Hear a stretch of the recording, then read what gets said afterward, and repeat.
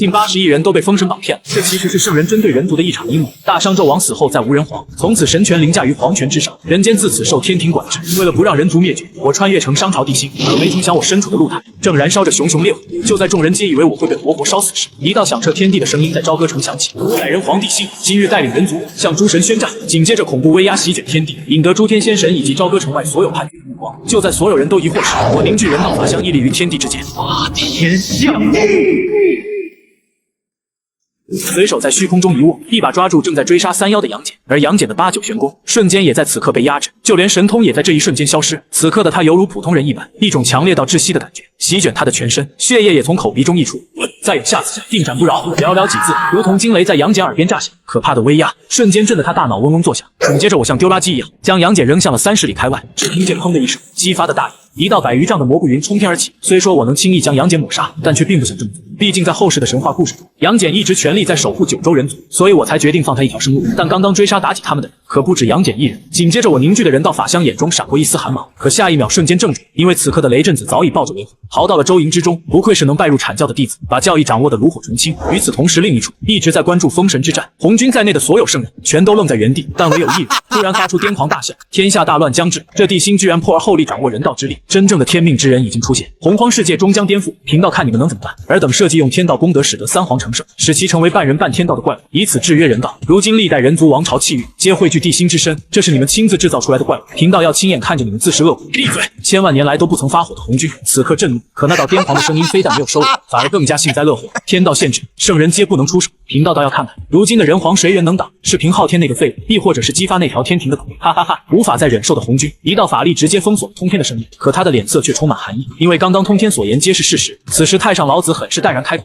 老师，下一步我们该怎么做？让昊天速速传令给姬发，3日内必须攻下朝歌，能破人族气运者唯有人族。而朝歌城内的大殿上，飞廉等人恭敬地跪在地上：老臣参见大王。我能清晰地听出对方的声音有些颤抖，想来他们以为我会被大火烧死，而此前因为露台着火，因为原主地心的命令，他们根本不敢靠近露台，更别说救火。然而就在露台即将坍塌之际，原本的火焰不仅全部熄灭，紧接着就是一尊与天同高的人道法相出现，仅仅只用了一招，便打得那个号称肉身堪比圣人的杨戬从天上打入地底之下。这一举动瞬间引得朝歌城内大商军队士气大增，当时的飞廉等一众老臣眼泪夺眶而出，因为那个原本威震四海的大王回来了。而此刻的九间殿内，众人看向我的眼神充满了崇拜和尊敬，但他们根本察觉不出来，现在他们眼中的我早已不是原来的地心，而我如今的气势比此前强了100倍不止。只是往那一坐，便让一众大臣感到窒息，而跪在地上的三妖根本不敢说话，浑身站立的等待着我发落。虽说这轩辕坟三妖祸乱我大商，毁我名声，可这实际上却是天道以及圣人的算计。就在我纠结该如何处置这3人时，一个将军突然在殿外大声禀报：启禀大王，叛军此刻正集结军队，随时准备进攻我朝歌。挂帅之人是姬发。一众大臣听闻姬发又要进攻，脸色瞬间大变。姬发麾下不仅能人异士无数，更有800诸侯的200万兵马，而朝歌如今可调用的人马仅仅只有20万不到。就在你为如何打败姬发苦恼时，脑中突然出现一道声音：检测到宿主陷入艰难抉择，激活不好好选择就会死系统。选择1，放弃抵抗，奖励3枚真火将自己烧死；选择2，守城3天，会有逆天奖励，奖励未知。没想到好不容易激活的系统给出的选择逆天到无法显示。就在你准备选择第2项选项时，飞廉在大殿上分析局势：大王，我军于牧野大败，叛贼如今士气高昂。大王此前虽于露台挫败敌军，但叛贼兵锋锐利，臣建议高挂免战牌从长计议。其余大臣闻言纷纷附议。看着下方一心只想避战的众臣，我的脸瞬间黑了下来。这还没开始与叛周打，自己这边竟然想着挂免战牌了。而如今一旦挂上这个牌子，不仅刚才那场大战振奋起来的士气跌落谷底，而对方一旦不管不顾强行的进攻，恐怕我大商再也无力抵抗。若不是飞廉还算忠心，以及殷商此前的将领被原主霍霍完了，就冲他这句话，就得将其打入大牢。飞廉似是察觉到我的怒目，瞬间瘫软的跪在地上：大王恕罪，传姑的命令，即刻准备迎战。没多久，20万大军便守在朝歌的4方城门，城墙上的弓箭手更是隐匿起来，随时准备射击。而妲己等人也被我派出，各自镇守一处城门，并将其派到了大军的最前方。毕竟随便一只千年大妖运用得当，都可抵挡10万大军。激发大军出动后，原本嘲笑你不自量力、没有早些投降的诸侯，瞬间呆愣原地，因为800诸侯看到为首的3妖，根本不敢出手。毕竟这可是千年大妖。见到这一幕的激发只能下达命令，紧接着哪吒便冲天而起，只见天空闪过一道红色流光，直接施展出3头6臂的神通，随手挥动便引得3枚真火，将四周空气燃烧殆尽。下一瞬，哪吒手中的火尖枪划破虚空，径直朝妲己刺来。就在即将刺中他的那一刻，一只大手突然从九尾狐身后出现，紧接着就穿过妲己的身体，一个大逼都狠狠抽在哪吒的身上。只听见一声清脆的声响，哪哪吒的莲藕身体直接被拍得四分五裂，无数散落的零件如同流星一般飞出，瞬息间便消失在朝歌城外。还不等众人反应过来，一道屹立于天地的人道法相出现，我的一双大手同时拍向了准备对付三妖的雷震子和韦武，而他们两个早在哪吒被拍飞的那一刻起，便已朝着周营方向逃跑。如若不是雷震子这个鸟人飞得够快，他恐怕已经被我拍得粉碎，而维护则被我一巴掌拍在地里生死不知。原本准备和飞廉交战的姬发见到这一幕，赶紧偷偷的朝后退去。之后叛周大军无论如何进攻，都被打得节节败退，直至天黑，姬发这才鸣金收兵。而九间殿一众大臣很是激动，原本因为牧野之战失去的士气，也在今日士气大涨。而根据统计，此次大战敌军的伤员至少在30万以上。次日清晨，周军再度发起进攻，可此刻的朝歌如同铜墙铁壁一般，哪怕是100万大军也根本无法进入分号。而我的人道法相也随着昨日大胜更加凝实，就连五官也渐渐变得清晰。而叛周除了再次增添40万的伤员，什么都没有得到，气得姬发直接口吐鲜血晕厥过去。而昨晚便收到姜子牙求援的燃灯道人等人纷纷出现在了朝歌城外，叛周大军见阐教仙人都来相助，原本跌落谷底的士气再度高涨，重新发起进攻。就当妲己、三妖和飞廉走出朝歌城时，4把诛仙剑所散发的浓郁杀意直接将他们牢牢锁定。感受到灵魂都开始站立的4人第一时间做出了选择，大王救我！就在他们发出求救信号的那一刻，朝歌城内一尊人道法相再次出现，我瞬间感受到4把飞剑进入到人道之力所笼罩的范围，这是诛仙4剑。只是一眼，我便认出了这个让整个洪荒生灵都恐惧的先天神兵。姬发见到这一幕，瞬间兴奋无比，在他的认知里，哪怕我抵挡住了剩下2剑，剩下的2人也必死无疑。如此一来，便再也无法抵挡大周的100万大军。就在他得意忘形之际，原本屹立于朝歌城中的虚幻巨人，居然一分为2，变成了2。而大周的100万大军也在这一刻呆若木鸡。虽然在他们眼中的巨人变得有些虚弱，甚至凝实的程度都不如第一天的人道法相，但是他们再也没了攻打大商的勇气。伴随着4道金属碰撞的声音，4把诛仙剑分别被2道虚影抓至手中，随后2道身影又快速重合在了一起。而5大阐教金仙的脸瞬间黑了下来，就连圣人都不敢硬抗的诛仙4剑，居然被我如此轻易的抓在手中。而燃灯道人心神也随之一颤，因为他一眼就看出了这是道之化身。虽说这具化身还有些羸弱，哪怕是他全力动用定海，也仅仅只有30%的机会扛住大道压迫，夺回诛仙4剑。想到此处，燃灯顿感不安，快速掐动着指诀。下一瞬，他的眼前顿时一亮，因为他清晰地算出自己得天相助。紧接着，天道降下一道法则落在他的身上，这是他第一次如此接近大道法则，甚至他都觉得自己隐隐有了一丝感应。而有了信心的燃灯瞬间冲天而起，几位师弟稍等片刻，为兄这就为你们取来。而我见到准圣出手也不敢大意，直接手握诛仙4剑劈向燃灯。就在我即将命中对方的那一刻，他动用24颗定海神珠开启小世界，以此隔断人道之力所带来的压迫。看到那一剑对他没有产生伤害，燃灯不禁得意大笑，你的人道之力实在是薄弱，就连贫道的防御你都破不了，若是在牧野大战之前，你恐怕还有些机会。话音未落，原本还在高速运转的定海珠突然停止，我直接破开他的防御，瞬间出现在燃灯的面前。只听见又是一声脆响，他的脸上瞬间出现了一个通红的掌印。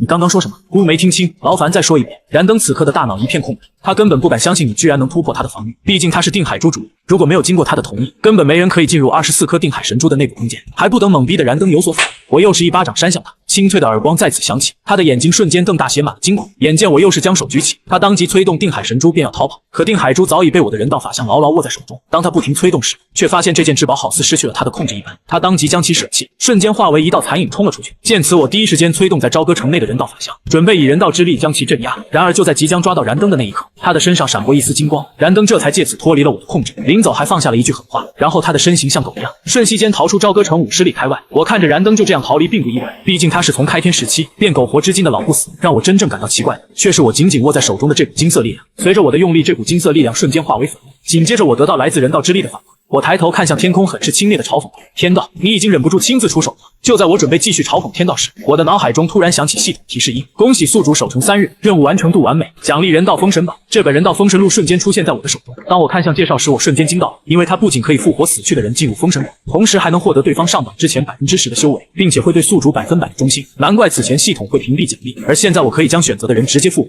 当我翻开封神榜的第一页时，无数上榜人族的容貌和名字浮现，但无一例外，在这其中的名字皆是曾在商朝任职过的人员，而他们名字不仅发着金光，甚至还能在其中感受天道独有的气息。随着我的念头移动，一张苍老却霸气外露的面庞迅速浮现在那张书页上，原本金色的名字瞬间也在此刻变成人皇所独有的紫金色，榜上的文仲也在此刻突然睁开第3只眼睛，只见无数大道碎片涌现，瞬间将他的肉身重塑。老臣文仲拜见大王。轰！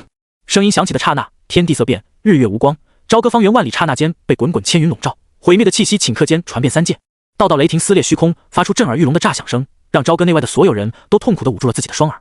同时，一张巨大且愤怒的面孔出现在朝歌上空，仿佛是天道显化，在怒斥地心的逆天行为。而这时，地心手中的人道封神录上，那唯一一张打开的书页上，文仲的面孔突然间又沉寂了下去，那紫金色的名字再度发生了变化：9天应元雷声普化天尊文仲。看着前面那串金色字体的前缀，地心眉头微微一皱，随后缓慢将那个前缀读了出来。嗡！随着地心的话落，本来是金色的9天应元雷声普化天尊瞬间化成了紫金色。随后，文仲的面孔再度清晰地浮现出来，而他的声音再度响彻朝歌内外。文仲谢过大王。赤风，轰隆隆。随着文仲的话落，天地间雷声大作。但是奇怪的是，声音只在朝歌外炸响，朝歌中的人却只是听到了那道熟悉无比的声音。是文太师，是文太师的声音。果然是文太师，我记得这个声音，这就是文太师的声音。太师回来了，你们看，真的是太师。就在朝歌陷入轰动时，一道声音瞬间引起了所有人的注意。随后，所有朝歌中的人全都看向了飞廉镇守的城门方向。只见万千雷电自虚空垂落，形成了一道熟悉且魁梧的身影。当雷光彻底消失的时候，一名身穿雷铠、眉生树木的魁梧老者赫然出现在所有人面前。老者出现后，欣慰地看了眼朝歌中的那道巨大法相，随后单膝跪地，大声道：“老臣文仲，拜见大王。”太师无需多礼。九间殿中传来地心的声音，可若仔细去听，就会听到地心的声音中夹杂着一丝压抑的颤抖。大王，老臣归来，叛军之事交给老臣即可，大王可以放心了。好，有太师在，孤当然放心。随着地心化落，朝歌上空的人道法相瞬间消失无踪，而诛仙4剑也无力地从天上掉了下来。太师，雌雄双边已失，孤便将这诛仙4剑赠与太师。多谢大王。随着文仲的话落，虚空中忽然出现4道雷电，裹带着诛仙4剑向着文仲飞去。同时雷电炸响，化成了4口雷霆剑鞘，依附在了文仲的后背上。太师成为雷神了！太师成为雷神了！这一刻，朝歌内外所有人都被文仲的样子惊到了。直到城外飞廉激动的声音响起时，所有人这才猛然惊醒。雷神！我大伤的太师成为雷神了？真的假的？当然是真的。你没看到太师操控雷电，而且太师出现后，外面惊雷滚滚，咱朝歌一点声都听不到。卧槽，太师牛逼！今后咱自己就能控制打雷下雨了。太师牛逼，大王牛逼！与朝歌内人们的兴奋不一样，外面周人和800诸侯顿觉一股凉意从脚底板出现，直冲脑门。轰隆隆，苍穹上那张巨大的面孔不断扭曲，仿佛在呵斥地心。声音虽然传不进朝歌，但却在周人和阐教之人的耳边响起。特别是姜子牙，更是面色煞白，双目空洞且没有焦距的指着城墙上雷光缠绕的魁梧身影，大声质问道：“纣王，你敢无视天地轮回，复活文仲？文仲，你竟然敢窃天之力为己用！你们这种逆天行为，会让整个人族为你们陪葬的。”在他身旁，燃灯、广成子等人也是一脸的震惊，仿佛大白天的见鬼了一样。因为就在刚刚，他们同时听到元始天尊的声音。原来文仲复活时，连带天道准备给他们封神时赐下的力量也被文仲带走了。本来地心掌控人道之力，并以手中的封神大权复活封神文仲，消耗的应该是人道之力，所以天道察觉到地心准备封神时，才没有阻止。而且他认为地心以人道之力复活并封神文仲后，绝对没有多余的力量阻挡自己。可他万万没想到，地心付出的只是几滴口水，然后用他的力量，他的本源复活文仲并封神之后，反过来对付他。天道能不炸吗？逆天！文仲站在城墙上，居高临下的俯视着姜子牙，周身雷电闪动间，滚滚雷鸣瞬间在周军之中炸响。大王乃人皇至尊，地位等同于天地，何来逆天之言？难道你的意思是只准天道算计大王，不准大王反击天道了？激发姜子牙，尔等逆贼不知好歹，忤逆大王，背叛人族！今天老夫就替大王，替我人族除去你们这2个叛徒！轰！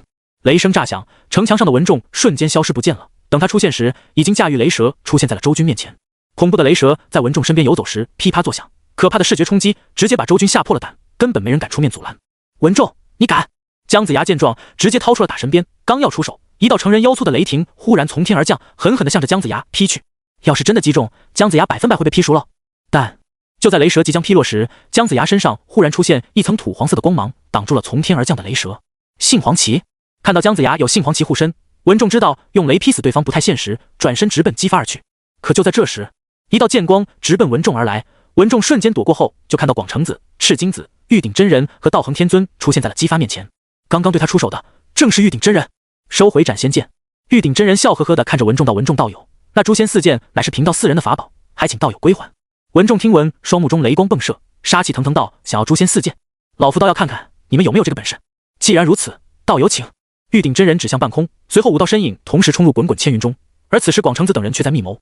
赤金子，只要他露脸，你就用阴阳镜照他，就算杀不死，也要将他定住。到时贫道用翻天印偷袭他，送他回那封神榜。好，子牙，随时准备祭出斩仙飞刀。若贫道4人没有留下他，你马上出手。子牙明白。贫道知道诸位师弟心中不忍，可对付这窃天的贼，不用讲什么道义。广成子刚刚说完，苍穹上边传来了一道沉闷中却又带着肯定的闷响声。轰隆隆，天庭。刚刚对广成子的赞赏，并非是天道的回应，而是昊天的回应。说白了，文仲窃取的雷之本源，本来就是天道赋予天庭的权限。天道动怒，是因为感觉自己的权威受到了挑衅，真正的损失的，实际上还是昊天的天庭。这些年，天道放出去的权限还少吗？红军、六圣、天庭、天庭正神等，要是什么事情都让天道出面，这些被天道赋予权力的人，还有什么存在的价值？所以在地心复活封神文仲之后，天道只是对地心表示了愤怒后便消失了。除了混沌中的圣人们，就剩下昊天最紧张这件事了。看着昊天镜中文仲以一敌视的身影，昊天整个人都跟着紧张了起来。师兄，这文仲窃取了天道雷神之力，位极雷部至尊，已经有大罗巅峰的修为了。广成子4人大罗道果还未彻底稳固，能是文仲的对手。看着场中的战斗，瑶池王母也开始变得紧张起来。此时的文仲虽然有些狼狈，但却毫发无损，因为他还没有熟悉自己的力量。师妹，这次来朝歌的可不仅仅是这4人，那阐教副教主燃灯可一直没出手呢。昊天虽然紧张，但却一副万事尽在掌握之中的样子，让王母提着的心放了下去。混沌中，朱胜也在盯着这一幕。燃灯能躲过昊天镜的探查，但却躲不过圣人的眼睛。此时他正隐身在几人交手的不远处，左手乾坤尺，右手紫金钵盂，已经做好了随时出手的准备。这燃灯倒是有几分意思，自从被多宝背刺，就一直陷入郁闷中不曾说话的接引，这时候也毫不吝啬自己的赞赏。看燃灯就像是在看自家人。师兄说的极是，燃灯道友福泽深厚，与我西方有缘，我西方大兴拳看燃灯道友了。准提出现在接引身边，同时给黑着脸的原始送去一个空洞的笑容后，便开始关注下面的燃灯了。多宝是什么人？不要脸皮的接引和准提能不清楚？让多宝入西方成佛做祖，他们怎么可能没有留下后手？燃灯就是他们的后手。多宝想要斩断大乘佛教和西方教的因果，可一旦燃灯成为过去佛，就会重新嫁接起这份因果。能当着红尘3000克的面撒泼打滚，死气白赖的拜入到红军门下的人，真当他们脑子里灌的都是水。这时太上看了眼元始和接引两人，随即淡淡的说道：诸位道友莫要小觑那人皇，他能复活文仲，并令其窃取天道之力，肯定不会眼睁睁的看着文仲复显。大师兄说的极是。元始轻蔑的扫了眼接引两人，冷漠无比的说道：不过人皇确实是个麻烦，他现在的力量虽然弱，但毕竟是道，除了圣人外，恐怕无人可以对付他。要杀文仲，必须有人拦住人皇，可若是能杀了这窃天的贼，死一个燃灯，贫道敢绝之。唰！接引听后脸色一变，万仙阵后天道借红军之口，给圣人套上了枷锁，不得随意踏入洪荒之中。可他们很清楚，这是天道不想他们插手日后的封神，所以在姜子牙封神之前，他们只能待在混沌中。本来这也没什么，可纣王自焚时突然觉醒，着实打了他们一个措手不及。现在并未封神，所以就代表梁劫没有结束，他们谁敢忤逆天道？天道急着拨乱反正，即便接引准提想救燃灯，又怎么敢随意出手？可对他们而言，燃灯万万死不得呀！天道给我等落下枷锁，我等确实身不由己，但贫道记得天数中，子牙封神前还有圣人出现在洪荒，或许……此话一出，所有人的目光全都看向准提，除了接引面露称赞外，红军、太上和元始都一脸震惊。哗啦啦！这时，众人的耳边再度传来铁链震动的声音。随后通天那极暴躁又疯批的声音在众圣耳边响起：不要脸，简直太不要脸了！他妈的，诛仙阵中，贫道真该砍死你们两个臭！哗！红军挥手间，通天的声音再度消失不见。随后一道声音在接引和准提的耳边响起：此事就交由你们二人去办。啊！接引和准提眼睛一瞪，同时僵住了。许久之后，接引才面色苍白说道：老师，若此战文仲不死，弟子二人便去。说完，他啪的一巴掌拍在准提后脑勺上：让你多嘴！轰隆隆！朝歌内外的人看着天上的雷群以及那时不时出现的法宝光芒，一个个不住的倒吸凉气。重生归来的文仲一挑四，从一开始的手忙脚乱，到后面的游刃有余，再到现在的大占上风，短短半天的时间，着实惊呆了下方众人。至于打酱油的太乙真人，则是躲在周军中不敢冒头，打架从来都不是他的强项。听着外面的动静，太乙真人眼珠子一转，瞬间打出玉虚门符箓：雷震子，速回朝歌！得到对面回应后，太乙真人露出半颗头，看向天上被无穷雷光笼罩保护的文仲，冷笑道：没了雷电，看你怎么死！没多久，已经彻底熟悉自身力量并准备反击的文仲，魁梧的身躯猛地一震。无穷雷光笼罩的他，在看到驾驭风雷而来的雷震子后，瞬间就感受到了那股不得不说的缘分。哈哈，此鸟与老夫有缘。雷震子本就是一丝雷道本源转生，文仲感觉自己若是收服对方，力量还会强上一分。当下直接舍弃了广成子4人，瞬间化身雷电，直奔雷震子而去。雷震子，小心！广成子4人见状大惊失色，可雷震子好像早就知道一样，风雷赤斩动间，雷声大作。当文仲出现在他背上时，笼罩在文仲身边的雷霆瞬间被风雷赤吹散，而雷震子则大喊道：师叔，动手！唰！赤金子手中阴阳镜的阴面直接对准了文仲的脸。死！广成子冷斥一声，翻天印狠狠地向着文仲的后脑打去。咻！躲在暗中的燃灯猛地丢出乾坤尺，直奔文仲的心脏而去。而且还有个姜子牙抱着斩仙葫芦随时偷袭，这样的攻击，别说现在的文仲，就算是巅峰时期的精灵圣母挨上，也只能含恨而终。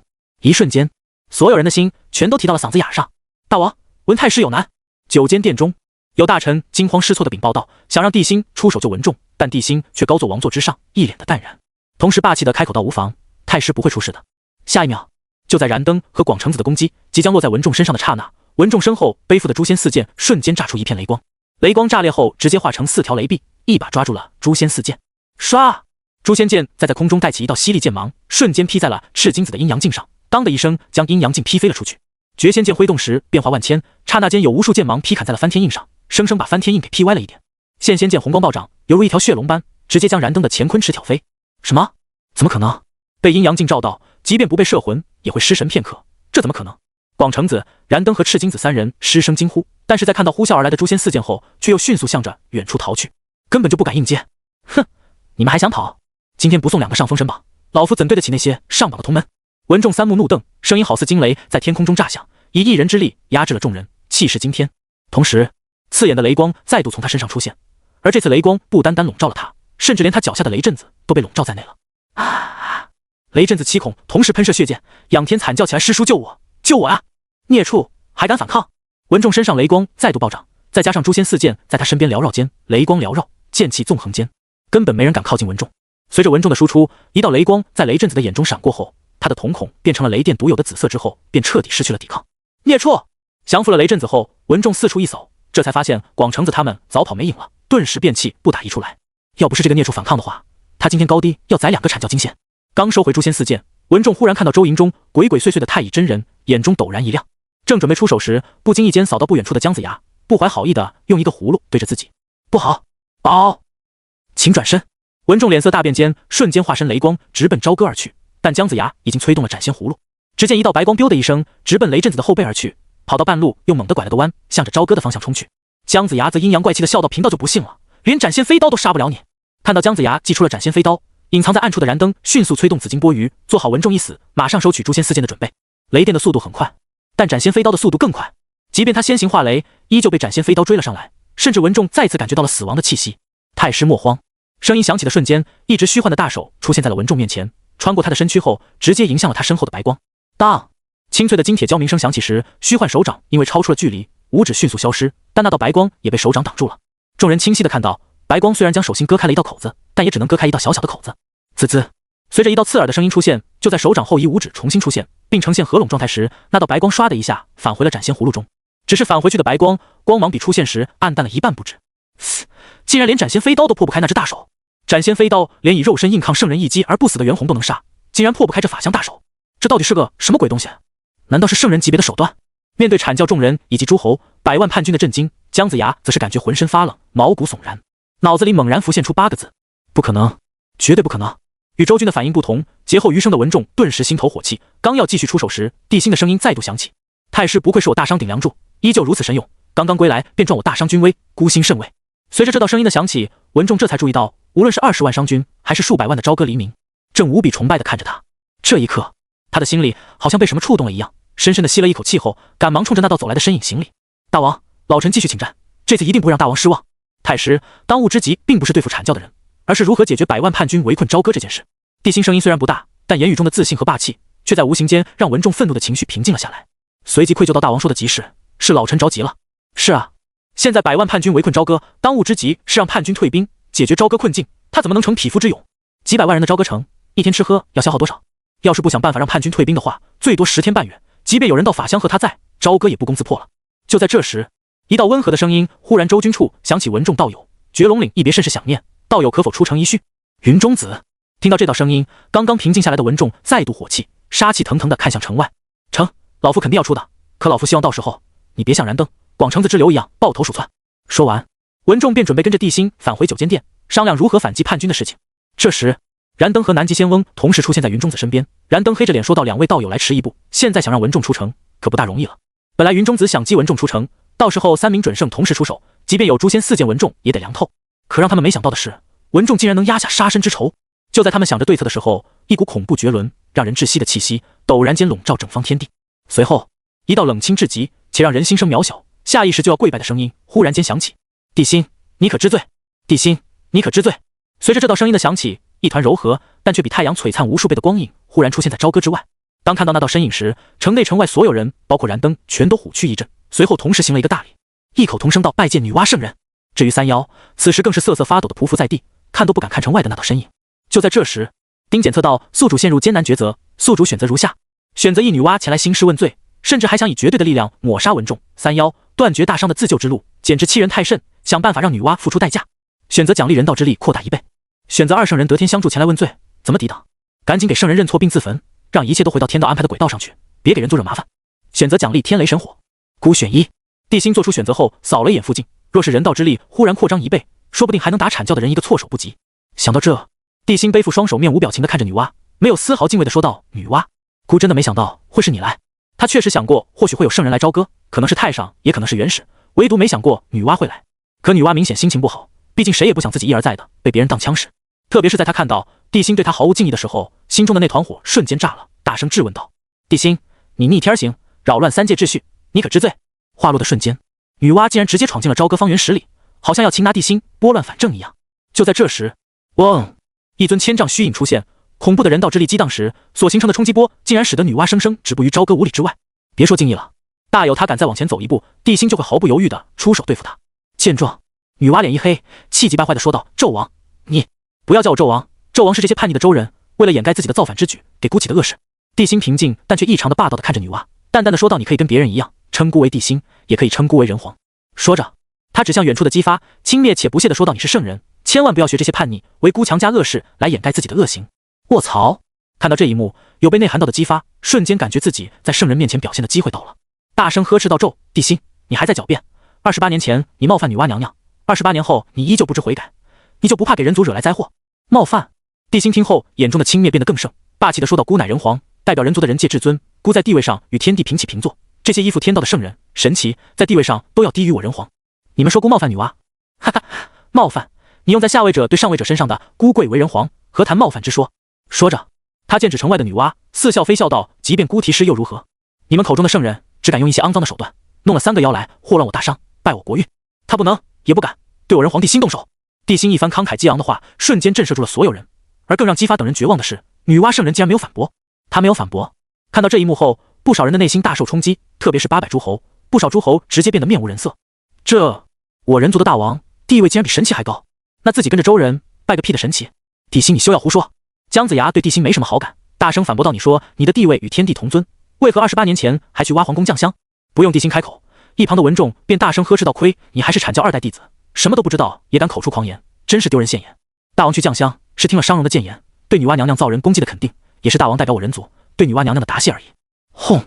姜子牙听后下意识地看向燃灯、广成子等人，当看到他们眼神躲闪的时候，内心大为震撼，随后眼前一黑，哇的一声吐出2碗血，仰头栽倒在地。直到此时，众人才发现圣人女娲在不知不觉中已然退到了朝歌城10里之外，无人能看清她的表情，但天地间那股无形的恐怖威压，足以说明女娲的心情很不好。本来她是可以抵挡人道之力的，最不济也能随手灭了文仲、3妖，让封神回归正轨。毕竟她除了圣人外，还有一个身份——人族圣母。可就在刚刚地心说完那些话后，她感觉自己被人道排斥了。明明人族都是自己创造的，人道也因人族而生，现在却因为地心几句话，她就被人道否决了。还有，自己明明的天道相助，奉老师的命令来拨乱反正，斩杀文仲、3妖，帮伐纣大军破掉无解的朝歌防御，怎么才说了2句话，自己这个团土造人的人族圣母，反倒被人道排斥了？轰隆！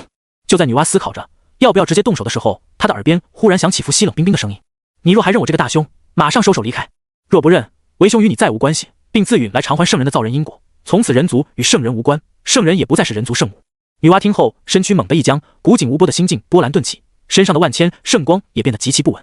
她听出了伏羲的决心：28年前我没能阻止你，28年后我死也要阻止你。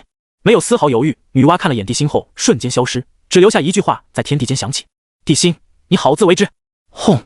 女娲声音落下的瞬间，一声巨响忽然出现，随后汹涌的人道之力自朝歌出现，瞬间将朝歌城外50里笼罩在内。还不等阐教众人搞明白状况，一尊300丈高、和地心一模一样的巨大身影凭空出现在他们面前，一把向着他们抓来。同时，一道杀气腾腾的声音在他们耳边响彻：“燃灯、云中子，孤看你们还能往哪里跑！”卧槽！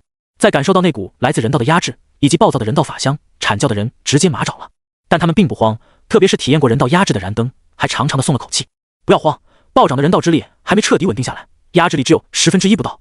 诸位师兄弟一同联手，杀出人道笼罩的范围，不然今天所有人都要交代在这里。广成子用翻天印开路，趁着扩张的人道还没对我们形成压制，赶紧逃出去。好在阐教的人都聚在一起，一边刚起他们就做出了反应，再加上3名准圣同时出手，阐教众人飒的一下直接向着远处逃去。此时人道之力还在激荡，甚至地心都能感觉到突然扩张的人道正在和天道的力量对峙，甚至在他催动人道法香对阐教众人动手的时候，都能感受到明显的阻力。地心可以用人道保护3妖及飞廉，不被阐教的人杀，天道自然也会保护阐教的人不会被他抓住。这些人都是天道在洪荒上的枪，天道怎么可能轻易的放弃他们？不过突然暴涨的人道之力确实打了天道一个措手不及。就在云中子等人疯狂向外冲的时候，一道直径10丈的紫金色雷电忽然从天而降，狠狠地向着云中子他们劈去。诸天庆云！云中子见状脸色一变，赶忙祭出诸天庆云。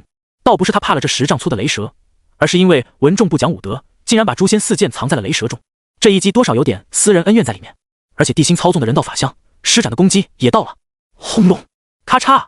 当2道攻击不分先后的落下时，号称诸邪辟易、万法不沾、无视任何宝物奇兵的攻击，免疫一切神通法术的宝物，刹那间剧烈的震动起来。而操控诸天庆云的云中子更是挖地吐出一大口血，毕竟他要保护所有人，所以只能被动承受地心和文仲的攻击。雷电对于他而言跟挠痒痒差不多，可来自人道法相及诛仙4剑的力量，却让云中子遭受重创。好在人道还未稳定下来，而且文仲只相当于大罗巅峰，不然这一下诸天庆云都要被这2人干破了。说完，云中子扭头看向燃灯，虚弱的说道：“道友，快祭出定海珠，贫道挡不住2次攻击的。”我。燃灯听后心头一慌，眼神飘忽不定道：“道友，定海珠，贫道之前和人皇交手时被人皇抢走了。”什么？云中子听后大惊失色，反观广成子等人在短暂的震惊过后，却露出了原来如此的表情。难怪之前对付文仲的时候，燃灯选择偷袭了，感情没有法宝护身啊。对于燃灯为了抢回诛仙4剑被地心抢走定海珠这件事，广成子4人非但没有丝毫歉意，反而一脸的鄙夷。这时太乙真人脸色大变到不好，那人皇又出手了，师兄快走！云中子道友莫慌，刚刚贫道起了一卦，我等得天相助，优势在我，今天我等不会有危险。南极仙翁趁机起了一卦，让众人提到嗓子眼上的心也跟着放了下去，唯有燃灯脸色难看的一批，黑着脸说道：“速速离开，迟则生变。”眼看地心和文仲的攻击又要落下来，云中子没敢耽搁，其他人也都手段齐出，同时轰向天上的雷电以及人道法向拍来的2只大手，轰轰轰，一连串的爆炸声响起，虚空都被他们打烂了，恐怖的力量瞬间化成毁天灭地的风暴，向着下方的叛军以及冲杀出来的商郡冲去，甚至还有不少力量在天道的刻意引导下向着朝歌城涌去。都这时候了，天道还没忘记摧毁朝歌，想要破灭这座人族古都，让人道之力成为无根浮萍。毕竟这里距离朝歌太近了，而且道的战斗余波力量确实远超所有人的想象。大胆！破！地心来不及追杀阐教的人，一声怒喝间，庞大的身躯突然瓦解，随后便直接出现在朝歌前。人道之力涌动间，虚空中传出数道惊天巨响。下面的人根本看不清那场道的争锋，但是却能看到人道法相前方的虚空就像是开水般沸腾了起来。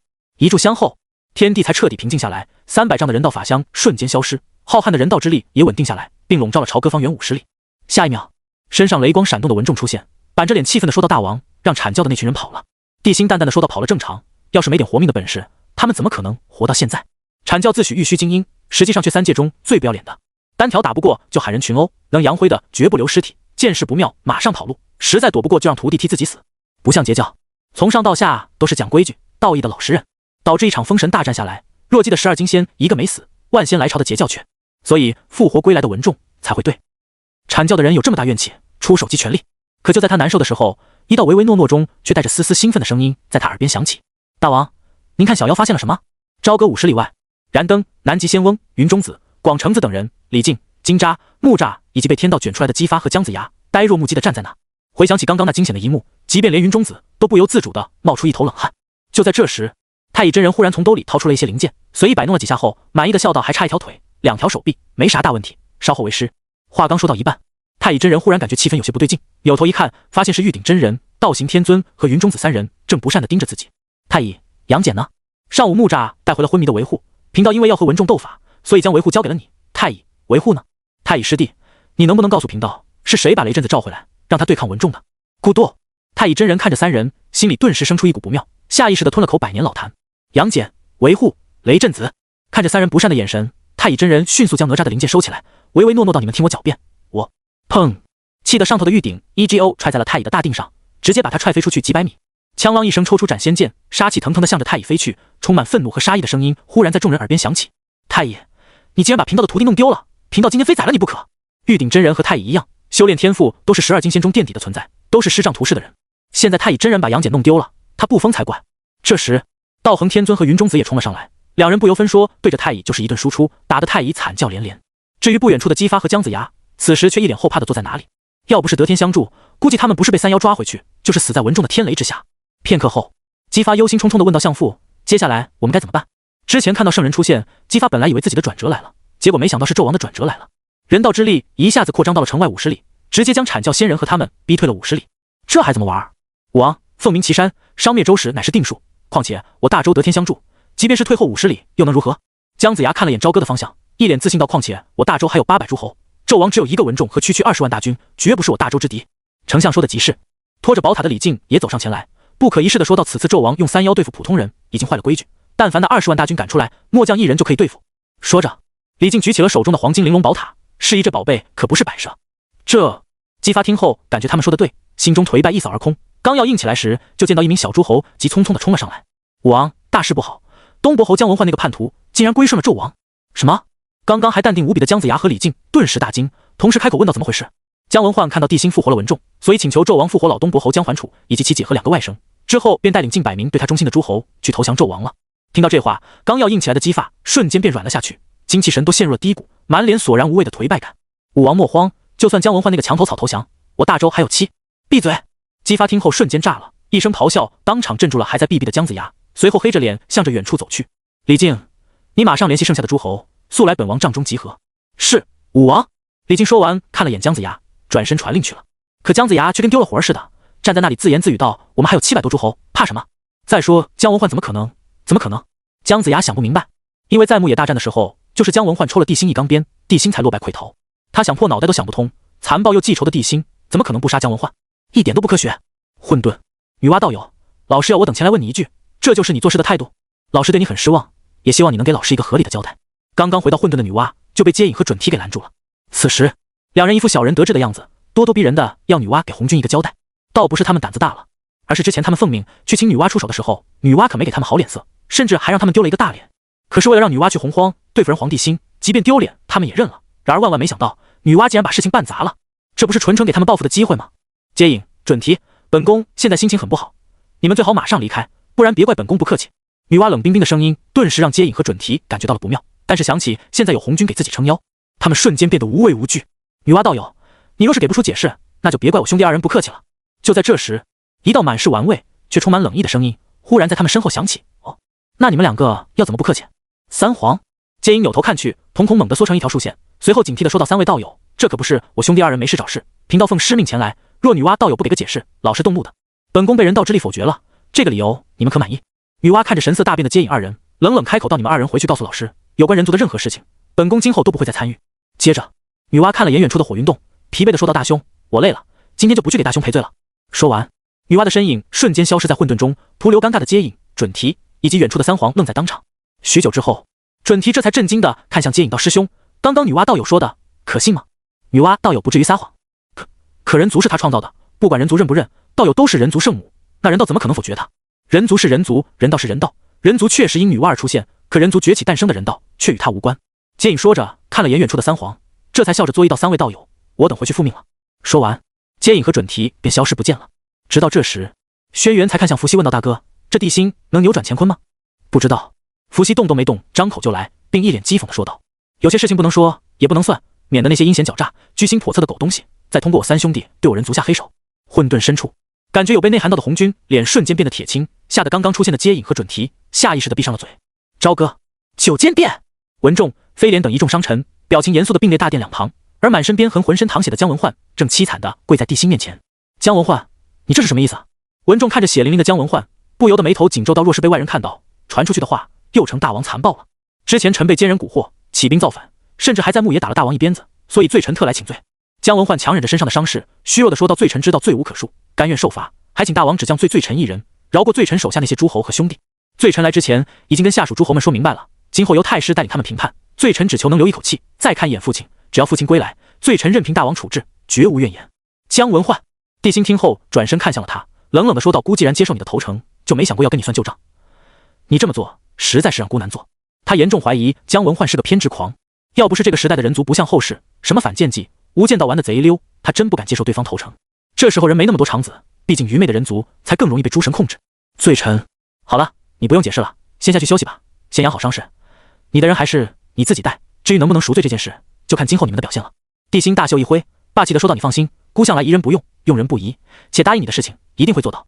听到这话后，姜文焕满是痛苦的脸上忽然露出一抹轻松，并强忍着痛苦说道：罪臣谢过大王。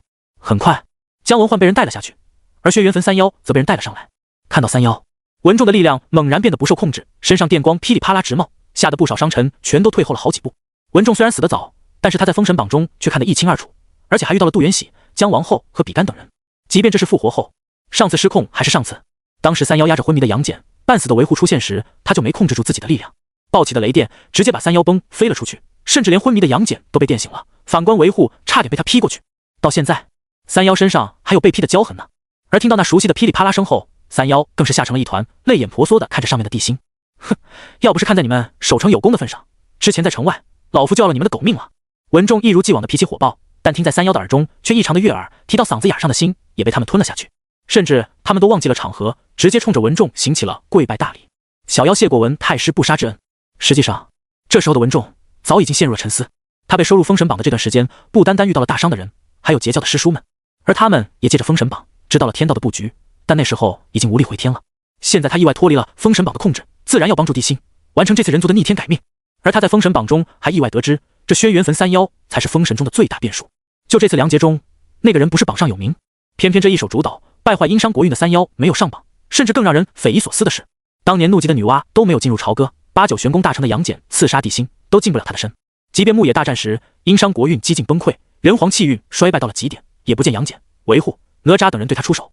而心怀不轨的三妖却能进入人皇宫，乃至迷惑巅峰状态的地心，非但无视了人皇气，还成功的败坏了大商国运。圣人都做不到的事情，偏偏这三个妖精做到了，而且名字还没上那封神榜，怎么不让人觉得奇怪？就在文仲盯着三妖表情不断变化时，地心忽然开口问道：“太师，三妖的处置，你有什么想法？”老臣没有想法，全凭大王做主。文仲想了想，又继续说到：“三妖之前罪不可恕，万死难辞其咎，但这次三妖护城有功，老臣认为死罪可免。”不单单地心听后懵了，就连在场的商臣、三妖都懵了。众所周知，当年文太师北海评判归来后就要砍了九尾狐的，可是现在怎么忽然为他们说话了？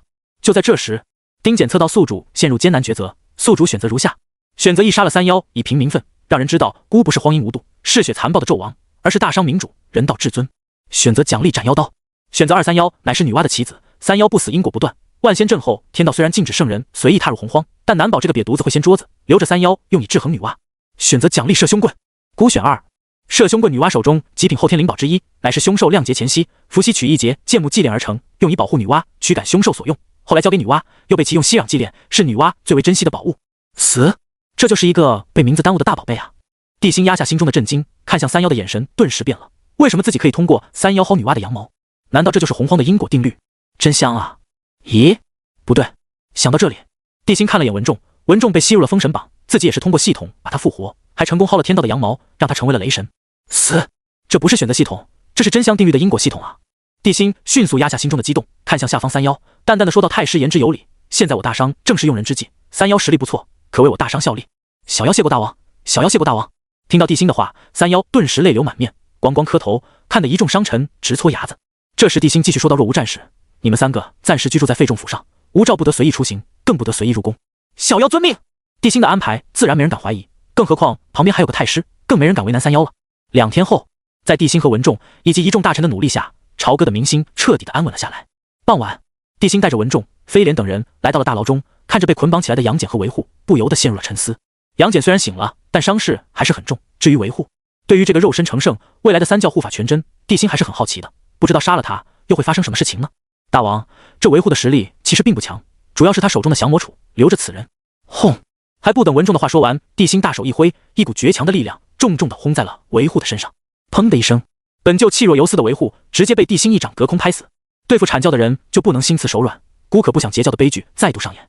地心面无表情的说道，本意是提醒文仲，哪知道竟然说到了文仲的心坎里。大王说的极是，若非当年我截教之人念及同门之情，对阐教的人处处留守，也不至于落得个身死道消、道统消亡的下场。不瞒大王，我截教上榜之人皆都悔不当初，家师如此，公明道友如此，三霄道友也是如此。文仲是金陵圣母的徒弟，虽然是3代弟子，但却是截教内门通天真传，按照身份地位来讲，是等同于外门赵公明、三霄的。哦，地心看了眼文仲，按照这封神榜也不是没用，最起码把截教的憨憨们打醒了。太师所言极是，对敌人仁慈就是对自己残忍，可惜他们明白的太晚了。说完，地心又看向了一旁的杨戬。此时杨戬虽然轻，但整个人看上去都是无精打采的。他本来就被地心打伤，还没恢复又被文仲劈了一下，伤上加伤后又被关进了这人道汇聚、污浊汇聚的朝歌大牢，现在还有力气睁开眼，已经说明他的强大了。大王，这杨戬的8、9玄功十分不凡，肉身打磨的堪比上古大巫，72变更是难缠，乃是阐教3代弟子。文仲说着，抽出了背后的诛仙剑，大有地心只要开口就将杨戬送上封神榜的打算。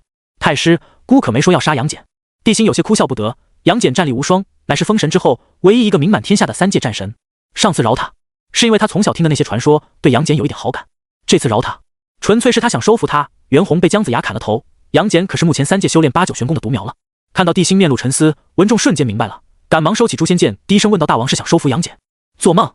杨戬瞪着帝辛，声音虚弱，但却铿锵有力道：纣王，你荒淫无度，残害忠良，听信妖言，制炮烙，造拆盆，我杨戬就算死，就算真灵入了那封神榜，也不会选择助纣为虐。枪啷！文仲听后又拔出了诛仙剑，杀气腾腾道：大王，这杨戬不知好歹，老臣还是杀了他，以绝后患吧。孤荒淫无度。帝辛摆手制止了文仲，随后笑着对杨戬说道：那姬昌100个儿子，孤只有3个，你说是谁荒淫？别说其中82个都是义子，天下诸侯800，你见过那个诸侯的义子超过3个？你说孤残害忠良，听信妖言，你要不要去问问3妖是谁派来的？孤被迷惑，做了很多错事，孤承认，也不屑于去狡辩，但那又如何？孤依旧是人界至尊，人族人皇，我人族依旧是洪荒主角，有孤在，我人族就不用对诸神卑躬屈膝。而那姬发、姜子牙在做什么事情，你不知道？你那毫无情义的舅舅是什么打算？你不清楚？你说是孤残忍，还是那姬发、姜子牙滞留残忍？诸神的本质你比孤清楚。若人族真的成为了诸神傀儡，你说我人族会变成什么样？听到帝辛的一番话后，杨戬瞳孔瞬间缩成了竖线，本来满是坚定的眼神也出现了一丝动摇。有些事不能想，一想就容易出事，现在的杨戬就陷入了这种状态。实际上帝辛也是在赌，因为后世传说杨戬被封神后不屑于与天地武王同流合污，于是隐居灌江口，还顺带降服了1200草头神，甚至在500年的春秋战乱的时更是保住了一方平安，不然帝辛也不会这么多心思在他身上。看到杨戬陷入自我问心中，帝辛便不再多说，而是带着文仲准备离开。同时他离开前说的最后一句话也传入了杨戬的耳中：你本心存光明，注定无法与黑暗同流。轰！杨戬听后心神俱震，面色大变。你本心存光明，注定无法与黑暗同流。这句话瞬间撕开了杨戬内心的伪装，让他想到了不久前他刚刚做出的那个决定。就在帝辛离开大牢，杨戬陷入震撼的时候，一道真灵忽然在维护身上出现，随后直接冲天起。刚刚帝辛在这里，人道的压制太强，甚至都斩断了他的真灵与封神榜的联系，所以在帝辛离开后，维护便迫不及待地冲向了封神榜。再不走，他就要被吸入6道中，进入轮回了。在维护的真灵的冲天起后，帝辛仿佛有所察觉一样，扭头时只看到了一道光冲入高空。随后，还不等帝辛的惊讶消失，他又惊讶了。就在那道光消失时，系统空间中的人道封神录上虚的闪过一道光，随后书名后面又多了个星号1，又可以复活一个人了。帝辛见状，赶忙回到了九间殿，掏出封神录打开了。张桂芳、邓九公、罗轩、鲁雄、黄天化、殷郊、余化、伯邑考、江环楚、雾文化、龙须虎、红景、袁景浩。这次可以复活的人中多了很多截教的人，可当页面上浮现出模糊的白猿面孔以及一个圆时，却又迅速消失不见了。之后帝辛从人道反馈中得知，维护的真灵强度还不足以让袁弘摆脱封神榜，只要真灵强度匹配，像赵公明、金灵圣母等人都可以归来。仿佛发现新大陆的帝辛很快压下心中狂喜，面带喜色地看向书页上还在浮现的面孔和人名。太师已经可以统筹全局，孤现在不需要文臣，而是缺一名冲锋陷阵的猛将，就你了。号称陆地行舟，孤之下的最强凡人，孤倒要看看你是不是徒有虚名。帝辛念头一动间，一名长相极其丑陋且凶恶的面孔出现在书页上，旁边也出现了他的名字雾文化。和文仲一样，他刚刚睁开眼就重新闭上，同时他的名字上也出现了代表天道的金色神毫。帝辛想了想，开口道：立世星君雾文化。嗡！随着他的话落，立世星君4个字迅速变成紫金色，而雾文化也重新睁开了双眼。随后一道犹如铜钟大吕充满兴奋的声音忽然从九间殿中出现，响彻小半个朝歌。俺谢谢大王策赦，哎呀，俺谢谢大王封俺当官。随着这道声音响起，一名身高数丈的大汉忽然出现在九间殿中，落地的刹那，九间殿猛地一震，随后一股肉眼可见的劲风在他脚下出现，疯狂地向着四周席卷而去，顷刻间让殿内乱作一团。砰！又是一声巨响，九间殿的大门直接被那股气浪轰碎，连门外的镇殿将军都被冲击得飞了出去。哈哈哈！帝辛对乱作一团甚至摇摇欲坠的九间殿毫不在意，而是猛地站起身来，大笑着看着面前的人。不愧是号称孤之下的最强凡人，果然不凡啊！雾文化张着大嘴，挠着后脑，紧张地看着乱成一团的九间殿，一时间有些不知所措。而在听到帝辛的话后，他赶忙垂下头，用他认为最小的声音说道：俺臣拜见大王，刚才俺没控制好力量，希望大王别生气。紧张的雾文化不敢看帝辛，生怕对方把自己砍了。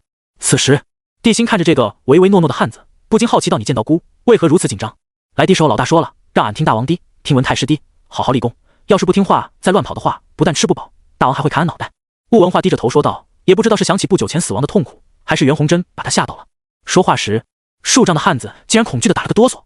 这时文仲的声音忽然在他身后响起，所以你是听了袁弘的话才想拆了大王的9间殿。啊！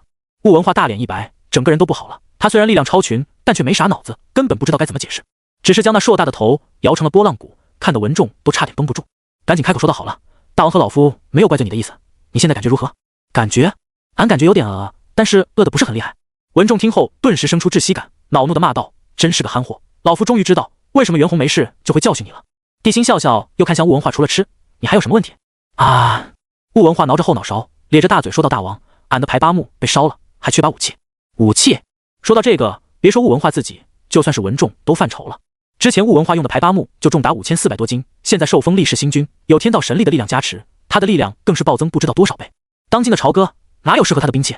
而这时，地心却微微一笑道：“你要兵器，姑这里确实有一件，也可以将它赐给你。但有一件事，姑必须跟你说明白，这件兵器对女娲而言很重要，你若使用的话，女娲或许会派人找你的麻烦，并收回兵器。”啊！雾文化听后俩眼眨巴眨巴，许久后才一脸懵逼道：“女娲，她找俺麻烦干什么？兵器是大王赐给俺的，跟他有什么关系？谁敢找俺麻烦，俺拍死他！再说，俺家老大只让俺听大王跟文太师的，他管不着俺。”哈哈哈！地心听后忽然大笑起来，这雾文化虽然没文化，但这一根筋的性子倒是挺招人喜的。好，此物名为摄凶棍，乃是100分号人民币警号，先后经过伏羲、女娲的祭炼，又吸收了9天息壤的气息，重12960斤，暗合1元之数。若你能拿动，便拿去用。说完，地心手一挥，一根比雾文化高出一头，犹如主梁的大木棍忽然出现在9间殿外的广场上。雾文化也不虚，小心翼翼地走出9间殿后，几步功夫就来到了摄凶棍前，一把抓住棍子后，竟然轻松地将之举起来了，还轻松地耍了2下。死！文仲见状大惊失色道：“大王，这雾文化怎么可能？12960斤啊！能举动跟能使用，完全是两码事。太师，雾文化乃纯正的巫族血脉，力大无穷。当年之所以用5400斤的排八木，是因为他找不到更硬的东西了。当年他用排八木都能打死拥有金仙不死身的龙须虎，甚至连杨戬也只敢用变化术吓唬他。现在又得到了天道力之星君的加持，恐怕肉身力量都堪比顶级大巫了。这不是地心瞎说，在复活雾文化的时候，地心也得到了雾文化生前1/10的力量，这才知道当年所有人都小觑了雾文化，之所以说对方是地心之下。说到这，地心看向文仲道：“太师，从今天起，雾文化就是太师麾下。”文仲听后神色一震，立马单膝下跪道：“谢大王。”下面，雾文化知道这里不是撒野的地方，也赶紧行跪拜礼道：“俺也谢谢大。”轰！扛着摄凶棍的雾文化跪下的瞬间，地面石板瞬间炸成石粉。同时以他为中心，9间殿前的广场上出现了一个直径100米、深4-5米的大坑。地心见状一挥手，摄凶棍瞬间被人道之力卷到了朝歌外。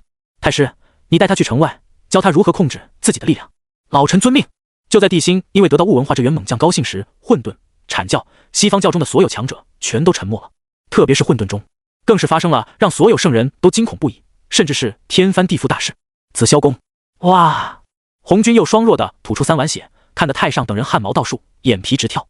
这是维护上了封神榜。雾文化逃出去后，短短时间内红军，可是太上他们不敢乱说话，因为他们都能清晰地察觉到冥冥中的天道是何等愤怒。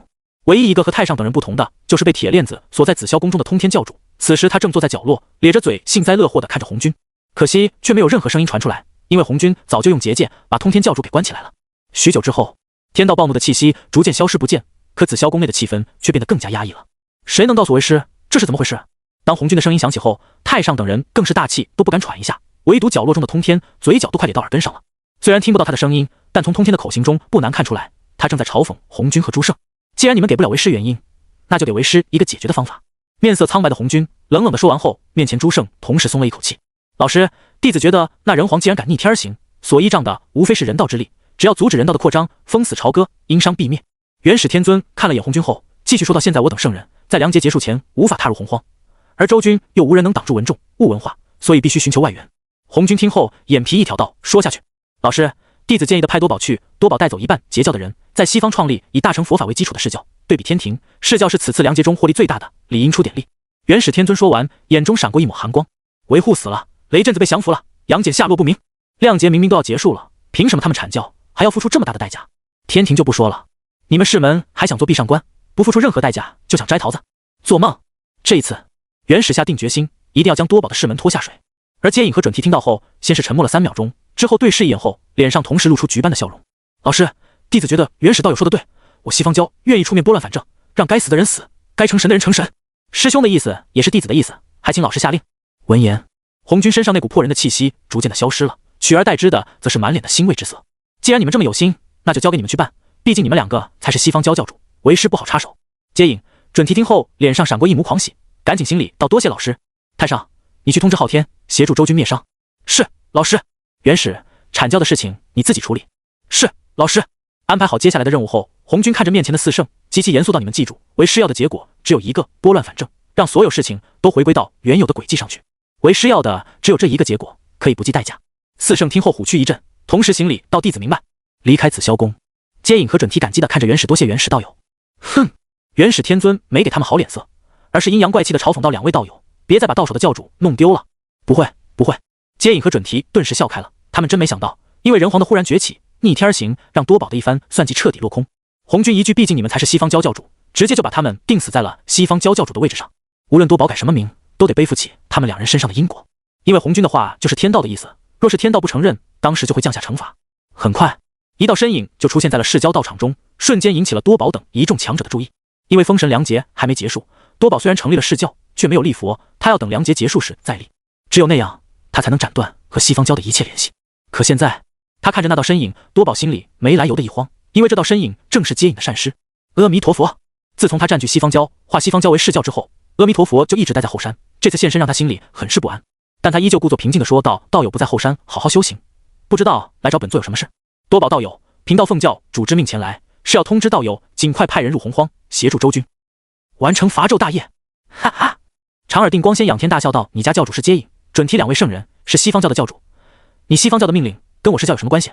就是，既然西方教教主有令，那道友还是赶紧去吧，这里是世教的地盘，道友你走错地方了。面对下方世教众人的嘲讽，阿弥陀佛毫不恼怒，并不慌不忙地说道：“多宝道友，此处教主是谁？道友可以问问。别说贫道没提醒你，万一道祖怪罪下来，到时候你们可别怨恨贫道。”唰！听到道祖两个字，所有人都笑不出来了，而多宝则是掐指一算，随后一道充满怨毒的凄厉嚎叫声忽然响彻整个世教：“人皇帝心，你该死啊！贫道与你势不两立。”而他不知道的是，随着红军的一声令下，天庭和阐教也都动起来了。朝歌外，本来被愁云惨雾笼罩的周军，士气更是衰落到了极致。特别是不久前维护上了封神榜之后，道恒天尊跟疯了似的，把太乙真人拖到山沟沟里，都锤了半天了。刚刚开完会的李靖走出中帐，看到远处蹲坐在地上长吁短叹的姜子牙后，眼中顿时一亮。难道姜子牙担心雾文化再度息应？之前阐教三代弟子多，在姜子牙面前卷得要死，现在一死一伤一，求一被降。要是自己好好表现，封神的时候怎么着也得弄个天尊当当吧。看看文仲多牛逼！想到这里，李靖大步来到了姜子牙面前，举了举手中的宝塔，表示自己这是法宝，不是摆设后，语气沧桑但异常沉稳，自信地说道：“丞相，区区一个雾文化而已，他要是敢来，末将一人就能练死他。”雾文化，听到这个名字后，姜子牙下意识地打了个哆嗦，回想起之前800诸侯孟津会兵时，雾文化这个莽夫扛着排八木，一人杀了20万周军，最后还是被他用激将法溜了一整天后，把他溜得又饿又累，这才杀死了对方。这个莽夫的威胁貌似比文仲还要大，最起码文仲还讲规矩，有顾忌，这个莽夫可没有任何顾忌，挂着免战牌，该打还是打。想到这，姜子牙也顾不得继续忧郁了，而是迅速起身就要找武王。结果因为蹲得太久脚麻了，刚站起来双脚一软，扑通一声倒在地上，惨叫着向着山下滚去。一刻钟后，李靖将狼狈的姜子牙搀扶到姬发的军帐外时，忽然听到了姬发豪放的声音：“哈哈，我大周的天香柱定能一举攻破朝歌，杀了那荒淫无度的纣王。”死！听到这话的姜子牙没来由的感觉一股凉气从脚底出现，直冲脑门后，瞬间化成了一头冷汗。这时李靖却已经拖着他进入了军帐。相父，正巧本王有大喜事要告诉相父。姬发脸上带着喜色道：“刚刚本王得到天地托梦，不日后会有天庭神器下凡，助我大周一同剿灭殷商。”广成子忽然出现在帐中，笑着说道：“武王，刚刚贫道也得到教主的消息，我阐教会继续派人来协助武王伐纣，还添下一个朗朗乾坤。”燃灯也毫无征兆地出现道：“听说还有世教的道友前来，那可真是空前盛世了。”太好了！姬发听后更为兴奋道：“果然天命在周，我大周的天香柱得到诸位仙人鼎力相助，区区朝歌又算得了什么？”啊！姜子牙看着面前众人，嘴巴长得大大的，怎么回事？自己就忧郁了一下，怎么就忽然变天了？这时姬发忽然回过神来，看向被忽略的姜子牙，问道：“相父，你急匆匆的来，是有什么事情吗？”武王之前孟津武文化斩杀大军20万，现在他复活归来，还盗窃了上天之力，拥有了力之星君的神力加持，一定要小心他。一个莽夫，窃天的匪，本王岂会把他放在眼里？姬发听后冷冷地说道：“这次天帝会派下力大无穷的巨灵神，只要武文化赶出来，巨灵神就会撕了他，这也是天帝给纣王的一个警告，告诉他上天不可逆。”广成子听后轻蔑一笑：“区区力之星君而已，贫道倒要看看他能不能扛起贫道的翻天印。”燃灯也补充到：“此次世教也会派出拥有丈六金身的道友，金身无敌，力大无穷，要拿下一个雾文化，还是绰绰有余的。”姜子牙他发现众人都在拿雾文化说事，可是没一个人说文仲该怎么办。就在他准备开口时，一旁的李靖忽然说道：“武王区区物文化而已，何必如此大动干戈？只要他敢出人道笼罩的范围，末将要杀他轻而易举。”说着，他拖了拖手中的宝塔，暗示自己的宝贝可不是摆设。至于燃灯也没阻止，没有排8目的物文化，根本不配被他们放在眼里。杀物文化的功劳落在自己弟子手中也挺好的。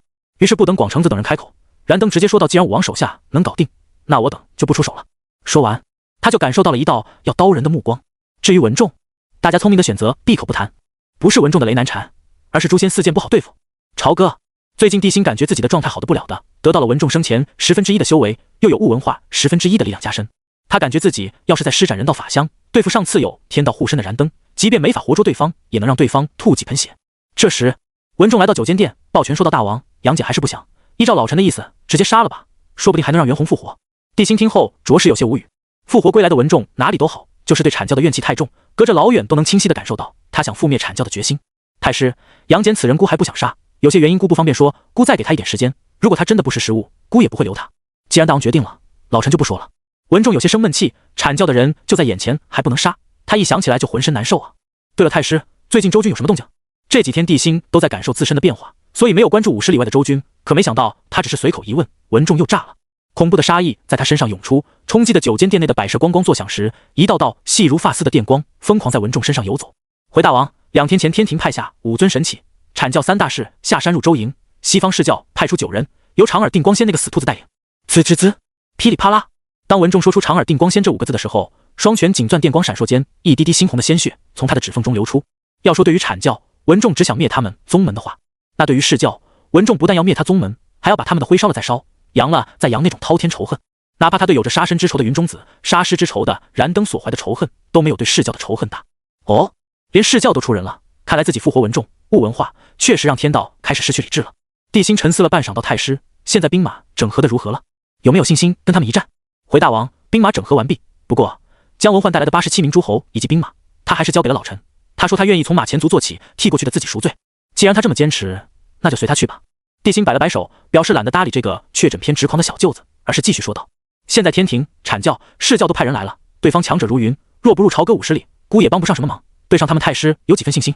大王，文仲眼中燃烧着仇恨的光芒，冷冷地说道：“他们派强者前来，岂不是更好？有老臣和物文化在，只要不陷入层层包围中，我2人总能拧下几颗有用的脑袋来。”咚咚咚，朝歌城外45里，共计约45万商军列阵，军阵最前方是文仲，左右则是物文化和姜文焕。虽然姜文焕非要当冲锋，但文仲还是给他安排了个偏将的位置。10里之外，姬发一马当先，左右高手无数，有天庭的、阐教的，也有释教的。当看到释教为首的那人之后，文仲当时就忍不住了：“长儿，你个死兔子，还有脸出现在老夫面前！”他的声音犹如滚滚惊雷，在周军所有人的耳边响起，顿时震得不少人气血翻涌。主打的就是一个先声夺人。长耳定光仙，文仲道友，好久不见！呸！文仲一口冒着电光的老痰吐出，锵啷一声抽出诛仙剑，指着长耳定光仙大声怒骂道：“不知廉耻的死兔子，今天老夫就用这把剑将你的脑袋砍下来！”诛仙剑，他怎么会在文仲的手中？长耳定光仙眼皮一挑，看了严老脸漆黑的广成子4人，随即嘴巴一咧：“文仲道友，这4把剑与我释教有缘，你若将他们交给贫道，贫道今日可以饶你一命。”广成子4人可长耳定光仙却看都不看他们4人，而是对着身旁的人说道：“马元道友，有没有信心？区区文仲，手到擒来！”马元咧着嘴说道，眼、鼻中同时喷出一道道火光，随后大步走了出来，边走边大声嚷嚷道：“文仲小儿，交出诛仙4剑，饶你不死，不然今天本仙可就开荤了！”卧槽！太师，这什么东西？长得好丑！物文化看着马元的样子后，顿时打了一个激灵。他上次被吓到还是上次见到龙须虎的时候。他叫马元，是骷髅山的遗弃仙，后脑处有一只隐藏的巨手，一旦被这只手抓住，全身法力被禁锢并沦为凡人，最终被他当成食物吃掉。封神时他被申公豹请出山，后来被圣人准提带去了西方，不知道又学到了什么本事，总之十分难缠。说到这，文仲看向物文化道：“你有没有信心？你若是能打败他，便赏你1头牛；若是能杀了他，赏你3头牛。熟的，3头牛。”听到这3个字，物文化眼珠子瞬间亮了，那双铜铃大的眼睛泛着兴奋的光芒，大嘴一吧唧，口水当时就流了下来。太师，俺去捏死这个矮冬瓜！不要冲动，且万万不可闯入对方大军之中，别忘了之前你是怎么死的。俺记住了。物文化说着就已经冲出了老远，当他看到矮冬瓜一样的马元从眼、耳、鼻中喷火的样子后，指着马元哈哈大笑起来：“你个又丑又矮的矮冬瓜，就像漏火的破炉子，你都快把俺丑哭了！”什么？马元最忌讳别人说他丑，说他矮，特别是一个比自己还丑的大家伙，简直是欺人太甚。想到这，马元的眼、耳、鼻中喷出来的火焰也从打火机变成了喷火枪，更是气得哇哇乱叫。眼看物文化走出了人道笼罩的边缘，马原刚要动手，就听到了长耳定光仙的声音：“等会再动手，免得他见势不妙逃回去。一会儿抓住他，随你处置。对我誓教强者不敬者，不用客气。”这时，在激发左侧的文书开口道：“这马原十分难缠，上次还是贫道与杨戬失职设计才将他擒住，不知道去了西方教又学到了什么本事。”马原凶残，刚去西方教没多久就发狂了，一口咬在了准提圣人的六根清净竹上，意外得到了让人六根清净的力量。长耳定光仙笑着说道：“别说区区物文化，就算是文仲被马原道友抓住，也会在瞬间神力被封，失去60。”在他身旁，一名长着驴脸的道人忽然开口道：“既然马原道友出手了，文仲物文化之流还不是信手拈来，这次恐怕会让天庭阐教的道友白跑一趟了。”唰！驴脸道人话音刚落，天庭和阐教的人脸色瞬间冷了下来，特别是阐教的人更是被他狠狠的打脸。之前那么久连文仲都拿不下，还弄得4个3代弟子死的死，残的残，求的求，碎的碎。南极仙翁准备反驳，可场中马原已经动手了。就在物文化来到马原前方100米的时候，马原纵身一跳，带着一溜火星子直冲物文化。“你个丑东西，敢说贫道丑？贫道今天让你死无全尸！”说着，蹦起10几丈高马原，高高的举起手中的宝剑，狠狠地向着物文化的脑袋砍去。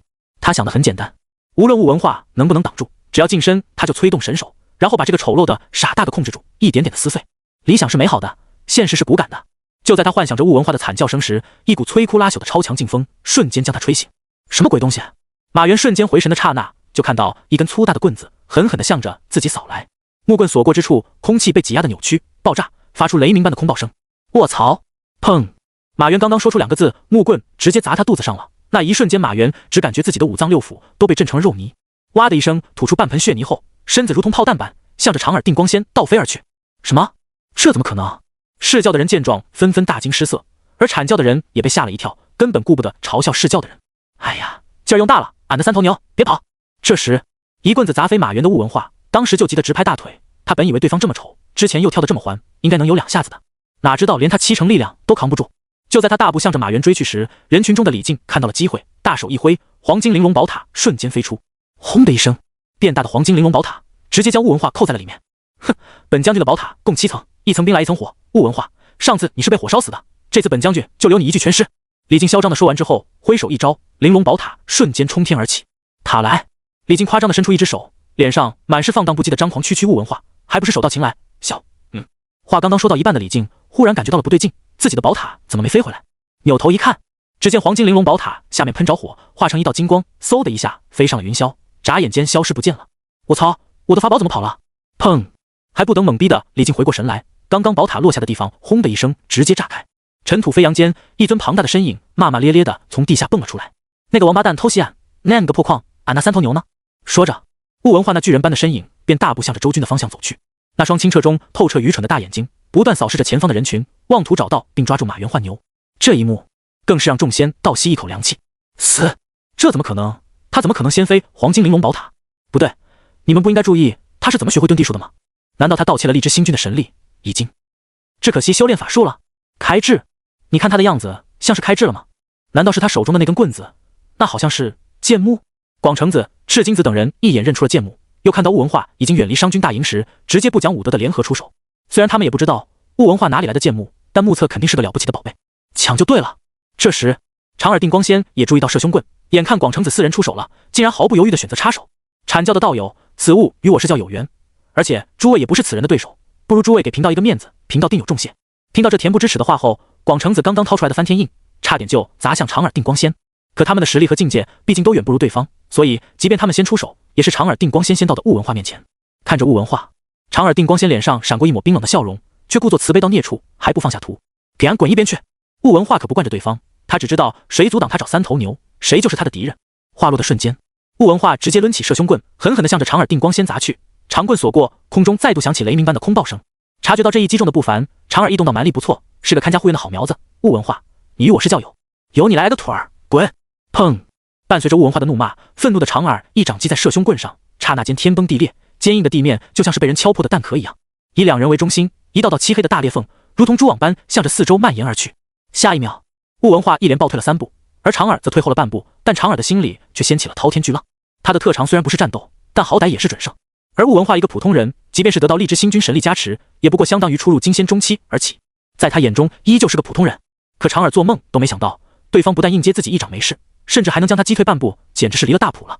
现在洪荒上仙人使用的境界，还是当年红军合道时定下的先天神道境界划分，分别是地仙、天仙、金仙、太乙金仙、大罗金仙、混元金仙、准圣、混元大罗金仙、圣人。至于那些真仙、玄仙等，则是封神亮劫之后昊天立下的后天神道中出现的境界划分。因为先天神道的境界划分太过笼统，所以纵然是相同境界的人，战力经常出现两个极端，但这是对同境界的人。可现在雾文化和长耳的境界差了不知道几座山，所以他才会如此震惊。但紧接着，长耳的震惊便化为了浓浓的狂喜，他的眼睛落在射胸棍上，根本就挪不开了。好宝贝啊！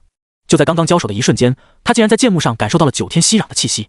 虽然他没有见过九天息壤，但天地神物就这样，只要感触到气息，就会让人知道它是什么。九天息壤培养的剑幕。想到这，长耳的兔子眼都红了，激动地说道：“此物与我是教有缘，贫道劝你。”轰隆一声巨响，还不等他的话说完，一道丈许粗的天雷忽然从天而降，狠狠地向着长耳劈了过去。同时，文中那杀气腾腾的声音也在长耳的耳边响起：“你这个忘恩负义的死兔子，老夫今天要你狗命！雾文化，与老夫一同宰了这死兔子！”轰隆隆，随着文中的出手，本来想去找三头牛的雾文化，直接转身加入了围殴中。不是三头牛的魅力不够，而是在牛和自己的命之间，雾文化清楚地知道自己该选什么。面对文仲和雾文化的围攻，长耳很快就扛不住了。倒不是文仲的雷厉害，能修炼到准圣的那个不是被更恐怖的雷劈过，他怕的是雷里的诛仙四剑。雷电本身就快，而且雷光密集，长耳根本不知道那道雷里有私货，所以只能尽全力抵挡漫天雷电。也不知道是不是因为牛没了，所以雾文化正在气头上，射胸棍抡的就像急速旋转的大风车，都抡出残影来了。全力抵挡文仲的长耳根本就没空余的手去挡雾文化的攻击，完全成了活靶子。就算是飞上了天，也挡不住气头上的雾文化，骂骂咧咧的蹦起来抡他。别问为什么要蹦起来，问就是不会飞。短短10几个呼吸的时间，长耳嘴角就流出了一道血丝，身上更是多了10几道深浅不一的伤口，处处都在要害。那是雾文化抡在他脸上时，文仲趁机给他的致命一击，要不是的防御灵宝不错，估计长耳不死也半残了。至于释教的那些人，根本不敢进入雷光密集的战场，生怕救人不成，自己再搭进去。最终实在扛不住的长耳大声求援道：“燃灯道友，南极道友，救命啊！”南极仙翁一把拦住云中子和燃灯，阴阳怪气道：“那剑幕与诛仙四剑与道友有缘，贫道三人就不跟道友争了。”长耳定光仙，吧嗒，刚准备出手的巨灵神也迅速收回了自己的脚，在行动上表示了对南极仙翁的支持。开玩笑，释教的人有多不要脸，整个三界都知道。别到时候忙帮了，人救了，一句此物与我释教有缘战利品都被哗啦走了。察觉到天庭和阐教的反应，长耳哭着说：“道友别开玩笑了，救命啊，道友！”南极仙翁似笑非笑道：“贫道没开玩笑，刚刚是道友自己说的，我阐教从不夺人所爱，所以就不出手了。”就是，巨灵神脑袋都点出了残影，表示天庭也从不夺人所爱，当然死人的无主之物除外。南极道友别开玩笑了，贫道福薄命浅，哪能代替得了释教？此物与贫道无缘，诸位道友还是赶紧出手吧。道友这么说，贫道可就真的出手了。虽然长耳的话还有漏洞，但南极仙翁他们丝毫不怕，于是阐教3名准圣同时出手，纵身向着诛仙四剑冲去。只要四剑四去其三，长耳的危机自然就解了。阐教还是一如既往的不要脸。轰隆，随着文仲一声怒吼，天地惊雷阵阵，可是3名准圣出手，文仲根本就不可能挡住，甚至连收回诛仙四剑的时间都没有。雾文化见到文仲被群殴，气得咆哮连连，刚要阻止时，天庭的巨灵神已经向着他冲了过来。我大周得天相助，这文仲和雾文化死定了，传令下去，准备出军。姬发看着眼前的一幕，鼻孔朝天的说着，只等文仲一死，雾文化一凉，他就挥军直捣朝歌。此时万众瞩目下，眼看南极仙翁3人就要抓走的诛仙、戮仙和绝仙3把仙剑时，一道冷清至极的声音忽然在滚滚天雷中响起：“你们几个真以为我截教无人了？堂堂准圣竟然联手欺负贫道的失职，谁给你们的狗胆？”随着这道声音的落下，雷云中忽然出现3样法宝，一条铭刻着无数金色符文的铁索直奔云中子而去，一面看起来稀松平常的鱼骨翻滚着向着南极仙翁砸去，而一道紫金色闪电则狠狠地劈向燃灯。这一切说来繁复，其实实在同一时间出现。而燃灯3人在看到那3样东西后，脸色同时大变，根本顾不得触手可得的诛仙3剑，而是在教主的穿心锁、鱼骨和紫电锤，他们怎么会出现在这里？长耳定光仙看到这3样东西后，如同大白天见鬼一样，瞬间变得面无人色，一双兔子耳朵都吓得支棱了起来。可见他这时候心里是有多么的害怕了。他直接松开抓住一半的线仙剑，任凭他掉落下去，转身就要跑。可一名女仙忽然出现在他的面前。当看到那名女仙时，长耳定光仙更是吓得冷汗直流，兔子尾巴都被吓出来，根本就不敢收回去，而是仓皇的行礼道长，长耳拜见师姐。此话一出，在场所有人全都大惊失色，下方正在和雾文化交手的巨灵神更是头也不回的向着周军跑去，生怕无当圣母随手把自己捏死。这时无当圣母冷冷的看着长耳定光仙，讥笑道一声：“师姐，你是想让接引收了贫道，还是让贫道上那封神榜？”唰！长耳定光仙听后顿时惊出一身冷汗，刚要解释时，忽然一道劲风在他后面出现。长耳下意识的一闪，膀胱看到雾文化挥舞着线仙剑贴着他的脊梁骨劈了下来。原来是雾文化剑之前他砸了长耳那么多下，对方都没事，于是随手在地上捡起一把剑，蹦起来就劈了过去。下一秒，啊！长耳定光仙突然发出杀猪般的惨叫声，随后一条毛茸茸的兔子尾巴打着旋喷着血的飞了出去。长耳身上杀气刚要爆发，忽然和无当圣母的眼神对上了，瞬间清醒了过来。师，吾当道友，段伟之，卧槽，蝼蚁！你真以为贫道好欺负？本来想先稳住吾当圣母的长耳，在感受到身后再次出现的劲风后，肺都要气炸了。瞬间闪过雾文化的一剑，五指成爪，凶神恶煞的向着雾文化的后脑勺抓去。当着贫道的面，你这畜生还想出手伤人？吾当圣母话落的瞬间，手中紫电锤直接砸向长耳的后脑勺。看那架势，这一锤多少有点私人恩怨在里面。不好！长耳脸色一变，也顾不得杀雾文化了，身上神力涌动间，唰的一下直接出现在100丈之外。看了眼掉在地上的段伟，长耳刚要收回来的时候，紫电锤上忽然出现一道紫金神雷，轰！一声巨响，长耳的兔子尾巴直接炸成血雾，消失不见了。吴当，你……长耳脸色一变，刚要质问，就被吴当圣母脸上浮现的冷笑吓到了，只能灰溜溜的返回周营。这时，吴当圣母来到地面，看着吴文化道：“你胆子不小，竟然敢偷袭准圣！俺不知道什么准圣，只知道文太师让俺宰了他，可惜让这畜生跑脸。”看着跑回周营的长耳，吴文化气得牙疼。文太师让他杀人，却又不让他冲进周营中，明明打伤了2个，却不能追杀，这就让人很难受了。当然，还有那丢失的3头牛，也让他懊恼不已，懊恼自己当时不该横扫，应该竖着砸。这时，文仲凑上前来，躬身作揖道：“弟子文仲拜见师叔。”你做得很好。吴当圣母眼底闪过一抹哀痛，最终还是没说出心底最大的疑问。随后，他看向阐教、释教和天庭的人，冷冷地说道：“当今洪荒圣人不出，准圣最大。谁要是再对我截教弟子行以大欺小之事，那就别怪贫道不客气了。反正贫道孑然一身，已经没什么可以失去的了。不信的话，你们大可一试。”说完，吴当圣母神色复杂地看了眼朝歌的方向。当他看到城墙上的那道身影后一愣，随后便化成一道光，消失在了众人的面前。毕竟截教的覆灭跟殷商脱不了干系，吴当圣母根本无法面对地心。但此时，周军那边却沉默了，所有人都像是吃了一大坨苍蝇屎，脸色难看到了极致。可唯有一个人的眼睛瞬间亮了起来，火辣辣的目光落在了满脸懊恼的吴文化身上。女娲娘娘的法宝怎么会在这吴文化的手里？刚刚恢复没多久的哪吒瞪着一双闪亮的大眼睛，直勾勾地盯着吴文化手中的麝胸棍，小小的脑袋里满是问号。不过刚刚女娲给他传音提出的条件那是相当的诱人啊，只要他能抢回麝胸棍并交还到蛙皇宫，女娲就会给他捏一具人类的肉身。要知道，女娲捏的肉身可不是现在人类的肉身，那叫先天人族，天生就是无垢的天仙之体，地仙修为，甚至在天赋和与大道的亲近程度上都不次于开天时的先天神魔。对比现在洪荒上的人族而言，与其说女娲造人，不如说女娲造神来的正确。而现在洪荒3界中活着的先天人族，哪吒知道的只有2人，人叫大弟子玄兜，以及3皇之首的天皇伏羲。有传闻赵公明也是先天人族，但已经无从考证。但这无一不在说明先天人族的潜力之可怕，比之后天人族那可是一个天一个地。想到这，哪吒看向雾文化的眼神更像是在看一个宝藏男孩，还不等众仙回过神来，他直接冲了出去。雾文化，看枪！随着哪吒出手，众人同时看了过去，姜子牙则一脸紧张道：“哪吒，你还没彻底恢复，别冲动，回来。”丞相，哪吒是莲藕身，拼起来就完事了，有什么好恢复的？毕竟是我的崽，有我年轻时的几分风采。李靖板着脸的自夸了一句，随后又补充道：“再说，难道太乙真人的高徒连一个只有蛮力的雾文化都打不过？”父亲说的是。金吒、木吒同时开口，并补充道：“若是他真的拿下雾文化，父亲还可以用雾文化将杨戬师兄换回来。”一旁，玉鼎真人眼中一亮道：“2位师侄所言极是。”李靖听后赶紧笑着作揖，讨好的说道：“师叔都是同门，这都是应该的。”说完，李靖就要给哪吒下令，可就在他下意识的想要举起手中宝塔威胁哪吒时，才想起自己的塔上天了。于是抬头继续寻找时，忽然看到一点金光出现在他的视线中。与此同时，哪吒再度施展出了3头6臂，只是仔细看去，会发现他的法身关节处还有针线缝合的痕迹。此时，哪吒将风火轮的马力开到最大，金砖、长剑、混天绫蓄势待发，根本不给雾文化反应的机会。他准备以快打慢，先用乾坤圈套住对方，再用混天绫捆住对方，之后金砖打晕，挑断手脚筋，直接拖走。事情也和他的想法不谋而合。正在生气的雾文化反应确实慢了半拍，眼看乾坤圈就要把他套住，混天绫即将把他捆住的时候，唰！一座喷着冰晶的7层宝塔从天而降，好巧不巧地砸在了哪吒的头上。只听轰的一声，大地出现剧烈的震动，滚滚烟尘冲天起，形成了一个巨大的蘑菇云。同时，一些被撕裂的手脚和兵器直接从蘑菇云中飞了出来。下一秒，唰！周军所有人的目光全都落在了李靖身上。李靖擦着从额头上喷出的冷汗，结结巴巴道：“我要是说刚宝塔失控，我收不回来了，你们信不信？”啊！就在黑脸的众人同时摇头时，一道土拨鼠般刺耳的嚎叫声忽然在周军大后方出现。随后，一个满身淤青肿胀、双目喷火的身影，如同急速冲锋的野猪王一般，带着一溜烟儿直奔李靖而来，边冲边骂道：“草你妈的李靖，哪吒早已经不欠你什么了，你为什么还要这么对他？马德，你真以为有燃灯护着你，贫道就不敢内你了？死来！”李靖脸一白，惊慌失措道：“太乙师叔，你听我讲，解释啊，这都是误会，我真不是故意的。”唰！不等太乙冲上来，南极仙翁直接出手拦住了太乙，并焦急地冲着李靖大喝道：“你在废话什么？赶紧把玲珑塔和哪吒收回来，还有那些宝物。”哦，李靖看到太乙被控制住，这才如梦惊醒，随后控制着宝塔飞回了自己的手中。当尘埃落定，所有人在看到场中那道身影后，都纷纷倒吸了一口凉气。此时的雾文化正暴躁地撕扯着缠在身上的混天绫，甚至连射凶棍都被他丢到一边。而文仲之前并没有插手雾文化和哪吒的交手，所以已经回到了商军前方，根本就来不及救援雾文化。好机会！众人看到后双眼一亮，正要出手时，一道比谁都快的身影带着一缕烟火冲了出去。你个又丑又笨的傻大个，今天贫道非吃了你不可！唰！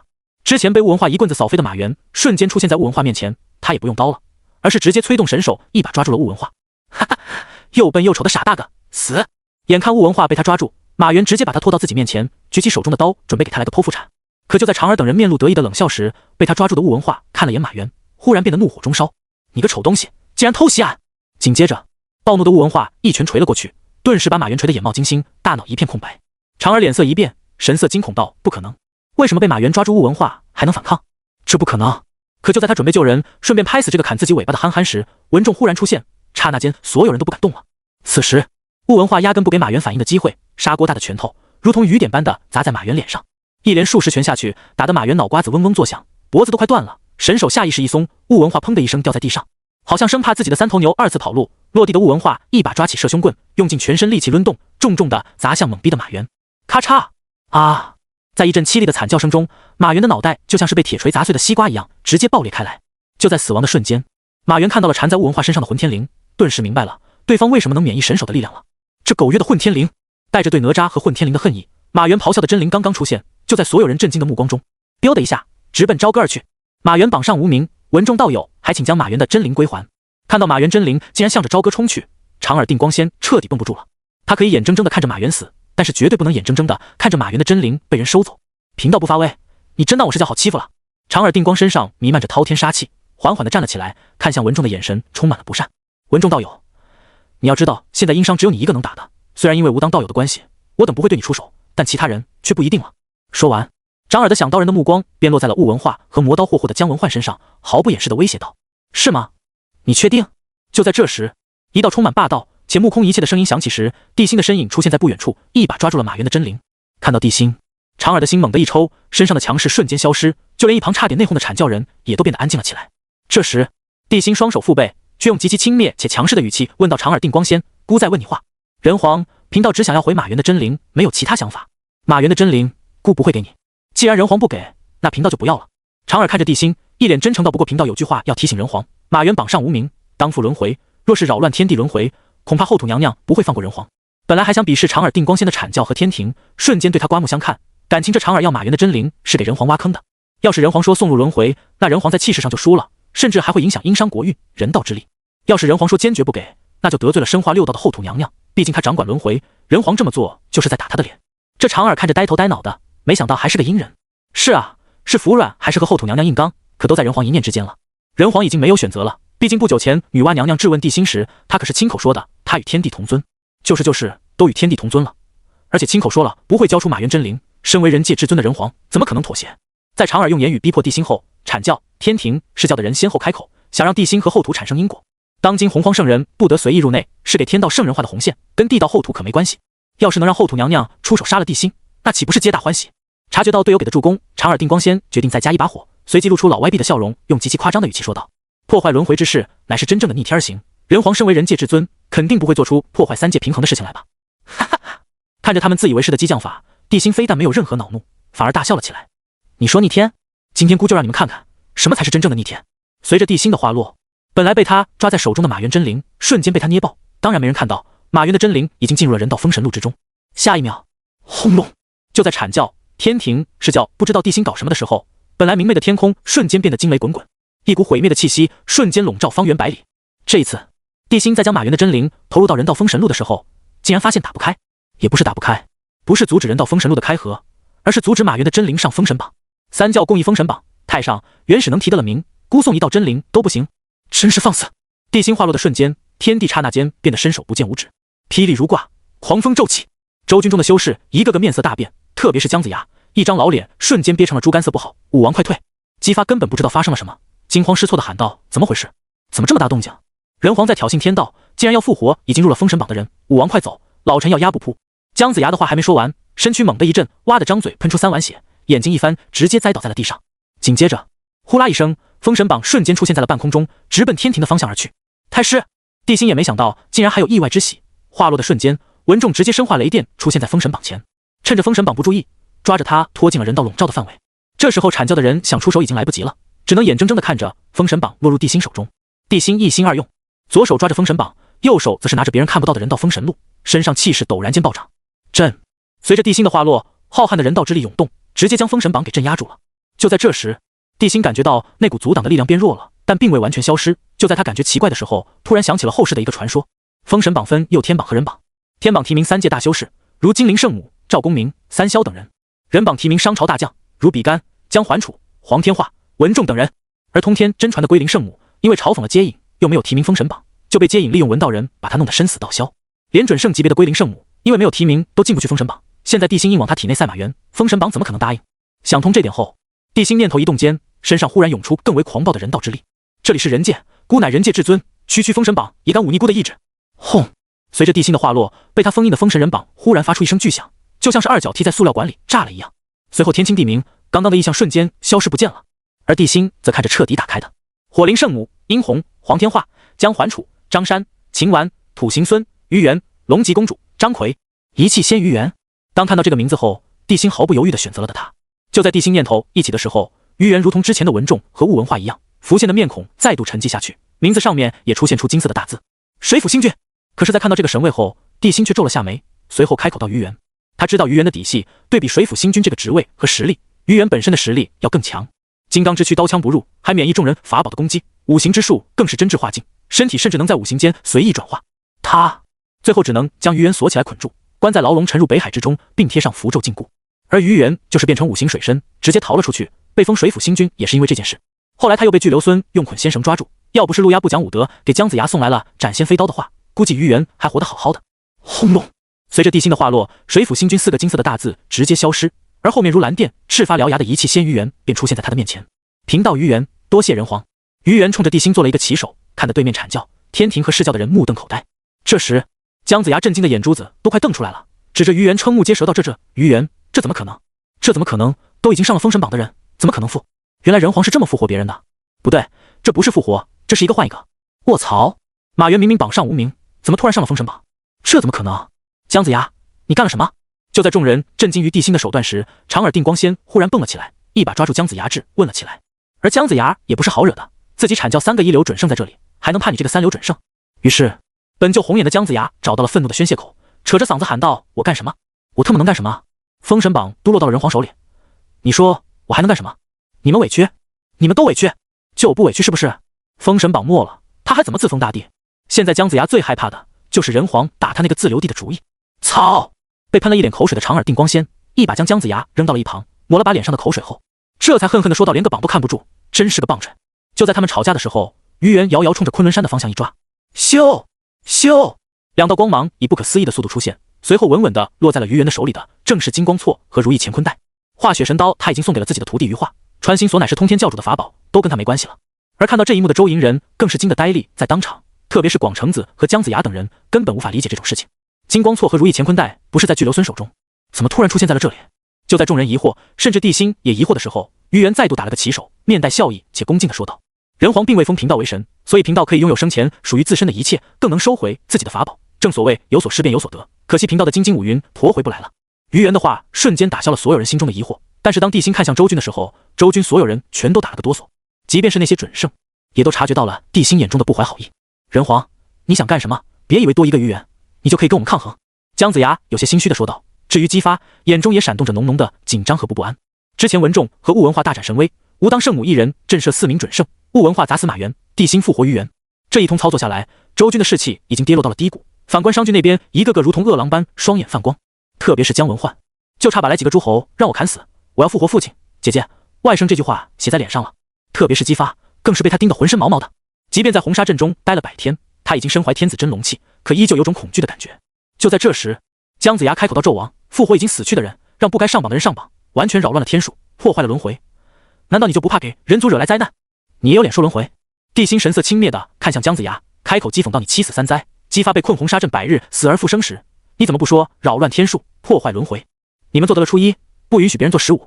至于封神榜，既然太上、元始都可以提名，孤身位与天地同尊的人皇为何做不得？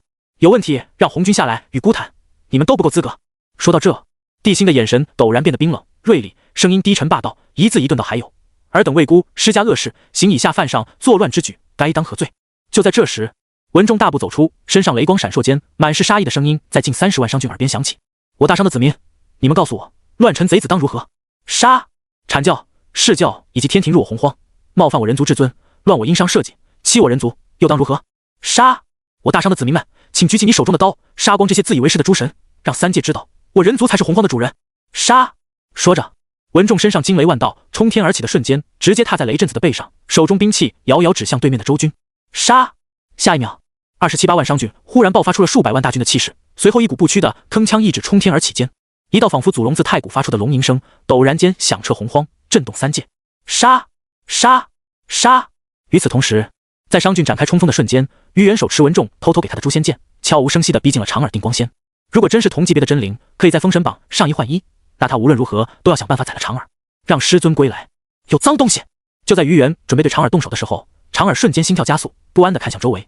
但是于元已经用了土遁之术，再加上他还没有离开人道笼罩的范围，所以长耳根本就看不到他。这时，大仙，商郡开始进攻了，我们是莫要轻易出手，沾染了因果。我等前来的目的是为了对付文仲和雾文化，与这些普通人无关。长耳看向身边的人，淡淡的说道：“退，退！”几乎在长耳话落的瞬间，燃灯等人也纷纷下令，带着阐教众人退到了周军大后方。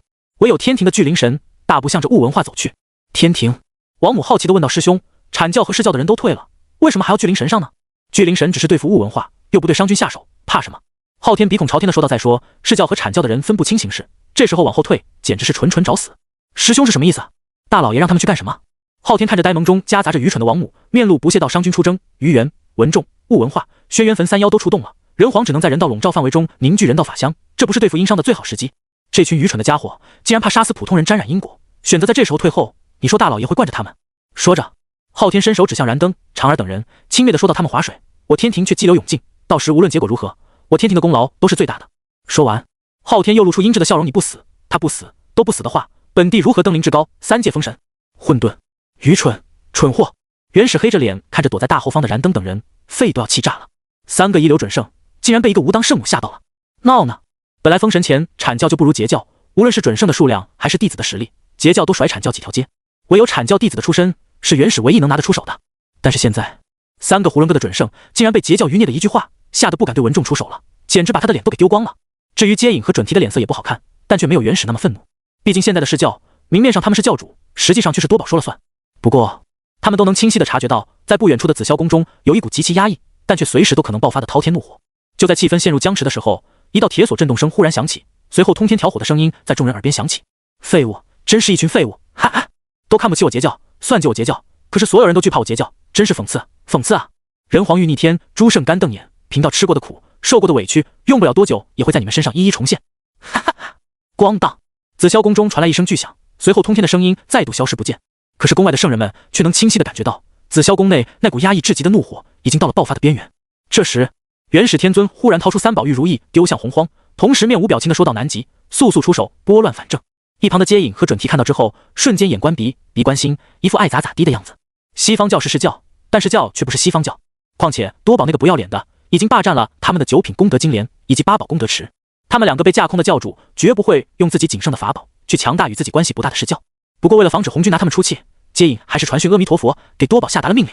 朝歌外，商郡和周军的交战已经陷入白热化，30万不到的商郡愣是打得100万周军节节败退，再加上有文仲、雷震子、轩辕坟三妖的帮助，周军根本就无法形成有效的防线。他们仅剩的唯一战力担当哪吒，因为被玲珑塔给砸碎冰封，偶做的身躯也被缝制身体的丝线撕烂，所以太乙真人打完李靖后，便扛着玲珑塔回昆仑山去寻找复活哪吒的办法了。至于为什么不在这里等哪吒解冻，是因为太乙真人怕地心抢走哪吒的真灵。反观李靖失去了玲珑塔，就像乐坛失去小黑子，只能化身真本事不大、破坏力十足的法师。金吒、木吒被他指挥的就像是奔跑的永动机，10分战力发挥不出3、4分，看得鸡发脸都变成了锅底的颜色。而这时，一道白光忽然从天而降，稳稳地落在了南极仙翁的手中，随后原始的法旨紧跟着传来了。随后，南极仙翁看向云中子和燃灯，笑道：“2位道友，老师赐下法宝，让我们去对付文仲。”云中子笑着说道：“既然老师有旨，贫道自然没有异议。”反观燃灯，看着3宝玉如意沉默不语，古井无波的脸上根本看不出他内心的想法。其实此时的燃灯心里早已经开始破口大骂了。云中子有诸天庆云，南极仙翁有3宝玉如意，自己有什么？除了紫金钵盂、琉璃灯、乾坤尺、108颗念珠，还有个大鹏金翅雕的弟子外，什么都没了。想到这，燃灯低声说道：“2位道友，贫道护身法宝丢失，只能在一旁协助。至于主公的事情，就交。”唰！还不等燃灯的话说完，一个蒲团忽然从天而降，落在了燃灯的面前。三人见状，面色同时一变到大师伯的烽火蒲团。说完，三人相互对视了一眼，看向了正在周军中肆虐的文仲，神色变得无比凝重起来。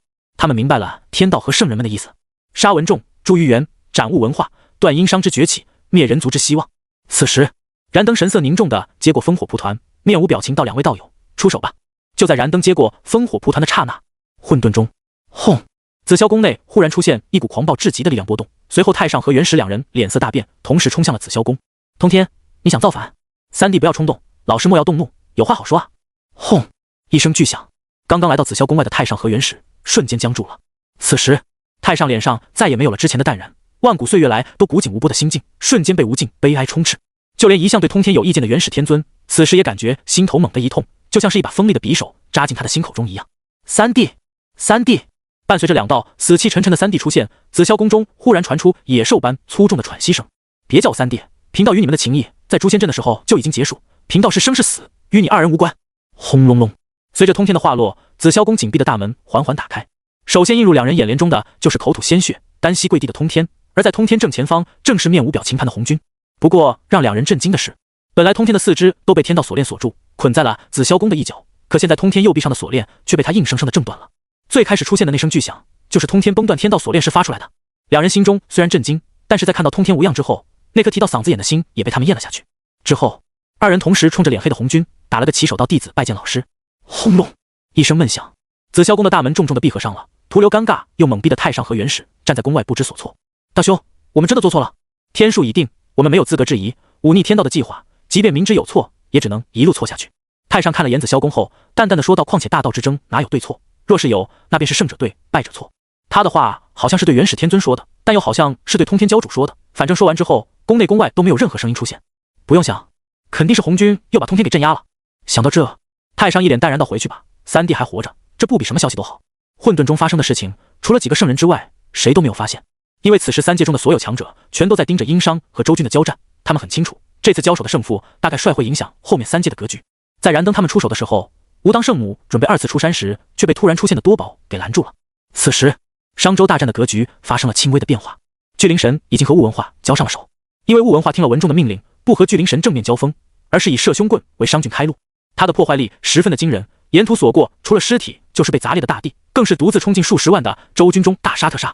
由于周军太过密集，巨灵神也没法落脚，只能等雾文化清出一片空地后才在。轰！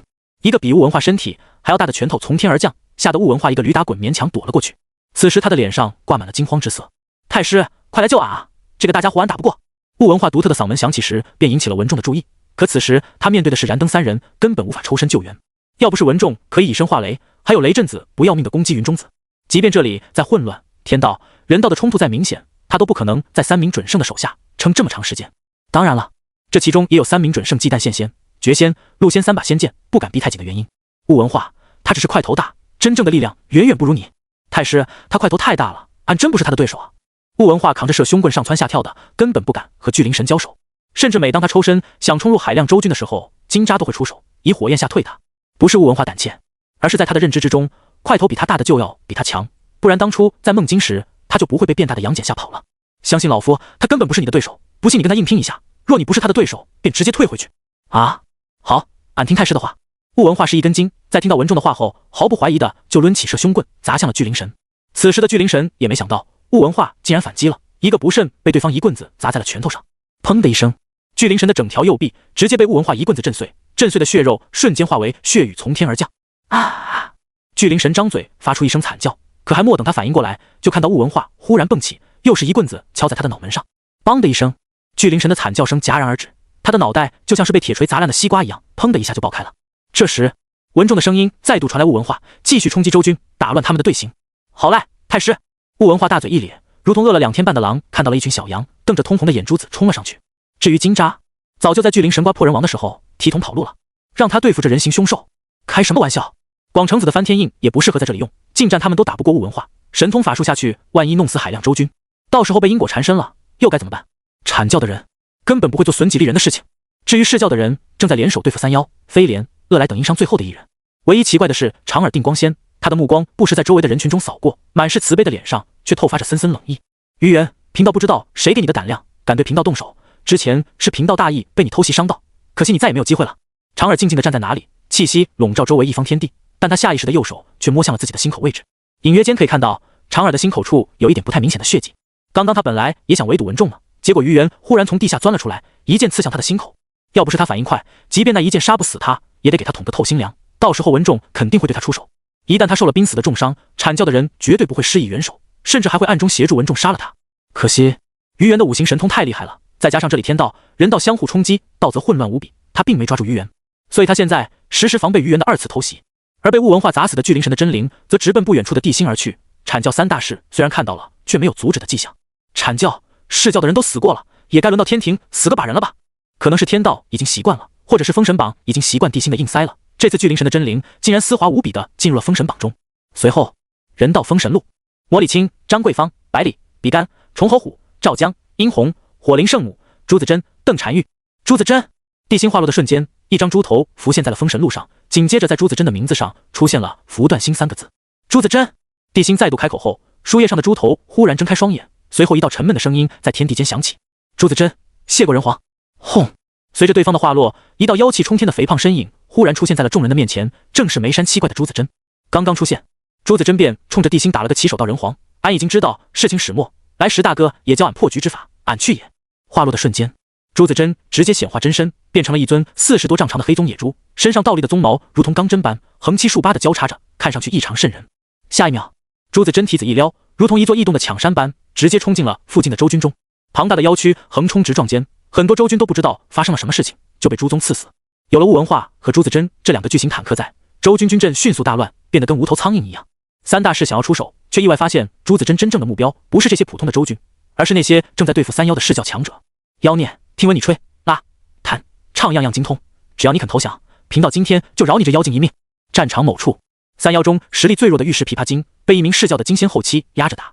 本来他早就落败了，但这个释教的人想收服他，要带他去西方享受极乐，所以才活到了现在。小妖精，你不要不识抬举，因为封神榜上没有提名，贫道才肯给你一线生机，不然……还不等他的话说完，忽然看到玉石琵琶精脸上露出惊恐之色，而一脸狰狞的释教强者却是一愣，暗道自己太凶，吓到这小妖精了。可还不等他回过神来，一片黑雾忽然从天而降，将他笼罩，一身法力瞬间被禁锢的刹那，他猛地抬头看去，就看到一张巨大的黑猪脸张着倾盆血口向着自己冲来。啊！释教强者瞳孔猛地缩成一条竖线，惨叫声响起的刹那，直接被朱子珍吞入了腹中。紧接着，一股赤红的丹火在朱子珍的口鼻中喷出，隐隐间那名释教强者的惨叫声再度响起。这回他学聪明了，将人吞下后，直接用可以烧毁万物的火红丹炼死，免得再出现杨戬那种不讲武德的家伙在自己肚子里搞鬼。吧唧了两下嘴，朱子珍看向了下的熔尸色的琵琶精，满脸嫌弃道：“实力不行就往后靠，去对付那些周军，别在这三教战场上乱。真不知道你们三姐妹为什么祸害殷商时这么厉害，一上战场就废成这样。”哼！喷出两道气愤的鼻息，朱子珍纵身冲向九头雉鸡精所在的战场。对比修炼没多久的飞廉、恶来这些凡间异人，真让朱子珍操心的就是轩辕坟三妖。要不是来的时候大哥千叮咛万嘱咐，还有比干那些老迂腐在一旁助阵，说什么留着三妖可以牵制女娲，他才懒得救轩辕坟三妖。在他心里，已经被圣人抛弃的三妖，怎么可能还能牵制住圣人？真不知道这些人的脑子怎么长的。发泄着心中的不满，朱子珍还是选择了听老大的话，冲到九头鸡面前时，黑雾一喷，笼罩住围攻九头鸡的两名释教强者，如同之前一样，在两人发出两道惨叫声后，便被他哐哐两口吞下去了。瞪着血红的眼看向吓傻的九头鸡，朱子珍喷着鼻息重重说道：“傻愣着干嘛？还不去帮那狐狸精？”说完，朱子珍纵身冲向了飞廉、恶来所在的方向。很显然，释教的强者已经注意到了朱子珍，之前他们之所以和三妖、飞廉缠斗，完全就是出工不出力，但现在看到朱子珍竟然动真格的一个个战力飙升，九尾狐瞬间落入下风，要不是九头鸡出现，恐怕用不了多久，九尾狐就要凉凉。至于飞廉、恶来，因为是大商官员，所以有殷商国运加身，哪怕殷商岌岌可危，国运也能对他们起到重要的保护。再加上他们本就经常在战场厮杀，经验丰富，虽然落入了下风，但却没有生命危险。反观随着朱子珍的到来，那些对他们出手的释教强者却陷入到了要命的危机之中。与此同时，正在防备于元偷袭的长耳忽然听到了自己人的惨叫声，本来他不想理会，可是紧接着又传来了两声，接二连三的惨叫让长耳的心乱了。他抬头看去，发现朱子珍竟然拿自己是教的人当白菜啃食，怒火虚的一下冲上了脑门。好一头孽畜，真当我是教的人好欺负了不成？今日贫道不将你抽筋扒皮，恐怕三界都会笑我是教无人，任凭你这头猪逞能。话落的刹那，长耳直奔朱子珍而去。朱子珍自然察觉到了这股杀意，面对准圣强者的突袭，朱子珍连躲避的时间都没有。眼看着长耳杀过来，朱子珍二话不说，哇的一声吐出火红丹，迸发出滚滚火焰，形成火龙，直奔长耳定光仙而去。小孽畜，不知死活！看到朱子珍还想反抗，长耳怒骂一声，准备以准圣的实力强势抹杀朱子珍。可就在这千钧一发之际，轰！一股可怕的波动瞬间出现，本来笼罩朝歌方圆5势里的人道之力忽然暴动起来。原来是文仲拖住3名准圣，误文化。朱子珍大开杀戒，商郡士气高涨，爆发出以一敌10的气概，让本就士气低迷的周军彻底没了斗志。100万大军竟然被30万商军打得节节败退。因商士气的高涨，直接导致了人道之力的暴涨。只不过之前地心一直压制着人道之力的波动，当他感觉压制不住，躁动的人道之力彻底爆发刹那，浩瀚的人道之力犹如狂暴的海啸般，迅速向着4面8方蔓延而去，顷刻间将长耳定光仙和释教的人笼罩在内。不好，退！感受着来自人道之力的压制，长耳顾不得再去杀朱子珍，而是迅速收手，转身就要跑。想走也得问问顾大不答应。就在地心的声音响起，长耳定光仙头皮一紧，心神慌乱，出现破绽的瞬间，唰！蛰伏许久的鱼猿忽然出现，手中诛仙剑划破虚空，带着一道仿佛可以劈开天地的剑芒，狠狠地斩向了长耳定光仙。叛徒，死！伴随着鱼猿咬牙切齿的声音，诛仙剑携带的锋利剑芒瞬间让长耳定光仙麻着了。要是寻常时间还行，即便鱼猿有金刚不坏的5行之躯，他也有信心让鱼猿吃不了兜着走。可现在时间不等人，不趁着人道之力激荡起伏间跑路，一旦被鱼猿拖住，被人皇抓住，别说跑路，不刨落他就烧高香了。鱼猿，你我也算是师出同门，放贫道一马，贫道永远记得你的好。长耳面露哀求，想用在截教时的情谊道德绑架鱼猿。他在赌鱼猿的重情重义，然后放自己离开。可是他太小看上过封神榜的人了，这些人的真灵虽然在封神榜上，但不代表他们看不到洪荒上发生的事情。对于万仙大阵时发生的一切，入榜的截教人都恨不得杀出来。现在好不容易有机会替教主讨回公道，鱼猿怎么可能因为那的一点点失去的同门情谊，放弃劈了这死兔子？所以长耳不说话还好，一说话，鱼猿身上的杀气突然暴增数倍，双眼中都流出了血泪。你还有脸跟贫道提同门这2个字？本想一剑了结了你，现在贫道真想将你千刀万剐。当那充满怨毒和恨意的声音响起时，长耳顿时感觉后脊梁骨一冷，瞳孔唰地缩成了一条竖线，前冲的身形猛然间顿住，随后身形下坠，险险地躲过鱼猿的封喉一剑。可紧接着，诛仙剑贴着长耳的脑壳斩过，他突然感觉脑袋一痛，随后2只被他隐藏起来的兔子耳朵唰的一下直接被齐根斩断。看着飞出去的双耳，长耳直接暴走了。敲你妈！不久前刚被诛仙剑斩了尾巴，现在又被斩了双耳，让他如何出去见人？该死，该死，你们都该死！暴走的长耳身上妖气涌动，冰冷的杀意涌现间，一只被斩了双耳、短尾的兔子法香在长耳的身上出现。随后，一道歇斯底里的尖锐声音顿时响彻整个战场。既然你这么想杀贫道，那贫道今天拼着上那封神榜，也要拉着你们陪葬，所有人都要！呼！可还不等他把话说完，一条赤红的火龙忽然从天而降，瞬间将他淹没。轰！朱子珍用火红丹催动的火龙瞬间被长耳身上的气劲撕裂，可随着一阵凉风吹过，长耳又愣住了。他低下头一看，自己的本尊法香时隐时现间，本来一身洁白如雪的兔毛消失不见了，取而代之的则是被烤成黑红色的皮肤。长耳定光仙感觉自己要疯了，他的理智彻底崩溃了，怒瞪的双眼中再也没有大仙的清明，有的只是妖族大妖的疯狂。轰！一股恐怖的妖气在他身上涌出时，满身杀机的长耳瞪着那双血红的眼看向了身后的朱子珍。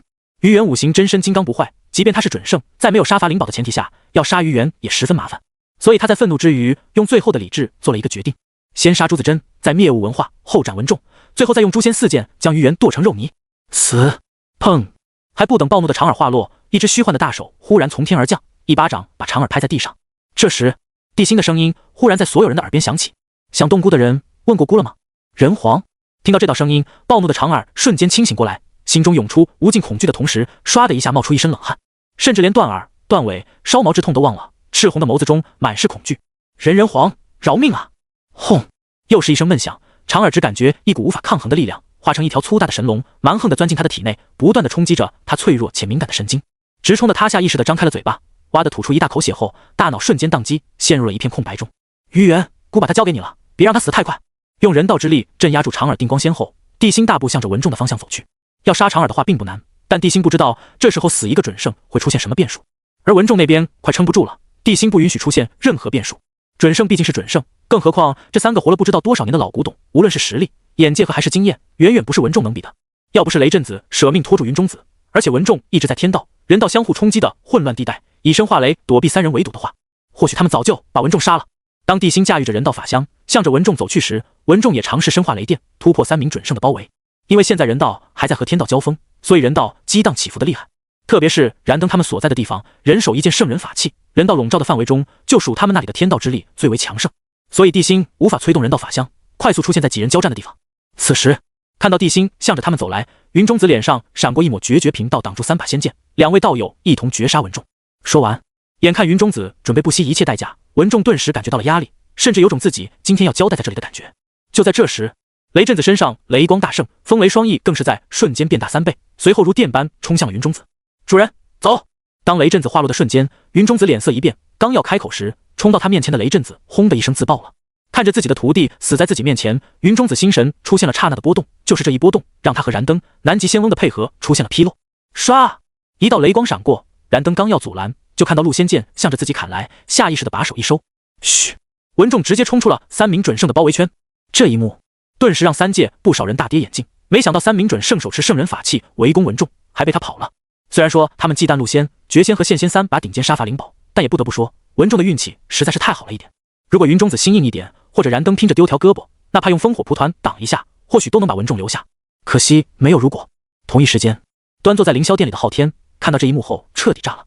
废物！阐教的人就是一群废物。如果是截教的人，根本不会出现走神和怕死这种事，简直是丢人现眼。连文仲都对付不了，更别提人皇了。释教和阐教的这帮废物是指望不上了，看来只能本地亲自出马。师兄莫慌，事情还没完呢。就在昊天伸手准备召唤昊天镜下界与地心一战的时候，王母忽然拦住了他。顺着王母的目光看去，守将在半空中的昊天发现下面的战斗果然还没结束。文仲虽然逃出去了，但雷震子的自爆却引发了连锁反应。这贫道的徒儿，云中子一脸懵逼，因为他想在灭了文仲之后便解决雷震子的问题，哪知道自己的好徒儿竟然为了救人自爆了。文仲，想到这里，云中子的眼神陡然变得凶狠起来，再也没有之前的仙风道骨，看上去比之前的长耳还狰狞。云中子，之前你在绝龙岭烧死老夫，今日雷震子为老夫而死，你我之间的因果也算了。你文仲凤鸣岐山，天命归宙，你身为截教3代弟子都敢逆天而行，难怪万仙来朝的截教会覆灭。云中子气急败坏地说道，妄图以截教的覆灭刺激文仲，让他道心受损。可没想到，文仲只是轻蔑一笑逆天。我截教教义就是有教无类，为洪荒生灵争取一线生机。我截教的覆灭因为什么？你不知道？还有，你口中所言的凤鸣岐山，天命归舟，老夫没看到，但老夫却看到了叛州的溃败和激发的狼狈。说着，文仲指向了下方。云中子3人扭头一看，顿时如遭雷击，差点原地崩溃。只见100万州军溃败，丢盔弃甲者不计其数，而在他们身后追击他们的不过是区20万左右的商郡，其中还有不少是伤员。即便之前商郡士气大振，可是面对5-6倍以上的人数，商郡还是付出了1/3伤亡的代价。而现在100万州郡就在被这不到20万商郡追杀，怎么不让他们崩溃？而姬发则是在姜子牙等人的保护下，疯狂地向着南方逃去，跑得比谁都快。如此一来，作为天道在洪荒上的媒介体全部败逃，本来还能和人道僵持的天道之力，直接变成了无根浮萍。一瞬间，燃灯3人便感觉人道威压暴增，甚至地心的目光落在他们身上，他们3个都能感受到暴涨的压力。圣人威压！感受着这股异动，燃灯3人脸色大变，云中子直接开口道：“先走。”说完，他们便催动圣人法宝，迅速逃离，眨眼间不见了踪影。地心也没有理会他们，开始全力梳理即将平复的人道之力。3个呼吸后，轰！在地心的梳理下，人道之力彻底平复下来，并缓慢地向着周围蔓延，磨灭天地间残留的天道之力。相信用不了多久，人道的范围便能再度扩大一些。天庭！就在燃灯3人退败，地心梳理人道之力时，昊天再度站了起来，身上涌动着清晰可见的怒火。本帝果然没有看错人，他们就是一群废物，指望他们对付殷商，消灭人皇地心，本帝还不如继续轮回历练，说不定哪天就能登上那人皇之位了。说完，昊天面色逐渐凝重，霸气且强势地说道：“看来本帝必须亲自出马了。天道天地对战人道人皇，这是宿命的。”对决的对刚说一半，逼还没装完的昊天再度被王母拉了一把：“师兄莫慌，事情还没完呢。燃灯他们都逃跑了，事情怎么还没完？”正准备召唤昊天镜的昊天，手又僵在了半空中，扭头一看，我瞧，还真没结束呢。于是昊天便重新坐回去，想看看这个新出马的家伙能给自己带来什么样的惊喜。洪荒，地心刚刚把朱子珍和雷震子的真灵送上了封神榜，将魔家四将复活了。不对，应改称呼4大天王才对。虽然他们窃取了天道的力量，可除了魔里兽的紫金狐雕外，他们4个都失去了法宝，而他们的法宝就在西岐的封神台上放着，等待日后封神时好方便领取法宝。可现在让殷商的人去西岐取法宝根本不现实，地心只能想其他办法了。复活了4大天王，地心的实力又增长了不少，现在已经是天仙后期了。之所以复活这么多强者，且得到每个人生前1/10的修为，地心的境界还这么低的原因，是因为他的身份99至尊的人道人皇。地心得到的只是他们的修为，不是他们的境界。修为是蓄水池，境界是深度尺。你能说游泳馆里1米深的水，跟你家水缸里1米深的水一样多吗？就像别人问你嗨，兄弟你多大？你说18，他笑你装嫩，你笑他没见过世面，因为你们说的本质上就不是同一种东西。就在地心复活4大天王，准备对付长耳的时候，忽然看向了不远处。嗡！一团耀眼的金光闪过，一名肥头大耳、盘坐在九品金莲上的人出现在了地心前方3里外。贫道多宝，见过人皇。多宝。地心听到这个名字，眉头一皱，略带厌恶道：“你不在西方教待着，来孤这里做什么？”多宝看了眼被于元砍了几百剑、重伤垂死的缺尾巴、秃脑袋的长耳，笑着说道：“长耳乃是贫道门下，还望人皇看在贫道的面子上放了长耳，与我是教结个善缘。”就在地心准备催动人道法相，亲手对付多宝时，快被他遗忘的系统忽然出声了。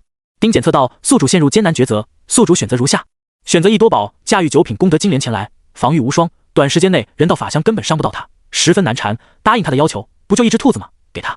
选择奖励6字真言。选择2，顶着乌龟壳，就以为孤拿你没办法。洪荒人界孤才是至尊，区多宝没资格跟孤谈条件。选择奖励开天剑符。眼见一个呼吸过去，没有等来地心回应的多宝，脸上的笑容逐渐消失。贫道是因为不想与人皇翻脸，才决定现身和你商谈。若人皇不答应贫道，那贫道只能自己动手了。不过，贫道希望人皇能想清楚，我世教有3000强者，准胜若干，乃是当今3界。说到这，多宝嘴角微微扬起，神色阴鸷的威胁道：“不知道人皇这阴伤又能撑得了多久？”你在威胁孤？刚刚做出选择的地心看向多宝，孤傲霸气地俯视着对方，眼神中满是浓浓的冷意和不屑。贫道不是威胁人皇，只是在阐述一件事实。多宝被地心盯得心头一颤，眼神飘忽，却异常嘴硬道：“贫道希望人皇能认清局势，放了长耳，并且将之前被朱子珍杀死的弑教人复活。想必人皇知道该如何选择。”说完，多宝身下的9品功德金莲光芒暴涨，一道道玄奥的符文出现在他身边，恍惚间好像还能听到的吟唱。直到这一刻，多宝才敢直视地心，才敢和地心的眼神对视。即便被文道人啃去了3品功德金莲，跌落下了极品，也不是一般的防御之宝能比拟的。最起码，它可以抵住人道之力的压迫，暂时可以让多宝不受人道之力的束缚。孤当然知道如何选择。地心看着一脸虚伪的多宝，挥手射来于元手中的诛仙剑，噗呲一下砍下长耳定光仙的头。多宝见状勃然大怒：“人皇，贫道都把话说得这么清楚了，难道你还没意识到问题的严重性？你是叫长耳入我洪荒，并以下犯上冒犯了孤斩他何错之有？”地心说着，当着多宝的面将长耳的真灵抓住，随即举起手中诛仙剑，遥指多宝道：“再敢废话一句，孤连你一起斩！”卧槽，给你脸了是不？多宝听后脸瞬间黑了下去。他万万没想到，都这时候了，地心竟然敢威胁自己。他真以为自己是阐教那3个废物不成？人皇，若我世教3000强者进入洪荒，洪荒大地将没有你人族一寸立足之地。这么看来，今日孤是留你不得了。地心说完，也不催动人道法相，而是缓缓地举起了手中诛仙剑。哈哈！看到这一幕的多宝根本没把地心放在眼里，而是狂妄地仰天大笑起来。贫道是不能对你出手，但你以为你手持诛仙剑就能伤到贫道？贫道在这里坐上半个月，你能破开贫道的防御，贫道就算你赢。你以为你是雷神文仲，还是认为贫道是云中子？你若敢出剑，贫道便可借这一剑的因果，将你身边的人全部送上封神榜。人皇，你敢出手吗？嘿嘿嘿，哈哈哈！不是多宝太张狂，而是他有张狂的资本。3界都知道人皇不能修炼，而且地心也没有使用人道法相，多宝自然不会把他放在心上。即便他知道此时的地心有修为在身，也不会太把他当回事的。他和云中子不一样，云中子需要抵挡人道压迫，还要防备文仲催动的诛仙4剑，更要护住南极仙翁和燃灯，而他只需要催动9品金莲挡住人道压迫就行。地心挥动的诛仙剑彻底被他无视了。再者，功德金莲即便品级跌落，那也是上品至宝，要防住一把普通人使用的诛仙剑完全没问题。可朱天庆云就不一样了。上古时期红军用朱天庆云护身，硬闯诛仙阵，导致庆云受损，成圣后就将他赐给元始。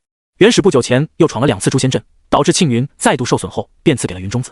他本是盘古大神胸中一口正气所化，不是先天也不属后天，一出现什么样就是什么样，受损也无法修复。硬说等级，现在的朱天庆云勉强能算得上先天下品至宝，一上一下，差的可不是一星半点。而此时3界都在看着这一幕，特别是混沌中的接引和准提，更是鼻孔朝天，挑衅地看向太上和元始。瞅见没？还得靠我西方教的多宝出手，才能拨乱反正。你瞅瞅你阐教都是什么玩意儿？这一刻，他们2人只感觉扬眉吐气，内心前所未有的满足。虽然多宝自称世教，但西方教就是世教，世教就是西方教啊，一家人从不说两家话。天庭，师兄，你说人皇敢不敢出剑？毕竟西方教是最爱扯因果使坏的。人皇都举剑了，他不劈下去，人族好不容易凝聚的气运将会再度面临溃散。昊天说着，再度站了起来。这次他没有召唤昊天镜，而是一脸霸气地俯视着洪荒，神色淡漠道：不过多宝敢对于元等人动手，绝不敢对人皇动手。要杀人皇，还得是天命加身的人才行。王母一脸懵逼道：师兄的意思是让姬发返回斩杀人皇？姬发，一个落荒而逃的废物，本帝怎么可能让他做这种震惊3界的事情？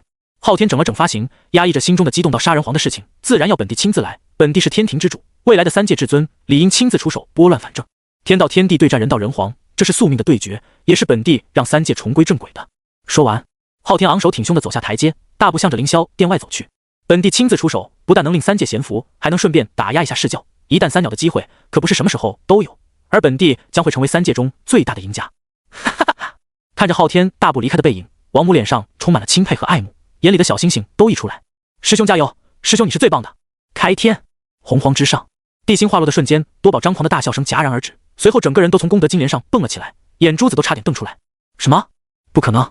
就在他惊恐的大喊大叫时，身下的功德金莲好像也察觉到了危险，刹那间爆发出万道金光。紧接着，多宝头也不回地驾驭着功德金莲，慌不择路地冲向远方，同时手中出现10几件防御法宝，催动的刹那，一股脑地向着地心扔了过去。下一秒，赤一道比太阳光还要璀璨数倍的剑芒忽然在地心手中出现，直奔疯狂逃窜的多宝而去。至于他刚刚丢出的法宝，在接触到剑芒的瞬间便直接化成齑粉，渣渣都不剩了，根本就没有起到任何作用。那一日，3界所有人都看到一道横贯天际，仿佛将3界劈开的剑芒出现在了天地间。那道光芒始于朝歌，止于天庭。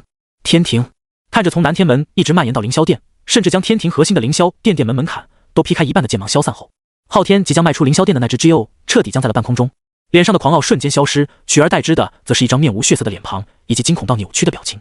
这时他的耳边传来了王母那夹杂着崇拜和鼓励的声音：师兄加油！师兄你是最棒的！咕嘟吞了一口千年老痰，身体变得异常僵硬的昊天目光呆滞地转过身来，师妹被龙马。被龙马。还在殿内坐着的王母听后面路疑惑，不知道昊天为什么要马，也不回应对方，而是吃惊地指着殿外道：师兄，刚刚你看到一道白光咻的一下从南天门出现，来到凌霄殿前了吗？看到了。昊天说着，脸上留下豆大的冷汗，毫无血色的脸上满是惊恐之色。刚刚人皇从朝歌外劈了多宝一剑，可能用力过猛，所以不小心劈到天庭上来了，就是你看到的白光啊！王母听后大吃一惊，紧张地问道：人皇这么强吗？师兄，你还去找他吗？本帝说话算话，说出马就绝对会出马，别废话了，赶紧给本帝备龙马，我歇一会儿。昊天说完，直接瘫坐在凌霄殿门口，蜡黄的脸上恐惧之色变淡，随之而来的则是强烈的后怕。半晌后，抹了把头上的冷汗，昊天气喘吁吁道：好险，早走一步估计就要被劈成日天了，这人皇怎么变得这么强了呢？只希望多宝这个废物千万别死，他要是死了，估计本帝就要顶上去了，本帝可不想面对那怪物。师兄不想面对谁？昊天喃喃自语间，耳边忽然传来王母的声音，直接把他吓得跟个受惊的小兔子一样，跳起来打了个激灵。他本想呵斥一顿王母，但却进入了贤者时间没一点点的心情，于是摇了摇头道：没谁。师兄，龙马我已经牵来了，师兄是要骑马去洪荒找人皇决斗吗？王母看着那道从天门一支蔓延到凌霄殿前的剑痕，一脸的担忧和紧张。当然。昊天一把接过马匹，纵身上马后，直奔天门外冲去。本帝既然说了出马，就必须出马，谁来了也不能阻止。看着昊天骑马离去的背影，王母眉头紧皱，总感觉哪里有些不对劲。不对，师兄要去灭人皇，怎么不做天地龙辇，改为骑龙马了呢？就在王母疑惑的时候，他忽然看到离开南天门的昊天并没有冲向洪荒，而是骑着龙马直奔天外混沌而去。紧接着，他就听到昊天那吓到破音的声音响起：大老爷，救命啊！洪荒，南极仙翁、云中子、燃灯等人站在周军的大上方，神色凝重地看着前方虚空。半晌，南极仙翁开口打破这里的平静道：两位道友，你们说多宝道友死没死？应该没有吧？云中子轻抚胡须道：怎么说也是教主级的人了，虽然没有正道，但却比你我强上不少，应该死不了。燃灯低声道：万仙阵中多宝道友都敢对大师伯动手，实力肯定有的，贫道也认为他死不了。就在这时，嗡！众人前方的虚空中忽然出现点点金光，随后一道道金色的波纹凭空出现。下一秒，虚空生金莲，只见一朵巨大的金莲缓缓地在那金色波纹荡漾的虚空中出现。功德金莲，有这东西在，看来多宝道友无恙了。南极仙翁说完后摇了摇头道：可惜啊。这时眼尖的燃灯瞳孔猛地一缩移，不对，功德金莲不对。嘘！就在燃灯开口的时候，功德金莲彻底出现，但就在它盛开绽放的时候，云中子、南极仙翁便发现哪里不对了。金莲的页数不对，之前12品功德金莲被文道人吃了3品，应该还有9品，可现在只有7品半了。死！南极仙翁倒吸一口凉气道：人皇一剑竟然劈坏了功德金莲，这怎么可能？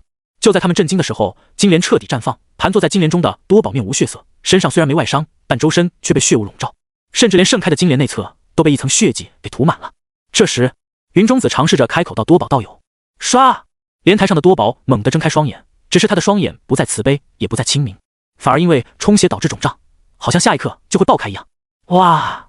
就在云中子准备上前时，多宝身子一颤，哇的吐出半盆血，身上的气息瞬间萎靡了下去。紧接着，还不等云中子3人有所反应，多宝用掉最后一点力量，直接催动7品半功德金莲，向着西方须弥山冲去。哪怕多宝的身影消失不见了，云中子3人也是久久没有回过神来。半晌后，南极仙翁似笑非笑道：功德金莲仅剩7品半，估计连至宝都算不上了，不过一件至宝换一条命，多宝道友赚妈了。云中子笑着说道：南极道友，现在应该考虑的是接下来该如何安抚下面的人。去见武王吧，刚刚老师传来了好消息，定能重振西岐士气。不久后，三人便来到了武王大营，只是此时的周军大营却没有之前那种虎狼之师的气势，肉眼可见的压抑和到处都是毫无精气神的行尸走肉。来到中帐，三人看着满帐愁眉不展、唉声叹气的诸侯，不禁面露轻蔑。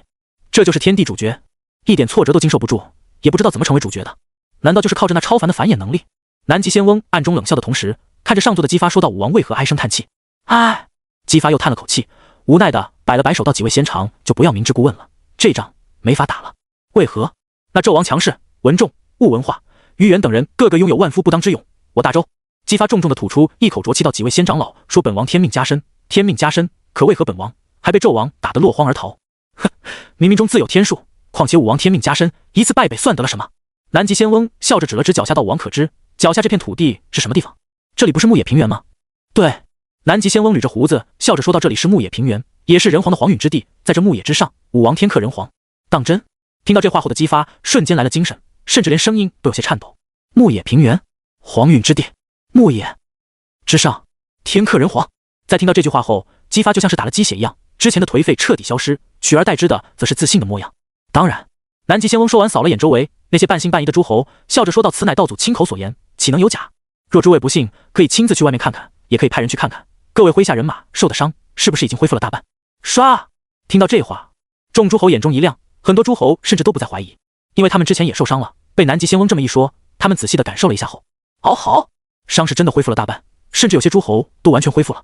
上次人皇之所以在这里惨败，就是因为这牧野平原乃是上天注定的人皇陨落之地，因上天有好生之德，才给了人皇一线生机，返回朝歌安排后事。南极仙翁略显不忿道：“上天本不想大动干戈，可惜这人皇偏偏逆天而行，所以只要他来这里，必然会陨落于牧野之中。”这时，有诸侯站起来询问道：“可那文仲、于化、物文化之流又该如何？”自然是从那里来，就回那里去。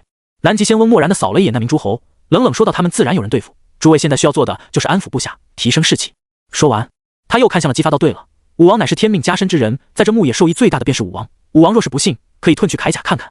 若贫道所料无误，武王现在身上定有天道真龙显化，此真龙只有天命加身之人再次得到天道眷顾时才会显化而出。”当真？姬发本来就感觉身上热，被南极仙翁这么一说，立马就褪下了铠甲，果然看到一条手臂粗的金色龙影在他身上不断游走。此乃天子真龙气，既可让武王万邪不侵，也可化作国运神兽，镇压国运。听到南极仙翁的话，姜子牙眼中一亮，大喜道：“恭喜武王，贺喜武王！武王乃天命所归之人，又得天道二次眷顾，实乃我大周大兴之兆。”其他诸侯也都纷纷站起身来。若武王外出巡游一番，让那些士兵看到武王的天子真龙气，定能振我大周军心。我大周得天相助，在牧野这皇允之地占尽优势，定能在此处大败商军，斩杀纣王。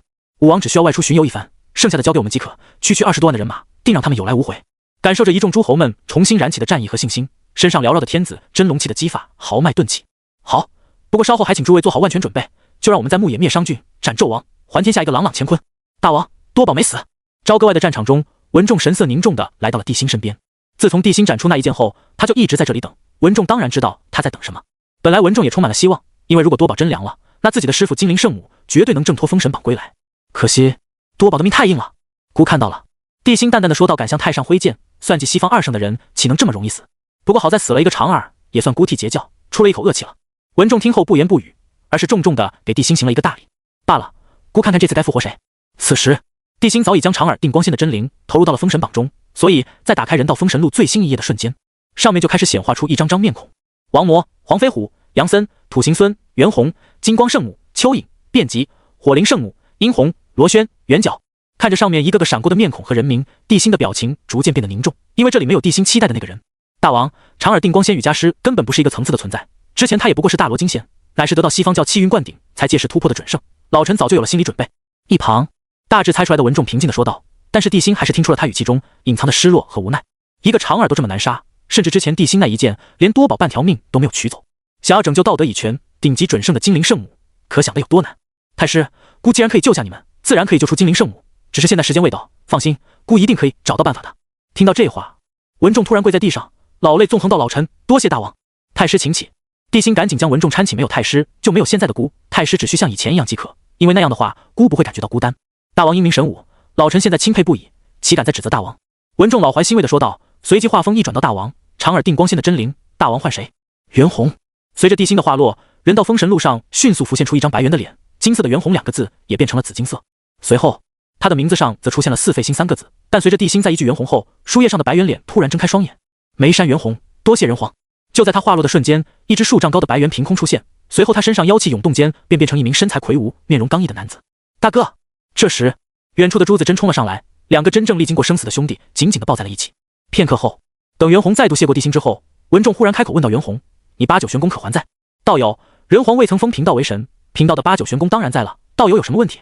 没问题，没问题。文仲听后眼中陡然一亮，转身恳求道：“大王，八九玄功大圆满的袁弘归来，那功法大成的杨戬，还是让老臣宰了他吧。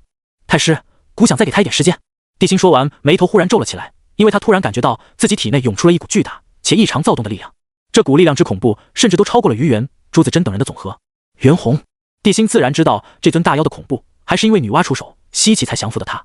要知道，纵观整个封神，值得圣人亲自出手的，也只有三霄和袁弘。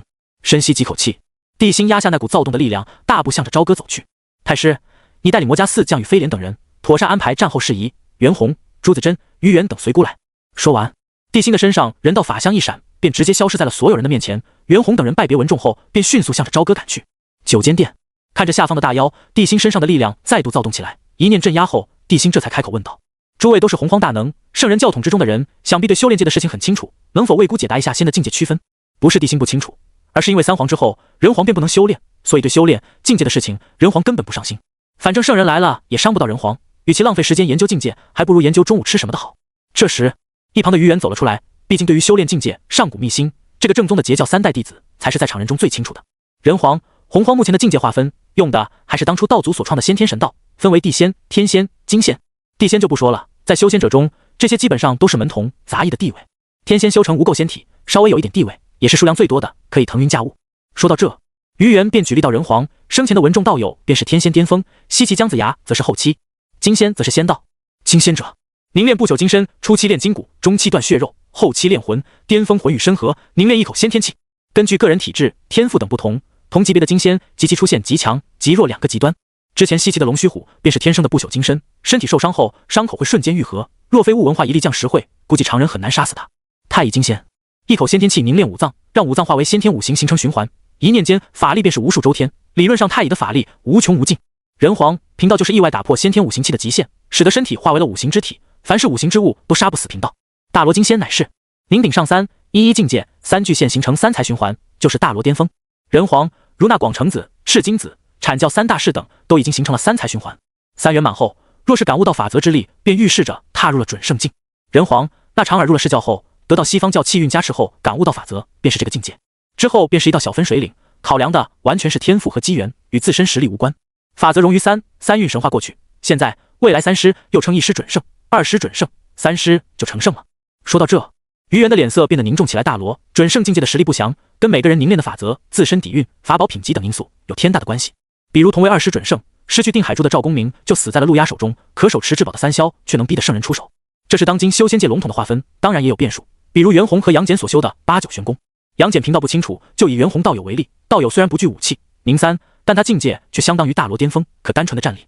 就在于元为难时，袁弘笑着说道：“几乎没有上限，若不拼法宝神通，贫道有信心可以伤到圣人。”地心听了于元说了这么多，地心只有一种感觉，那就是乱。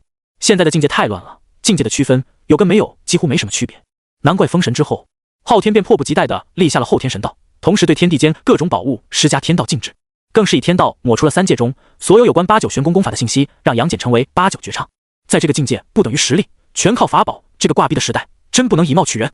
就像是一个人在路上看到个小孩，上去就欺负人家，结果小孩反手掏出了一把枪。之后地心根据自己现在的状态，便知道自己这是要踏入金仙境了。就在这时，他却想起另外一件重要的事，按照你的意思，法宝比修为境界重要，回人皇都重要，修为越高，法宝施展的威力就越高。于元想了想说道：“就比如教主的诛仙四剑，若是在生前的文仲手中，贫道轻易就能夺走，可是在雷神文仲手中，却能让三名准圣忌惮。还有一种情况，有些宝物会自我择主，除了宝物选择的主人，任何人都无法使用。比如慈航道人手中的玉净瓶和杨柳枝，当年万仙镇家师被偷袭，与这宝物脱不了干系。原来如此。不过里外里的，地心听出了法宝对修仙者的重要性，于是将目光落在了袁弘身上。姑记得你的法宝名为一气水火棍，为什么姑没有看到？”回人皇之前，于元取回自己的法宝后，封神台上就出现了禁制，凡是入了封神台的法宝都被封禁了。袁弘说着便苦笑起来，他修炼的是八九玄功，能被他使用的兵器本就少之又少，所以他也十分无奈，没有合适的兵器，他只是一头力大无穷的猴子，一旦别人用神通法宝攻击，他就是个活靶子。就像游戏里的坦克脱掉了所有装备去冲对面一身高级装备的法师一样。可能吗？八九玄功再厉害，袁弘肉身再堪比顶级大巫真身，也绝对扛不住杀伐灵宝，更硬不过不周山炼制的翻天印。杨戬的三尖两刃刀是泽主的法宝，袁弘根本用不了。安抚了一番袁弘后，地心便去冲击金仙了。与此同时，西岐封神台，轰！一声巨响，百剑杀气腾腾的从封神台上钻了出来，双眼瞪得像铜铃，大声质问道：“谁这么大的狗胆，竟然敢攻击风？”可当他的话说到一半，在看青面前人的时候，瞬间哑火，双脚一软，扑通一声跪在虚空中。百剑，拜见吾皇！百剑，拜见吾皇！出现在百剑面前的不是地心，而是初代人皇轩辕。确切的说，也不是轩辕，而是轩辕的一道气息所化的虚影。但这道气息，百剑千年难忘。这是他心中的信仰，也是他生前死后的坚持。哪怕孤魂游荡千年，他也不曾怨恨对方一丝一毫。这时，轩辕的气息消失，无当圣母忽然出现。百剑，轩辕道友被困天外，无法入世，特让贫道前来问你3个问题。百剑仿佛想到了什么，脸色微微一变，但却毫不犹豫地说道：“百剑在此，道友请问，人皇一问你还是不是人族？”是。人皇2问昊天要灭地心，奴役人族，你该如何战？人皇3问那你该怎么办？末将明白。百剑说完之后，猛地冲进了封神台，紧接着封神台轰隆隆地震动了起来，一股异常狂暴的力量波动出现后，整个封神台都发出了耀眼的金光。2个呼吸后，刺啦一声，身体几乎透明的百剑抱着几件法宝钻了出来，迅速交给吾当圣母后，他的魂体则迅速地消散起来，只是他的脸上却挂着解脱的笑容。道友，告诉吾皇，我百剑从未对不起人族。话音刚落，百剑的灵魂彻底消散，随后一缕真灵进入了封神台中，上了封神榜。看着怀中的几件法宝，吾当圣母神色复杂道：“轩辕道友还说了，当代人皇肯定会复活你的。”说完，吾当圣母便带着那几件宝物直奔朝歌而去。同一时间，刚刚回到天庭的昊天、牧野之上阐教3大准圣，视教躺在功德池中恢复的多宝，几乎在同一时间睁开了双眼。他们都察觉到了吾当圣母的逆天之举，甚至即将动身阻止，乃至围杀吾当圣母。可就在这时，混沌中平静无比的紫霄宫内忽然传出哐当一声巨响，就像是铁链狠狠地抽在殿内一样。紧接着，轰隆，又是一声巨响，紫霄宫紧闭的大门直接被一股力量轰开了2指宽的缝隙，一双血色的眼睛透过那道缝隙看向洪荒。一瞬间，所有想动身的准圣全都感觉到头皮发麻，身体瞬间变得僵硬无比，好像自己再敢生出对付吾当圣母的心思，小命立马就会没了一样。最终，一众准圣纷纷决定不插手这件事，因为刚刚那种濒死的感觉告诉他们，通天圣人已经可以出手对付他们了。混沌，当那双血色眼睛出现在紫霄宫内的时候，太上和元始同时出现在宫外。太上更是扳着脸说道：“三弟，你疯了！”嘿嘿，宫内的通天发出癫狂的刺耳大笑：“贫道就是疯了，他日贫道彻底挣脱之日，就是你们付出代价之时。”元始的脸更是气成了猪肝色，恨恨地说道：“通天，你是天道圣人，怎么可以逆天而行？逆天而行！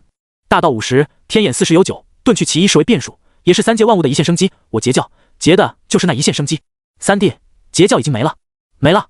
一开始贫道也以为截教没了，但是当人皇从露台走出的那一刻，贫道才知道截教一直在，他一直都在。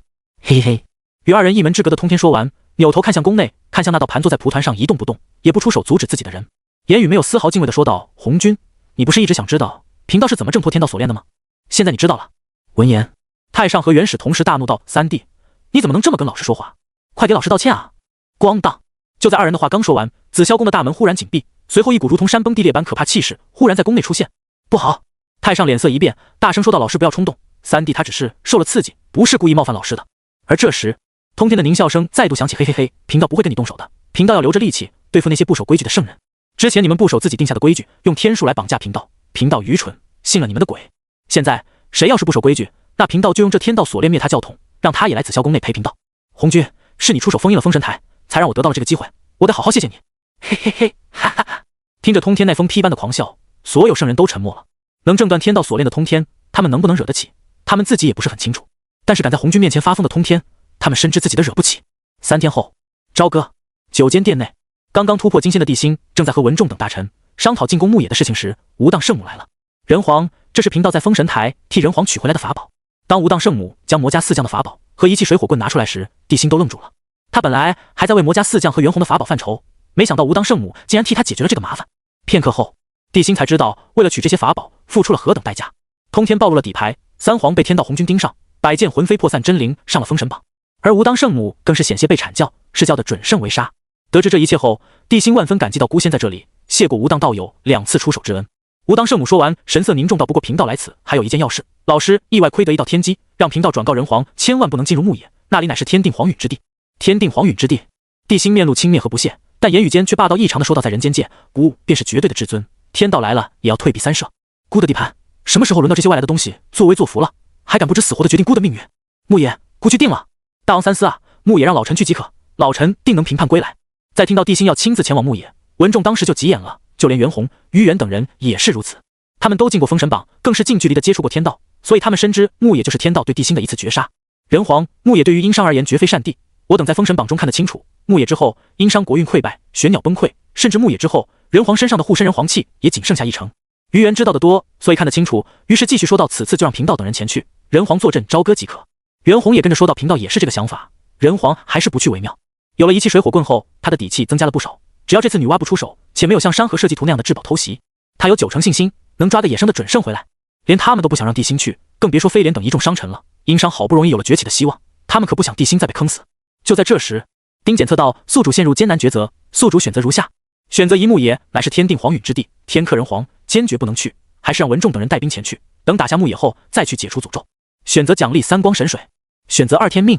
孤从不信命，既然说上天注定，那孤就逆天行，从哪里跌倒就从哪里站起来，将在牧野丢掉的东西一一夺回。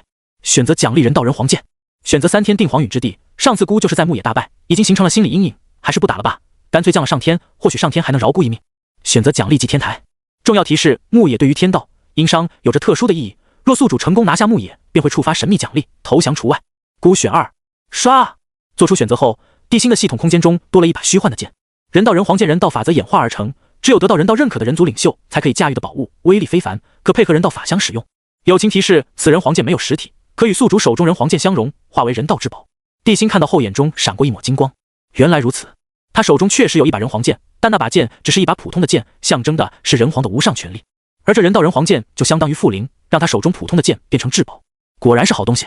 就在这时，文仲的声音再度从帝辛耳边响起：老臣希望大王听劝，等老臣拿下牧野，大王再议价。孤意已决，太师不必再劝。帝辛说完后，大步向着殿外走去，边走边说道：劳烦太师钦点兵马，半日后启程。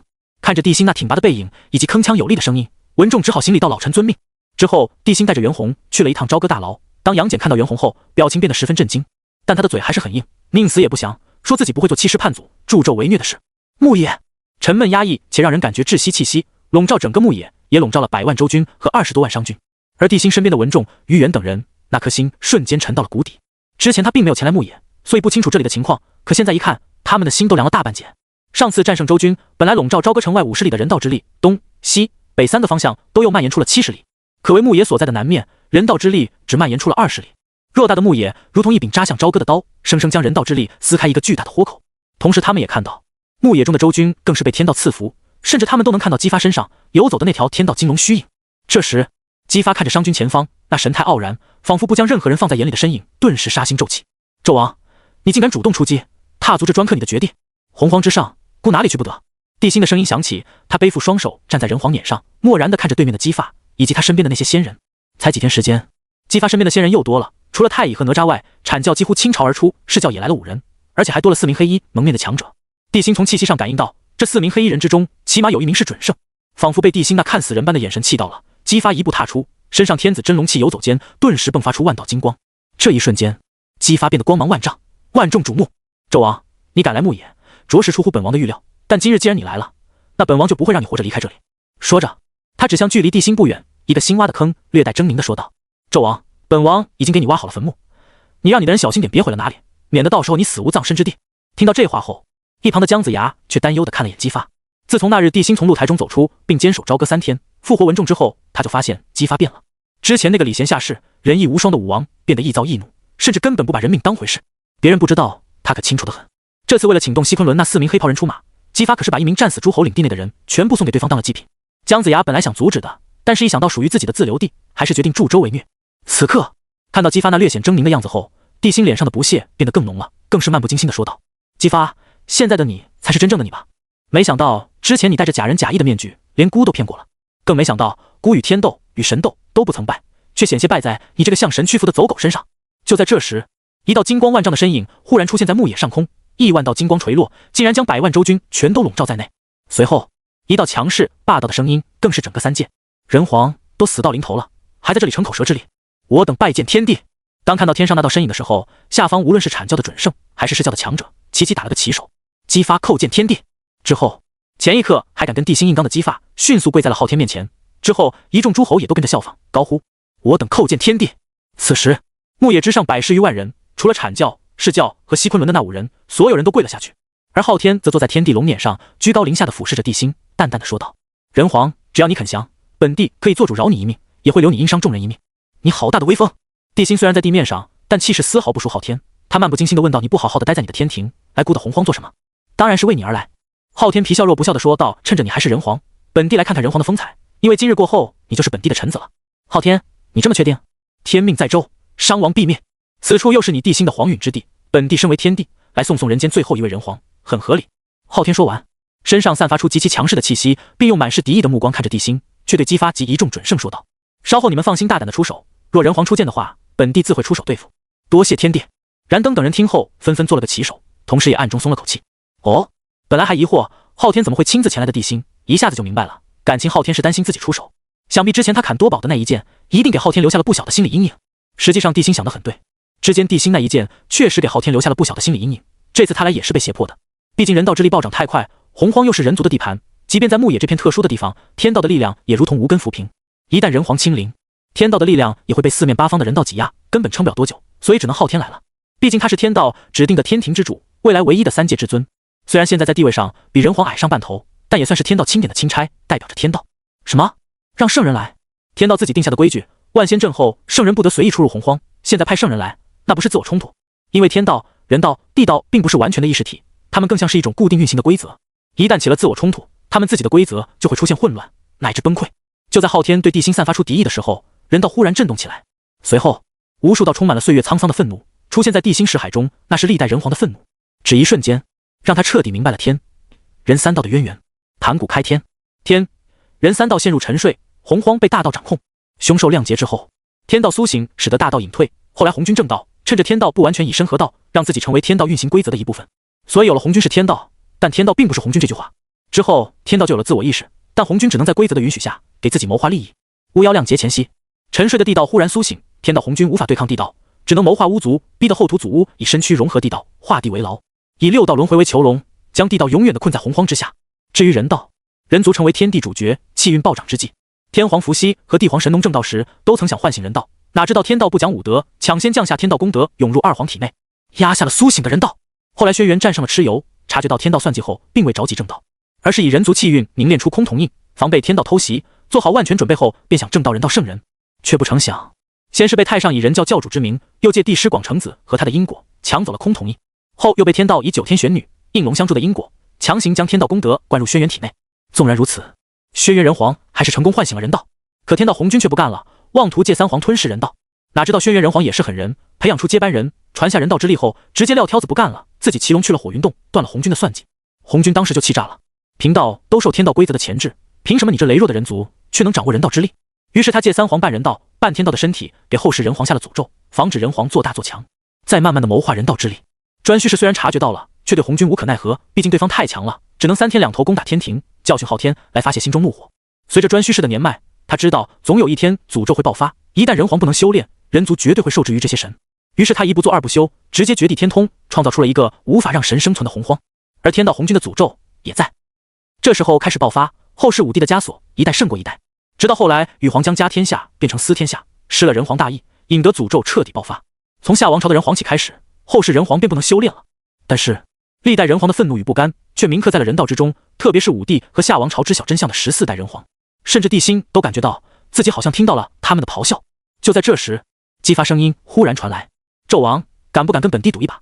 赌什么？地心感受着历代人皇的咆哮，轻蔑地看着姬发说道：“再说，你一个人族叛徒，有什么资格跟孤队赌？”你！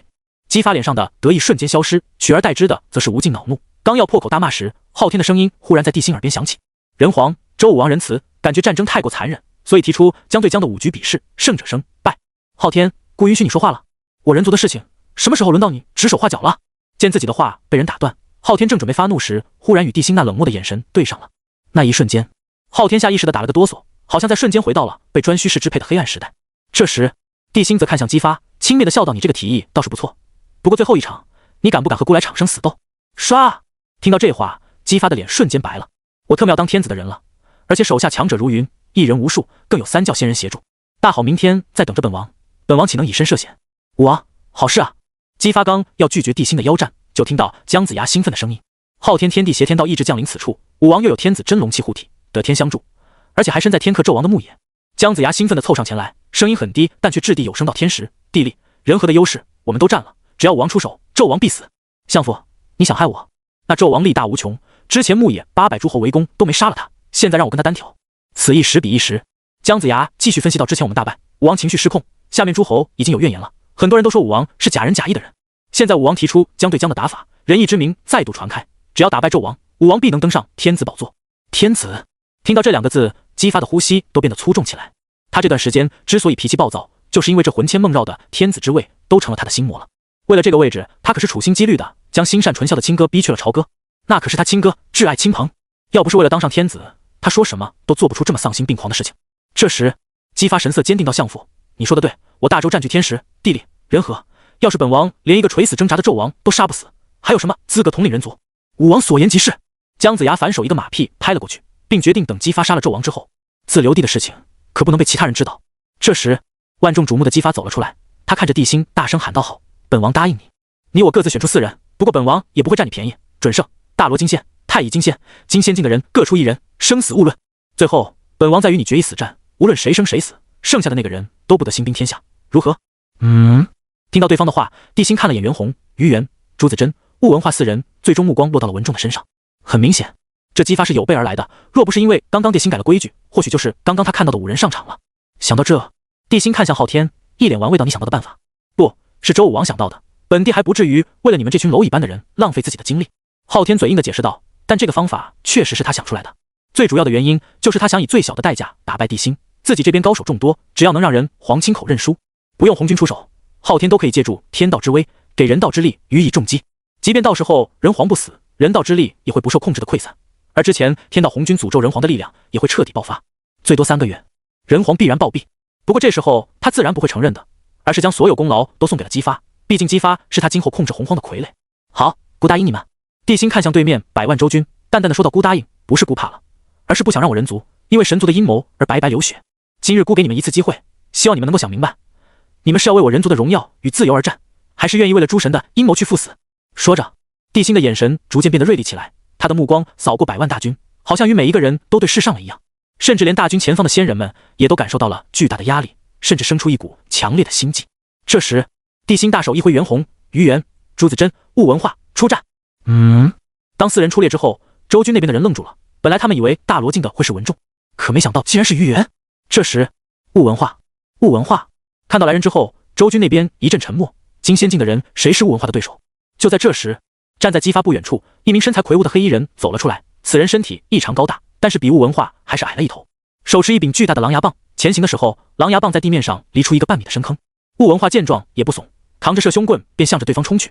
昆仑奴于化身上五行之气涌动间，认出了对方的身份，转身对帝辛说道：人皇，那是西昆仑的昆仑奴，是西王母的手下。奇怪，西王母的人怎么来了？西王母。袁弘听到这3个字，身上陡然涌出一股杀气，同时死死地盯着为首的那名蒙面人。显然，西昆仑这3个字让他想到了路亚。于元低声说道：袁弘道友，他不是路亚，他的体内并没有火焰的力量。不是路亚，那也要死。袁弘身上杀意不减，死死地盯着那名黑衣人，这一幕也引起了对方的注意。但当对方看向袁弘时，眼神中露出浓浓的不屑之色，仿佛根本没把袁弘放在眼里。眼见西昆仑的人愿意做马前卒、阐教、释教的人也乐得划水，一个个不声不响地准备看戏。很快，雾文化和昆仑奴相遇，两人同时抡动手中兵器砸向对方，根本没有一点技巧可言，主打的就是一力破万法。轰！2道攻击相遇的瞬间，昆仑奴双臂直接炸裂，血肉横飞，雾文化一棍子敲在他的头上，砰的一声，脑浆四溅中，昆仑奴那庞大的无头尸体重重地砸在地上。就这，看着地上的尸体，雾文化吐了一口老痰后，大步返回了商营。知道文化力大无穷，金仙境无敌，所以派一个最弱的消耗一个名额，挺聪明。朱子真走了出来，挺着个大肚子，边走边说道：太乙境，谁出来受死？可就在众人将目光落在西昆仑的几人身上时，西昆仑为首的人开口说道：金仙境贫道接了，剩下的太乙、大罗、准圣，贫道就不跟诸位道友抢了。一句话，直接让在场阐教、释教和天庭的人同时色变。难怪你！一时间，所有人的脸色都变得极度难看时，玉鼎的声音忽然响起：贫道愿意一战。玉鼎真人，竟然是玉鼎真人！有玉鼎真人出手，斩仙剑一出，朱子真还不是必死无疑？毕竟是阐教12金仙之一，享誉洪荒，亲自出手对付朱子珍，真是杀猪用牛刀。看到玉鼎真人出面，众人则议论纷纷，可是姬发却一脸懵逼地凑到了姜子牙身边。相父，这局是太乙对太乙，玉鼎仙人怎么出手了？姜子牙眨巴眼，理所当然道啊，玉鼎师兄就是太乙金仙巅峰啊，有问题吗？姬发听后震惊地说道什么？玉鼎仙人是太乙？不可能，不是说昆仑2代弟子人均大罗吗？姜子牙直勾勾地盯着姬发，莫名其妙地感觉自己有被冒犯到。当然了，不包括相父。姜子牙看到姜子牙略带委屈的小眼神儿，姬发赶紧转移视线，但是继续说道：杨戬是玉鼎仙人的弟子，相父你跟我说过，杨戬约等于大罗后期，但战力堪比准圣。那他的师傅武王仙道无常，有些人本身天赋超凡，但他不会叫弟子；有些人天生就是导师的料，修行天赋一般，但却善于传道解惑。玉鼎师兄就是后者。再说太乙境教出大罗境十分很合理，就像太乙师兄只是太乙境中期，但依旧不妨碍哪吒成为大罗，还能起死回生呢。姜子牙说完，看着姬发震惊和不解的眼神，再回想到自己被冒犯的一幕，于是重新举例道：就如文王姬昌，在武王这个年纪已经卜术大成，并得子4人，女儿10几人，一子近30，可武王您对卜术一窍不通，并至今未婚。打起来了。姜子牙的话才说到一半，就听到姬发冷冰冰且毫无情绪的声音。可当看到姬发放在腰间宝剑上的手后，姜子牙赶紧闭嘴了。同时他暗中叹了口气，姬发已经不是露台着火前的姬发了。与此同时，来到场中的朱子珍瞬间显化本尊，一招野猪冲撞直奔玉鼎真人，狂暴的气势。而玉鼎真人也不怵，他虽然不善战斗，但也不是玉虚平，不然当初原时也不会让他去摘现仙剑了。而他出战的原因也很简单，就是要活捉朱子珍，逼地心放了杨戬，等杨戬获救后，再一剑砍下对方的猪头。想到这，玉鼎嘴角一歪，冷冷地说道：区区一头野猪精也敢在贫道面前撒野，真是不知死活。要是梅山七怪的其他6个，他还会有点忌惮，但对付一头蠢笨臃肿的猪，他还是十分自信的。唰，一道剑光闪过，斩仙剑带着极度锐利的气息向着朱子珍斩去，而朱子珍身上那些倒立的鬃毛也在瞬间动了一点角度。就在斩仙剑即将落在朱子珍脖子上的瞬间，朱子珍身子一歪，一个滑铲带起道道残影，险险地躲过了这道致命一击。但因为斩仙剑的攻速太快，还是斩断了朱子珍身上几根倒竖的鬃毛。怎么可能？这是什么手段？玉鼎真人大声惊呼，他没想到这头猪竟然不笨，滑铲速度还这么快，都滑出残影来了。试问谁家正经猪妖会滑铲？师弟小心！就在玉鼎震惊于猪妖会滑铲的时候，一道声音忽然在他耳边响起，随后他猛然惊醒间，却看到朱子珍已经来到自己面前。呼！一口黑气喷出，还不等玉鼎反应过来，他就被那股黑气笼罩，紧接着他就感觉一阵头晕目眩，甚至连一身法力都被生生禁锢了。不好！就在他心中出现这个念头时，忽然听到了朱子珍的狂笑声。之前你徒弟在贫道肚子里搅风搅雨，贫道倒要看看你这当师傅的和弟子比，到底谁强。说完，朱子珍直接张嘴要将玉鼎吞下去。可就在这时，砰！一声巨响在朱子珍不远处出现，随后手持金光错的鱼猿忽然从地下蹦了出来，一脸杀意的挥动金光错，狠狠地砸向地面。杀气腾腾到巨流孙，你还想在地下偷袭？问过贫道没有？轰！一声巨响，地面直接被鱼猿砸出了一个直径3丈、深1丈的大坑，而坑底则出现了一汪血迹。区区土行术也敢在贫道面前撒野，真以你的土行术天下无敌了？在贫道面前，你就是个废物！鱼猿说着，手持金光错，如同砸的鼠一样，咣咣的往地上砸，每砸一下必出血迹，甚至金光错都被他抡出残影来了。你还想出来？做梦！鱼猿越砸越兴奋，毕竟之前他2次被对方偷袭得手，要说没怨气那是不可能的。拘留孙的法宝捆仙绳要对付确实有些棘手，可只要不让拘留孙出来，在地下的他就使不出捆仙绳。被自己引以为傲的土行术坑死，他不知道拘留孙会不会郁闷的吐血。想跑？这时鱼猿脸色微微一变，刚要用土遁对付拘留孙时，忽然想起对方留在如意乾坤袋中的宝贝。下一秒，一道金光闪闪的符箓忽然出现，直接没入了不远处的地面上。而阐教的人看到那张符箓，也是脸色大变。不好，是指地成钢符！快救人！那鱼猿五行可以随意变化，拘留孙却不行，赶紧出手！好你个鱼猿，竟然暗箭伤人，今日留你不得！南极仙翁眼见鱼猿要遁地，手中龙头杖瞬间出手，如离弦之箭般向着鱼猿击射而去。他的龙头杖乃是先天灵根蟠桃树的一条根茎炼成，虽然是木质，但却不在五行之中。即便不是主杀伐的灵宝，但准圣含怒出手，而且上面附有准圣的法则之力，即便杀不死金刚身的鱼猿，也能将他重创，最起码能救下拘留孙。另一边，趁着鱼猿出手吸引了众人的注意力，朱子真早就将玉鼎吞下，腹内火焰喷涌间，玉鼎当场死于非命。这时，人群中的广成子忽然面露杀机，大声怒喝道：“好你个朱子真，竟然敢杀我玉鼎师弟，死！”说完，翻天印毫无征兆地出现在朱子真上空，狠狠地向着他砸去。不出意外的话，下一秒，朱子真就会变成0.1分熟的新鲜猪排。卧槽！看到巨留孙、南极仙翁和广成子不讲武德的出手，地心这边还未表态，吃瓜的昊天先炸了。自己好不容易想出这个对策，结果到头来竟然被阐教破坏了。你们知不知道，本帝很担心地心出剑的。虽然他早就知道阐教不要脸，但是没想到阐教会这么不要脸，完全不把他的规矩放在眼里，简直是岂有此理。就在昊天生气，甚至想给阐教人一个教训的时候，两道身影忽然出现在了战场中。最先出现的文仲，电光一闪，文仲直接出现在了于元的面前，诛仙四剑几乎在同一时间砍向那柄龙头杖。伴随着激烈的当当声出现，南极仙翁的龙头杖上竟然出现了一道道细小的剑痕，看得南极仙翁心痛无比，赶紧收回了龙头杖。这时，文仲则看向南极仙翁和广成子，冷冷地说道：“诸位竟然不守规矩！”南极仙翁听后冷哼道：“哼，跟你们这群助纣为虐人讲规矩，就是对三界正义最大的不公平。”与此同时，好，袁弘出现在朱子珍面前，发出一声怒吼，随后瞬间化身30丈白猿，高举双手迎向了翻天印。轰！一声巨响，袁弘双臂一弯，巨大的头颅一歪，以双手右肩勉强撑住了巨大的翻天印。又是砰的一声巨响，袁弘的双腿直接被压入了大地中。可翻天印太重了，还在不断的压迫着袁弘，甚至都能看到袁弘的嘴角流出了一道鲜血。大哥，走，去人皇身边。朱子珍刚要上前帮衬袁弘，就被袁弘给喝退了。而朱子珍也知道自己帮不上什么忙，直接化为人形冲向了地心。人皇孤心里有数。此时正好是南极仙翁反驳完文仲，坐在人皇辇上的地心似笑非笑的看着昊天道：“原来是孤高看你了。”哼！昊天听后脸瞬间黑了，而释教和西昆仑的人也都一脸兴奋的吃着瓜。阐教的人竟然当场推翻昊天和人皇的约定，这就是当着三界的面打昊天的脸。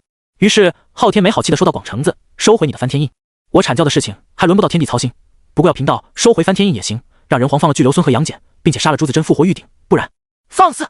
广成子的话刚说到一半，昊天彻底炸了，甚至气得他都从天地龙辇上站了起来，大有现在就跟广成子拼命的架势。混沌中，太上无奈的说道：“师弟，广成子做的确实有些过分了，速速下令让广成子收回翻天印吧。”下面人胡闹，师兄怎么也跟着掺和起来。再说广成子这么做肯定有他的理由，师弟我实在不好插手啊。元始面无表情的说道，实际上正在生南极仙翁的气，刚刚为什么不丢自己的三宝玉如意，让于元那师生软化之辈逃过一劫？师弟，你我都知道前面4场不重要，玉鼎之所以出手是为了救回杨戬，现在重要的是……太上睁开眼看着元始，语重心长到牧野之上天克人皇，只要那姬发能杀了人皇，顺应了天数，玉鼎到时让子牙给他封个大帝就好。玉鼎榜上无名，区区大帝岂能换我玉虚金仙？元始摇了摇头，拒绝了太上的提议，闭着眼说道：“再说昊天领天道意志前去，若是连这种小事都处理不好的话，未来怎么做三界至尊？”听到元始的话，太上无奈的摇了摇头。当今人道忽然反击，天数都乱成一团麻了，他都看不清接下来会发生什么了。太上实在想不明白，之前一切都好好的，怎么忽然就变成这样了？牧野，昊天，你连一个阐教的2代弟子都管不了，有什么脸面自称仙道魁首？面对地心的嘲讽，昊天的脸都绿了，特别是看到了地心不发话，文仲、于元、雾文化等人没一个去帮袁弘时，他变得更不好了。正所谓嫉妒使神面目全非，昊天气得一定坐在了天地龙辇上，车轮子都差点被他崩飞，但他毫不在意自己的失态，而是冷冷地说道：“反正压住的也是你的人，本帝倒要看看你一个只会逞口舌之力的人皇怎么救你的手下。”哈哈，你以为你选择袖手旁观就可以摆脱你无能的名声了？地心笑着笑着，面色冷了下来，指着昊天说道：“今日姑就让你看看你是何等的无能。”说完，也不见地心有什么动作，只见原本站在文仲身后的于元嗖的一下钻入了地下中，指地成钢符对他竟然没有任何作用。紧接着，从他到袁弘所在的地面轰轰轰的发出了一连串的爆炸，本来只有双腿陷入地下的袁弘忽然陷入到了腰际，下一秒，于元便出现在了地心身边，只是他的脸色变得稍微有些苍白，好像用力过猛一样。此时，周军那边完全看不懂这番操作，正疑惑的时候，被翻天印压着的袁弘嘴角不由露出一抹冷笑。虽然他半截身子陷入了地下，但翻天印距离地面还是有大约13-14丈的，所以袁弘的冷笑还是被所有人看在了眼里。而姬发则好奇地问道：“相父，这猴子在笑什么？他不是真的有办法逃出去吧？”不可能！姜子牙神色坚定地摇了摇头，道：“翻天印乃半座不周山炼制，奇重无比，袁弘显化真身被压住，绝对逃不了，除非他能在瞬间。”说到这，姜子牙脸色猛地一变：“广成子师兄，快收回翻天印！袁弘他要化！”咻！还不等姜子牙的话说完，袁弘身上妖气涌动，直接化成一道白光，贴着地面瞬间远去。而沉重的翻天印在广成子刻意的控制下，狠狠地向着地面砸去。轰！伴随着山崩地裂般的巨响，地面如同镜子瞬间破碎，一道道深不见底的裂纹迅速向着四面八方蔓延而去。叮！也不知道是谁开口，地面上的裂纹戛然而止，但紧接着一道凄厉的惨叫声忽然在地下传出。啊！就在这道惨叫声响起的瞬间，混沌中的元始猛地睁开双眼，愤怒地大骂道：“广成子，你干的好事，你没事吧？”地心看向面色苍白的袁弘，关心地问道：“人皇，我没事。”袁弘轻抚胸口，努力平复翻涌的血气，咧嘴一笑，露出了沾满血丝的牙齿。听说翻天印乃是半截不周山炼成，我早就想试试了。现在看来，大圆满的8、9玄功比之祖屋肉身还是差了太多太多。说着，袁弘身上的气息逐渐平复，难怪当年女娲说贫道的肉身堪比大巫，而不是祖屋。唰！就在地心和袁弘说话的时候，于元再度出现。不过这时候的于元手中多了2样东西：巨留孙的真灵和捆仙绳。可惜了指地成钢符被翻天印砸坏了，不过得到这捆仙绳，贫道也不亏。将巨流孙的真灵交给地心后，于元一脸满足的将捆仙绳收了起来。这时，对面阐教的人这才反应过来的，没想到玉鼎没救回来，反倒还搭进去一个巨流孙。这仿佛听到元始怒骂的广成子，老脸一白，收回翻天印后，悲痛高呼到天地：“你可得为我们做主啊！哼，你们阐教的事情还轮不到本地操心。”昊天说完，嘴角不可抑制的上扬，这下浑身通透了，不但教训了阐教的人，还让玉鼎、巨流孙上了封神榜。这人皇不是本地的对手，而是本地的合作伙伴。好好好！此时的昊天看向地心的眼神，非但没有了杀意，反而还有一丝感谢的味道。人皇，太乙和大罗算计发书，直接准圣间的战斗吧。说完，他看了一眼南极仙翁三人，亦有所指道。不过之前你说了让袁弘出战，本帝想堂堂人皇不会言而无信吧？还不等地心开口，袁弘一步踏出道：“人皇当然不会言而无信，毕竟人皇乃是人间至尊，说一不二，不像你这虚有其表的仙道魁首，手下无人可用。袁弘道友，你能行？无妨。”在确认袁弘无恙之后，文仲这才驾驭着雷电，控制着诛仙四剑回到地心身边。但他还是满脸忧愁道：“大王，袁弘道友硬撑的话，可不太妙啊！之前归灵师叔即便显化本体，也差点被翻天印给压死。袁弘他太师，袁弘无恙。”地心没有说话，可是他的声音却在文仲脑海中响起。孤手中有一门人道封神录，凡是孤复活的人，只要在人道笼罩范围中，都可以借用人道之力恢复伤势。道伤的话，可能会有点麻烦，但袁弘只是身体上的伤，所以他看似不在状态，但实际上已经恢复到巅峰了。文仲听后暗道：原来如此。但对于地心能直接在他脑海中说话，却没有任何大惊小怪。在地心踏入金仙境之后，就已经可以借用人道封神录，直接和文仲、袁弘他们交谈了。之前于元遁地将巨流孙送到袁弘脚下，袁弘化白光遁走，就是地心临时制定的计划。要是之前的地心，肯定会让文仲、雾文化等一起上去帮袁弘一把，到时候又落了个被动的局面。但现在的他毕竟是后世来的魂，即便没读过孙子兵法，也看过三国，最不济也研究过精品里面的插图。同时，他也从侧面验证了，在这人均喜欢用法力、法宝、崇尚暴力解决一切问题的年代，拥有一颗随机应变的脑袋瓜是多么重要。大王英明，是老臣多虑了。文仲知道了事情的起因后，从心里表示了对地心的敬仰，但他的表情却变得更为严肃了，大有一种随时出手救袁弘的准备。此时众人的目光都落在了阐教人的身上，因为刚刚天地暗示的很明显了，就是要阐教的人上。毕竟阐教的三名准圣人手一件圣人法器。可就在他们犹豫不决的时候，西昆仑的蒙面道人忽然走了出来，鼻孔朝天道：“这白猿力大无穷，正好可以给主人看门，这一战就让贫道来吧。”看到西昆仑的人出来了，袁弘的瞳孔猛地缩了一下，一股恐怖的杀意在他身上出现。藏头露尾的，真以为贫道不知道你们是哪里来的？告诉我，陆压在哪里？陆压？蒙面道人先是一愣，随即大笑道：“贫道想起来了，你就是被陆压斩首的白猿，真是缘分啊！”说着，他用带着施舍的语气说道：“你若跟贫道走，贫道不但保证你不用上那封神榜，还可以见到活的陆压，如何？你和陆压关系如何？”贫道经常和陆压论道，指点他的修为，算是关系比较好的道友，不知你……轰！还不等蒙面道人说完，袁弘忽然出手，手中一汽水火棍狠狠地向着他的脑壳砸来。那如果贫道杀了你，想必那陆压肯定会下山为你报仇吧？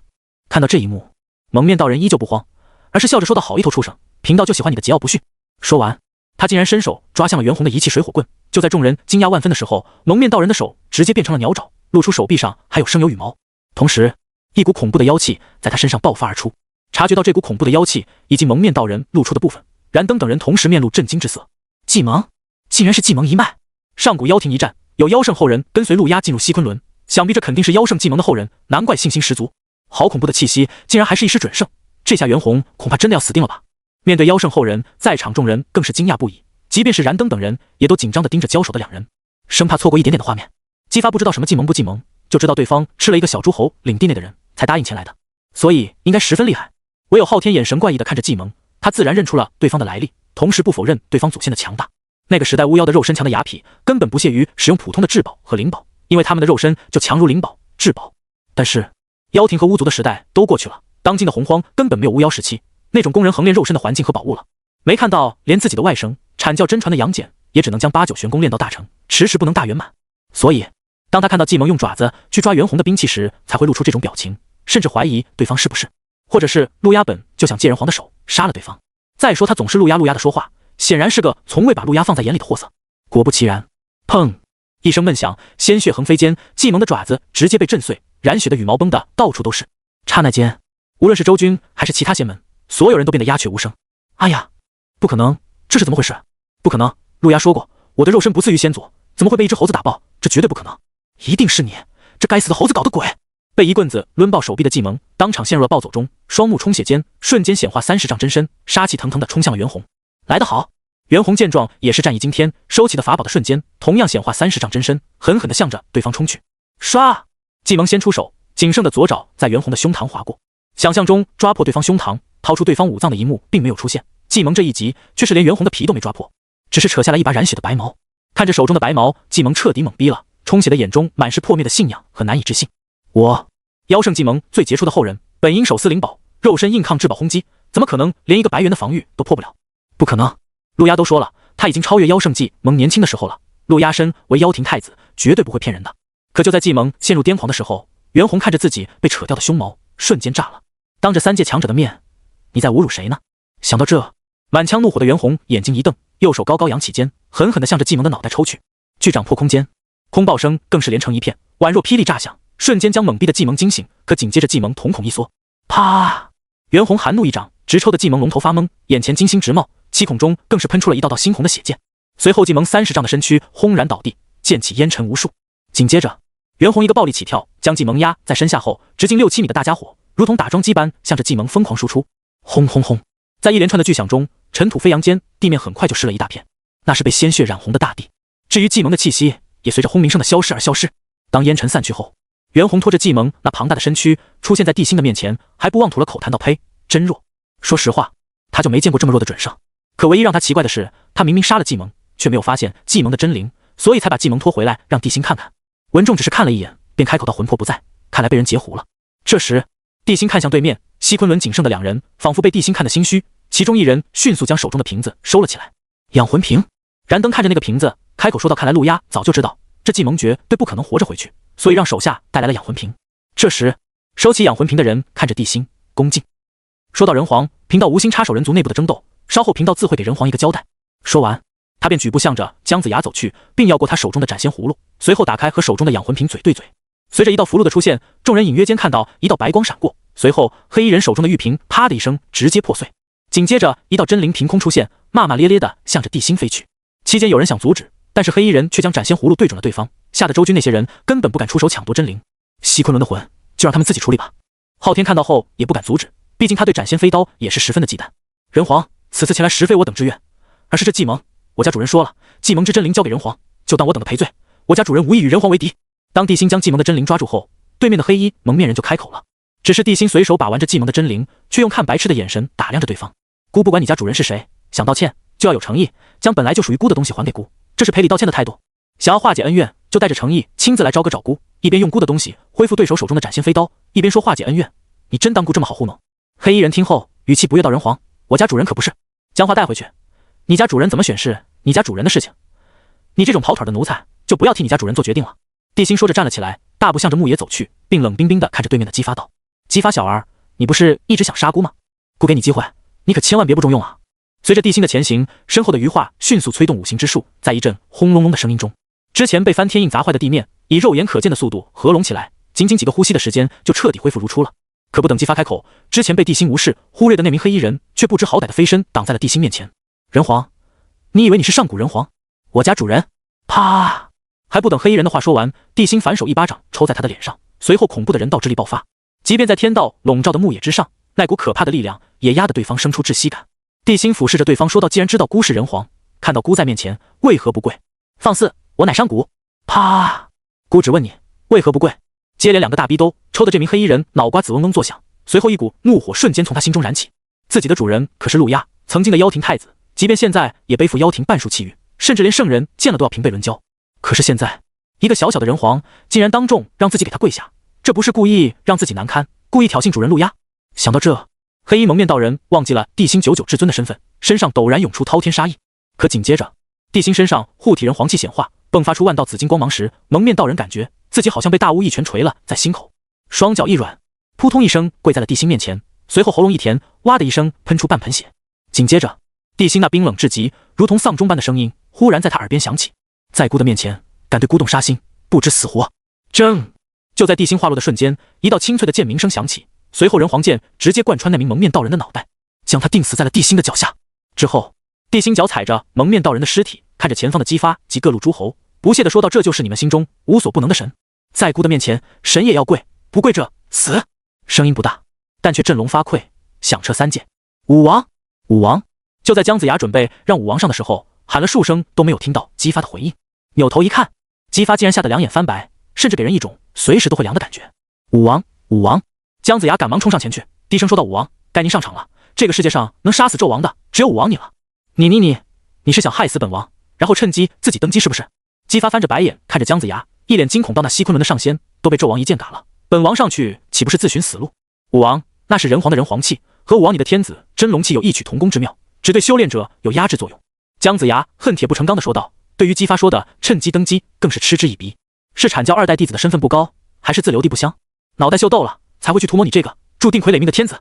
想到这，姜子牙直接掏出了打神鞭，神色坚定道：“还有，武王可以带鞭上阵，那纣王榜上有名，只要击中他，他不死也残废。真的，老臣岂敢算计武王？况且天地就在这里，老臣又岂敢说谎？”姜子牙神色坚定道：“武王，此处乃是黄允之地，天克纣王，武王的天相助，又有天子真龙气，还手持天道封神，专用打神鞭，纣王弹指可灭。”说完，姜子牙又凑到了姬发的耳边，低声说道：“到时候武王打败纣王，可以不用杀他，继续放他回去，纣王必会自寻短见。而且这次绝对不会再出现意外，只要纣王一败，殷商仅剩的国运就会崩溃，绝对没有重来的可能。到时候，即便他不寻死，没了人皇气护身，也只是一个空有蛮力的莽夫。武王有1000种、10000种方法对付他。”唰！听到这话，姬发顿时感觉一股神秘的力量注入了他的体内，瞬间让他感觉自己又行了。因为姜子牙说的都是真的。刚刚在姜子牙说完后，昊天也暗中受益了，现在万事俱备，只等他出手了。好！之前还吓得面色发白的姬发，下一秒就昂首挺胸地站了起来，看着地心杀气腾腾道：“纣王，今天就让我为天下黎民以及被你害死的忠良们讨一个公道。”说完，姬发手持大周天子剑，背着打神鞭，于万众瞩目中向着地心走去。看着姬发身上的缠绕的龙影以及那睥睨天下的气势，剩下的700余诸侯凑在一起议论纷纷。武王和纣王要决一雌雄了，我们该怎么选择？胜者亡，败者寇，还能怎么选？谁胜我们跟谁啊？打了这么多年仗，也该回风的享受下生活了。可是纣王要废除奴隶制，还不让我们用活人祀天神，只能用3生5处祭祀我人族先祖，没有神的庇佑，这可怎么活啊？废物！武王和纣王一战，不就是天人之战？要是纣大王赢了，神都要在大王面前低头，到时候我们就能奴隶神了。当这道声音传入一部分诸侯的耳中时，诸侯们全都缄默了，同时暗中寻找那个狗胆包天的家伙。与此同时，姬发已经拎着天子剑来到了地心面前2丈外，身上天子真龙气游荡时，将他的身影映照得无比伟岸。但是在他看到地心脚下的神时，刚刚升起的自信瞬间斩到了脚脖子处，仿佛察觉到姬发又心生胆怯，昊天眉头微微一皱，一道声音在姬发脑海中响起：“你在害怕？反正姬昌儿子多，要不本地现在就换个人扶持，你退下来如何？”“不行，绝对不行！”姬发听到这话，瞬间急眼了，自己为了这天子位付出太多，甚至连挚爱亲朋都出卖了，你怎么能说换就换？想到这，姬发心中对权力的渴望占据了情绪的高地，并压下了对地心的恐惧，紧握手中天子真龙剑，扭曲的脸上浮现出极度的狰狞。“纣王，受死！”嗡！就在姬发准备动手的瞬间，地心猛地抽出人皇剑，剑音声响起的瞬间，姬发顿时感觉一股凌厉剑气扑面而来，于是下意识的横剑格挡。当！伴随着一道金铁交鸣声响起，姬发感觉自己好像被杨戬劈了一下，双臂瞬间失去知觉，整个人不受控制的向后滑行了10几米。武王、姜子牙等人见状大惊失色，可是殷商那边的人也都纷纷做好了战斗准备，甚至于远早就不见了踪迹。3个呼吸后，姬发压下体内的翻腾的气血，一脸苍白的看着地心，瞳孔瞬间缩成一条竖线，豆大的冷汗从他额头滚落，他心中的恐惧又占据了情绪的高地。此时地心还脚踏神明，一动不动地站在刚才的位置，而之前击中他的只是地心随手展出的一道剑气而已。而这一幕也让3界强者同时倒吸一口凉气，甚至牧野上的仙人们也都是一脸的难以置信。因为姬发本质上是人族，所以无论是人道之力还是人皇气，对姬发都没用。相对于彼此，他们都是普通人而已。可一道剑气逼退姬发，还是让他们感到有些难以置信。这时，地心轻蔑地看着姬发说道：“本来你这乱臣贼子是没资格跟孤斗的，孤只是不想我人族因为神的阴谋而自相残杀，所以你才有了这个机会。这个机会是孤赏你的，而不是神赐予你的。”说着，地心手中人皇剑轻震间，一步踏出，瞬间来到了姬发面前，面无表情地斩向一脸惊恐的姬发。唰！剑光闪烁，迸发神芒，宛若黎明前划破黑暗的。“我不是人族叛徒，你才是，只有推翻你的暴政，才能让我人族见到光明。纣王，你才是人族的叛徒！”姬发歇斯底里地怒吼着，因为太过恐惧，反而爆发出前所未有的潜能，举起手中天子剑迎向地心的一剑。一把代表99至尊的人皇剑，一把代表95至尊的天子剑，在所有人的见证下斩向彼此，就像是皇权和神权的交锋，又像是人道和天道的碰撞。这一刻，所有人都停止了呼吸，甚至连混沌中的圣人，包括紫霄宫内的红军和通天，乃至扬言不管3界任何事情的女娲及3皇，更甚者，连沉睡于6道中的后土都苏醒了。这一刻，那2把被凡人紧握且斩向彼此的剑，仿佛成为了3界的唯一，牵动着所有人的神经。95天子虽然不及99人皇，但现在天道强势，人道羸弱，应该能拉平彼此间的差距。这姬发未战先怯，恼羞成怒，已经落了下乘。话说昊天怎么跳这玩意儿？只是一个傀儡，要什么英明神武？再说谁知道本该自焚的人皇，竟然又从露台冲出来了。天下强者一息万念，但眼睛却盯着牧野上的交战，眨都不敢眨，生怕错过任何一个画面。在无比漫长的2秒钟过去后，两把意义非凡的长剑终于在万众瞩目中相遇了。当一道清脆的金铁胶鸣声响起时，3界强者都能清晰地感觉到天道、人道剧烈地震动起来。牧野之上更是瞬间阴云密布，朝歌内外所有人更是感觉一阵沉闷的压抑。但下一秒，咔嚓，一道清脆的声音响起，就在所有人的心提到嗓子眼上的瞬间，他们便看到姬发手中的天子剑直接断成2截，哇的一声喷出3丸血后，姬发如同断了线的风筝般直挺挺地向着身后飞去。败了，姬发败了。唉，虽然早有猜测，但是看到后还是感觉失落。95至尊终究难敌99至尊，一个傀儡，一个至尊，孰强孰弱一目了然。只是这地心未免太强了吧？那可是牧野本身就克制人皇，还能摧枯拉朽的击败姬发，到底是人皇太强，还是姬发太弱？这件事谁能说得清楚？就在3界强者心中石头落地的瞬间，却看到地心如同离弦之箭般冲去，直奔姬发而去。唰，地心化落的瞬间，便已经来到了姬发面前，手中人皇剑横劈向姬发的胸膛。此时，姬发气血翻涌，双目喷血，但依旧声嘶力竭地反驳道：“我没有。”说着，他直接抽出打神鞭，下意识地迎向了地心手中的剑。咔嚓，2把兵器相遇的瞬间，打神鞭直接被地心斩断，巨大的力量再度将姬发扫飞出上百米。落地后，噗的一声，喷出了一道3米高的血溅。与此同时，就在地心斩断打神鞭的刹那，混沌中霹雳连连，惊雷炸响，无穷的混沌风暴席卷每一个角落。紫霄宫内更是传来哇哇吐血的声音。封神榜、打神鞭都是天道孕育的，天道可以收回，但要是被强行毁掉，天道必然遭受反噬。天道不好受，红军自然被连坐了。同时，笼罩牧野的千云好像被输了中分，一道巨大的裂缝将千云分成2半，金色的阳光从裂缝中出现，照在了地心身上，好像这片天地给地心披上了黄金战甲般，显得异常神武、霸道、强势。此时的他，就像是劈开了天地的黑暗，成为世间唯一的光明。甚至在这一刻，昊天、燃灯等被震撼到无以复加的强者都看不清地心的脸，更是无法直视地心。这时，一道充满霸道的声音再度自天地间响起，唰，地心化落的瞬间，再度向着姬发挥剑。可此时姬发已经毫无反抗之力，要是被地心击中的话，他必死无疑。而且现在的地心气势正盛，再加上之前他杀西昆仑强者如土狗，根本就没人敢上前救姬发。至于用法宝对付地心，别闹了，没有那个修炼者想死，况且法宝也伤不到有人皇气护体的地心。哪怕因为因伤国运崩盘，没有国运加持的人皇气稀薄无比，也不是他们能招惹的。眼看姬发要死，昊天最终还是坐不住了。毕竟培养这个傀儡也不容易，要是不管对方再培养出一个新的傀儡，最少小20年，这么长时间，昊天严重怀疑地心会不会打到天上去。想到这，昊天悄悄掐破手指，随后一滴天地血没入虚空，而姬发身上的护体真龙突然变得异常凝实，且让他重新站了起来。只是龙影上散发的金色光芒，照在姬发满是血污的脸上，显得他狰狞无比，仿佛察觉到天子真龙气的变化，还在咳血的姬发挑衅似的看着地心，裂开嘴嘲讽道：“纣王，我有天子真龙气护体，万法不侵，你想杀我？做梦！”就在姬发化落的瞬间，冷漠霸道的地心一剑向着他劈来。啊！缠绕在姬发身上的天子真龙气直接向着地心手中的剑冲去，但地心却毫无惧意。而此时，昊天眼中一亮，不由冷笑道：“牧野之上，先天克你，人皇姬发不是修炼者，你的人皇气和人道之力根本影响不了他，以你的蛮力，更是破不开天子。龙气，不如今日算作平手，择日再……怎么可能？”噗呲！就在昊天突然跳起来的瞬间，地心一剑劈开了真龙气的脑袋，并且大有将真龙气劈成2半的架势。这时，姬发的脸上的狂笑也在瞬间消失，眼看着那柄距离自己越来越近的剑时，他被吓得大脑陷入了一片空白中。废物！昊天恨恨地骂了一句，念头一动间，即将被地心劈开的那条真龙气，一个真龙摆尾。啪！姬发只感觉自己被谁抽了一巴掌，随后螺旋升天向后飞去，最后砰的一声，不知道砸在了什么地方。就在他哇的吐出一口老血之后，耳边忽然传来姜子牙紧张的声音：“武王，武王你怎么样？有没有受伤？”姬发要不是感觉身体碎掉了，稍微动一下就千刀万剐般的剧痛，姬发绝对会给姜子牙来一发爱的电炮。武王身受重伤，子牙赶紧将这个仙丹给武王吞下，不然武王性命恐怕不保。随着一道苍老的声音响起，姬发感觉嘴里被塞了个小球球，小球球入口即化，很快他身上的痛感就消失了9成9。武王，你醒了。睁开沉重的双眼后，姬发首先看到的就是姜子牙无比焦急的样子。看到这张脸，姬发好似在瞬间打了鸡血，一把抓住姜子牙的衣领子，眼睛瞪得像铜铃，咬牙切齿地质问道：“老东西，这就是你说的牧野平原，黄允之地，牧野之上，天克人皇啊？说啊，你说啊，昊天，你越界了。”就在姜子牙不知道该如何狡辩的时候，地心的声音忽然响起，瞬间让他发现了话点。纣王最后一剑多恐怖，老臣想武王最清楚了。武王只是丢了半条命，那纣王失去的可是一次逆天的机会啊！就因为武王得天相助，此地还克制纣王，所以武王才能在那开天辟地的一剑下留的性命。姬发，相父说的也不无道理，可为什么万事俱备，本王还会败呢？甚至连天子剑和打神鞭都……武王，现在不是追究责任的时候，而是要想一想该如何保命的时候。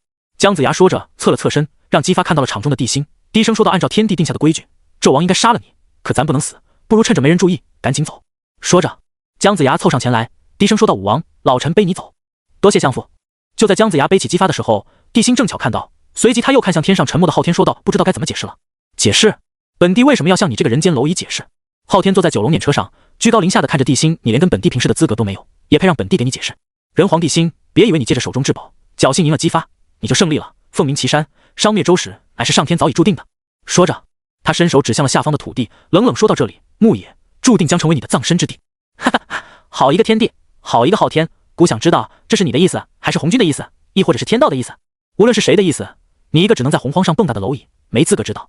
昊天说着，面露不屑道：“反正本帝前来就是看个热闹，现在热闹看完了，本帝也该回去了。至于人族内部的事情，本帝没心思参与蝼蚁间的争权夺利。”可就在九龙辇车刚要掉头时，一道声音忽然在牧野上响起：“昊天，姑让你走了，本帝不走，你能奈我何？难不成还想蹦起来打本帝？”昊天极度不屑地嘲讽道：“你有人皇气，本帝有天道规则护身，本帝不能主动对你动手。可你若对本帝动手，本帝一根小拇指都能轻易地碾死你。”说着，昊天还将小拇指伸出九龙辇，遥遥地指向地心，神态动作间极尽嘲讽和不屑。这么明显的挑衅，众人本以为地心会勃然大怒，可是让众人没想到的是，传闻中暴虐至极的纣王竟然没有一丝一毫动怒的征兆，而是收起人皇剑，淡淡地说道：“差不多了。”差不多了？什么差不多了？就在众人疑惑的瞬间，突然感觉一股强烈的心悸感出现，随后天道疯狂示警。可是莫名的紧张和不安来得异常突然，反而让这群强者都心生好奇。天道示警是要发生什么大事了吗？在洪荒上能出什么大事？难不成是三皇现世？可三皇在火云洞是圣人实力，出了火云洞也只是准圣，我们这么多人还能怕他们？不错，牧野之上天克人皇，还有昊天天帝在这里，我们倒要看看人皇还有什么底牌。因为姬发的逃跑，所以700诸侯也都有序的后退，只剩下一众阐教、释教和天庭的人在这里了。至于西昆仑剩下的那人，在地心击退姬发的时候就已经逃之夭夭了。毕竟西昆仑来的人几乎团灭，他不回去的话，恐怕西王母和陆压根本无法知道详情。此时，三方势力的强者看着地心，昊天也不着急走了，他倒要看看地心在搞什么。看着地心装模作样的站在那里，昊天不由冷笑道：“这里是牧野，是你之前大败之所在，也是你殷商国运彻底崩坏的绝地。本帝倒要看看，在这里你能玩出什么来。”此时，地心眼中出现了一个只有他能看到的进度条，进度条已经达到了 97%。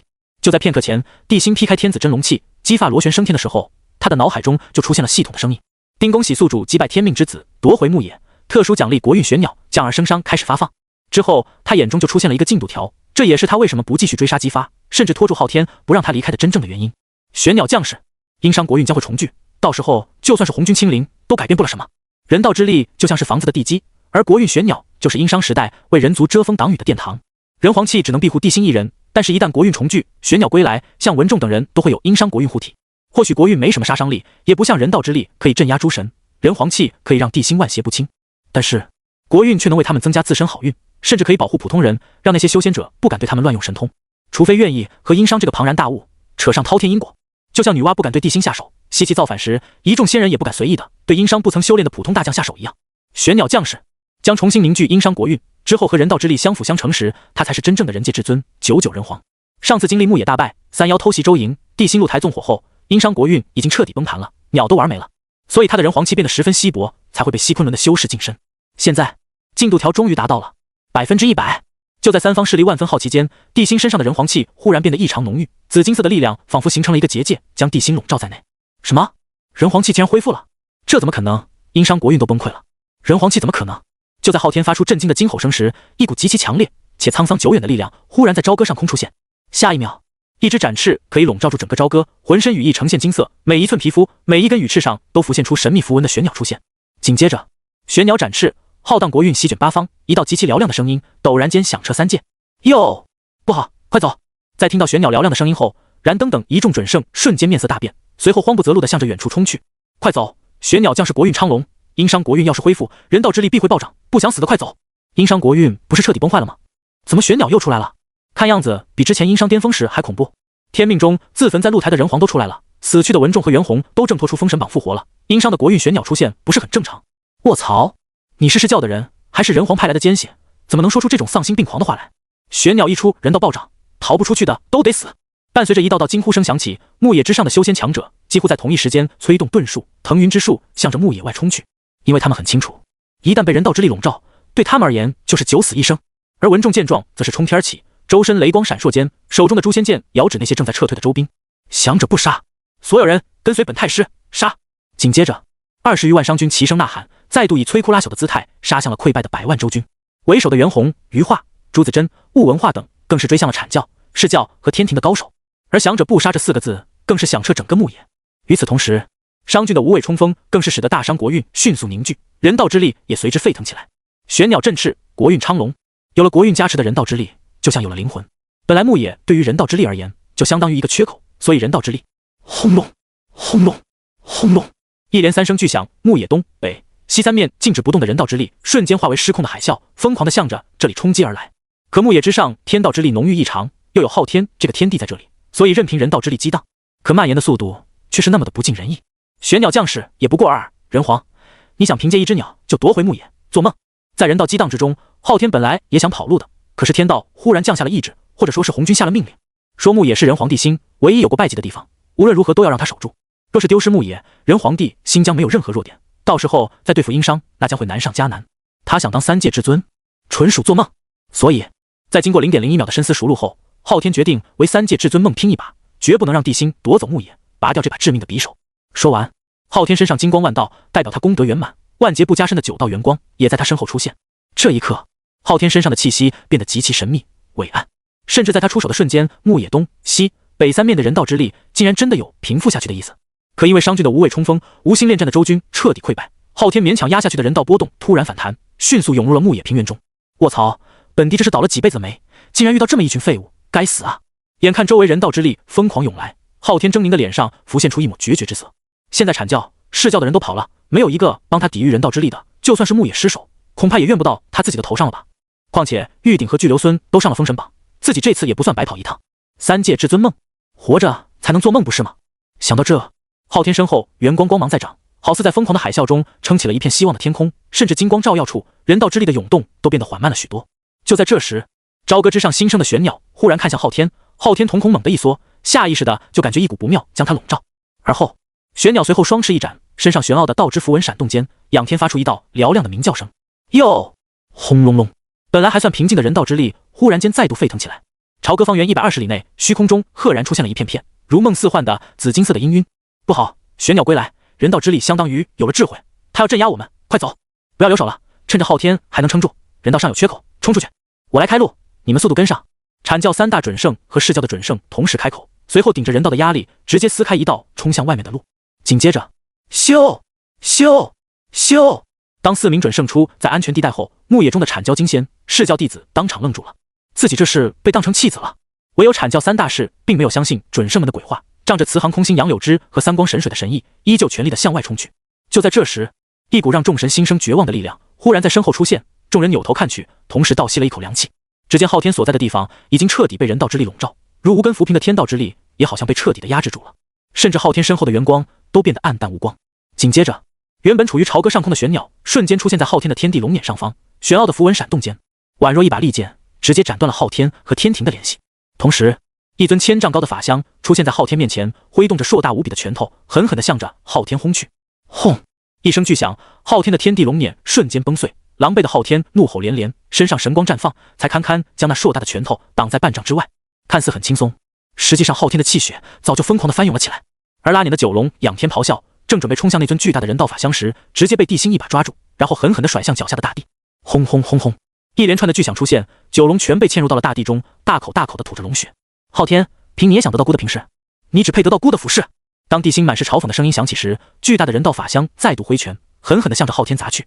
人皇，刚才是本帝大意了没有闪，就凭你还想跟本帝斗，不知好歹！昊天气得耳眦目裂，大手一挥间，昊天镜瞬间出现在他的头上，镜面金光闪闪，垂落下万道金光，将昊天彻底的护住。当看到昊天镜时，地心脸上不由得露出惊讶之色，不愧是历代神话传说中昊天经常使用的唯一法宝。定睛注视下，眼前的昊天却是越看越远，垂落的金光内雨缤纷，金霞片片，风云水火涌动。而且昊天在金霞中的身影时隐时现，幻化无穷，变化无数。而且地心有种感觉，陷入金光中的人道之力威力都被削弱到了极致。仿佛看到帝星眼中的惊讶，昊天不屑地说道：“昊天镜下万法不侵，神鬼退避。你真以为本地的成名法宝是个摆设？本地要走，3界中没有人能留下本地。”昊天不想和帝星纠缠，因为这里人道太过浓郁，还有一个无法评估实力。玄鸟在自己头上，1打2，优势不在我，先闪为敬。但就在昊天准备走的时候，上空的玄鸟直接抓住昊天镜，随后双翅展开迅速合拢，直接将昊天镜的光挡住了。就在昊天看着玄鸟与赤符文大圣，无数羽毛随之炸裂时，帝星那小山般的拳头忽然降临，狠狠地捶在了昊天的身上。DOOM！ 一声金铁交鸣的巨响声出现，昊天眼前一黑，大脑瞬间陷入了一片空白中。这种感觉就像他在毫无防备之下被巨灵神一锤子砸在后脑勺上一样，整个人彻底放空，进入了贤者状态。从外面看去，此时的昊天面无表情，身后9道代表功德圆满的圆光也被锤得七零八落，歪歪扭扭。看到这一幕，不但逃出去的准圣们震惊了，就连被困在牧野上的仙人也都惊呆了，甚至连混沌中的圣人都亚麻呆住了。这是撼动了昊天的圆满大道，不知道有没有撼动昊天的道心。人道与天道的对撞，之前天道能占据上风，完全是因为人族只有散乱的人道，没有国运协助梳理。人道如天道，人族国运如同我等圣人，负责梳理天道规则，所以有了国运，诞生国运神兽后才是人道的完全体。昊天挡不住也是正常的。此时一众圣人窃窃私语，别说昊天挡不住了，就算是圣人亲临朝歌也挡不住这种力量。当年人道强盛，殷商国运也十分鼎盛，女娲去找帝星算账，连人家面都没见到，就被殷红、殷郊身上的一缕护身人皇气震退了。更别提现在的帝星是古往今来最有潜力的人皇了，况且还加上了一只可以瞎溜达的鸟。卧槽，这只玄鸟为什么可以离开朝歌，还特么能协助人皇围攻昊天？就在接引震惊的声音响起时，所有圣人都反应了过来，就连紫霄宫内的红军都猛地倒吸了一口凉气。唯有被锁在紫霄宫一角的通天教主挥舞着右臂上崩断的天道锁链，发出了疯批般的狂笑声。哈哈，贫道早就说了，帝星破而后立掌握人道根本，真正的人皇出现了，洪荒3界马上就要天倾地覆了。现在只是昊天，今后你们所有算计过人族的人都要为之付出代价，付出极其惨烈的代价。哈哈哈！可惜通天的声音被结界封印了，疯批的大笑没有引起任何人的注意，只有太上貌似心有所感，头也不回到3地。昊天不能死，他一死天庭必乱，而且他得到了天庭本源，一旦他陨落后让天庭跌落洪荒，洪荒会发生什么就不用贫道说什么了吧。话落，紫霄宫内并没有传出任何动静，显然通天虽然疯批，但也知道事情的轻重缓急，万一天庭坠落，那得最少4位圣人出手才能拖住天庭。而现在圣人要是随意进入洪荒，只能引得天道反噬，一旦天庭坠落，到时候洪荒就真完蛋了。此时太上轻轻一挥手，一道白光瞬间进入离恨天，片刻后玄都双手托着一个白玉玺印出现。看到那枚玺印后，恨不得杀了燃灯3人的元始，忽然看向太上焦急地说道：大师兄，崆峒印乃人族唯一镇压气运的至宝，万万不可还给人族，那昊天死就死，洪荒覆灭就覆灭，至宝坚决不能给。二弟，崆峒印可以镇压人族气运，使其防止外泄不假，但它也是目前3界唯一能破局的宝物。太上双目低垂，淡淡的说道：它能镇压人族气运，也能镇压国运，同样也可以镇压人皇的人道法相，到时肆虐牧野的人道之力被短暂镇压，所有人就都能逃出来了。所有人听到这话的元始好似盲生抓住了滑点，眼睛顿时亮了起来。大师兄说得很对，昊天不能死，我等身为圣人当胸怀3界苍生，大师兄赶紧扔吧。唉，太上无奈地叹了口气，挥了下太乙符尘后，被玄都托在手里的崆峒印上一道常人无法察觉的八卦图虚影一闪而逝间，咻，空洞印瞬间从离恨天飞出，直奔牧野之上的人道法相而去。牧野被锤得破破烂烂，狼狈至极的昊天终于让昊天镜挣脱了玄鸟的控制。此时他眼眶乌青，鼻子塌陷，脸颊上更是没有一块好肉，脑后的9道圆光被打得只剩下5道，歪歪扭扭地挂在他的后脑勺上。感受着自身的狼狈，昊天内心无比恐惧，但却一脸狰狞杀机的怒吼道：帝星，今日过后，本帝跟你不死不休，有本事你尽管出手，看看你今天能不能逼姑退后一步。帝星言语间尽显霸道本色，可却一脸的轻蔑。不过倒不是他不想一剑劈了昊天，而是因为他每次想拔剑时，总感觉莫名的心悸，就好像天上会掉下个大家伙，拉着洪荒一起覆灭一样。可是以帝星现在金仙境的修为，催动人道法相根本就无法对昊天造成致命伤害，这就让他很苦恼。就在这时，轰隆隆，一道恐怖的波动从天而降，狠狠地向着帝星镇压而来。感受着那熟悉的力量却陌生的气息，帝星眉头直接拧成了一个疙瘩。这是什么东西？而被打得鼻青脸肿、狼狈不堪的昊天却面露惊喜道：崆峒印，太上圣人出手了，人皇你死定了！哈哈哈！崆峒印，听到这个名字，帝星终于知道为什么力量很熟悉，气息很陌生了。但紧接着一股恼怒之意在帝星心底疯狂涌出。太上，你好大的胆子，竟然用我人族的至宝对付姑，你真当姑是泥捏的？说完，帝星也顾不上对付昊天，直接催动法相一把抓向坠落的崆峒印。下一秒，轰！崆峒印落入人道法相手中的瞬间，人道法相的大手凭空消散，紧接着便是手腕、小臂。崆峒印确实可以镇压人族气运，只要放在朝歌，就可以保证人族气运不再流失。气运稳固，人道自然稳固，他们稳固人族发展就会一帆风顺，这样人族气运会越发强大，从而导致人道越发强大。这是一个相互成就的轮回，而且有了至宝镇压气运，天帝神奇想要窃取人族气运，也将难上加难，甚至是几乎不可能。但是这里说的镇压是要放在人族的核心，也就是朝歌中。可是现在太上用手段催动空瞳印从天上扔下来，这不是镇压气运，不让气运流失，而是要借用空瞳印的神意镇压住现在的人族气运，解开牧野上一众天道修士的枷锁。感受着空瞳印上那股镇压气运的恐怖伟力，对于消散的法香，地心丝毫不在意。砰！巨大的法香整条右臂消失，玄鸟刚要去抵挡空瞳印，可仅仅被上面的气息拂到，就哀鸣一声直接消散。等他再出现后，已经来到了朝歌上空，可此时的玄鸟却好像被什么束缚住了，根本就动不了。这时地心举起左臂，再度抓向空瞳印，不出意外，左臂也在以肉眼可见的速度消失。同一时间，随着空瞳印的出现，牧野上翻涌的人道之力迅速平息下去，阐教、释教、天庭的人也都不再被人道压制。随着太上的声音在他们耳边响起，一众强者根本不敢和文仲、袁弘他们纠缠，当场撒丫子跑路。至于文仲、袁弘等人也没心思继续进攻，等敌人跑路后，同时向着地心所在的位置赶来。而此时，同样得到太上传音的昊天却没有着急跑路，反而看着狼狈的地心狂笑起来。哈哈，人皇，空瞳印镇压人族气运，你的法香根本就无法镇压他，你的人道规则也对他无用。昊天说着，他眼前的人道法香急速溃散，地心干脆散去这1000丈法香，重新凝聚出一尊300丈法香。见状，昊天眼中杀机暴涨，神色狰狞道：“地心，本帝看你今天死不死！”说完，他手中的昊天镜忽然射出一道金光，瞬间落在人道法香的心口位置。即便人道法香再牛逼，也无法完全免疫昊天镜这种级别的法宝，更何况催动昊天镜的还是天庭之主。只听砰的一声，刚刚凝聚出来的人道法香瞬间崩溃，而地心身边紫金色的人皇气环绕间，倒飞出去的地心嘴角忽然出现一道血丝。身怀人皇气确实可以万法不侵，但也要看有没有因果，且对方是谁。刚刚地心痛扁昊天，两人之间已经建立了因果，所以昊天自然能对他出手，还不会被人皇气反噬。身份牛归牛，可洪荒是讲究因果的，在地心主动出手的前提下，人皇气只能消弭对方的力量，尽可能的不让地心受到伤害。可昊天镜的威力太大，即便人道法相和人皇气消弭了 99.9999% 的力量，剩下的力量依旧让地心受伤了。毕竟昊天可是顶尖准圣，再者，要不是地心踏入到了金仙境，即便这一击杀不了他，也会让他丢掉半条命。好不容易带住一次对付人皇部会遭受反噬的机会，昊天可是用了12分的力气。所以在看到地心只是嘴角出现一道血丝，且迅速冲天而起抓住空瞳印后，昊天大脑直接陷入一片空白中。你竟然修成了金仙不朽身，这怎么可能？历代人皇都不能修炼，你怎么？昊天震惊地质问道，随即像是想到什么一样，脸色唰的一下变得煞白，随后再度记起昊天镜，神色狰狞道：人皇地心，本天帝今天必须杀了你！轰隆隆！就在这时，霹雳如挂，雷光漫天，向着昊天席卷而来。看到地心受伤后彻底暴走的文仲，直接操控诛仙四剑，杀气腾腾地向着昊天劈来。不好！身为圣人之下，看到诛仙四剑同时向着自己劈来，昊天脸都绿了。同时，他的耳边还传来太上的怒骂声，以及催促他赶紧离开的声音，更是让他陷入了慌乱中。嘘嘘嘘嘘！昊天施展神通，驾驭身法，险险躲过了诛仙四剑的攻击。可还不等他松口气，一根铁棍突然出现在他身后，铁棍横空，虚空中的雷电都被扫炸了，连成一片的空爆声更是压下了滚滚雷鸣。谁？昊天心生不妙间，刚刚转过半个身子，就看到龇牙咧嘴的袁弘一棍子扫在了他右侧的腰子上。砰！一声闷响，天地突然陷入了死一般的寂静，所有人的目光都落在了被袁弘击中右侧腰子，身体变成形状，销魂到眼珠子快瞪出来的昊天身上。啊！感受着什么重要零件的崩碎，昊天瞬间陷入到了癫狂中。可太上的警告却在耳边炸响，昊天根本不敢久留，只是用那血红的眼怨毒的瞪了眼袁弘，并在心里发誓，今后和猴子势不两立后，带着昊天进化成一闪一闪的盾光，消失在了所有人的面前。这袁弘有些不太明白昊天临走的眼神，自己8九玄功大圆满者，差点一棍子扫断他的腰，不很正常吗？怎么感觉他对自己的恨比人皇还要强烈万倍？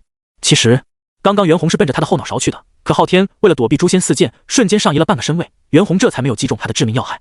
可惜他还想着，要是能杀了昊天，就把赵公明换出来呢。大王！就在这时，文仲的惊呼声突然出现，袁弘瞬间回神，转身直奔牧野冲去。此时，地心仪已经抓着空瞳印来到了地面上。空洞印有灵，自然不会伤害人皇，所以看似恐怖的从天而降，实际上并没有给地心造成任何伤害。但就在阐教、释教和天庭的人逃出人道笼罩，昊天一闪一闪的消失后，被地心抓着的空瞳印忽然晃动了一下，随后印玺上突然浮现出了一个太极图的虚影。嗡！当太极图出现后，就像是玺印长了翅膀，好似随时都会飞上天一样。用我人族至宝镇压孤之后，还想重新将至宝带走？太上，你太贪了！地心看到震动的空瞳印，身上法力涌动间，方圆百里的人道之力好像受到某种召唤一样，疯狂地向着地心所在的位置冲来。与此同时，朝歌之上的玄鸟也猛地睁开双眼，随后一道嘹亮的鸣叫声出现后，一片片紫金色的氤氲出现，飞速向着地心汇聚而去。轰隆隆！人道之力与浩瀚国运融合而成的人皇气，瞬间将地心包裹在内。随后一股沉重、浩瀚、苍茫且十分古老的气息忽然在地心的身上迸发，再加上他远超他人的金仙境所拥有的恐怖法力疯狂激荡，直接让袁弘、文仲等人感受到了如山般的压力。就在这时，丁简测到宿主陷入艰难抉择，宿主选择如下：选择一空洞印一直在人教教主太上手中，那可是圣人，孤得罪得起，却惹不起他，将空铜印还给太上，并与圣人搞好关系。选择奖励太上无为台。选择二人教教主，谁是疯的？不过现在人族修炼的确实是太上传下的金丹大道，人族和他的因果牵扯太大，孤就对他小惩大戒一番。选择奖励人道天机令，孤选2。人道天机令催动之后，可以令指定某人，最多3人，在2个时辰内无法被天机窥探，且不受天道管控，请宿主妥善使用。指定某人，最多3人。地心见状，嘴角扬起，看着手中不断震动，想要带走空铜印的八卦图虚影，露出一抹意味深长的笑容。火云洞，太上老贼欺人太甚，竟然用我人道至宝阵压我后辈人皇，简直欺人太甚！之前太上和阐教、天庭就仗势欺人，现在更是不加掩饰，他们瓜分我人族气运，我等忍了，现在还要断我人族未来。2位弟弟，我人族的潜力让诸神感到恐惧，这才有了封神亮剑。不过这次太上太过分了，为兄也忍不了了。听着神农和轩辕的破口大骂，好脾气的伏羲也坐不住了，径直站起来就要出去。神农和轩辕赶忙拦住了他：大哥，你要去哪？不能出去啊，一旦出去，我们只是准圣，而准圣是很容易迷失在混沌中的。是啊，大哥，我们还要镇压人族气，空铜印要是落在地心那后辈手里，倒也不用我们镇压气运了，可我们依旧不能出去啊。我去找女娲，若我真迷失在混沌中，女娲自然会把我送回来。这次无论如何，必须让太上给个交代。好脾气的伏羲都快气炸了，没这么欺负人的。可即便他说了要去找女娲，神农和轩辕也不让他出去，因为太危险了。就在这时，唰，一股神秘的力量在火云洞中出现，随后火云洞内人道之力陡然暴涨了100倍、1000倍，甚至暴涨的人道之力在笼罩三皇的瞬间，都将他们体内的天道之力给彻底镇压下去了。这一刻，他们3人彻底变成了人道圣人，而不是半天道、半人道的圣人。就在伏羲面露震惊道时候，一股明雾出现在他们脑海中，三皇眼中陡然大亮。伏羲掌间先天八卦时隐时现，满脸杀意道：拿上家伙，去找太上要说法。找太上要说法。说罢，神农毫无形象地拎起了神农鼎，轩辕拔出了轩辕剑，三皇嘴角同时扬起，面露邪笑的瞬间，同时消失在了火云洞中。混沌，紫霄宫不远处，面色铁青的太上身上的力量不断的翻涌，就连他身边的混沌气也都随之剧烈的涌动了起来。昊天这个蠢货，贫道让他走他不走，害得贫道失去了先机，导致空铜印丢失，贫道跟他没完。太上气的嘴唇发颤，严重杀机迸射，甚至连元始都离得远远的，大气都不敢喘一声。清静无为的太上圣人一旦发怒，那可就是2个极端。他记得太上上次发怒的时候，还是3清分家的时候，当时整个东昆仑都差点被太上的怒火掀翻喽。就在这时，嗡，一个先天八卦忽然出现在太上头顶，随后河图洛书分裂左右，与先天八卦建立联系的瞬间，一个小世界凭空出现在了混沌中。而此时，太上猛然惊醒，察觉到小世界中充满了对他不利且压制天道气息的人道之力后，神色瞬间大变道：伏羲道友，你听贫道讲解释。解释。伏羲的身影瞬间出现在了太上的远处，他轻抚伏羲琴，发出一阵清脆悦耳，仿佛大道吟唱的声音，声音化成一道道紫金色的丝线，仿佛有灵智一般，向着太上席卷而去。太上看到后面色大变，玄黄塔出现的刹那，一道道玄黄气垂落，将他保护起来。同时他大声喊道：伏羲道友，事情不像你看到的那样。那是哪样？伏羲面无表情地说道：太上道友想解释，还是跟我2位弟弟解释吧。什么？三皇旗出火云洞？不好！就在太上心中出现这个念头时，一名须发皆白、慈眉善目的麻衣老者出现，只是他盗拎的3足巨鼎破坏了他慈眉善目的风度和气质。玄黄塔，老夫早就想试试，我这吸收了人族无数载功德的神农鼎和先天防御至宝，到底谁硬？神农道友，你听贫道解释。太上声音响起时，神农直接抡起巨鼎，狠狠地砸向了玄黄塔。当！身为功德载体的神农鼎沉重无比，特别是在和玄黄塔接触的瞬间，爆发的巨响更是如同亿万万人在仰天怒吼。恐怖的功德袭来，身为防御至宝的玄黄塔没被神农鼎撼动，却被呼啸而来的功德气息给冲击歪了。紧接着，一抹寒光撕裂那道薄弱的玄黄气，满身杀机的轩辕挥剑斩向太上，心中压抑了无数年的恨意，在这一刻彻底爆发。盗我人族气运，夺我人族至宝，享我人族信仰，却对我人族挥动屠刀，你怎么敢？看到轩辕真出来了，太上的脸当时就绿了。轩辕道友，你听贫道解释啊！不可能，绝对不可能！就在太上大声狡辩，甚至催动太极图挡住轩辕剑时，脑海中忽然飘过了这8个字。看到三皇同时出现，而且每个人都有圣人实力，甚至都无法在天道中发现他们时，太上彻底傻眼了。众所周知，三皇是半人道、半天道的存在，在火云洞中有圣人的实力，一旦离开火云洞就是准圣，进入混沌只有迷失意图。原因就是红军给他们划了红线，所以他们轻易不敢离开火云洞。可是现在，太上在3人身上非但没有感应到一点天道之力，甚至还清晰地感受到了圣人的力量。这说明什么？说明三皇成了人道圣人，他能不傻？感受着人道之力带来的压制，太上将太极图催动到了极致，抵挡着三人的围攻。好在太上护身法宝多，还都是至宝，三皇实力再强，对太上而言，也就轩辕对他有点威胁。很快，三皇的时间快到了，可是轩辕依旧没有攻破太极图的防御，毕竟是盘古符所化，他攻不破属实正常。而且混沌中也没有地利可以借。这时，轩辕看了眼伏羲，点了点头后，冲着太上喊道：“不愧是三清之首，实力果然强横。最后一剑你若挡住，我三兄弟马上就走。”唰！听到轩辕的话，太上变得前所未有的紧张，甚至连不断轰击玄黄塔的神农都不顾了。下一秒，轩辕忽然出现，璀璨的剑光瞬间照亮这方小世界，随后狠狠地向着太上斩去。太上根本不敢大意，伏羲和神农都属于功德成圣，可轩辕却是实打实打出来的地位。眼看轩辕的神剑斩下，太上直接催动太极图，挡住那仿佛可以开天辟地的剑光。可他却没发现周围的琴声不知何时消失了。此时，伏羲手中拿着一颗乌黑发亮、散发着邪恶气息的石头，石头上时不时的出现一张张狰狞的面孔，有人族、巫族、妖族的面孔，甚至还有神奇的存在。他手中的这块石头大有来历，乃是当年女娲补天炼石时产生的残渣形成。因为当时后土还没有生化轮回，所以洪荒三界中因为洪水而死的生灵怨念都进入了这些残渣中。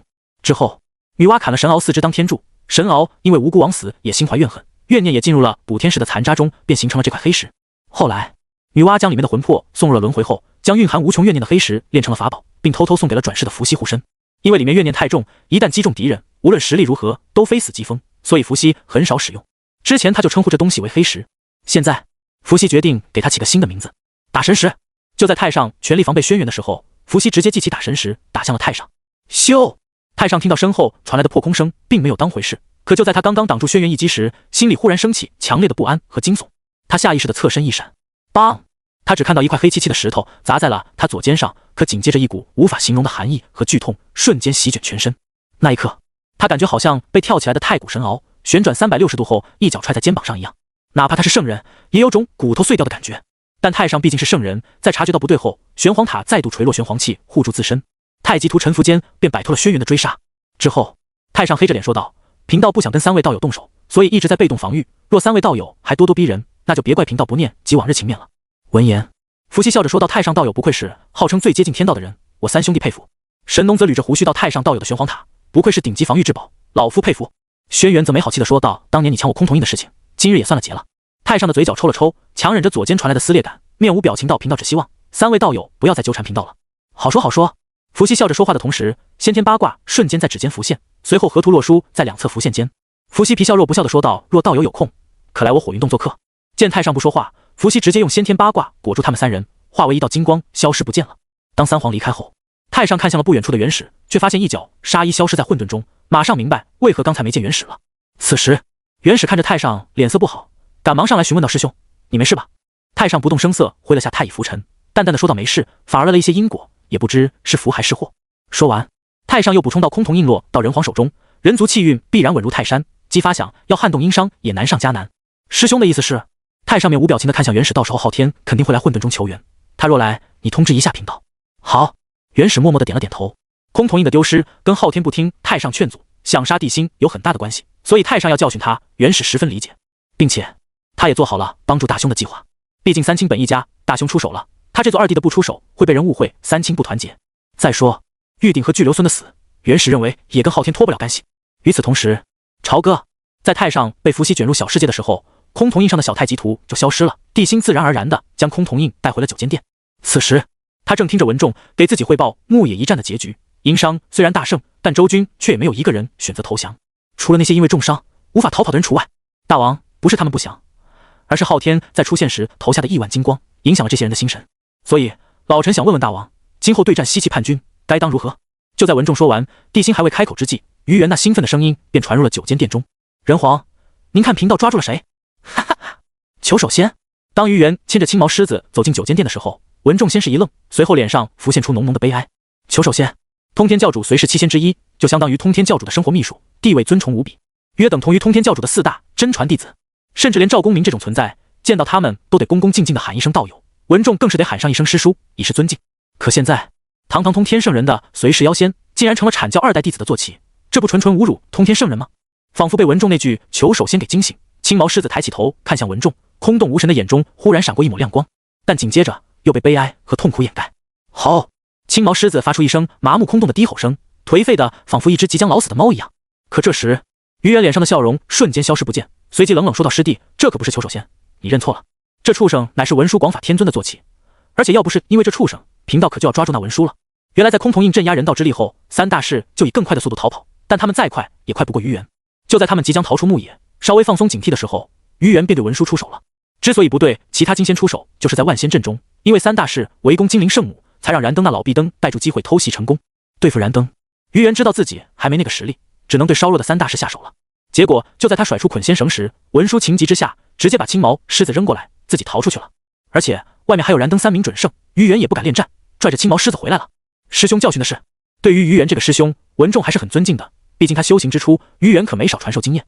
可以说文仲的修仙基础都是于元帮他打下来的。这时地心看向青毛狮子，淡淡的说道：“裘守仙。”他隐隐记得，在后世的西游记中，就是这青毛狮子、大白象和多宝的小舅子造下了狮驼岭的惨案。这狮子刚从圣人的随侍妖仙变成阐教2代弟子的坐骑，心态还没改变。可是等文殊入了释教，成为半步蛟祖级的存在后，这狮子恐怕会抱着肚子打滚，狂喊真香了。想到这里，地心看着裘守仙那空洞麻木的眼神，面无表情的挥了挥手道：“杀了吧。”裘守仙眼睛一瞪，空洞的眼中顿时露出诧异和不解。不对，剧情不对，自己是被活捉没错，人皇要杀他也理解，但好歹你得审讯一下，走一下流程吧。上来就杀，你感觉对贫道礼貌吗？仿佛察觉到了裘守仙的不甘，或者是察觉到地心的杀机，文仲应道：“老臣遵命。”说完，他又用一丝带着恳求的声音说道：“大王，老臣能否？太师想做什么就去做，大军那边有袁弘和魔家四将在，不会出什么问题。老臣谢过大王。”文仲领命后，带着于元和裘守仙离开了。至于地心，在忙完之后，则翻看起来了人道封神录。这次牧野大战，得到了一个准圣级技能的真灵，还宰了玉鼎、巨留孙，还有即将到手的裘守仙，也算是收获巨大。至于阐教其他人，依旧没有留下半根毛，不是殷商这边的人不给力，主要是阐教趋吉避凶，保命的手段太多了，而且也太不要脸了。比如文仲追上了赤精子，结果广成子一个翻天印砸来了，雾文化追上清虚，赤精子掏出阴阳镜就往雾文化脸上对，12金仙手段太多，让人防不胜防。当然，最终袁弘和文仲等人也杀了3个释教的小妖仙，但都是金仙境的，其他也都跑路了。天庭的神奇一个没杀死，因为昊天把他们带走了。至于姬发、姜子牙、李靖、金吒等人，实力虽然不强，但跑路的本事却得到阐教真传。等魔家四将朱子珍他们准备追杀几人的时候，却连他们的背影都没发现。不过这一战中，姜文焕的战绩却让地心刮目相看，他一人杀死100余叛军，其中还有2个中等诸侯，3个下等诸侯，还重伤了新任北伯侯重黑虎的儿子重阴鸾。不过姜文焕也受了不轻的伤，虽然重阴鸾没有得到重黑虎铁嘴神鹰的法术神通，却继承了他的3000飞虎兵。而姜文焕左手钢鞭，右手大砍刀，不但在100万大军中锁定重阴鸾，还生生杀穿了3000飞虎兵，重伤重阴鸾。可以说，姜文焕愣是凭借匹夫之勇，让商俊的士气提升了3个高度。与商俊对文仲、袁弘乃至地心那夹杂着羡慕的崇拜不一样，姜文焕可是实打实的普通人，所以他们对姜文焕只有纯粹到狂热的崇拜。因为对于无数商军而言，文仲是他们达不到的高度，可姜文焕却是他们可以攀登的高山。所以当地心暗中称赞古人之勇，甚至对这个打了前身一钢鞭的人称赞不已时，他来到了给姜文焕安排的府邸上，看到了躺在床上被绑的只露出眼、口、鼻的太字形姜文焕时，纵然是暴打昊天都不曾眨眼的地心，直接僵在了门口。大王，先锋官受伤不轻，已经昏死了过去。他受了多重的伤？回大王，先锋官身上大大小小的刀伤共计400余道，虽然大都是皮外伤，但恐怕也得养上一段时间才能下地。说完后，那名大夫沉默了一息，又低声说道：“大王，先锋官昏迷时曾说过一些胡话。”什么胡话？回大王，先锋官说让老东伯侯原谅他，这次没杀了重阴鸾，下次他一定杀了对方，换老东伯侯复活。不过一会儿，先锋官又哭又笑地说：“见到姐姐真好。”说他拼命也会让父亲和2个外甥复活。地心听后沉默了3息，点了点头道：“姑知道了，你下去吧。”是，大王。等大夫离开后，地心来到依旧昏迷的姜文焕身边，不知道在想什么。就在这时，丁检测到宿主陷入艰难抉择，宿主选择如下。丁检测到宿主陷入艰难抉择，宿主选择如下。选择一，姜文焕这小伙子可以啊，竟然成了大商军队之中呼声最高的存在了，那就满足他一个小愿望，用紧绷的真灵复活姜王后。备注：姜王后身份非比寻常，所需英灵最少准圣起步。选择奖励艾斯艾姆之王的皮鞭。选择2，殷商虽然出定，但依旧岌岌可危。大商真正的敌人不是西岐，而是诸天神奇。现在孤需要的不是定国的文臣，而是开疆的强者。选择奖励脱胎换骨丹星号1。孤选2，脱胎换骨丹人道宝丹，以人道之力洗精法髓，可以让普通人脱胎换骨。备注：服用宝丹者依旧是普通人，不会立地成仙。看着手中的丹药，地心又看了看躺在床上的姜文焕，虽然简介上没说会对自己100%忠诚，但他依旧毫不犹豫地将丹药喂给了姜文焕。之后，地心看着朝歌之外道：“姜文焕，姑知道你的想法，但现在我人族内乱未定，诸天神奇对我大商虎视眈眈，姑现在需要的是开疆的强者，不是定国的文臣。”说完后，他又看向躺在床上的姜文焕，开口说道：“姑希望你能理解姑的苦衷，不要让姑失望。”之后，地心便径直离开了这里， 3个呼吸后，姜文焕猛地睁开了眼睛，眼中满是无神和疑惑。只是他那本来乌黑的瞳孔中，淡淡的紫金色一闪而逝，迅速消失无踪。他虽然刚醒，但刚才地心的话却依旧在他耳边回荡，这让意识逐渐回归的姜文焕眼眸中重新泛出了神采。恍惚间，一道从喉咙深处传出的声音在这寂静的房间中回荡起来：“我的想法你知道，你的处境我何尝不知？大王，我要的只是一个承诺，而你已经将它给我了。”说完，姜文焕再度闭上双眼，只是他的呼吸却变得异常有力，紧绷起来的嘴角也扬起一道弧度。“文仲，你给我站住！再这样就别怪当师兄的，把你捆起来了。”与此同时，太师府内却乱作了一团。于元手持捆仙绳挡在杀气腾腾的文仲身前，周围好像经历过一场战斗一样，变得一片狼藉。不远处，一头面带安详的青毛狮子趴在地上早已凉透，而他面前桌子上的美食也被一扫而空。此时，文仲3眼充血，身上涌动的滔天杀意，甚至连门口前来汇报的魔力兽都吓得收回了踏进太师府的那只脚。他不知道发生了什么，只知道他刚得到了传召，准备进去的时候，就看到文太师控制着诛仙剑，一剑刺死了那头青毛狮子。之后，他跟于元说了句要去杀谁，便起身拎着剑向外走去，结果于元就起身阻止他。没说2句话，文仲和于元便叮叮咣咣地打了起来，半个太师府都被他们打没了。直到于元掏出捆仙绳，这才形成了现在僵持的局面。此时，文仲额头青筋暴起道：“师兄，阐教的人必须死。之前在封神榜中，你可不止一次的跟我说过这种话。此一时彼一时，人皇既然选择留着杨戬，必有他的深意。刚才为兄也跟你说了，我来时师尊亲口说过，一切要以人皇的意志为主。”听到于元的话，文仲顿时气得老脸铁青，师尊没跟我说，所以我现在就要杀了他。你要杀他为兄不阻拦，但在这之前，是不是要去问问人皇的意思？之前在九剑殿大王亲口说了，我想做什么就做什么。现在我要宰了杨戬，师兄，你再拦我就别怪我不客气了。随着文仲的怒吼声响彻小半个朝歌，一道道惊雷凭空在朝歌商上空出现，不断发出裂天炸响。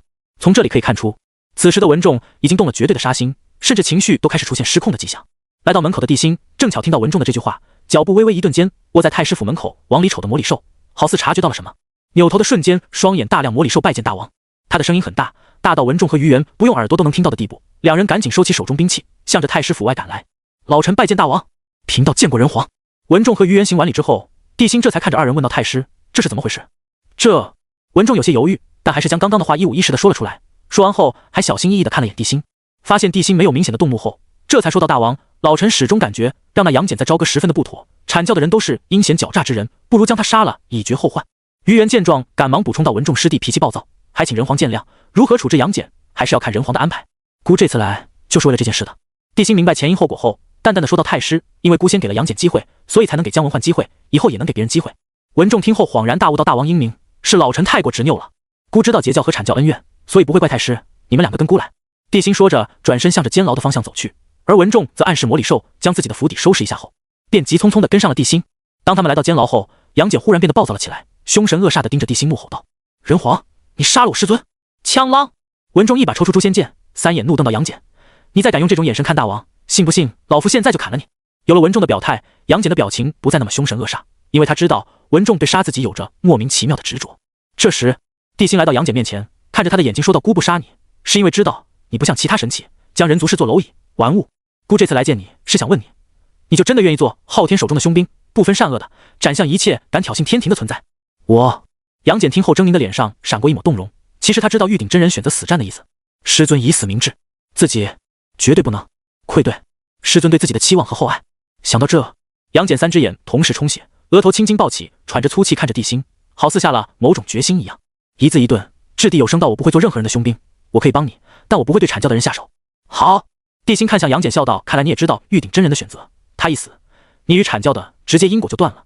你可以是阐教弟子，也可以不是，不过你毕竟在阐教修行的道，所以姑还可以答应你，为你放过阐教之人3次，彻底断绝你与阐教的因果。”闻言，杨戬彻底心服口服。杨戬，多谢人皇，稍后让太师给你安排个地方，今后你与魔家四将一样，听从太师调遣。地心说完又补充道：“放心，太师不会再为难你的。”大王说的极是。听到文仲的话后之后，于元神色诧异的看着毫无表情的文仲，又看了看生无可恋的杨戬，最终将目光落在了地心身上。这一刻，于元瞬间明白自己被耍了。文仲从始至终都没想过要杀杨戬，只是为了给他一点压力，让他尽快选择而已。仿佛察觉到于元的想法，地心看了眼他后，便向着外面走去。可这时候的杨戬却懵了：“人皇，你不需要我发个天道誓言，孤乃人界至尊，欺骗孤的后果，你承担不起，你阐教也承担不起。”地心说完便离开了牢房，文仲和于元则将杨戬带出了牢房。只是文仲又变成一副要杀人，但却因为地心命令不得不照顾杨戬的那种愤怒又不甘的模样。将杨戬安顿好后，文仲这才处理起牧野大战后的事宜。至于要复活谁，这次地心没有独断独行，而是要等战后事宜都安定下来之后，再和众人讨论。毕竟这次袁弘他们出力不少，而且对于一些截教强者的能力，地心也只是一知半解。现在名额紧张且有限，当然要做到战力最大化。孟津100万周军如同双打的茄子一样，毫无斗志地分布在孟津中，包括部分诸侯在内，都是一脸的麻木和空洞。仔细看去，大部分人就像是一个个没有灵魂的木偶一样，或坐或卧地处在哪里，只有大约2-3成的人眼中还有光。此时100万大军的中帐中，那跳动的烛火已经1天1夜没熄过了。自从牧野战败后，姬发就带着人一溜烟地跑到了孟津。2年前他在孟津会师800诸侯，向天帝祈福时有多么风光，现在就有多么的狼狈。而此时中帐之内除了姜子牙、李靖等人之外，还在这里的诸侯不超过100个，每个人都是一脸的严肃。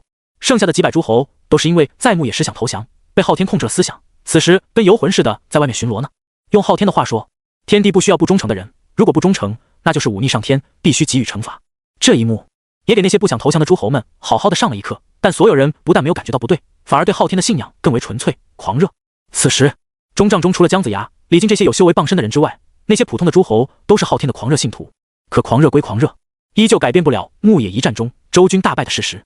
在这期间，姬发数次尝试要联系昊天，可惜任凭他如何沐浴更衣、焚香祷告，甚至献祭了几万活人，也没有得到回应，就好像昊天要死了一样，又失败了。就在姜子牙等人不知该如何是好的时候，皮都搓红的姬发面色苍白了走了进来，无奈的说道：“相父，本王一直联系不上天帝，要不相父掀起一卦，看看到底是怎么一回事。”死！听到姬发的话，姜子牙手一哆嗦，直接扯下来几根胡须，疼得他龇牙咧嘴。武王，你让我去推算天地？若是武王嫌老臣活得久，还是直接砍了老臣来得比较痛快。姬发捏了捏发痛的脑壳，相父多心了。本王的意思是，相父算一算我周军的出路在哪，为何屡屡战败，导致我周军变得毫无斗志。这个可以。姜子牙立马表示这个他擅长，于是掏出吃饭的家伙，当众卜了一卦。可是当他看到卦象时，整个人都不对劲了。李靖走上前来问道：“丞相，这是什么卦象？”商灭周时，天命在周，得天相助，优势在我。卦象显示，若现在出兵，必能攻破朝歌，消灭纣王。姜子牙还没说完，就看到姬发老脸一白，哇的吐出3碗老血后，眼睛一翻，当场昏死了过去。也不知为什么，现在他听到得天相助这4个字，就有种拿刀砍人的冲动。与此同时，阐教众金仙正在一处比较安静的地方商量着对策。虽然他们杀劫已过，但是人族浩瀚的气运还没搞到手，所以事情还没完。况且本不该死的都死了，阐教从建教之初到现在就没这么被人打过脸，还是被一个凡人打了脸，让他们这些高高在上的仙神怎么咽下这口气？就在求首仙被斩的时候，文殊瞬间心有所感，脸色也随之变得极度难看。求首仙被杀了，恐怕殷商那边又会出现一个大罗高手。众人听后纷纷面露讶然之色。求首仙怎么说也是通天师书的随侍七仙，那文仲在殷商地位如此之高，连求首仙也保不下来。截教之人就是如此，一群披鳞戴甲、尸生软化之辈，能有什么道义可讲？哼，万仙来朝的截教，只是被多宝一声招呼，就有超过1半的人跟着他去了西方创立世教，还不能说明什么吗？通天师书的真传大弟子都是这种货色，更别说一个3代弟子了，做出残杀同门的事情，贫道一点都不觉得惊讶。这时，燃灯看着不远处的太乙，笑着说道：“还是我阐教团结，人虽然少，但大家同心协力，不会出现叛教之人，也不会出现残杀同门之事，更不会出现贪没同门宝物之事。”哼！半个时辰前刚返回的太乙，没好气的把黄金玲珑塔扔给燃灯，板着脸说道：“若是哪吒回不来，贫道还是要那死那里进的。”就在燃灯还要继续替李靖狡辩，并要拿阐教无叛徒这件事说事时，一旁的南极仙翁突然大惊失色的蹦了起来：“什么？杨戬竟然叛变了？这怎么可能？什么？杨戬叛变？不可能，绝对不可能！杨戬怎么可能会背叛我阐教？你说李靖背叛阐教，我能相信；杨戬不可能。”在场阐教众仙纷纷大惊失色，满脸难以置信的同时，还掐指推算起前后因果。可是算着算着，所有人的脸都黑了。玉鼎身亡，杨戬和我阐教的因果就淡了。他可以选择留下，也可以选择离开，这是他的自由。不过这因果似断非断的，难道是杨戬有闷难言之心？不管什么原因，总之他成了叛徒。今后诸位若是见了杨戬，无需留守，我阐教也绝不容忍叛徒活在世上。随着广成子、赤金子等人的先后表态，就连南极仙翁也跟着点了点头，考虑着如何对付杨戬。虽然杨戬8、9玄功大成，但他们还有的是办法对付他。这时，一旁的燃灯又看向太乙，笑着说道：“毕竟是3代弟子，不像我等对玉虚的感情深厚。”云中子好似想起了什么，看着太乙真人说道：“师弟，我感觉燃灯道友说的对，不要因为一个徒弟搞得我们师兄弟反目。”道恒天尊也跟着点头道：“贫道也赞同。太乙师弟觉得呢？”太乙真人，我还能说什么？敢说什么？就是觉得将黄金塔还给燃灯，纯粹就是多余。这时，南极仙翁得到了姜子牙的传讯，知道姬发被气晕的前因后果后，他的眉头直接拧成了一个疙瘩。诸位师弟，杨戬的事情恐怕要先放一放了。现在有个难题，昊天好像出问题了。师兄说明白点，是昊天陨落了，还上封神榜了？一说昊天出问题了，所有人的眼睛都亮了。甚至不少人脸上还露出幸灾乐祸的表情。要不是条件不允许，或许他们都要准备吃席去了。之所以会有封神这个亮节，还不是因为昊天对他们12个起了歹心，又恰逢他们12金先杀劫灵身，不然元始天尊怎么可能顺水推舟的送了截教一程？抛开客观事实不谈，这件事的起因就是昊天太贪心、太自私、野心太大啊！看着眼前一群恨不得观摩昊天尸体的师弟，南极仙翁沉默了下去，一会儿贫道去天庭看看，你们在这里注意殷商的动向就行。说完，他又看向云中子道友，还请看好诸位师弟。道友放心。天庭，哎呦哎呦！刚刚来到了天庭，南极仙翁就听到了一阵让人面红耳赤的声音，但他毕竟心如止水，于是面无表情地向着凌霄殿走去。凌霄殿，听着从紧闭的殿门之后那种断断续续、似疼非痛的声音，南极仙翁无奈地摇了摇头。唉，真是人心不古啊！堂堂天帝也不知道注意场合。想到这，南极仙翁体内法力涌动间，忽然开口道：“天帝，王母，贫道南极仙翁求见。贫道南极仙翁求见。南极仙翁求见。仙翁求见。求见。见见见。”砰！啪！哎呦！南极仙翁的声音还在凌霄殿附近回荡，殿内忽然传来昊天痛苦的声音，还一顿一颤的。就在南极仙翁额头出现冷汗的时候，飒的一下，一阵桃香味出现，王母的身影出现在了不远处。王母脸上洋溢着春风般的笑容，淡淡的说道：“何事让南极道友如此惊慌？本宫在瑶池都听见道友的求见了。”而此时，南极仙翁却愣住了，听着殿内一顿一颤的哎呦声，他又看着面前雍容华贵、气质不凡的王母，脸色顿时一变，到贫道想求见天帝，还以为王母和天帝在殿里。就在这时，凌霄殿内忽然传来昊天痛苦的声音：“师妹，帮我一下，师兄要断了。”师兄！王母听后脸色一变，急匆匆地冲向了凌霄殿。当紧闭的殿门打开时，外面的南极仙翁瞬间凌乱了。只见昊天身体向右弯曲，呈现 C 型的卡在台阶上，右腰的位置肿得比脑袋都大。刹那间，一道惊雷穿过南极仙翁的太阳穴，吓得他眼睛一瞪，瞬间想起那个被他忽略的细节。1天前，8九玄功大圆满，肉身堪比顶级大巫的袁弘，那精彩艳艳的，呸！那不讲武德的一棍！天帝这是……等王母将昊天搀扶回去后，南极仙翁这才紧张兮兮地凑上前去。王母刚要说话，昊天赶忙开口道：“受了点小伤，小问题。”这可不是小问题，这是天大的问题。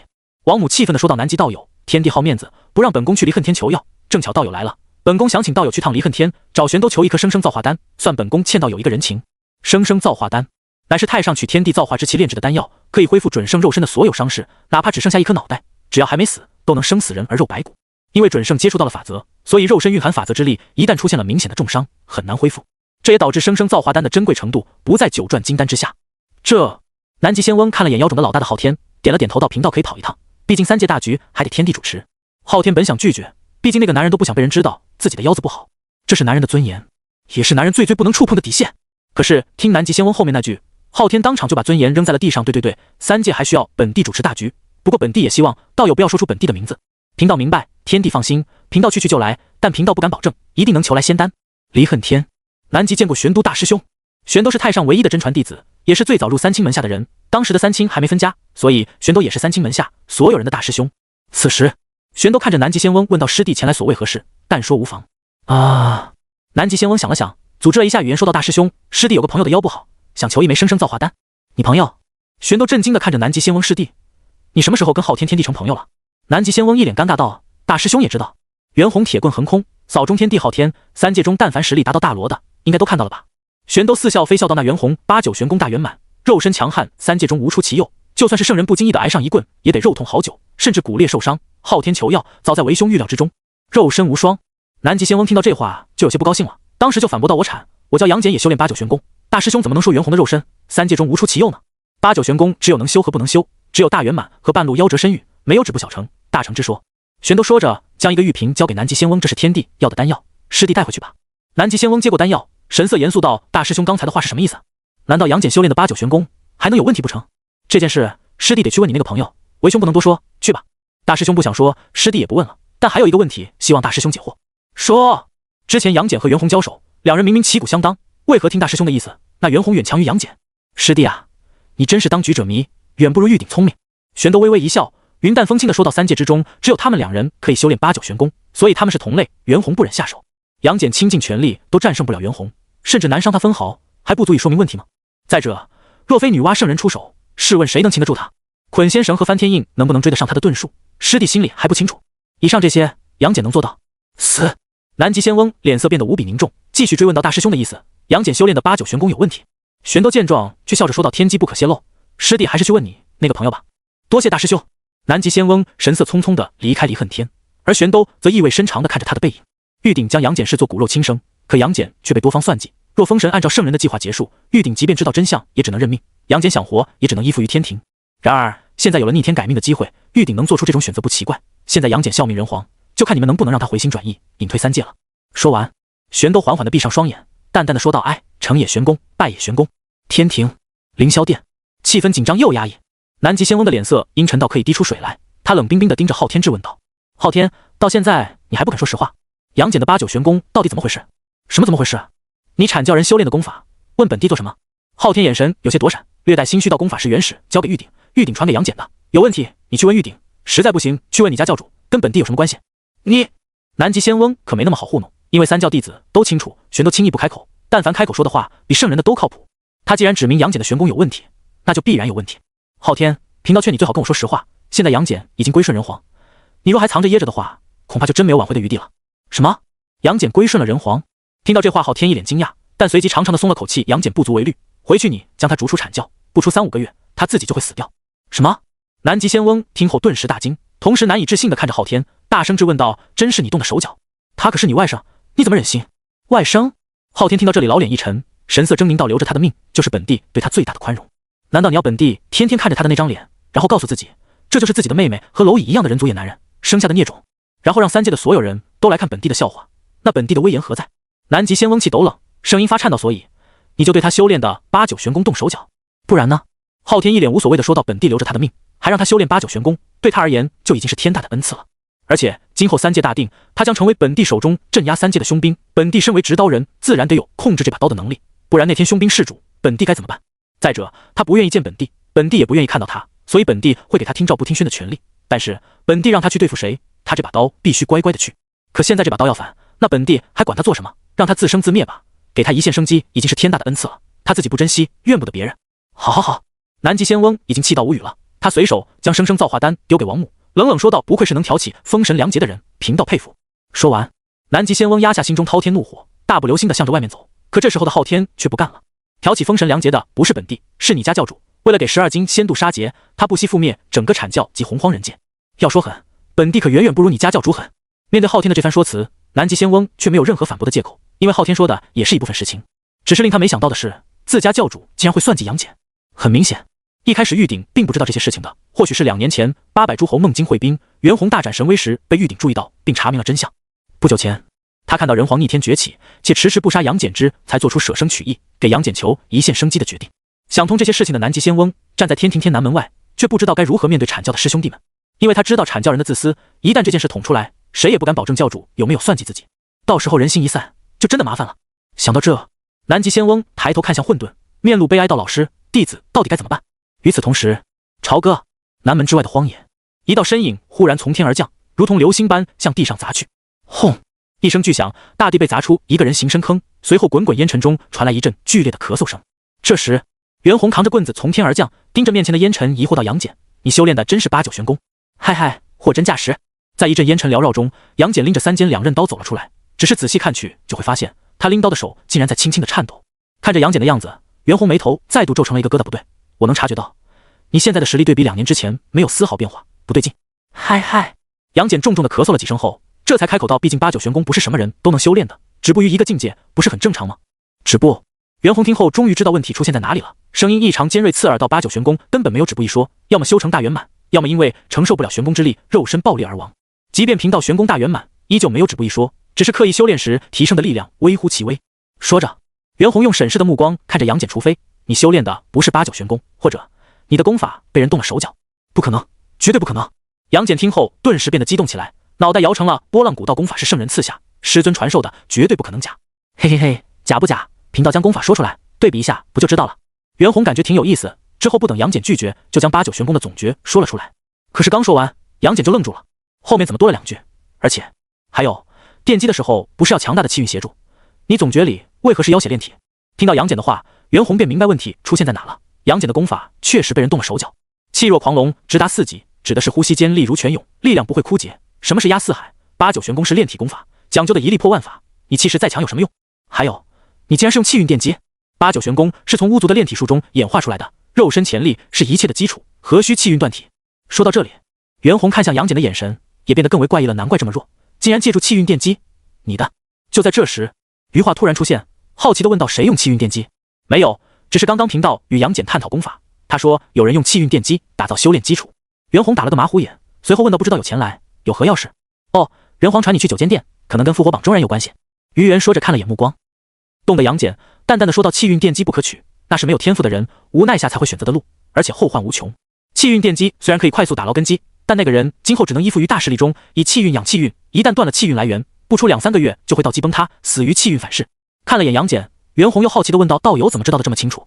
当初文仲求道时年事已高，贫道就向师尊提过这个方法，师尊千叮咛万嘱咐，贫道自然牢记在心。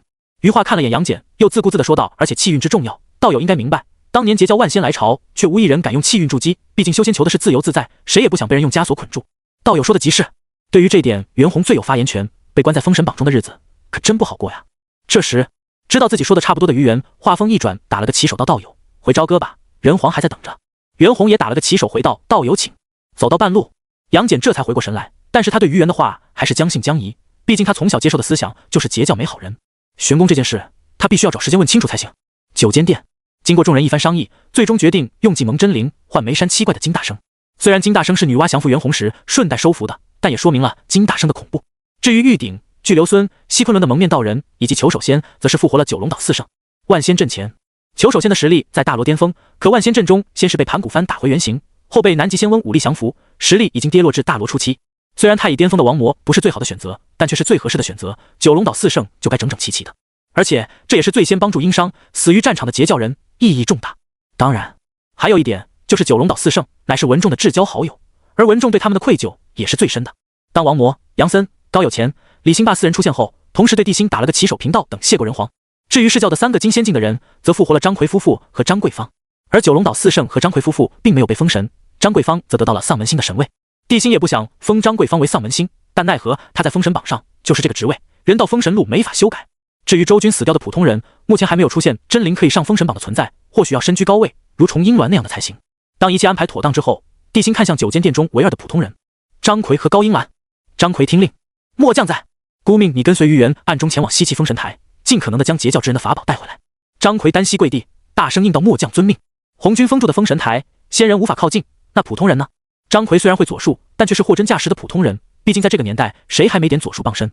夜幕降临，归来的南极仙翁变得寡言少语，所有人都察觉到了他的变化，可任凭云中子和燃灯询问，南极仙翁始终一语不发。他不知道该不该问云中子，也不知道杨戬的事情一旦爆雷，会给阐教带来多大的冲击。就在这时，一道熟悉的声音忽然在他们驻地的不远处响起：弟子杨戬拜见诸位师伯师叔。唰！就在这道声音响起时，南极仙翁猛地睁开了双眼，就在他准备出去时，却没想到有一样东西比他还快。咻！破空声响起，本来被他收起来的三宝玉如意突然出现，随后狠狠地砸向杨戬声音传来的方向。怎么，你阐教现在就迫不及待的要杀人灭口了？就在三宝玉如意射出去的瞬间，外面忽然传来袁弘的声音。南极仙翁暗道不好，冲去的一刹那，就看到袁弘已经冲向三宝玉如意，赤手空拳地向着玉如意抓了过去。咚！当袁弘抓住三宝玉如意的瞬间，玉如意所在的地方就像是一块石头落入平静的湖水中一样，空间发生了肉眼可见的扭曲。此时袁弘的五指已经开始扭曲，但是袁弘身上血气涌动间，却又生生将那股扭曲的力量给压了下去。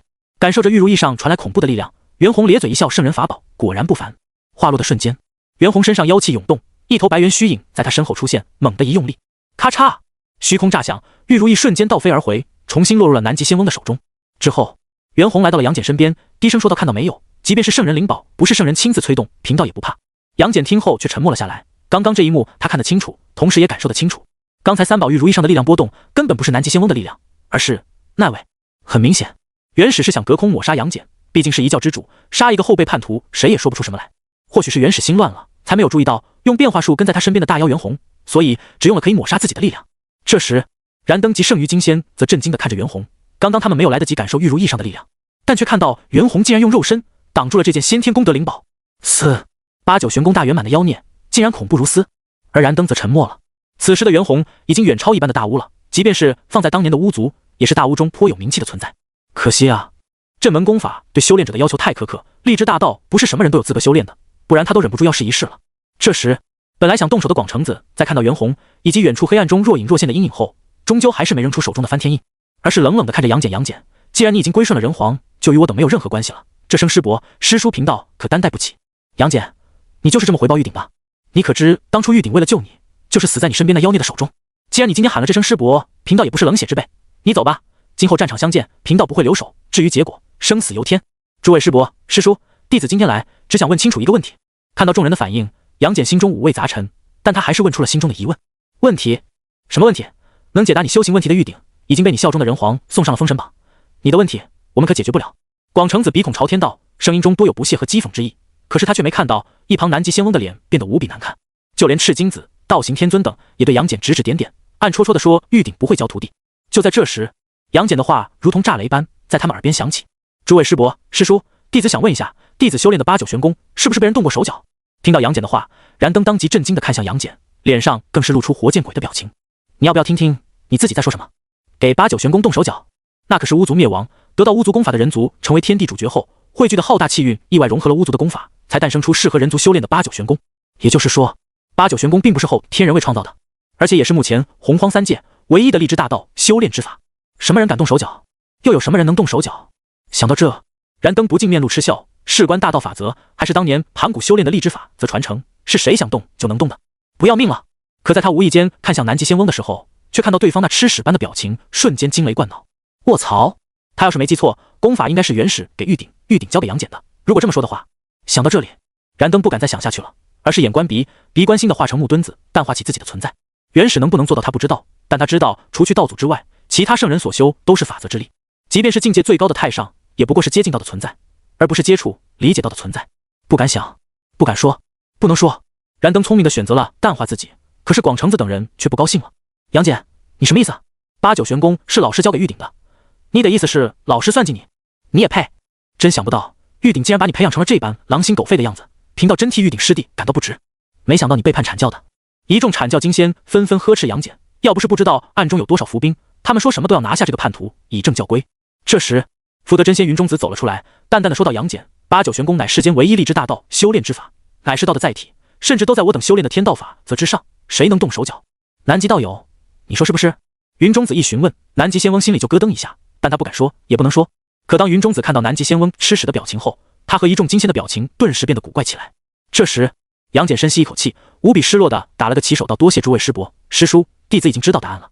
说完，杨戬转身向着朝歌的方向赶去，同时他那略带心碎的声音也从远处响起：人皇答应弟子会放阐教之人3次，这是。可这时候的阐教众人却没人在乎杨戬的话，因为所有人那带着质问的目光都落在了南极仙翁身上。显然他们想知道真相，更重要的是，他们想要知道自己身上有没有原始的算计。与此同时，借着杨戬和袁弘找上门，阐教所有人心神大乱的时候，于元带着张奎悄悄地突破了阐教强者布下的阵法，直奔西岐封神台而去。于元道友，你这土遁之术厉害啊！察觉到于元的土遁，张奎一脸的钦佩，声音中更是充满了浓浓的羡慕的之意。张奎本是普通人，但是因为吃了一果得到土遁之力，虽然日行比土行孙多了500里，但是在见识到于元的土遁后，依旧惊为天人。你一普通人都能日行1500里，贫道还是方外修行之人，若远不如你，岂不要被人笑话？之前那个土行孙只能日行1000里，就一副鼻孔朝天的样子。土行孙？于元听后哈一笑，那不过是巨留孙养来替死的人罢了，不值一提。说话的功夫，两人就前行了数十里，要不是于元带着，估计张奎都要累趴下。之所以用土遁，一是防止被人盯上，二就是张奎可以在大地深处前行。与此同时，在杨戬离开不久之后，云中子便悄悄地来到了火云洞，找到了三皇。混沌只能阻拦离开火云洞的三皇，并不能拦住准圣级天道修士，只是因为圣人隐居混沌，天道准圣们生怕不经意间冲撞冒犯圣人，才将混沌视为禁地。连杨戬都能在玉鼎的指点下进入混沌，找到火云洞，更别说福德加深的云中子了。而在火云洞中得到真相的云中子，更是震惊的无以复加，最终失魂落魄的离开了火云洞。身处混沌中的元始天尊对此并未出面阻止，离开混沌。于是失魂落魄的云中子返回梦境后，将诸天庆云交给了南极仙翁，说了句贫道去访友之后，便头也不回的离去了。云中子的离开彻底让阐教内部爆雷，所有人表面上虽然没有说什么，但是心中却闪过万千念头。特别是燃灯和三大士更是紧张的一批，因为在万仙阵前夕，他们就悄悄的和接引准提见面了。这件事他们不知道，元始知不知道，但心中有鬼的人总是会陷入到草木皆兵的处境中。反观南极仙翁和广成子、赤金子、道恒天尊4人，一如既往的相信元始，甚至还相信元始这么做肯定是为了杨戬好。至于太乙、黄龙真人、灵宝大法师等，则选择中立，表面相信元始，实则也在暗找退路。因为他们知道，元始真正信任的人，除了南极仙翁外，只有当初摘取诛仙4剑的4个人。试问三大士和黄龙，谁不比玉鼎、道恒天尊强？一时间，阐教内部分裂3派，阐教气运直接腰斩。要不是有盘古幡和圣人原始镇压气运，恐怕阐教就散了。即便如此，此时的阐教也如同空中楼阁，经不起一丁点的风吹雨打。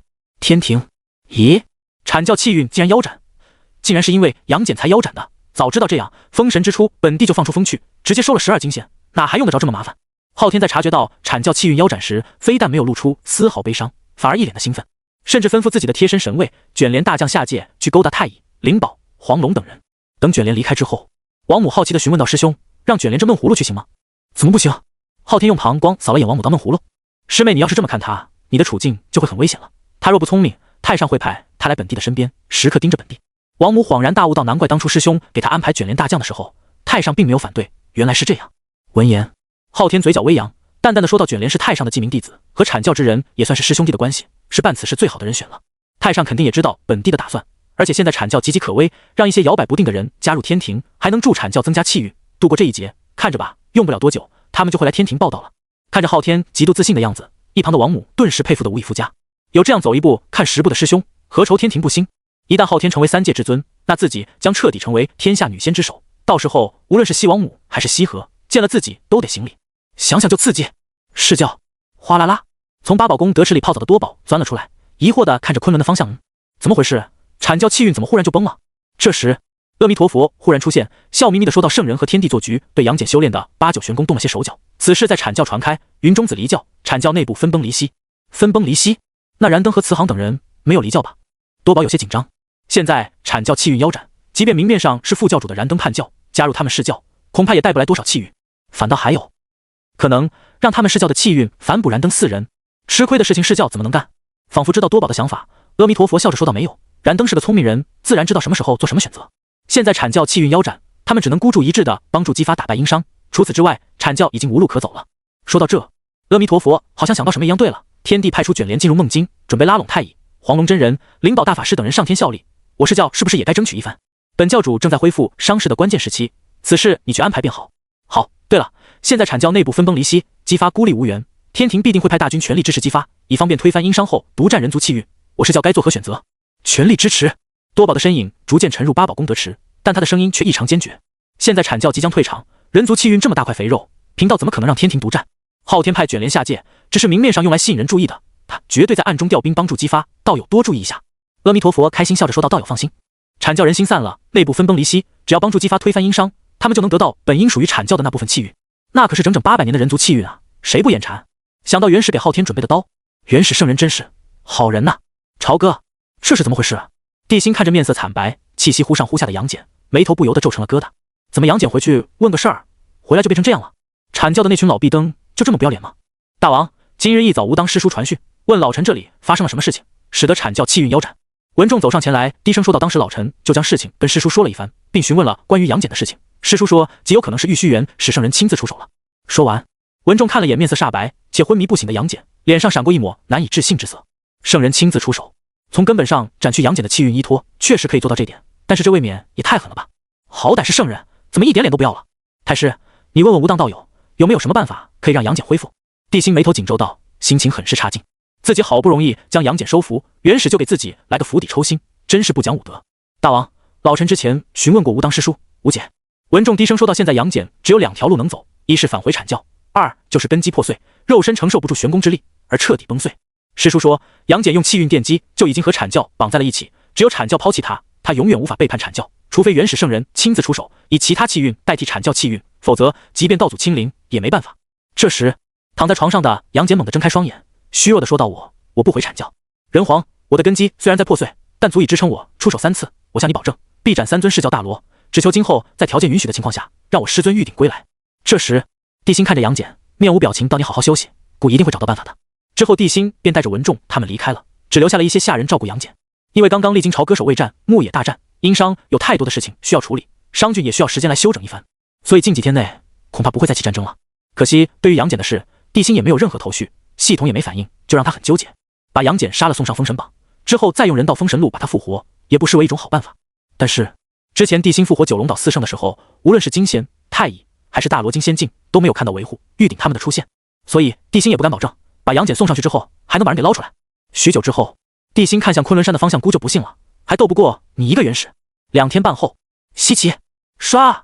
于元带着面无人色的张奎出现在了封神台附近。张奎在喘了2口新鲜的空气后，哇的一声就大吐特吐起来。几天时间遁地几万里，有时候于元穿嗨了，遇到大山忘记躲，张奎可就会倒霉的卡在石头里面。最危险的就是黄河，于元入水化水遁，像条鱼儿一样游过去了。可苦了张奎这个糙汉子，直接被黄河卷出去了10几里。好不容易碰到黄河河底了，也不知道黄河有什么神意，他的土遁竟然用不了，还把他吸在了黄河河底。要不是于元上岸后下意识的回了下头，看到手中只剩下了一件铠甲，以最快的速度找到了差点被淹死的张奎的话，说不定现在朝歌已经开席了。现在张奎感觉绝对是180倍祖宗，外加三皇和地心保佑，他才能活着到西岐封神台。此时张奎在土，于元则在打量封神台，随后赞叹到好强的天道封印，难怪能封住这么多的法宝。就在这时，一声怒喝忽然在远处出现，什么人？马上离开，不离开的话，别怪我等不客气了。于元和张奎闻声望去，发现好百名西岐兵和10几名天庭天兵正站在不远处盯着他们。可就在众人多目相对时，那些天兵一眼就认出了眼前的2人。于元、张奎，不好，快跑！马上通知天帝，说因伤的于元和张奎来到宝了，快退，我们不是他们的对手。就在他们惊呼时，于元和张奎瞬间消失不见，随后逃跑的众人脚下忽然冲出了2道身影。于元手持金光锉，叮叮咣咣一顿锤，把10几名天兵全都敲死了。张奎手中长刀舞的水泼不入，所过之处血喷成瀑，短短几个呼吸的时间就把他们全都杀了。于元看着前方背对自己浑身杀气威武不凡的张奎，又看了眼天空后说道，可惜还是没有可以入榜的真灵。听到于元的声音后，张奎虎躯一震，脸上杀意消散的瞬间猛地一弯腰，哇！滑！于元。片刻后，张奎终于克服了自己的心理障碍，2人一前一后的来到了封神台后，于元举起手一摸，嗡！一面金色的结界凭空出现，随后于元如同被烫到一样，迅速收回自己的手，一脸的后怕。好可怕的结界，若是准圣闯入，恐怕都会在瞬间被这结界抹杀。是吗？我感觉不到。张奎也伸手摸去，可是他并没有触发结界。就在他看向于元的瞬间，2人面前金光忽然大盛，下一秒，2人直接出现在一片虚无之中，叫天天不应，叫地地不灵，就像是回到封神榜中一样。唯一不同的就是这次他们的肉身都在。与此同时，朝歌、丁检测到宿主陷入艰难抉择，宿主选择如下：选择一封神台就是天道红军的陷阱，于元和张奎已经被困，开启葫芦娃救爷爷模式，让手下一个个的去送死。选择奖励鸿蒙良天尺，选择2红军竟然敢在在孤的地盘给孤的人挖坑，今天就让他知道谁才是洪荒至尊。选择奖励人皇喜，看到突然间诈尸的系统，地心没有丝毫喜悦，而是再仔细看了几遍，知晓了于元和张奎的出境后，这才郑重的开口道：孤选2，人皇喜人道衍生至宝，可百分号 ID 井号人民币星号。人皇喜人道衍生至宝，可镇压气运，凝聚人道之力，令人皇言出法随，君临天下。看到系统空间中那个虚幻的喜印，地心瞬间明白了它的作用。前面的不用说，大家都懂，而后面的就有说到了。人皇喜融于空同印之上，可凝聚人道之力，令人皇拥有言出法随的意思。就是地心若是下诏用人皇喜盖印的话，那这份人皇诏就会被赋予人道之力，拥有镇压诸神、毁天灭地的可怕力量，但是却会消耗大量人道之力。举个例子，在朝歌的范围内，若是诸神乃至圣人来这里，地心可以直接用人道之力镇压。可对方身在洪荒，却在人道笼罩的范围之外，之前的他没有办法，但现在有了，就是下达人皇诏，但是会一次性消耗海量的人道之力，具体消耗多少，还要看对付的人是谁，这里无法预测。而且诏书还有个弊端，杀不死生灵，也无法对天庭、圣人道场这种特殊地方造成影响。但是洪荒人道之力笼罩过的土地，他可以借着那点因果下旨，不过却受距离的远近影响，会对人道之力造成额外的消耗。可地心却没在乎这所谓的消耗，他抬头看向西岐的方向，自言自语封神台。片刻后，一道紫金色的光芒忽然在朝歌上空一闪而逝。与此同时，无论是朝歌之内的修炼者、封神者，还是梦境之上的阐教、释教和天庭的人，亦或者是六圣、三皇、昊天等，全都感受到了在朝歌之内一股战意冲天而起，化为无形巨枪，直捅寰宇。紫霄宫内，红军眼皮微抬，漠视地看着洪荒的位置，轻蔑地说道：“胆敢挑衅天道，人皇，你这有点飘了。”说完，也不见红军有什么动作，就看到朝歌上方的无垠虚空中忽然惊雷滚滚，电闪雷鸣，隐约间，一道金色的结界在苍穹上一闪而逝。嗡！那道冲天而起的人道之力，在接触到结界的瞬间，就如同玻璃长枪戳在了钢板上一样，咔嚓一声，直接崩碎。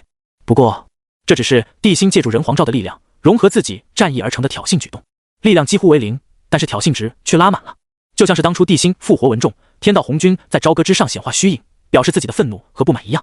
这时，随着长枪的消散，天道结界的消失，红军那满是讥讽和不屑的目光，仿佛和地心那充满霸道和挑衅的目光对上。而红军刚刚说的话，也好像一字不落地传入了地心的耳中。只见地心嘴角微微扬起，一脸不屑地说道：“天道红军，你好好做你的道祖不好吗？非要挑衅孤，只要孤在，洪荒就不是你能染指的，是吗？”红军面露不屑，却又傲慢地回到上古三皇都不是贫道的对手。你一个世袭来的人皇，也配跟贫道作对？说着，红军的目光看向西岐封神台，更加轻蔑地说道：“虽然贫道不知道你要做什么，但是你相救于元和张奎，除了你亲临之外，没有任何办法，是吗？”九间殿中的帝辛开口说道：“看来你老了，记性不好。姑说了，只要有姑在，洪荒就不是你能染指的。”随着帝辛的话落，人皇罩经过2分半的长途跋涉，终于出现在了封神台前方，而3界强者的目光也都纷纷落在此处。就连沉睡在6道轮回中的地道圣人后土，也2度睁开眼，饶有兴趣地看着天道和人道的争锋。万众瞩目中，紫金色的人皇罩缓缓打开，随后一道霸道绝伦、不容置否的声音在3界所有大罗及以上的强者耳边炸响：“洪荒人界，以孤为尊，封神台破！”轰隆隆，随着那道声音落下，紫金色的人皇罩光芒大盛间，封神台上也突然爆发出璀璨金光。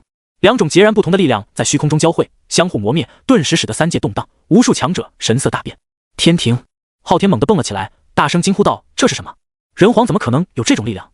这才多久，他竟然可以操控人道之力了？”是教多宝黑着脸钻出8宝功德池，双目空洞地看着西岐人皇，若早点掌握这种力量，我截教怎么可能覆灭？武装关一名青袍道人看着云中子，笑着说道：“恭喜道友又躲过一劫，可喜可贺。镇元子道友，贫道想回去。元始圣人无法出面，天庭和释教同时对阐教伸出魔爪，阐教已成为3界的是非之地，道友还是在我武装观中想逍遥自在吧。”说着，镇元子手中地书飞出，封死了武装观，意有所指。到这一次，贫道无论如何都不会再让道友涉险。6道轮回，后土打了个哈欠，笑靦如地看着朝歌道友：“你终于出现了，看样子我无族也该出事了。”紫霄宫看着角落中狂笑不止的疯批通天，红军黑着脸说道：“你笑得太早了，人皇虽然是变数，但人道对比天道弱了不是一星半点。稀奇，现在是天道的地盘。为师虽然不知道人皇如何控制的人道之力，但他想破开贫道封印的封神台，就是白日做梦。”仿佛为了回应红军，人皇罩的光芒果然变暗了许多，而封神台的金色结界却一如之前那般耀眼。但就在红军嘴角刚刚扬起，面露得意的瞬间，哟！一只迷你版紫金色的玄鸟忽然在人皇罩中飞出，一把抓住金色结界，猛地一扯，刺啦一声，金色的封印如同字母家的一丝款，直接被玄鸟撕开一道长长的口子，露出了西岐辛辛苦苦日夜赶工建造的封神台。紫霄宫内，一道满是嘲讽的疯批狂笑忽然传了出来：“哈哈哈！人皇是99至尊，人道的载体，而你只是天道红军，天道是你，你却不是天道，你代表不了天道。洪荒人界始终都是人皇说了算，人皇乃人道，你连道都不是，你拿什么跟人皇斗？”哈哈哈！轰！砰！咣当！沉浮在混沌中的紫霄宫突然震动了2下。噗！就在紫霄宫震动的瞬间，3界不少关注此事，但是没有防备的强者顿时有种被人敲了闷棍的感觉，眼前一黑，哇的吐出半盆血。这可是道与道的争锋，岂是一般的修士能观摩的？阐教、释教、天庭、武装观等有先见之明的强者早就做好了准备，可苦了那些真正吃瓜的修炼者。可即便各鲛人做足准备，他们也被道之力交锋时所迸发出来的那种可怕力量伤到的，只是伤势有强有弱，但整体并不太碍事。像诸天庆云加身的南极仙翁、烽火蒲团护体的燃灯、泡在池子里的多宝等，受到的伤害微乎其微，甚至在道的碰撞下，他们还得到了某种机缘，实力更加精进了。与此同时，封神台，于元和张奎的身影瞬间出现在封神台上。此时2人一脸的迷茫，但是在看到面前的人皇罩后，2人同时明白发生了什么。末将多谢大王，贫道谢过人皇。嗡！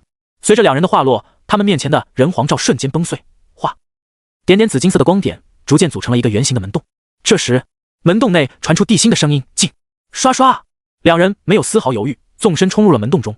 可就在他们刚刚消失的瞬间，一道金色的光柱忽然从天而降，狠狠地射在了封神台上。轰！一声巨响，封神台虽然疯狂震动，但却无恙。可藏在台中的五鬼就没那么好运了，直接化为5道真灵进入了封神榜中。虽然他们的魂飞魄散跟帝辛脱不了干系，但他们并非帝辛所杀，再加上这里有天道之力捣乱，魂飞魄散的五鬼自然不会进入人道封神路，被帝辛利用了。可恶！天上传来昊天恨恨的骂声，显然因为没有留下于元和张奎，让他感到十分的晦气。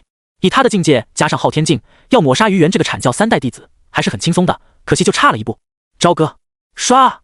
于元和张奎直接出现在了朝歌王宫中。当他们看到脸色略显苍白的帝辛后，心中猛地咯噔一声。很显然，帝辛为了救他们，恐怕付出了难以想象的代价。这一点他们2个倒是没猜错，那可是封神台，未来天道一统3界，姜子牙代天封神的重要地方，甚至可以说封神台就是天道之力入侵洪荒的桥梁。这也是为什么昊天全力一击没有对封神台造成任何影响的原因。要知道，当初他被人道之力压制，一击都能消磨掉人道法相，甚至力量穿透人皇气而伤到帝辛。可是身在天庭中处于巅峰状态下的昊天，含怒一击却没有摧毁封神台的一块砖，就足以说明封神台的恐怖了。而帝辛却凭借人皇罩的力量将封神台外的天道结界撕开，要付出什么样的代价就可想而知了。当于元和张奎出现，他们身后的那道紫金色门户消失的瞬间，整个朝歌忽然发出轰隆一声巨响，就像是地震般剧烈的晃动了一个呼吸的时间，甚至动静之大，就连梦境的人都能清晰地感受到。紧接着，天上明明阳光明媚，万里无云，可整个朝歌都被一股沉闷和压抑笼罩，就像是暴风雨即将到来，天地陷入一片昏暗压抑时一样。此时，朝歌上空，一个常人无法看见的巨大漩涡出现在虚空中，从而使得朝歌的气氛变得无比压抑，甚至文仲等人都纷纷出现，还以为是谁这么大胆进攻朝歌呢。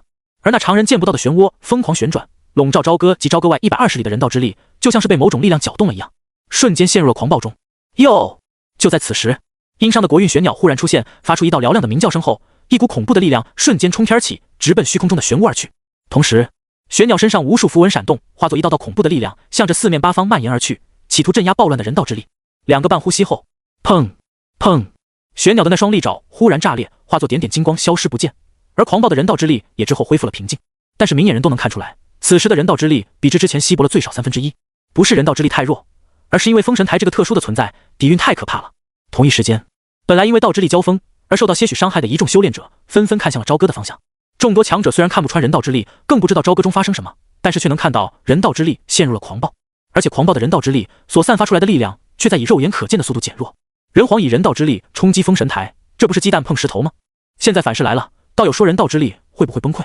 会不会崩溃不好说，但贫道却知道这是一个打压殷商的好时机。人皇自己作死，使得人道之力被反噬，甚至连玄鸟都遭疮了，真是天助我也。听着广成子等人的喃喃自语，南极仙翁沉思了片刻，这才看着朝歌的方向说道：是时候让姬发组织一下，进行反击了。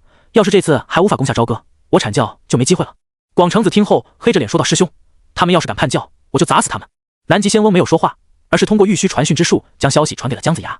这时，本来以为地震的姜子牙在得到消息后，激动的直接从病榻上蹦了起来，双眼泛着金光，刚要去找姬发的时候，忽然停下了脚步，自言自语道：不行，贫道得起一卦，确定之后再去通知武王。说完，姜子牙迅速起卦，当他看到卦象的时候，脸上顿时露出了狂喜之色，随后急匆匆地向着中帐赶去。武王，好消息，天大的好消息啊！脸上刚刚有点血色的姬发一脸嫌弃地问道：什么消息让你老人家激动成这样？难道是纣王自焚了？姜子牙听后表情一僵，随后干笑着说道：虽然不是，但也差不多。只是随口一说的姬发听后顿时来了精神，赶紧换上一张尊敬的脸说道：相父请坐，细细道来。武王，天道意志降临洪荒，人道崩溃，殷商国运受损严重，刚刚老臣起了一卦，卦象显示我大周得天象，显示要想赢，先发疯，不顾一切向前冲。说到这，姜子牙顿了一顿，随后又无比激动地说道：天数在我，这是我大周推翻殷商的最好机会，武王发兵吧。发兵？姬发听到这俩字后，瞬间打了个冷战，脑海中再度浮现出帝辛那摧枯拉朽的意见，还有太师文仲、雾文化、于元、袁弘等人根本打不过呀。想到这，姬发摆烂似的重新躺下，毫无斗志道：相父，不是本王胆子小，而是根本打不过，现在发兵只是找死。上次你诓骗本王说手持打神鞭可以教训纣王，可你那打神鞭却被纣王一剑劈断了，你怎么解释？即便文仲、雾文化他们有阐教、释教的上仙对付，谁能拦住万夫不当的纣王？到时候本王是放你还是放李靖？察觉到姬发发自内心的对帝辛恐惧，姜子牙沉默半晌，可是一想到自己被劈断的打神鞭后，就感觉头皮发麻。虽然卦象对他们有利，而且南极仙翁表示这次全力支持，但出于对自己生命的尊重，姜子牙还是选择了从心。武王教训的及时，老臣这就传令下去，原地休整，日后再战。就在这时，嗡！还不等姬发做出回应，一道手臂粗的金色光柱忽然从天而降，直接进入了姬发体内。突如其来的一幕，并没有让姬发露出任何痛苦之色，反而一脸销魂的模样。下一秒，在姬发销魂的表情和哼哼中，他身上的伤势快速恢复，同时消散的天子真龙气也再度从他身上出现。而且这次出现的真龙气不但粗了，还凝实了，乍眼看去就像是一条狰狞的小金龙在他体内进进出出。同样的，在重新得到天子真龙气时，姬发也得到了昊天的授意，同时也知道这次殷商确实受创不轻，人道之力大减，国运玄鸟更是失去了一双利爪后，整个人都变得自信起来了。一个翻身从床上蹦了下来，严肃地看着姜子牙说道：相父，你一点都不懂本王，本王是那种知难而退、贪生怕死之辈。本王的意思是我等若推翻纣王暴政，便能还天下一个朗朗乾坤，岂可贪生怕死？说完，姬发昂首挺胸，强势地说道：还请相父传令下去，大军备战，明日与纣王决战。武王心怀天下，贫道佩服。还不等姜子牙开口，一道声音便在外面响起，随后南极仙翁等人纷纷进入中帐。南极仙翁笑着说道：武王，明日之战我等定会全力以赴，人皇复活的那些人籍轩辕焚三妖就交与我等。说着，他又掏出了斩仙剑，上次朱子真吞了玉鼎后，是南极仙翁收走了这把剑，他现在决定将它交给姬发。武王，上次那人皇借兵器之力斩了武王的天子剑，贫道将这把斩仙剑赠给武王，还望武王用此剑斩杀人皇，替贫道诸多师兄弟报仇。仙长，这斩仙剑可以挡住纣王的人皇剑？当然可以。南极仙翁笑呵呵地说道：打神鞭毕竟不是常规武器，只要武王用天子真龙气滋养斩仙剑，此剑不但能挡住人皇剑，也必能斩杀人皇。广成子也补充道：“师兄说的对，上次那人皇1丈兵器之力打败武王，明显胜之不武。这次有斩仙剑在手，武王定能斩杀人皇。”对对对，姬发脸上的笑容逐渐肆虐，快速点着头。诸位先常说的极是，上次纣王就是仰仗兵器之力，这次本王一定斩下他的人头。说完，他抽出斩仙剑，虚虚的挥舞2下，挽起几朵剑，心中的信心又暴涨了几分。南极仙翁见状也面露笑意，这下稳了，只要姬发用斩仙剑杀了帝辛，本来属于阐教的那部分气运就少不了了，甚至还能分一点本属于天庭的气运。朝歌九间殿，让诸位担心了，孤已经无恙了。帝辛说完，殿内众人提到嗓子眼上的心，这才消失不见。之后，帝辛继续开口道：“于元，此行收获如何？”启禀人皇，除了一些极个别特殊的宝物，如混元金斗、金蛟简、4象塔这种至宝及少数极品灵宝外，其他的贫道都拿回来了。于元拍了拍腰间的乾坤袋，又补充到：“有些宝物被下了天道禁制，贫道根本就碰不得，能拿回这些，还要多亏张将军。”好，帝辛听后笑着说道：“2位立了奇功，孤自然会论功行赏。”之后，于元和张奎表示自己不需要赏赐，说帝辛让他摆脱封神榜就是最大的赏赐，但帝辛还是给了他们一些赏赐。随后，于元将九龙岛4圣的法宝交给他们之后，正准备跟着文仲整理宝物的时候，魔力海再度出现：“大王，刚刚西岐叛军送来战书，说明日于牧野之外一战。”帝辛眉头微微一皱，按道这姬发真会挑时候。可就在他准备回绝时，熟悉的声音忽然响起：“丁检测到宿主陷入艰难抉择，宿主选择如下：选择一，他说战孤就战。刚刚跟天道红军交完手，孤的力量还没彻底恢复，谁跟你打，让他等着。选择奖励鸿蒙紫气，人道专属。选择2，想趁孤伤了元气对付孤。这姬发想的也太简单了，打败他，并进斩杀大罗及以上的强者。选择奖励人道本源路，孤选2，人道本源路一滴可恢复1成人道之力，本源路的数量取决于斩杀强者的数量，当前数量星号1。战斗结束后方可打开。”帝辛看着系统空间中的玉屏，猛地站了起来，霸气地说道：“备战！孤道要看看他们这次又要玩什么招。你们以为有圣人撑腰，让我人道之力受损就可以进攻大伤了？自古外挂搞神号，孤有系统，看看到底谁才能笑到最后。”牧野之外，100万周军和商郡相隔10里遥遥对视，一众修士更是隔空相望。这时，帝辛都能看出阐教的人已经有了隔阂。至于另一边多出的10几个人，从装束上就可以看得出来，他们都来自释教。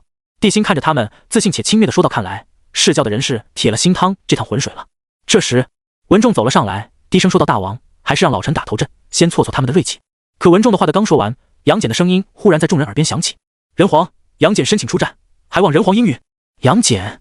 当所有人的目光都落在杨戬身上的时候，帝辛忽然问道：“若姬发派阐教的人迎战，你该如何？只败不杀，就当杨戬。”好，帝辛点了点头道：“希望你不要让孤失望。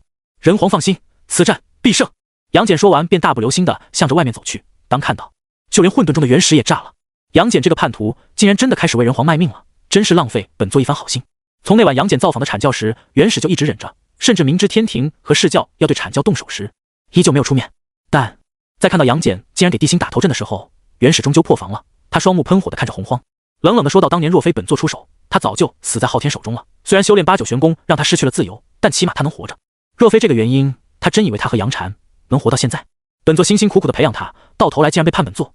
既然如此，本座也就不再留情面了。”说完，他身上的杀意陡然暴涨，随后便给南极仙翁下达了命令。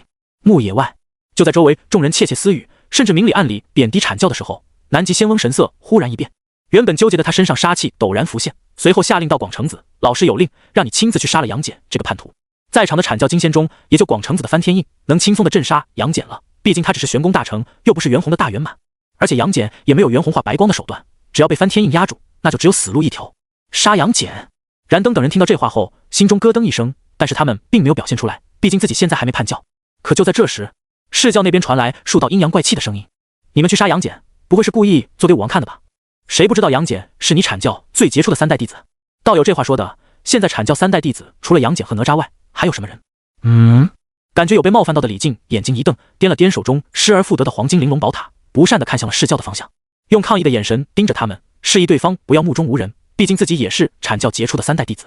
这时，一名浑身古铜色、身穿麻衣的释教强者走上前来，沉声说道：“武王，千万不能让阐教的人上。之前杨戬在阐教里什么地位，武王心里应该很清楚，别到时候杨戬没回来，对面又多了个轩辕人皇的帝师广成子。”正准备出手的广成子，额头青筋瞬间暴起，手中翻天印差点砸向这名挑事的释教强者。这群披鳞戴甲、尸生卵化之辈，真不是东西。想到这，广成子冷冷地看向对方，既然道有信不过我阐教，那不如此战道有来如何？大善！释教强者笑着回应道：“贫道血目正有此意。”血目！阐教众金仙神色微变，可还不等他们开口，血目便直奔杨戬而去，同时他手也出现了一把血红的长剑。剑身薄如蝉翼，剑身两面之上各有3条极细的血槽，剑身与剑柄浑然一体，好似一柄长尺。剑柄之上纹理做螺纹状旋转，相互交叉，细细一看，仿佛镶嵌了无数只血淋淋的眼睛，诡异到了极点。甚至众人在看到那柄血剑时，都生出一阵头晕目眩的感觉，元神烦躁无比。竟然真的是血目，没想到释教竟然把他派来了。贫道还以为来的会是多宝的人。之前多宝被人皇所伤，听说在八宝功德池中闭关，现在的释教是阿弥陀佛说了算，这血目就是阿弥陀佛派来的。一直以为那只是个传说，没想到竟是真的，这下杨戬必死无疑了。随着阐教众金仙的窃窃私语，金吒好奇地看向李靖，问道：“父亲，这血目道人是谁？看起来很厉害的样子。”李靖眼睛一瞪，怒斥道：“小屁孩打听这么多干什么？不该问的别问。”姬发一听，顿时来了兴趣，难道这血目还有什么天大的来历不成？李将军，这血目道人是谁？啊！李靖瞪了眼金吒，面露尴尬道：“回武王，末将不知，末将去问问家师。”看着李靖离去的背影，金吒紧紧地抓住手中的枪，努力良久才忍住没捅过去。没办法，在这个时代，父子关系大于天，重于命，即便是义父也不能捅，更别说生父了。他这一枪别说下去，单纯的举起来，要是被文书看到，文书都能一巴掌拍死这个逆徒。很快，李靖紧张兮兮的回来了，但在来到姬发面前时，还是故作镇定，整了整自己的铠甲。武王，这血目不过是接引圣人在须弥山中发现的一滴疑似魔祖罗侯的血，出手点化而成，也算有点实力。姬发虽然没听清，但眼中还是一亮，面带惊喜道：“敢用魔祖这个称呼，看来这血目的来历很不凡。”李靖想到刚才燃灯说过魔祖早就魂飞魄散，陨落了这句话后，便一脸不屑地说道：“当年强者的实力着实有限，被他占便宜抢了名号，若是现在，末将弹指可灭。”死！李靖说完没啥感应，可正在看热闹吃瓜的燃灯却忽然打了个哆嗦，冥冥中感觉自己被什么东西给盯上了。就在他疑惑万分的时候，血目的怒喝声瞬间将他惊醒。杨戬，受死！唰！当燃灯看向血目的时候，血目手中的血目剑光芒突然大盛，天空中仿佛出现了无数双血色的眼睛，齐齐看向了燃灯。那一瞬间，燃灯感觉有一头史前怪兽正透过这些血眼虚影，从开天之初与现在的自己遥遥对视。啊！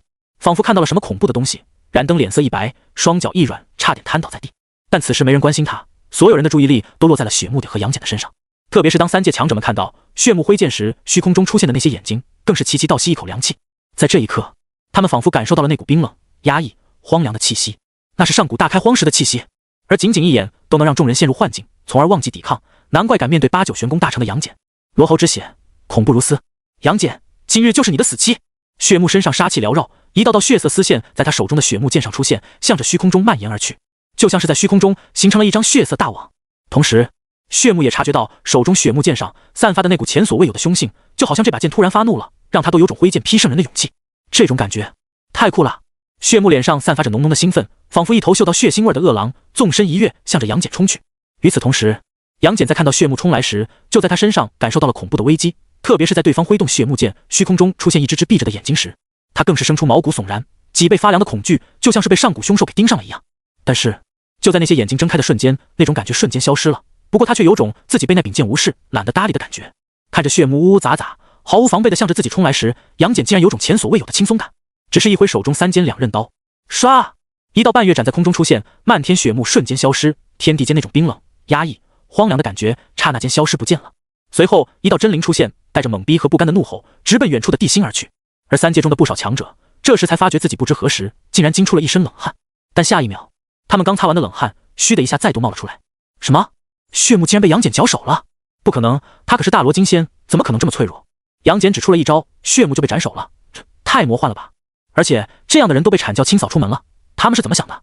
都说杨戬只是8-9玄功大成，我看这早就大圆满了。阐教这群蠢货，这次损失大了，还想打人皇呢。别说文仲、袁弘，估计杨戬一人都能灭了大半阐教。众所周知，阐教2代弟子都是废，挺废法宝的。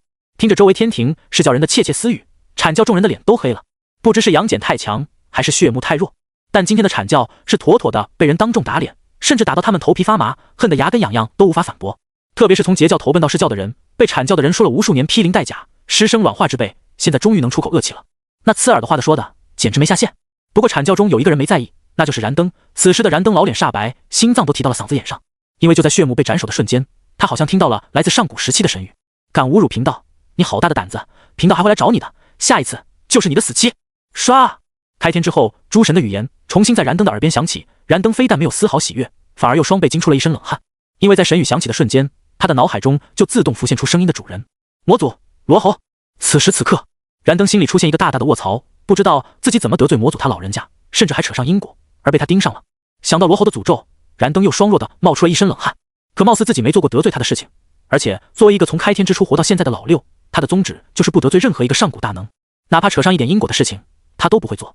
怎么就在燃灯心慌意乱时，无意间看到了李靖在姬发面前掂了掂自己的黄金塔，随后一句话传入他的耳中，顿时让燃灯灵光一闪，惊雷穿过了太阳穴。刚刚李靖的原话是这样说的：武王，末将就说这血木只是稍微有点实力，别说他只是魔祖的一滴血，即便是魔祖来了，末将也能弹指镇压。哼，不过是早生了几年，鸡群里面混进去的一只鹤，竟然也敢用祖自称，真是笑话。唰，感受着冥冥中的冷意，燃灯的脸更白了，右双若浊的冒出了一身冷汗，甚至汗水都顺着他的发袍滴滴答答的落在了地上。他明白了，因为刚才他跟李靖提了嘴罗喉，所以李靖便大放厥词，而魔族感觉李靖是个弱鸡，怕脏了自己的手，这才找上了自己。想到这，面无人色的燃灯指着李靖怒斥道：逆意图，闭嘴！你给我闭嘴！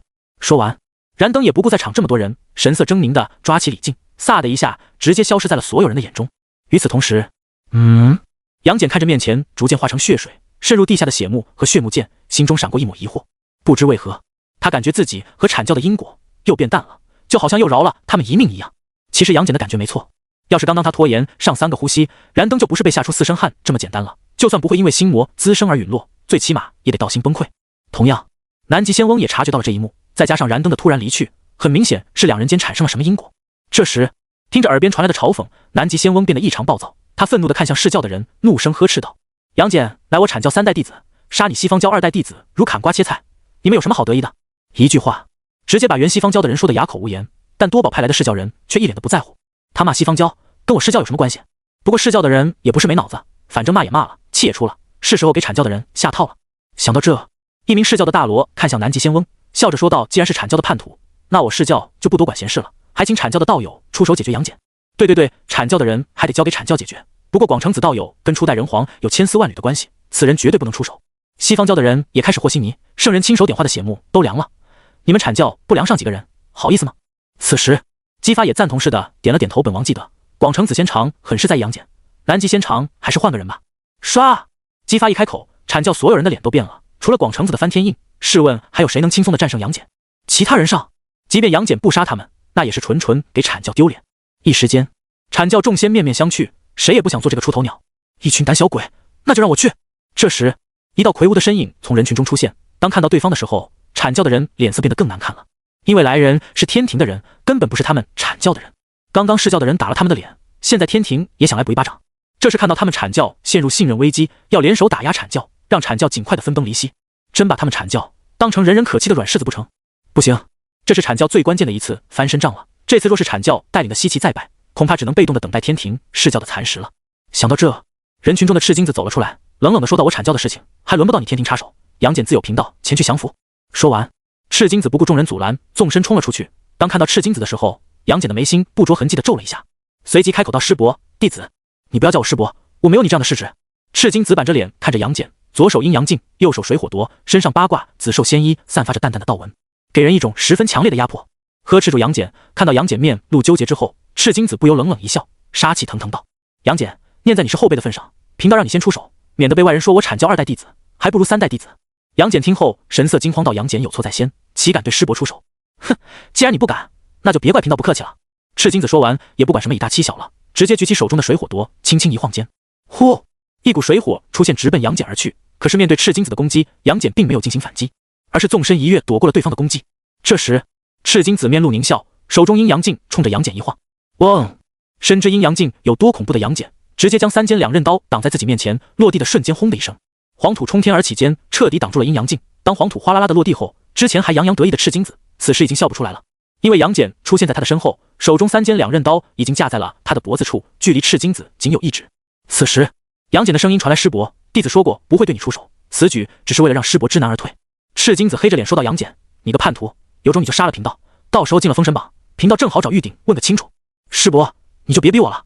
杨戬说着缓缓放下了手中的3尖2刃刀，低声说道：人皇答应我不会逼我对阐教的人动手，弟子希望师伯也别逼我，若是今后在战场相见，弟子不希望跟众位同门兵刃相见。说完，杨戬直接收起3尖2刃刀，转身向着地心所在的方向走去。既然赤精子已经出手了，他也就没什么好继续下去的了，万一一会儿阐教其他人再出手，杨戬会更为难。但就在杨戬走到半路的上的时候，赤精子的表情忽然变得凶狠起来，手中阴阳镜对准备了杨戬的背影，大喝一声：杨戬！杨戬下意识的就要回头，可就在他刚回了一半的时候，一道紫金色的剑芒忽然在他身边闪过。当杨戬扭过头时，只感觉眼前黑光一闪，随后一股强烈的拉扯力出现，甚至连他的元神都好像要离体而去了。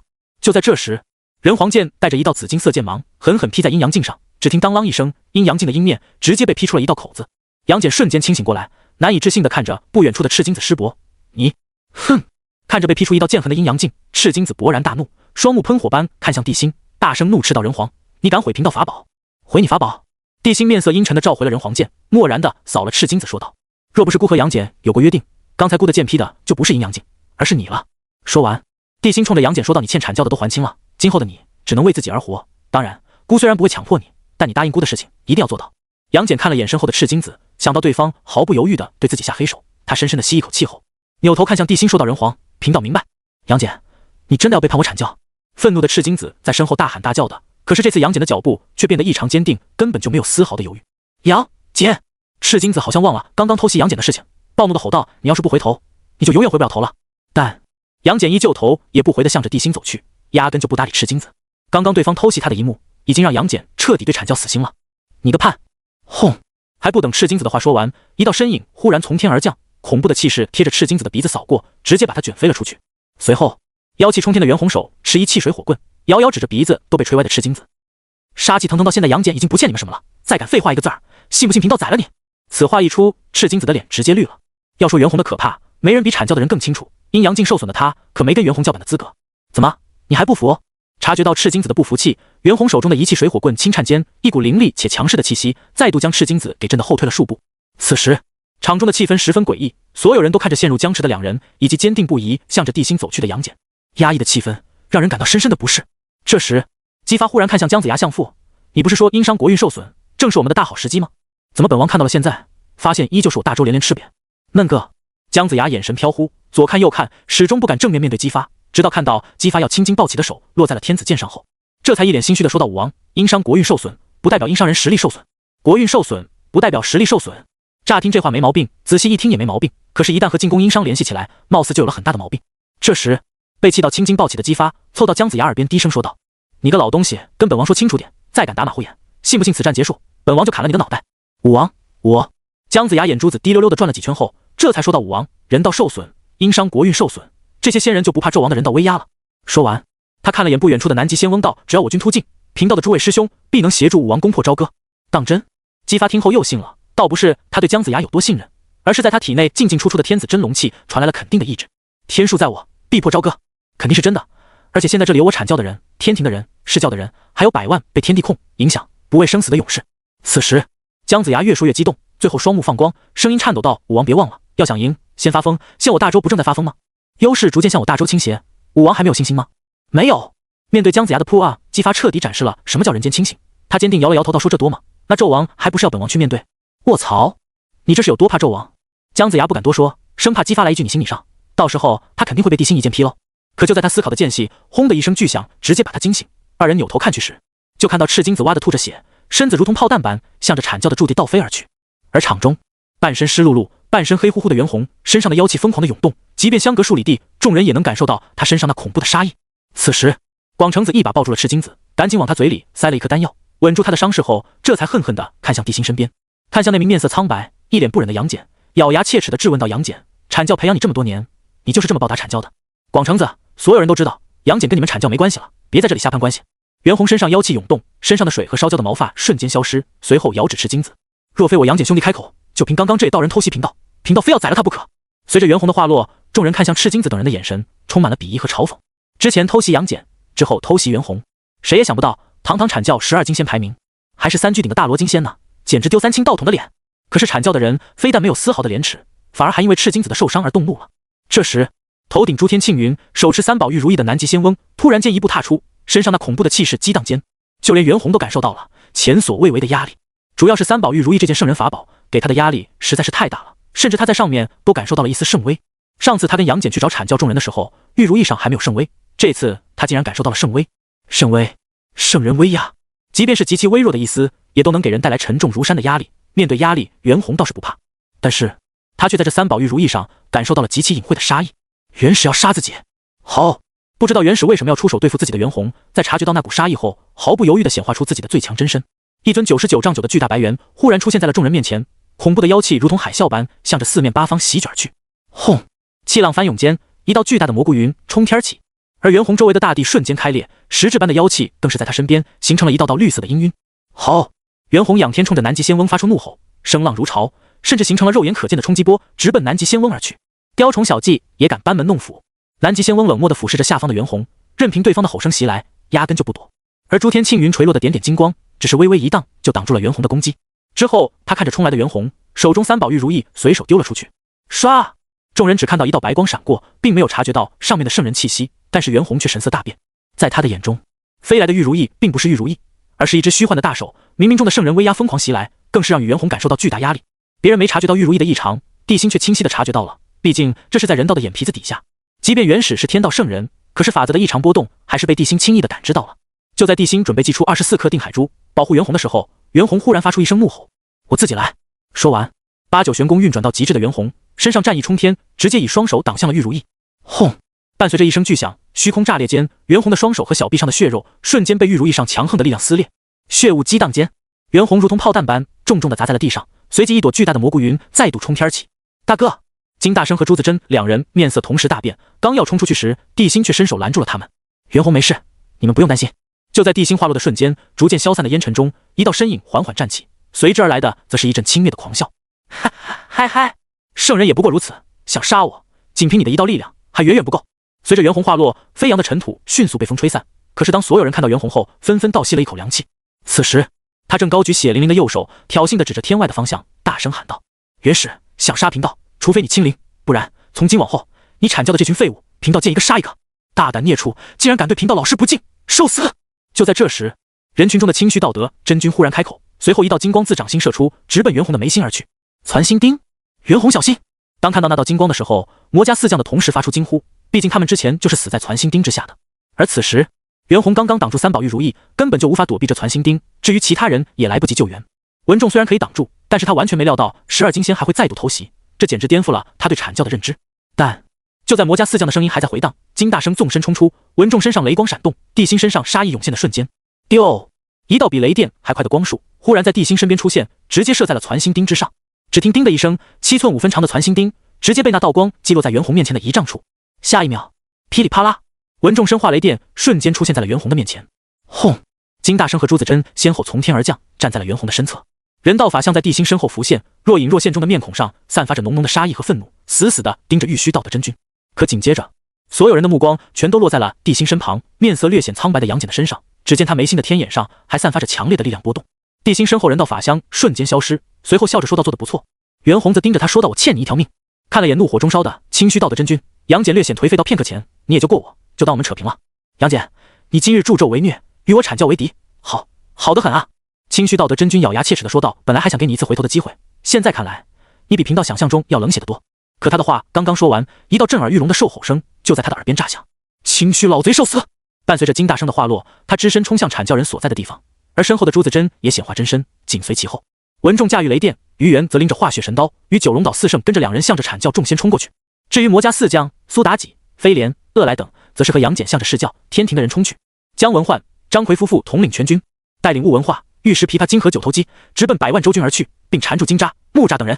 至于地心，则是坐镇人道边缘附近，人道法相若隐若现，给西岐众仙带去了巨大的心理压力。此时，释教的人在抵挡魔家四将等人时，并不是太费力，即便魔礼清等人实力再强，也架不住释教人多。但是释教和天庭的人却十分默契的和众人打个有来有回，在保证自己安全的前提下，也不主动伤地心的人。出力，这是不可能的。此战乃是阐教的翻身仗，若是他们真赢了，阐教也算气运稳固，到时候他们想插手未来大周800年气运，那就是做梦了。至于被昊天洗脑的那100万大军，因为姬发的命令所在，所以跟商郡也算打得有来有回，甚至还在某些地方，西岐大军还真的压制住了商郡。要说最热闹的，当然是阐教和金大生等人的战斗了。不算受伤的袁弘，单文仲、于元、金大生就够他们吃的了。文仲操控诛仙四剑，将南极仙翁这个准圣限制的死死的，可惜文仲的力量还是不够，无法突破诸天庆云。不过好在他掌控了雷电，可以以雷霆轰击阐教其他人，给他们制造麻烦。这边南极仙翁被文仲拖住后，场中就没有谁能正面抗衡金大生了。而金大生则盯着清虚不放，甚至为了救清虚，黄龙真人都被金大生撞出去老远，哇哇吐血。广成子的翻天印确实能压制金大生，但是他带着受伤的赤精子十分不便。一旦他想祭出翻天印，于元必定会拎着化血神刀，以五行遁法靠近他，挥刀砍他的后脑勺。道恒天尊和太乙则被杨森、高有钱两人缠住，如此接二连三下，广成子被压得死死的，根本无法出手。至于三大士，也只是在保证自己安全的前提下，和受伤的袁弘及王魔、李兴霸纠缠，因为他们三个担心，一旦全力出手的话，文仲、金大生、于元、朱子珍他们四个恐怕会舍弃自己的对手，全力围杀他们。到时候他们三人成为众矢之的的话，恐怕没人会出手救他们。况且文仲的雷超过70%都在照顾他们，所以不想出头的三大士倒是和袁弘、王魔几人打得有来有回。看到下方众金仙各自为营，泾渭分明的打法，南极仙翁眼前顿时一黑，他不明白好好的阐教怎么就变成这样了，简直让他心痛万分。就在这时，金大生终于冲到了清虚道德真君的面前，清虚心里一阵发虚，直接掏出了五火七情扇，随手一挥，烈焰腾空万丈高，熊熊火龙直奔金大生而去。破！金大生也不是好惹的，他虽然知道五火七情扇的厉害，但他丝毫不怵，一口牛黄喷出，熊熊的牛黄真火瞬间和迎面来的火焰相遇，砰的一声，将熊熊烈焰炸开了一道巨大的口子。而金大生纵身一跃，直接出现在了面色大变的清虚的面前。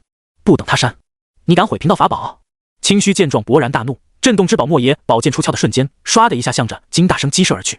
就在这时，于元忽然出现，挡在了金大生面前。莫邪宝剑砍在于元身上时，发出当的一声脆响。下一秒，一只大手忽然在于元肩膀上探出，一把抓住了清虚的手臂。清虚瞳孔猛地一缩间，刚刚按到不好，就感觉自己被一股大力抡起，狠狠地砸在了地上。砰！一声闷响，清虚只感觉眼前一黑，哇的吐出一口老血，紧接着他就感觉一股强烈的危机袭来。强忍着剧痛睁开眼的瞬间，就看到金大生挥舞着化血神刀，狠狠地向着他的脖子砍来。不！噗！清虚的惨叫声戛然而止，鲜血喷涌间，一道真灵直奔地心而去。随后，一道牛黄真火直接落在了清虚的尸体上，顷刻间将他烧成渣渣。混沌中，闭目许久的元始忽然睁开双眼，周身杀机涌动，引得混沌翻涌间，一道冷冰冰毫无感情的声音忽然在混沌中响起：“老师，弟子出手教训我阐教叛徒，不算违背天道意志吧？”此话一出，混沌中所有圣人都面色微变，看向了元始天尊。他终究要亲自出手解决当下阐教的危机了吗？老师，弟子只是去处理叛教之人，不会插手商周之战。仿佛感应到红军的无视，元始天尊再度开口，可惜紫霄宫内依旧没有任何声音。是红军不想开口吗？是他不想让元始显圣，告诉洪荒三界圣人只是收手了，不是死了吗？并不是，而是他现在真的没法开口，因为紫霄宫一角的通天正阴恻恻地看着他，脸上挂满了幸灾乐祸的模样。虽然听不到通天在说什么，但是从他的口型上可以看出来，此时的通天好像在威胁红军，当元始的声音。而此时太上却出现在了元始的面前，淡淡的说道：“师弟，万仙阵后圣人不得踏入洪荒，你不要再问了。”闻言，元始深吸了一口气，可是青筋暴起且不断颤抖的双手却表明，此时他的内心并不是很平静。洪荒，清虚师弟。虽然清虚道德真君和太乙等人都选择了摇摆不定，但毕竟也是玉虚同门无数岁月，师兄弟间情谊多少还是有点的。就在清虚的真灵落入地心手中时，愤怒的广成子直接祭出了翻天印，狠狠地向着金大生砸去。道友小心！于元大喝一声，来不及拿回自己的化血神刀，直接施展土遁之术冲向广成子。金大生实力之强，只是略次于元红，即便他无法抗住翻天印，也能撑上3-5个呼吸。而这段时间足够于元逼着广成子收回自己的翻天印了。唰！于元瞬间出现在广成子身后，虽然没有了化血神刀，但他还有金光错，直接挥错砸了过去。与此同时，正在和道恒天尊纠缠且先手意识最强的王森与高有钱对视一眼后，两人同时打出了自己的法宝。杨森的霹雳珠直接砸向重伤的赤金子，高有钱的混元宝珠则是砸向了广成子的面门。九龙岛四圣虽然是截教3代弟子，实力也只有王魔达到大罗，但他们的神通和法宝却十分不俗。眼看着于元偷袭，而霹雳珠和混元宝珠也向着自己砸来，广成子当时就清醒了过来。操！他不明白那里出现了问题，堂堂12金仙，名满3界的阐教2代弟子，怎么就被一群截教3代野生妖仙给虐成这样？眼看着自己就要被围殴致死，广成子也管不了那么多了。除了自己外，连最强的3大士都在划水，他是真没有办法改变什么了。想到这，刚刚压住金大生的翻天印瞬间倒飞，砸向了王魔和高有钱。他们两个要是不躲的话，即便霹雳珠和混元宝珠击中他，也不过要他半条命。而王魔和高有钱就要凉了。果然不出广成子所料，在察觉到翻天印后，两人同时收回法宝，并迅速躲避，生怕不小心死在翻天印下。至于身后的于元，感受着于元那足以要他半条命的攻击，广成子在经过了0.01秒的沉思后，做出了一个2全其美。呸！死道友不死贫道的决定，直接把赤金子往身后一背，低声说道：“师弟，你有紫寿仙衣，应该死不了，就让为兄欠你一条命。”我泼！砰！身受重伤的赤金子刚刚说出3个字，身躯忽然一震，哇的喷出了半盆带着5脏6腑的血后，终究没抗住于元的这全力一击，当场死在了广成子的后背上，一道真灵直奔地心而去。而此时，广成子更是悲愤的流下血泪，撕心裂肺的吼道：“师弟啊，于元，贫道杀了你！”伴随着广成子的怒吼，翻天印忽然从天而降，狠狠地向着余化砸去。可是余化一个土遁就消失不见了。没有了赤金子这个累赘，广成子可不怕他了。身为12金仙之首，他可不是那种靠资历熬上去的人，而是实打实的大罗巅峰强者。下一秒，浑身染血的广成子冲天起，左手翻天印，右手落魂钟，锁定余元的瞬间，钟声直接响起。卧槽！刚刚现身的余元顿时就感觉自己浑身麻痹，不能动弹了，只能眼睁睁地看着翻天印向着自己冲来。这时，叮叮咚咚，一阵清脆且高亢，犹如玉珠走盘的琵琶声忽然响起，直接抵消了落魂钟的力量。就在翻天印落下的前一秒，余元一个土遁瞬间消失。轰！翻天印落下，大地剧烈晃动，而余元凭空出现在数百米的外，噗地喷出一道血剑。虽然他躲过了翻天印的正面砸击，但没有完全躲过那股力量，即便是五行之体，依旧被那股厚重的压力震伤了。此时，广成子双目喷火地看着余元，杀气腾腾道：“你杀我师弟，贫道跟你没完！说贫道杀你师弟，你真好意思啊！”余元擦了擦嘴角的血，不屑地说道：“堂堂阐教12金仙仙手，金仙不老的广成子，竟然用自己师弟当盾牌，还嫁祸给贫道！呸！”听到余元的话，广成子顿时面露恼怒之色，这件事坚决不能让人知道，不然自己就完了。想到这，广成子面露讥讽道：“余元，刚刚是二师弟主动要求为我挡下那一击，再者，你杀我师弟还指责贫道，你也不问问三界中有谁会相信你的话？”此话一出，别说在场阐教众人，就连天庭释教的那些人也都信了广成子的话。毕竟刚才太乱了，谁还注意其他人的战斗？再说，世人皆知广成子和赤金子的友谊，都相信广成子不会做出那种下作之事的。而此时，没人看到太乙真人的脸变得无比难看，因为场中只有他目睹了事情的全部，甚至还听到了广成子的话，但他还不能说，甚至在他看向广成子的时候，还被对方用眼神威胁了。这时，一直在大后方地心忽然站了起来，只是这简单的移动，却在瞬间牵动了所有人的心，甚至所有人都下意识地停了手，就连纠缠在一起几百万大军，也都纷纷停下手中动作，同时退后了几步。此时，地心看着广成子，举起手中赤金子的真灵，用带着讥讽的语气说道：“广成子，真相如何？要不要听听赤金子的话？”轰隆！可就在地心话落的一刹那，天空忽然传来一声巨响，随后梦境方圆千里范围瞬间陷入到了一片黑暗中。时间回到片刻前，清虚刚被袁弘斩杀，地心便将之送到了人道封神路，进入封神榜中时，天庭昊天看着下方的闹剧，笑着说道：“师妹啊，之前本帝给元始天尊要12金仙，他不给，现在兜兜转转的已经有3个入我天庭了，这也得等激发战胜人皇姜子牙封神之后才能为我天庭所用。师兄现在高兴是不是太早了？哎，师妹你不懂，现在封神如何，本帝已经不在乎了，主要是看到阐教变成这样，本帝高兴。王母，知道我为什么不去找大老爷吗？实话告诉你，因为牧野一战后，太上丢了崆峒印，元始死了2徒弟，他们都等着教训本帝呢。”昊天一副我早已经预判的模样，看着封神天榜上玉鼎、巨留孙和清虚的名字，顿时感觉浑身都变得通透起来，同时暗道再多杀2个，这样的话，本帝去找大老爷，才能用封神的事情威胁元始，才能免去来自圣人的毒打。至于那崆峒印，本帝都派卷帘下界去争夺，瓜分本属于阐教的气运了，太上还想干什么？这时，一旁的王母忽然惊叫道：“师兄，快看广成子！”随着王母的叫声出现，昊天顿时来劲儿了，随后俯下身子一看，小拳头瞬间青筋暴起，当时就应了。好，若是余元他们打死广成子，这场梦境之战，本帝就把胜利送给那人皇帝心。啊，师兄你看，广成子竟然把赤金子当盾牌了呀！就在昊天神经紧绷，赤金子喷了的瞬间，王母突然发出一声尖叫，把昊天吓得猛地打了个激灵。师妹，你干什么一惊一乍？王母一脸震惊地问道：“师兄，那广成子即便矮上一下也不会丢命，可是他为什么要这样做呢？死道友不死贫道，阐教的人做出这种事，本帝没有丝毫意外。”昊天听后，嘴角微微扬起，元始能为了给12金仙渡杀劫，万仙来朝的截教都被他搞没了，你真以为在阐教同门之义会有自己的命重要？说罢，一脸索然无味的昊天感叹广成子命大的同时，开口说道：“看戏看戏，无论谁生谁死，最后都是我天庭成为最大的赢家。”刚刚说完，昊天脸上的索然无味瞬间消失，取而代之的则是兴奋地瞪大了双眼，脸上露出浓浓的玩味之色。人皇都出手了，要是做使广成子害死了赤金子，那阐教的这个翻身仗就彻底败了。那样的话，轰隆！就在昊天的话说到一半时，天庭上瞬间陷入一片黑暗中，唯有凌霄殿和远处的封神天榜不被这片黑暗所影响。恍惚间，一尊顶天立地、游走于法则之间的身影忽然出现在天庭之上，一直点向了黑暗中的封神榜。察觉到对方的动作，昊天脸色一变，大惊失色道：“元始，你竟敢违背大老爷的命令，私入洪荒，你还想染指封神榜？你好大的胆子！”说着，昊天就准备出去干元始。这里是天庭，他是天庭之主，他在这里就相当于地心在朝歌。虽然他没资格掌控天道的力量，但是在这里也能借用天道之力，拥有圣人级的战力。即便打不赢元始，也不至于让对方在自己的地盘上为非作歹。这时，王母忽然拉住了昊天，小声说道：“师兄，元始圣人好像不是要染指封神榜。”冷静下来的昊天一看，果然如此，元始不是要染指封神榜，而是要借用自己和赤金子的师徒关系，强行将赤金子的真灵引入封神榜中。此时，元始指尖的哪一点白光，不就是赤金子的真灵？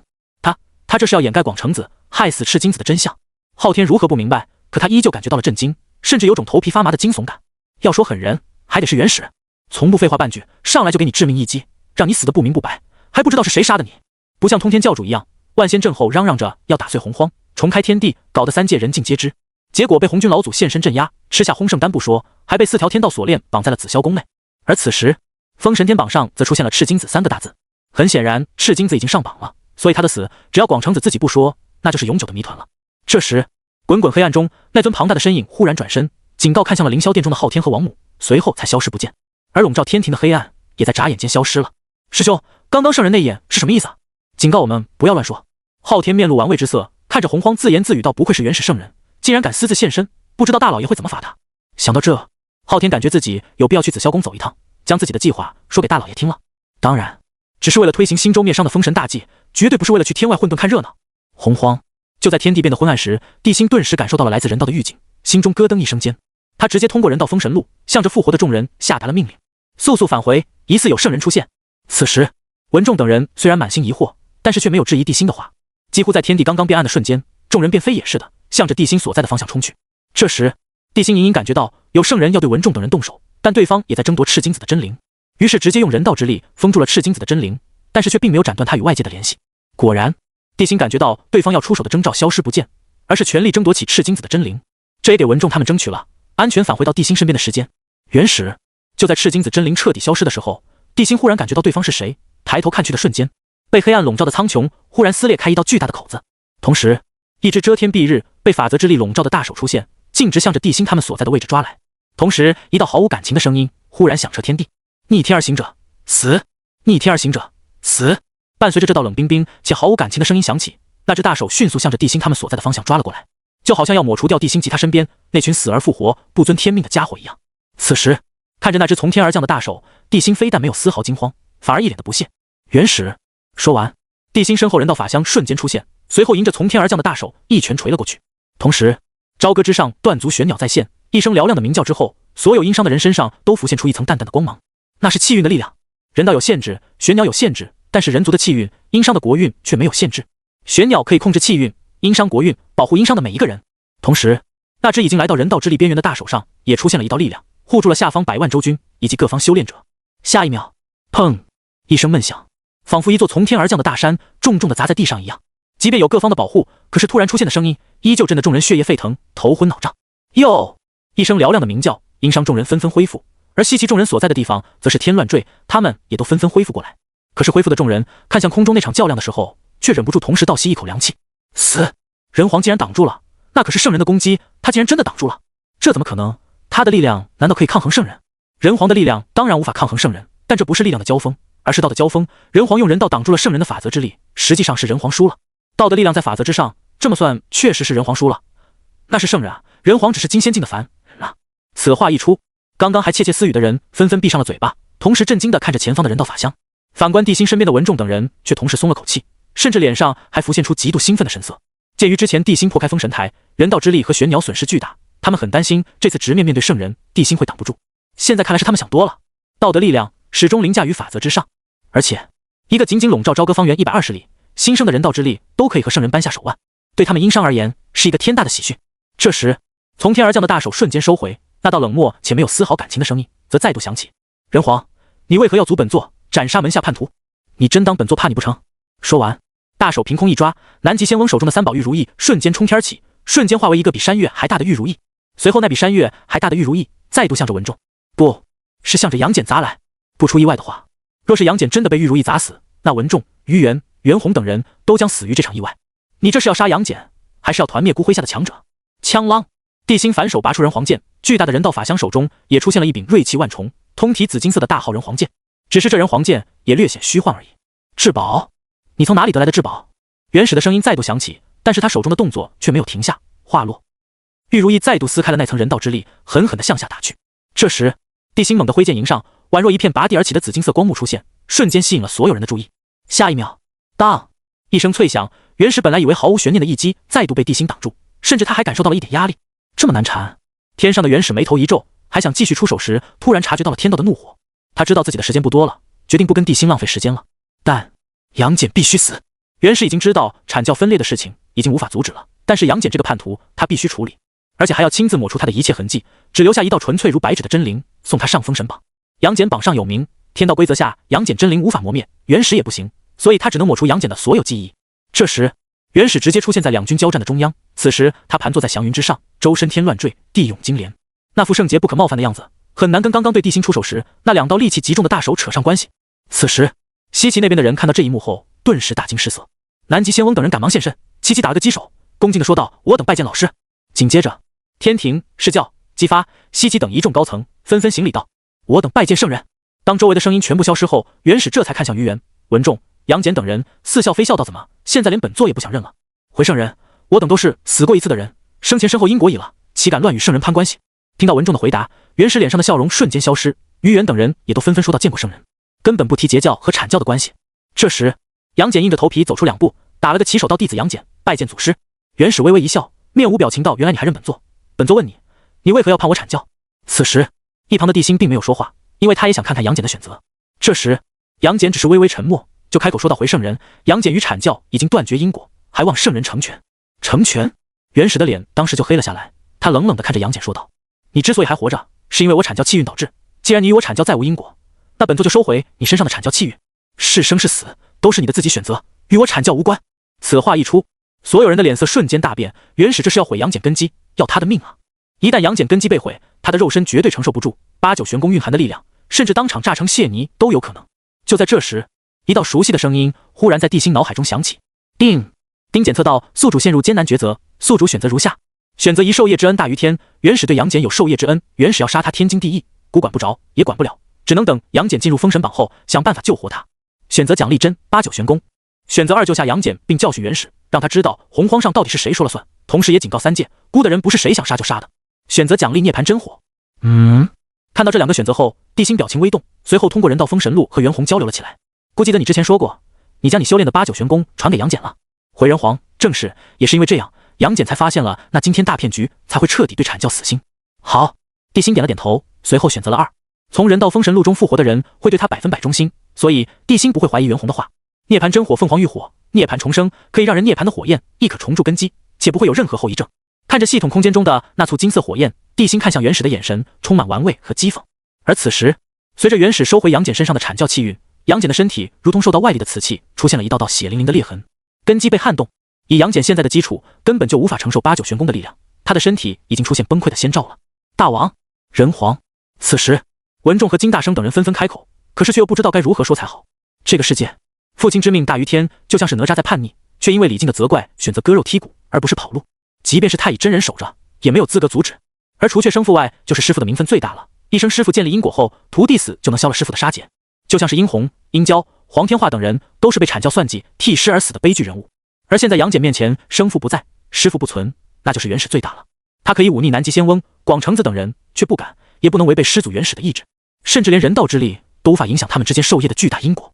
此时，杨戬身上的伤口越来越多，鲜血迅速染红了他的全身，而他的生机也在迅速消退。感受着身体被撕裂，意识变得越来越模糊的杨戬，心中忽然出现了一个念头：其实这样也挺好，又可以去见师父了。只是希望师父不会责怪自己的莽撞无知。认命的杨戬缓缓地闭上了眼上，身体更是在加速崩溃，甚至的有很多地方血肉都炸成了血雾，露出惨白的骨头。这一刻，殷商战胜西岐的喜悦荡然无存，所有人心中都变得无比失落。打败西岐又如何？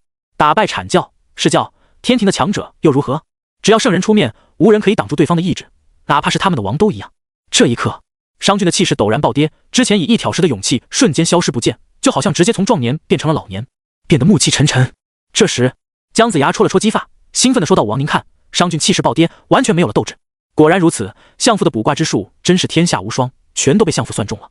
姬发瞪着那双明亮的大眼睛，兴奋地打量着前方气势颓败的商君，恨不得现在发起总攻。可惜圣人当面，给他1万个胆子，他也不敢出手。一旁，姜子牙呲着牙，兴奋地捋着胡子，脑海中再度浮现出不久前的卦象：要想赢，先发疯，不顾一切向前冲。他们确实想赢，而且燃灯和广成子都发疯了，现在只等师祖离开，武王下令不顾一切地向前冲了，终于可以打败殷商，夺回自己的封神榜了。虽然打神鞭被人皇砍断，他失去了威胁诸神的法宝，但只要自留地在，到时候身为神道大帝的他，还会怕这群小卡拉？想到这，姜子牙看向文仲，得意的眼中闪过一抹冰冷和狠厉。这个雷神必须换人。一旁，南极仙翁看着身体迅速崩溃的杨戬，笑着对广成子说道：“看来这次最大的赢家还是我阐教。”但此时的广成子内心却慌得一批。他抱着赤金子的尸体，嚎啕大哭道：“金子师弟，为兄对不起你啊！”唉，南极仙翁叹了口气，开口劝道：“广成子，赤金子的死也不是你的错，老师肯定不会怪你的。”他不说还好，一说广成子哭得更凶了，看得南极仙翁悲从心来。这孩子肯定是在想，要是老师早出现一个呼吸，赤金子就不用死的事情了。可此时，无论在不在场的释教和天庭的强者，包括多宝和昊天，早在心里破口大骂起来。说好的万仙阵后，圣人不得随意踏入洪荒，可阐教刚遇到分裂危机，就不要碧莲的放出原始圣人。明面上是要铲除阐教叛徒，实际上是在警告天庭和释教，借着铲除叛徒的名义，尝试对人皇出手，不就是变相的警告天庭和释教的人，别打我阐教的人和气运的主意。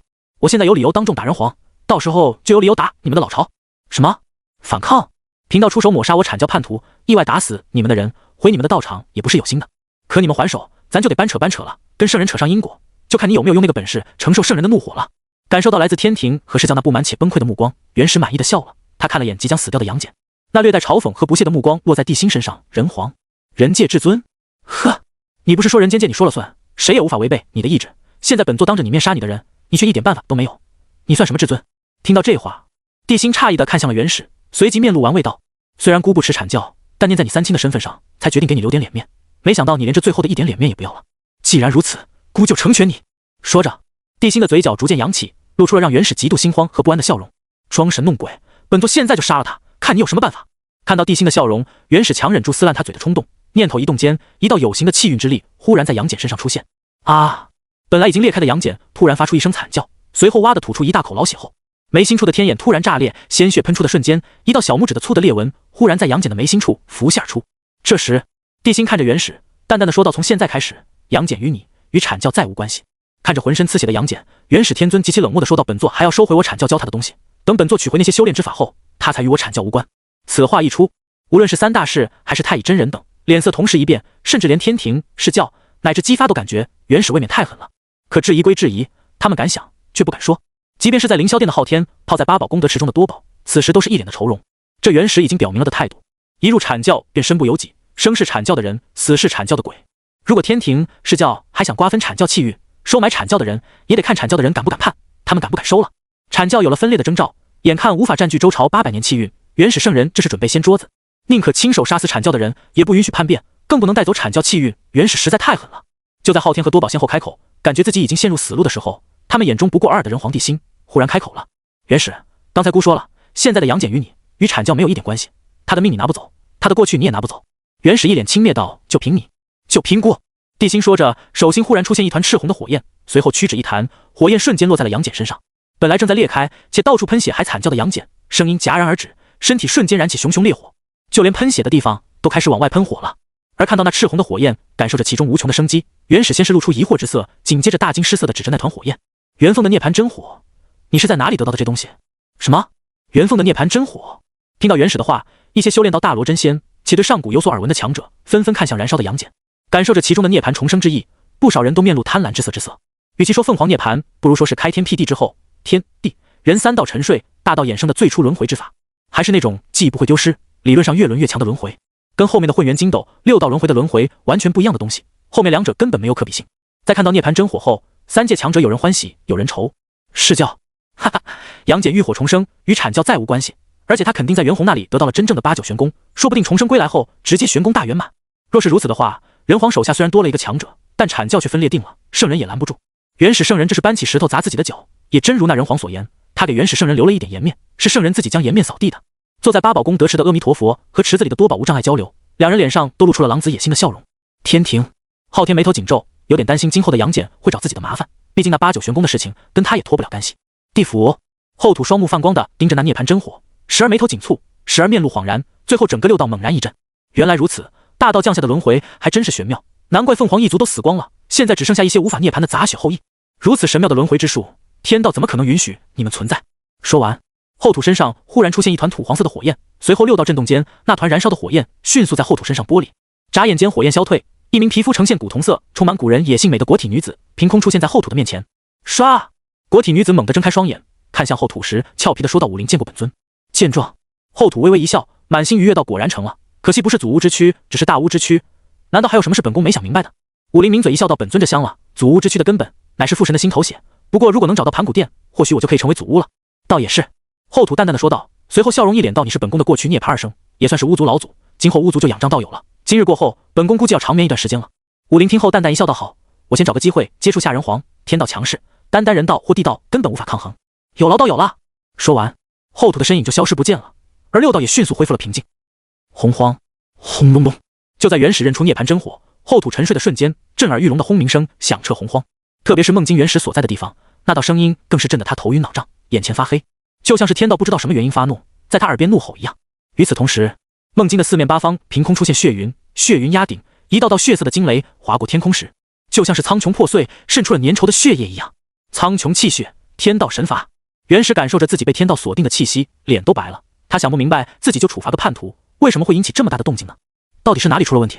这时，地心看着涅槃真火中重新出现的身影，扭头看向元始天尊，淡淡的说道：“姑说了，他的命你拿不走，他的过去你也拿不走，在人间界，姑才是唯一的至尊。姑的话就是人间界至高无上且唯一的规则。”随着地心的话落，轰的一声，杨戬身上的涅槃真火瞬间炸裂，而毫发无损的杨戬也重新出现在所有人的面前。杨戬多谢人皇。直到此时，杨戬才彻底对地心产生了感激，也对人皇献出了自己的忠心。封神大战时，他确实想成为今后洪荒仙道的魁首，但是自从他被活捉后，就埋葬了这个想法。玉鼎真人身死，他当时选择投靠地心也是有私心的，因为他知道自己的师父很聪明，别说一个只会冲撞的朱子珍，即便是袁弘，只要玉鼎想跑，也能安然逃掉。所以当时他投靠地心，只是想弄清楚玉鼎的死因，然后替师父报仇。可他万万没想到，玉鼎竟然是因为他而死。所以在知道他的八九玄功是控制他的枷锁后，杨戬便失去了活下去的勇气，只求能杀几个强者，让地心复活玉鼎真人，自己这辈子就谁也不欠了。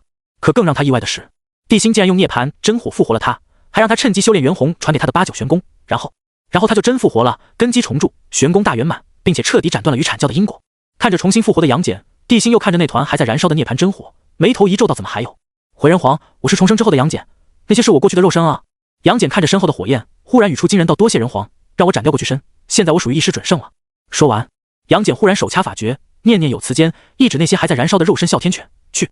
嗖的一声，一道虚幻的白色拳影忽然钻进那团还在燃烧的血肉中，眨眼间变成了一条狗。看到这一幕，所有人都沉默了，即便地心也是如此。他之前询问过杨戬，才知道哮天犬并不是真的狗，而是用一条神犬妖魂修炼而成的神通，也就是说，它是一个有灵魂的神通。而现在，杨戬用自己过去的肉身承载哮天犬的灵魂，让它成为一条新的哮天犬。一是完成当年对犬魂的承诺，二就是和自己的过去告别。看到杨戬复活后，看都不看自己一眼，甚至还把过去的肉身变成狗，元始废都要气炸了。杨戬这孽徒是什么意思？暗指自己过去是狗，还是嘲讽阐教都是一群人模狗样的家伙？杨戬，你这个欺师灭祖的逆徒，本座今天亲自送你一程。此时，勃然大怒的元始丝毫不顾及自己的身份，大手一挥，直接向着背对自己的杨戬拍了过去。哗啦啦！但就在元始刚要出手时，天地间突然传来铁锁震动的声音，顿时让他动作一僵。这一刻，无论是天庭的昊天，还是释教的多宝，亦或者西昆仑的西王母等一众强者，纷纷震惊地站了起来。天道枷锁，怎么可能？难道是通天圣人出手了？不可能，通天圣人被锁在了紫霄宫中，道祖亲自镇压，根本不可能出手的。莫非？难道？怎么可能？就在众多强者震惊地看向天空，甚至在距离梦境万里之外的某座山谷中，正骑在李靖身上疯狂输出的燃灯猛地打了个激灵，随后扭过头，露出一张苍白且疲惫的脸，但却震惊地看着梦境的方向。天道枷锁！察觉到那恐怖的枷锁之后，燃灯赶紧掐指一算，这才知道自己好像错过了一场圣人降临的大戏。可紧接着他又冒出一身冷汗，因为这里距离梦境虽然万里，但对于他们这种修为的人而言，也只能说是有点距离。然而圣人降临，甚至和人皇交手这种天大的事情，他竟然没有察觉，简直难以置信。这时燃灯脑海中忽然浮现出那一双血目，不过那双血目比他之前在血目剑上看到的还要清晰一分。随后那道如同诅咒的般嘶哑狰狞的声音更是在他脑海中出现，下一次就是你的死期。死！燃灯又猛地打了个哆嗦，罗侯的诅咒对自己的影响这么大了吗？竟然都屏蔽了自己对天地的感知。想到这，燃灯本来苍白的脸上再度白了一分，随后他低头看了眼半死不活的李靖，顿时怒从心起。EGO 将他踹向300米外的山尖上，神色狰狞地说道：“若是贫道身陷杀劫之中，一定先 nang 死你。”说完，燃灯直接冲天起，直奔梦境的方向冲去。天道锁链竟然是来拿元始圣人的！梦境一道惊呼声忽然出现，顿时惊动三界，所有人的目光都看向了元始天尊。但是除了阐教的人之外，其他人都是幸灾乐祸的表情。这时看着突然出现的天道枷锁，元始的脸色就像是吃了大便一样难看，甚至连举起的手都僵在了半空中。输了，彻彻底底的输了。眼睁睁地看着天道锁链向着自己冲来，元始并没有抵抗，他已经认命了。这时他忽然看向地心，僵硬的脸上浮现出一抹恼羞之意：“人皇，你不要得意，伤灭周史乃是上天注定之事，你改变不了的。”呵呵。帝辛听后微微一笑，淡淡的说道：“本来姑以为你低头是要求姑帮你解决这天道锁链，原来是姑想多了。人皇，你……”感觉自己好似被羞辱的元始，内心的怒火忽然爆发，恐怖的力量刚刚在他身上出现，天道锁链忽然缠在了他的身上，瞬间将元始一身力量全部压制。这时，帝辛满不在乎的轻蔑一笑道：“元始，你是一如既往的不知好歹啊！这样也好，就让被天道镇压的你亲眼看着，姑是如何让你的阐教消失在洪荒之上的。洪荒之上，姑就是至尊，姑的话就是人界唯一的规矩。”哗啦啦，随着帝辛的话落，所有强者都看着暴怒的元始被拉向天外镇压于混沌的一幕，而陷入了沉默之中。而昊天和多宝却变得兴奋起来，元始圣人就这样谢幕了，那阐教岂不成了到嘴的肥肉了？而此时，紫霄宫内的红军却眉头紧蹙，他看着从元始下界后就不吵不闹的通天，感觉十分的不安。而就在元始被天道锁链扯向混沌镇压时，安静的通天忽然睁开双眼，四目相对间，一阵让人头皮发麻的疯批狂笑忽然从紫霄宫中传出，嘿嘿嘿，哈哈哈！蹦蹦！当这道声音响起的瞬间，红军的表情顿时变得无比难看，随即他震惊地看向通天，看着他左手上那条崩断的天道锁链，整个人都不好了。你，嘿嘿！通天继续发出疯批独有的狂笑声：“天道不公，贫道自然可以挣断天道的囚禁。老师，谁让你偏心呢？”嘿嘿嘿，哈哈哈！听着通天那疯批的狂笑声，红军顿时生出一股头皮发麻的错觉，甚至还有种感觉，这时候的通天甚至都有可能伤到自己。难道真的是因为自己没有阻止元始进入洪荒，才让通天找到机会崩断？看着通天双臂上缠绕的锁链，红军眉头一皱，有些难以置信地问道：“你掌控了他们？一条代表贫道为三界截取的一线生机，一条是对天道不公的惩罚。”通天先后举起右手和左手，冰冷的眸子中散发着野兽般的凶芒，死死地盯着眉头紧蹙的红军。一条为众生之锁链，一条是惩处仙道的不公，对你们所有人而言，就是仙道众仙的打仙鞭。唰！听到通天的话，红军猛地惊出一头冷汗，随后目光直接落在了通天左手上的铁链上。那一瞬间，红军眼前突然出现一道刺眼白光，随后他感觉好像有万把钢针狠狠地扎进了自己的双眼中。低声闷哼一声后，红军赶紧闭上了眼，但是他的眼角处却流出猩红的血珠。天道不公，尚有私心，这是对你冲动的惩罚。从今以后，贫道通天就是仙道执法者。嘿嘿嘿，哈哈哈！耳边回荡着通天疯批般的狂笑，紧闭双眼的红军却咬紧了牙关，额头青筋突突直跳。该死！明明是给通天的枷锁，没想到反过来却成了仙道众仙的枷锁。都是那该死的人皇，如果他老老实实的去死，也就不会发生这些事情了。恨归恨，红军心中还是十分疑惑，即便元始下界触犯了规矩，顶多降点天道神罚，挨几下混沌神雷，怎么忽然降下天道枷锁了？到底是哪里出了问题？红军想不明白，推算之下也是一片模糊，根本就看不清，只能隐隐通过天道感应到元始闯大祸了。与此同时，梦姬随着元始的忽然被带走，本来士气高涨的西岐叛军气势一下子回落了下来，反观商郡的人却兴奋的无与伦比。果然，你可以不相信自己，但你永远可以相信大王。圣人来了又如何？自己徒孙的生死还是要听大王的。此时，西岐的所有人都在看着杨戬以及他身边的哮天犬，这可是杨戬用崩碎的血肉以涅槃真火为哮天犬凝练的真身，也相当于杨戬斩掉的过去身。实力如何先不说，但这哮天犬绝对会成为阐教永远的笑话。想到这，天庭和释教的人纷纷看向了南极仙翁以及广成子等人，同时在心中盘算该如何拉拢那些不算忠心的人。至于对面所有的商郡，则狂热地看着帝辛，看着他们心中的信仰，身上战意汹涌。大王，现在杨戬成为一师准圣，8、9玄功也踏入了大圆满，相当于我们这边又多了一个元红，而且我军士气正盛，是时候发起进攻了。文仲凑到帝辛耳边，激动地说道：“金大圣杀了清虚，于元斩了赤金子，老臣也不能给大王丢人啊！”说完，文仲身边雷光闪动，冰冷的目光扫过广成子、道恒天尊3大士，并苦恼地想着杀谁好。看着苍穹之上散去的血云，帝辛知道应该不会有圣人出现了，于是点了点头。下一秒，随着文仲一声令下，战意正盛的商郡再度发起了冲锋，而西岐大军也跟着展开了冲锋。只是这一次阐教之人的战意不像之前那样强盛了，而且之前袁弘也趁着哮天犬出现、涅槃真火消失的前一刻，以真火让自己双臂伤势恢复了8分，几乎对战力没有什么影响了。此时和金大圣联手之下，竟然拖住了南极仙翁和燃灯。文仲一入场就直奔道恒天尊而去，广成子和道恒天尊联手，依旧处于绝对的下风。最终在1刻钟后，道恒天尊一个躲闪不及，被绝仙剑削掉了脑袋，当场陨落。广成子见状，文仲也不追，而是和于元、九龙岛4圣一起围攻3大士，最终慈航借用空心杨柳的空间之力，才带着普贤和文殊杀出重围。但是金光仙和灵牙仙被于元用捆仙绳生擒，由九龙岛4圣带回商营，文仲和于元去支援袁弘2人了。南极仙翁和燃灯见状，没有丝毫犹豫的转身就跑。什么阐教气运，什么阐教分裂，活着不好吗？至于灵宝、黄龙和太乙真人等人，早就在广成子跑路的时候跟着跑路了。至于金吒、木吒他们更不用说了，师傅都跑了，他们不跑等着送死不成？阐教众人全线溃逃，最终使得摇摇欲坠的阐教气运溃散了。昆仑山本来祥瑞万千的玉虚宫瞬间变得暗淡无光，仅剩下大约半成的气运还在固守昆仑。这还是因为盘古幡的镇压导致，不然阐教气运必然会像截教一样彻底溃散。同样的，目前阐教的每个活着的人都背负了部分阐教的气运，而南极仙翁、燃灯和广成子三人则分别背负了2成气运。毕竟燃灯可是阐教的副教主，即便元始从未相信过他，可他的身份地位始终在这里摆着。此时正在指挥兵马和殷商交手的姬发，一把将姜子牙拽到自己身边，直接将天子剑架在了他的脖子上，凶神恶煞地质问道：“老东西，你不是说你的仙人师兄必能协助本王攻破朝歌吗？为什么他们都跑了？”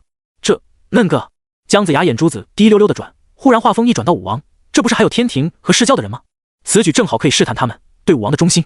之前都是我阐教的人挡在前面，现在老陈师兄退居2线，正好让武王看看天庭释教哪家强。这姬发听后感觉他说的有道理，但又隐隐觉得哪里不对。这时姜子牙看了眼突然爆发的天庭释教强者，兴奋地说道：“武王，不逼他们一把，您永远不知道他们藏了多少手段。”混沌披头散发一脸生无可恋的元始被天道锁链囚禁在无垠的混沌虚空中，可他那空洞的眸子始终注视着梦境的方向。虽然没有说话，但是他眼中时不时闪过的痛苦之色足以说明他现在的心情了。这时接引和准提忽然出现在元始面前，看着散发着恐怖气息、猩红如血的天道锁链，两人脸色同时一变。要说通天的黑色锁链只是为了囚禁，那元始的红色锁链就代表他被囚禁的同时还在遭受着天道的惩罚和折磨。不过想到前来的目的，接引还是笑着打了个起手见过元始道友。元始没搭理他，因为元始知道他们两个肯定没憋好屁。果然接引下一句就露出了犄角：“道友，贫道有办法挽救阐教，只是需要道友付出一点点小小的代价。”说元始低着头一脸的无精打采，那血色锁链锁着他，每一个呼吸都让他感到万针穿心的折磨。他是真的不想和西方这俩货废话。这时接引神秘一笑，淡淡的说道：“只要道友答应交出盘古幡，贫道马上让阿弥陀佛手持盘古幡，重新凝聚道友阐教气运，如何？”本来不想搭理他们的元始猛地瞪大了双眼，死死地盯着眼前的两人，大有一副将他们生吞活剥的感觉。下一秒，一道疯狂的怒吼声忽然间在混沌中炸响：“什么？你们在说什么？敢打贫道盘古幡的主意，贫道现在就弄死你们！”哗啦啦，随着元始的发疯，接引和准提赶紧远离了元始。虽然他们早就知道元始不会答应，可也没想到他的反应竟然这么大。元始道友不要动怒，这件事好商量，好商量，道友可以考虑一下，实在不行，贫道过几日再来。接引不慌不忙地说道，更是一副吃定元始的样子。特别是看到4条天道锁链上蔓延出无数的血色光芒，逐渐将元始四肢覆盖后，更是嚣张到不可一世。现在的元始天尊对他们造不成什么威胁了。道，可还不等接引开口，一柄拂尘忽然出现，狠狠地向着接引的嘴抽去。接引见状面色瞬间大变：“太上道友，你听贫道解释。”“解释？有什么好解释的？”黑着脸的太上忽然出现，他看着面前的接引和准提，冷冷说道：“两位道友是以为贫道死了不成？竟然当着贫道的面欺负贫道二弟！”接引尴尬一笑道：“道友误会了，听贫道狡辩，是解释。贫道此来是为了你们两个要是还不走，那贫道今日就跟你们过上一场。”太上一脸冰冷地说道。太极图和玄黄塔出现在他身后，手中的太乙拂尘也换成了扁管。看到太上要动真格的，接引和准提相互对视一眼后，头也不回地跑了。等到次方混沌恢复平静后，太上这才看向元始，眼中散发着莫名的悲伤：“师弟，你怎么这么冲动？大师兄，我借用授业因果下界，最多承受几道神雷，可是为什么天道会如此震怒？”恢复理智的元始疑惑地看着太上问道：“大师兄，你知道怎么回事吗？”“不知。”太上摇头道：“天道中根本看不到，而能出现这种情况的，要么是人道出现问题，要么是地道出现问题。”闻言，元始恍然大悟道：“肯定是人皇搞出来的鬼，他不知道在哪里弄来元凤的涅槃真火，真火出现后，一切都变了。”“不一定。”太上摇了摇头，以为他听到涅槃这俩字后，就隐隐感觉到了不对劲，于是继续说道：“不过有一点你说对了，这一切肯定和人皇脱不了干系，为兄会盯紧人皇，一定要找到事情的缘由，救你出来。”“多谢大师兄。”元始苦笑一声道：“对了，还请师兄通知南极和广成，让南极仙翁去玉虚宫内取盘古幡，告诉他无论如何，玉虚气运不可流入其他势力。”“哎。”太上看了几眼元始，最终什么都没说，只是叹了一口气便走了。要是损失够大，圣人也能诞生心魔。太上的脑海中刚刚浮现出这个想法，便被他驱逐了出去。他知道元始一生好强，这次败得如此彻底，心里肯定会不舒服，有点埋怨是应该的。但要说诞生心魔，他还是不信的。圣人依附于天道之下，一旦心魔想入侵圣人，就会被天道察觉。即便是当年罗侯立下世间有仙就有魔的大道诅咒，也不可能无声无息地影响到元始。毕竟元始一直在老师眼皮子底下，罗侯活着都不是老师的对手，死后的诅咒岂能逃过老师法眼？绝对不可能，三弟都变成那样了都没事，二弟怎么可能滋生心魔？不可能！太上说着，强行压下心中的不安，开始关注洪荒的动静。梦境，唰！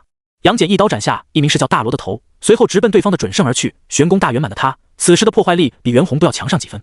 轰！万道惊雷席卷而下，直接将一名天庭的大罗淹没。还不等对方有所反应，诛仙四剑几乎同一时间划过他的身体。噗的一声，如瀑鲜血从天而降，庞大的尸块还未落地，就被无数雷电撕裂，化为灰灰，随风飘扬。嘘！于元手持化血神刀，贴着一名是叫强者的脖子斩过，差点就偷袭成功。因为对方一点都不敢大意，这回闪了。仙人战场危机四伏，一不小心就会生死道消，真临上了那封神榜。而人族战场也不简单，雾文化手持射凶棍，一路横冲直撞，杀入敌军腹地。姜文焕一刀一练，于千军万马中再次锁定了重阴鸾。当看到姜文焕又冲向自己时，重阴鸾当时就炸了槽，给本侯杀了那个疯子。哗！随着重阴鸾的话落，1000飞虎兵直奔姜文焕而来。此时，孟津再度血染大地，喊杀声、惨叫声不绝于耳。同一时间，距离孟津3万里的地方，广成子背负双手，面无表情地看着紧张不已的太乙真人。师兄有何吩咐？太乙真人有些紧张地看着广成子，在昆仑山混了这么久，他可深知这群师兄弟们有多么腹黑。除了云中子之外，越是道貌岸然的，越是心狠手辣。就像南极仙翁那种脑袋有包的邋遢老头，是除去云中子之外阐教2代弟子中最纯粹的人。当然，太乙真人知道广成子为什么找自己，但是他不能说了今天必死无疑。师弟啊，你怎么这么怕为兄呢？为兄这次跟你单独见面，是关心你。广成子皮笑肉不笑地说道，毕竟你现在是一众师弟中实力最弱的人，贫道作为大师兄，关心一下师弟也是。说着，广成子便举起一只手，向着太乙真人的肩膀拍去，可太乙真人却面露惊恐，瞬间出现在了100米之外，用僵硬的语气说道，多谢师兄关心，师弟有保命的手段。师弟啊，这就是你的不是了，你怎么对师兄还有防备之心？难道师兄还能杀了你不成？广成子说着，落魂钟便出现在他的手中。就在他准备掏剑的时候，一道冒着火光的身影忽然从天而降。弟子哪吒拜见师父。师伯。哪吒看到来人后，广成子面露忌惮，收起了掏出一半的剑，随即笑着说道，原来是哪吒，恢复了。回大师伯，弟子恢复的差不多了，听说师兄杨戬背叛我阐教，而且孟津战况激烈，于是就想着来出一份力。哪吒如实说道，只是他看着广成子和师父间的气氛，感觉有些不对劲，特别是广成子还手持落魂钟，这东西对他没用，但是对有3魂7魄的存在而言，无疑是一件大杀器。看到哪吒的目光落在落魂钟上，广成子嘴角抽搐了一下，之后笑着说道，孟津一战，我阐教并不占优势，你师父只是太乙境，又不擅长战斗，一身法宝还都赐给了你，师伯怕他有危险，所以想将这落魂钟赠给你师父护身。啊，真的？哪吒听后顿时面露惊喜之色，蹦蹦跳跳的来到广成子面前，一把将落魂钟抓在手中。哪吒！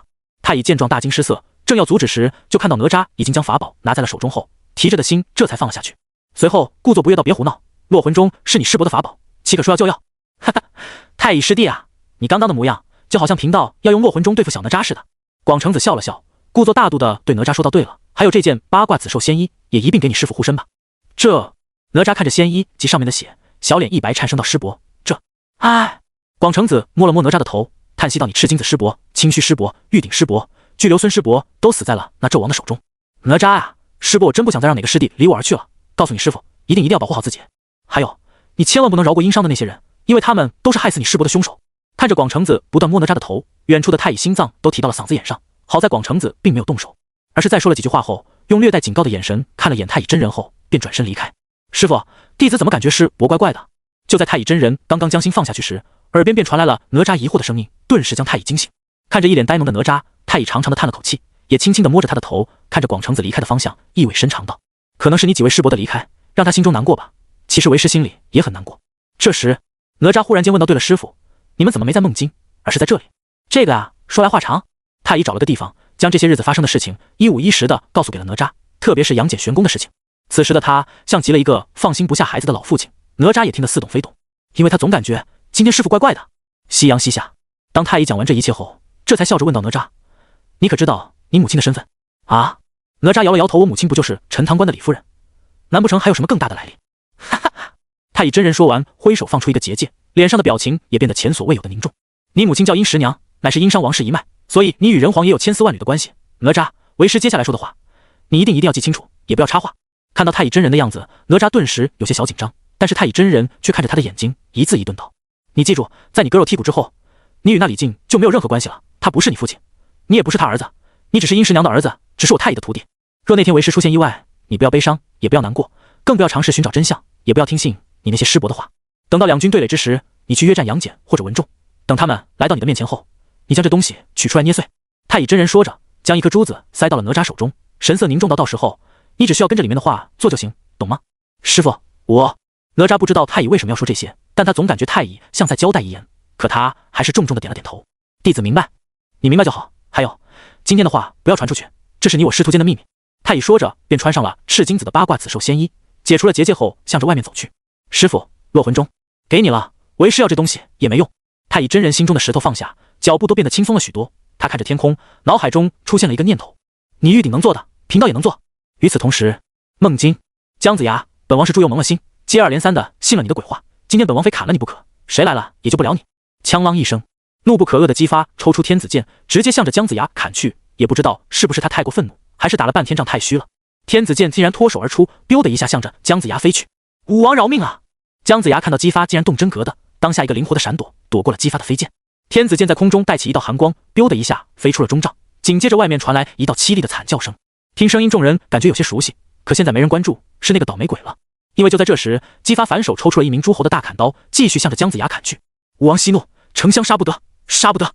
是啊，武王，丞相可是天定封神之人，要是杀了他，上天会动怒的呀。武王，金吒、木吒赶紧冲上去，根本不敢让姬发继续砍人，万一真把姜子牙砍死，今后谁封神？姜子牙死不死的他们不在乎，他们在乎的封神者的这个身份。因为现在封神大权被人皇掌握，所以即便推翻殷商，也只能由人族的领袖级人物继承这封神大权。可作为亲手将封神大权拱手相送的人，注定为人道所不齿；将仙道众人大肆封神的人，又将为神道所不容。作为充盈后天神道的一枚棋子，亦将被仙道舍弃。所以没人愿意做这个遭天弃、被适宜的人。朱胜算计无数岁月，好不容易培养出了姜子牙，可不能让姬发砍了。因为知道真相的人，没人想背这个锅；不知道真相的，也没资格背这个锅。因果太大了。不信你看，和他同流合污的西伯侯姬昌，也被人道不齿，遭神道不容，没有得到封神的资格。有人说他死得太早，那时候还没反商。但是死在他前面，姜桓楚、鄂崇宇、伯邑考等人都被封神了，甚至连黄飞虎的妻子和妹妹，乃至家将周忌都得到了神职。你品，你细品，你们不要拦着本王，本王今天非要砍死这个老东西。姬发气得额头青筋直跳，金吒和木吒都快拦不住了。这天子真龙气在姬发体内进进出出的，确实给他们造成了巨大压力。不过他们现在也不是很慌，因为其他诸侯也都上来拉架了。当众人好不容易将气急败坏的姬发拉住，开导一番，让他消了不少火气的时候，一个一瘸一拐的身影走进中帐，杀气腾腾的质问到：“那个不知死活的扔的剑，给本将军滚出来！”唰！一瞬间，所有人的目光都看向门口，左手托着黄金玲珑塔，右手拎着染血的天子剑，还在骂骂咧咧的李靖身上时，众诸侯下意识的松开了姬发。李靖，之前和殷商大战的时候，你跑哪去了？害得本王左翼损失惨重，今天你不给本王一个交代，本王要你狗命！说着，气红眼的姬发拎着大砍刀，纵身冲向了面无人色的李靖。这是发生了什么事情？丞相不是说这次大周赢定了吗？为什么武王会这么暴躁？李靖来不及询问事情的缘由，一把扔掉天子剑，转过身后一瘸一拐地向着外面跑去。看得众人，包括天庭和释教的人都惊叹不已。毕竟是阐教3代，即便是大腿根被利剑贯穿，鲜血还在biu biu地喷，逃命的速度依旧不弱他人。这时，在东面的山头上，天庭和释教的人和睦地待在一起，笑眯眯地看着下方军营中的闹剧。虽然他们都损失了大罗强者，但他们的脸上却看不出丝毫伤心，反而还笑容满面。阐教彻底分裂了，气运都崩了，我们是时候出手了。南极仙翁去昆仑山玉虚宫取盘古幡了，看样子是想重新聚集阐教气运。原始圣人还是没放弃啊，好好的封神变成现在这个样子，任谁都会不甘心的。不过阐教已经无力回天了，他这么做只能求个心理安慰罢了。说到这，天庭和释教的强者相视一笑，但笑容中却又夹杂着针锋相对之意。毕竟阐教退场留下的蛋糕实在是太大了。朝歌，太师，我军伤亡统计出来了吗？回大王，我军重伤5万余人，轻伤3万余人，死亡15723人，尚有35万余有效战力。文仲说完，又笑着补充道：“至于叛军，受伤者是我方1倍，死亡者接近我方4倍，主要是误文化。姜文焕太过勇猛。”说完，文仲便看向了姜文焕，只是他的眼中有着一丝震撼和警惕。他本以为众生前的误文化已经天下无敌，可他万万没想到姜文焕竟如此勇猛。自从伤好之后，他已经不次于之前的误文化了，而且比误文化多了一个脑子。所以他震撼的同时，还对此人抱有强烈的警惕，生怕他会偷偷给地心来一下。所以无论是出征还是在九间殿，只要有地心的地方，他都会让姜文焕在自己的视线之内。因为在姜文焕苏醒之后，他的身上就多了一层神秘力量，挡住了文仲天眼的窥探，看不出他的中间了。好，战后事宜就交由太师了，另外让魔家4将协助，至于之后的训练，就让袁弘、杨戬、姜文焕负责。是，大王。文仲听后悄悄地看了眼姜文焕，不过一想到袁弘在，也就放下了心来。这时，地心看向姜文焕，发挥你的作用，不要让姑失望。末将领命。姜文焕大声应道，双拳不由自主地紧攥了起来。他知道地心是什么意思，现在他就是商郡中无数精兵强将追赶的目标，只要他做出榜样，不愁商郡不强。处理完一些琐事之后，九间殿中只剩下了地心和文仲、于元、袁弘几人，而地心则郑重地打开了人道封神路。这次孟津一战中，他们可真是收获颇丰。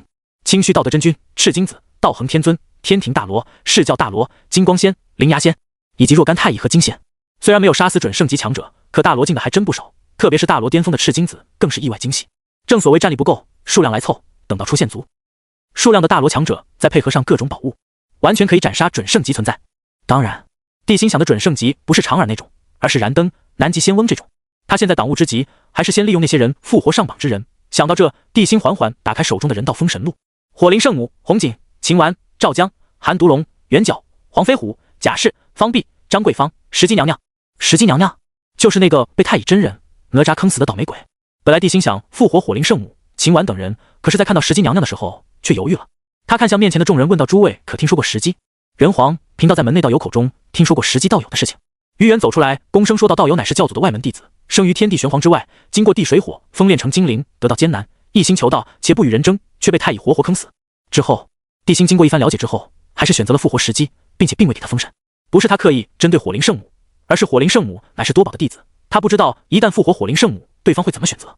很快，一身黑衣的石矶便出现在了地心面前，打了个起手道：石矶谢过人皇，姑复活你是要你为我因伤出力，本就各取所需，所以你也不用谢姑。地心说完，看向文仲太师、于元他们带回来的法宝中，有没有邓婵玉的那枚五光石？回大王，有。先将五光石赐予石矶，顺便看看还有什么法宝是他可以用的，一并交给他。老臣遵命。贫道石矶谢过人皇。此时的石矶是发自内心由衷的感激，因为他之前只有一个可以召唤黄金力士的八卦云光帕，作用也不是很大。当初找太乙真人要说法的时候，就是吃了法宝的亏，堂堂大罗被太乙给活活烧死了。这时地心又打开一页封神录，这次的真灵可是赤金子，一个3巨鼎形成循环的大罗巅峰。这次地心没有犹豫，直接复活了罗轩。罗轩也是通天教主的外门弟子，号称火龙岛焰中仙，一身火道神通，整个截教无出其右，实力强大无比。之后地心用剩下的5个大罗复活了10天军中的5个人，只是依旧没有金光圣母。至于那些太乙、金仙境的人，有部分复活了截教仙人，但也复活了因伤中的2个普通人，文曲星比干、丧门星张桂芳。2人都被封神，特别是比干出现后，朝歌都陷入了沸腾中，欢呼声后更是一浪高过一浪。这种盛况还是上次文仲复活时才有过的，足以说明比干在因伤中那恐怖的声望和地位了。就连地心带领众人打了数次胜仗，都没有享受到这种全城沸腾的大场面。殷商这边接连出现一些强者，使得殷商国力逐渐强盛，甚至国运大增，人道之力也跟着大涨。之后地心用人道本源路恢复受损的人道之力，使得本来笼罩朝歌城外120里的人道之力瞬间扩张到了200里，使得西岐叛军连夜逃到了孟津和渑池交汇处。此时西岐大军如同斗败的公鸡，一点精气神都没有，甚至姬发头上都多出了好多白发。回想月余之前170万大军围困朝歌，那时候的他是何等的意气风发，一个念头就掌控所有人的生死。直到那个男人从燃烧的露台中走了出来，一切都变了。他变成了丧家之犬，自己背靠的仙人门派、圣人道统都被那纣王给霍霍的4分5裂了。到底是哪里出现了问题？姬发紧紧地抓着头发，却发现根本想不通事情的关键。就在这时，姬发虎躯一震，因为从他体内进进出出的真龙气中竟然传来了昊天的声音：姬发，速速征兵50万，1月之后本地派50万天兵下界，助你一臂之力推翻殷商统治。正在懊恼的姬发直接被震惊到了，甚至他都啪啪地抽了自己2巴掌，直到感觉脸上火辣辣的疼痛后，他才相信这不是梦。天帝竟然要派下50万天兵来协助自己进攻殷商。突然被馅饼砸中的姬发简直不敢相信自己的耳朵了，因为他正愁这件事呢。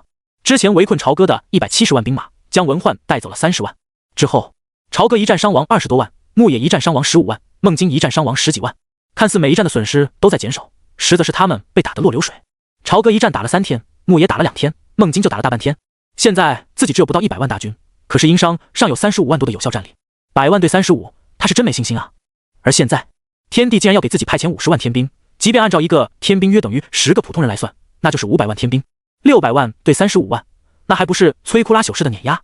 想到这，姬发赶紧跪在地上，面露虔诚之色，到斗胆冒昧询问昊天父上，对于这50万人，父上有什么要求？活的血气越盛越好，到时候天兵上身，可以极大的发挥出天兵的威力。儿臣懂了，多谢昊天父上。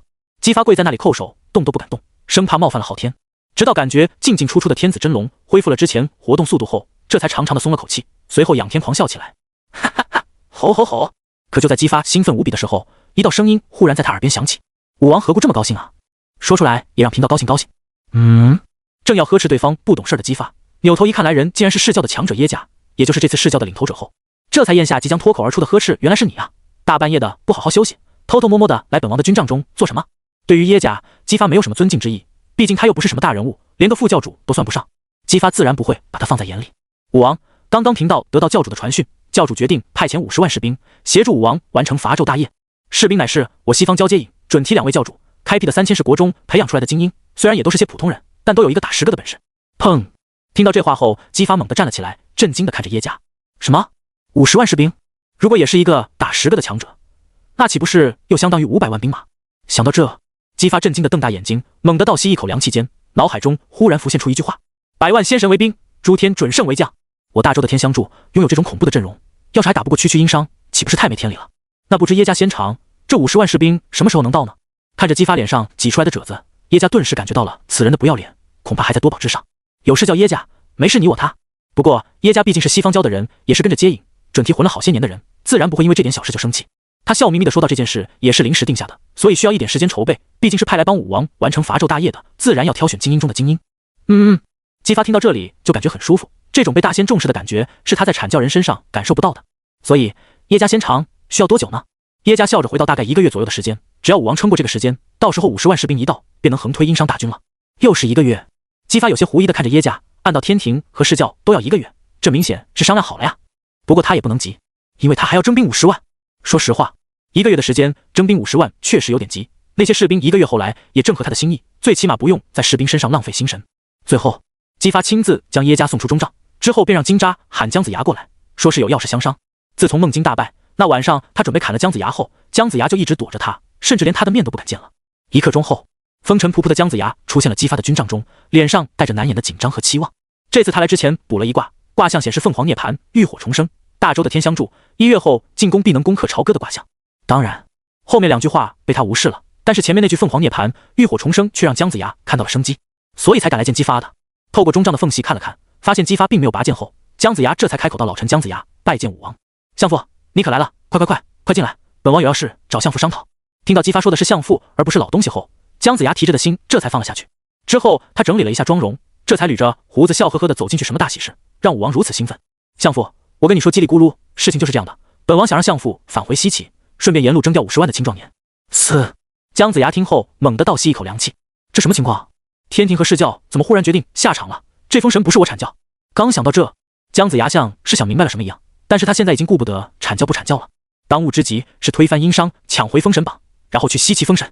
因为他想了想，最近那些修仙者死的比较多，他真的很担心给自己的自留地会被那个不要脸的真灵给占了。就比如赤金子，绝对能干出这种事儿来。想到这，姜子牙赶忙起身行礼道：“武王放心，老臣一定完成使命。”说完，他就迅速离开了中帐，骑着自己的4部象就离开了。而姬发则连夜将那些活着的亲弟弟、义弟们以及部分诸侯喊来开会，部署这1个月的事情。天庭给姬发下达命令后的昊天有些烦闷的捏了捏眉心，一旁的王母则眉头紧蹙的问道：“师兄，咱这天庭上听您命令的，满打满算下5万人都没有，你去哪里找50万天兵？难道师兄要动用天河的10万水军？可他们也不听咱的呀。谁说要动他们了？不但他们不用动，那10万水军也不能动，水军一动必出乱子。”昊天长长的叹了口气，是时候去见大老爷了，这50万天兵还得大老爷出手才行啊。闻言，一旁的王母突然捂住嘴巴，震惊地看着昊天道：“师兄，难道你是想不行？原始圣人都被惩罚了，你去的话岂不是？万仙阵后，圣人不得随意踏入洪荒，他触犯了规矩，受罚也是应当的。而且本帝身为未来的3界之主，要一点点天兵，很合理吧？”昊天站了起来，大步向着外面走去。况且除了大老爷出手，谁能一下创造出50万天兵？还是能依附在人族身上的天兵？师兄，这样的话，不就代表大老爷出手，破坏了天道定下的规矩了吗？什么规矩？我天庭要点天兵怎么了？大老爷出手是给本帝的天庭安排的天兵，至于本帝派天兵做什么，跟大老爷有什么关系？昊天脚步不停，得意地说道：“况且现在伐纣大业遭遇挫折，天道也着急了，大老爷绝对不会拒绝本帝的提议。还有，如果不派50万天兵协助姬发灭商的话，如何争夺未来周朝800年本该属于阐教的气运？”话音刚落，昊天便离开凌霄殿，直奔天外混沌而去了。周朝气运共10斗，阐教独占6斗，这是多大的蛋糕？不然为什么平级的西方教都要派出50万士兵协助姬发伐纣？没多久，昊天便来到了混沌中，他畅通无阻地来到了紫霄宫前，随后恭敬地打了个起手道：“弟子昊天求见道祖大老爷。”嘎吱，昊天的话刚刚落下，紫霄宫的门就被打开了。进入宫殿后，昊天先看了看角落中的通天，发现他正盘坐着调息，对于自己的到来连眼皮都懒得抬一下时，昊天莫名地感觉到了一股放松，可紧接着又生出一股强烈的耻辱感，眼神也变得很厉起来。让你装，等封神之后，看本帝怎么像使唤狗一样使唤你结教弟子。微微抬了抬依旧剧痛无比的眼皮，红军不咸不淡道：“你来这里所为何事？”大老爷，弟子有事相求。当昊天说完自己的请求之后，红军不着痕迹的掐指一算，嘴角微微扬起间，露出得意的笑容。原来如此，天庭封神确实可以充盈天庭，但有将也要有兵。你去吧，稍后自有天兵出世。谢大老爷。昊天又做了一个起手，离开紫霄宫后便化为一道光，飞速向着天庭冲去。但就在他刚刚冲出去没多久，一道带着冷意和玩味的声音忽然在他耳边响起：“昊天，你跑这么快做什么？难不成还怕贫道打死你？”太上圣人此话差矣，圣人无欲无求，怎么会随便打人呢？昊天露出一个尴尬而不失礼貌的笑容后，不着痕迹地向后退了几步，给自己找了个心理上的安全距离。昊天，牧野一战中因为你的拖延，让贫道丢了一件至宝，这件事该怎么算？太上笑眯眯地看着昊天，手中太乙拂尘轻轻挥动间，一缕缕玄黄之气出现，将他和昊天笼罩在内。察觉到玄黄塔的封锁，昊天脸色再度一变，随后一滴滴冷汗自额头上滚落而下，干笑着说道：“太上圣人说笑了，那崆峒印是人皇拿走的，跟本地有什么关系？太上要找也是找人皇，对不对？你要是这么说，也不是没道理。”太上轻轻一挥手中太乙拂尘，脸上和煦的笑容逐渐变冷。贫道等了你这么久，你就想凭这一句话化解因果？卧槽！眼看自己没法糊弄过去了，与其被打一顿，再答应对方的要求，昊天决定直接祭出杀手锏。太上圣人，现在洪荒西岐接连败北，本地准备帮西岐顺应天命，让天蓬带领50万天兵下界，协助西岐完成伐纣大业。听到这话后，太上眼皮微微一挑，脸上的冷意迅速消失，再度露出了和煦的笑容，就连周围的玄黄之气也都随之消失不见了。既然如此，天帝还是赶紧回去安排吧，协助西岐完成伐纣大业，乃是顺应天命的大事，容不得马虎。多谢圣人。昊天说完便黑着脸离开了，但他的心中早就破口大骂开来了。崆峒印在你手里有个屁用啊！人道至宝你又用不了。一想到自己付出的代价，昊天就感觉心肝脾肺肾剧痛无比，就像是有人拿着小刀一点点嘎自己的肉一样。不行，回天庭后必须弄点龙肝凤胆补一补，这次付出的代价太大了。天庭听着外面那些食肉龙的惨叫，昊天感觉今天的龙肝格外的美味爽口，鲜嫩 Q 弹。至于龙肝为什么会 Q 弹，这不是他需要考虑的事情，反正好吃到心情舒畅就是了。师兄，我刚想起一件事来，你派50万天兵下界，还要派那些神将去呢，毕竟天兵可不会听姬发的命令的。心情刚好点的昊天忽然感觉心口一痛，Q 弹的龙肝也不香了，他就想不明白了，好好的王母怎么就长了张破嘴？王母见状继续追问道：“师兄你说话，难道不派神将下界吗？”昊天捂着心口虚弱的说道：“派天蓬去。”天蓬？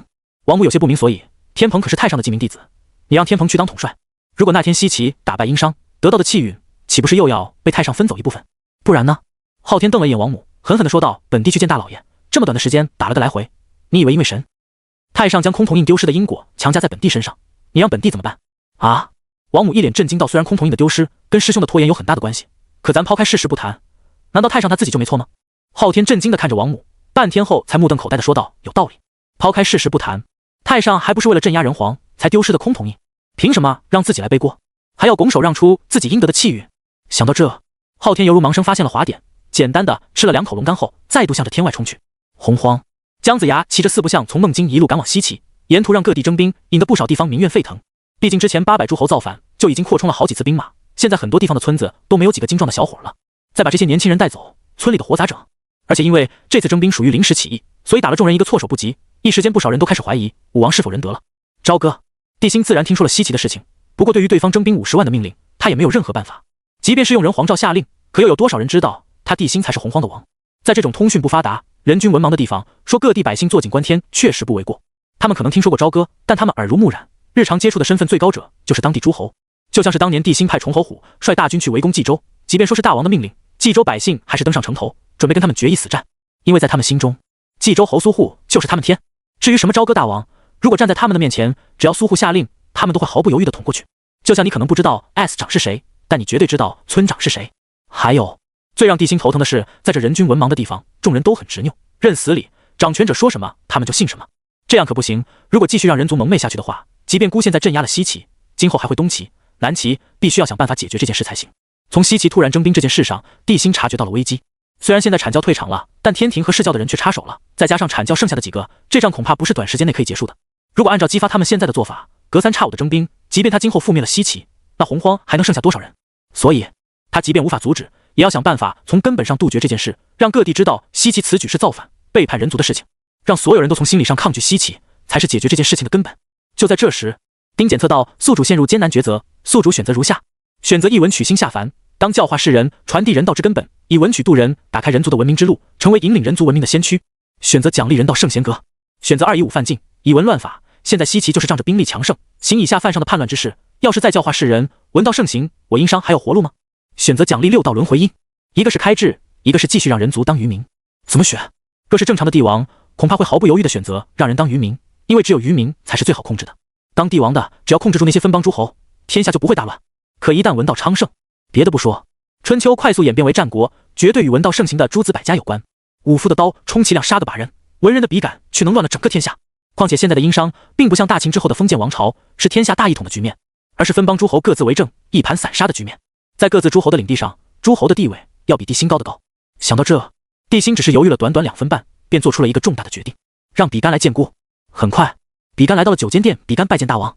比干，你现在是文曲星，可有办法帮我洪荒人族开智？这比干听后犹豫了一下，随即说道：回大王，臣只是得到了文曲星的神力，并没有相应的知识，知识不是凭空出现的，臣也需要时间领悟。说到这，比干掷地有声道：待臣博览天下群书，融会贯通之后，开智之事可行，但恐怕要等到我大商重新一统，臣沉淀数年之后方可进行。现在他得到了文曲星神力，有着过目不盲、举一反三的超强理解能力，但理解力再强，你也要有相应的知识不是？没有五彩斑斓的颜料，心中没有锦绣万里的见识和底蕴，如何描绘出五颜六色的壮丽画卷？总之就是一句话，比干觉得自己现在的见识、学识还不够，担不起这种大任。不过这些对地心而言并没什么困难。人道圣贤阁，人族出圣贤，长教化万民。阁内有古往今来所有书籍，乃至500年后诸子百家言，望宿主善用，请宿主选择放置之处。连春秋战国的诸子百家都有，还怕比干担不起大任？想到这，地心眼中金光一闪，随后指向露台的方向，皇叔，露台之上有你需要的东西。露台。地心说完，比干就看向了露台，因为从之前地心自焚，然后以人道法相熄灭露台的火后，露台就一直荒在了那里。即便是有人提出修缮，地心也没有答应，所以现在的露台还随处可见大火燃烧后的痕迹。那里怎么会有自己需要的东西？将信将疑的比干来到露台后，却是一脸的唏嘘，烟熏火燎的建筑上，仿佛还能看到曾经的金碧辉煌。就在比干轻轻抚摸着露台，来到当初地心重新站起来的地方时，辉煌中散发着落寞气息的露台忽然绽放出了万道金光。下一秒，一座辉煌、古朴、大气中还带着浓浓历史沉重感的建筑虚影忽然出现在了露台上。大殿门口，那座散发着古朴气息的牌匾上书写着3个不属于任何时代，却仿佛横跨人族时间长河的大字：圣贤阁。这3个字明明很陌生，可无论是识字的、不识字，不分男女老幼，在看到它的瞬间，通通知道了它的含义。而此时，虚幻的圣贤阁竟然隐隐和露台相互融合，本来放置在露台上显摆以及用来装饰的各种奇珍异宝，也在瞬间化为一卷卷如山的竹简，看得比干目瞪口呆，瞠目结舌。这，他看着面前如山的竹简，感受着上面散发的文道气息，比干身上突然绽放出万道光芒。同一时间，苍穹上的文曲星光芒大盛，璀璨星光照耀诸天，甚至在某一时刻都压下了太阳的光芒。这一瞬间，洪荒3界再度被某种力量影响，所有强者几乎在同一时间被惊动。混沌！太上猛地睁开双眼，古井无波的脸上头一次出现了惊慌失措，甚至震惊到了忘记呼吸。这怎么可能？文曲星动，教化洪荒，那比干是人皇，他怎么可能知道催动真正的神位之力的方法？不可能！贫道也觉得不可能，他一个人到人皇，怎么可能催动天道神位的力量？但这件事情真的发生了。太上脸上的震惊还没有消失，身旁就出现了接应准提的身影。此时两人也都黑着脸，甚至呼吸都变得急促起来。文曲星动，代表着有人催动了文曲星真正的力量，而他真正的力量是什么？自然是教化洪荒。如果地心没有从露台中走出来，不出意外的话，再过个几百年，太上他们以及其他神祇就会通过文曲星下凡，以教化之名传到洪荒。到时候，神州有诸子百家，神州以南有南蛮陀州阿育王大洪世法，即便多宝算计了他们2个，还有地藏和10大阎罗传到西方教教义。可现在文曲星互动，这说明了什么？说明有人催动了比干的力量，有人走上了教化世人的这条路，而比干就在朝歌，他们用脚趾头都能猜到是谁。这时，接引看向太上道：道友，教化洪荒不是一朝一夕之事，虽然我们不知道怎么回事，但只要杀了比干，烦恼自消。太上冷冷地看了他一眼，杀了比干，你真敢说？现在他在朝歌之中，谁能伤他？我等自然不可以，但朝歌中的人呢？接引说着，眼中散发出凶光，比干必须死，不然3界必乱。是啊，太上道友，文曲星只有教化之力有用，即便废了也无伤大雅，但天尊呢？5岳呢？准提一脸紧张地说道，若是被人皇掌控所有正神，那岂不是人道反控天道？道友也不想天道沦为人道的附庸吧？不错，封神大权虽然在人皇手中握着，但他所封神旗皆得不到天道认可，但封神榜上的正神却不一样。被接引，准提说的太上都有种大难临头的感觉，虽然两人说的十分严重，但也是极有可能发生的事实。一旦天道权柄被人皇控制，后面的事情他真的不敢想象了。想到这，太上看向接引、准提，面无表情道：两位道友有话直说，事关天道大事，就不要藏着掖着了。紫霄宫内，红军看着角落中面无表情的通天，淡淡的问道：你很得意，还是很生气？讲真，自从把通天关在这里后，超过3天他不封批一次，红军都有些不太习惯了。可上次把原始关押，通天争断，就连这次文曲星动，他都做好了通天封批狂笑的打算了。结果发现对方竟然毫无反应，这就让他很是意外和疑惑。此时，通天看向红军，淡淡的问道：贫道为何要得意，又为何要生气？哦，为师还以为人皇掌握文曲星之力，你会很高兴，毕竟这一局又是天道输了。通天缓缓的闭上眼，淡淡的说道：一个小小的文曲星还不足以让贫道幸灾乐祸，等何时人皇掌握雷部，才是贫道笑你们无能的时候。这时，红军指着外面，面带笑意且自信地说道：“他没机会了，你听。”说着，太上和接引准提的对话一五一十地传入了紫霄宫中，清晰无比。但是通天依旧没有任何反应，这让红军心里变得极度不安。时而发疯的疯子不可怕，可怕的是能保持冷静的疯子。天庭，文曲心动的瞬间，因为抛开事实不谈，被太上打成熊猫眼的昊天大惊失色地从凌霄殿中蹦了出来，飞也似的冲进星斗宫。但任凭他如何控制周天星斗，也始终无法压下文曲星的异动，甚至还差点被文曲星反噬。这时，昊天猛地倒吸一口凉气，一脸惊骇道：“这什么鬼东西？一个小小的文曲星，竟然差点反噬本帝！师兄，怎么回事？刚刚我感觉星斗一动。”看着同样满脸焦急的王母，昊天长长的叹了口气道：“师妹，天道文曲星被人皇掌控了。”什么？王母听后眼睛一瞪，眼睫毛都飞出来了，足以说明了他的震惊。就在昊天还要解释的时候，忽然面露狐疑之色，随后侧耳倾听了一番后，双眼顿时亮了起来。还是圣人高明，本帝明白了。之后他看了一眼王母，洋洋得意道：“师妹，师兄我有办法了。”说完，昊天便带着王母返回了凌霄殿，给姬发下令去了。洪荒，武装关，文曲心动，教化洪荒。封神本来是天道对人族的阴谋，却反被人皇掌控了天道之力，真是咎由自取啊！云中子看着天上大量的文曲星，不住的叹气，或许是怪当初自己做的不绝。要是冒着陨落的风险杀了那轩辕焚三妖，或许就不会有封神亮节，更不会有今天的这个局面。阐教还是阐教，人间界还是人间界。这时，镇元子出现在云中子身边，笑着说道：“天道不争，但圣人却不会不争，争就要承担失败的风险。”云中子点头道：“道友说的极是。”这时，镇元子转身看向云中子，笑着说道：“道友，若此劫人皇称过去，贫道想去朝歌拜访人皇。”拜访人皇？镇元子道友，你就不怕引起圣人的？哈哈，道友啊，你知道为何贫道被称作地仙之祖？因为贫道修的不是天道，天道圣人管不到贫道。看着云中子震惊的表情，镇元子仰天大笑起来。他就喜欢看对方这种没见过世面的样子。怎么回事？最近的三界有些不太平，本宫刚睡着，又发生了什么事情？六道轮回中忽然传出一道带着起床气的声音，随后后土的身影再度出现。紧接着，鬼魅般的武灵出现在了后土面前，俏皮的笑道：“本尊又醒了。”半梦半醒的后土眼皮都懒得抬，开口问道：“发生了何事？”文曲心动，教化洪荒。哦，一个破星心动就动，怎么这么大？什么？文曲心动？还没封神文曲星，怎么教化洪荒？突然惊醒的后土震惊地看着武灵问道。可此话却让武灵内心生出无尽感动。他是后土借着涅槃之力，机缘巧合下斩掉的过去，所以他是后土，后土却不是他。只要后土愿意，一个念头就可以知道他最近的经历，而他也无法拒绝。但后土没有这么选择，而是选择开口询问，这让他有种被重视的感觉。想到这，武灵笑着说道：“本尊是这样的，之前梦境叽里咕噜，这就是事情的前因后果。”嘶！后土听后猛地倒吸一口凉气，这人皇真有上古人皇的气魄，你要抓紧时间和人皇接触了。刚刚说完的后土好像无意间发现了什么，随即莞尔一笑道：“真是瞌睡来了就有人送枕头。武灵，你去洪荒华山一趟，找一名阳性女子，带着她去朝歌即可。对了，你进入洪荒的时候，注意一个叫镇元子的人，如果他说他想见本宫的话，你带他前来即可。”华山？镇元子？武灵虽然不知道为什么，但还是应了下来。等后土再度沉睡后，他便离开了地界。地界也就是地府界，虽然他是后土的过去身，但因为现在巫族都在地界中，所以这也是他在名义上。西方教，阿弥陀佛表情僵硬地看着文曲星。身后的八宝宫德池中，多宝露出了半个脑袋。文曲心动，教化洪荒，人皇窃取天道之力封神，现在又要掌控天道，他这是要逆天啊！听到阿弥陀佛的废话，多宝用膀胱扫了他一眼，随后淡淡的说道：“这次带领50万士兵的人选，选好了吗？”孔宣和菩提道友，难道道友还有人选？孔宣、准提都是原西方教的人，这怎么行？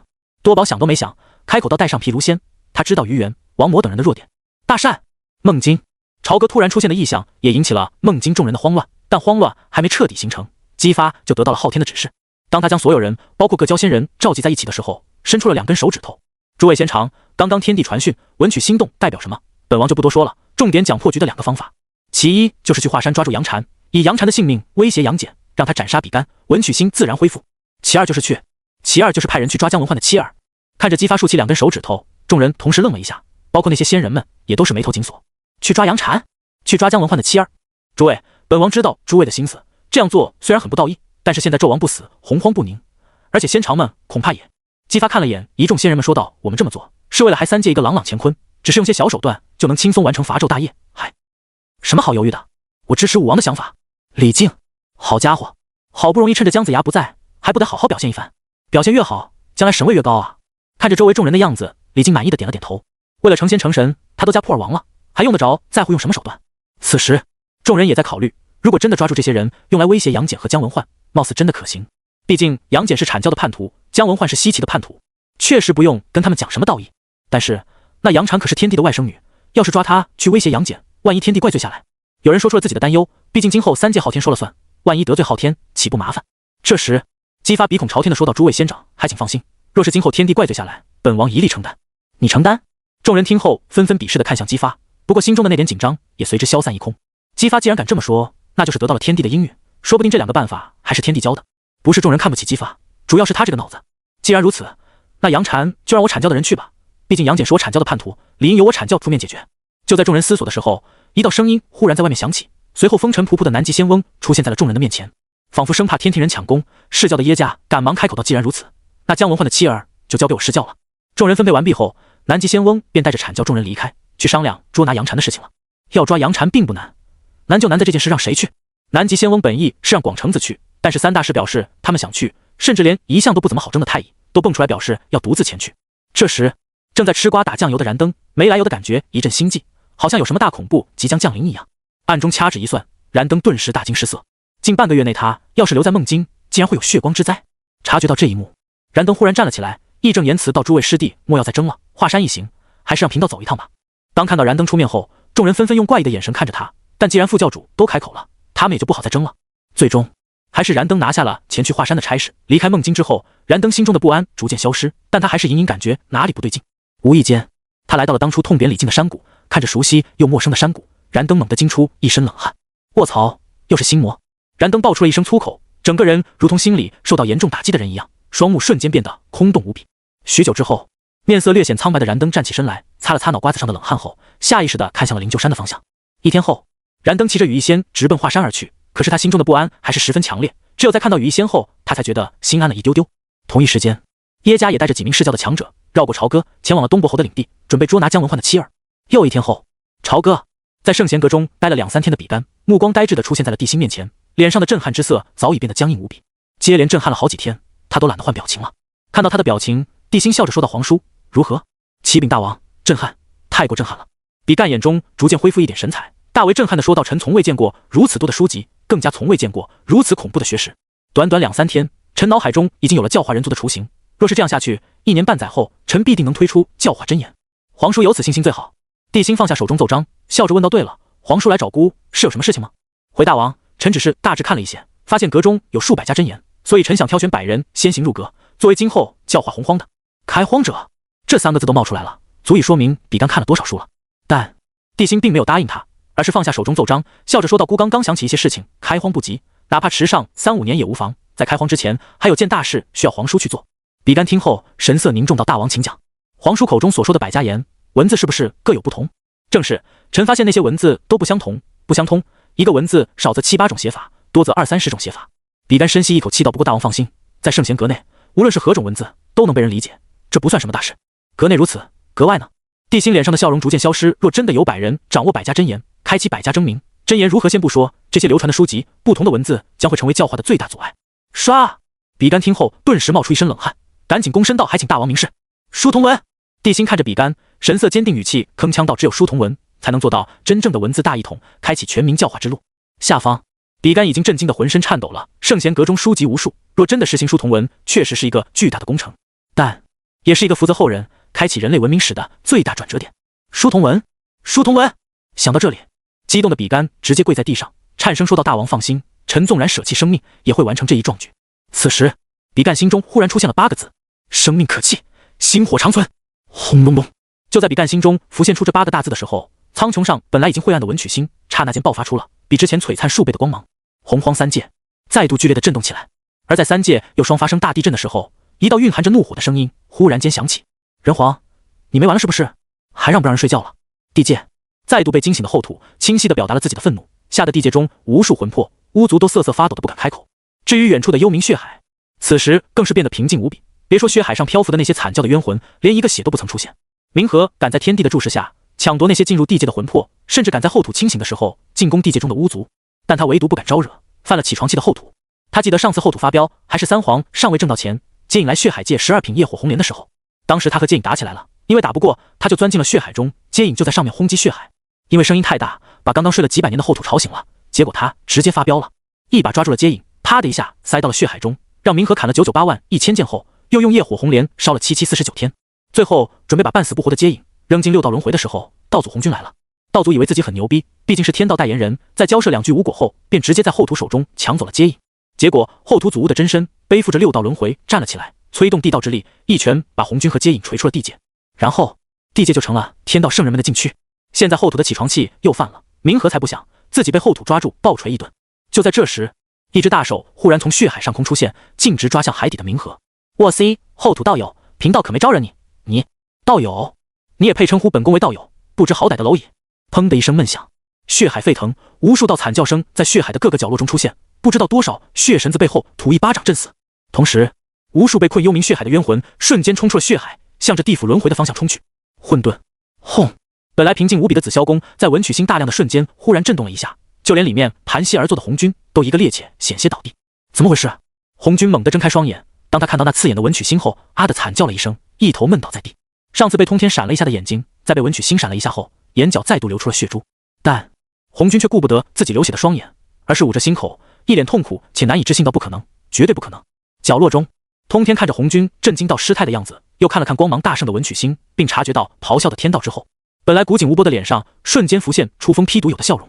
哈哈哈，嘿嘿，想不到啊，堂堂洪荒道祖竟然会被一个小小的星君伤到，这件事若是传出去，恐怕3界都会大乱啊！哈哈，嘿嘿。通天那疯批的狂笑声就像是一根锥子一样扎进红军的心中，竟然使得他陷入到了无尽的恐慌之中。殿外，太上等人表情严肃地看着洪荒，看着那颗璀璨的文曲星，脸上不由自主地露出一抹焦急之色。另一个方向，被天道锁链捆住的元始忽然睁开了双眼，他震惊地看着文曲星，眼中闪过深深的难以置信。这怎么可能？文曲星比干到底得到了什么力量？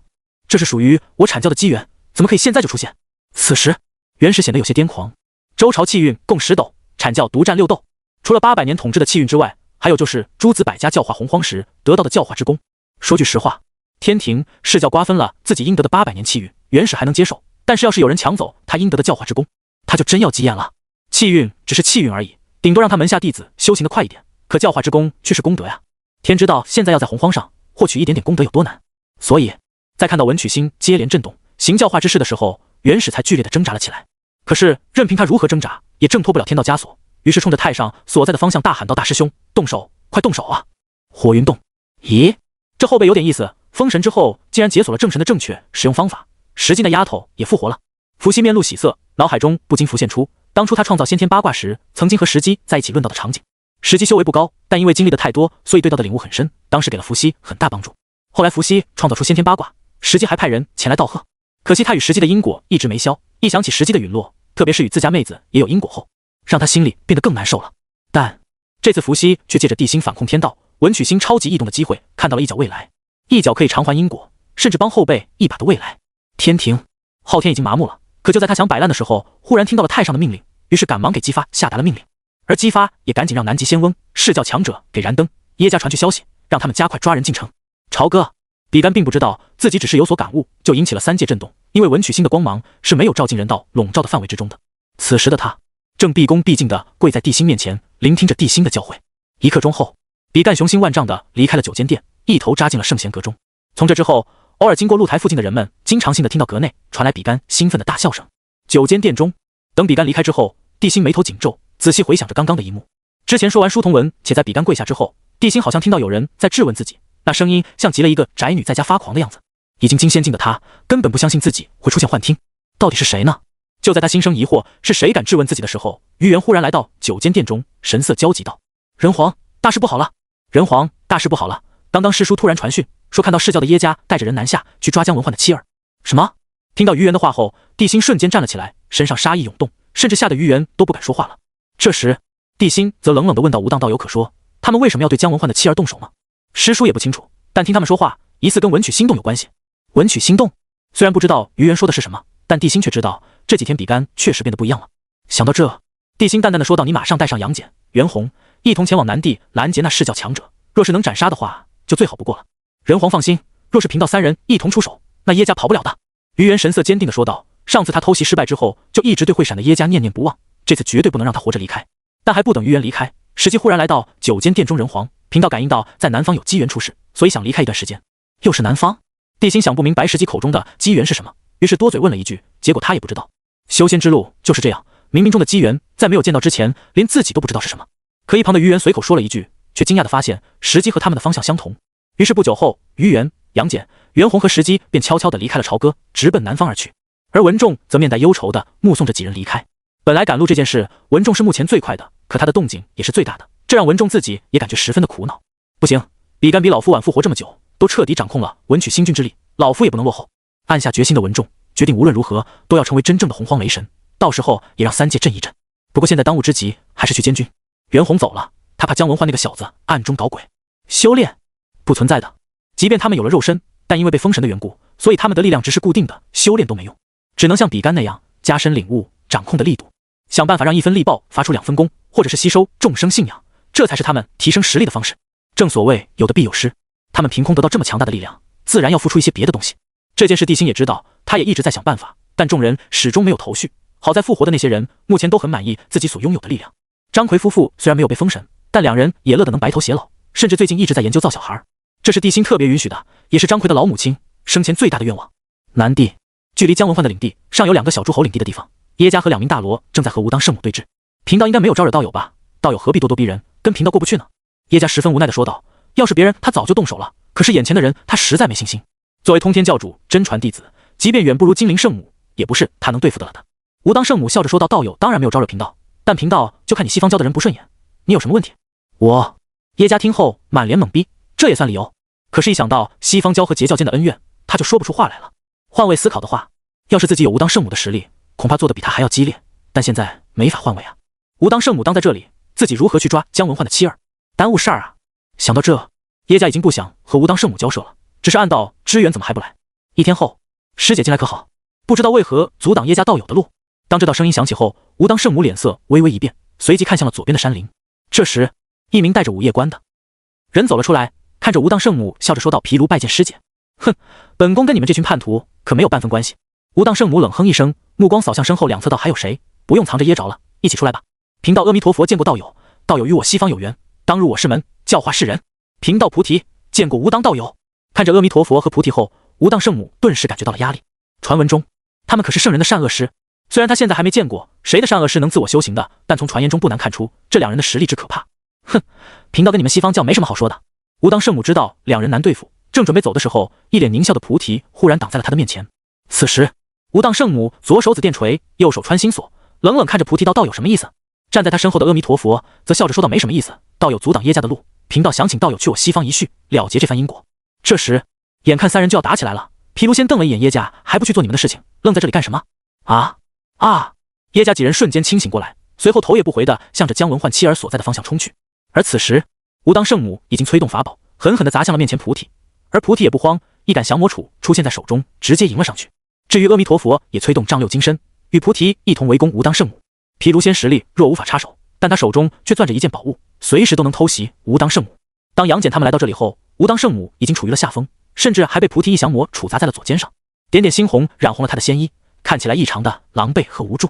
师叔，于元见状就要上去帮忙，可却被杨戬给摁住了。一旁的袁弘打量了一下周围，心中顿时有了计较。我去对付那金身道人，于元对付旁边准备偷袭的道人，石矶道友和杨戬一起跟着哮天犬去追耶家。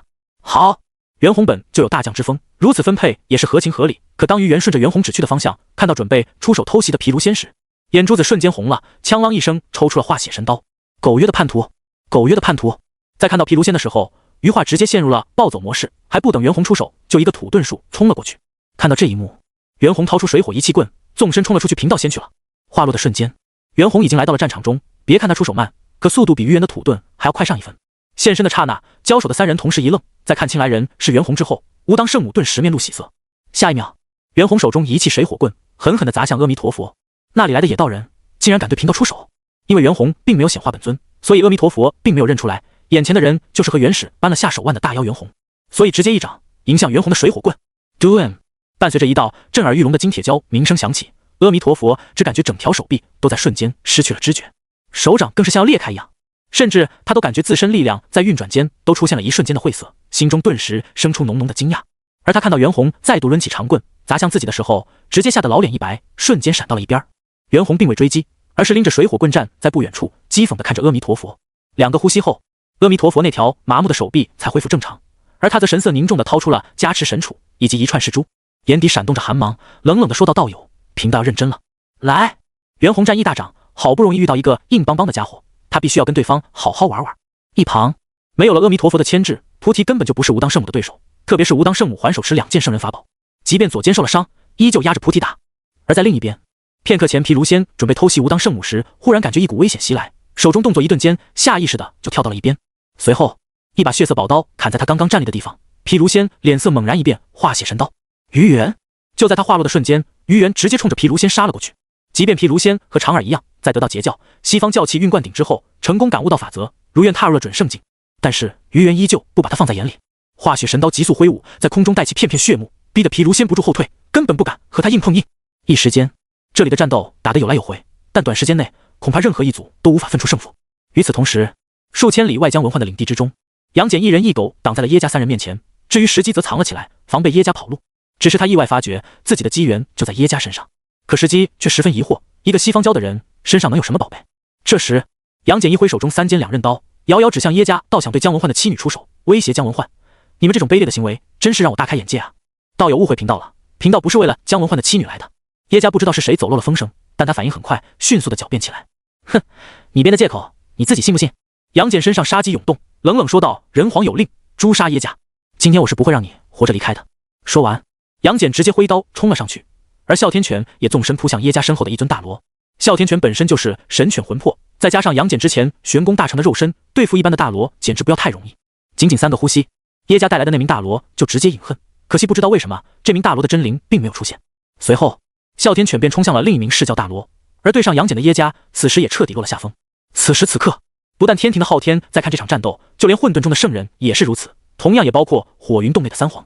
就在哮天犬咬死释教大罗的时候，伏羲掌间先天八卦浮现，包裹住了大神石，随后便将它扔向洪荒。一瞬间，伏羲的动静引起了诸圣的注意，接引隐隐感觉不安的同时，掐指一算时，脸色陡然大变。准提好奇地问道：“师兄，怎么回事？刚刚我本想推演那块石头的因果，结果差点推演到了女娲道友身上，还好贫道收手快，不然惹怒那病。那块石头因果太大，还是不要沾染的好。”接引摇了摇头，可是一想到那块石头，心里总是怪怪的。他也想推演石头的坠落之地，可那上面有先天八卦，根本就无法推演。与此同时，洪荒南伯侯领地中，哮天犬降服了另一名大罗，杨戬天眼神光绽放，送了对方一程。可奇怪的是，依旧没有真灵出现。眼看自己要被杨戬和哮天犬围攻，叶家脸色一白，一颗心瞬间提到了嗓子眼上。他抵挡一个杨戬就已经岌岌可危了，再加上一个哮天犬，那不妥妥的没活路了。眼看杨戬逼近，哮天犬准备扑上来，叶家眼珠子一转，大声说道：“杨戬，你还有心思在这里阻拦贫道？已经有准圣去华山捉你妹了。”什么？杨戬听后身上气势一滞，心神瞬间变得慌乱起来。是啊，他们既然能来南地抓姜文焕的妻女，自然也会去华山抓杨禅威胁自己，他怎么就没想到？这一刻，杨戬的心彻底乱了，就连一旁的哮天犬也跟着变得躁动不安起来。跑！趁着他们失神的瞬间，叶家随便选了一个地方，纵身冲了出去。好巧不巧的是，那个方向正是石基埋伏的方向。就在叶家仓皇的驾驭云跑路时，石基掏出了五光石，狠狠打向了叶家的后心。哎呀！叶家突然感觉一阵钻心剧痛袭来，急冲的身影没站稳，一个趔趄从云头上掉了下去，重重的砸在了一片荒原上。下一秒，一道金光忽然从天而降，好巧不巧的砸在叶家的后脑勺上。砰的一声，叶家连惨叫声都来不及发出，脑袋就像摔烂的西瓜一样炸开，红的白的喷的到处都是。与此同时，混沌中忽然出现一道杀气腾腾的咆哮声：“伏羲，贫道跟你拼了！”接引道友，你刚刚说什么？火云洞外，接引、准提两人黑着脸看着洞内笑眯眯的三皇，以及不远处若隐若现的蛙皇宫，一时间进退两难。但接引依旧硬着头皮说道：“伏羲道友，贫道门下叶家可是死于道友之手，贫道需要道友给一个交代。”什么叶家？伏羲笑容可掬到所有人都可以证明是贫道先扔的石头。你西方教的叶家自认为头铁，撞在了那块石头上面，他的死跟贫道有什么关系？你强词夺理！接引气的双目喷火，你身为上古三皇，竟然对一个后辈下手，行以大欺小之事，就不怕被三界笑话？以大欺小？轩辕脑袋一歪，膀胱扫过接引和准提，表情怪异到：“你们对孔宣下手，对截教门人下手的时候，怎么不说以大欺小？”这时，轩辕又看向另外两个方向，太上道友、元始道友。接引说：“你们以大欺小，不知廉耻。”太上、元始吃瓜的他们本来想反驳，但是一想到三霄的事情，又默默地看向了别处，但心里却记恨起了接引和准提。两个蠢货干什么不好，竟然跟三皇讲道理？试问天下圣人，谁敢在三皇面前讲道理？这时，火云洞外的接引和准提已经气到要失去理智了，可他们刚要动手，就感觉身后传来了女娲的杀意。就在这时，伏羲则开口道：“贫道和石基道友有因果在身，这次只是为了了结因果，才落下那枚打神石。谁能想到你西方教的耶加会用头接？伏羲，你……这时，女娲那冰冷至极的声音忽然在他们耳边响起：“大兄已经解释清楚了，接引道友还有什么问题吗？”接引顿时语塞，沉默许久之后，接引这才恨恨地说道：“伏羲道友，今后切莫在高空抛物。”说完，接引便气冲冲地离开了。紧接着，女娲的身影忽然出现在火云洞外，她神色复杂，但却恭敬地说道：“多谢大兄。当初哪吒射杀石矶童子，虽然是阐教的算计，但因为哪吒的身份，其中也有部分因果算在了女娲身上。虽然这点因果对圣人而言不算什么，但终究存在。而伏羲将打神石交给石矶，也是帮他了结了这番因果。”这时，伏羲深吸一口气道：“女娲，你是天道圣人，但也是人族圣母，我即使了结因果，也是在帮那个后辈。”说到这，他看着女娲，意味深长道：“因为人族存在，你才是人族圣母，我等才是三皇。我希望你能想明白，好自为之。”女娲神色平静道：“多谢大兄教诲。”洪荒，南伯侯领地。杨戬和石矶看着脑袋开的耶架，一时间相视无言。这时，嗡！血泊中的打神石忽然出现，随后一道先天八卦在石头上浮现，瞬间没入了石矶的右手中，而他的瞳孔也变成了先天八卦的形状。片刻后，石矶眼中先天八卦消失，一抹笑意在他嘴角浮现后，随手一抓，重新变成黑灰色的打神石，便落入了石矶手中。这时，石矶冲着火云洞的方向打了个起手：“石矶多谢人族天皇。”之后，他才看向杨戬说道：“道友，刚刚天皇传讯，华山那边你不用担心，杨禅是福泽深厚之人，不会寄人篱下。”当真？杨戬听后顿时大喜，但是对于伏羲的卜算之术，他是深信不疑。在得到石矶的确定之后，他便带着石矶和哮天犬前去袁弘所在的战场。不久后，杨戬他们便来到了袁弘他们所在的战场，两人相互对望一眼后，杨戬纵身冲向了阿弥陀佛。卧槽，怎么又来一个？阿弥陀佛一看杨戬冲自己来了，当时就炸毛了，心神打乱下，一不小心被袁弘一棍子扫在了左侧腰子上。Doom！ 哦！阿弥陀佛老脸一白，身子变成 C 型肩，眼珠子差点瞪出来不说，还差点吐出一口胆汁。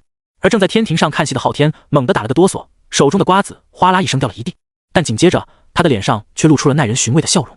终于有人知道他的痛了。而此时，洪荒，杨戬高举三尖两刃刀，狠狠地向着阿弥陀佛的脖子砍去。恐怖的杀意果带着惨烈至极的死亡气息，瞬间让陷入剧痛中的阿弥陀佛清醒过来，一个纵身险险地躲过了被砍头的命运。因为活动太过剧烈，阿弥陀佛又痛苦地捂住了侧腰，怨毒地看了袁弘一眼后，直接化成一道遁光，瞬间消失不见了。同一时间，看到杨戬出现，正在被无当圣母压着打，甚至被砸了一锤子的菩提，一招逼退无当圣母后，纵身就要跑路。这时，一块散发着怨毒、滔天恨意的黑灰色石头忽然出现，狠狠地砸在菩提的后心上。哎呀！菩提惨叫一声后，一个趔趄，差点倒地，随即喉咙一甜，哇的一声吐出了一口老血。紧接着，便感觉一股充满暴虐、怨毒的气息涌入他的体内，疯狂地冲击着他的识海。这种感觉，就像是有无数人在他耳边惨叫，无数凶兽在撕扯他的身体一样。好阴毒的法宝！菩提心头发寒，刚要将那股气息逼出体外，就看到无当圣母控制着穿心锁，直奔他眉心而来。该死！菩提暗骂一声后，强忍着意识中传来的撕裂感，直接施展遁术，原地跑路。他们都是准圣中的佼佼者，甚至境界比无当圣母都要高一些。他们想跑，没有完全的准备，一般人真留不住他们。至于毗卢仙，也早在杨戬还没出现时，就得到了多宝传来的消息，提前跑了。虽然被鱼猿追着砍了几百里，但好在没有被杨戬他们堵上，更没有被哮天犬追上。这次杀了耶架这个准圣，也算是意外之喜。之后，无当圣母和众人告别，回骊山养伤去了。而杨戬等人则前去南伯侯领地，将姜文焕的妻儿带去朝歌。与此同时，面色苍白如纸、额头冷汗直冒的武灵气喘呼呼地出现在了某座山脚下。没有动静，看来我来的不晚，还好来得及。武灵仔细观察了一下眼前的山后，这才长长的松了一口气，苍白的脸上更是露出轻松之色。他太难了，之前从地界出现后就被洪荒的美景给吸引了，试问那个漂亮的少女能抗拒神州的山河美景？于是离开地界半天后，武灵就玩疯了，甚至忘了自己来洪荒干什么来了。直到那天文曲星再度大亮，他察觉到了本尊的怒火之后，这才想起自己来干嘛了。于是他沿途询问，一路狂奔数天，在一个骑鸟的道人指点下，终于赶到了这里。看着巍峨又美丽的山脉，武灵的眉头不由自主地皱成了一个疙瘩，因为他忘记了一个很重要的事情。本尊说找谁来着？姓什么来着？武灵记不起来了，因为这些天玩的太嗨，他认识的人太多，再加上人类的名字千奇百怪的，让他这个涉世未深的巫族少女记忆出现了些许混乱。但武灵还记得一些关键信息，有个仙人哥哥。想到这，他看着华山自言自语道：华山也不大，半天的话应该差不多了。说完，他举步踏上了山脉，准备找山里的人家问问。与此同时，正东350里外，金翅大雕稳稳地落在了山巅，而背后的燃灯则睁开了满是不安的眼睛。他的脑海中不断浮现出那个充满野性，如同太古凶兽一样的身影，甚至在想起对方的时候，他都有种发自灵魂的忌惮，就像是陷入了人道笼罩之中，那种被无形的力量束缚住手脚的感觉。可奇怪的是，他还感觉对方有点熟悉。可就在他刚要下雕的时候，身子忽然一僵，瞳孔瞬间缩成了一条竖线。他终于想起来了，巫族，刚刚那名女子是巫族。巫族不是都进入了地界中，怎么会出现在这里？难道巫族也要问世了吗？想到这里，燃灯感觉自己有必要做好准备。上次巫族现世，还是和人皇轩辕争夺人皇之位，而且巫族有圣人，这次巫族的出现，说不定就预示着什么大事。想到这里，燃灯看了眼面前的山洞，下了雕之后，开口说道：“你先找个地方藏好，等为师的消息。”羽翼仙躬声应道：“弟子遵命。”很快，燃灯走进山洞，看着里面简单的陈设以及山洞两侧的药架，淡淡的摇了摇头后，便站在山洞中央等待了起来。半个时辰后，一名和杨戬有几分相似、英姿飒爽的女子出现。当她看到燃灯的时候，先是一愣，随后便径直向着一旁晾干的草药走去。我哥哥的事情我听说了，只是没想到你们真的会来对付我这个弱女子。说到这，杨禅歪着头看向燃灯，问道：“天帝的意思？”贫道奉武王之命而来，姑娘，跟贫道走一趟吧，不要想着动手，你不是贫道的对手。我知道。杨禅边说边抓着那些草药，一包包的分好，看都不看燃灯的说道：“最近山下闹灾病，很多老人的儿子都去打仗了，老人孤苦无依，请允许我先把草药给他们送下去。”看着杨禅熟练的手法，燃灯沉默了3个呼吸，最终重重的点了点头，道好。没多久，杨禅将草药分好，亲自送下山去，在嘱托众人一番后，便返回了自己的洞府。不久后，金翅大鹏雕拖着燃灯和杨禅冲天而起，直奔梦境而去。同一时间，气得脸都发青的武灵出现在了华山山脚，并对那个骑雕的野道人产生了前所未有的强烈杀心。竟然骗本，敢骗贫道，别让我看见你，不然贫道一定把你撕碎。说完，他气呼呼地拐了个弯，忽然听到了杂乱的人声，顺着声音的方向走了半炷香。武灵发现一村的老弱妇孺，其中还有不少人手中拎着一包包的东西，时不时感激地看向山上。到了武灵这种实力，语言对他们而言根本就不是障碍了。当他上去询问了一番，得知是天帝的外甥女替他们治病照顾他们之后，惊讶到不住地倒吸凉气。想到自己已经到华山，也不差这点时间，说不定一会儿还能去问问那天帝外甥女儿自己要找的人在哪里。于是武灵好奇地问到老人家：“不知道这天帝外甥女叫什么？我从来没有见过这么善良的仙爱。”老人乐呵呵地说道：“你问山上仙人啊，仙人叫杨禅。”武灵表情一僵，总感觉这个姓听着有些熟悉，于是尝试的性地问到：“他没有哥哥吧？”“咦，小丫头，你也知道仙人有个哥哥呀？听说他哥哥在昆仑山学艺，还是在比天帝要厉害的圣人门下呢。”武灵听后眼珠子突然亮了，对，他终于想起来了，本尊说的就是姓杨的女子，还有个哥哥，这就对上了。但紧接着武灵泪目了，他跑了这么久，终于找对地方了。在询问了那仙人的位置后，武灵瞬间消失在了所有村民的面前。3个呼吸后，武灵看着空空如也的山洞，鼻尖耸动间在山洞里嗅了嗅，随后又走到外面，在羽翼仙待过的地方嗅了嗅后，脑海中瞬间浮现出了那个骑雕的道人，眼珠子瞬间红了。该死的野道人，敢戏弄本宫，本宫今天非杀你不可。说完，武灵瞳孔忽然变成透明色，身上的气息也变得虚无缥缈起来。随后他虚的一下消失在了华山之上，速度之快连残影都没有出现。10个呼吸后，轰隆隆，刚刚武灵站立的地方忽然晃动了起来，随后远处的一些树木纷纷折断，树冠凭空炸成了齑粉。与此同时，正带着杨禅前去梦境的燃灯，左眼皮忽然狂跳起来，一股强烈的不安涌上他的心头。他拍了拍身下的羽翼仙，有些焦躁地说道：“加快速度，为师心中很不安。”羽翼仙点了点头道：“弟子遵命。”下一秒，羽翼仙身上法力涌动，双翅一展，速度暴增的瞬间，杨禅只感觉一股如刀般的劲风在自己面前吹过，随后羽翼仙双翅一震，便载着他自己嗖的一下冲向远方。轰！一声巨响，羽翼仙身后近100里处，一座大山腰忽然炸裂，高耸入云的山峰拦腰折断。怎么回事？羽翼仙被这动静吓了一跳，扭头的瞬间才发觉自己背上少了一个人。怎么回事？刚刚燃灯还在说话，怎么一转眼的功夫，那么大的人就没了？就在羽翼仙一脸懵逼的时候，被垂到山里的燃灯此时已经被打得面目全非了。就在刚刚，他刚给羽翼仙下了命令，恍惚间好像看到有个人引冲向自己，刚要动手时就被对方一拳捶下了羽翼仙。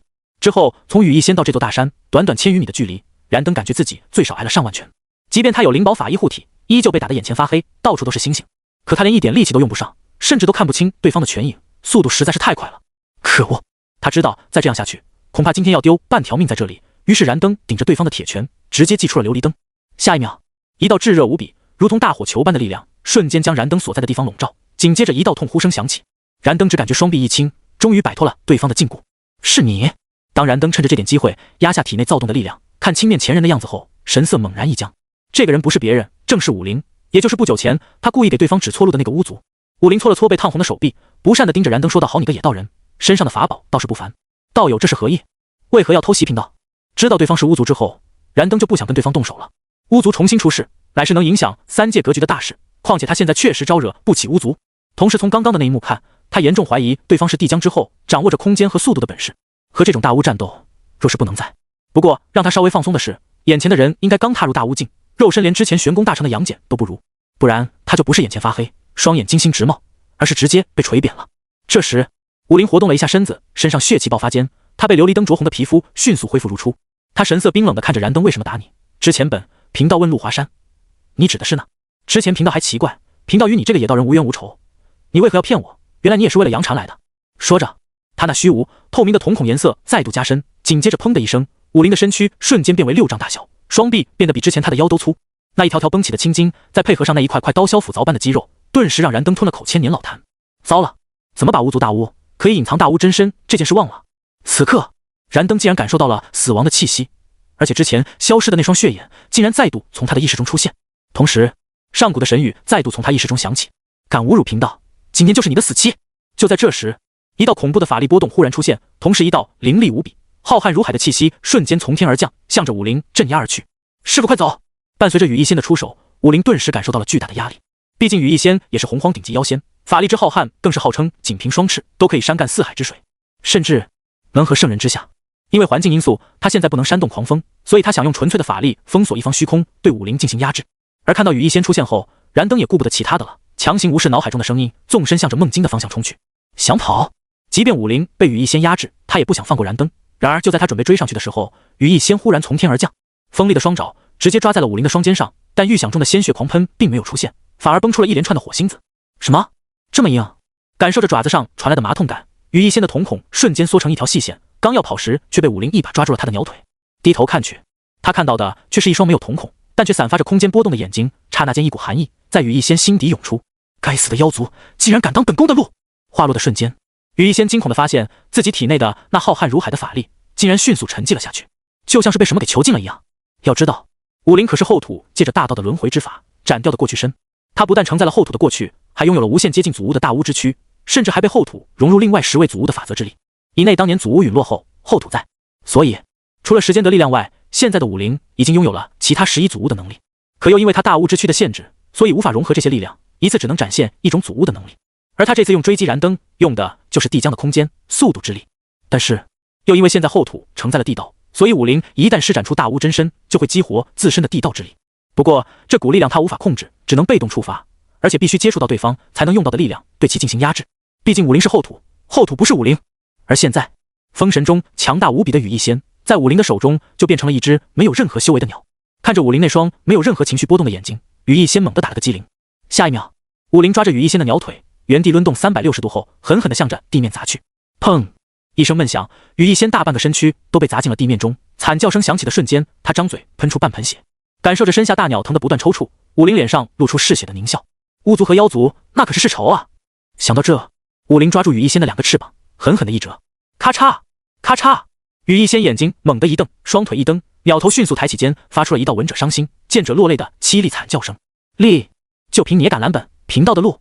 武林俯视着双翅折断的羽翼仙，硕大的拳头狠狠地向着他的鸟头砸去。砰一声闷响，羽翼仙七孔中同时射出一道血箭，随后咔嚓一声，他的脖子直接被武林砸断，脑瓜子更是被锤进了大地之中，不知死活。留下这4个字之后，武林目光一扫，鼻尖清秀间，身体再度融入虚空之中，飒的一下直奔燃灯而去。他虽然是后土斩掉的过去，可他毕竟只是大巫，催动祖屋的法则之力对他而言负担也不小，他自然不会将时间浪费在一只废物大鸟身上。而此时被折断双翼打断脖子的羽翼仙体内的法力涌动间艰难地动了一下，虽然没死透，但也在死亡的道路上越走越远了。混沌太上目睹了一切，他虽然没有看出武林的真实身份，但是也猜了个8、9不离10，最起码是巫族的高层。可惜这些年巫族一直在地界中，也不知道出现了多少这样的大巫。看着身体融入空间之中，掌握天下极速的武林，太上不由得叹了一口，巫族也出事了，洪荒真是多事之秋啊。说完，他一挥手中太乙拂尘，缓缓地闭上了眼睛。随后玄都出现在离恨天之外，他看了眼混沌的方向，古井无波的脸上没有丝毫的情绪波动。3息后，玄都低下了头，一枚生生造化丹自离恨天飞速而下，直奔洪荒羽翼仙而去。与此同时，早已经跑远的燃灯心头猛地一震，瞳孔瞬间缩成一条竖线。识海中，那双模糊的斜眼忽然变得清晰了起来，远古的神语突然出现在燃灯的识海中响彻：你的死期到了。唰！就在那道声音在燃灯识海中回荡，甚至震得他意识都一片模糊的瞬间，熟悉的危机感再度出现。想杀贫道，做梦！就算你是魔祖又如何？心魔影响不了贫道。眼看着罗喉追着他不放，燃灯当下心中一狠，不再抵抗意识中的那双眼睛，而是凭借自己开天之后活到现在的直觉，一把掏出乾坤尺，狠狠地向着危险出现的方向打过去。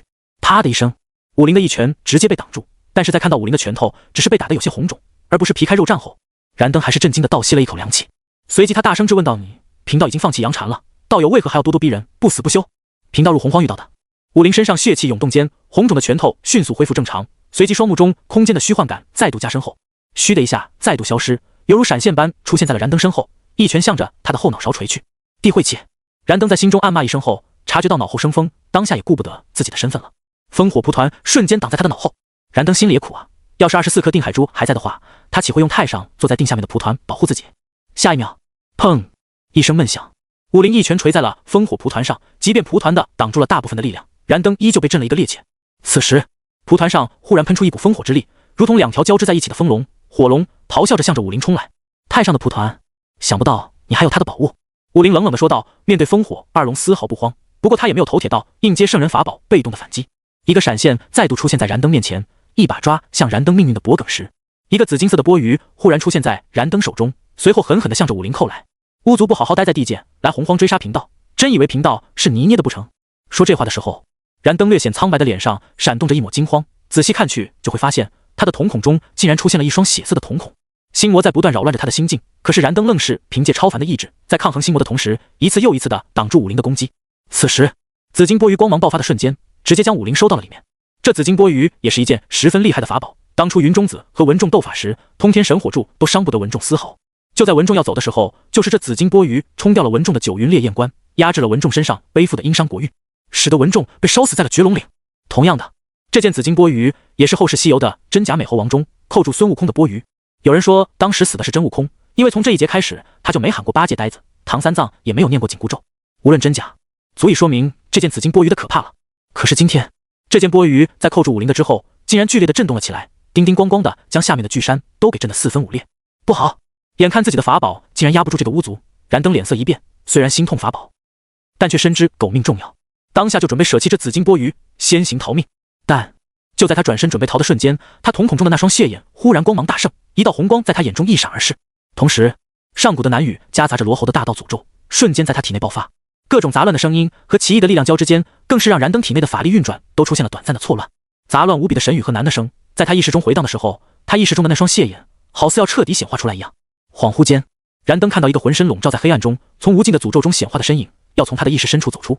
就在他准备用意识抗衡时，那杂乱无比的男语声瞬间化为一道清晰的声音：“你逃不掉的，这是你的宿命，不信你往山下看看，这里是哪？”被心魔蛊惑的燃灯下意识的低头看去，顿时被惊得双脚一软，扑通一声瘫倒在地上。紧接着，他眼中一道红光闪过，燃灯的瞳孔彻底化为了血红色。可即便如此，他依旧面色苍白，冷汗的直冒的盯着山下的那块石碑，不住摇头道：“不可能，绝对不可能！绝龙岭，我怎么会出现在绝龙岭？”看到这个石碑，燃灯的魂儿都要被吓飞了。当年他一波鱼打落文仲的九云烈焰关，害得文仲被烧死在这里，使得殷商国柱崩塌，国运腰斩。真以为他没有付出什么代价？文仲身为截教的三代弟子，最杰出的不是他的修为，而是他的地位和作用。他可是截教和殷商的纽带，也是截教可以和殷商气运互通的关键人物。作为害死文仲的主谋，截教会放过他？金陵圣母会放过他？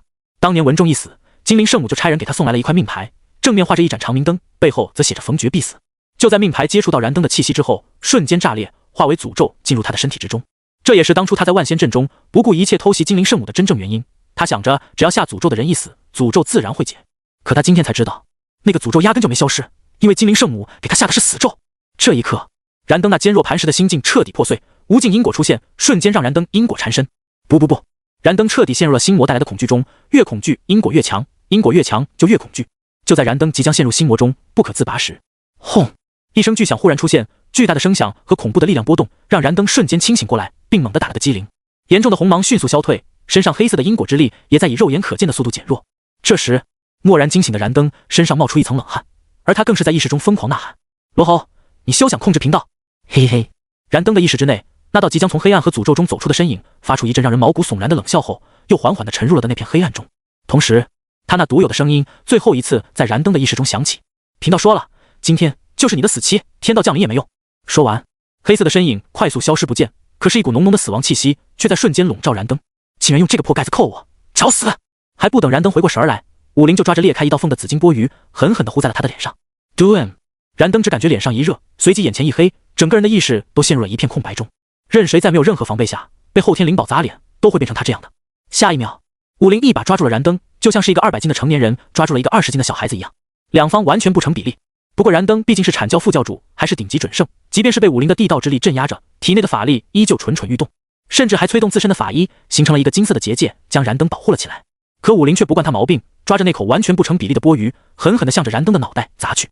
Do him, do him, do him！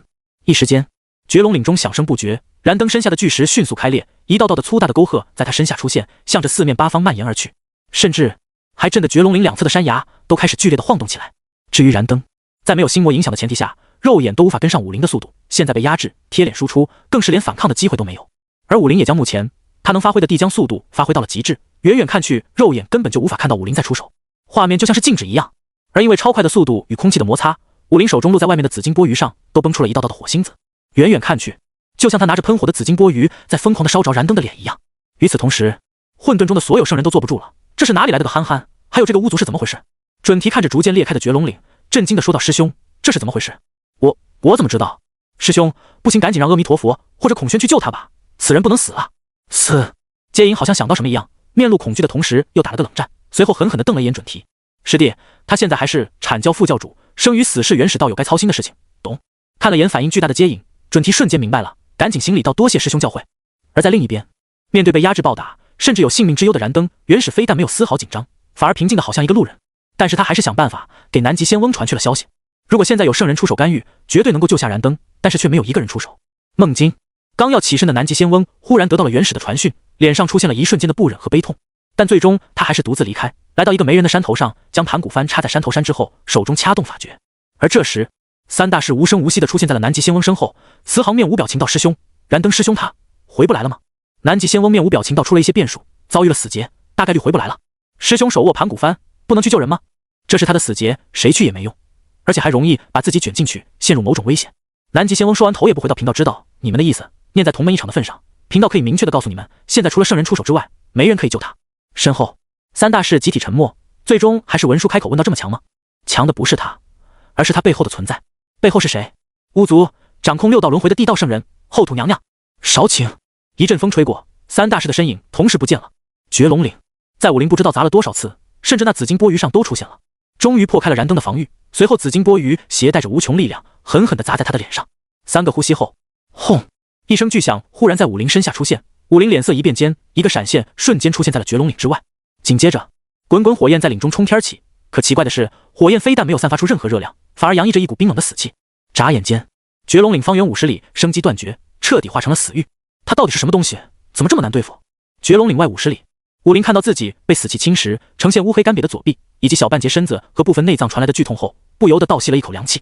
要不是他一直用着地将祖物的急速，或者之前换个祖物的能力，恐怕他要丢掉大半条命才能活着出来，甚至死在里面的概率一度超过了70%。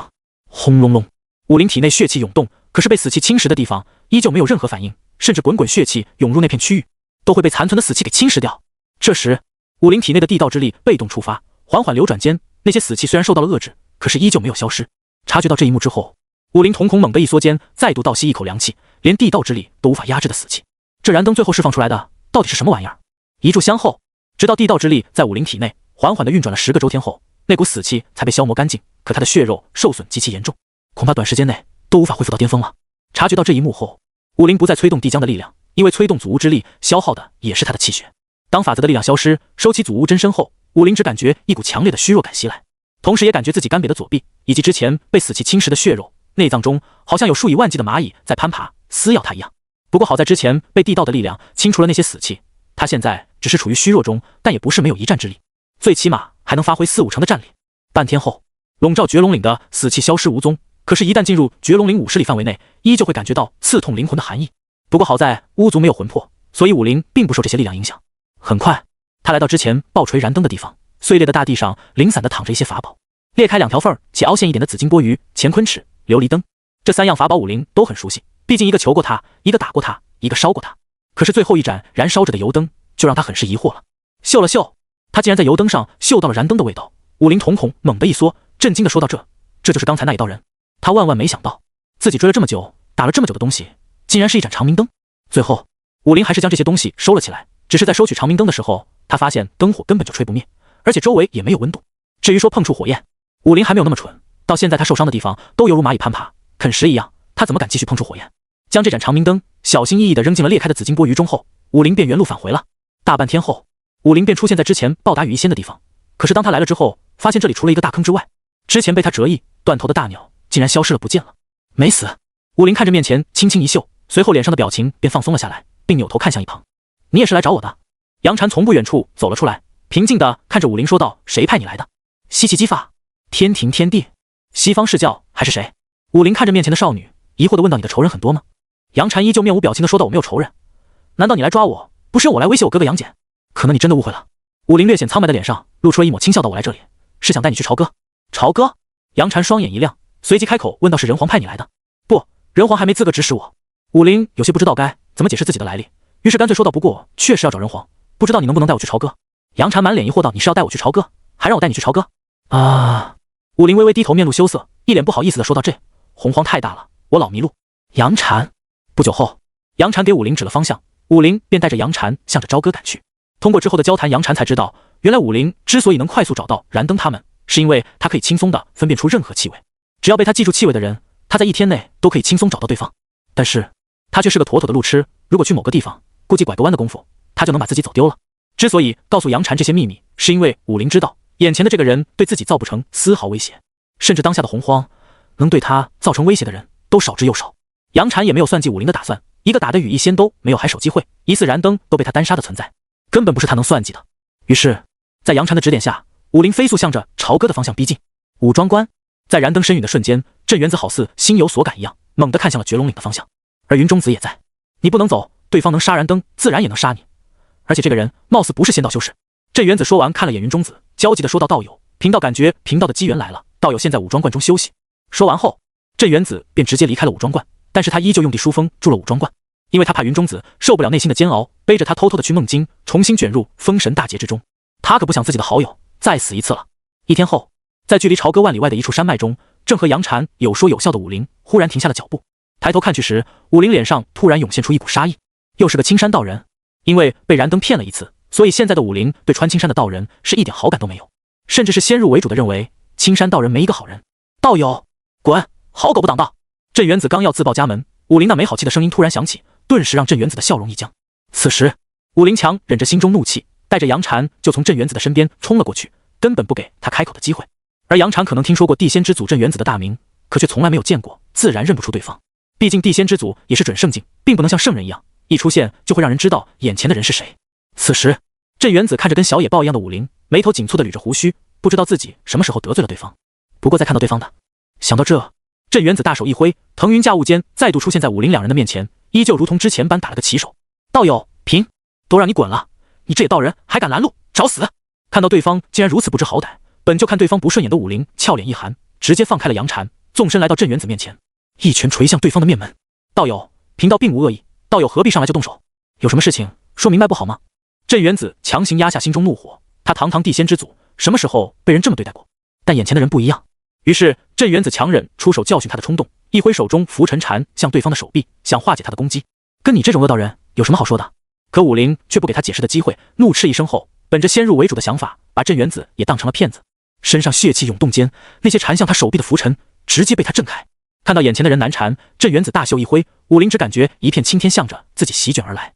好你个恶道，果然不怀好意！武林见状心中大惊，怒骂一声后，正准备催动大巫真身时，就看到眼前的青天瞬间消失了。至于那名青衣道人，此时也彻底消失不见了。算你跑得快！武林恨恨地看了眼远方，但是心中却升起了警惕。此人的实力要比那燃灯强太多了，无论是出现、交手还是离开，竟然没有一点气息泄露。就像他前脚刚刚走过，后脚就有一种力量将他的气息全部抹除。甚至武林想记住对方的气味，也只能嗅到随处可见土木味。可他不知道，燃灯也能做到这一点。要不是当时燃灯被心魔困扰，作为一个万古老六，他也不会留下任何气息的。再说了，古往今来，强者多如过江之鲫，确实没人遇到过凭借气味追踪别人的准圣强者，实在是太另类了。至于镇元子，则是因为他的法宝地书可以保证镇元子在洪荒行走不会留下任何的痕迹。就在武林正愤愤不平的时候，镇元子的声音忽然传了过来：道友，贫道镇元子若有得罪，还请道友见谅。贫道希望下次见面，道友能让贫道知道贫道哪里得罪了道友。镇元子话落的一瞬间，武林顿时如遭雷击般愣在了哪里，本来红润小脸刹那间变得苍白起来。杨禅见状，紧张的上前询问道：武林道友，你这是怎么了？难道被伤到了？杨禅道友，刚刚那个青衣恶道刚刚那位道友说他叫什么？杨禅想了想，说道：“他说他是镇元子大仙。现在想起来，好像确实与传闻中有些相似。”武林听后，脑海中传来轰的一声巨响，意识陷入一片空白中时，他满脑子都是本尊发狂的样子。完了，这下彻底完了。与此同时，不知道来到何处的镇元子却眉头紧蹙，就是想不通自己哪里得罪了武林，竟然让对方看到自己的。难道有人冒充贫道？还是说地界中有一个和贫道长得一样的人，和这位道友有仇？镇元子眉心拧成了一个疙瘩，越想越觉得事情十分严重，自己必须查清楚，是不是有人冒充自己才行。与此同时，姬发也得到了2路强者都失败的消息，甚至也知道陨落了2名准圣。此时，他黑着脸坐在中帐内，身旁众多诸侯也都沉默不言，气氛显得十分压抑。拖着宝塔的李靖也陷入了沉思，表情也十分的沉重和悲痛。他不是悲痛燃灯的突然陨落，而是在悲痛自己背后没有人挺自己，今后封神会不会被封个小喽啰？片刻后，李靖终于下了决心，是时候再去拜个牛逼师傅了。这时候的洪荒尊师重道是刻在所有人骨子里的，一个修士基本上一生只会拜一个师傅，就像申公豹，明明都被阐教嫌弃成那样了，也没做出欺师灭祖、背叛师门的事情来。之所以帮助殷商对付阐教，也只是为了向元始天尊证明自己不比12金仙差，只为了求得元始天尊的认可和正视。可李靖就不一样了，他本来是从西昆仑渡恶真人，后来被复活的哪吒追杀，意外碰到了燃灯，一个跪地加一声师傅，求来了这专克哪吒的黄金玲珑宝塔，而他拜师燃灯，就相当于背叛了渡恶真人。这种人在现在的修仙界是很受人唾弃的。可李靖不在乎，他只想活，只想成为仙道强者。所以燃灯刚刚陨落，因为他知道，要是自己没有靠山，他肯定会被哪吒那个逆子难死。我的。就在李靖陷入纠结的时候，一道声音忽然传入他的耳中：“李靖，速来迎西30里外山头。”听到南极仙翁的传讯，李靖虎躯一震，随后马上跟姬发请辞，就准备离开。但是在他刚要离开时，像是想起什么一样：“金吒、木吒，跟我一起走。”是，父亲。有了金吒、木吒的陪伴，李靖胆子就大了许多。之后拖着宝塔向着营外赶去。可3人刚刚走出军营，前方的黑暗中便突然出现了一道身影。阴影中，他的双目散发着野狼般的寒芒，直勾勾地盯着李靖，无形的压力瞬间让李靖心头大震。不过一眼，豆大的冷汗就自李靖额头滚落而下。李靖，没想到你竟然真的赶来这里。这时，黑暗中的身影缓缓开口，那冰冷的声音不禁让李靖下意识地打了个寒战。但是李靖依旧不敢有太多的表现，更是不敢看那道身影，生怕对方看出自己想拜师试教的心思。毕竟他很清楚，眼前的人对阐教的忠诚度有多么可怕。这时，李靖深吸一口气，打了个起手道：“李靖拜见广成子师叔。刚刚师伯南极仙翁召唤，李靖不敢不来。太乙和哪吒都在山上，而且不久前太乙师弟在我这里求走了落魂钟，赐给哪吒。现在你还赶上去？”唰！听到广成子的话，李靖的心瞬间提到了嗓子眼上。落魂钟，如果那逆子真的手持落魂钟偷袭，或许他连催动黄金玲珑宝塔的机会都没有。至于金吒和木吒，也是义愤填膺的样子，恨不得现在就去捅了那不懂恩情的弟弟。此时李靖反应过来，广成子肯定不会平白无故的来这里等自己，于是赶紧行礼道：“还请师叔明示。所有人都知道你与哪吒的恩怨，太乙师弟又极其护图，现在燃灯师兄陨落，你的处境很危险，不如拜入贫道门下，贫道护你一程。”听到广成子的话，李靖一愣，讲真，他有点看不上广成子，毕竟无论是而他，可他眼中的犹豫只是出现了一瞬间，便直接跪在地上：“弟子李靖拜见师尊。”好。广成子点了点头，淡淡的开口道：“从今天开始，贫道便是你的老师，不过这件事暂时先不要公开，弟子谨遵师尊吩咐。”李靖心生疑惑，不公开怎么让哪吒、太乙忌惮？万一他们找机会对自己下黑手怎么办？李靖想不明白，但既然已经拜师了，他也只能听从老师的吩咐。就在他刚要询问如何应付那落魂钟时，广成子便从黑暗中走了出来。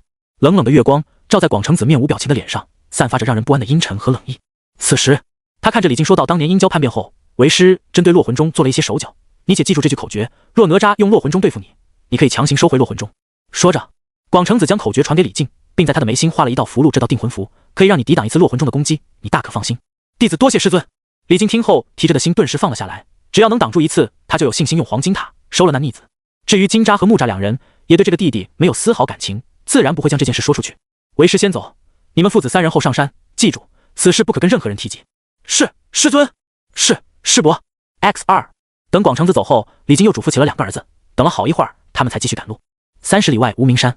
当李靖来到这里之后，阐教剩余的人都来了，而所有人的目光齐齐地落在了李靖的身上。李靖拜见师伯，拜见诸位师叔。最上面的南极仙翁点了点头。等李靖坐下后，他这才看向李靖：“燃灯道友遭遇死劫，你可知道这件事？”李靖如实说道：“回师伯，弟子也是刚刚得到消息。”南极仙翁又点了点头，继续说道：“现在燃灯道友下落不明，至于道友是不是陨落了，目前无人知道。”唰！此话一出，所有人的目光全都落在了南极仙翁的身上，眼中全是疑惑。难道燃灯没死？天数中，燃灯道友已经陨落，但是道友的真灵不曾进入封神榜，也不曾入那6道轮回，所以燃灯道友或许只是躲起来了，并未死透。说到这，他重新看向了李靖，问道：“羽翼仙已经返回灵鹫洞，燃灯道友并未在那里，所以这次让你来是想问问你，知不知道什么隐秘的地方？李靖听后脸色一白，赶忙开口道：“回师伯，弟子不知。”吐了一口浊气。南极仙翁面露无奈之色，但刚当他说那些话时，眼前众人的表情他却都尽收眼底。至于燃灯死没死，他是真的不知道，因为他布置的阵法并没有收到燃灯身上背负的阐教气运，而且就连圣人也算不出他在那里，就好像他忽然消失在三界中一样。燃灯的变故虽然让他很伤心，但是真让他心寒的是刚刚众人的态度。这些日子，12金仙陨落了5个，3代弟子维护，雷震子也死了，杨戬叛变，现在连燃灯这个顶尖准圣也失踪了，再加上云中子一去不返，本就摇摇欲坠的阐教，现在更是变得风雨飘摇。而剩下的这些人中，私下的小动作越来越多，甚至开始明目张胆的跟天庭、释教的一些人来往。之后，南极仙翁借用燃灯事情，开始跟众人讲述阐教遇到的危机，妄图让3大士、太乙等人重新归心阐教，最起码也要彻底稳住阐教摇摇欲坠的气运才行。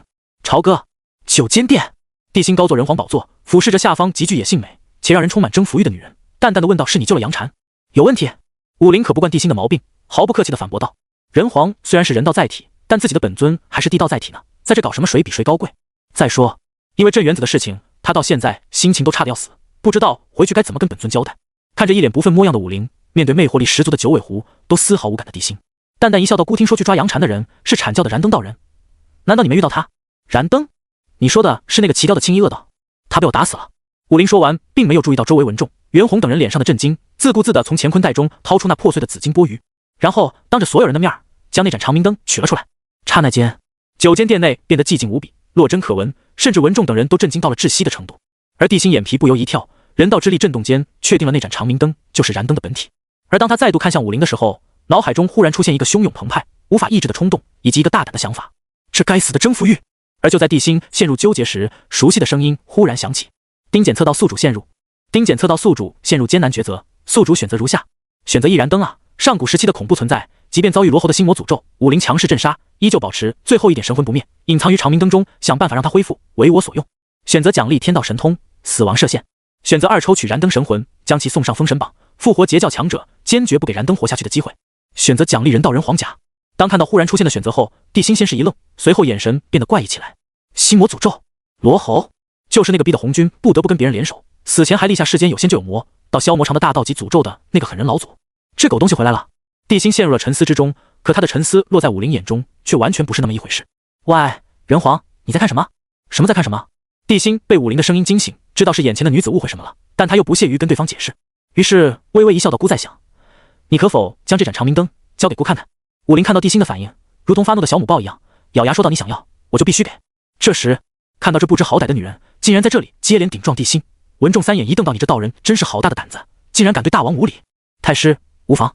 帝辛赶紧拦住了文仲，生怕晚1秒钟文仲就会出手教训这个人。虽然帝辛目前看不穿对方的身份，但是他却知道眼前的女子非人非仙，而且身上还有一股力量隔开了周围的人道之力。你，武林不怕帝辛，但好像有点害怕瞪眼的文仲嘟着嘴说道：“你想看可以，可是小心这上面的火焰，别把你烧死。”说完，武林就小心翼翼地将长明灯放在了不远处台阶的最下方。这时，帝辛念头一动，一只虚幻的大手忽然在9间殿中出现，随后一把从长明灯上抓过去，一道虚幻无比的青衣道人凭空出现在火焰上。而看到那青衣道人，武林眼珠子差点瞪出来，这家伙竟然没死，还一直藏在这盏灯里。当他看了眼周围的环境之后，无奈至极到想不到，贫道终究还是落在了人皇手中。帝辛嘴角微微扬起，霸气地说道：“燃灯，姑念你修行不易，可有什么遗言？姑可以满足你。”贫道不想死，不想上那封神榜。看到燃灯深思熟虑后说出的梦话，帝辛轻蔑一笑道：“姑给你机会，你自己抓不住，那就别怪姑不客气了。”说完，帝辛身上忽然爆发出一股冷意，随后人道之力形成的大手直接将燃灯的神魂抓住。这时，燃灯真的慌了，他神色惊恐道：“人皇，不要杀贫道，贫道可以告诉你一个秘密，一个所有仙人都恐惧的大秘密。”砰！可燃灯的话刚说完，帝辛念头一动，恐怖的人道之力挤压下，他的神魂瞬间湮灭，只剩下一点不灭真灵出现。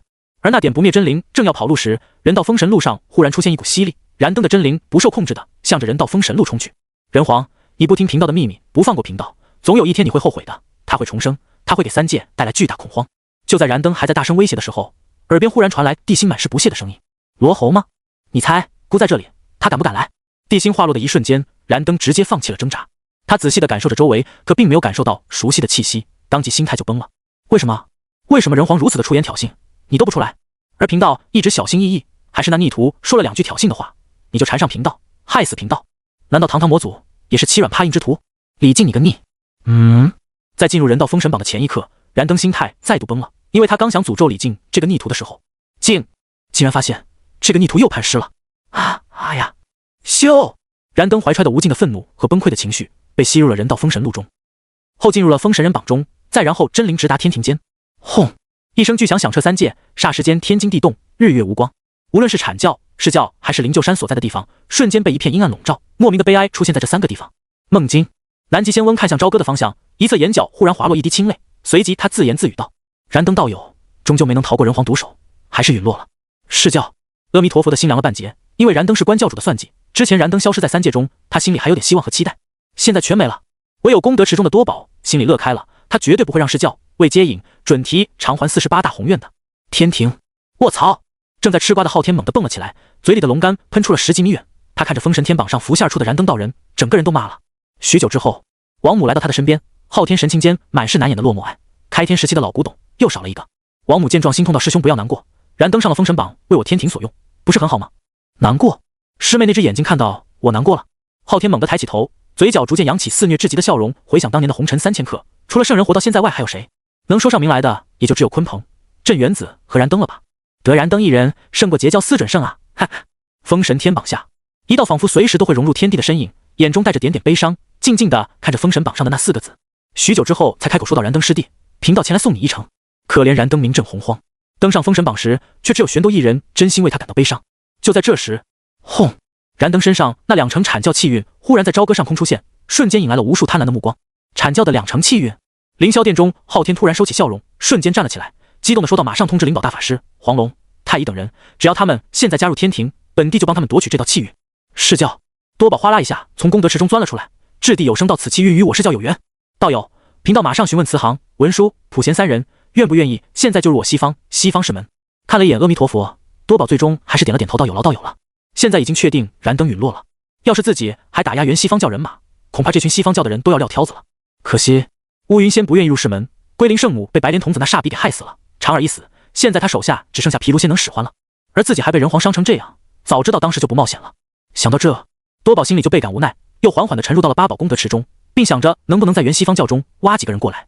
阿弥陀佛，准提他俩就算了，孔宣、地藏道士可以争取一下。对了，还有太上师伯给自己准备的金翅大鹏雕。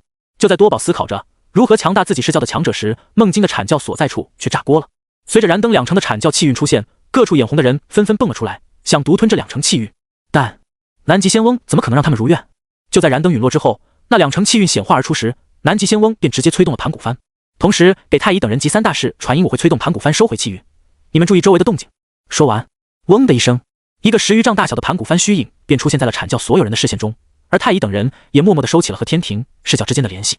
此时，盘古幡虚影一出现，远处朝歌上空的那道气运就好像受到了某种力量的牵引一样，竟然缓缓地向着梦境的方向移动。至于那人道之力，好像对气运也没有任何作用，根本阻止不了这股气运的离开。察觉到各方的动作，南极仙翁冷冷地说道：“我阐教的气运，谁也别想染指。”话落的瞬间，盘古幡周围虚空涌动，地火风水重演间，一座虚幻的宫殿凭空出现。仔细看去，这座宫殿正是玉虚宫。仿佛察觉到了玉虚宫的所在，那道气运陡然加速，向着盘古幡的方向冲来。看到这一幕，昊天和阿弥陀佛都放弃了，毕竟是人家的气运，现在人家用镇压气运的至宝牵引气运，谁还能抢夺？可就在失望的他们准备收回自己的目光时，一边突起，哟！一道嘹亮的鸣叫声忽然响彻天地，随后朝歌上空那只断了双爪的玄鸟出现后，身上那玄奥的符文光芒陡然大盛间，嗖的一下，玄鸟双翅一展，迅速出现在那2成阐教气运的面前，张开大嘴猛地一吸，那股气运忽然冲向了玄鸟。下一秒，一道声音陡然响彻天地：“孽畜，你敢！”眼看着自家的2成气运要被殷商的国运玄鸟吞噬，南极仙翁能不急眼？他一把抓起盘古幡，纵身冲向了朝歌。就在南极仙翁冲向朝歌的时候，盘古幡上忽然冒出一层淡淡的混沌气，法宝周围法则之力激荡，地火风水混乱，甚至还能看到一个个的寰宇小世界在法宝周围不断衍生破碎。这一瞬间，无数强者的目光纷纷落在南极仙翁身上，他们想看看盘古幡这件极品先天至宝能不能破开人道的封锁，甚至这一幕都引起了诸天圣人们的注意。大胆！就在这时，一道怒喝出现，随后一道直径丈许粗的巨大神雷从天而降，狠狠地向着南极仙翁劈去。文仲，现在的你伤不到贫道分毫，不要自取其辱。南极仙翁见状怒从心起，但是眼看着殷商的国运玄鸟开始吞噬阐教气运，他根本没时间和文仲纠缠。下一秒，诸天庆云出现，挡住了从天而降的雷电。在诛仙4剑即将劈落的瞬间，南极仙翁手中盘古幡一震，一团混乱且可怕的气息忽然在盘古幡上出现。不好！知道诸天庆云受损的文仲本来想看看能不能突破庆云防御，给南极仙翁开个瓢啥的，可是，在看到盘古帆上忽然爆发的力量之后，整个人瞬间有种被死气笼罩的感觉，瞳孔一缩间，一股可怕的气息陡然间在盘古帆上的爆发而出。轰！混乱的气息涌动间，落在诸天庆云上面的雷电瞬间湮灭一空，随后那股气息的波动直奔文仲而去，速度之快，甚至在文仲心中刚刚生出不妙，还没浮现遇雷跑路的念头时，那股气息就已经冲到他的面前。砰！包裹文仲的那团雷电瞬间在空中炸裂，就连诛仙四剑也被崩出来了。所有人都认为文仲必然死翘翘了。紧接着，噼里啪啦，不远处一道道雷光出现，身上雷铠变得破破烂烂，半边身子只剩下骨头的文仲狼狈地出现在了所有人的面前。可是文仲却像没事人一样，举起那只完好无损的手，轻轻一招，4道雷蛇从天而降，瞬间将诛仙四剑卷了回去。而他残缺的身体也在无穷的雷电之中迅速恢复如初。这就是神道的不老不坏金身。远处的广成子倒吸一口凉气，恨恨地说道：“可恶！要不是他窃取了天道之力，由凡化神，这一击必死无疑。”话虽如此，可他依旧死死地盯着南极仙翁，因为南极仙翁真正的攻击已经落在了人道之力的屏障上。刚刚击中文仲的那股力量，只是盘古帆上所散发出来一道力量波动而已。此时此刻，在看到盘古帆的威力之后，所有人心里都浮现出同一个念头：极品先天至宝盘古帆一定可以撕开人道之力，一定可以！万众瞩目中，一道肉眼可见的混沌光芒，犹如开天辟地的利刃一样，狠狠地劈在了朝歌城外那宽200里的人道之力上。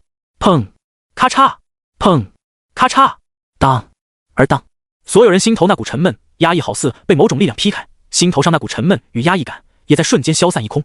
下一秒，人道之力笼罩的边缘忽然出现了一道深邃黝黑的巨大裂缝出现，一直蔓延到了朝歌城城外。随后梦境中便传出到惊喜的欢呼声：劈开了，果然劈开了！混沌太上看着下方，无奈地叹息道：若是圣人催动这件至宝，施展盘古帆开天之威，或许可以压制半数人道之力，可惜了。紫霄宫中，红军缓缓闭上双眼，心中只有一个念头：要尽快将万仙镇后圣人不得随意踏入洪荒这条红线抹除，不然封神的算计就真要落空了。可惜天道是红军，红军不是天道。当年他协助天道画下这条红线，天道已经生成了规则，现在想要抹除这条红线，可不是一般的困难。唉，许久之后，紫霄宫中传来一道重重的叹息：天庭劈开了，劈开了！盘古帆的威力当真恐怖。王母兴致冲冲地看着下方，可旁边的昊天却是一脸的索然无味感。师妹，你高兴得太早了。师兄这话什么意思？人道之力都被劈开了，难道还不能说明什么？说明什么？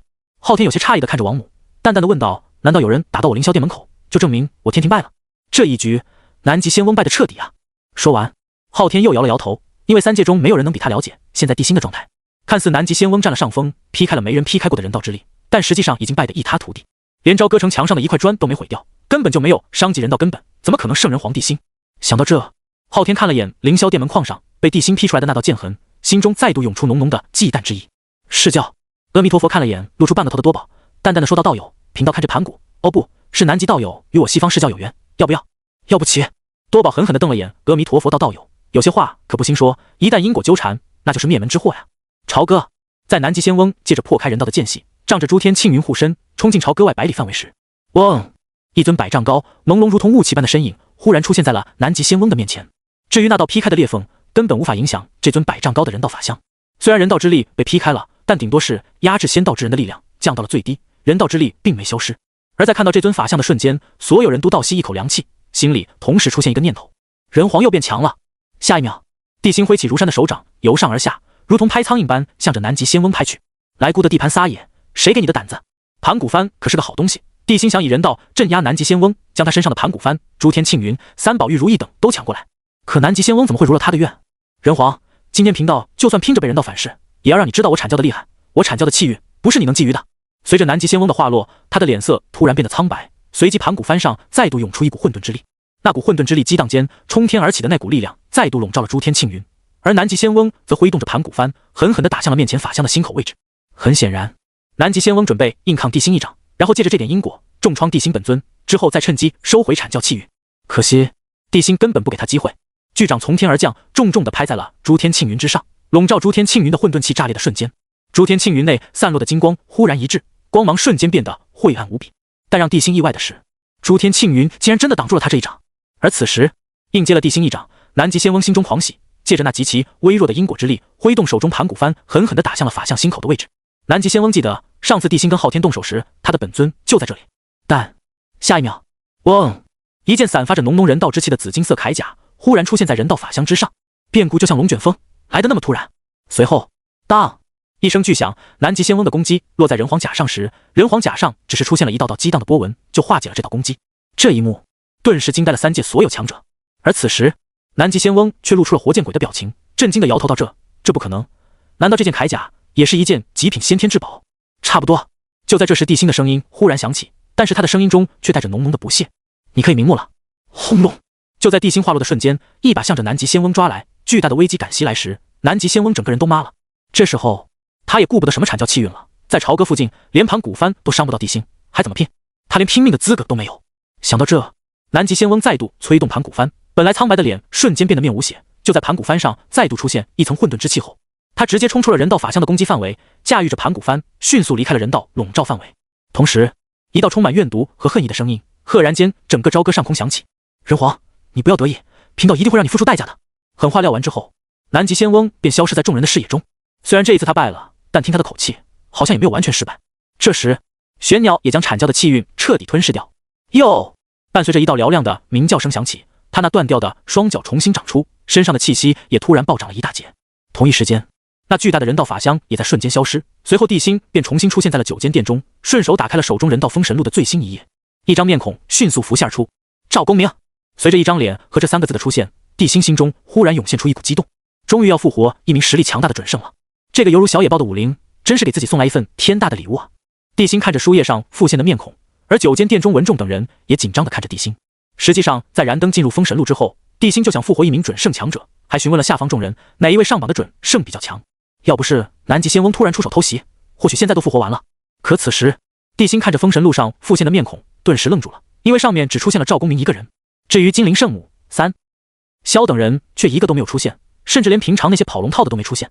这让本来想复活金灵圣母的地心感觉有些难以置信。大王，是不是出了什么问题？文仲看出地心表情不对，开口询问道：“太师，上面只有赵公明一人，至于太师之事……”啊！文仲听后，脑袋上顿时出现一个大大的问号。可于元却是果然如此的样子。人皇，复活入榜之人的时候，榜中会出现一团白光，我等真灵需要凑近白光之后，才能让人皇选择复活谁。于元想了想之后说道：“或许在燃灯道人陨落的时候，榜中真灵便自己做出了选择，想必公明道友是目前最合适的人选。”袁弘等其他人也都纷纷应道，这才让地心提着的心放了下去。赵公明。随着地心的话落，封神路上的面孔忽然睁开眼睛，随后一道中气十足的声音赫然间在9间殿中响起：“贫道赵公明见过人皇。”下一秒，赵公明的面孔再度沉寂下去，而他的名字上则出现另外6个金色大字：“龙虎玄坛真君赵公明。”地心再度开口说完后，那金色的龙虎玄坛真君迅速淡化下去，随后书页震动间，一名青衣长衫的道人便出现在了众人的面前。此时，赵公明面露感激道：“贫道赵公明谢过人皇。”哼！一旁的武灵看到一袭青衫的赵公明，顿时气不打一处来，冷哼一声间，更是不悦地看着地心，气呼呼地说道：“人皇，贫道送你的真灵，你就复活了这个青衣恶道。”赵公明不知道自己刚刚复活，什么都没干，怎么就成了青衣恶道了？不过想到自己来之前师姐金灵圣母说过的话，他瞬间反应了过来，随即打了个起手感激道：“贫道赵公明多谢道友相救之恩。”哼！武灵板着脸，气呼呼地看向别处，反正穿青衣的道人在他眼中都不是好人，当然本尊要见的镇元子除外。此时，地心看着赵公明说道：“这24颗定海珠在孤这里，正好物归原主。”看到失而复得的定海珠，赵公明心里更是激动万分。不久后，武灵将燃灯死后的所有法宝都送给了地心，一是因为他是巫族，要这东西没用也使用不了，而且燃灯本体的那盏长明灯灯火也让他后怕不已；二就是地心答应了他，一定会帮他找到镇元子。最后，地心将那盏长明灯赐给了罗轩。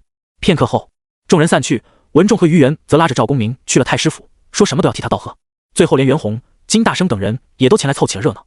对于这个曾经打得燃灯抱头鼠窜，甚至连陆压都不敢正面交手的存在，他们还是很敬佩的。至于杨禅，则被杨戬带走了，因为杨戬属于阐教，所以并没有参与这件事。而武灵也跟着杨禅一起走了，毕竟这是他在这里唯一的朋友了，而且杨戬也是他看着最顺眼的一个道人。至于后土派下来的任务，不着急，他得好好观察一番地心才行，确定人族确实有和巫族合作的实力后，他才会说出自己真正的秘密。毕竟巫族已经失败过一次了，根本经不起再次的失败。之后，朝歌又陷入了久违的平静中，该修炼的修炼，该练兵的练兵，没有一个闲着的人。至于和西岐交手，西岐那边根本就不应战，问就是丞相不在家，武王伤势未复，不方便交手。又因为这个世界还没被兵者、鬼道也这句话影响，所以殷商也没有主动出兵。也不是地心要跟他们讲道义，主要还有3个原因。赵公明死而复生，有所顿悟，需要闭关一段时间，短则月余，长则3-5个月，同时也需要重新祭炼一下定海珠。也是因为赵公明的复活，地心得到了他1/10的修为，竟然直接突破到金仙中期，甚至还触摸到了金仙后期。单纯的修为最少暴涨了4到6倍，他他需要时间适应一下这暴涨的实力。由此可见，这结教外门。最后，则是因为玄鸟吞噬了阐教的2成气运，地心还要帮气运玄鸟炼化那些气运。毕竟是圣人道统的气运，还是强夺而来的，肯定不会那么容易炼化的。人族恢复了常态，甚至实力都与日俱增。可是梦境的姬发却睡不好了，甚至在南极仙翁败退，得知赵公明复活以及殷商3宋战书之后，他的头发都白了2成半。虽然手下大军因为被昊天控制了心神，不会出现骚乱和士气下跌的事情，但是那些诸侯们会啊，他那10几个弟弟、几十个义弟会啊。武王之前燃灯世伯的定海珠落在人皇手中，现在肯定归还了那赵公明，此人是个大麻烦啊。就在姬发愁得脑壳疼的时候，被广成子授意的李靖忽然找上门来，上来就给姬发一个暴击。姬发黑着脸看他说道：“李将军，你要是没话说就少说话，本王不知道那赵公明是个麻烦。”武王息怒，末将此次前来就是给武王出谋划策的。看着拖着宝塔向自己行礼的李靖，姬发却不屑地冷笑道：“难道李将军准备亲自出马，用手中宝塔镇杀那赵公明？”武王开玩笑了，是末将这有一计，绝对能让武王不损失一兵一卒，杀了赵公明这个祸害。李靖脸上尴尬之色一闪而逝，只好凑到姬发耳边说道：“我们先这样，再那样，最后再叽里咕噜。”哦，听到李靖的话后，姬发不住地在心中高呼：“李靖真是个人才，让陆压来杀赵公明，可行，可行。当年陆压能用钉头7剑书杀他一次，自然也能杀他。李将军不愧是本王的得力助手，这件事大有可为。”姬发满脸赞赏地看着李靖，满意地说道：“既然这样，本王就先询问下天帝的意见，若是天帝愿意开口，那最好；若是不愿意开口，还得李将军去西昆仑走一趟了。”李靖赶忙行礼道：“末将遵命。”不久后，姬发沐浴更衣，焚香祷告，开始沟通上天。或许是因为那天子真龙气在他体内进进出出的，所以这次他很容易就联系上昊天。不出所料，昊天本来就犯愁该怎么对付赵公明，在听到姬发的想法后，想都没想就同意了。沟通结束后，姬发身上的天子真龙好像又变粗了许多了，在他身上进进出出的速度也越来越快了。可现在姬发没空理会这些小事，而是看向李靖，下令到天帝已经答应了，你先派人去建造法坛。武王，法坛建在哪里比较好？梦京就算了，这里人多眼杂，不久之后释教的人也会前来，到时候让他们知道本王的面子往哪里放。姬发仔细想了想了，开口说道：“就建在梦京和嘉梦关之间的群山中，做的隐蔽点，别让人看到。钉头7剑书虽然威力恐怖绝伦，甚至可以败死赵公明这样的超级准圣，但需要连败21天，这是一个短板。而且赵公明已经被杀过一次，当然越隐蔽越好。”李靖领命离开，偷偷地告诉师尊广成子后，广成子便给他找了一个十分隐蔽的地方。2天半后，白衣白发白须、仙风道骨的陆压出现在了西岐大营外，早已等候多时的李靖赶紧将他带入了大营之中。这时候的姬发也等得有些不耐烦，当再度见到陆压后，整个人都好像获得了重生，赶忙上前抱拳行礼道：“姬发见过陆压仙长，这才几年没见，武王见老啊。”听到陆压不冷不热的话，姬发的表情变得有些难看。很明显，昊天去西昆仑喊陆压给他办事，惹得这位大仙很不高兴。武王，贫道上次对赵公明出手，是为了偿还元始天尊的因果，你让昊天请贫道出手，可知道要付出什么代价？陆压用居高临下的眼神盯着姬发，冷冰冰的样子让姬发感受到了前所未有的紧张。姬发强忍着心头怒火说道：“还请仙长明示，姬发只是普通人，不懂这些事情，不付出代价，贫道是不会出手的。而且最后无论成不成，该付出的代价一样要付，不然贫道可就跟你扯上因果了。”陆压青捋着胡须，冷漠地说道：“要贫道出手很简单，贫道要你大周统治洪荒期间一成人族气运。”轰！听到这话后，不但李靖震惊了，就连姬发也震惊了。李靖震惊的是，这陆压未免狮子大开口了吧？大周的一成气运，要知道阐教从一开始算计推动封神亮节，出工又出力的，才占了未来大周几成气运。这陆压就摆个阵，下个诅咒而已，张嘴就要一成气运。想到这，李靖拖了拖手中的宝塔，暗道要不是武王在这里，他说什么都要用宝塔收了陆压这妖孽。一成气运，你怎么敢开口的？之后，李靖赶紧偷偷给广成子传去了消息，告诉他这里出来一个觊觎大周气运的妖孽。而姬发震惊的则是，气运还能请这些仙长们出手吗？他还以为要用几十万人血祭当祭品呢。不过姬发没有慌，身为未来天子，遇事处乱不惊是基本的心理素质，不怕漫天要价，就怕有价无市。再说今后自己只是天子，大周的就是天帝的，自己还有啥舍不得的？想到这，姬发一脸郑重的豪气的冲着陆压说道：“陆压仙长，本王做主给你2成。”陆压听后有些懵逼，还有反向砍价的，不过凭空多了一成气运，陆压还是很高兴的。而急匆匆而来，走到中帐门口，广成子却一个趔趄，差点栽倒在门口。李靖那个蠢货不是说1成吗？怎么成2成了？就在他准备进去的时候，就听到陆压那带着欣喜的声音：“贫道无功不受禄，武王凭空多给贫道1成气运，恐怕是有事相求吧？”武王但说无妨，本王确实有事相求，多给仙长1成气运，是想让仙长用钉头7剑书连纣王一起咒死。此话一出，帐内帐外瞬间陷入了死一般的寂静中，而帐内陆压脸上的笑容消失，帐外广成子却笑成了一朵无声的咒死人皇。这姬发是怎么想的？试问3界中有那个不知死活的，敢去做这件事？果然，下一秒，中帐中就传来陆压气急败坏的声音：“你贫道告辞，还仙长别走啊！我给你3成，3成，滚！”眼看着陆压要发火了，广成子赶紧走了进去，贫道广成子见过陆压前辈。哼！听到广成子的前辈后，陆压这才强行压下心中怒火。广成子，你来的正好，你给贫道做个见证，不是贫道不帮昊天，是这姬发实在是欺人太甚。我欺人太甚？姬发一听，当时就急眼了，本王都给你3成气运了，怎么还欺人太甚了？前辈息怒，武王不是修仙者，不知道人皇代表什么很正常，但是前辈咒一个赵公明要1成气运也太多了，前辈来都来的，不如坐下来聊聊。陆压本就是奔着气运来的，自然不想就这么吃一肚子气回去。经过10场2分半的激烈交锋之后，最终陆压答应只要半成气运就出手对付赵公明，但他只负责布置钉头书，其他的事情他不会插手。这时广成子笑着看向姬发，低声说道：“武王，贫道师弟太乙真人不善战斗，正是祭拜此术的最佳人选。”太乙真人听到这话后，陆压、李靖等人那古怪的目光纷纷落在了广成子身上。原本他们以为广成子是要卖世交的人，没想到卖的竟然是他们阐教的人。不过卖谁对陆压而言并无不同，他需要的只是一个可以拜钉头七剑书的人。武王，钉头七剑书一旦布下，就必须要连续祭拜21日，早中晚3次，坚决不能停，不然就没有效果了。陆压说完便向着外面走去，可这时的姬发却好似想起了什么，赶忙问道：“对了，仙长，现在人皇那边的能人多，万一降下雷电什么的，贫道的钉头书除了一些极其特殊的力量外，刀剑难伤，雷劈不毁，水火不侵，只要有人持续祭拜，不被偷走断了诅咒就无妨。”说到这，陆压用膀胱看了眼广成子，此次因伤定然会有人来破坏祭祀，太乙不善战斗，武王你最好多派几个人，万一太乙出了事，其他人可以马上顶上。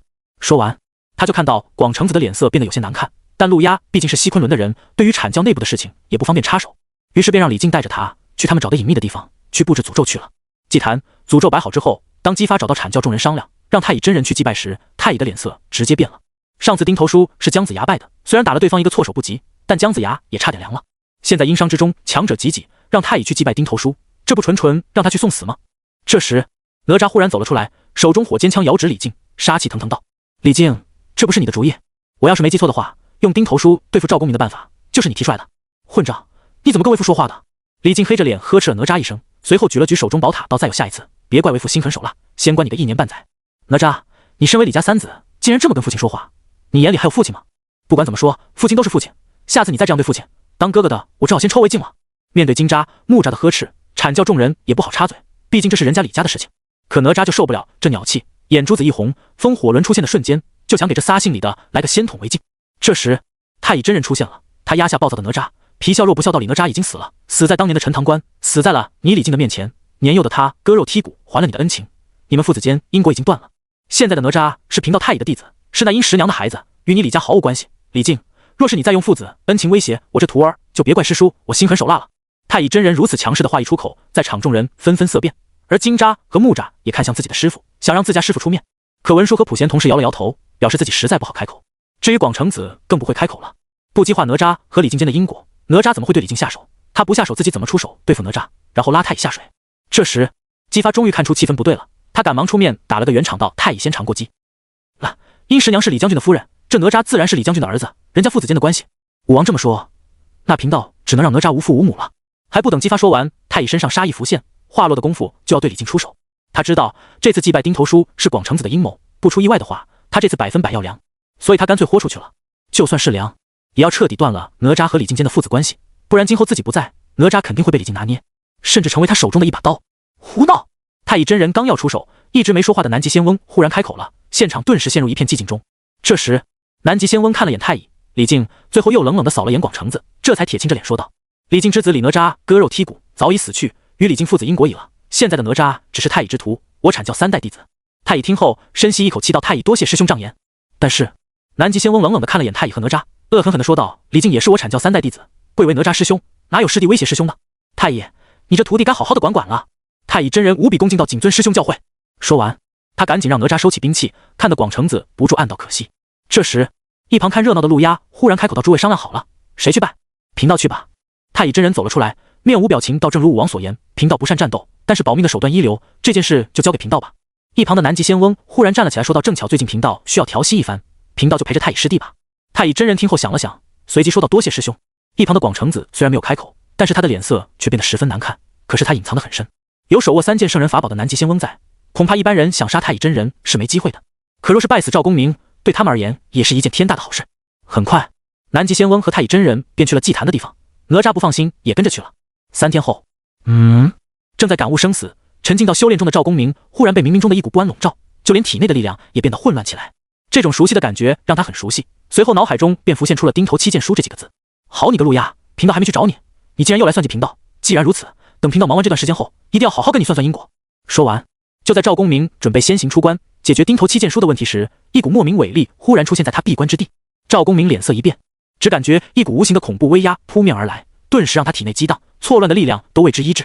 孤刚刚突破，还没适应这股力量，倒是让你受惊了。那道身影说完后，过了2息的时间，那股恐怖的威压这才消失不见。之后，地心看向赵公明，问道：“孤刚刚察觉到你这里的气息变得混乱无比，是出什么事情了吗？”地心知道他在闭关突破，毕竟刚刚经历了生死大劫，这种生死对于赵公明这种存在而言是十分难得的提升机会，绝不可能出现激烈的力量波动的。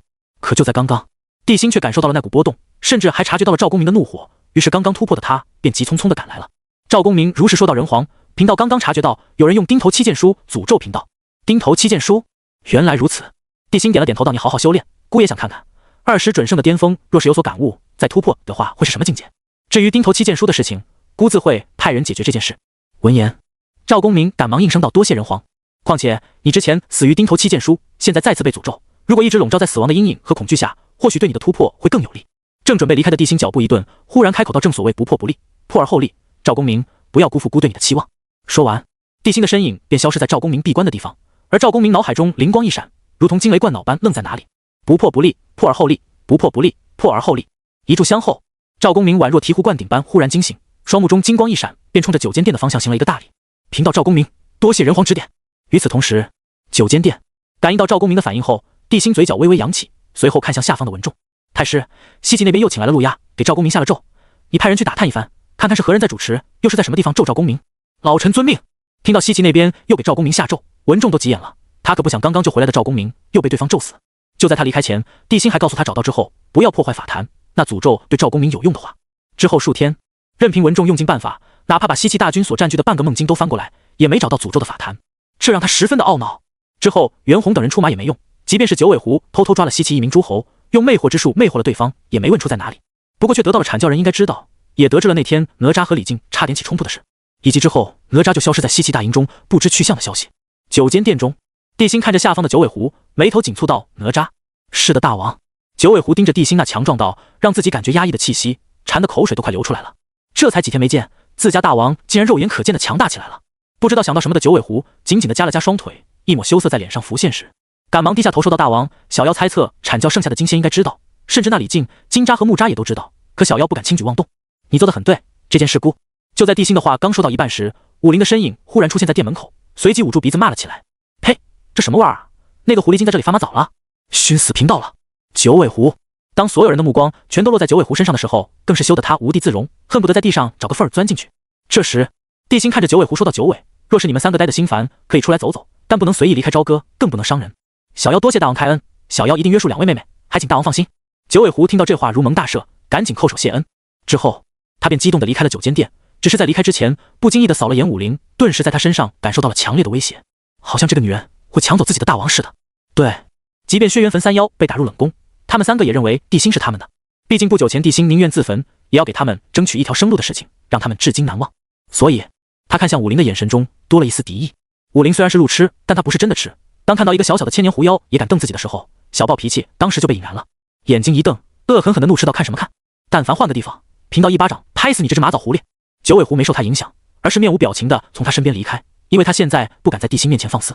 可刚刚走出没2步，他就听到武灵那满是讥讽的声音：“哈哈，都说人皇喜欢一只狐妖，没想到竟然是真的。这个狐妖就是之前人皇的爱妃，想不到人皇你口味挺重啊。”听到这话，9间殿中众人还没什么反应，离开9间殿的九尾狐心里却浮现出强烈的杀意。他看着身边的魔里海，语气不善道：“将军，这不知死活的女人是谁？”不知道。魔里海摇了摇头道：“前几天和杨禅一起来的，听说就是因为他杀死了燃灯，大王才复活了赵公明。”杀！九尾狐听后顿时冒出一头冷汗，身上的杀意刹那间消失不见了。惹不起，告辞！大王允许我3姐妹在朝歌活动，我必须赶紧将这个好消息告诉2位妹妹。此时的九尾狐嘴里嘟囔着，前行的速度陡然加快，很快就离开了王宫。那速度看得魔里海都一脸懵逼。9间殿中，地心面无表情地看着武灵，虽然没说话，但是那种压抑的气氛却让武灵感受到了压力，最终还是收敛了起来。看到这小野豹被自己吓到，地心略感得意，但他依旧用居高临下的目光审视着对方。下一次要见姑，记得让殿外镇殿将军通报。说吧，你找姑有什么事？听到地心的话，武灵没好气地说到：“那个青衣恶道中的诅咒，我有办法给他解除。”此话一出，9间店中再度陷入了死一般的寂静中。你说的是真的？帝星刚刚培养的气势瞬间荡然无存，毕竟赵公明的生死可算是他现在最关心的一件事了。寻找西岐设置诅咒法坛的地方，只是帝星的一个办法，其实他一直在寻找可以解除甚至是克制诅咒的办法。只要可以让赵公明不死，付出一些代价，完全是值得的。在后世来的他，可是深知生死之间有大机缘、大恐怖这句话的含义。不过此时的武陵显然对于刚刚帝星的态度十分的不满。一个人道人皇，在自己这个地道圣人的过去身面前摆什么架子？想到这，武陵一脸为难道不过刚刚贫道被人皇吓了一跳，所以把怎么克制钉头七剑书的事情忘了，让贫道好好想想，下次来再告诉人皇。说完，武陵歉意的看了一眼脸黑的帝星后，便大步向着宫殿外走去，丝毫不拖泥带水。咔嚓，看着武陵离开的背影，帝星拢在袖子里的拳头瞬间变硬了。可是他并没有对武陵动手，一是因为对方杀了燃灯，实力强横，二就是他并未从武陵身上感受到了丝毫敌意和威胁，甚至在他到来的时候，浩瀚的人道之力还生出了欣喜的情绪。所以在武陵离开后，帝星便安排人继续去找那法坛所在，同时也不局限于梦境，而是向着四面八方辐射而去。数天后，50万士兵的先遣军5万士兵来到了梦境，他们人高马大，异常强壮，皮肤呈现出极深的古铜色，而且他们的身上还散发着西岐大军从未见过的野蛮气息，就像是谁放出了一群被圈养的野兽一般。他们的到来并没有引起了什么太大的波澜，而且他们也没有和西岐大军会合，而是在大军西侧的某个山头上驻扎了下来。带队的是毗卢仙，孔宣和菩提都没有来。孔宣没来，是因为在不久前殷商玄鸟吞噬阐教气运双爪重生的时候，正准备领军下山的孔宣忽然痛苦地抱住了头，之后弥陀佛就得到了准提的传讯，知晓是殷商气运玄鸟再度嫁接了和孔宣的因果。如果此行孔宣去梦境，大概率会被人皇降服，破掉准提在孔宣体内下的禁制，迫使孔宣众心归顺大伤。至于菩提，则是因为上次被石矶偷袭重伤，需要养伤，所以没来。西方释教还需要寻找新的人带领大军前来，而释教5万先遣军的到来，也预示着西岐大军实力会暴涨，这也给殷商那边带来了不小的压力。释教强者一来，一心要找个准圣老师的李靖终于找到了机会，他偷偷接触了释教毗卢仙，甚至还将钉头书这件事说给了毗卢仙听，本意是让毗卢仙放心，不要担心赵公明这个将死之人。但是这句话好死不死的被偷偷潜伏过来，准备宰了毗卢仙这个叛徒的愚人听到了，于是他在记下李靖的话后，便迫不及待地向着返回了朝歌。什么？在梦京和嘉梦关之间的山脉中，他们倒是会找地方，那里群山绵绵数百里，就算是我等一座座山去翻，也需要月余时间，到时候公明道友的诅咒早就爆发了。那里确实是一个好地方，不过法坛所在的位置必然有所不同，若是仔细寻找的话，或许可以轻易找到。众人聚在一起议论纷纷，最后他们将目光落在了太乙真人和哪吒的身上。石矶和太乙有因果在身，而哪吒好动，众人决定在这2点上做手脚。不久后，袁弘、于元、石矶、金大生和罗轩以及杨戬悄悄离开朝歌，赶往太乙真人他们所在的那处群山中。此次杨戬之所以去，是为了见哪吒一面，同时也不想哪吒死在众人手中，而他们偷偷出手，也没有躲过一直在暗中主导观察这件事的广成子。不过算算距离赵公明身死还有10余天，所以广成子也不着急出手。梦京到嘉梦关之间山川起伏，群脉相连，到处都是参天古树以及怪石嶙峋的险地，即便是仙人在这里，也绝对无法一眼看穿这山林间的一切。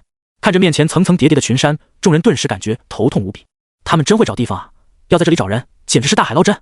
这次他们倒是学聪明了，而且还有南极仙翁坐镇，肯定将他们保护得滴水不漏。石矶道友，你能不能感受到了太乙他们的位置？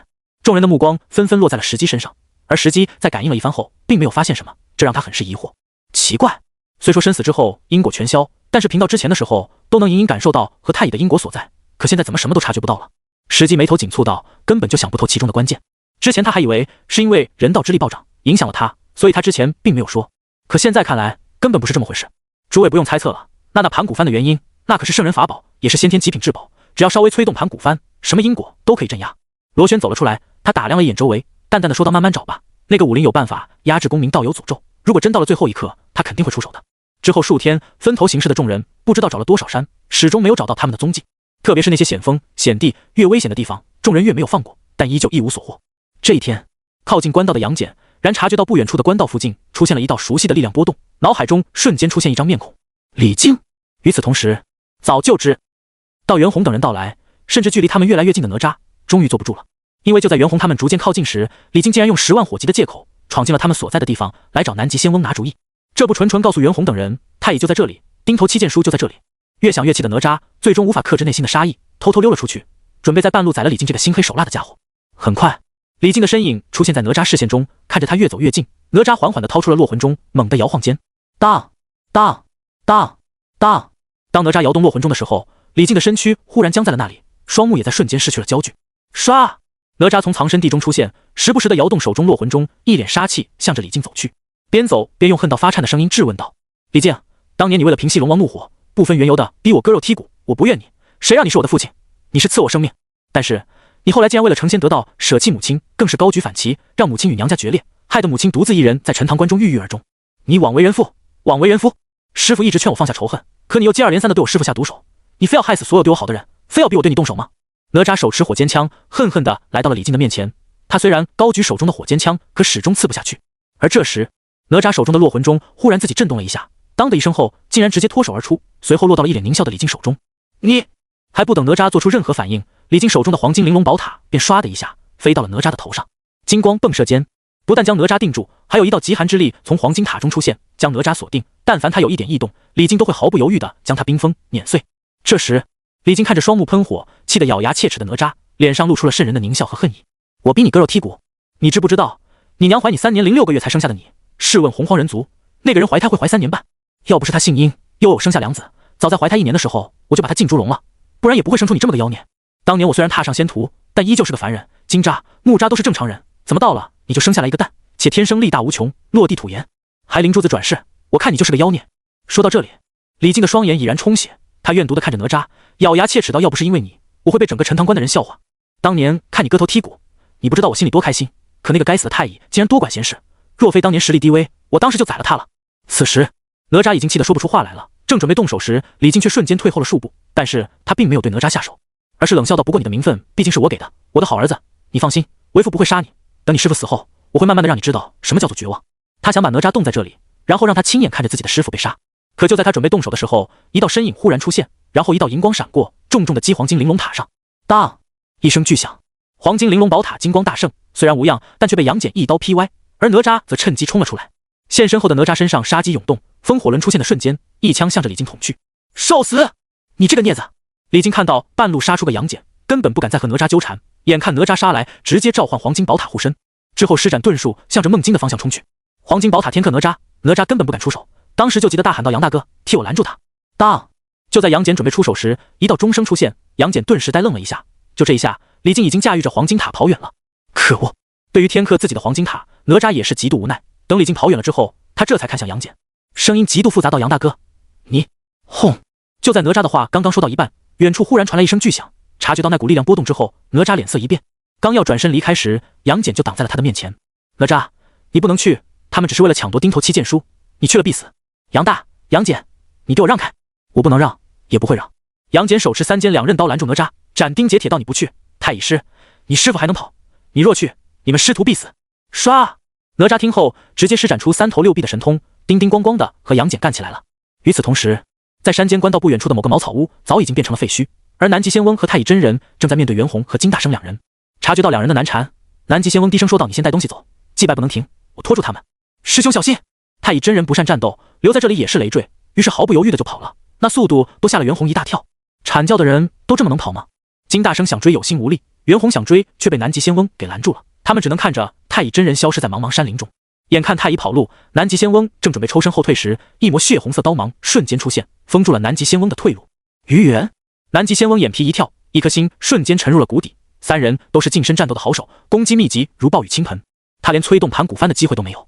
袁弘道友，金道友，人皇对他身上的宝贝可是馋得很，我们看看今天能不能把他留下。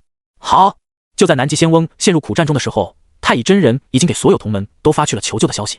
就在他逃到半路上时，罗轩忽然出现在他的面前。罗轩没有动手，而是笑着说道：太乙道友，将钉头7剑书交出来，贫道不会为难你的。太乙真人好像早就料到这一幕了，他坦然地面对罗轩道：贫道为什么要信你？你的命是石矶道友的，贫道答应了道友，自然不会斩你。石矶？人皇把他复活了。太乙听后面路震惊，随后又看着罗轩说道：东西贫道可以给你，希望你告诉他，贫道等着他来讨公道，只是希望他今后莫要找我那徒儿的麻烦。罗轩笑着说道：他若要跟一个孩子计较，当年就不会被道友烧死了。哈哈，你说的对，截教道友做事向来无愧天地，是贫道小气了，嘿嘿嘿。太乙真人好似想到截教人的秉性，又想到了阐教人的行为，自嘲般的笑了2声，将钉头7剑书交给了罗轩。罗轩只是打了个起手，转身便消失不见了。片刻后，就在太乙真人转身准备离开，坦然地去面对石矶时，一道剑光忽然出现在他的面前，噗呲一声，毫无阻碍地捅进了他的心口。而刀枪不入、水火不侵的八卦紫兽仙衣，竟然没有挡住这看似普通的一剑。噗！太乙真人看着胸口上的那柄短剑，张嘴喷出一道血剑，而短剑震动间正准备飞走时，却被太乙真人一把抓住。随后他脚步踉跄地走向了一旁的大树，缓缓地瘫倒在树下，看着短剑飞来的方向，低声说道：“这件八卦紫兽仙衣沾的血已经够多了，不要再继续染血了。”话落的瞬间，太乙真人直接将短剑拔出，短剑则飞速向着罗轩离开的方向冲去，隐隐间还能看到一道白衣身影在林中一闪而逝。呵呵，太乙真人苦笑一声后，低声自言自语道：“罗轩道友，贫道对不住你了，师父。”与此同时，远处忽然传来一道凄厉的怒吼，随后一道火急火燎的身影直接冲天而起，飞速地向着太乙真人这边冲来。同一时间，拿着钉头七剑书的罗轩正考虑要不要给石矶说一声，让他过来了结因果的时候，就听到了哪吒凄厉的惨叫声。这么快？罗轩还纳闷，自己这边刚走，那边石矶就找上去了，而且这么快就杀了太乙，也没感受到什么法力波动啊。就在罗轩纳闷释放神念准备一探究竟的时候，却忽然感觉一股杀意袭来。咻的一声，一道寒光出现间，罗轩下意识的一躲，随后一把抓住了那道寒光，定睛一看，竟然是一把短剑，而且短剑上还有鲜红的血迹，上面的气息正是太乙真人的气息。就在这时，林中忽然传来一声怒吼：“罗轩，你敢杀贫道师弟，贫道跟你拼了！”话落的瞬间，翻天印忽然从天而降，狠狠地向着罗轩砸了下来。罗轩可没有信心能接住翻天印，脸色一变间，赶紧放开手中短剑，同时也来不及收起钉头书，直接施展火遁闪到一边。可是那钉头七剑书却落在了原地。就在他准备收回钉头书的时候，轰！翻天印从天而降，重重地将钉头书砸在下面，紧接着翻天印飞起，落在了广成子手中。而他收起钉头书之后，拖着翻天印看着远处的罗轩，神色冷漠道：“怎么，你还想跟贫道斗上一场？”罗轩的火系神通无人能敌，只要破了广成子的法医，要杀对方也不麻烦。但是，但凡罗轩要是被翻天印砸中一下，今天估计就要交代在这里。袁弘、金大生等人被南极仙翁缠住，实际实力还不如他，杨戬不会对阐教人动手。看着广成子手中的钉头书和翻天印，罗轩最终还是化成一道火光消失了。因为来的时候地心说过，钉头七剑书不是必须要找到的东西，他们的首要任务是保证自己的安全。如果不敌，千万不能跟阐教的人死磕。看到罗轩逃跑，广成子也长长的松了口气，收起翻天印后，赶忙向着太乙真人所在的位置赶去。太乙真人毕竟是太乙金仙，胸中武器已经形成大循环，他虽然破了太乙真人的大循环，但是太乙也不会就这么快死去。当然，最主要的原因是广成子看到哪吒出现了，他怕太乙跟哪吒乱说什么，到时候就不好收场了。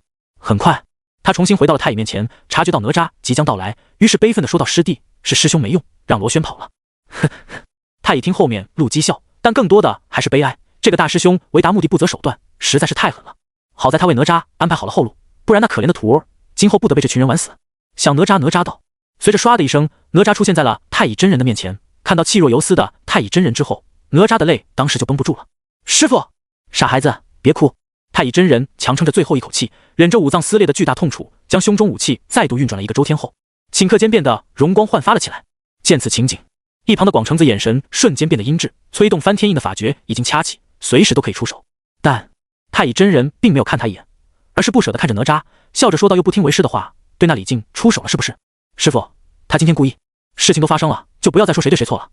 你要铭记为师之前跟你说的话，今后没人会替你摆平身后事了，所以你以后做事不能再冲动了。”太乙真人心痛地看着哪吒，沉默良久后说道：“除了谁杀了为师这件事，你还有什么想知道的？为师都告诉你。”哪吒擦掉泪水，抽噎道：“师父，那李靖说我母亲怀我3年0.6个月，说我是妖怪之后，还让他被陈塘关的人笑话，这是不是真的？”什么？太乙真人听后双眼瞬间倒数起来，无穷杀意在他身上出现，就连一旁的广成子都吓了一跳。这么多年，他还是不难想象，若不是太乙今日陨落，今天晚上他就会把李靖的脑袋拧下来，挂在旗杆上让雷劈。下一秒，噗！太乙真人张嘴吐出一大口鲜血，其中还有破碎的内脏，而他红润的面孔也迅速变成了蜡黄色。但他毫不在意，而是努力地抬起一只手，颤抖着抚摸着哪吒的头，眼中的怒火瞬间化为无尽悲痛。他努力地平复下自己的情绪，用颤抖又沙哑的声音说道：“孩子，你确实不是他的孩子，你是女娲娘娘做下灵珠子转世，你是先天神奇的转世。你母亲之所以怀你3年0.6个月，也是因为你的前身是先天神奇，神奇转世必须要有足够的先天之气才能彻底化形。你母亲姓殷，是人皇一脉的人，也是因为你母亲的身份与血脉，才能在这个时代以凡人之躯承受先天神奇的转世因果。这是女娲娘娘欠你母亲，欠殷商王朝的。”哇！说到这，太乙真人再度吐出一大口血，同时七孔中也疯狂呲血，而他的生命气息更是以肉眼可见的速度消散着。圣人的因果，岂是他这个小小的太乙可以妄加评论的？但太乙真人却毫不在意，而是提起最后一口气，一边喷血一边大吼道：“哪吒，你记住，你也要坚信，李靖不是你的父亲，不是因为你母亲，而是因为他不配。今后为师不在了，你想做什么就大胆的去做吧。今日为师替你挡下所有的因果，天劫孽障尽加无身，魂飞魄散，九死无悔。”说完，太乙真人彻底失去了生机，一点真灵刚刚在他身上出现，浩瀚无匹的天地神威忽然降临，啪！一声轻响，太乙真人真灵湮灭，彻底消散在了三界之中。师父，哪吒看着太乙真人的真灵消失在天地间时，整个人都陷入了崩溃之中。唰！狼狈无比的南极仙翁出现，当他看到太乙真尸体的时候，眼中不由闪过一抹悲戚。紧接着，黄龙真人、三大士、灵宝大法师等人也先后出现。当他们看到太乙真人的惨状之后，眼中同时露出了悲戚之色。但是众人却都疑惑地看着太乙身上的伤口，总感觉怪怪的。八卦紫兽仙医刀枪不入，水火不侵，可是看着伤口却是一击毙命，仙医没起到作用。能出现这种情况的只有两种情况，一就是对方实力超级强，以超强的实力强行打破仙医的防御，就像上次于元杀赤精子。但最大原因还是因为当时的赤精子受了极其严重的伤，于元的那一击只是压死骆驼的最后一根稻草。其二就是对八卦紫兽仙医十分熟悉，知道他的破绽，才能无视仙医的防御，直接对人造成致命伤害。而太乙真人就是，可要是说对八卦紫兽仙医的熟悉程度，貌似除了老师之外，只有赤精子以及……想到这，众人的目光不由得落在了广成子身上，而广成子也早就做好了准备，在他对太乙出手时，早就遮掩了天机，除了圣人，谁能窥探到真正的真相？所以在他们看过来的时候，他直接将那把残留着螺旋气息的短剑给祭了出来，并悲痛万分到师弟的死，贫道难辞其咎。事情已经发生了，现在我们能做的就是杀了螺旋，替太乙师弟报仇。南极仙翁仿佛已经洞察了事情的真相，或许也是不想深挖下去，反正太乙身死这件事就这么被他接过去了。反正推算之下也是一片迷雾，深挖下去对谁也不好，因为这时候的阐教经不起任何风吹雨打了。之后，伤心欲绝的哪吒带着太乙真人的尸体赶往了乾元山金光洞，先行将太乙埋葬。等哪吒离开后，广成子这才掏出那钉头七剑书，杀气腾腾到太乙师弟不能白死。螺旋现在对付不了，但是我们可以对付赵公明，还有几天时间，只要时间一到，赵公明必死无疑，只是现在拜钉头书的人选。广成子说着，不怀好意的目光在灵宝大法师和黄龙等人的身上扫视了起来。到最后，广成子收回目光道罢了，还是贫道来吧。现在是教的人来到了梦境之中，相比这几天西气就要和殷商交战，师弟手握翻天印，岂可浪费这巅峰战力？南极仙翁说着，目光落在了灵宝大法师的身上，随后开口道：“师弟。”灵宝大法师面露凄然道：“谨遵师兄指派。”而此时，南极仙翁神色忽然一变，掐指一算间，顿时面露骇然道：“这怎么可能？混沌！”被天道锁链缠住的元始，在太乙真人陨落的瞬间，冰冷的脸上陡然浮现出一抹杀意。可还不等他有所表示，女娲的身影便出现在了他的面前，冷冰冰的质问道：“元始师兄，你这是什么意思？师妹，什么意思？师兄何必在这里装模作样？那灵珠子明明是师兄来本宫宫中所求，现在却被师兄门下太乙强行与那哪吒扯上因果，让本宫欠了殷商一个天大情分。”女娲越说脸色越黑，最后更是冷冷的质问道：“道友难道就不需要给本宫一个解释？解释？师妹要什么解释？太乙已经身死道消，真灵湮灭，还不够平息道友怒火的吗？”元始天尊已经彻底失去了心气，那广成子杀太乙的一幕都被他一五一十的看在眼里。说实话，现在的元始已经开始自我怀疑，自己的教育是不是真的出了问题？实力不如截教，秉性差了截教一大截。一群披鳞戴甲、师生软化之辈，竟然比他这些精挑细选、根正苗红的弟子强了无数倍，这让一向心高气傲的他如何接受？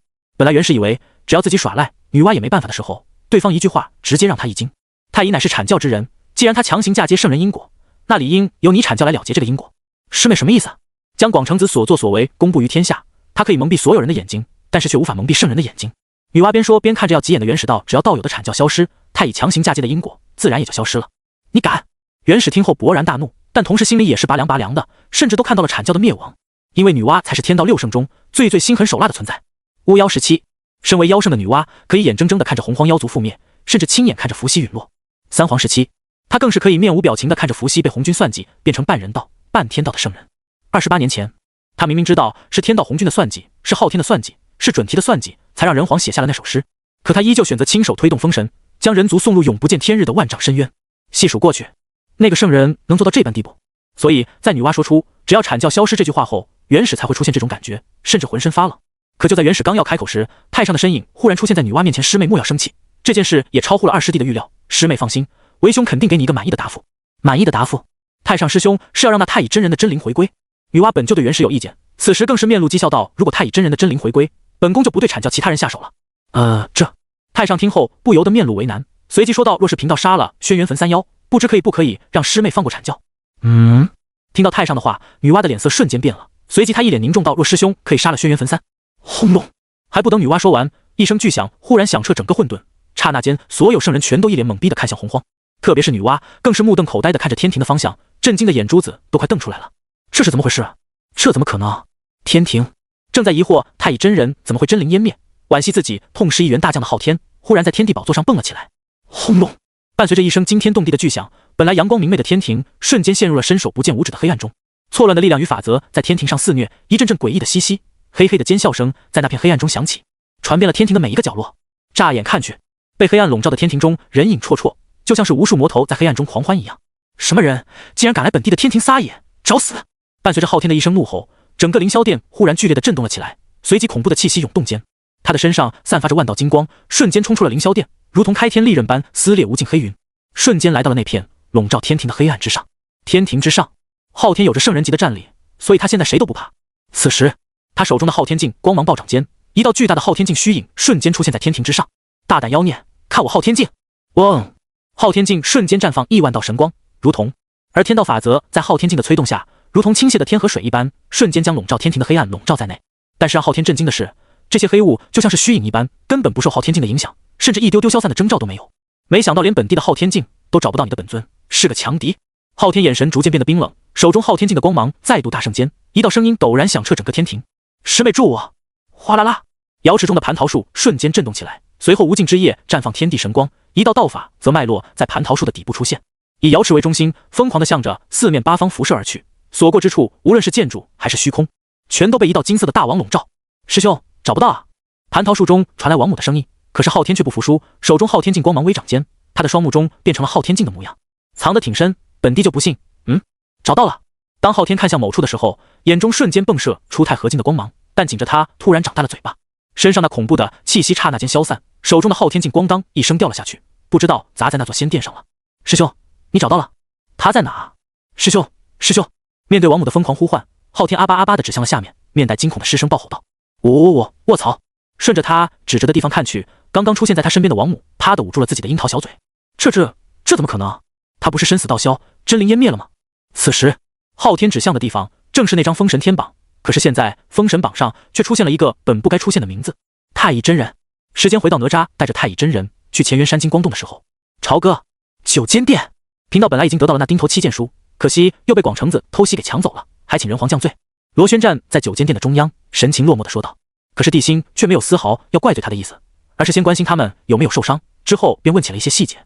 忽然他看到了杨戬神色不对，仔细询问间得知是哪吒的事情，而且还知道了李靖说的那些混话。什么？地心听到李靖说的那些混话之后，整个人都炸了。他没穿越前就感觉哪吒十分的可怜，至于怀胎3年半，那可是灵珠子转世多孕育几年不很正常吗？毕竟在神话时代，神奇转世的事情经常发生。而在穿越后，他才知道哪吒的母亲在辈分上还是自己的堂妹，可因为道不同，他也就不多说什么了。但是在听到杨戬说的话，得知李靖竟然是因为怀疑才对应十娘哪吒这样后，地心身上瞬间涌出滔天杀意。就在这时，文仲大步流星的进入了九间殿，大笑道：大王，老臣刚刚得到消息，说太乙真人被罗轩道友斩杀，真是可喜可贺啊！罗轩一脸懵逼看向文仲，震惊的反问道：文仲道友，你可不要乱说，贫道压根没和太乙真人动手，可是老夫刚刚得到了消息，说太乙真人就是被道友所杀，尸体都被哪吒带去了乾元山。文仲看着越来越猛的罗轩，不由狐疑道：难道太乙真不是道友所杀？罗轩苦笑道：真不是贫道所杀，贫道没必要为这点小事诓骗道友啊。这一时间，文仲也不知道自己该怎么回答了。可是消息属实，而且之前出去的人也只有罗轩和太乙真人接触了，不是他还能有谁？哈哈！文仲干笑2声后说道：老夫自然相信道友，只是这件事太过蹊跷了，难不成是阐教人杀了太乙，然后嫁祸给道友的吧？就在这时，地心脑海中的系统再度诈尸，丁检测到宿主陷入艰难抉择，宿主选择如下：选择一太乙被同门残害，还主动担下哪吒滔天因果，导致生死道消，真灵湮灭，是个狠人，姑佩服。而且死者为大，姑就不在太乙身上做文章了。选择奖励精致且不朽的骨灰盒。选择2，在姑的地盘上，真灵因不湮灭，可不是你天道说了算，让太乙真人的真灵自寂灭中复苏，可追溯死亡因果，让阐教人心彻底散掉，气运加速崩溃，永无翻身的可能。选择奖励道心种魔。看到这个2个选择后，地心嘴角微微扬起，孤选2。下一秒，太乙真人已经湮灭的真灵凭空出现在地心面前，而地心也懒得和他啰嗦，直接将他收进了人道封神录中。当懵逼的太乙真人的真灵一脸懵逼的进入封神榜之后，天道刹那间紊乱，3界都为之震动。之后便发生了前面所发生的事情。就在3界强者震惊于已经彻底湮灭的太乙真灵为何会出现在封神榜上，正准备推算其中缘由时，一只虚幻到不仔细看都看不到的眼睛忽然在朝歌上一闪而逝。道心种魔大道级诅咒，乃是道心种魔大道级诅咒，乃是魔祖罗侯以生命发下世间有仙就有魔，道消魔长时应运而生的不灭诅咒。道心种魔，不死不休，备注洪荒诅咒之源的一种，贴身佩戴，可以毒攻毒，破世间9成9的可怕诅咒。看着系统空间中那如同红宝石一样的血色晶体，地心的嘴角微微一歪，露出一个极度自信却让人毛骨悚然的嘲讽笑容。太师，阐教太乙真人确实是被阐教人所杀啊！下方众人听后纷纷大惊失色，特别是文仲更是震惊的瞠目结舌，就连罗轩也是一脸的难以置信。这时于元忽然开口道：“人皇所言也不无道理。当初贫道对付广成子的时候，实际上最多重伤广成子，可是不知为何赤精子忽然挡在他的身后。现在想来，当时赤精子出现在广成子身后时，太乙真人好像就在不远处目睹了这件事情，或许太乙之死跟这件事有关。”于元话音落下，九间殿中再度陷入了一片死寂中。罗轩等一众截教弟子相互对视一眼后，脑海中纷纷浮现出一个念头：这元始师伯真是教了一群好徒弟啊！截教万仙来朝，虽然有半数以上的人做了叛徒，但是最起码在截教的时候，可没人会拿师兄弟的命来当挡箭牌，狗约的死兔子除外。这时，深知人心难测的地心开口道：“不过，姑还不知道太乙做了什么事情，惹得天道将其真灵湮灭。这件事还得太师亲自去查，姑感觉很重要。”文仲听后赶忙应道：“老臣遵命。”安排好后续的一切事情后，就在地心正准备离开时，一直没有说话且情绪十分低落的杨戬忽然走了出来。人皇，我想去一趟乾元山金光洞，还请人皇应允。看着下方的杨戬，地心知道在整个阐教中，他和哪吒的关系是最好的，不然这次针对阐教的动作，杨戬也不会因为担心哪吒而主动请缨，甚至出手拖住哪吒。想到这，地心背负双手，平静地问道：“你以为是自己拖住了哪吒，才让太乙遇难的，所以心中愧疚？”杨戬微微低下头，虽然没说话，但好像什么又都说了。你可以去，但要注意自己的安全，姑不敢保证阐教人有没有埋伏。还有，你去之后告诉哪吒，他年幼不懂事，被人利用，姑不怪他。地心沉默了2个半呼吸，又补充到：之前姑看在殷十娘的关系上饶了他一命，现在可以再给他一次机会。若他隐居金光洞，或者去陈塘关替他母亲守灵，姑可以既往不咎。闻言，杨戬紧紧地抿了抿双唇，声音略带颤抖道：“杨戬替哪吒谢过人皇。”没多久，杨戬就悄无声息地离开了朝歌，直奔乾元山金光洞而去。至于哮天犬，则被他留在了朝歌中守着杨禅，因为自从杨禅来了之后，就隐匿身份地干起了老本行，给人看病，在红尘中修行。可也因为他隐匿了身份，没人知道他就是杨戬的妹妹，再加上天生丽质，这就惹得不少猪想拱这颗白菜。当哥哥的肯定不让，一群凡夫俗子也想染指自己的妹妹，即便未来妹的实力不如自己强，可最起码的在模样上不能比自己差吧。请自动脑补焦恩俊的二郎神。鉴于杨禅的嫌弃，杨戬不能跟在妹妹身边保护她，所以只好在她身边放一条恶犬。不久后，地心来到了赵公明的面前，将那颗血色水晶交给对方，嘱咐对方贴身佩戴后便消失不见了。赵公明虽然不知道这是什么，但是在看到地心如此凝重严肃之后，还是选择了贴身携带。即便他在上面感应到了一丝若有若无的魔气，他依旧没有任何犹豫。这边地心已经彻底放下心来，让文仲和魔家四将等人注意西岐动静后，便去闭关了。他是把心放在了肚子里，可洪荒的修仙界中滔天巨浪，梦京与嘉梦关之间的群山中，南极仙翁及三大士等人震惊无比地看着广成子，甚至南极仙翁身上都涌出了一股杀意。就在刚刚，他们察觉到了太乙真人的真灵又出现了，随后掐指一算，发现之前任凭他们如何推算太乙身陨的原因，都是一片迷雾的过去。那片迷雾竟然消失了。之后，他们便看到了罗轩和太乙交谈的一幕，虽然没有声音，但却可以看到他们并没有动手。之后，罗轩带着钉头七剑书离开，太乙苦笑一声，转身的刹那，一柄短剑直接捅进太乙的心口。而此时，罗轩正在很远的地方看着钉头七剑书摇头晃脑，不知道在说些什么。而那把剑，众人看向广成子手中的短剑，纷纷陷入了沉思。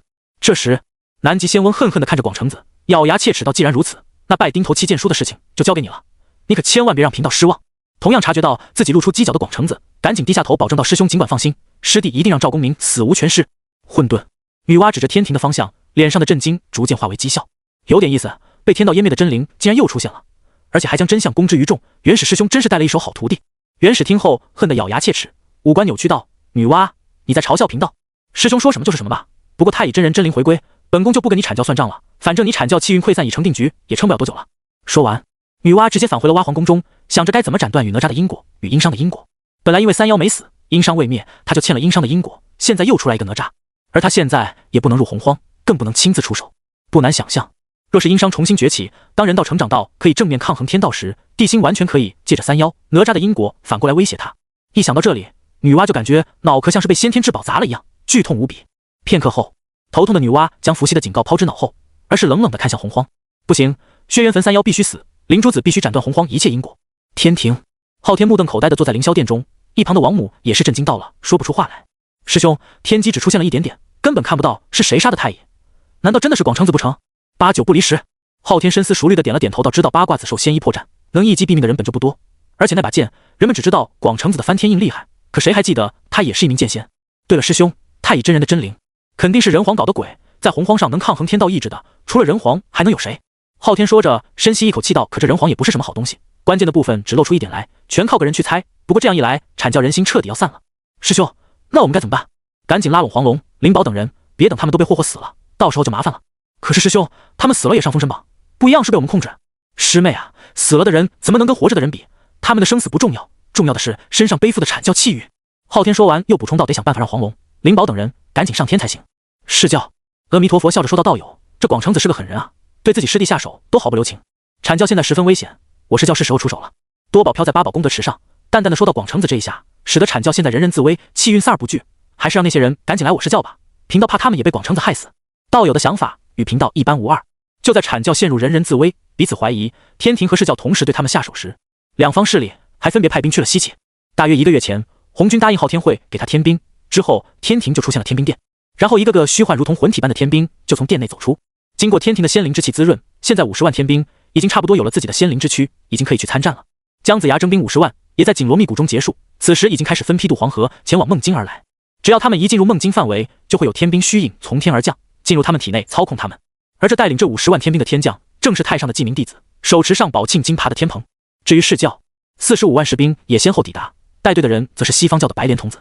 可就这个看起来没有丝毫威胁的童子一出现，却让释教50万士兵乃至毗卢仙都感到了巨大压力，甚至出现后径直走向了释教总指挥的位置，连毗卢仙都不敢和他争抢。消息传开后，西岐不少人都对这个白莲童子生出了发自内心的好奇和恐惧。不过无论是天蓬还是白莲童子出现后都没有去拜见姬发，只是在几天后让派了个人过来走了下过场，这让姬发很是上火。可是在听到两人的身份后，却又迅速收起了心中怒火。要不是昊天忽然下旨，说不定他就亲自去拜访天蓬、白莲童子两人了。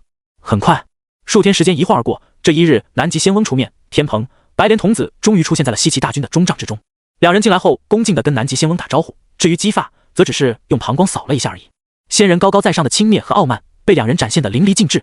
诸位，本王后天想要对殷商展开反击，不知两位仙长准备的如何了？看到天蓬和白莲童子入座后，姬发没有丝毫的尴尬，而是直接开口，妄图占据主导权。但天蓬看在老师命令的份上，还给姬发留了一丁点的颜面，可白莲童子却丝毫不惯他毛病。你一个洪荒上小小的诸侯，有什么资格在本大仙面前开口？若非你运气好，就凭你刚刚那句话，本大仙就把你脑袋拧下来。姬发听后老脸一白，特别是看到南极仙翁、天蓬等人压根不想说话后，一颗心更是提到了嗓子眼上，只好将目光落在刚刚返回的姜子牙身上。呵呵，诸位。姜子牙刚要说话，白莲童子猛地瞪了他一眼，狠狠地说道：“你也给本大仙闭嘴，敢多说一句废话，本大仙把你舌头拔出来。”吧嗒，仿佛早就听说了白莲童子的性格，姜子牙也不惯他毛病，掏出斩仙葫芦往桌子上一放的时候，白莲童子脸色接连变化。最后，白莲童子才黑着脸看向南极仙翁道友：“你们阐教这是什么意思？”子牙师弟身为天定封神者，又是大周丞相，有些事情贫道也不好多嘴。不过这斩仙葫芦，师弟还是先收起来吧，别误伤旁人。南极仙翁笑呵呵的话，让天蓬和白莲童子的表情变得更加难看，特别是白莲童子，本来刚刚对姜子牙起的杀心，在那句天定封神者中迅速压了下去，因为他明白，在姜子牙没有封神之前，任何都不能动他，散修不敢动手，敢动手的承担不起杀他的因果。封神者可是个遭天弃的身份。想到这，白莲童子强忍着杀意，看向南极仙翁道友赵贫道等人前来，可是有什么重要的事情商量？贫道听到这话的姬发，脸当时就绿了。尼玛的，在本王面前一口一个本大仙，到了南极仙翁这里就成贫道了，看不起人还表现得这么明显。感受着天子真龙气在自己身体中进进出出，面无表情的姬发，手则是落在了天子剑上。这时，南极仙翁却笑着说道：“让两位道友前来，是武王的意思。武王刚刚也说了，这2天就准备进攻朝歌，所以想问问两位道友的意思。”听到南极仙翁的话，姬发很是受用，这才是他心目中有道之士的仙长。天蓬和白莲童子自然听出这话的意思，随后两人同时冷冰冰地说道：“那何时进攻？”后天一早。姬发冷冰冰的话让天蓬和白莲童子很是不悦，刚要询问为何这么着急进攻的时候，南极仙翁则笑呵呵地说到：“后天就是赵公明的死期。”赵公明的死期？白莲童子听后猛地站了起来，双目放光道：“当真？那赵公明的24颗定海珠与我西方有缘，你们谁都不能跟贫道抢。”众人一脸懵逼地看着土匪似的白莲童子，眼里满是关爱 ZZ 的眼神，甚至连南极仙翁都不知道该怎么接话了。接引圣人胯下童子，这么没脑子的吗？这时，南极仙翁看着对方苦笑道：“道友，战胜殷商不代表打败殷商，现在我等只需要一场战斗，一场遏制住人道增长，殷商国运继续暴涨的战斗。至于那赵公明，谁也不知道他在什么地方闭关，即便他被钉头七剑书诅咒死，定海珠也定会落在人皇手中。道友想要定海珠，可以等彻底推翻殷商，打败人皇后，向武王讨要。”随着南极仙翁的话落，众人的目光齐刷刷地落在了姬发身上。而姬发见状，知道拿捏这煞笔童子的机会来了，于是鼻孔朝天道：“本王都是论功行赏，今后谁听从命令，获得的功劳大，本王自然会赏赐他好东西。”你白莲童子听后眼睛一瞪，可是一想到那24颗定海珠的重要性，他还是选择了屈服。贫道已经明白了，后天的战斗又该如何去打，还请武王吩咐。本来天蓬是不想打理激发的，可是一听竟然有好处，还是合起来达到先天至宝级别的定海珠。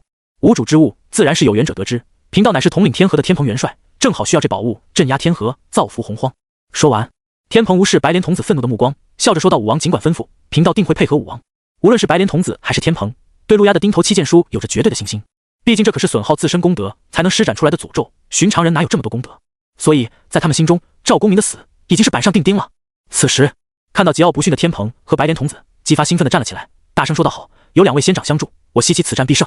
一旁的姜子牙也起身恭喜道：50万天兵，50万士兵，都是以义当时的好手，100万天兵加上我西岐100万大军，对30万的商郡。说到这，姜子牙整个人都变得极度自信，兴奋地说道：200万对30万，优势在我，此战必胜。下一秒，数道铿锵有力的声音忽然在中帐内响起：优势在我，此战必胜。之后他们便开始商量大战的细节，其实主要是南极仙翁说，其他人听和补充。最终多方决定在53刻发动总攻，因为50钉头七剑书就是最后一败，到时候广成子就可以射杀赵公明，重创殷商士气，而姬发则带头冲击商郡，重新让殷商踏上衰败之路。朝歌，西岐竟然宣战了！当帝辛看到来自西岐的战书后，不禁震惊不已。可是当他得知最近西岐的动作以及50万天兵和士兵的时候，这才明白了怎么回事。阐教退场，天庭和释教都开始明目张胆的插手了。顾之前虽然猜到了，可是没想到他们竟然会这么急不可耐。帝辛说着，好像想起了什么。对了，杨戬回来了吗？回大王，2天前就回来了。文仲开口说道：老臣已经问过了，杨戬前去了之后，哪吒和他打了一架后，便把杨戬赶走了。回来就好，太师还是吩咐下去，明天晚上大军在牧野集结，过了明日与西岐大军交战。大王，现在西岐叛军有以一挡十的天兵和士兵，我殷商的士兵只是一些普通人，无论在数量上还是本事上，都远远不如他们。文仲说着，看了眼帝辛道：大王，真的要和他们正面硬碰硬吗？当然不是，孤怎么可能让孤的手下送死？帝辛说完笑道：太师尽管安排即可，孤已经洞察了他们想做什么，太师放心，此战我大商必胜。既然大王有计划，老臣就不多言了。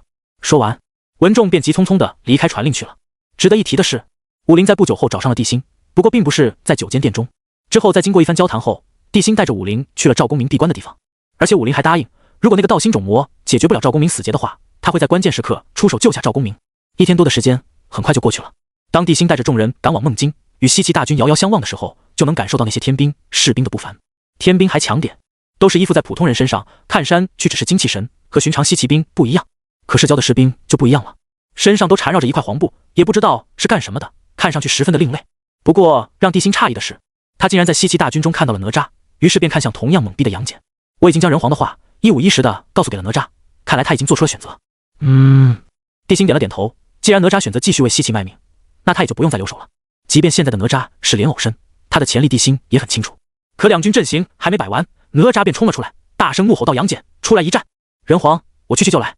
杨戬低声说道，显然他的心中还是有所愧疚，所以想亲自出马，让哪吒发泄一下心中怒火。可就在杨戬冲入场中时，哪吒却掏出一块银光闪闪的玉石，这是师傅之前交给我的，里面有他的遗愿，师傅说必须要守着杨大，守着你，在两军阵前时才能看。哪吒强忍着要滚落而下的眼泪，一把捏碎了那块玉石，下一秒，一股浑厚的灵气在玉石中喷出。滚滚灵气中，太乙真人略显空洞，木讷的身影忽然出现在了所有人的面前。可他刚刚出现的，自此刻起，贫道太乙将哪吒逐出师门，哪吒将不再是阐教3代弟子，阐教无人可以命令他、约束他，所有因果贫道一力承担。此时，那道虚影又看着脚下喃喃自语道：杨戬，贫道把哪吒交给你了，希望你能护他平安。说完，一阵风吹过，太乙真人的身影直接消失在所有人的面前。放肆！还不等哪吒有所反应，远处的南极仙翁直接炸了，身上杀意滚滚间，恐怖的气息竟然有失控的征兆。他气得怒目圆瞪，指着太乙真人消散的地方怒吼道：太乙，你好大的胆子，竟然如此算计我阐教！噗！随着一口老血喷出，南极仙翁的气息瞬间变得萎靡了下去，甚至整个人都被气傻了。本来阐教人心就彻底散了，气运重聚无望，谁也没有料到已经死了的太乙，竟然又给阐教来了个釜底抽薪，彻底击碎了已经濒临崩溃的阐教。想到这，南极仙翁刚要开口，忽然感觉自己体内的气运一阵躁动，仿佛无根浮萍一样，差点从他身体中飞出去。哪吒，你噗！好不容易压下了躁动的气运，南极仙翁刚要劝哪吒，又是一口老血喷了出去，脸色瞬间变得苍白，双脚一软，扑通一下瘫倒在地。此时他看着无垠苍穹，脑海中只有一个念头：老师，弟子该怎么办？而看到南极仙翁竟然被自己家的孽子气到吐血，李靖当时就怒了。太乙能断哪吒和阐教的因果，难不成还能断了他和哪吒的父子关系？想到这，李靖一步踏出，手中黄金玲珑宝塔猛地祭出间，迅速向着哪吒飞了过去。孽子，你若敢背叛阐教，今日为父就替天行道！替天行道！听到李靖威胁的哪吒扭头看向了飞来的宝塔，脑海中浮现出当初太乙真人跟他说过的那些话。在你割肉剔骨之后，你与那李靖就没有任何关系了。他不是你父亲，你也不是他儿子，你只是殷师娘的儿子，只是我太乙的徒弟。若哪天为师出现意外，你不要悲伤，也不要难过，更不要尝试寻找真相，也不要听信你那些师伯的话。孩子，你确实不是那李靖的孩子，你是女娲娘娘坐下灵珠子转世，你是先天神奇的转世。脑海中回荡着太乙真人的话，哪吒只感觉自己的脑壳要裂开一样，整个人都陷入了疯狂之中，甚至连李靖祭出的宝塔都不顾了。风火轮出现的瞬间，直接化成一道残影冲向了远方。孽子，还想跑？李靖见状不禁面露怒意，刚要操控黄金塔镇压哪吒的瞬间，得到地心授意的袁弘忽然出现在了宝塔的一侧。杨戬，你去追哪吒，这里有我。说完，袁弘手中一记水火棍狠狠地扫向黄金宝塔。Doom！ 一声巨响，黄金宝塔一颤间，哪吒则借着这个机会嗖的一下冲向了远方，消失在所有人面前。而杨戬也担心哪吒的安危，毫不犹豫的就追了上去。无论是两人的师父还是他们自己的关系，杨戬都不会让哪吒在这个时候独自冒险的。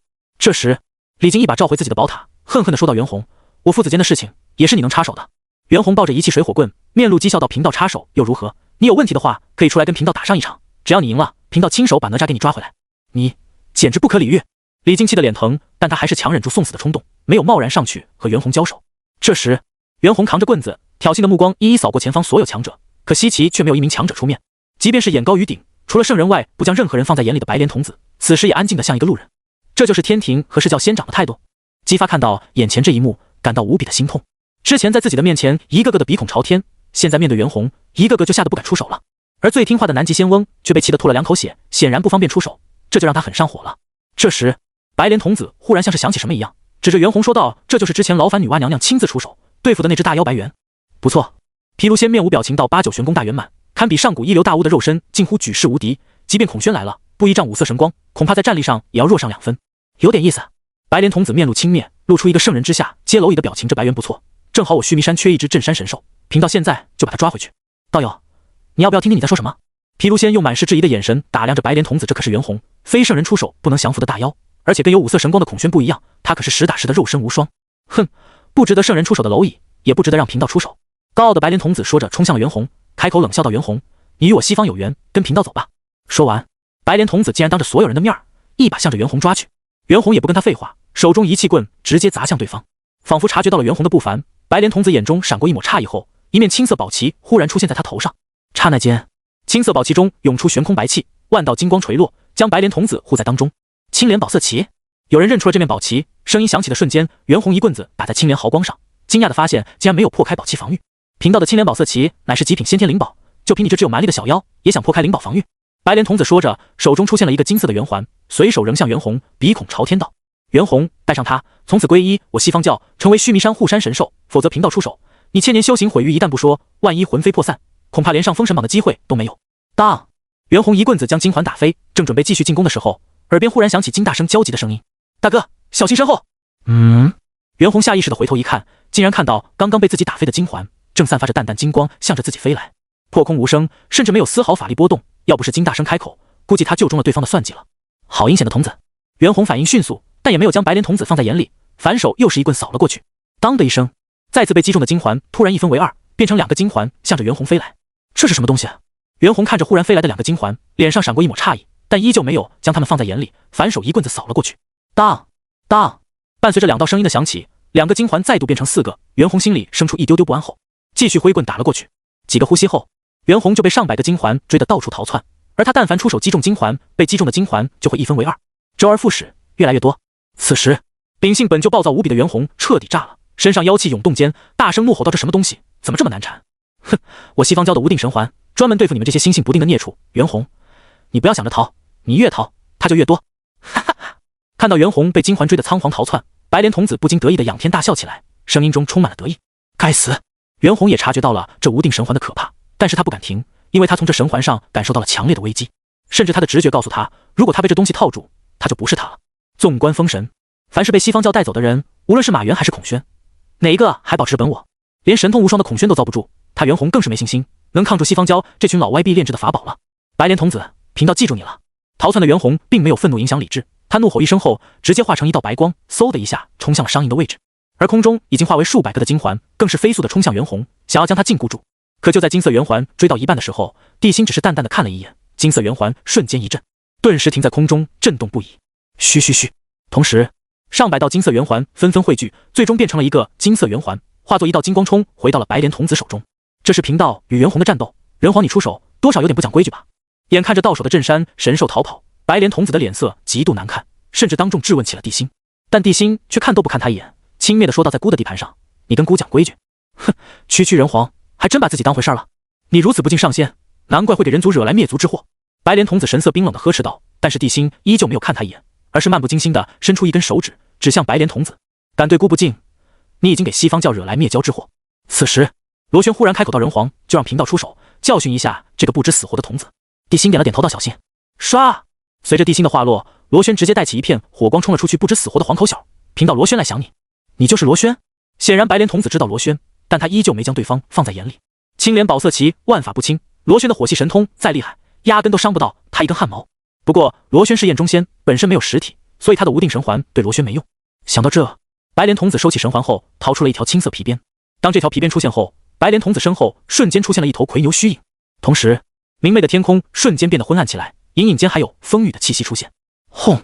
白莲童子轻轻挥动手中皮鞭，鞭声如同雷鸣般沉闷压抑，且伴有日月般的光芒在鞭子上闪过。魁牛牛筋制成的长鞭。在看到那条牛鞭时，罗轩的脸色都变了，因为刚刚白莲童子挥鞭子的时候，那种沉闷的声音竟然对他造成了巨大的影响。轩辕皇帝讨伐蚩尤，9天玄女为皇帝制魁牛骨80面，一阵500里，连震3800里。地心身边的文仲对于这种历史很清楚，他声音沉闷到这魁牛声最为震慑人心，而且出入伴有风雨。这东西对罗轩有巨大影响。白莲童子不愧是圣人童子，手中的宝物当真不少，若再加上青莲宝色旗，罗轩要胜他难。听到文仲的话后，地心这边的强者面色纷纷一变，暗道今天要被一个童子挡住不成。此时罗轩化为3头6臂的模样，各种法宝手段齐出之下，竟然压制了白莲童子。但即便他手段齐出，火系神通天下无双，赵天印疯狂的砸，依旧无法突破青莲宝色旗的防御，甚至还险些被白莲童子抽到。眨眼间两人斗法斗了一个时辰，可是青莲宝色旗护身的白莲童子依旧稳如老狗。而罗轩虽然没有受伤，但却被魁牛的怒吼震得双耳嗡嗡作响，身上火苗则变得不稳起来，情绪明显开始有些暴躁了。小小燕中仙也敢在贫道面前撒野，不知死活。白莲童子眼看着罗轩要没耐心了，不禁面露讥笑道：“正好我西方教日月神灯缺少一根灯芯，你身为燕中仙，当这灯芯正合适。”说完，白莲童子手中长鞭雷鸣声阵阵，震得罗轩身上火苗疯狂跳动，好似下一秒就会彻底熄灭一样。见此情景，姬发则是大为振奋，这就是世教的强者，连那无人能敌的袁弘、燕中仙罗轩都如此轻松的镇压，果然不凡。王，这可是圣人座下童子，他的出现代表着圣人的意志，也就是说，我西岐又得到了圣人关注。姜子牙也捋着小胡子得意地说道：“我大周得天相助，圣人扶持，今日必大破商卷，覆灭殷商指日可待啊！”武王。就在姜子牙话刚说完，还不等姬发脸上的笑容开始绽放，战场中异变突起。或许是因为白莲童子提到的日月神灯让罗轩想起了什么，他眼中一亮，躲过长鞭并收起赵天印的瞬间，燃灯的本体长明灯忽然出现在他的手中，而长明灯上那犹如黄豆大小、萎靡不振的灯火一出现，白莲童子当时就绷不住了。哈哈，竟然拿出这破玩意儿对付贫道，是你不知死活，还是瞧不起贫道？罗轩，今天贫道必须将你抓去做灯芯。就在白莲童子话落，准备对罗轩出手的一瞬间，罗轩猛地冲着那黄豆大小的火焰一吹，呼，一片毫无温度的惨白火焰瞬间将白莲童子笼罩在内。好强的死气！这是南极仙翁被那股火焰吸引，当他看到罗轩手中那盏古朴的长明灯后，整个人顿时如遭雷击，大脑轰的一声陷入了一片空白之中。就在众人看着那盏长明灯，察觉到有些熟悉但却不明所以时，面色苍白的南极仙翁颤颤巍巍地喊道：“燃灯道友！”轰！随着南极仙翁的话落，所有阐教人全都如遭雷击，一脸难以置信地看着天空上的火焰。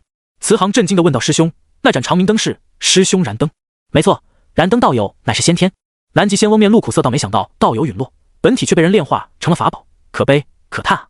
这罗轩当真该死，竟然如此辱我阐教。”慈航冷清的脸上浮现出浓浓杀意，不知道真的是因为燃灯成了别人的法宝，还是因为那法宝落在了罗轩手中，而他却忘了当初收服截教随侍7仙中的金光仙当坐骑，还不是大大的羞辱了通天教主，羞辱了截教。而此时被熊熊火焰笼罩的白莲童子，虽然没有被那火焰侵蚀伤到，但却被火焰中的那股死气影响了。即便是在青莲宝色旗的保护之下，他的身体也在迅速变冷，皮肤也变得苍白无比，甚至手臂上还出现了点点尸斑。该死，这是什么火焰？怎么会有如此恐怖的死气？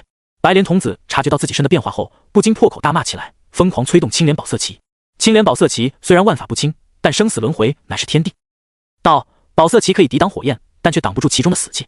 眼看自己就要被死亡，白莲童子也顾不得收取灯芯罗轩了，迅速收起长鞭，闭上双眼，手掐法诀，念念有词间，一道道柔和的白光忽然在他的身上出现。嗡！伴随着一道奇特的波动出现，侵入白莲童子体内的死气瞬间被逼出，而他周身也被一道刺目的白光笼罩。地心定睛看去，隐约间看到白光中出现了一朵白莲，可因为他不知道竟是白莲，本能的以为这白莲童子就是一朵白莲修炼成精。毕竟在洪荒中，这种事情一点都不少见，没看到连棺材上的长明灯都修炼成人形了，一朵白莲修炼成精也能说得过去。地心可以看到白莲童子的本体，其他人却看不到，只能看到一团奶白色的光芒翻滚，也能感受到了其中至纯至圣的气息。这白莲童子竟然还是先天之物，难怪口气这么大，就是不知道他的本体是什么。他的本体肯定不简单，能挡住燃灯本体火焰的灼烧，来历恐怕不是一般的大。圣人身边哪有简单的东西，哪怕只是一个童子也不容小觑。此时不单单地心身边的人议论纷纷，就连天庭和阐教的也是如此。至于插手，别开玩笑了，现在滚滚死气笼罩住两人数里范围，谁愿意进去被死气侵蚀？可即便如此，两方人马也在警惕地防备着对方，生怕对面的人不讲武德，用法宝偷袭彼此的人。过了整整1刻钟，罗轩这才收了神通，可是他并没有看白莲童子的生死，而是在文仲开口问道：“道友怎么样了？”好厉害！罗轩面色有些苍白，气喘呼呼道：“有万法不侵的青莲宝色旗在，要杀他不是一般的难。不过这也跟贫道还没有彻底炼化此物有关，若是彻底炼化，或许可以将这童子烧死。道友辛苦了。”文仲点了点头，安慰了罗轩一顿。毕竟他们现在已经知道这白莲童子的恐怖之处了。虽然车轮战被对方1挑2，自己这边显得很狼狈，但实际上并没有损失什么。直到这时，白莲童子周身白光这才消失，连带青莲宝色旗也被他收了起来。只是他现在的脸色略显苍白，而且眼中还有明显的怒火。先是跑了一只镇山神兽，之后日月神灯的灯芯又跑了，他忙活半天是什么都没得到，能不上火？想到这，白莲童子俯视着地心身边的人，冷冷说道：“一群土鸡瓦狗，还有谁上来送死？”这时看到一脸嚣张的白莲童子，雾文化当时就急眼了，特奶奶的，这个小豆丁还真以为自己天下无敌了。可还不等他出手，南极仙翁就来到了白莲童子身边：“道友，马上就要总攻了，一会儿混战的时候，道友再对那些人出手的话，成功率会大大增加。”本来正在气头上的白莲童子一听，便压下了心中怒火，在看了一眼袁弘和罗轩后，便直接返回了西岐大营中。随着战阵的迅速集结，一股消杀之气在西岐大军中出现。因为白莲童子连胜了2场，所以现在西岐大军士气正盛。与此同时，在孟津西岐大军大后方，因为之前在山林间被罗轩等人偷袭，差点导致丁头叔功亏一篑，所以南极仙翁便将法坛搬到了大军的后方。此时广成子已经沐浴更衣完毕，他郑重地来到了丁头七剑书的面前，抬头看去，他那冰冷的目光仿佛穿过西岐大军，看向了遥远的朝歌城，脸上带着冰冷刺骨的笑意，喃喃自语道：“赵公明，今天就是你的死期。”广成子话落之后，便郑重地拜了下去，而他面前的丁头七剑书则轻轻地震动了起来。一番祭拜后，广成子拿出了早就准备好的小剑，对准了前方的丁头书，直接射了过去。与此同时，朝歌突然被浓浓死意笼罩的赵公明猛地睁开了双眼，冥冥中他看到一柄小剑直奔他的心口而来。同样的，一旁的武灵也仿佛察觉到了什么，手中法诀催动间，他的身后忽然出现一尊巨大的虚影，虚影人身蛇尾，背后7手，胸前双手握腾蛇，而他手中的腾蛇正冲着小剑飞来的方向嘶鸣着。但就在这时，一道红光忽然在赵公明身上出现，伴随着咔嚓一道碎裂声的出现，小剑和那块血色水晶同时消失。有了防备。看到钉头书上红光一闪，随后忽然断裂的小剑，广成子眼中露出一抹诧异，可紧接着他又掏出了一支剑，嘴角微微扬起间，冷冷地说道：“赵公明，你没想到吧？贫道早有准备，今天你死定了。”说完，广成子再度射出手中小剑，但就在小剑射出的一瞬间，一只没有瞳孔、血红的眼睛忽然出现在了小剑的前方。小剑射入眼睛时，就像是射到了沼泽中一样，竟然缓缓地被眼睛吞噬，同时一股邪恶的气息随之出现。这是什么东西？广成子看到凭空出现的血色眼睛，顿时大惊失色，惊呼一声后就要跑路。哪知道他刚刚转身，血眼光芒一闪间，嗖的一下就钻进了他的身体中。紧接着，一道让人毛骨悚然的狞笑忽然在广成子的脑海中响起：“又是阐教的人，你们就这么迫不及待的想让贫道归来吗？”嘿嘿。广成子忽然发现自己的身体不能动了，当即老脸一白，惊慌失措道：“你是谁？贫道是谁？贫道说过，到消魔掌之日就是贫道归来之时。”血色眼睛愈发清晰，甚至在广成子的识海中显化出了实体。随后，广成子眉心忽然裂开一道竖缝，啊！伴随着广成子的一声惨叫，一只无比邪恶的血眼忽然出现在了广成子的眉心处，成了一只血色的树眼，而且他右眼中的瞳孔深处也出现了一点嫣红，就像是一滴血出现在他的眸子中一样。但血色的嫣红越来越多，仅仅过了2分半，他右眼的瞳孔就彻底变成了血色，而且刚刚一闪而逝的邪恶力量也再度出现。反观广成子却是一半惊恐一半狰狞的诡异表情。就在这时，广成子的左半边的嘴忽然动了起来，他惊恐地说道：“你是罗侯？”右边狰狞的表情微微一笑道：“恭喜，你猜对了，但是没奖励。”不可能，我怎么可能诞生心魔？怎么可不能？不可能的话，你是怎么把贫道唤醒的？你……罗侯说到一半忽然顿了下，随后狰狞的表情变得无比诡异道：“你虽然自私自利，但确实没资格唤醒贫道。说怎么回事？”我怎么知道怎么回事？广成子一脸的懵逼，自己只是要设定头书，他忽然在钉头书上出现，然后就化成了自己的心魔。现在却反过来问自己是怎么回事。钉头七剑书，罗侯从他的记忆中知道了事情原委，他并没有往赵公明身上想，而是在观察了2分半后，自言自语道：竟然是凶兽皮制成的诅咒之物。原来如此，罗侯好像看穿了因果，自言自语间，竟然直接将那钉头七剑书给塞进了嘴里生吞了。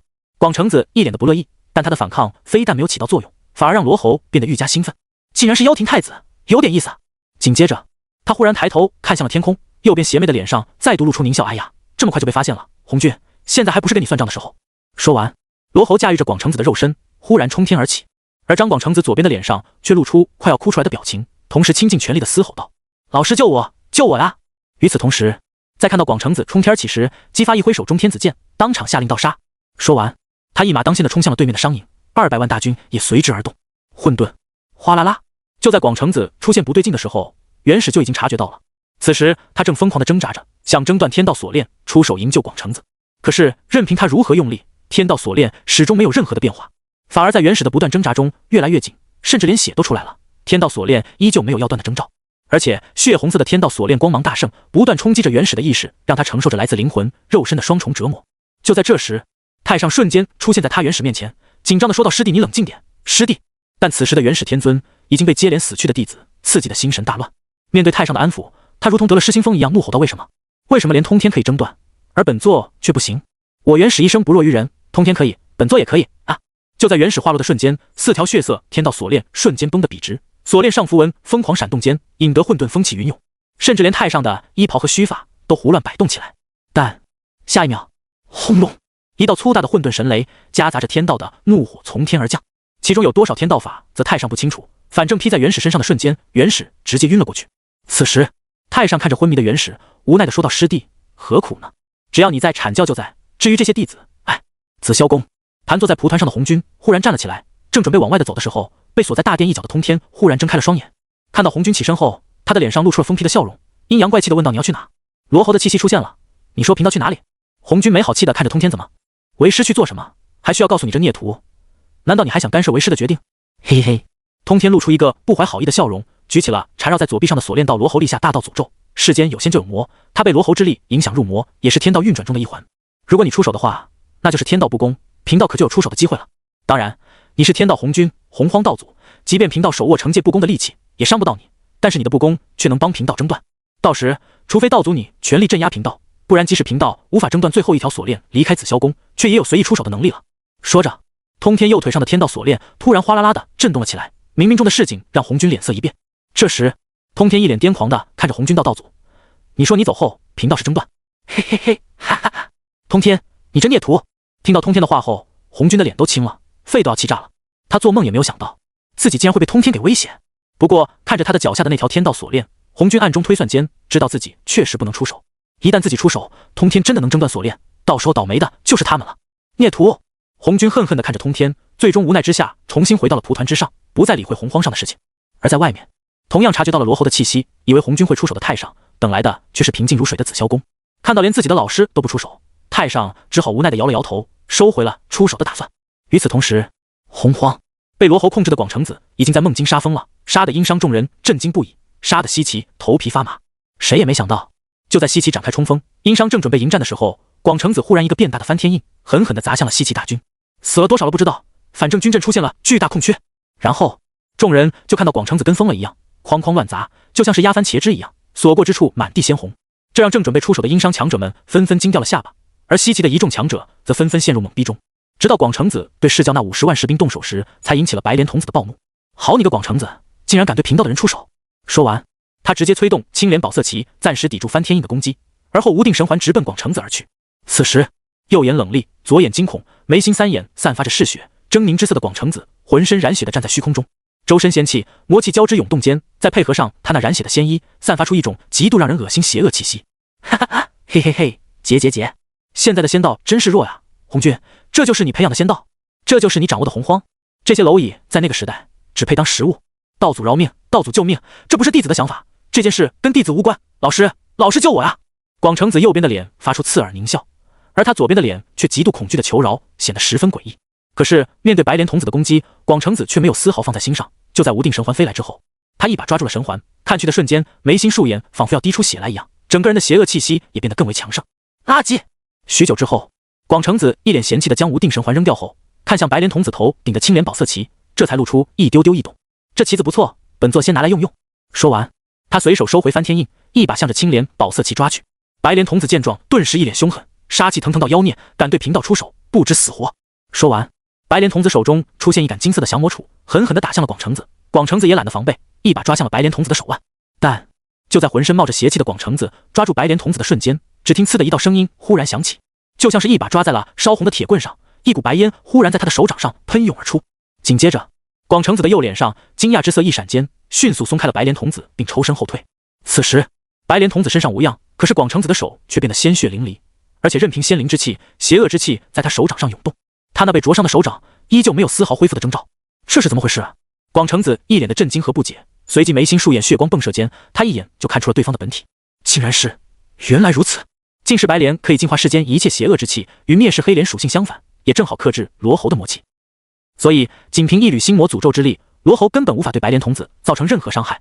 看了眼白莲童子头上悬着的青莲宝色旗，广成子压下心中的贪婪，正准备催动翻天印的时候，哪里来的孽畜，滚出广成子师弟的身体！伴随着一道怒喝声的响起，一柄三宝玉如意忽然出现，狠狠地向着广成子的后心打去。这玉如意也挺不错。广成子迅速躲过对方的一击，正准备反手去抓玉如意的时候，一道柔和的圣光忽然出现，砰的一声，直接将广成子给震飞了出去。下一秒，玉如意落在了南极仙翁的手中，他轻蔑地盯着广成子眉心的魔眼，不屑地说道：“小小心魔，连圣人法宝也敢觊觎，谁给你的勇气？速速从贫道师弟身体中离开，不然贫道今天定让你灰飞烟灭！”哈哈！广成子的右脸露出极度癫狂之色，仰天大笑道：“杀贫道！就凭你！当年贫道纵横洪荒的时候，你连个无名小卒都算不上，想不到时过境迁，当年的蝼蚁竟然也敢威胁贫道了。”说到这，广成子那半狰狞半惊恐的表情看向南极仙翁道：“若非你有至宝护体，贫道一定让你尝尝贫道的厉害。现在你要杀贫道，只能连你这个师弟一起杀掉，他不死，贫道不灭！”哈哈哈！看到南极仙翁脸上浮现杀意，广成子的左脸再度惊惧地高呼道：“师兄救我，我不想死！”唰！可还不等他的话说完，广成子纵身一退，一道白色的剑光贴着他的鼻子狠狠地斩下，吓了广成子的本尊意识一大跳，刚才还求饶的左半边脸顿时破口大骂起来：“白莲童子，你找死是不是？”他虽然在怒斥白莲童子的凶残，但罗喉也没浪费这个时间，操控着变大的翻天印，狠狠地砸向士兵所在之处。轰！一声巨响，被偷袭的士兵当场死了一大片，猩红的鲜血渗出间，一脸阴鸷的白莲童子看向了南极仙翁。广成子已经魔根深重，若是道友下不去手，贫道可就不客气了，别人死贫道不管，我西方教的士兵不能白死。说完，白莲童子手持一把散发着乳白色光芒的宝剑，纵身杀向了广成子。与此同时，对面文仲目瞪口呆地看着将剑架在姜子牙脖子上的姬发以及乱作一团的西岐大军，大脑一片空白，结结巴巴道：“大王，这是怎么回事？大王，这是怎么回事？”不但文仲一脸懵逼，就连一旁的袁弘等人也是一脸懵逼。谁能想象出那个画面？对面200万大军准备冲锋，结果他们家的上仙催动翻天印，冲着他们哐哐一顿乱砸。试问谁遇到谁不迷糊？姑怎么知道？地心静静地看着戏，笑着说道：“对了，太师，稍后你传令下去，广成子一死就展开总攻。”老臣遵命。此刻，地心带着众人静静地看戏。至于赵公明，他丝毫不慌，因为从人道封神录中他能感受到，赵公明不但没事，甚至身上的气息都略有增长。看来在连续21日的死亡威胁下，他确实做出了突破，只是不知道他会到哪一步。至于地心说广成子必死的事情，也没人纠结这件事，因为就广成子现在的状态来看，他若今天不死，殷商这边也不能让他活下去。不过现在貌似也没有殷商的事情了，他们正好可以看看西岐的底牌，特别是神秘的白莲童子。因为现在的广成子也不知道怎么回事，一人拖住了南极仙翁和白莲童子，同时还抽空用翻天印哐哐的砸。仅仅1个时辰，目测被砸死的西岐大军和西方教士兵加起来就有10几万了，这还是因为一开始西岐将战线拉长的缘故。还有南极仙翁不想让广成子死，甚至在交手的时候还时不时的挡住白莲童子的杀招，这让白莲童子的气得暴跳如雷。南极仙翁，你要是再故意阻挡贫道，可别怪贫道对你不客气了。南极仙翁痛苦地说道：“广成子的本我意识还没有消失，他还有救。意识没有消失，那是这个心魔故意留下的，就是为了拖住你这个蠢货。劳烦道友给贫道一个面子，也请道友冷静。你我先将广成子降服，贫道自由。”轰！就在南极仙翁再一次拦住白莲童子的时候，一声巨响又在士兵那边响起。白莲童子扭头一看，眼中当时就喷出火来了。我去你妈的南极仙翁，贫道的士兵还没上战场，先死在你阐教手中3、4万人了，你还让贫道冷静？白莲童子都气得喷血沫子了，厉声嘶吼道：“今天谁也救不了广成子，圣人来了也没用，我说的。”嗡！随着白莲童子的话落，他的身上再度迸射出刺眼的白光，一股无比圣洁的气息出现后，笼罩在白光中的白莲童子瞬间出现在了广成子的面前，携带着恐怖的杀意，狠狠地向着广成子镇压而去。就在这时，南极仙翁顿时目露骇然，掏出3宝玉如意准备出手的时候，原始的声音忽然传入他的耳中：“让他杀！唰！刚刚举起三宝玉如意的南极仙翁身子猛地一僵，随后整个人如同失魂般站在了半空。同一时间，一直没有出手的慈航真人眼中闪过一抹金光，手中空心杨柳枝带起一滴三光神水，唰的一下向着准备跑路的广成子冲去。下一秒，三光神水组成的一个空间球直接将广成子笼罩在内。广成子在感受到周围空间之力后，顿时大惊失色。杨梅，你好深的算计！话落的瞬间，化成一团乳白色光芒的白莲童子直接落在了广成子的头上。随后大吼大叫的广成子便在那刺目的白光中，如同融化的冰雕般一点点消失了。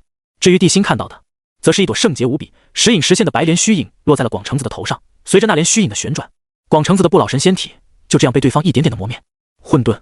刚刚苏醒的元始天尊一脸疲惫地看着洪荒，他已经不再想那些不切实际的事情了。心魔都出来了，甚至还这么强，足以说明很多问题了。当然，最主要的是他被困在了这里，一身实力被压制了9成9，剩下的那一点也就能让他看看洪荒，偶尔传个音啥的。可这样的事情却直接让元始陷入了崩溃之中。他实在是想不通，本来好好的，怎么忽然就变成这样了呢？西昆仑，陆压盘坐在山巅的大松树下，喝着小酒，静静的等待反噬的到来。上次他用钉头七剑书咒死了截教大仙赵公明，损耗了不少的天道功德，甚至连他也受了不轻的伤。多亏广成子送来了9000年的黄钟礼，这才让他在短短的1年内伤势恢复。而现在看着圣光彻底隐匿，仙气不存的东昆仑，陆压可以预见，要是没有先天灵根或者9转金丹的话，等赵公明一死，他的伤最少也需要1甲子，甚至100年才能彻底康复。想到这，他再度斟了一杯酒，看着周围缭绕的云雾道，不过100年伤势换来人间800年气运，倒也不亏。说到这里，陆压的双眼逐渐迷成了一条缝儿，他自言自语道：如果得到人间1成气运，再加上我身上那半数妖庭气运，是不是可以成教做祖，创一个不朽的教统了？就在陆压正畅想妖族未来的时候，突然感觉背后一股寒意袭来，随后一道声音在他意识深处响起：妖庭太子，倒是有点来历，也值得本座出手了。谁？陆压顿时大惊失色，这道声音很陌生，但却让他如临大敌。可更让他不安的是，他竟然察觉不到对方藏在哪里。轰！伴随着一股巨大的力量波动出现，一团金色的太阳真火忽然在陆压体内汹涌地喷了出来。谁？有种给贫道滚出来！太阳真火比起凤凰真火差远了，小鸟，贫道现在是不会对你出手的，嘿嘿嘿。伴随着那道带着忌惮的声音响起，那股让陆压不安的感觉迅速消失不见。这时，陆压忽然看向梦境的方向，五官扭曲，恨恨地说道：是定头七剑书惹到的大恐怖，该死！梦境。当广成子最后的一双 GO 消失后，南极仙翁这才回过神来，他嘴唇颤抖着看着虚空中杀气腾腾的白莲童子，双目无神的喃喃自语道：师弟生死道消，尸骨无存了。而就在此时，一道震天呐喊声忽然在殷商大军中响起，杀！杀！当殷商主动展开冲锋的时候，西岐这边还是猛的，先是广成子哐哐乱杀，再是一顿大乱斗，到最后广成子被白莲童子弄得魂飞魄散。还不等西岐这边的人有任何反应时，殷商竟然展开了反击，突然出现的喊杀声瞬间让西岐这边彻底的陷入了慌乱之中。此时姜子牙一把抓住了姬发的手腕，一脸正气道：武王，现在当务之急是带兵对付殷商，不是杀老臣。你个老东西还敢反抗！姬发压着宝剑就要砍了姜子牙，同时咬牙切齿道：要不是你个老东西一而再再而三的优势在我，本王岂能如此的冲动啊！你是阐教的人吧？广成子是你阐教的人吧？本王杀不死广成子，还杀不了你。说着，姬发狠狠地往下一压，手中天子剑距离姜子牙的脖子更近了。就在这时，轰轰轰，伴随着一连串的闷响声出现，殷商大军冲锋的瞬间，那股可怕的消杀之意如同失控的飓风般，带着摧枯拉朽的可怕气息，疯狂地向着西岐这边席卷而来，让本就大乱的西岐兵马彻底陷入了慌乱之中。武王，先挡住对方的攻击为首要任务，商军杀过来了。李靖的声音响起时，直接将黄金玲珑宝塔祭出，挡在了姬发和姜子牙以及自己的头上。紧接着，轰隆，咔嚓，如挂霹雳从天而降，密密麻麻的雷电带着摧枯拉朽的毁灭气息，疯狂地向着下方席卷。文仲，休要伤害武王！伴随着一道怒吼声的响起，紧接着外面便传来一阵激烈的打斗声，随之而来的便是震耳欲聋喊杀声，以及西大军败逃的声音。因为广成子忽然疯狂，本就让西岐这边的军心产生了动摇。之后殷商突然展开进攻，虽然大军还没到，但是文仲等一众强者却到了，上来就是对西岐叛军们来了一波致命的降维打击。而这时，刚刚经历了丧地之痛的南极仙翁，此时如同得了失心疯一样，头顶诸天庆云，左手龙头杖，右手三宝玉如意，所过之处真是神挡杀神，人挡宰人。而且还有未出的盘古幡威慑众人，让人不得不小心翼翼地对付这个发狂的老家伙。而真正让地心出乎意料的，却是一直没怎么受损的天庭天兵。也不知道那罗侯是不屑于对这些被天兵附身的普通人下杀手，还是因为看世教的人不顺眼。反正从始至终，他们是力量保存最好的，也是在殷商展开反击后最淡定的一批人。但真正吸引地心注意的，却是天兵前方的一名猛将，他竟然以一己之力挡住了袁弘和金大生两人。孤本以为袁弘的近战天下无敌，没想到还有比他更勇猛的，这是哪里来的道人？人皇，此人使用的兵器应该是传说中的上宝沁金耙，如果贫道所料不差的话，此人应该是太上的外门大弟子天蓬。天蓬，帝辛听后愣了一下，眼前的人就是后世西游中那个长了800个心眼的猪八戒。也不对啊，此人的战力跟记载中完全不符，这天蓬强的离谱啊！人皇，此人天赋不次于赵公明，甚至不次于我截教大曾经的大师兄，不然也不会被太上圣人收为外门大弟子。此人采阴补阳之术，仙道无双，鏖战之法，三界中无出其右，不然怎么可能镇得住天道降下的10万天河水军？人皇或许不知，那10万天河水军乃是当年共工怒触不周山之后，天道降下镇压天河的神奇，即便是天地昊天都没有指挥的权利。听着秦婉等人的话，帝辛紧皱的眉头逐渐放松了下来。他终于想明白，为什么现在的天蓬这么强了。因为后世的猪八戒本尊实际上就是一头农家圈养的猪，没有仙骨灵根。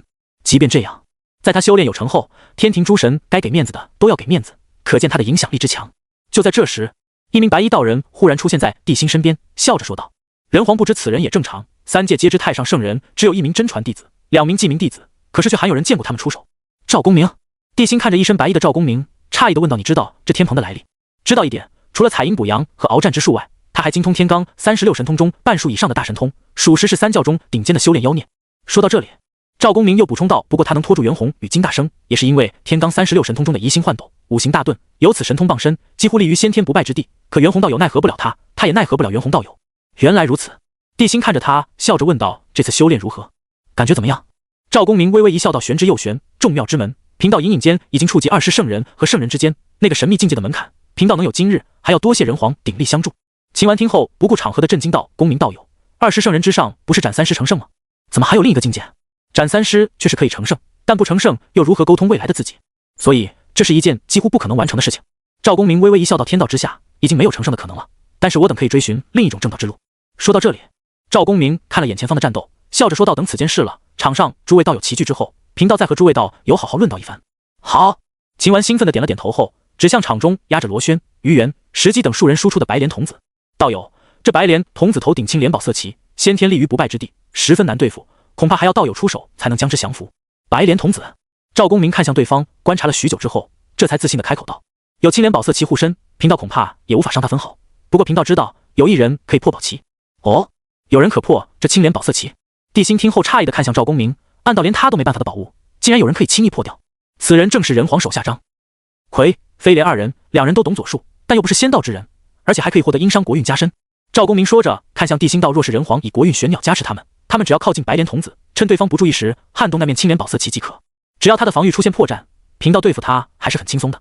听到这话，帝辛深思熟虑了一番后，最终还是决定让张奎出马。飞廉虽然会飞，但是他飞的速度肯定远远不如白莲童子，说不定最后会被白莲童子给杀了。反观张奎却没有这方面的顾虑了。想到这里，帝辛便暗中通知正在阵前厮杀的张奎，张奎也没犹豫，直接施展土遁之术，向着白莲童子靠近。这时，于元等人也得到了帝辛的命令，特别是于元，五行遁术更是施展的眼缭乱，土遁之术更是让白莲童子气得哇哇大叫。唰！右双若琢从土里蹦出来的于元挥舞着手中的化血神刀，狠狠地向着白莲童子的脖子砍去。而这时，白莲童子更是挡都不挡，只是那青莲宝色旗垂下点点光芒，挡住了于元的那一刀。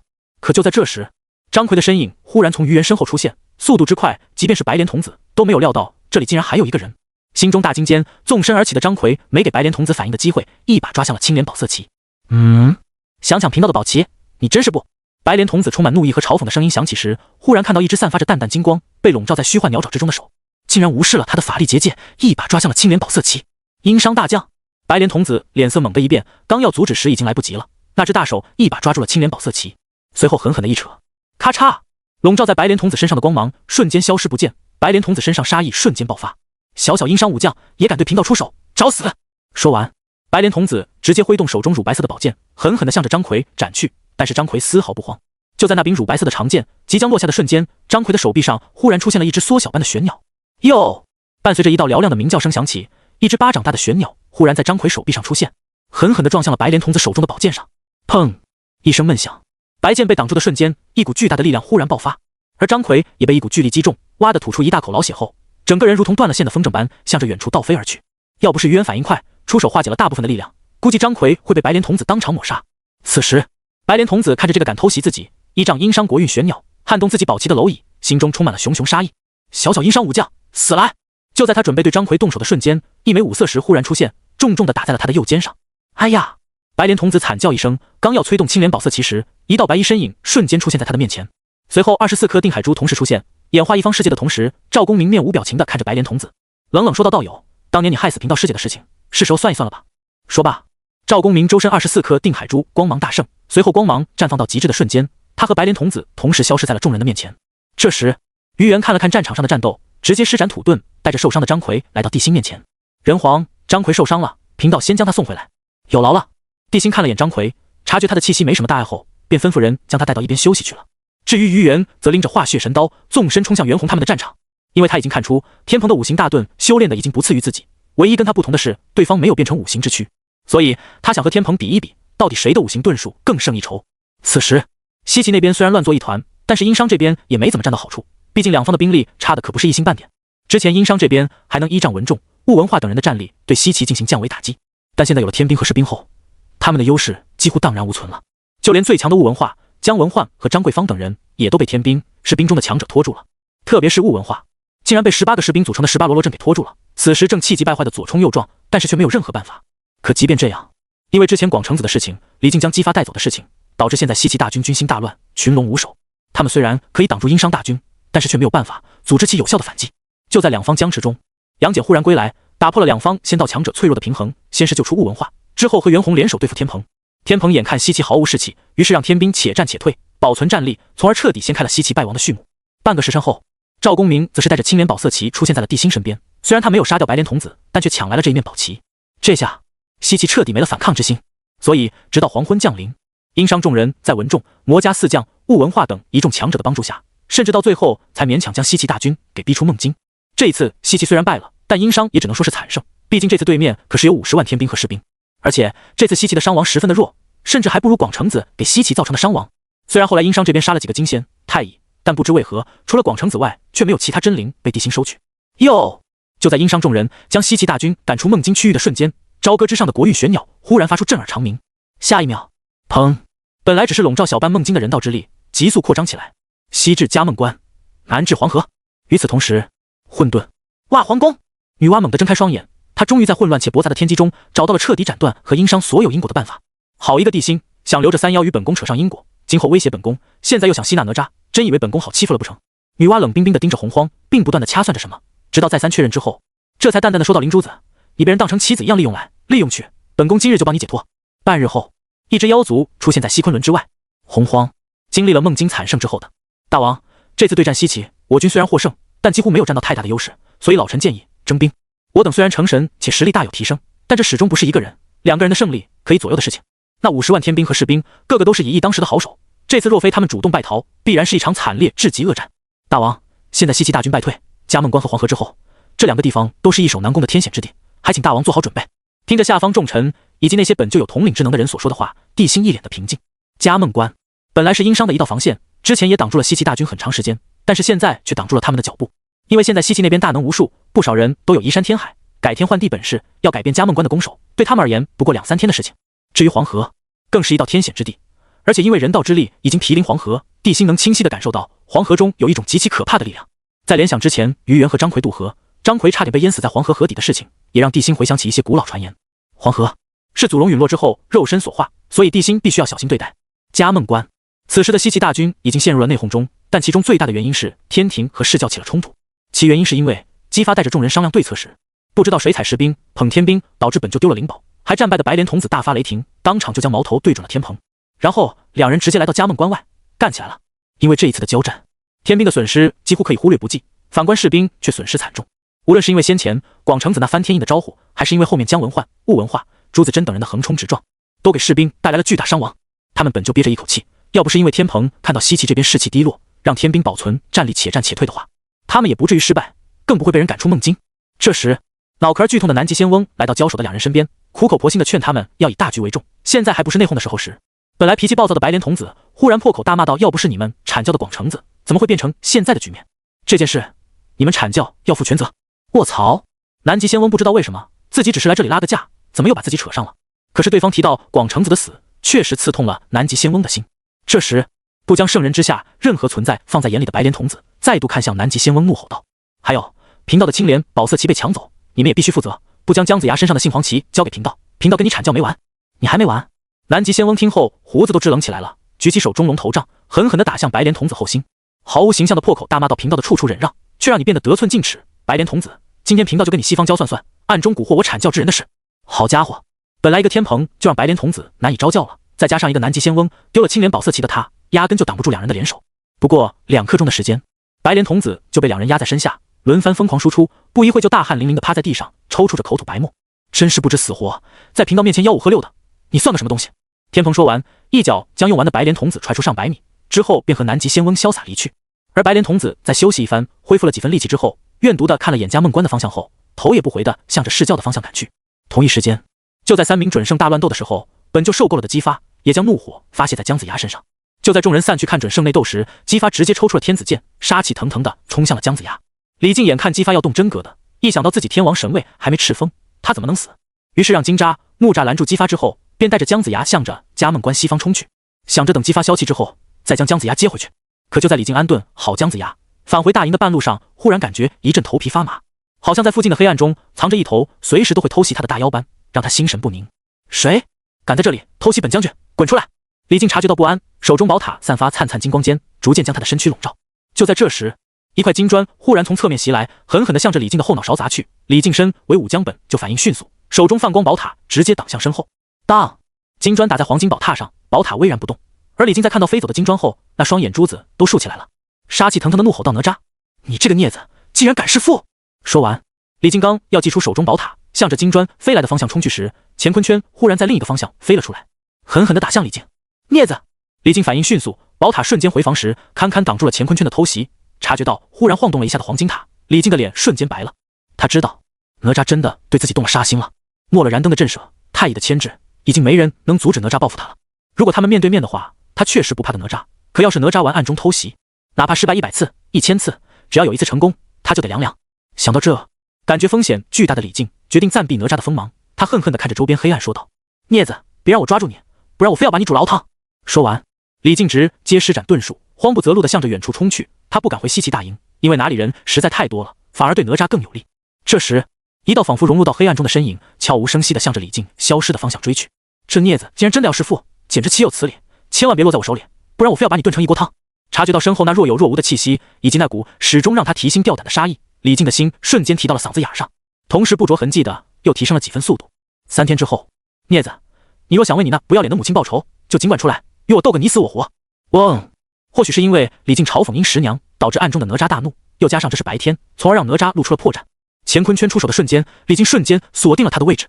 孽子，看你今天还往哪里跑！李靖见状瞬间大喜，可是面对开山裂石的乾坤圈，他也不敢用肉身硬接，只好先催动黄金宝塔抵挡乾坤圈的攻击。可现在的哪吒也不傻，并不冲动的出来干他，而是狡猾的如同一只狐狸。在丢出乾坤圈被李靖锁定的瞬间，竟然以最快的速度留下阴阳剑，然后迅速换了个地方。等李靖挡住乾坤圈之后，阴阳剑在前，混天绫在左，乾坤圈在右，九龙神火照在上。而哪吒本尊则脚踏风火轮，左手火尖枪，右手金砖，目光阴鸷的站在李靖身后。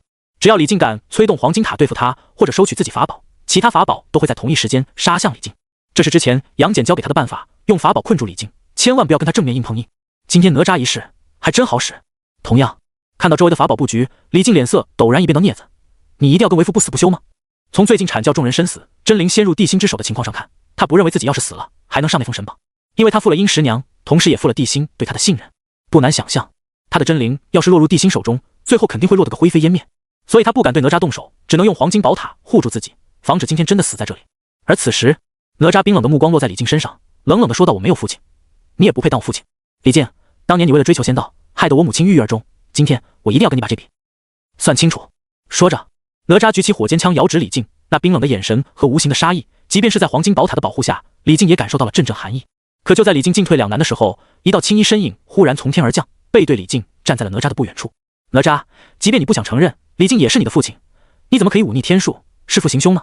说着，那青衣道人一挥手中拂尘，一脸严肃道：“速速收了法宝，贫道可以说和，李靖也不会对你出手的。”你，哪吒用冷冰冰的膀胱扫过对方，毫不客气道：“你算什么东西，也敢给我施加父子因果，马上滚，不然别怪我不客气了。”哪吒的声音十分冷，冷到眼前的青衣道人身子都猛地一僵，明显是被哪吒的杀意震慑到了。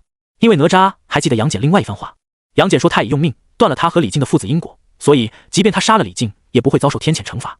但是他万万不能承认和李靖的父子关系，如果再出现父子因果的话，没了太乙真人的帮助，他会被李靖压得死死的。再加上之前太乙真人以钉头七剑书的事情，逼着南极仙翁承认他们没有关系，哪吒更是万分小心。所以在听到道人的话后，哪吒才会对他生出如此恐怖的杀意。而此时，道人却没有选择离开，而是呵呵一笑道：“不管你认不认，你与李靖的关系始终存在。哪吒，贫道乃是西昆仑渡恶真人，此次奉女娲娘娘前来化解你与李靖之间的恶缘，希望你能……”扑通！还不等渡恶真人的话说完，被黄金玲珑宝塔保护的李靖忽然跪在了地上，声泪俱下道：“弟子李靖拜见师尊，还请师尊收了哪吒这孽子，以正这天地朗朗乾坤。”说着，他也不等渡恶真人应声，直接哐哐的磕起头来：“我滴个乖乖，奉女娲圣人之命前来。自己这个前任老师虽然只是大罗中期，但是却跟圣人扯上了关系，这么粗的大腿，自己肯定要报警啊！况且他们本来就是师徒，也谈不上什么背叛。”唰！可正在劝哪吒的渡恶真人不明所以的打了个冷战，随即黑着脸看向李靖道：“你已经改头燃灯道友门下，后又拜师广成子，贫道已经不再是你师尊，你莫要在这里胡言。”说完，渡恶真人好似知道哪里不对了，李靖先后拜师的两人貌似都被人黄嘎了。那现在就在渡恶真人一脸煞白的看向李靖的时候，李靖却又哐哐的磕了好几个头：“师尊误会了，弟子当时只是迫不得已才拜师燃灯和广成子的，当时弟子只想活下去。师尊，虽然弟子之前改投他人门下，但在弟子的心里，您才是弟子唯一的师尊。”说完，李靖又哐哐的磕起了头，而渡恶真人想要反驳，却发现他们本来若隐若现的师徒关系，竟然在瞬间变得清晰起来了。我尼玛！渡恶真人内心疯狂吐槽，自己就不该来，但因果关系已经绑定，渡恶真人只好看着哪吒，不悦的说道：“贫道现在有资格了吧？”滚！哪吒丝毫不给渡恶真人面子，身上杀意暴涨间，就准备对渡恶真人动手。贫道给你机会，是你自己不珍惜的，那就别怪贫道不客气了。说完，渡恶真人手中出现一面镜子，照向哪吒的瞬间，哪吒直接不能动弹了，就连自身法力都迅速沉寂了下去。看着叮叮咣咣掉在地上的法宝，渡恶真人轻抚胡须道：“哪吒，贫道受女娲娘娘所托，今日……”可还不等渡恶真人的话说完，李靖那杀气腾腾的声音忽然在他耳边炸响：“孽子，今日为父就大义灭亲，让你们母子团聚。”声音响起的瞬间，渡恶真人脸色猛地一变，就看到黄金玲珑宝塔狠狠地向着哪吒砸去。“李靖，你给我停手！”渡恶真人见状大惊失色，他可以出面为李靖和哪吒调停，甚至将哪吒带到女娲娘娘的面前，但是他绝对不允许哪吒死在自己面前，不然因果就大了。可就在他呵斥李靖的时候，李靖竟然不理会他的命令，依旧催动手中黄金宝塔，狠狠地向着哪吒镇压而去。“师尊，这孽子追杀了弟子3天3夜，若是传出去的话，弟子岂不是要被人笑掉大牙？今天说什么，弟子都要宰了这目无尊长的孽子！”说完，黄金玲珑宝塔的光芒陡然间大盛起来，瞬间将哪吒笼罩在内。这时候，即便渡恶真人收回自己的宝镜，哪吒也别想摆脱李靖，更别说对李靖下手了。“你！”渡恶真人听后变得气急败坏，可就在他准备出手制止哪吒的时候，一个恐怖的气息忽然出现，随后一尊气势不凡、周身散发着紫金色、宛若携带着煌煌天威的身影忽然出现在哪吒的身边。“大胆李靖，竟然敢伤我殷商之人，不知死活！”说完，来人面对那可收万物的黄金宝塔，竟然不闪不也不避，身上紫金色光芒闪动间，竟然直接撑开双手，一把抓向那从天而降的法宝。本来心惊无比的李靖见状，顿时面露讥笑道：“哼，哪里来的野道人？以为你是袁弘还是奈物文化，想凭借肉身挡住本将军的宝物，不知死活！”可一旁的渡恶真人在看到那道紫金色身影后，老脸瞬间一白，甚至手中的宝镜都咣当一声掉在了地上。那是殷商太子殷郊。渡恶真人看着那道身影，刚要说什么的时候，就看到对方一把拖住了宝塔两侧，随后身子一沉，双脚直接陷入到了地面中。这时，浑身笼罩在紫金色光芒中的殷郊狞笑着看向一脸煞白的李靖，冷冷地说道：“仙道法宝想镇压我这人族太子，你好大的胆子！”说着，殷郊身上紫金色光芒陡然暴涨，可怕的力量波动如同出海蛟龙一般，狠狠地冲向上方的宝塔。DOOM！ 一声巨响，巨大的黄金宝塔忽然被那股紫金色的气息冲得飞到了一边。要不是李靖出手迅速，估计这黄金玲珑宝塔都会被那股气势冲到山下。这时，哪吒察觉到自己法力恢复，眼中杀意一闪间，刚要控制混天绫乾坤圈的时候，熟悉的感觉再度出现。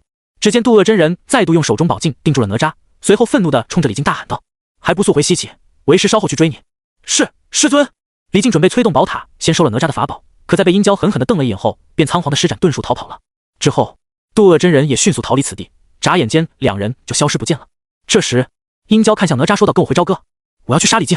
你现在还杀不了他，他的宝塔专门克着你，而且渡恶真人手中宝镜也克着你，你现在追上去只是自寻死路。”殷郊很理智，他给哪吒分析了一番之后，这才继续说道：“你先跟我回朝歌，日后战场相见，肯定有你报仇的时候。”“也好。”哪吒听后情绪略显失落，随后淡淡的说道：“对了，你是怎么复活的？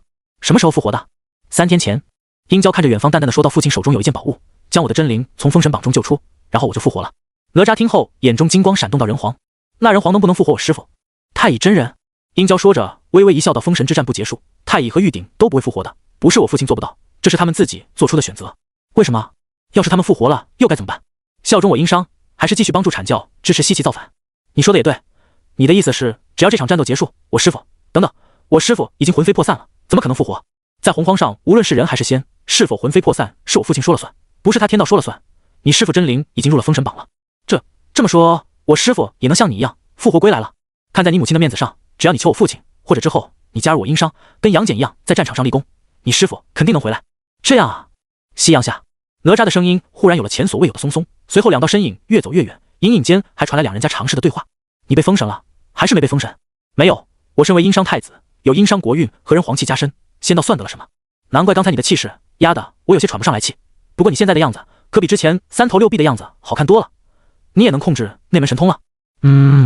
对了，你怎么知道我有危险？好像你早就知道渡厄真人要出现一样。3天前我在封神榜中出来前，你师父太乙拜托前来救你，所以我就来了。两人的对话随风消散，身影也消失在了暮色下，但从哪吒后面略带轻松的声音来看，他俨然已经下了某种决定。半日后，渡厄真人这才顺着一些蛛丝马迹找到了李靖，可是在看到李靖的时候，他的眼中都要喷出火来了。他一把抓住李靖，杀气腾腾道：“你做的好事。”李靖也不反驳，而是无比恭敬地说道：“师尊，弟子不知道做了什么，惹得您大发雷霆，还请师尊明示。你不要叫贫道师尊，贫道这次来是受女娲娘娘所托，将哪吒带到天外挖皇宫。刚才要不是你出手坏事，贫道早带走哪吒，完成女娲娘娘的嘱托了。”啊！李靖一听，心头咯噔一声，老脸瞬间变得苍白如纸。他没想到自己一时冲动，竟然坏了圣人的事情。此时，他面无人色地看着渡厄真人，战战兢兢地问道：“师尊，接下来该怎么办？还能怎么办？”渡厄真人气不打一处来地看着李靖，怒斥道：“答应圣人的事情必须做到。孽徒带为师去西岐。”去西岐？听到渡厄真人的话，李靖顿时愣了一下，但随之面露狂喜之色，恭敬到卑微地说道：“师尊这边请。”一听渡厄真人要去西岐，李靖的嘴都咧到了后脑勺上，恭敬地跟在渡厄真人身后，向着西岐的方向赶去。这时候的他是激动兴奋的，因为渡厄真人是受了女娲娘娘的嘱托前来，所以很明显，他手中的那面镜子是专门对付哪吒的。况且在他的身后可是实打实的站着一名圣人，虽然渡厄真人的实力远不如准圣，但架不住身后的圣人牛逼啊。3天后，李靖带着渡厄真人来到了嘉梦关，只是当他来到这里之后，却发现这里画风突变，50万的天兵消失不见了，甚至连他们阐教的人，除了金吒、木吒之外，其他人也都不见了。经过询问才得知，原来是3天前白莲童子回来了，虽然没有青莲宝色旗这种宝物，但是却带来了一件金帛法宝以及一柄金刚杵。前面那件宝物来历不明，但威力巨大，即便是修行了半数大神通的天蓬，在受了对方一搏后，也陷入了短暂的失神中，然后被白莲童子一只右踹飞出上千米，被活埋进了神山中。至于后面那件金刚杵，据说是准提圣人18手24手金身所手持的灵宝，虽然只是极品后天灵宝，可是威力却强得压皮，就连有诸天庆云护身的南极仙翁都被白莲童子一杵打得滋哇乱叫，据说左臂差点被对方废了。当听到这个消息后，李靖顿时懊恼无比，为什么要这么早拜师？真是捡了芝麻丢了西瓜，损失大了呀！一个可以在圣人手中求来灵宝，和一个只是被圣人托付的人，孰强孰弱，只要不是傻子，还不是一眼就能看穿。之后，李靖在金吒的口中得知，白莲童子打败天蓬和南极仙翁后，西岐大军直接兵分两路，天蓬带着50万天兵、50万西岐兵和阐教众人，包括姜子牙南渡黄河去了渑池安营扎寨，白莲童子则带着近50万士兵以及50万西岐大军驻守嘉梦关，准备在这里狙击商榷，并反推朝歌。渡厄真人在得知这些情况后，顿时有种马爪的感觉。这天庭和西方释教插手，明面上天蓬和白莲童子的争锋，实则是关系到未来洪荒气运的瓜分。只是他没想到，人教、天庭和阐教联手，竟然败给了释教，这简直不科学。就在渡厄真人陷入纠结中，想着是不是要去渑池找南极仙翁，跟他们在一起。毕竟他与南极仙翁的关系挺好的，现在对方和白莲童子交恶，他在这里实在不好。这时，旁边的李靖好像看出他的为难，忽然开口说道：“师尊，武王就在这里，而且这里是迎战商郡的。”渡厄真人点了点头道：“言之有理。师尊，您又不参与洪荒之争、封神之战，只是奉女娲圣人之命来收纳镊子，到时候师尊您只要带走哪吒即可，其他都不用管了。”言之有理。渡厄真人被李靖说动了，自己来也不是帮助南极仙翁他们的，只要自己带走哪吒就行。至于自己的苦衷，他认为等自己带走哪吒，南极仙翁肯定会明白的。说着话，两人就来到了钟帐面前。在得到禀告之后，李靖就向姬发介绍起自己的恩师。到最后，介绍完彼此后，李靖托自己手中宝塔，淡淡的说道：“武王放心，只要恩师活捉哪吒，将那面宝镜留给墨江的话，什么文重之流，在墨江面前都是一群土鸡瓦狗。”渡厄真人听后一脸懵逼的看向李靖，那眼神就像是在问为师什么时候说过要把宝镜留给你了这样的话。而姬发听后却是一脸的兴奋和激动，纤长的法宝当真如此恐怖？区灵宝不足挂齿。渡厄真人面无表情的说道，随后看向李靖道：“为师去军营南侧，若是开战记得通知为师。”说完，渡厄真人便不再理会李靖，而是在冲着姬发做了一个起手后，便径直的离开了。之后，李靖作为西岐的大将军，自然要参与后面的反攻战，所以便开始和姬发交谈起来。同时也将哪吒叛变投敌这件事告诉给了姬发，气得姬发大发雷霆，不停的怒骂，惨叫出反骨。朝歌！几乎不分先后，在李靖和渡恶真人赶到西岐大军的时候，殷郊和哪吒也来到了朝歌。不出意外，杨戬正在城头上等人，当看到哪吒出现后，这才长长的松了口气。杨大哥！在看到杨戬的时候，哪吒当时就绷不住了，一头扎进了杨戬的怀中，嚎啕大哭起来。至于杨戬，则轻轻地拍着哪吒的头，一语不发地冲着殷郊点了点头，并投去道的眼神。要说身世，杨戬和哪吒有很大的共通之处，但不同的是，杨戬是被自己的舅舅师祖算计，而哪吒却是被亲生父亲杀之而后快，同时被亲哥哥嫌弃。很快，哪吒心中痛楚发泄完毕后，杨戬这才柔声说道：“走，我带你去见人皇。”杨大哥，我……此时，哪吒却是一脸的纠结。虽然他和殷郊聊了一路，但是在真正面对地心的时候，他还是陷入了纠结中。毕竟不少的殷商强者是死在他手中的，所以他感觉无法面对地心。这时，殷郊却哈哈一笑道：“哪吒，我父亲要杀你，当初就不会只把你的打散了。走吧，我父亲还在等你呢。走，我跟你一起。”杨戬也在一旁开口说道，这让哪吒的内心还是有些小紧张。但是在他们来到王宫外的时候，却被看门的姜文焕给拦住了。大王正在闭关，任何人不得打扰。呼！听到这消息的殷郊和杨戬先是一愣，随即同时看向长松一口气的哪吒。之后，殷郊和两人告别后，便径直进入王宫。至于杨戬，则看着哪吒笑道：“走，大哥带你去个地方，是去找杨婵姐吗？”“对，九间殿。”看着杨戬带着哪吒越走越远，殷郊转身恭敬地说道：“父亲，他们已经走了。”随着殷郊的话落，地心忽然转过身来，看着消失在王宫外的那道背影，神情淡漠却异常强势道：“你说女娲出手对付哪吒，怎么回事？说说吧。”“父亲，那日战场上哪吒离开之后，等殷郊将所有的事情全部说给地心之后，地心便陷入了沉思之中，怕自己用哪吒和三妖以因果之力威胁他，地心的心中便生出一股怒火。自己还没找他算账，对方竟然先算计起自己来了，真是岂有此理！”想到这里，地心看向殷郊，淡淡的说道：“你亲自去告诉文太师、赵公明、杨戬、袁弘四人，若是下次和西岐交手。”殷郊听后赶忙抱拳领命道：“孩儿明白。另外，你注意于元、张奎前去嘉梦关探听消息的事情，如果有什么重要情报，孩儿明白。”说完，殷郊便迅速离开了九间殿，安排之后的一切事宜了。同一时间，刚要入定的渡恶真人忽然打了一个哆嗦，随后就感觉后颈凉飕飕的，一股浓浓的不安笼罩在他的心头。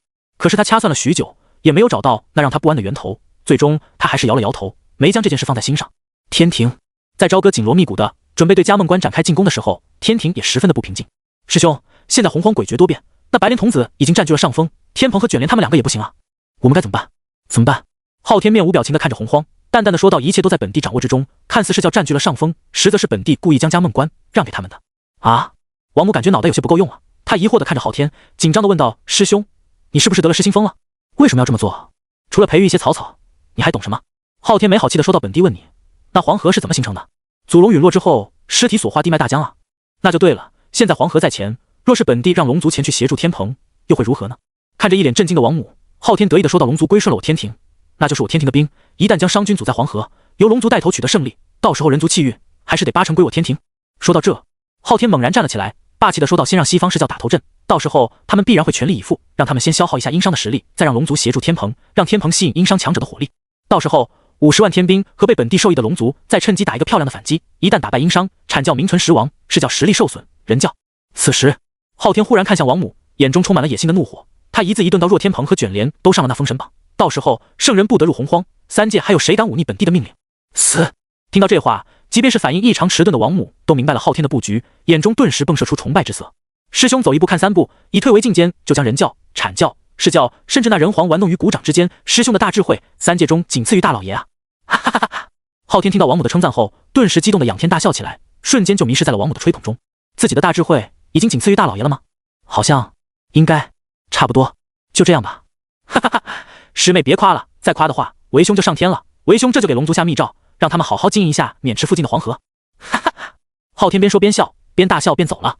可一旁的王母却愣住了，难道自己说错了，还是说下要下猛了，把师兄脑袋烧坏了？他明明在天上，为什么还要说在天上？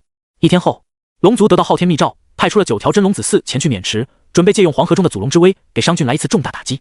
最好是直接带走赵公明、袁弘、金大生等人。如果能做到，昊天更是明说了，一定会给龙族很大的权力，比如封神过后可以继续让龙族掌管洪荒风雨，但前提是必须要听他的话等等。当然，这些事情都在暗中进行，甚至连天蓬都不知道，因为现在所有人的目光都落在了嘉梦关上，所有人都在期待着殷商和士兵交锋。5天后，嘉梦关外，5万殷商先锋军早已经安营扎寨，一股惨烈的消杀气息不时的在嘉梦关外席卷呼啸。姜文焕、张奎等在关外各种挑衅，气得嘉梦关中的白莲童子直接来到了关隘内的房间。一脚踹开了指挥室大门，黑着脸呵斥道：“你准备什么时候和殷商交手？贫道已经等了你好几天，不希望再拖下去了。仙长，现在还不到时候。”对于白莲童子的无礼，姬发表示自己的脑壳很痛。他本以为白莲童子是个有实力、有智慧的仙长，可现在才知道，这丫纯纯就是一个没脑子、爱冲动的蠢货，也不知道当初自己抽了哪根筋，竟然支持起这个货来了。看到姬发那脑壳剧痛的模样后，白莲童子更是气不打一处来，也不知道你这个只会当锁头乌龟的蠢货是怎么被昊天看中的。你，姬发刚要发怒，就看到白莲童子理都不理他，径直向外走去，边走边威胁道：“你个缩头乌龟，若还是不出兵，2日后贫道就带着50万士兵回西方交。”我，姬发听后顿时脑袋充血，后槽牙都快咬碎了，恨不得用天子剑削开他的脑袋，看看这白莲童子的脑袋里装的到底是不是脑子。之后，一众西岐重臣在经历了短暂的商讨后，决定2天时间一晃而过。李靖为首，崇英鸾、姬伯为左右副将，带着5万西岐大军、5万士兵出现在嘉梦关下。就在这时，等了许久的渡恶真人也从天而降，和白莲童子打了招呼后，便在殷商大军中寻找哪吒的身影。当看到哪吒真的出现在嘉梦关后，便笑盈盈的来到李靖身边。为师收了哪吒便走，宝镜可以留给你，但事后你我再无师徒之情，懂了吗？是，师尊，弟子明白。李靖故作艰难的说道，但希望的膀光却不断的扫视着白莲童子。他要是没记错的话，之前自己的二师父燃灯好像是要加入西方教来着，他要是拜了白莲童子为师，也算是完成二师父的遗愿了。啊，我真是一个尊师重道的好徒弟。姬发那个缩头乌龟是要跟殷商决战，还是要跟殷商过家家？白莲童子满头黑线的看着李靖，言语中充满了对姬发的不满和鄙视。贤长，两方交战不是这么打的，僵持时是要一点点的交锋，慢慢磨灭对方的锐气，而不是一股脑的决战。李靖耐心的冲着白莲童子说道，就像仙长与人交手出手，也不会上来就出全力，而是要先试探一番才会雷霆出击，一举打败对方，对不对？对。白莲童子这回听懂了，他满意的看着李靖说道，你这小东西说话倒是挺有道理，确实没有一上来就出全力的道理。说完，他又感觉哪里不对劲，之前朝歌宫防战、牧野大战、孟津的2次战斗貌似都是全力进出，不过一想到不久前自己被赵公明夺走了青莲宝色旗，后来又被天蓬和南极仙翁一顿胖揍，要脸的他也不好继续呵斥李靖了。可他真的不懂打仗，于是好奇的问道，接下来该怎么打？怎么挫了对方的锐气？先拜他2个武将或者仙道高手挫他锐气，等他们士气大跌，士兵没有什么精气神的时候，再进行冲锋，一举击败对方。李靖说完看了眼白莲童子，眼珠子一转道，当然，要是能杀了他们，那效果更好。杀人？贫道是专业的。白莲童子一脸高傲的看着对面，淡淡的说道，你尽管去叫阵，但凡他们出现高手，贫道自会解决他们。等的就是你这句话。李靖说完看向了对面，可是他并没有叫阵，因为现在是对面是攻，他们是守，所以对面自然会出人。这时，一道身影忽然从对面出现，李靖定睛一看，顿时乐了，竟然是那孽子哪吒。之后，李靖扭头看向一旁的渡恶真人，脸上带着真挚的笑容说道，师尊，那孽子果然被他们当枪使了，是师尊出手还是弟子出手？哼！渡恶真人看向一旁的李靖，满脸不悦道，记住，待贫道拿了哪吒，与你便再无师徒之情。说完，渡恶真人一挥手中拂尘，瞬间冲出了西岐大军，来到了2军对垒的中央位置。正准备说话的时候，就看到哪吒举起手中火尖枪，大声质问道，你这野道人，要替西岐出战不成？贫道渡恶真人今日为西岐打头阵，哪吒若是你……然而还不等渡恶真人的话说完，就看到哪吒驾驭着风火轮，丢的一下冲向了商营，边冲边喊道，诸位前辈，杨大哥，对面出战的野道人叫渡恶真人，我不知道他什么底细啊。说着，哪吒就化成一道光，迅速钻进了商营之中。而这时，正准备掏宝镜的渡恶真人忽然一愣，正要开口时，就看到袁弘嗖的一下出现在自己面前，面带讥笑的看着他说道，你这野道人敢打头阵，胆子真不小啊！啊！渡恶真人手一哆嗦，一脸诧异的看着袁弘说道，殷商出战的不是哪吒吗？为什么忽然换人了？哪吒？袁弘掏了掏耳朵，一脸理所当然的说道，我殷商人才济济，这么多大人在这里，怎么可能让一个孩子打头阵呢？渡恶真人嘴唇一哆嗦，指着哪吒质问道，那他刚刚跑出来干什么？孩子好动而已，我们这些当大人的还能阵前训孩子不成？袁弘震惊的看着渡恶真人道，你不会想跟哪吒打一场吧？他还是个孩子，你怎么忍心对孩子下手的？当然，这也是殷商那边定的计策，就是为了引出渡恶真人，因为有他在，有那面可以定住别人身体和法力的镜子在，所有人都得小心翼翼。我。可此时的渡恶真人听后，只感觉自己被翻天印砸了后脑勺一样，脑瓜子嗡嗡作响不说，早已陷入一片空白的大脑更是出现了一个天坑。这时，渡恶真人脑海中的他一个大罗中期对上8、9玄功大圆满的袁弘，那不是纯纯找死，俩人根本不是一个级别的。但就在渡恶真人准备跑路时，袁弘毫无征兆的向着他冲来，压根就不给他跑路的机会。贫道不想跟你打，你不要得寸进尺。渡恶真人看到袁弘对自己出手，整个人都麻了，直接掏出宝镜冲着袁弘照去。当宝镜中出现了袁弘的身影时，即便8、9玄功大圆满的他，也在瞬间被那宝镜定住。可是渡恶真人却没有勇气上去对付袁弘，而是在定住他的时候不敢有丝毫大意，宝镜始终对着袁弘，可他却迅速向后退去。此时白莲童子见状，眼中一亮，当年是女娲娘娘亲自出手才抓住袁弘的，要是自己抓住他，那岂不是直接名震三界？想到这，不讲武德的白莲童子忽然出手，左手一面金箔扫向袁弘的脖子，右手金刚杵捅向他的心窝。他就不信袁弘把九玄功再牛逼，还能挡住2件灵宝的夹击，更遑论其中还有一件圣人灵宝。好你个白莲童子，竟然偷袭！这时，一道声音忽然响起，早已经做好准备的金大生、杨戬2人同时出手。哪吒想出手呢，却被姜文焕拉住了，因为对面还有个李靖，手中有专克哪吒的宝塔。哪吒不知道地心对他的关心，可是姜文焕等人却知道，他们自然不会让哪吒出事的。刷刷，杨戬的速度很快，眨眼间就拦住了白莲童子。眼看到手的战绩没了，白莲童子当时就炸了。可还不等他彻底的炸开，愤怒到鼻孔喷烟的金大生就出现在了他的身后，砂锅大的拳头狠狠地捶向了白莲童子，而白莲童子下意识地举起那面金箔抵挡。当，伴随着一道刺耳的声音响起，在场众人身子同时一僵，意识陷入了瞬间的空白中。就连罩着袁弘抽身后退的渡厄真人也是如此，他的意识陷入空白的瞬间，身子微微一歪，手中宝镜中只出现了袁弘的下半身。下一秒，袁弘眼中陡然出现智慧的光芒。原来如此，袁弘要比哪吒强得多。他通过短暂的观察，就看到镜子中身处半空的自己脚下出现了一道黑影，而那面宝镜就是通过脚下的黑影来定住自己的。不过让他意外的是，这面宝镜竟然连8、9玄功大圆满的他都能定住片刻时间。虽然他即将挣脱对方的控制，可不得不说，这面镜子确实是个罕见的宝贝。所以在他的上半身恢复正常时，袁弘念头一动，身上法力运转的刹那，直接化成一道白光。丢！众人只看到一道白光忽然出现在了渡厄真人的身边，随后袁弘身影显化的刹那，一只蒲扇般的大手突然扣住了渡厄真人的五官，随后狠狠一捏，咔嚓！啊！伴随着数道骨碎声响起，袁弘的5根手指直接扣进了渡厄真人的脸上。他仰天发出一声惨叫间，5道血柱biu的从他脸上喷了出来。至于那面宝镜，袁弘尾巴猛地一扫，宝镜直接向着远处的姜文焕飞去。我的宝贝！李靖见状，突然感觉心口一痛，大声悲呼间察觉到了周围那些怪异的目光，随即赶忙改口道：“师尊。”这一下，周围众人的眼神变得更怪异了。可李靖却懒得搭理他们，而是看着飞向姜文焕的宝镜，心痛到了无法呼吸的地步。此时，袁弘扣着渡厄真人的脸，狠狠地向着地面摁去。察觉到了袁弘的杀意，渡厄真人强忍着脸皮被扯下来的痛楚，大声哀求道：“道友放了贫道，贫道马上回山，绝不参与此事。你已经参与进来了，现在想离开，你在做什么梦呢？”袁弘面露狞笑道：“再说，人皇都饶了哪吒数次，你却要杀他，谁给你的狗胆？人皇要你死，谁来了也救不了你。”说着，袁弘抓着渡厄真人从天而降，重重地砸在了地面上。轰！伴随着一声巨响，巨大的蘑菇云冲天而起间，众人再度听到了渡厄真人凄厉的惨叫声。这时，奄奄一息的渡厄真人疯狂地吐着血，但他依旧强忍着剧痛，不断抽搐着说道：“贫道是奉女娲娘娘之命前来。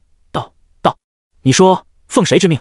本来想给他个痛快的袁弘，一听女娲娘娘这4个字，眼珠子瞬间充血，嘴里的獠牙都因为愤怒而自主呲出来了。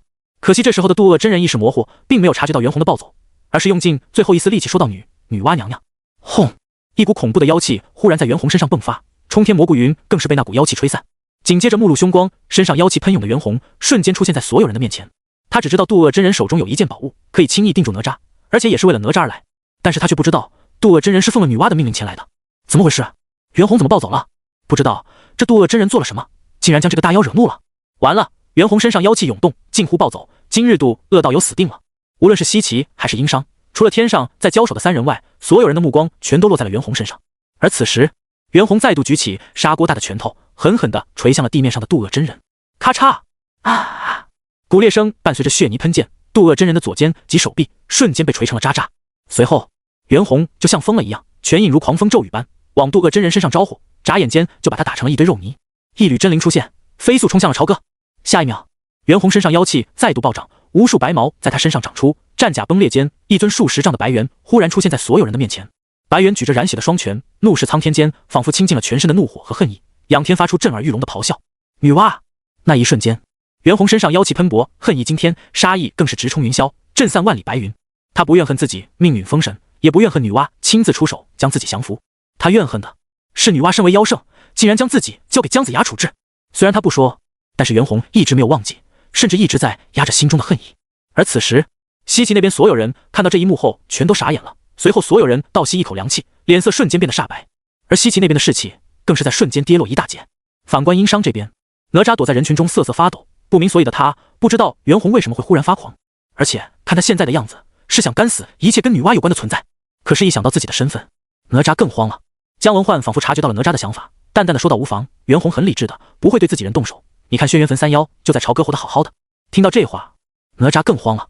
而这时，咆哮完的袁弘一把抓起地上那堆渡恶真人，连带泥土和血水直接塞进了嘴里。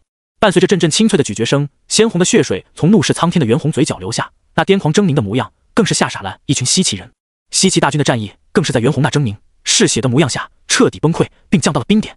与此同时，混沌蛙皇宫中的女娲察觉到了那股冲天戾气，猛地睁开双眼间，清澈的眸子中浮现出了袁弘那狰狞的模样。袁弘胆敢挑衅本宫，真是不知死活。女娲冷清的脸上露出丝丝怒意，一只小小的白猿真以为修炼了8、9玄功就可以挑衅他这个妖圣了不成？蝼蚁始终是蝼蚁。不过一想到当时自己对他出手确实有点以大欺小的意思后，女娲便大度的决定饶了他这次不知死活的冒犯。但就在女娲不想理会他的时候，忽然看到袁弘将渡恶真人抓起来塞进了嘴里。面对如此不知死活的挑衅，女娲瞬间暴走了，念头一动，招妖幡无声无息地出现在她的手中。女娲心念一动间，直接锁定了北海的一尊上古大妖。鲲鹏，此去嘉梦关，若是斩杀袁弘，金大生将灵珠子送到本宫面前，本宫出面化解你与镇元子的恩怨。而且这次你出手，3个月内镇元子不会找你的麻烦。唰！当女娲的看着面前招妖幡说出这番话之后，北海深处忽然出现一双眼睛。虽然鲲鹏并没有动，但是北海之下却已经掀起了滔天巨浪，甚至连被塞进北海海眼的申公豹都差点被卷出海眼。呸！什么玩意儿这么大的劲儿？将自己塞进北海海眼之后，申公豹震惊地看着北海的深处，看着那片始终被黑暗笼罩、被他视为禁区的地方。只见一双巨大的眼睛忽然在黑暗中出现，随后一股可怕的无比的气息瞬间在那片禁区中疯狂涌出。砰！北海震动，暗流汹涌，甚至连远处的北海龙宫都在那股力量之下左摇右晃，好像随时都会被那股暗流给卷走一般。而平常经常在申公豹面前装模作样、吆五喝六的北海龙族，此时也都销声匿迹，彻底不见了踪迹。下一秒，哗！随着一股巨大的法力波动出现，本来汹涌的北海海水瞬间倒灌，如同在那片禁区中出现了一个巨大的无水空间一样。可紧接着，唰！一名被黑袍笼罩、浑身散发着恐怖气息的人形身影忽然出现在那片黑暗中，一步步地向着外面走来。随着他的出现，倒灌的海水不再那么激烈，但速度依旧不曾减弱分毫。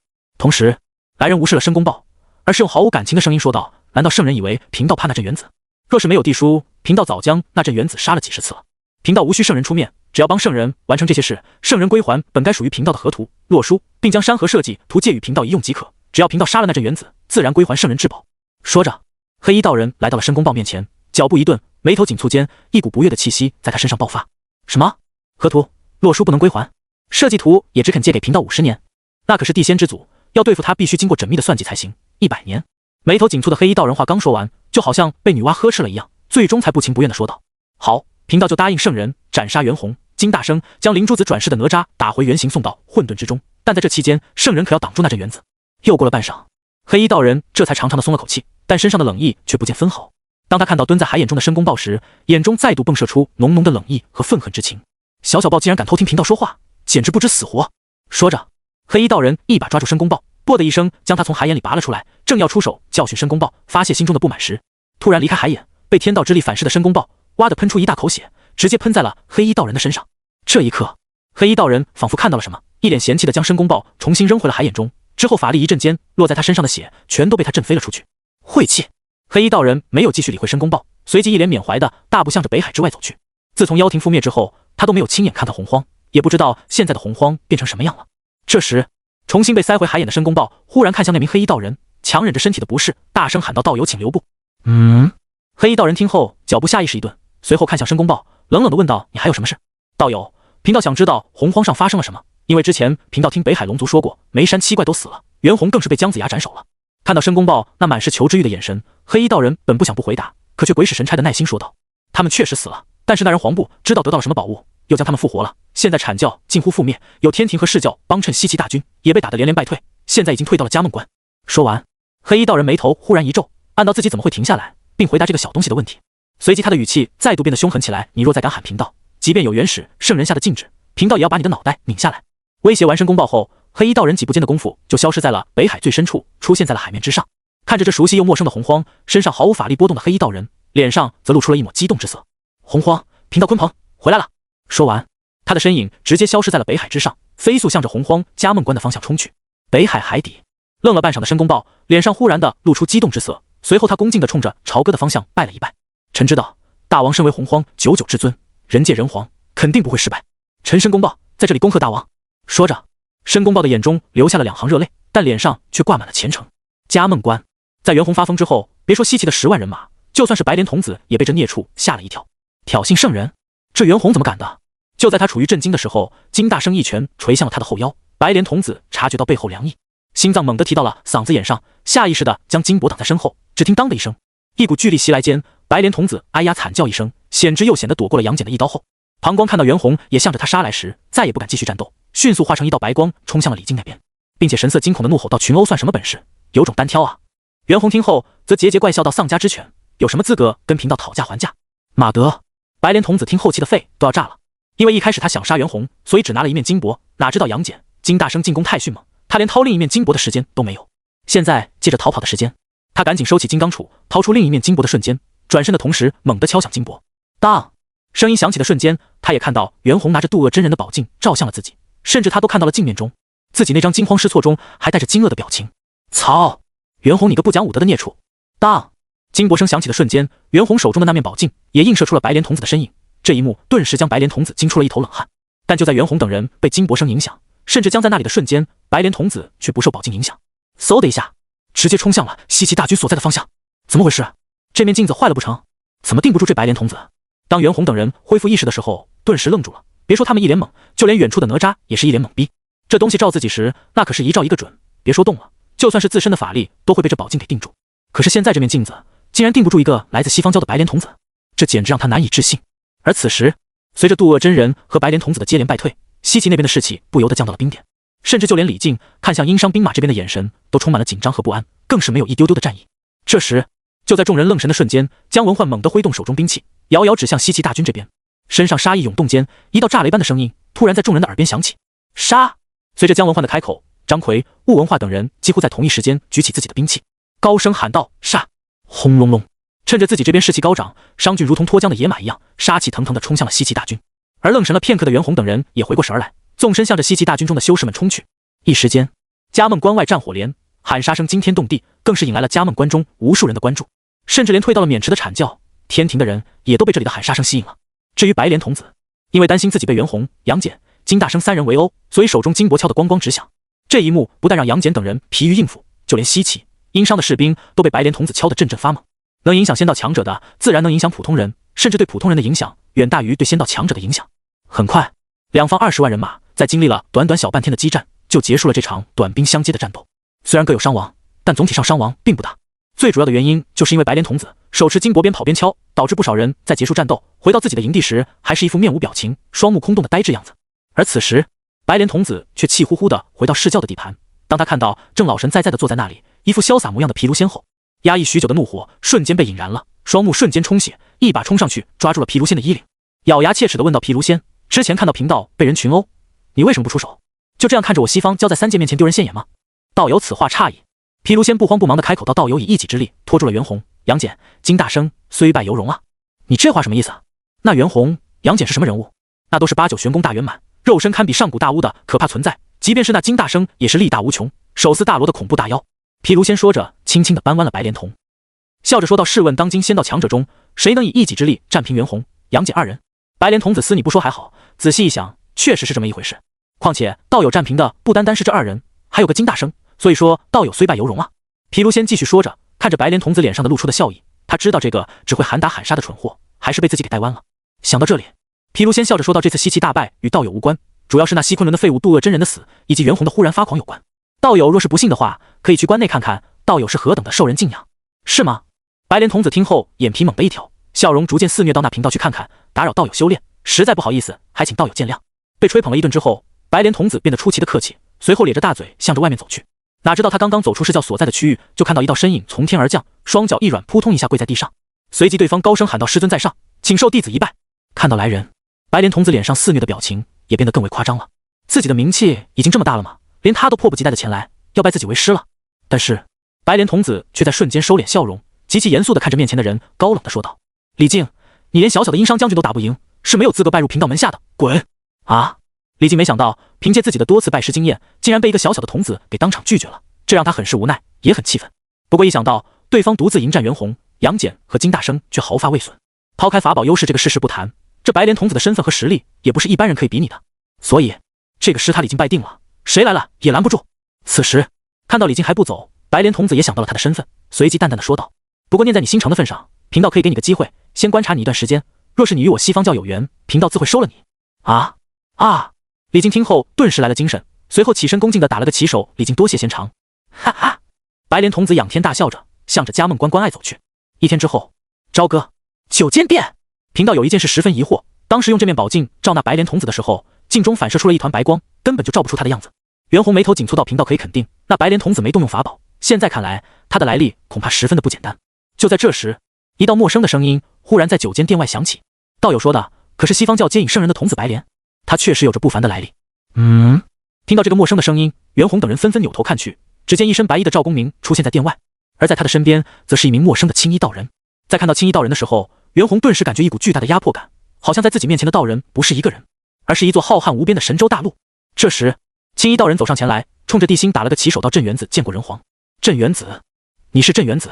听到对方的名字，袁弘顿时大吃一惊，难怪他在看到对方的时候就感觉到了一股巨大的压力，原来是跟燃灯一样，都是从上古活到现在的老古董。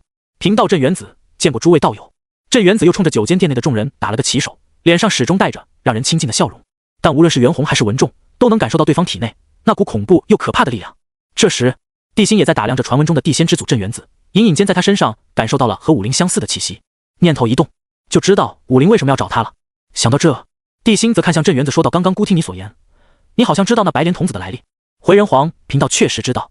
镇元子笑着说着，那白莲童子乃是12品进士白莲的莲子所化，不少人都知道进士白莲一分为3，莲藕化为太乙浮尘，莲化为3宝玉如意，莲晶化为清平剑，可却还有人知道进士白莲的5颗莲子被西方教接引圣人所得，其中1颗化为这白莲童子，另外4颗贫道也不知道。原来如此，众人听后这才恍然大悟，就连袁弘也终于明白为什么照白莲童子的时候看到的是一片白光，原来这会是先天灵物化形而成的。不过既然知道了他的根脚，众人也就放下心来，知道来历，很快就能找到对付他的办法了。这时地心又开口说道：镇元子，听赵公明说你来朝歌找孤有要事，不知是什么事？人皇，日前贫道与公明道友前来的路上，也就是嘉梦关一战的时候，贫道得到了女娲娘娘的命令。镇元子说着看向了地心，女娲娘娘命令贫道3个月内不得找鲲鹏的麻烦，再加上不久前渡恶真人的事情。说到这，镇元子神色一正，一脸严肃道：贫道猜测，或许不久之后鲲鹏会出现在嘉梦关。鲲鹏？哪个传闻中上古妖庭的帝师鲲鹏？文仲听后脸色大变间，随即对地心行礼道：大王或许不知，传闻鲲鹏乃是先天神奇，实力更是深不可测，若是他出现帮助西岐的话，或许我殷商真要麻烦了。文仲道友说的不错，鲲鹏与那燃灯都是一样，都是自上古时期活到现在的老古董，实力强横且手段颇多，人皇还是小心为妙。赵公明说完又补充道：不过还请人皇放心，若那鲲鹏真的来犯，贫道自会出面阻拦。此时就连于元、石矶等这些活得久远的存在也都纷纷开口，虽然说鲲鹏和燃灯一样都是开天之后活到现在的，但所有人都知道他们两个实际上并不一样。当年巫妖大战的时候，鲲鹏可是正面硬抗过巫族，甚至在红军收了红云为记名弟子后都敢对下红云杀手，而当年的红云也是福德加身，自身实力更是跻身一流之中，还有99散魂葫芦这种宝物在手，可依旧在极短的时间内被鲲鹏斩杀，可见鲲鹏的胆量之大，实力之强，手段之狠辣。就在这时，正准备开口的地心脑海中忽然出现了系统的声音，丁检测到宿主陷入艰难抉择，宿主选择如下：选择一女娲，那可是天道圣人，人族圣母啊，现在圣人给鲲鹏撑腰，孤怎么能挡得住他？不管那鲲鹏提出什么条件，一律答应他，哪怕是葬送整个人族的未来都在所不惜。选择奖励即天台。选择2什么？孤一直没找他的麻烦，他竟然接二连三的找孤的麻烦，先是派来一个渡恶真人，之后又派来鲲鹏，真当孤是好欺负的，真以为你是人族圣母，孤就不敢跟你作对了。将计就计，算计女娲。选择奖励缚妖锁。缚妖锁。地心看到这件宝物后，嘴角直接扬起了邪恶的笑容。孤选2。缚妖锁，圣人女娲的先天灵宝，克制天下妖族，可以捆绑妖魔，使其无法自由行动，非圣人无法破解。备注滴血认主后，女娲无法收回。此时看到地心久久不曾说话，以为他被吓到的镇元子不由得叹了一口气。这人皇毕竟是世袭得来的，与上古3皇比起来，真是一个天上一个地下，没法比啊。想到这，镇元子无奈站了出来说道：人皇，贫道答应了女娲娘娘，所以不能主动对鲲鹏出手，还请人皇见谅。你以为孤是怕了那鲲鹏了？地心听后诧异的看向镇元子，随即笑道：这次孤欠你一个人情。魔礼寿，你带镇元子去找武灵。是，大王。魔礼寿领命之后，便带着镇元子向着武灵的住处赶去，而他则在9间殿中和众人商量如何夺回嘉梦关。至于渡恶真人的真灵，地心这一次并没有着急复活人，而是决定按照此次进攻嘉梦关的功劳大小，对众人论功行赏。因为每个人都有自己放不下的人，比如袁弘、杨戬、姜文焕等人，心中都有牵挂。再者，目前大商这边，大罗、太乙、一般准圣也够，顶尖准圣也不是你想复活就复活的，所以地心才决定以军功行赏。与此同时，嘉梦关白莲童子溜达了一天，目光所及看到的果然都是崇拜的眼神，让他正八经的收获了一波崇拜和信仰。哈哈，白莲童子边走边笑，那张狂的笑声就连姬发都听得清清楚楚。可是没办法呀，人家有狂的资本。但是白莲童子越狂，姬发就越难受。他之所以能忍受白莲童子一天的狂笑，完全是因为对方还有用，并不是他打不过白莲童子，绝对不是。不过他早已经想到了打压白莲童子的办法，甚至已经让人去做了。想到这，他扭头看向了一旁的姬伯，阐教的人什么时候来？姬伯苦笑道：武王，听那边的意思，那些仙长是不准备参与嘉梦关攻守战了。砰！可恶！姬发气的一巴掌拍在桌子上，实木桌子瞬间四分五裂，而他则一脸铁青地看着渑池那边，一群废物，除了会算计自己人之外，还能干点什么？说着，姬发气的嘴唇哆哆嗦嗦，气喘呼呼到白莲童子一人就能拖住那袁弘和杨戬，要是南极仙翁再拖住赵公明，其他准圣拖住文仲，要破殷商还不是顷刻之间？这群自以为是的家伙，竟然在这时候闹分裂，明明有了镇压殷商的实力，却害得我西岐落到现在这般下场。可恶！他本来想让阐教的人来压一压白莲童子，可没想到对方压根就不来，这让他的计划彻底落空了。砰砰砰！愤怒又无力的姬发也不知道在干什么，反正钟帐中除了怒骂声外，就是各种东西碎裂的声音，听得帐外的士卒以及金吒、木吒都满脸的不是滋味。毕竟被人当着面骂，就算是个孩子，心里也不舒坦不是？再看自己老爹，此时正跟在白莲童子身后当跟屁虫，压根就没有注意到这边的动静，这就更让两人崩溃了。很快，夜幕降临，白莲童子终于返回了视教之中，而李靖也终于做回了自己的本职工作。可就在他带兵巡逻的时候，走到某处角落时，忽然感觉到一股妖气，同时也生出一种被毒蛇盯上的感觉。手中宝塔瞬间迸射出了万道金光，大胆妖孽，竟然在本将军眼皮子底下撒野，不知死活！话音刚落，金光万道的黄金玲珑宝塔瞬间向着不远处凭空出现一名黑衣道人镇压而去。敢对贫道出手，你的胆子当真不小！面对黄金玲珑宝塔的镇压，鲲鹏压根就没当回事，大手一挥，众人只觉得天地一暗。随后那座宝塔就落在了鲲鹏的手中。卧槽！看到这一幕的李靖差点吓尿，可紧接着他又陷入了深深的自我怀疑中。他记得清清楚楚，当初燃灯将这件宝物交给自己的时候，曾说过这么一句话：此乃先天灵宝，有收妖魔、镇鬼煞之能，拥有浩大无筹之力，能降服一切妖魔鬼怪，必要时仙神也能被收服。燃灯口中的仙神可不是封神之后的仙神，而是那些先天神奇，实力强大且让人绝望先天神奇。但是现在的李靖却怀疑燃灯在忽悠自己。先是雾文化，后来袁弘，甚至连殷郊这个人族王子以及眼前这个不知名的妖族都可以拖住自己的黄金宝塔，他严重怀疑自己被骗了。这时鲲鹏看着忽然呆愣的李靖，正准备教训一下这个不知死活的小辈时，忽然像是察觉到了什么，掐指一算，随手将黄金宝塔还给李靖，并好奇地问道：你是灵珠子在洪荒的父亲？灵珠子？听到这话的李靖猛然回过神来，开口反问道：你是谁？是怎么知道本将军那个孽子的？贫道奉女娲娘娘之命前来处置冒犯圣人的袁弘、金大生，并负责将灵珠子送到圣人手中。李靖听后猛地一惊，随即将信将疑地问道：口说无凭，本将军怎么信你？哦。鲲鹏听后面露玩味之色，上下打量着李靖，倒是贫道避世许久，与世间脱节，还是现在洪荒上的仙道之人都敢随意冒用圣人之名了啊！李靖听后顿时不知道该怎么回答了。确实，仙道之人冒用圣人名讳，跟违反天道誓言一样，任你是地仙还是顶尖准圣，绝对会不得好死。这时鲲鹏经过深思熟虑后，这才看向李靖问道：你是那灵珠子转世的当世父亲，不知你可否愿意拜贫道为师？啊！李靖被这突如其来的惊喜砸得有些懵，忽然蹦出来一个超级强者，要让自己拜他为师，这他怎么看怎么感觉对方比燃灯还要不靠谱。这本将军是想拜西方教的白莲童子。白莲童子？鲲鹏想和李靖扯上因果，方便他解决哪吒，所以不等李靖说完，鲲鹏就看向了白莲童子所在的方向，嘘的一下就消失在了李靖的面前。紧接着轰一声巨响忽然在视教的地方响起，随后就传来白莲童子的一声怒吼，随着短暂且激烈的打斗声结束，一道白光biu的一下消失在夜色中。紧接着李靖面前人影一闪，一身黑衣的鲲鹏便出现在了李靖的面前。你再说一遍，你想拜谁为师？扑通！李靖双脚一软，直接跪在了地上，高声喊道：师尊在上，请受弟子一拜。好，记住为师的名讳，为师名为鲲鹏。察觉到自己和李靖建立了因果关系，黑袍下的鲲鹏缓缓地抬起头，双目中闪动着刺眼的寒光。鲲鹏？李靖听后眼珠子一转，没听过这号人物啊，可是能轻易将白莲童子打飞的存在，最起码也得是20准圣，有资格当他的师尊了。于是他将头垂得更低了，掷地有声道：师尊在上，弟子李靖定然铭记在心。一刻钟后，鲲鹏出现在了姬发的面前，本来姬发没把他当回事，而在听说对方是李靖师尊后，更是显得兴趣缺缺。又听说他是奉了女娲娘娘的命令前来时，姬发彻底没了兴趣。上一个被女娲娘娘派来的人，被袁弘当众锤成了肉糜吞了下去。你要是怕死的话，最好赶紧走。鲲鹏冷笑道：圣人之下，还没有能让贫道仅闻其名就退避三舍的。呵呵。姬发听后眉头一挑道：据说袁弘肉身堪比上古大巫，非圣人出手不能降服。大巫！哈哈哈！鲲鹏听后更是满脸的不屑，到上古时期死在贫道手里的大巫不计其数，就连祖屋也被贫道伤过，区区袁弘又算得了什么？说完，鲲鹏身上忽然迸发出刺骨的寒意，姬发猛地打了个哆嗦，就连在他身体中进进出出的真龙气都吓得缩进他的体内，不敢乱动了。大胆孽畜，竟然敢偷袭贫道，滚出来受死！就在姬发吓得瑟瑟发抖，李靖心中狂喜捡到宝的时候，白莲童子那不知死活的声音忽然在外面响起，紧接着一股圣洁无比的气息在嘉梦关上空出现后，一道刺骨的寒意忽然在虚空中出现。随后姬发和李靖就察觉到面前的鲲鹏身上也爆发出一股可怕的杀意。本来鲲鹏身为上古大妖，妖庭地师，甚至敢和女娲谈条件，足以说明他有着自己的底气和脾气。可是来到嘉梦关后，先是被姬发怀疑自己的实力，又被白莲童子这个小辈当众挑衅，他怎么可能受得了这种鸟气？就在白莲童子的声音还未消失时，鲲鹏忽然抬起头，纵然是军帐中灯火通明，也无法让姬发看清鲲鹏的脸，只能看到一双血红的眼睛，散发着让人毛骨悚然的冷意。这时鲲鹏嘴角微微扬起间，用极其冰冷的语气说道：“既然你这么不知死活，贫道满足你。”撒！随着鲲鹏的话落，他的身影瞬间消失在了中帐中，而姬发和李靖等人则纷纷冲了出去。此时他们能清晰地看到白莲童子左手金帛，右手金刚杵，正如临大敌般看着前面的鲲鹏。至于金帛，因为上次和殷商战斗就是吃了只有一只手的亏，所以白莲童子连夜又对金帛进行了深度炼化。因为之前他并没有炼化这件法宝，所以和袁弘他们交手才会处于被动之下。现在他已经可以随心所欲地控制金帛了，就在鲲鹏出现的瞬间，他就做好了出手的准备。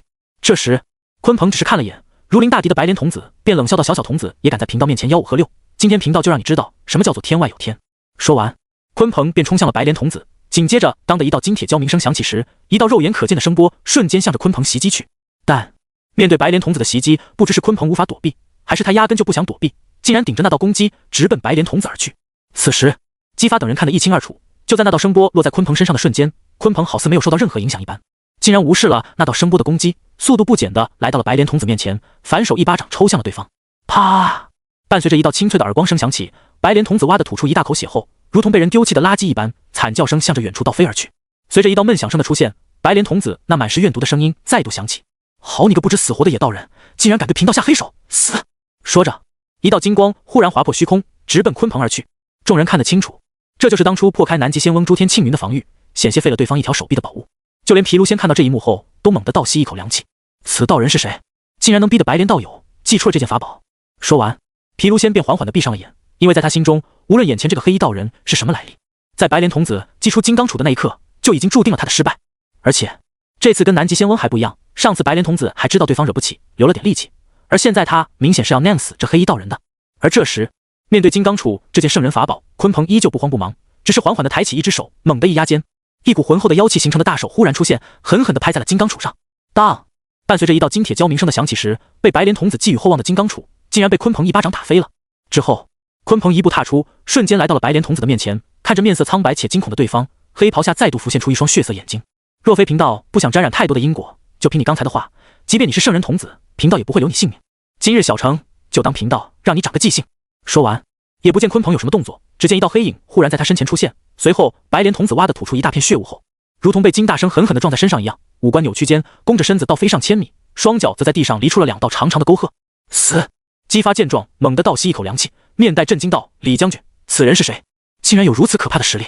不是姬发大惊小怪，而是他之前可是亲眼看到白莲童子用金帛打败了天蓬，甚至还用这一件法宝定住了袁弘、杨戬和金大生3人。可现在白莲童子用这件法宝对着黑衣道人贴脸输出，都没有影响到对方，如何不让姬发震惊？如何不让他失态？马德，终于出现了一个能镇压白莲童子这个白痴的强者了。武王，这是末将的师尊。李靖一脸的洋洋得意，鼻孔朝天道：“家师法名鲲鹏，乃是上古时期的超级大能，斩杀大巫无数，甚至和祖巫都能平分秋色。”姬发听后瞬间回过神来，之前鲲鹏好像说过这件事，但是他并没有往心里去。现在看来，鲲鹏说的恐怕都是真的。至于李靖心中也是得意无比，还好自己没有拜师白莲童子，不然的话，不久前肯定要趋于鲲鹏的外威，改拜鲲鹏门下了。到时候一旦传开，自己的名声岂不都毁了？同时，他心里也生出了一丢丢愧疚。之前他还怀疑是二师父燃灯给自己的法宝有问题，现在看来不是法宝的问题，而是4师父的实力太强，一般的法宝根本就伤不到他分毫。不愧是能跟祖屋扳手腕的强者。想到这，李靖忽然看向了姬发，激动地说道：“武王，末将师尊实力滔天，圣人不出，3界无敌，有末将师尊相助，因伤必破。”姬发也被激发出雄心壮志，大声说道：“好，本王这就传令下去，择日进攻。”就在这时，一道冷冰冰的声音忽然响起：“慢着，慢着！”还不等姬发和李靖的兴奋进过去，一身黑袍的鲲鹏便出现在两人的身边，那股冰冷的气息压得姬发和李靖都有些喘不上气来。这时，李靖无比恭敬地问道：“不知师尊还有什么吩咐？”进宫的事情不急，那白莲童子得养上2天伤才能康复，贫道也要外出访友，长则10天，短则3-5天便回来。此时的鲲鹏依旧不将两人放在眼里，直接用命令的口吻说道。之后也不等姬发开口，便直接消失在了两人面前，眨眼间消失不见了。武王，末将感觉还是等家师回来再进攻殷商的好，毕竟对面是殷商，3界仙道强者，对纣王这个人皇还是很忌惮的。看到姬发的脸色变得越来越难看，李靖强行解释道：“武王，家师这次访友或许是好事。武王你想啊，家师圣人之下无敌，他的好友又是什么实力？即便家师交友不看实力，可能和家师称道论友的人，实力再差能差到哪里？最不济也得是准圣强者吧。”听到这句话，姬发脸上的不快总算是消失了，随即更是认同似的点了点头道：“李将军言之有理，有鲲。武王，家师名为鲲鹏。”姬发无视了他的提醒，而是继续说道：“李将军传令下去，让麾下大军做好准备，先尝归来之日，就是对殷商宣战之时。”末将遵命。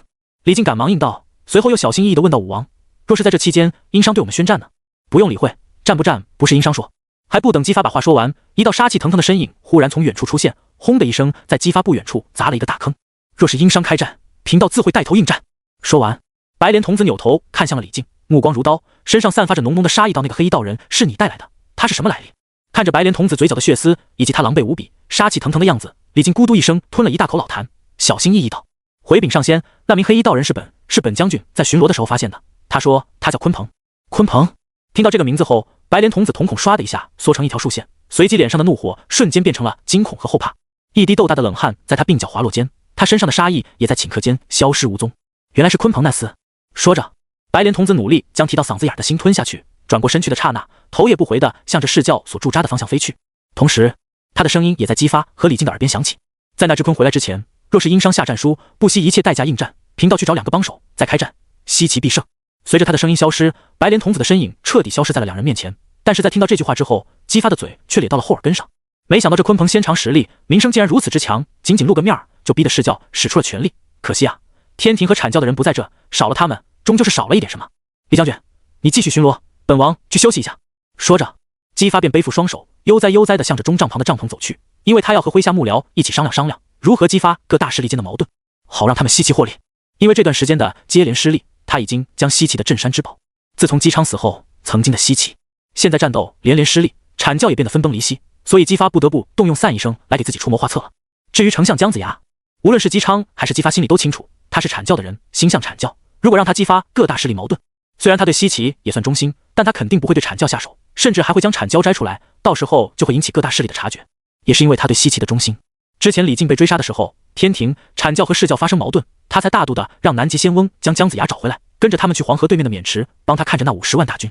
想到这里，姬发打开了中帐旁一个毫不起眼的帐篷，里面正是从西岐来的散医生以及几名西岐老幕僚。今晚鲲鹏的出现也算是打破了天庭、释教、阐教间那微弱的平衡，他必须要利用一下。西昆仑看着面前巍峨壮阔、云雾缭绕的昆仑山，鲲鹏的脸上则露出一抹讥笑，随即大声喊道：“陆亚，故人来访，还不出来一见？”很快，一道面色苍白、颧骨高高隆起且气息飘忽不定的身影出现在了鲲鹏的面前，瞪着一双浑浊又无神的眼睛，眉头紧蹙地打量着鲲鹏，许久之后，好像才认出他来，随即一脸惊讶道：“妖师，你怎么来这里了？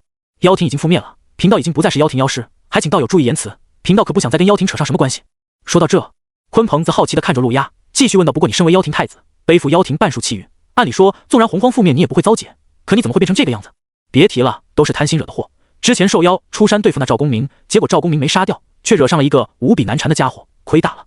陆压敲了敲自己的脑壳，无比痛苦地说道：“先不说贫道了，道友来这里找我何事？我可先跟道友说好了，不管你为何出现在洪荒，以贫道现在的状态，拦不住那镇元子的。放心，贫道和女娲圣人做了交易，最起码3-5个月内，镇元子不会对贫道。”什么？还不等鲲鹏的话说完，陆压那尖锐且沙哑的声音忽然响起，本来空洞的眼中突然迸射出骇人的光芒。“你敢和女娲做交易？鲲鹏，你是想死了不成？”“陆压，你这是什么意思？”鲲鹏一脸难看到女娲好歹也是圣人，难不成你还以为女娲圣人会对付贫道不成？哼哼。陆压听后冷冷一笑，满脸不屑地说道：“他能看着妖庭覆灭，人族被算计，为什么不会对你下手？你以为你是谁？鲲鹏，你只是一个妖圣，却敢和妖族圣人谈条件，是你在北海多年，让你变得狗胆包天了，还是说你已经强大到无惧圣人了？”听到陆压的话后，鲲鹏的整个人都变得不好了，他仔细回忆了一下和女娲进行交易的详细过程，表情逐渐变得凝重起来。看来你也发现了，能成为圣人的哪一个不是心思深重、心狠手辣之辈？但凡你敢让他们丢一点脸，他们都会让你死无全尸，甚至还会连累全族。说到这，陆压瞪着那双无神的大眼睛，一字一顿道：“别说贫道没有警告你，鲲鹏，你现在的警惕性比起当初可差远了。”鲲鹏气不打一处来的说道：“哼，若当初不是天道收回了河图，洛叔，贫道岂会落到现在这个地步？天道？到现在你还以为是天道收走了河图，洛叔？”陆压阴恻恻地说道：“那河图，洛叔可是伏羲的正道法宝，在当初女娲交给伏羲转世的时候，贫道就已经知道了真相。只有你这个蠢货，还一直沉浸在那个谎言中。”鲲鹏听后顿时如雷贯脑，阴沉着脸说道：“你不说这件事，贫道还真没多想。不过现在已经达成交易了，贫道必须了结了这段因果。你清楚就好。”陆压苍白的脸上露出邪魅的笑意，随即又问道：“对了，你这次来找贫道有什么事？贫道想借你手中的屠巫剑一用。”屠剑？陆压听后沉默了半晌，随即哈哈哈的干笑起来。当年手撕大巫、硬汉祖屋的妖师去哪里了？对付袁弘和杨戬这两人，竟然选择用起了法宝。说着笑着，陆压手中出现了一柄通体血红、散发着浓浓杀戮之气和血腥气的长剑，随手丢给了鲲鹏。一件后天灵宝而已，道友想要就直说。不过贫道还要警告道友一句，这人黄比那些圣人还难缠，一旦招惹因果滔天，道友若是出手，最好想好了再做。说完，陆压直接消失在了鲲鹏的面前。而看着至今还通体血红、怨气缭绕的屠巫剑，鲲鹏站在那里久久不动。片刻后，鲲鹏直接化作一道流光，直奔北海而去。空中回荡着他的喃喃自语：“看来贫道真的是大意了。”朝歌九间殿内，大王，经过老臣的探查，鲲鹏确实出现在了西岐大营中。不过不知道怎么回事，他在教训了一顿白莲童子后，就离开了嘉梦关。下方，文仲一脸凝重地说道，甚至声音中都夹杂着一丝紧张。本来他是没将对方放在眼里的，按道自己手握诛仙四剑，就算鲲鹏再厉害，还能挡住不成？但是当他回来偶遇武林的时候，才知道自己错得有多离谱。一个需要帝俊和东皇联手，同时催动至宝才能勉强镇压降服的上古大妖，根不是他这种大罗巅峰仗着宝物就可以抗衡的。武林更是明确地告诉他，若是赵公明控制诛仙四剑，绝对能凭借法宝之力伤到鲲鹏。至于他，估计连催动诛仙四剑的机会都没有。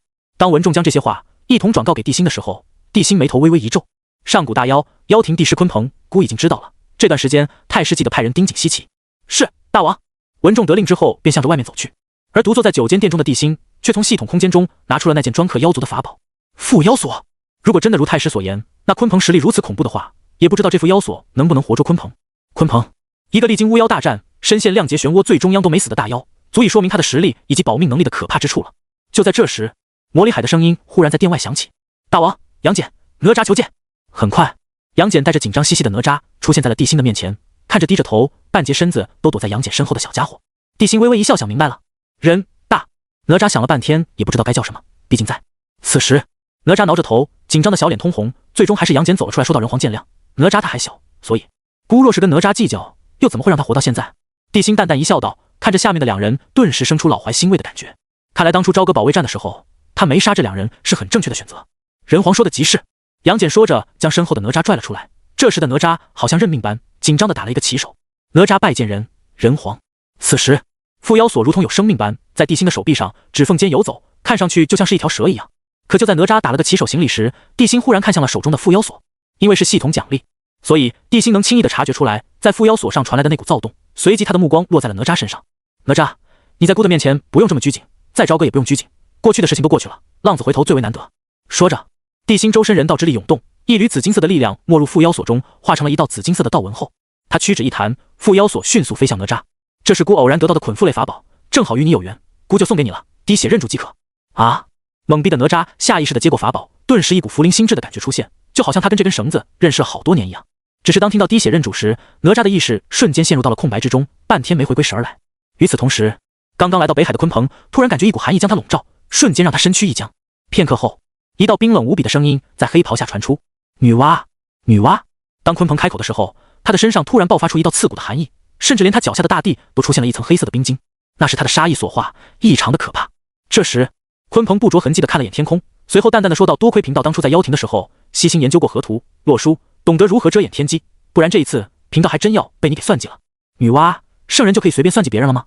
贫道从开天活到现在，就算是圣人，贫道也要让你掉一层皮。”说完，鲲鹏的身影瞬间消失在北海边缘，但是北海却平静无比，没有惊起一丝的波澜。混沌挖皇宫。就在鲲鹏被陆压蛊惑时，女娲就感觉到了不对劲，但是任凭他如何去推算，始终推算不出怎么回事，只能隐隐推算到三界会出现一场巨大的变故，而且这个变故还跟他有关。奇怪，到底是怎么回事？三界中还有人能算计本宫？就在女娲陷入疑惑时，她忽然想起当初接引和准提将她和人皇都给算计的事情。想到这，一股无名业火在女娲的心中出现，隐隐间的因果牵扯，好像也指向了西方教。接引、准提，你们好大的胆子！声音响起的瞬间，正在混沌中交头接耳，直言鲲鹏与我西方有缘的二圣突然抬起头，一脸懵逼地看着蛙皇宫的方向。这时，接引好奇地问道：“女娲道友，贫道师兄弟二人又怎么得罪道友了，惹得道友如此震怒？你们二人真以为本宫不知道你们在算计什么？”接引、准提，你们真以为本宫好欺负不成？女娲并没有露面，但是她那冷冰冰的声音，就连太上和紫霄宫内的通天都感受到了一丝丝的冷意。而她接下来的话，更让本就懵逼的懵逼二人组再度陷入了懵逼的漩涡中。今天不给你们点教训，真当本宫是好欺负的了？说完，平静的混沌疯狂地翻涌了起来，还不等接引、准提做出任何反应，洪秀球携带着雷霆万钧、毁天灭地的力量出现，径直砸向接引。接引见状，顿时大惊失色。接引宝状出现的瞬间化为一方小世界，卷向了面前的洪秀球。同时，接引则气得破口大骂道：“女娲，你个疯婆子发什么疯！”唰！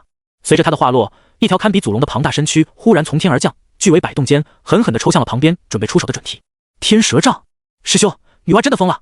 看到这件东西，接引和准提两人都炸了，特别是准提之蛙乱叫间，毫不犹豫地掏出七宝妙术刷向了天蛇杖。可是刷尽天下万物，甚至连孔宣的五色神光都能克制的七宝妙术，面对这条巨蛇却毫无作用。那道蕴含无上法则的七色神光，直接被巨蛇扫得崩裂，引得混沌震动不已。天蛇杖，女娲的正道法宝，与洪秀球和山河设计图、招妖幡等不同，这件法宝才能让女娲100%的施展出自己的实力。虽然名为天蛇杖，但它的本体并不是蛇，而是女娲用来造人的南蛇藤和剩下的9天息壤，吸收了浩瀚的造人功德所形成的宝物，乃是实打实的后天功德灵宝。后来女娲炼石补天，也是用的天蛇杖搅拌五色石，甚至连之后诛邪平幻、定力息灾、斩杀鳌龟都是用的这柄天蛇杖。无量功德2次降下后，最终使它蜕变为后天功德至宝。因为威力太大，自从女娲补天之后，她手中这件杀伐之力最强的法宝就再也没有出现在众人的面前。即便她再动怒，最多也就用山河设计图、洪秀球等法宝。可现在天蛇杖一出，接引和准提直接麻找了，按道就是想将鲲鹏拐入西方教，怎么就惹得女娲彻底暴走了？可现在他们没有时间去解释，就在天蛇杖出现向着准提砸去的瞬间，准提七宝妙术狂刷间，9道七色神光几乎在同一时间落在蛇尾上，而蛇尾横扫的威力也以肉眼可见的速度减弱下来，其上所携带的力量也无法对准提造成什么伤害了。师弟小心！就在准提刚刚松了口气的时候，耳边忽然传来接引的声音，还未等他扭头，膀胱就扫到一抹嫣红，飞速向着自己砸来。洪秀球！接引脱口出间，脸色陡然一变，洪秀球不是砸向师兄接引了吗？怎么又冲着自己来了？不等他做出反应，洪秀球就携带万钧之力，狠狠地砸在了准提的左肩上。砰！哎呀！准提被砸得一个趔趄，差点面朝下栽倒，左肩的剧痛更是让他在心中暗骂：女娲这个疯婆子到底受了什么刺激？就在此时，他忽然看到混沌中的蛇尾猛地抽向了急速赶来的接引，脸色一变到师兄小。砰！哎呀！纵然接引已经催动丈六金身，可是毫无防备下，还是被那蛇尾抽在身上，痛呼一声后，踉跄着向后倒退而去。这次本宫给你们一个小小的教训，若是再有下次，别怪本宫跟你们不死不休。就在女娲话落的瞬间，一道道白色的丝线混沌中出现，接住了接引，没让他栽倒丢人。随后太上就出现在了接引的身旁，看着引入混沌中的天蛇杖和洪秀球，太上面无表情的扫了一眼接引和准提，冷冷的问道：两位道友又在算计什么？惹得女娲师妹跟两位大动干戈？贫道。接引本来想解释，可却不知道该怎么解释。可看到接引欲言又止的样子，太上就以为他们的老毛病犯了，老脸一寒间，冷冷的说道：看来两位道友还真是咎由自取，贫道告退。看着直接离开的太上，一脸懵逼的接引和准提两人面面相觑。谁能告诉我们做啥了？按理说一个鲲鹏而已，也不至于让女娲大动干戈，可除了想度化鲲鹏，他们确实没其他想法呀。难道是多宝那反骨仔借着西方释教的名义算计女娲了？想到这两名遭受无妄之灾的圣人同时双目喷火的看向了西方教的方向。哈哈哈哈哈！紫霄宫内，通天教主讥讽的看着面前的红军说道：刚刚道祖怎么不出手呢？若是道祖出手的话，女娲道友也不会误会那两个蠢货。逆徒，不会说话就闭嘴。红军黑着脸看着狂笑不已的通天，冷冷的说道：若不是为师念及师徒之情，你以为你能挡住为师的路？嘿嘿嘿，洪荒之大，除了后土道友和人皇之外，谁敢阻挡道祖的脚步？贫道更没那个资格了。通天教主说着看向洪荒，阴阳怪气的说道：道祖还是去吧，毕竟是道祖的宿敌，若是真的在洪荒上复生，到时候又是一个麻烦。哼！红军听后老脸一黑，冷冷呵斥道：孽徒，既然当年为师能击败他，现在一样能击败他。说完，红军大手一挥，结界静止的力量再度爆发，瞬间封住了通天教主的所有声音，来个耳不听为净。此时，红军黑着脸看向洪荒，恨不得现在出手抹杀掉那个宿敌的存在，可是他不敢出手，一旦他出手，通天就会争断。至于剩下的，虽然通天没说，但是红军已经知道了。一旦通天彻底不认他这个老师，便能轻易断开这一条锁链，到时候洪荒之大，就没人可以拦住通天了。此时，红军缓缓地闭上双眼，心中暗道：想不到最为直率的通天才是三清中最聪明的一人，盘古还真是贫道小看你了。人皇帝心，你真该死啊！只差最后一哆嗦，贫道就能给三清画地为牢，并摄取他们体内的开天功德，摆脱天道控制，融合天地人三道之力，成就无上混沌大道了。想到这，红军紧攥双拳，表情也变得无比狰狞，最后更是从牙缝中挤出2句话：人皇，你该死啊！还有那死而不僵的罗侯，是不是也是你搞出来的？人皇，别让贫道发现此事与你有关。西昆仑，轰！伴随着一声巨响，一块巨石忽然炸裂，乱石穿空间，崩碎的石块竟然燃起了熊熊烈火，还没落地就彻底气化了。而此时，面如枯槁的陆压正痛苦地抱住脑袋，神色狰狞地蜷缩在地上，几乎要瞪出来的眼中更是散发着无比浓烈的凶残恨意。此时，陆压的意识中，一个缩小版的三足金乌冲着面前一团翻滚的黑雾发出歇斯底里的咆哮：罗侯，你竟然敢控制贫道的想法，速速从贫道体内滚出去！嘿嘿嘿，贫道何时控制你的想法了？之前你对鲲鹏说的那些话，还不是你一直想说而不敢说的话？罗侯，你个疯子，你可知道那是女娲圣人？圣人啊，圣人，修炼天道法则的也敢妄称圣人？罗侯面露不屑道：再说，区区妖圣至于把你吓成这样吗？有贫道在这里，别说女娲，就算是红军来了，也对你无可奈何。大话谁不会说？三足金乌愤怒地咆哮道：当年你还不是败在道祖手中，现在只敢躲在别人的意识深处蛊惑别人，你又算个什么东西？哦，翻滚的黑雾之上逐渐出现一张模糊的脸，虽然看不清五官，但是却能看得出来他脸上的那股不屑之色。当年若非杨梅、乾坤在一旁协助，你真以为贫道会败？跟你一个只接触了天道法则，从未见识过大道之力的后辈说这些，你根本不会懂。不过既然你怀疑贫道，那现在贫道就让你见识见识大道的力量。你要干什么？陆压心中一惊，还没做出任何反应，他识海中任凭他如何攻击都无法触及分毫的黑雾，瞬间落在了他的意识所显化的那只小金乌的身上。下一秒，轰！旭日高升，西出昆仑，整个西昆仑都在瞬间变成火焰的海洋，大日的世界，河流湖泊瞬间蒸干，山川草木刹那成灰，就连连绵不绝的仙山都在一瞬间化为火红的岩浆，有的炸裂，有的四处流淌，更有无数低境界的修炼者仙情灵根顷刻间化为灰灰。这时，半人半兽、虎齿豹尾的西王母忽然出现在了不远处，怒声呵斥道：陆压，你疯了！说着，西王母大手一挥，素色云界旗瞬间从天而降，直接封住了陆压所在的区域。随后一面镜子出现在西王母的手中，光芒迸射间，除了陆压所在的地方外，凡是被他影响的地方，时间、空间都发生了肉眼可见的扭曲。随后山川重现，草木重聚，甚至连那些死去的人都在瞬间重生。但是昆仑镜虽然有扭转时空的能力，可因为范围太大，西王母只是扭转了这2秒钟不到的时间，满头墨发就有半数变成了白发。时间的力量根本不是现在的他可以掌控操控的，正所谓你在玩弄时间的同时，时间也在玩弄着你。就这2秒钟，西王母就付出了极其惨重的代价，甚至自身的气息都暴跌一半，身上更是散发出老迈腐朽的气息。这时，西昆仑中其他散修强者也纷纷出手，一件件法宝，一座座大阵在陆压身边出现，压制着那恐怖的太阳真火。而此时，陆压压根就控制不了自身，甚至连他的本源太阳真火都失去了控制，甚至爆发的那股威力都超过了他能承受的极限。就在陆压生出一种自己要被自己烧死的感觉时，惊恐的他顾不得现在的所处的环境，倾尽全力的大声求救：女娲！他本来想喊女娲娘娘救命来着，结果就喊了2字，就被罗侯控制着身躯强行闭上了嘴。但这2个字还是在3界准圣耳边响起，并传入了混沌中。北海！就在陆压那惊恐凄厉的惨叫声响起的瞬间，正举着屠乌剑犹豫不决的鲲鹏猛地打了个哆嗦，瞳孔刷的缩成一条竖线间，屠乌剑当啷一声掉在了地上。当啷！看着掉在地上的屠乌剑，鲲鹏的大脑陷入了一片空白之中，那满是惊愕和不安的目光也看向了西昆仑的方向。女娲圣这么狠吗？陆压道友只是给贫道说了一些实话，就被他如此处置，是圣人不可辱，还是他压根就没想放过贫道？不能再犹豫了，当断不断，反受其乱。说着，鲲鹏捡起了屠乌剑，眼中凶光一闪间，狠狠地斩向自己的左臂。噗呲一声，鲲鹏的左臂直接齐肩斩断。鲲鹏痛呼一声后，一股妖力涌动，瞬间封住了他喷血的肩膀。而掉在地上的手臂也同样涌出一股妖气，随后手臂晃动间，竟然逐渐变成了人形。仔细一看，此人和鲲鹏竟然一模一样。这时，独臂变成的鲲鹏打了个起手后说道：鲲鹏见过本尊，从这一刻开始，你就是鲲鹏本尊。鲲鹏看着面前的分身说道：记住和女娲圣人的交易，剩下的事情就交给道友了。说着，鲲鹏直接将屠乌剑丢给分身，淡淡的说道：去吧。是，本尊。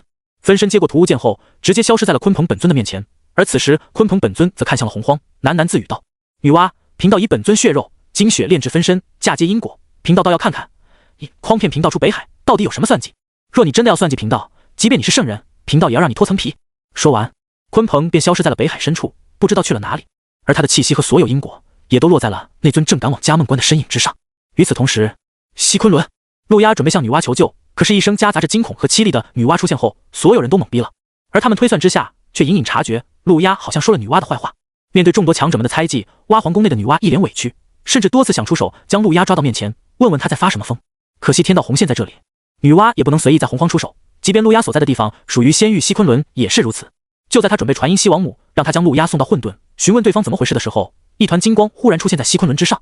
随后，差不多恢复的多宝驾驭着7品半功德金莲出现在了西昆仑之上，出现在了陆压之上。但他却看向西王母，笑着说道：“道友，陆压道友与我是交有缘，今日贫道前来，带走带走，马上带走。”本就已经头大如斗的西王母一脸烦闷的摆了摆手，道：“与你西方是交有缘，就赶紧带走，贫道的西昆仑经不起他的霍霍。道友如此明事理，贫道心中甚慰。”多宝说着，身下的7品半功德金莲忽然落下，出现在陆压身下的瞬间，盛开的功德金莲迅速合拢，将陆压包裹在内。只是7品半的莲叶，即便有功德之力镇压，也确实无法彻底隔绝那失控的太阳真火。只见莲叶间的缝隙中，时不时的会冒出丝丝火苗，特别是那仅剩半叶的莲叶之上，更是时不时的钻出一条火龙。品阶严重下跌的功德金莲，虽然镇压住了失控的陆压，但又好像没有彻底镇压住。好在多宝也不尴尬，而是在谢过西王母之后，就扛着喷火的功德金莲，美滋滋的向着西方叫赶去。有了大师伯安排的金翅大鹏雕，现在又抓住了这3足金乌，到时候可以借用陆压的名声，再吸引一些妖庭10大妖圣的后代。我是叫大兴，指日可待啊！多宝边走边说，不经意的回眸间，又想到了鲲鹏现在燃灯道友已经上天了，当初西方2圣的安排出现了一个空缺，若是贫道能招揽鲲鹏，越想越觉得可能的多宝眼中陡然一亮间，飞速向着是教的道场冲去。朝歌，这2天3界中风起云涌，朝歌也稍微起了一些波澜，因为地心的接受以及赐给了哪吒伏妖锁之后，哪吒这才把心念到了肚子里，而随着他的加入融入，也让朝歌多了一些轻松和欢乐。这也使得文仲不断调兵遣将时带来的无形压抑和紧张的情绪，在无形中缓解了许多。因为西岐的兵分2路，所以朝歌这边也要派兵去黄河边上镇守，可又因为2方兵力的悬殊，所以文仲也头疼得很。而悬殊的兵力也是他们不曾大举进攻的重要原因。所以对于兵分2路调兵遣将这件事，文仲十分的在意，十分的小心，因为现在的殷商输不起，哪怕是一次稍有规模的万人交锋，殷商也输不起。就在文仲、袁弘等人绞尽脑汁选择最有利的布局时，城内的3个妖精坐不住了。大姐，你说大王是不是把我们3个给忘了呀？这几次出战都没有喊我们3个。九头鸡的脑袋多，所以想法也多。此时他头冒冷汗，惊恐地看着九尾狐道：“大姐，大王不会准备卸磨杀妖吧？”“不会。”九尾狐坚定地摇了摇头，随后又信心不足地说道：“应该不会吧？”说着，他又看向了一旁的玉石琵琶，可玉石琵琶就是个石头脑袋，他怎么能想明白这些？最终，九尾狐和九头鸡四目相对间，九尾狐犹豫了半晌后说道：“看来我们连上战场将功赎罪的机会都没有了。既然这样，为了能让我们3姐妹活下去，那我只能提前出手了。”很快，九尾狐趁着夜色从住的地方离开，直奔王宫而去。他在朝歌王宫待了这么多年，闭着眼都知道朝歌王宫该怎么走。也不知道是地心太过自信，还是因为现在对付西岐牵动了城内所有人的神经，九尾狐竟然真的穿过层层防守，进入了9间殿中。只是九尾狐不知道的是，在他进入9间殿的同一时间，殷郊就已经来到了3妖居住府邸的附近，而赵公明更是出现在了不远处，遥遥注视着3妖居住的地方。9间殿内，九尾狐躲在大殿阴暗的角落中，看着上方正在闭目修炼的地心，眼中的犹豫一闪而逝间，融入黑暗中的九尾狐悄无声息地向着地心走去。今天财神节，小萌新在这里祝大家好运连连，财源广进。哒哒哒，越靠近地心，九尾狐的脚步越轻，只是他的呼吸却越来越粗重，小心，好像生怕吵到正在修炼的地心一样。就在他悄悄来到台阶之下时候，已然化为人形，并直接跪在了冗长的台阶之下。地心双目睁开一条缝儿，俯视着下方跪在地上的九尾狐，身上涌动的气息迅速归于平静。与此同时，正准备对玉石琵琶精、九头鸡下手的殷郊也猛地停下了出手的打算，等待着地心最新的命令。这时，地心看着下方的九尾狐，淡淡的问道：“深更半夜的，你不在府上好好休息，偷偷来见姑，所谓何事？”大王，生还没出泪先流。九尾狐露出一副我见犹怜的样子，哭哭啼啼道：“我3姐妹自知罪孽深重，不敢奢求大王的原谅，更是感激大王给我3姐妹一次活下去的机会。可是最近几次战斗，我3姐妹一直没有得到出战的机会，何谈将功赎罪？今夜小妖冒死前来，就是想求大王给我3姐妹一个机会。”就在这时，系统的声音忽然在地心脑海中响起：“丁检测到宿主陷入艰难抉择，宿主选择如下：选择1、3妖乃是女娲亲派，与女娲之间因果甚重，现在封神巨变，女娲更是对3妖除之而后快，稳住并保下他们3个，让他们3妖在朝歌自行谋生，彻底融入朝歌。选择奖励大力金刚丸。选择2、3妖已经没有利用价值，可以舍弃他们了，即便自己过河拆桥，又有谁敢说自己的不是？送他们上前线，让他们死在女娲的算计中，放弃可以威胁女娲的机会。选择奖励急速消痛丸。看着下方的九尾狐，地心不由轻笑道：“原来你暗中前来，是为了这件事，姑还以为你是来刺杀姑的。”啊！九尾狐听后顿时大惊失色，娇嫩的脸直接变成了一张白纸，随后身子一软，扑通一声瘫倒在地，瑟瑟发抖地解释道：“小妖怎么敢刺杀大王？当今3界只有朝歌尚有小妖3尺容身之地，小妖若是刺杀大王，岂不是自断生路？”九尾狐说着，身子抖的就更厉害了，冷汗更是噼里啪啦的往下掉。刺杀人皇，给他1万个胆子，他都不敢生出这个心思。别说现在了，就算是之前女娲逼得那么紧，他都不敢生出这样的心思。越想越怕的九尾狐，整个人都瘫倒在地上，冷汗更是在短短几秒钟就打湿了地面。他惊恐地看着上方，想再看一眼地心的样子，可是任凭他努力的去看，最多只能看到冗长的台阶。而刚刚做出选择地心，看着下面软成一团、浑身香汗淋漓的九尾狐，不禁觉得有些诧异。打量着对方那妙曼的身姿以及天生的媚态后，地心的左眼皮不由得跳了跳。不得不说，之前的地心能被九尾狐迷惑，不是没有道理的。在他已知的印象中，像是温碧霞、邱淑贞、马小玲等加起来，恐怕都要差上对方3-4分。这是个真妖精啊！地心心中暗自想着的同时，淡淡的开口道：“姑之所以没让你们上战场，是因为女娲一直对你们除之而后快。姑既然说了要保你们，自然不会让你们犯险。至于你们说的将功赎罪，之前朝歌保卫战的时候，你们做得很好，而且也得到了朝歌百姓的认可。最起码现在你们3妖在朝歌中行走，不至于人人喊打。上战场，你们不用考虑了。从今往后，你们可当朝歌的原住居民。你们住的地方姑赏给你们，不过今后你们3妖要在城内自行谋生，且不得害人。”啊！九尾狐听后，眼珠子瞪得巨大，随即激动的双目放光，娇躯又开始颤抖起来了。这话的意思是彻底不计较他们以前犯的错了。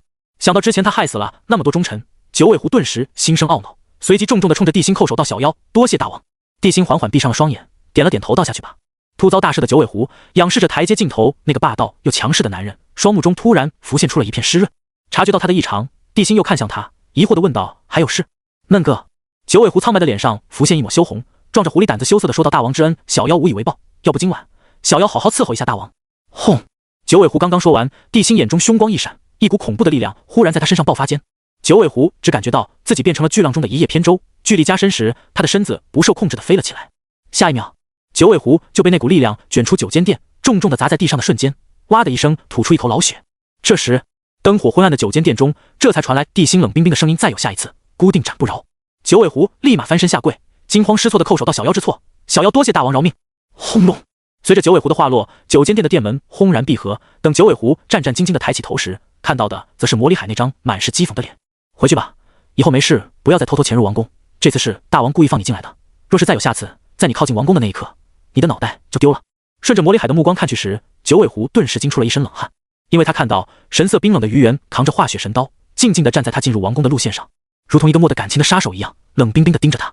直到这时，狼狈的九尾狐才真正的明白，之前那个他随意蛊惑的男人，已经不是他能再觊觎靠近的了。同一时间，混沌！轰！一道混沌神雷忽然劈在蛙皇宫上，顿时劈得蛙皇宫左摇右晃，甚至连宫内的女娲都差点吐出一口血。天道为何要降下神雷惩罚本宫？一脸茫然的女娲掐指一算间，脸刹那间变成了一张白纸，随即失态般发出刺耳的尖叫声。本宫什么时候导致殷商实力暴涨，协助他们对付西岐了？该死，到底是谁在算计本宫？朝歌！就在女娲陷入发狂、怒不可遏的要找出算计她的人时，地心手中则出现了一颗婴儿拳头大小的紫金色丹药。大力金刚完人道圣丹，可溶于水中，并永久改变固定位置的水质。根据个人底蕴不同，初次饮用之最高可以提升人族3倍体质，长期饮用最高可以提升10倍。备注：只对纯粹的人族有效，对仙道修炼者而言百害而无一利。宿主慎重选择投放地点，对宿主也无用。人道圣丹。地心看着手中丹药，陷入了沉思。他没想到这次突然诈尸的系统竟然给了自己这么一个好东西。至于这丹药的投放地点，地心瞬间就想到了在哪里，在朝歌外大军驻扎地挖上一口巨大的深井，完全可以解决这件事。至于为什么要挖井而不用附近的大河，原因就是井水好控制。现在朝歌中军营中仙道之人不少，万一投入河水中让他们误食，发生意外就麻烦了。很快，地心召来文仲，将这件事交给文仲亲自去办后，便继续修炼了起来。文仲做事他很放心，而且地心也相信，有了大力丸之后，殷商大军的力量和防御必然会有一个质的提升，到时候对付天兵和士兵也就不会那么为难了。与此同时，回到府邸中的九尾狐在看到一脸惊恐的御史琵琶和九头鸡后，这才知道刚刚自己这3姐妹都处在了作死的边缘。而当九尾狐将地心的话原封不动地告诉给二妖之后，他们这才将提着的心放了下去。姐姐，大王如此善待我等可不能再起二心了。是啊，大姐，大王都说女娲娘娘对我们除之而后快，那肯定是有这件事，我们可不能再糊涂了。琵琶精和九头鸡先后说道，而九尾狐在犹豫了半晌之后，这才重重地点了点头道：“两位妹妹说的不错，现在我们能仰仗的也只有大王了。现在我们不能上战场，只能自己谋生。好在我们身上还有不少凡人的财富。”九尾狐一脸思索地说道：“不过我们也要好好的想一想，该如何给大王带来好处。”姐姐说的对，即便是损害我们自身的利益，也在所不惜。大姐，涂山九尾历来都是祥瑞的代表，人族羽皇当年的妻子就是涂山九尾。既然当年的前辈可以做好，我相信姐姐一定能做好。听到九头鸡的话，九尾狐眼中突然泛起了光，随后自言自语道：“三妹说的是，我可不能丢了那位前辈的脸。”之后，3个妖精就开始琢磨起来，在朝歌中该做什么才能帮助地心。而地心也懒得盯着他们3个，这也让地心万万没想到，不久后3妖的所作所为竟然影响到了殷商国运。与此同时，城外商军驻扎地，当文仲带人挖出一个直径9丈9的深井，井底出现清水之后，他就掏出了地心给他的大力丸，当着所有人的面直接扔进了井里。啪！大力丸入水即化，而且众人都能看到水面上也出现了一层淡淡的紫金色光芒，同时一股让人悸动的力量在深井中出现。道友，这里面的井水真的可以增强人族的体质？作为此次挖井主力的于元，好奇看着下面的井水，感受着其中散发出来的那股让他有些压抑的气息，甚至都有点怀疑文仲的话了。大王交给老夫的东西还能有错？文仲白了一眼于元，随后又说道：不过大王说了，这东西只对普通人有用，对仙道修士百害而无一利。说着，文仲看向周围，准备先让一个普通士兵试试，因为他也从这井水中感受到了巨大的危险。这时，同样跟来的殷郊却走了出来，直接打了一桶井水，不顾文仲等人的阻拦，吨的就干了半桶。下一秒，殷郊身上忽然泛起了紫金色的光芒，同时可以清晰看到他的身上出现了一道紫金色的细线，细线如同有生命一样，迅速在他身上蔓延开来。啊！殷郊仰天发出惨叫间，被他隐藏起来两头四臂忽然出现，而他刚出现的两头四臂竟然不受控制的扭曲了起来，就像他本身的一头二臂上爆发出可怕的拉扯力，疯狂的拉扯着因为吃了仙枣变异长出来的两头四臂。太子！文仲见状心中大惊，刚要上前的时候却被于元一把扯住。道友莫慌，殷郊乃是人族太子，人皇也并未给他封神，现在的变化应该是好事。听到于元的话，文仲仔细一看，这才发现殷郊的惨叫虽然很强烈，但他身上的血气和生机确实十分浑厚，而且血气还在缓慢的增长中。一刻钟后，殷郊的两头四臂彻底消失，重新化为一头二臂的模样，而且他身上紫金色纹路也消失不见了。此时，殷郊满脸兴奋地看着自己的双手道：我恢复正常了。之前是地心用人皇气强行将他的两头四臂隐藏了起来，毕竟是人族太子，顶着3头6臂的样子实在是难看。可是在殷郊饮了这里的水之后，那两头四臂竟然彻底的融入到了他的身体中。现在他感觉自己的身体素质大幅提升了的3倍，无论是力量、血气还是筋骨皮的韧性、强度等等，全都提升了3倍。而且力量还是6臂叠加之后的力量，比如他之前用6臂法身可以拖住李靖的黄金宝塔，现在他完全可以轻松的将那宝塔掀翻。而且筋骨皮的提升也大大的增加了他的抗击打能力。之前别人一刀能砍到骨，现在估计顶多砍破皮，伤到肌肉。当殷郊将自身的变化一一诉说清楚之后，无论是文仲还是于元顿时面露喜色。就在这时，刚刚赶来的雾文化听到这个水竟然有如此威力，能让人体质增强3倍后，趁着众人不注意，他的脸上露出睿智的笑容后，一把将殷郊喝剩的半桶水抓起，吨。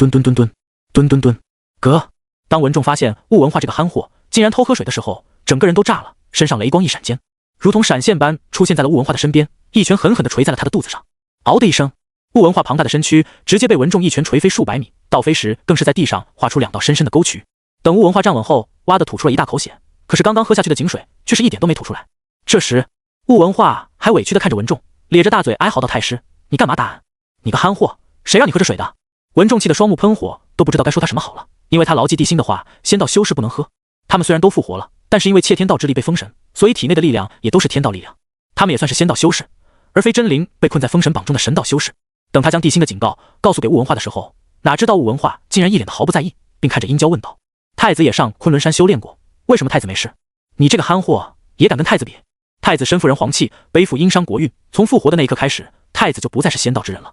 文仲气得也不稳重了，眉心竖眼不断迸射出点点雷光，但他还是紧张地看着雾文化，询问他有没有感觉哪里不对劲。没有哪里不对劲啊，就是没有太子说的那种感觉。雾文化说着，体内法力运转间将文仲带给他的伤害压了下去，随即就站了起来，委屈地向着众人走去。看到雾文化真没事，于元等人也是一脸疑惑，难道是地心骗他们的？不应该啊！可就在众人疑惑间，刚刚走了2步的雾文化眼睛一翻，双脚一软间，扑通一声，直挺挺地趴在了地上。等众人上前一看，这才发现雾文化的意识还十分清楚，但是身体已经软成了一滩烂泥了。也就是说，现在的雾文化不再是那个力大无穷的雾文化，而是身上没有一丁点力量的空壳子。在察觉到雾文化意识清晰，没有什么生命之忧的时候，文仲等人这才将心放了下去。没有生命之危，先不用管他了。看着雾文化瞪着无辜的大眼睛，文仲没有丝毫的怜悯之情，而是不咸不淡的说完后，便回到了井边。至于其他人，也都在暗中松了一口气。好在有雾文化试毒，要不然他们中的任何一个人来上这么一下，最后倒霉丢脸的肯定会是他们。至于文仲也没想到，这个对普通人没有危险，甚至还有天大好处的井水，对他们而言竟然是剧毒一样的东西。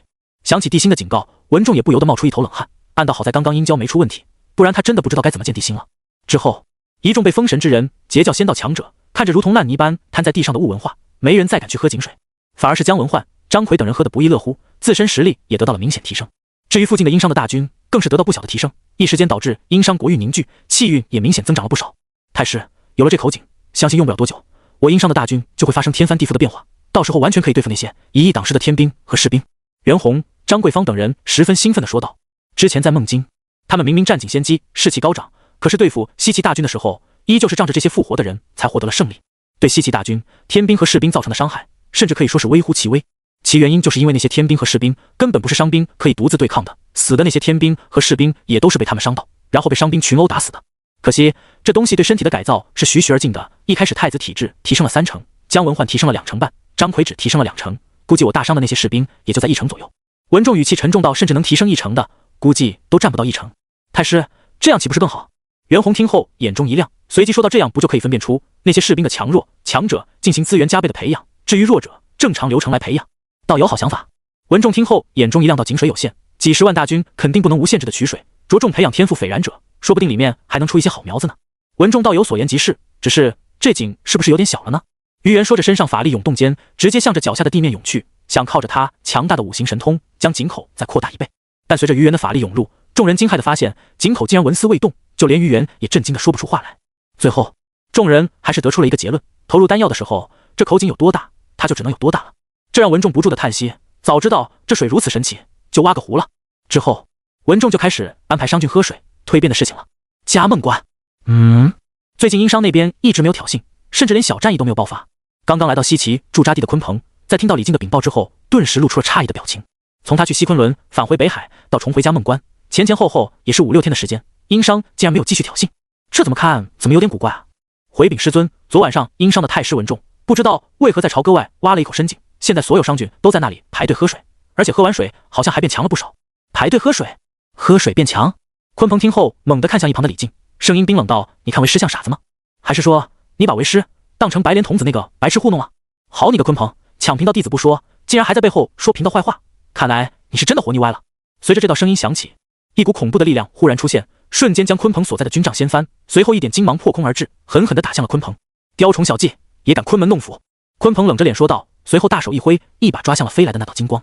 一旁被吓傻的李靖看不清，但是鲲鹏却看得清楚，这就是白莲童子手中的金刚杵，也就是那件圣人法器。下一秒，砰！就在鲲鹏接住法器的瞬间，黑袍下的他脸色陡然一变，随后周身法力涌动间，整个人顿时如遭重击，闷哼一声后，直接就倒飞了出去，地上更是出现了一溜鲜血。哈哈哈！大笑的白莲童子忽然出现在李靖身边，召回了金刚杵后，一脸猖狂的大笑道：你果然受伤了，鲲鹏，贫道今天倒要看看你还有什么资格在贫道面前猖狂。说完，他又看向一旁吓到面色苍白的李靖，一脸阴沉道：还有你，贫道说要考验考验你，你竟改拜鲲鹏门下，你可真是好胆量。我还不等李靖做出狡辩，一股恐怖的力量波动忽然在远处出现，随后身穿黑袍的鲲鹏如同鬼魅般出现在了白莲童子的身边，一拳将他轰飞了出去。随后他用膀胱扫过瑟瑟发抖的李靖，冷冷地说道：我鲲鹏的弟子，你有什么资格质问？鲲鹏，你都受伤了，还敢在贫道面前撒野？天空之上，白莲童子左手金帛，右手金刚杵，身上还有代表祥瑞的白色光芒激荡，看起来就像是一个正义凛然的神奇显圣下界降魔一样。但面对白莲童子的步步紧逼，鲲鹏非但没有丝毫紧张，反而一脸的不屑与讥讽。小童子也敢在贫道面前撒野，当年贫道名震洪荒的时候你还没破壳呢，今天贫道说什么都要给你一个教训。说着，鲲鹏知道自己不是白莲童子的对手，于是直接拔出了屠无剑。屠无剑出鞘的瞬间，惨烈的气息夹杂着刺鼻的血腥味，刹那间弥漫了小半个西岐军营。不少人在嗅到那股血腥味后都忍不住的干呕了起来，但更多的则是发自内心的恐惧和不安。那是什么兵器？为什么一出现我就感觉到了浓浓的死亡气息？我也不知道，但是我却生出一种发自灵魂的忌惮和恐惧，还有我的心中好恨，我感到了莫大的不甘与愤怒。我也是，我好像听到了无数人的哀嚎痛哭，也好像看到了血流成河的场景，这是怎么回事？那个人手中的兵器到底是怎么回事？就在鲲鹏拔出屠无剑的时候，顿时引起了西岐数百诸侯和数十万大军的注意，众人齐齐看向了鲲鹏所在的位置。这一刻，他们心中同时生出了莫大的悲哀以及难掩的愤怒，甚至连姬发和散医生也走了出来。只是散医生看着那柄通体血红的血剑时，眉头不由自主地皱成了一个疙瘩。随即他看向姬发问道：武王，这把剑好像是一把邪剑，此道人是什么来历？他就是那鲲鹏，李靖李将军的师尊。鲲鹏，散医生说着眉头紧皱起来，当他的目光不经意间扫向对方手中那柄血剑的时候，心头咯噔一声，暗道最好别是那一把剑，不然就麻烦了。然而他越怕什么越来什么，就在散医生胆颤心惊将心提到嗓子眼的瞬间，一脸愤慨的白莲童子忽然面露惊恐。屠剑！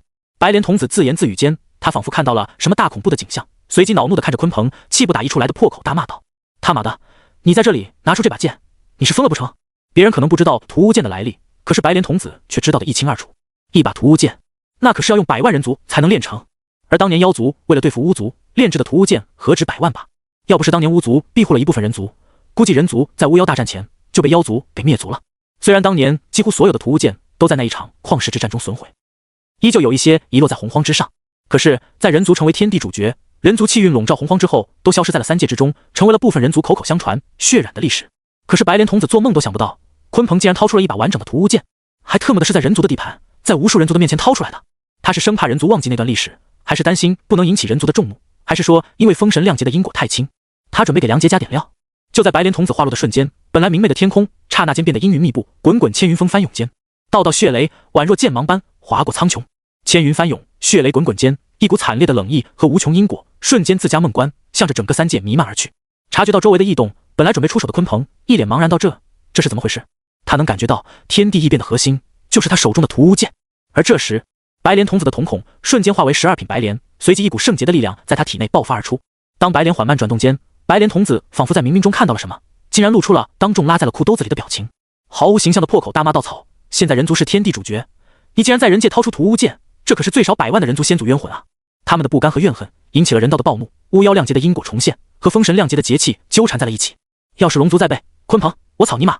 白莲童子说到一半不敢说了，怒骂一声后，头也不回地冲向士兵所在的地方，神色仓皇的大声喊道：“都愣着干什么？布阵，布阵，阻挡节气！难道你们想？”与此同时，混沌中的圣人、天庭的昊天、释教的多宝、西昆仑的西王母等纷纷跳脚，大声地问候起鲲鹏。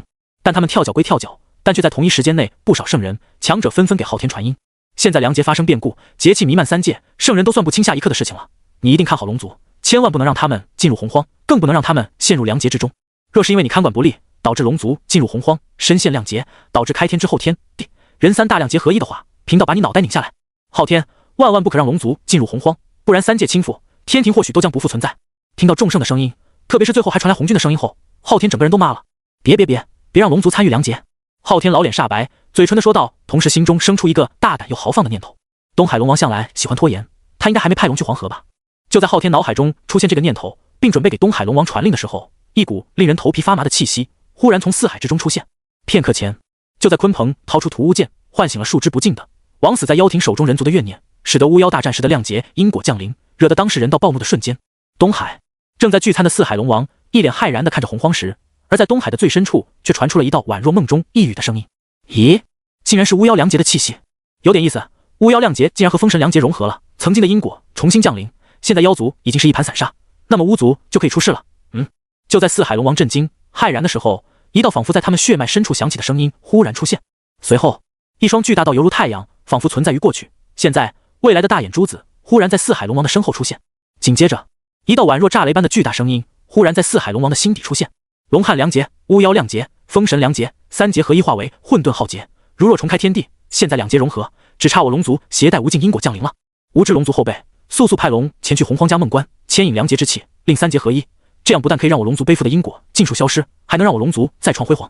即便是本座，也可借界重生，到时候便可以带领龙族重新一争洪荒3界霸主之位。”轰轰轰！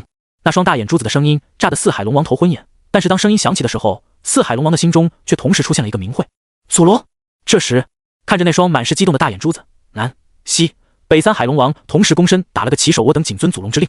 祖龙的威压乃是在所有龙族的血脉中流传的，即便现在龙族投靠了天庭，甚至四海龙王早就被昊天洗脑，可在祖龙下令的刹那，他们就完全不在乎昊天是谁了。若是祖龙归来，即便无法重现巅峰状态，昊天在祖龙面前也是个地点。这时，那双大眼珠子看向东海龙王，冷冷地问道：“你有问题？”啊！东海龙王被吓得脸色煞白，吞了口千年龙痰后，这才赶紧解释道：“回祖龙，小龙的后辈已经在嘉梦关附近了。”当东海龙王将事情的前因后果一一跟祖龙说完之后，那双大眼珠子顿时露出狂喜之色。哈哈，真是天助龙族，何该我龙族重现洪荒，一争霸主之位。哈哈哈！狂喜过后的祖龙看向东海龙王，略带紧张地问道：“你派去的龙族可有真龙血脉？”回老祖，是小龙九子敖天就是带队龙，而且敖天血脉返祖，是我四海龙族中唯一的五爪紫金神龙。真正的龙族，如九爪紫金神龙、九爪金龙、九爪五彩神龙等，这种纯粹的真龙血脉早已经死绝了。现在龙族体内的真龙血脉已经变得十分稀薄了，就像四海龙王其实就是五爪金龙，至于紫金神龙这种比金龙高贵、纯粹的血脉早已经不见了。所以当东海龙王九子敖天出现时，就给龙族带来了不小的冲击，甚至四海龙王都将他当作秘密容器来养，更是不惜耗费精血压下他紫金神龙的样貌，使得他在外人的眼中变成五爪金龙来保他性命。这次也是因为昊天许诺的好处，东海龙王才派出老九，准备等日后昊天论功行赏的时候，老九也能变强一些。没想到误打误撞，还正合了老祖心意。而此时，祖龙听后双眼一亮，大笑道：“好，虽然血脉不算太好，但现在已经没有比他强的了，就他吧，让他代表我龙族，背负我龙族上古节气因果，令三劫合一化为混沌浩劫，承载我龙族崛起的机会。等三劫合一，天地初开的景象重现之后，你马上将他召回东海，本座要借体众生。”东海龙王没有丝毫犹豫，到谨遵老族法旨。很快，那双眼珠子便消失不见了。而南、西、北三海龙王则同时看向东海龙王，因为他们知道大哥最疼爱老九了，可他依旧为了龙族的崛起，毫不犹豫地将老九卖了。老九再强，他也只是五爪紫金神龙，可祖龙若是借体众生，即便无法重现祖龙之躯，最不济也会成为九爪紫金神龙，一跃成为上古龙族。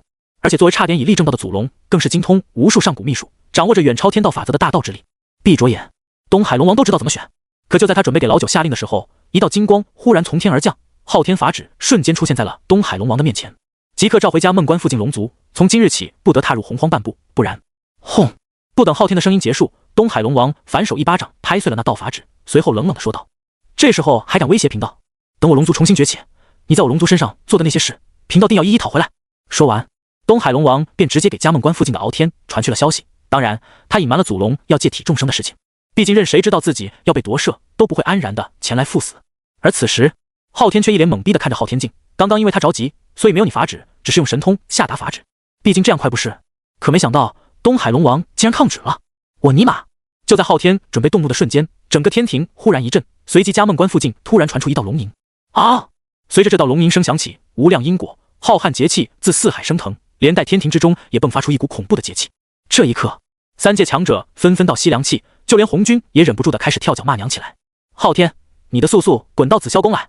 我听到红军的咆哮之后，昊天整个人都麻透了。他不知道为什么，本来一切都好好的，结果到头来却变成了这个样子。再说，龙族背叛天庭，自己非要入劫，本地有什么办法？感受着一股恐怖阴冷的气息在天庭之上弥漫，感受着混沌中众多圣人那杀人的眼神，昊天双脚一软，直接瘫倒在了地上。这时，听到风声的王母嗖的一下来到了昊天的身边，看着面无人色、冷汗直冒的昊天，顿时心痛不已。他迅速冲上前来，紧张地问道：“师兄，这是怎么回事？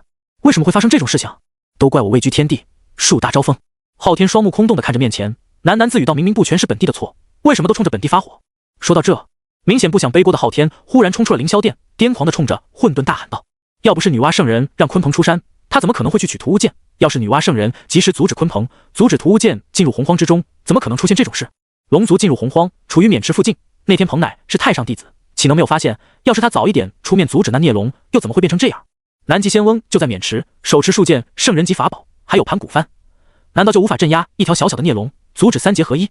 鲲鹏掏出屠物剑，那白莲童子不知道阻止吗？接引，准提你们两个就知道看热闹，不知道让他阻止一下，变成这样跟本地有个屁关系？这锅本地不背，你们自己玩去吧！干！昊天越说气势越盛，越骂越感觉自己占理儿，明明是一群不作为的圣人，导致现在的局面，凭什么自己就派个龙，就让自己背上所有的黑锅？说完，昊天滋溜一下钻进了凌霄殿中，不但关上了凌霄殿的大门，还直接用昊天镜将大门焊死了。此时，王母一脸惊呆了的表情看着昊天，结结巴巴道：“师兄，你干嘛？”说着，王母紧了紧自己的衣服，孤男寡女共处一殿，这样空窗许久的她，多少有一点点紧张，有一点点不安，还有一点点的期待。就是昊天焊死凌霄殿大门的操作，属实让他想不明白。这时，将殿门彻底焊死的昊天，双脚一软，直接瘫倒在地，面色苍白的看着上座的王母：“师妹啊，不赶紧躲起来，为兄怕那些圣人把我砍死啊！”三劫合一化为开天，混沌浩劫，明明是那些圣人各种算计、机缘巧合下导致，可他们为了将自己摘出去，想让本地一人背负因果，从而防止他们陷入良劫之中。真当本地傻了，会替他们背着必死的滔天因果？呸！看着大吐口水的昊天，王母一时间有些懵逼，随后他大脑一转，惊恐地问道：“所以，师兄你刚才的话是把圣人们都给拉下水了？”虽然得罪了圣人，但只要活着就好，只希望此事过后，圣人们不要再找师兄的麻烦，不然找麻烦。昊天听后看向王母，面露不屑道：“师妹啊，你是真不知道混沌浩劫的恐怖，这是浩劫，堪比盘古大神为开天力战3000魔神，别说圣人，就算是天地人三道，都有可能打得重新陷入沉睡中。”说着，昊天又是一口老痰吐出，随后不屑地说道：“圣人能不能活到那时候，还是不是圣人都难说啊！”王母听后顿时被吓得容失色，但是他还没来得及开口，昊天就开口道：“师妹放心，师兄我早有打算，反正天庭上也没东西，我等也没有陷入浩劫，只要我们不出去，等浩劫结束，我们自然会脱劫而出。”昊天说完，又看着焊死的殿门，低声说道：“只是本地派下50万天兵，龙族也是本地派去的，多少沾了点因果，躲起来应该没啥事儿。此时，昊天也不想争霸三界了，只希望能活过这恐怖的浩劫。等混沌浩劫一过，天清地明，自己怎么着也得弄个圣人当当。实在不行道祖也行。嘎嘎嘎！想到这里的昊天顿时激动的手舞足蹈起来。至于安全，他是一点都不担心，因为凌霄殿可是有着堪比极品先天防御至宝的防御力。唯一差事的地方，就是他不能随意大小便，不能随身携带。看着昊天先是恐惧，之后兴奋的手舞足蹈，王母不由得陷入了沉思。与此同时，被一团血光笼罩的紫霄宫，此时宫门大开，包括女娲在内的所有圣人全部都在紫霄宫中，就连元始也带着4条链子出现在了这里。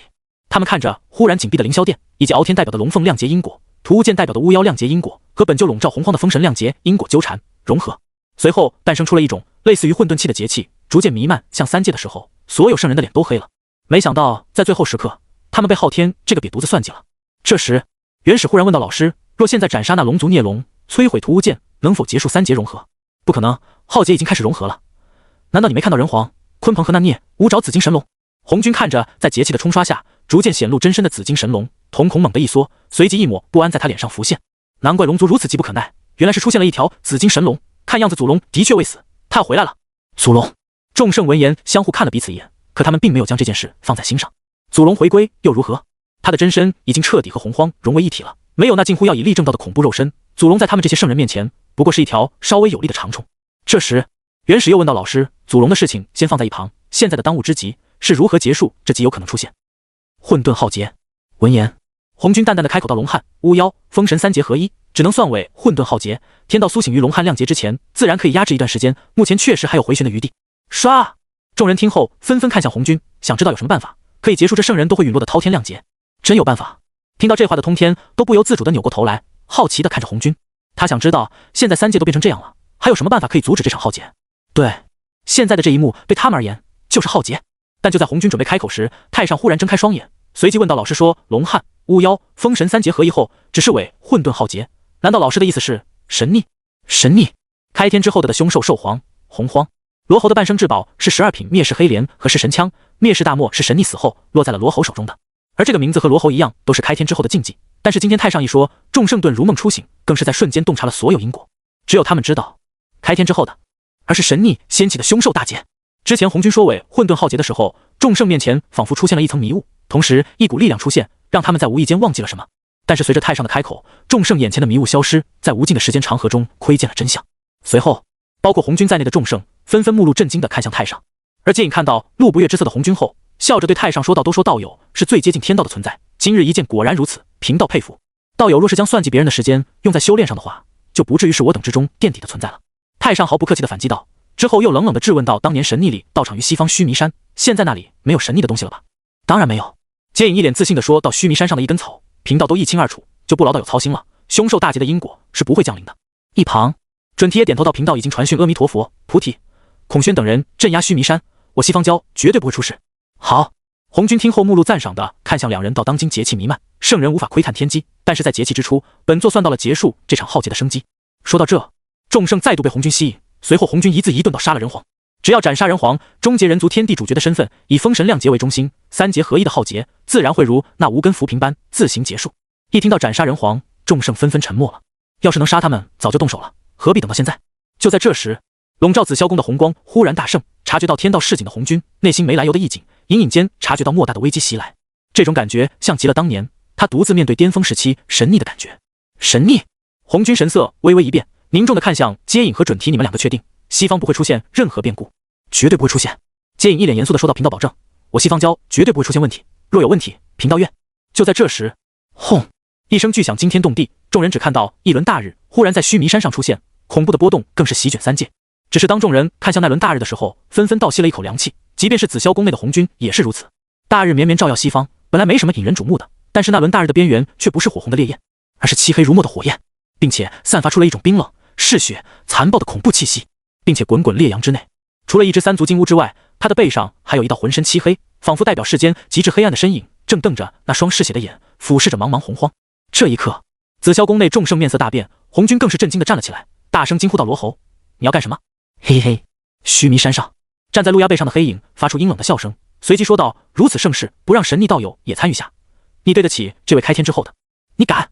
红军听后眼珠子顿时变得通红，刚要对陆压出手时，整个西方礁所在的位置瞬间被一股极致的黑暗笼罩。随后，一面散发着灭世气息的大魔出现，它仿佛与时间长河的源头建立了某种联系。无穷无尽的惨烈气息轰的一声在西方礁的上空出现，刹那间笼罩了洪荒的整个西方地界，使得偌大的洪荒西方土地都陷入到了无尽的黑暗之中。恍惚间，接天连地的滚滚黑暗中，一头说不出来什么模样，但却好似比苍穹还巨大的虚影，忽然在那片黑暗中出现。蓦人可以看清他的样貌，因为他正以常人难以想象的速度，飞速地向着嘉梦关的方向冲去。该死，该死！看到这一幕，洪军气的牙齿都咬碎了。他没想到，这罗侯竟然召唤出了灭世大魔，唤醒了上面残留的神秘因果。现在三劫合一，只是为混沌浩劫的原因，就是因为还有个神秘。他如同一堵无形的墙，挡在了龙汉亮劫前面，让他无法和开天时的鸿蒙时代相连接。而现在，神秘一旦融入三大亮劫之中，就将形成开天之后最为恐怖，圣人都会生死道消，三道都可能会虚弱到沉睡的可怕劫难——混沌浩劫。而更让红军绝望的是，三界中没人可以阻止神秘，即便是他打破天道红线都不行，因为要抹除现在的神秘，必须回到鸿蒙蛮荒时代，而那个神秘纵横的年代，天道还在沉睡。所以，即便是威压三界的道祖红军，也只能看着神秘来到嘉梦关，然后一头扎进三劫合一的中心位置。紧接着，轰隆一声巨响响彻三界，随即一股不可名状的波动忽然出现，天地间玄黄之气喷涌，灵气更是在短短时间浓郁了无数倍。随后，那股不可名状的波动在短短几个呼吸的时间便笼罩了三界。几乎在同一时间，红军、地心、后土三人齐齐睁开双眼，并同时露出骇然和震惊的表情。大道之争。当这四个字出现在他们脑海中的时候，无论是红军、地心还是后土，全都陷入了懵逼中。不是混沌浩劫吗？怎么成了大道之争了？就在地心和后土疑惑不解的时候，紫霄宫内的红军却露出了喜色。原来三道之上为大道，当年天道复苏，大道隐退前，洪荒生灵修行的都是大道之力。这一点红军、罗侯最有发言权。也因为大道属于规则，高于天道的法则，所以当初天道苏醒之后，完成使命的大道之力才在隐退前，借龙、凤、麒麟三族之力，将神逆这个修炼大道的执牛耳者抹杀。至于红军、杨梅等人，在那个时代也只敢闭门苦修，直到神逆陨落后才崭露头角。却也因为他们的道场在不周山，所以享受了大道离去前遗留的最后一点福泽。却也知晓已经无法修炼大道，这才转修天道法，则创下仙道，成为了仙道的执牛耳者。本来红军身合天道，并推动巫妖、封神亮劫，就是为了要吸收地道、人道之力，准备在三道合一的时候摆脱天道控制，然后借用与天道的因果，反噬三道，以三道之力为基石，冲击那无上的大道境。可他没想到，本以为是死结的混沌浩劫，竟然也可以让他冲击无上大道境。当年的仙魔之争，是他和罗侯争那圣人之位；现在的浩劫之战，则是他与后土、人皇争那大道至尊。随后众人便看到，之前还怒不可遏的红军，忽然变得平静下来，甚至连紫霄宫外闪动的血光，也都在瞬间消失不见了。这时，太上忽然问道：“老师，现在神逆已经融入大劫，洪荒上会不会发生什么变故？”变故会有一点，而且事情已经超出了天道的掌控，接下来洪荒要大乱了。红军说完，看向面前的众圣，淡淡的说道：“当今浩劫降临，不再是天人之争，而是天地人三道的大争之势。为师只问你们一句，你们想不想所修仙道被人皇或者后土统治？不想，当然不想。仙道无上，在洪荒之上，唯有仙道长存。我等身为仙道弟子，自然不会让仙道沉沦。我等身为仙道先手，自然要将仙道发扬光大。还请老师明示，我等该如何去做？”面对众圣的态度，红军很是高兴，看来这些年自己的经营没白费，这群弟子已经被自己拿捏了。既然如此，今后尔等麾下弟子便不分教派，皆为仙道之人。看着下方一众圣人，红军自言自语道：“不久之后，洪荒将会陷入大乱之中，祖龙现世，西方凶兽魔族或将重现。待浩劫席卷三界时，尔等也无法置身事外了。此劫不是封神良劫，而是圣人都会陨落、生死道消的混沌浩劫。”轰！此话一出，众圣顿感振聋发聩，所有人都面露骇然。他们没想到，到最后还是把自己给扯进去了。而且红军已经明说了，这次他们将无法置身事外，也不再是让门下弟子打打杀杀就能解决的，估计要亲自撸袖子上去干架，而且还有陨落、生死道消巨大风险。想到这，被天道锁链锁住的元始愤怒地看向了接引：“刚刚你不是说西方教不会出事吗？那罗侯和神逆又是怎么回事？”这接引还不知道该怎么回答，一旁的准提先开口了：“元始道友，是教捅出来的篓子，跟我西方教有什么关系？”对，恍然大悟的接引兴奋地说道：“是多宝将陆压带入了须弥山，那是教的惹出来的事情，与我西方教有什么关系？道友应该找通天道友才对。”我尼玛！元始听后肺都要气炸了，要不是因为自身被天道锁链捆住，他说什么都要给这俩不要脸的来上几个大逼斗。不过还不元始怒骂二人，一旁的太上就不冷不热到二弟莫要动怒。刚刚老师已经说了，凶兽魔族或许会重新出现，若真如此的话，须弥山能不能挺过？太上道友说笑了：“当今浩劫降临，我等自然……”接引的话刚刚说到一半，脸色猛地一变道：“不对，老师，我等怎么还不能入洪荒？”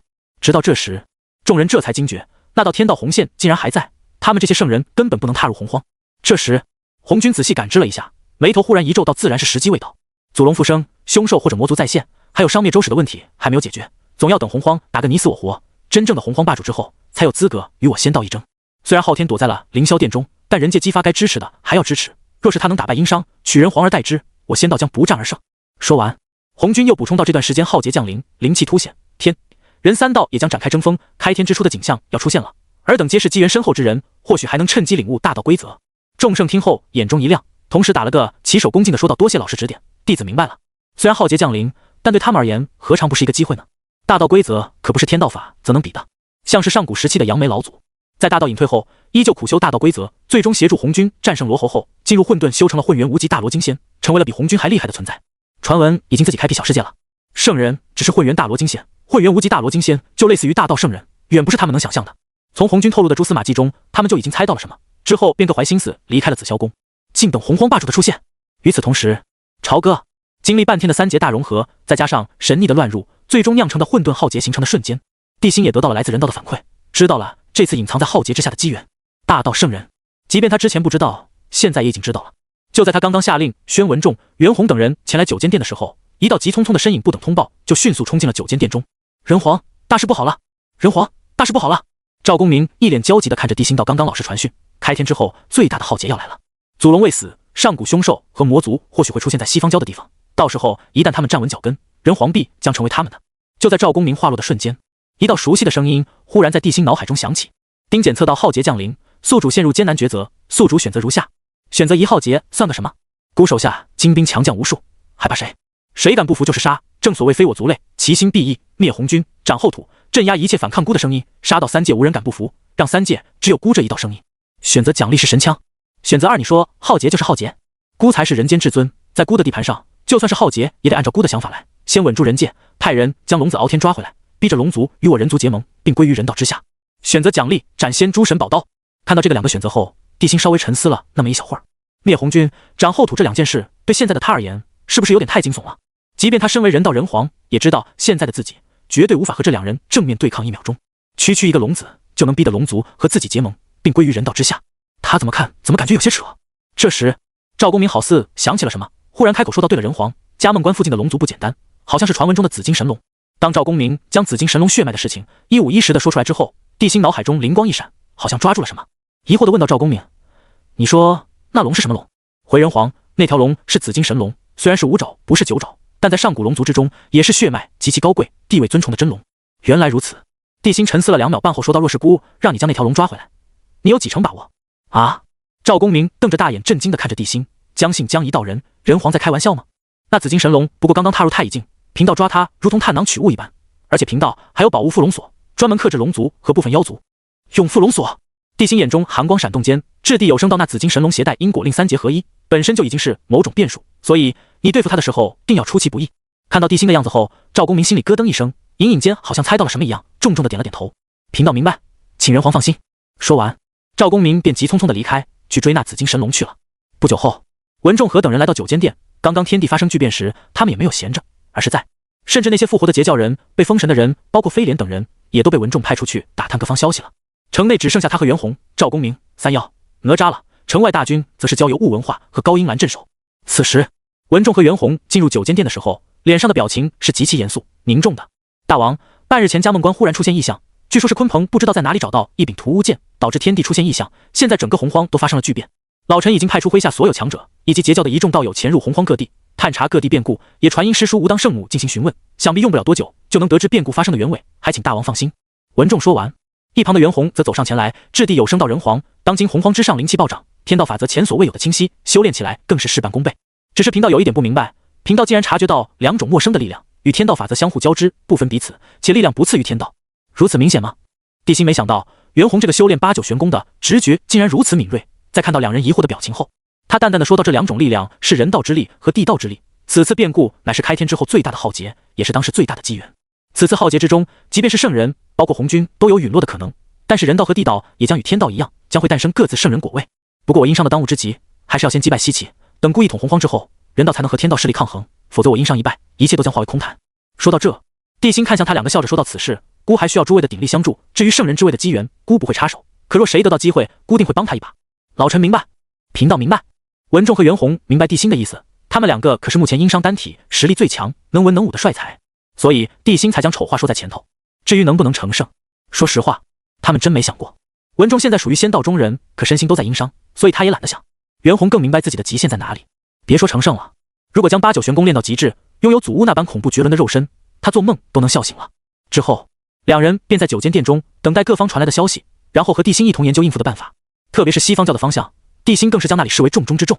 当天半夜，朝歌正下方的某段黄河上，一身白衣的赵公明忽然从天而降，青金鞭狠狠地抽向了下方黄河。轰！伴随着一道惊天动地的巨响，滔滔黄河瞬间断流，无穷河水冲天而起间，仿佛形成了一面看不见的墙壁。而浑浊的黄河水中，一点紫金光芒在其中一闪而逝。此时，赵公明十分的无奈，这敖天确实如人皇所言，成为了变数。他之前徒手抓龙，竟然没有抓住身为太乙的敖天，被对方逃进了黄河中，又因为黄河的神异，他无法锁定敖天的身影。此时，他扫视着下方，冷冷地说道：“敖天，人皇要见你，识相的话，跟贫道一同前去朝歌。”唰！就在赵公明话落的瞬间，一道虚幻的龙影忽然出现在黄河之上。东海龙王，你不好好的待在东海，跑洪荒上来做什么？赵公明看着面前的龙王，脸上带着轻蔑的笑意，但是他并没有放松警惕，手中秦金鞭依旧锁住了下方的黄河。此时黄河已经断流，滚滚黄河水疯狂地向着河道两侧涌去，但是赵公明已经顾不得那么多了。这时，东海龙王看向赵公明，脸上带着讨好的笑容，说道：“老龙今日冒昧出现，是求道友能给老龙个面子，放过这孩子，老龙定铭记道友之恩。”放过？赵公明眼皮微微一抬，看向东海龙王，淡淡的说道：“贫道可以向你保证，人皇只是要见一见他，绝对不会伤他性命。道友，最多月余时间，老龙定然带着厚礼亲自登门拜访，还请道友看在往日的情分上。”东海龙王面露焦急，刚要扯情分，赵公明直接一鞭子打散了他的虚影，看着对方一脸的愕然和震惊之色。赵公明淡淡的说道：“人皇法旨，洪荒之上谁敢不从？”哗！一阵风吹过，东海龙王的虚影瞬间化为虚无，但是在他离开之前，却面露怨毒的诅咒起了赵公明：“敢坏我龙族好事，赵公明，我龙族绝对不会放过你的。敖天，既然他要抓你，那你就让黄河沿途数百万人族为他的狂妄付出代价。”说完，东海龙王的虚影瞬间消失了。这敖天可是祖龙指定的夺舍对象，但是现在他却被截教大仙赵公明拦住，东海龙王怎么可能不怒？而随着东海龙王的消失不见，滚滚黄河中忽然浪涛惊天，一股恐怖的力量波动出现在了黄河之中。虽然赵公明知道这是敖天准备用龙族的天赋神通使得黄河水淹两岸，但他也没有办法。黄河乃是祖龙肉身所化，任何人的神念都无法探寻黄河中的一切，这就让他十分无奈。但就在300里范围内的黄河翻江倒海，无尽黄河水即将涌出河道的瞬间，一股极度凌厉的杀意忽然在黄河底部出现，直奔某处而去。找到你了！伴随着于元的声音响起，一股巨大的力量忽然在黄河中出现，伴随着砰的一声，一条被打得不断喷血的紫金神龙忽然在黄河中倒飞了出来，而咆哮的黄河更是迅速的平复了下去。同时，看到敖天飞了出来，赵公明也不敢大意了，缚龙索祭出的瞬间，直接将敖天给捆成了粽子，并放开截断的黄河。当赵公明将敖天提在手中的时候，这才看向于元，问道：“道友怎么来了？”贫道正在这附近探听消息，听到动静就过来了，没想到是道友在抓这条小龙。说着，于元看向那条被自己锤得半死的敖天，好奇地问道：“道友，这条龙是什么来历？竟然值得道友亲自出手，还截江断流？”人皇下令，贫道自然不敢多问，照办就是了。赵公明说着，看向手中的敖天。此时的敖天鼻子一歪，鄙夷地看着赵公明和于元，为了抓我，竟然派出一个顶尖准圣、顶尖大罗前来，人皇也不过如此。啪！敖天刚刚说完，于元一个大耳刮子就抽了过去，随后恶狠狠地瞪了眼敖天，再敢说人皇的坏话，贫道这就把你送到哪吒的手中。唰！一听哪吒的名儿，本来还挺狂妄，甚至想怒骂于元的敖天，突然打了个哆嗦，并低下了高贵的大龙头。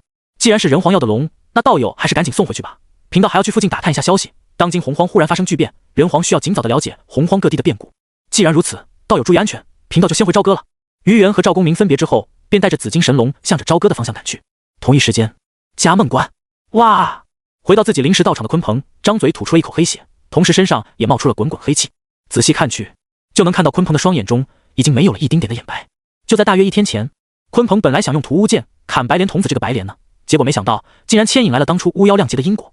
而他作为亮劫因果降临的载体，自然首当其冲的遭受了劫气的冲击，不但心中满是杀意，还受到了极其严重的道伤。看到鲲鹏吐黑血，一旁的李靖根本不敢大声喘气，而是瑟瑟发抖的站在一旁，等待着鲲鹏的命令。因为在鲲鹏回到军帐中的半天时间中，他已经吃了9个人了，一口吞的那种。此时，鲲鹏知道自己劫气入体已经没救了，所以决定先完成本尊和女娲的交易，并拿到江山设计图。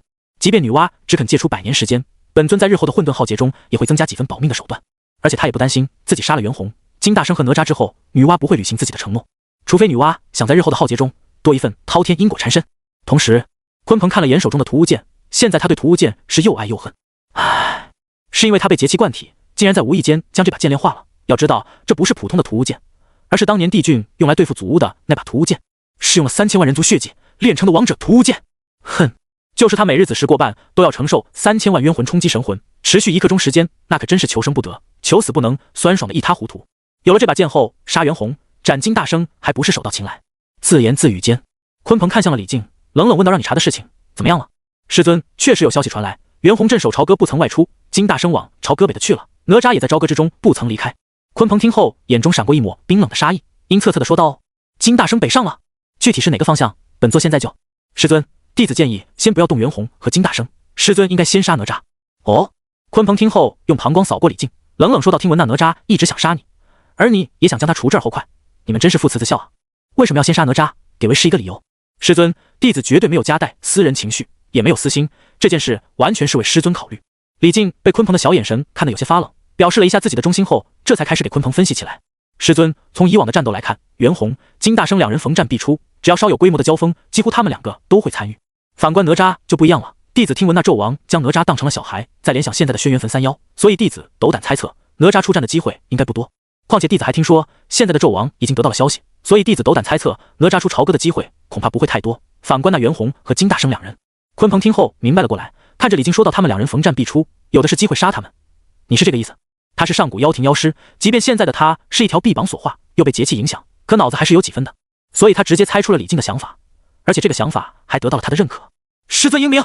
李靖一记马屁拍过去后，又贱兮兮的笑道：“还有那奶吒手中法宝无数，什么乾坤圈、混天绫、火尖枪、金砖等，像这种灵宝，或许师尊看不上，但九龙神火罩呢？九龙神火罩就是那个拥有空间属性，可以召唤9条3昧真火火龙的空间灵宝。”想到这，鲲鹏双目一亮。至于那什么乾坤圈、混天绫等，虽然都是些后天灵宝，甚至是不入灵宝之流的仙家法宝，可鲲鹏依旧很想要，就是因为他穷啊。想到这，鲲鹏看向一旁的李靖，随即说道：“你去问问那姬发，准备什么时候进宫殷商？”这李靖面露为难道：“师尊，或许这有些难了，因为在之前的变故中，武王和那条天子真龙气竟然融合了，现在谁也无法靠近中帐啊。”融合？鲲鹏听后眼珠子一转，可让李靖感觉意外的是，鲲鹏并没有因此而发怒，他活得够久，自然知道这代表什么。天子真龙气虽然来自昊天，但是昊天却没资格让他和一个凡人融合，因为那是天道的一道法则。现在既然融合，那肯定是天道或者道祖出手，好让姬发拥有在浩劫中活命的机会，继续进行伐纣大业，并借他的手杀了人皇帝辛。不知不觉中，这姬发就从洪荒上昊天的代言人，变成了天道在洪荒的代言人，有点意思。鲲鹏冷笑一声后说到：“这姬发倒是因祸得福，你先下去吧，一旦姬发出关，或者有哪吒出朝歌的消息，马上来通知为师。”弟子遵命。李靖听后赶忙离开军帐，出来后这才抹了把不存在的冷汗，并看向朝歌的方向。哪吒，你真是让为父操碎了心啊！说完，他便向着姬发所在的中帐赶去。可让他没想到的是，南极仙翁竟然出现在了这里。可是，在看到李靖的时候，南极仙翁却冷冷的别过头，显然对于他拜师鲲鹏这件事十分的不满。而碰了一鼻子灰的李靖，只好收回了准备行礼的手，去别的地方巡逻去了。朝歌九间殿，看着下面被绑成粽子还一脸不服的敖天，帝辛神色淡漠，双目中更是闪动着睿智的光芒。在他的眼中，下面的敖天不再是个人，而是一条盘踞在大殿之中被缚龙所锁住的真龙，这就是紫金神龙。孤看他也没什么不凡。此话一出，下方的敖天顿时打了一个激灵，随后的吐出一口龙血，脸上更是露出浓浓的惊恐之色。就在刚刚，他正准备反驳帝辛的时候，就感觉一股巨大的力量从天而降，好似大山一般压在他身上，同时让他心中刚刚生出的那点不敬也在瞬间烟消云散。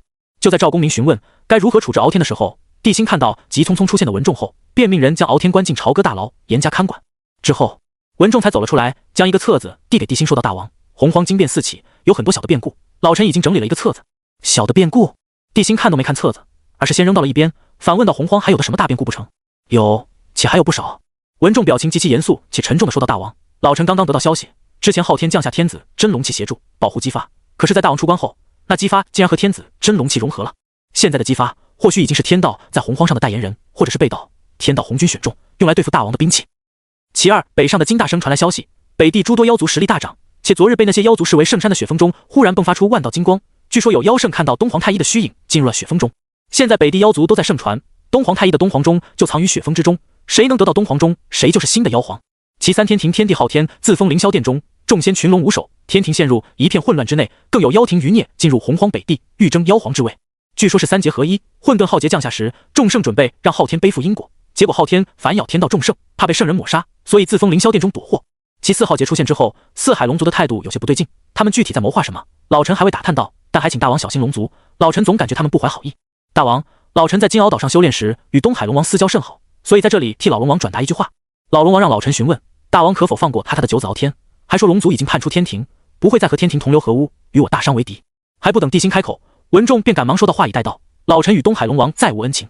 齐武西方教发生惊天巨变，也是目前洪荒之上已知的各大势力道统中变故最大的地方。大王，西方巨变以须弥山为中心，西方教的地盘有半数被黑暗笼罩，就连西方教道场须弥山也被一分为二，更有半数婆娑世界陷入黑暗中。传闻那片黑暗是不久前出现的灭世大漠所化而成。师叔亲自赶往西方，在老臣来这里之前，师叔曾传讯，西方教众多准圣如临大敌，且被黑暗笼罩的一半西方土地中，更是不断传出凄厉的嘶吼和惨叫。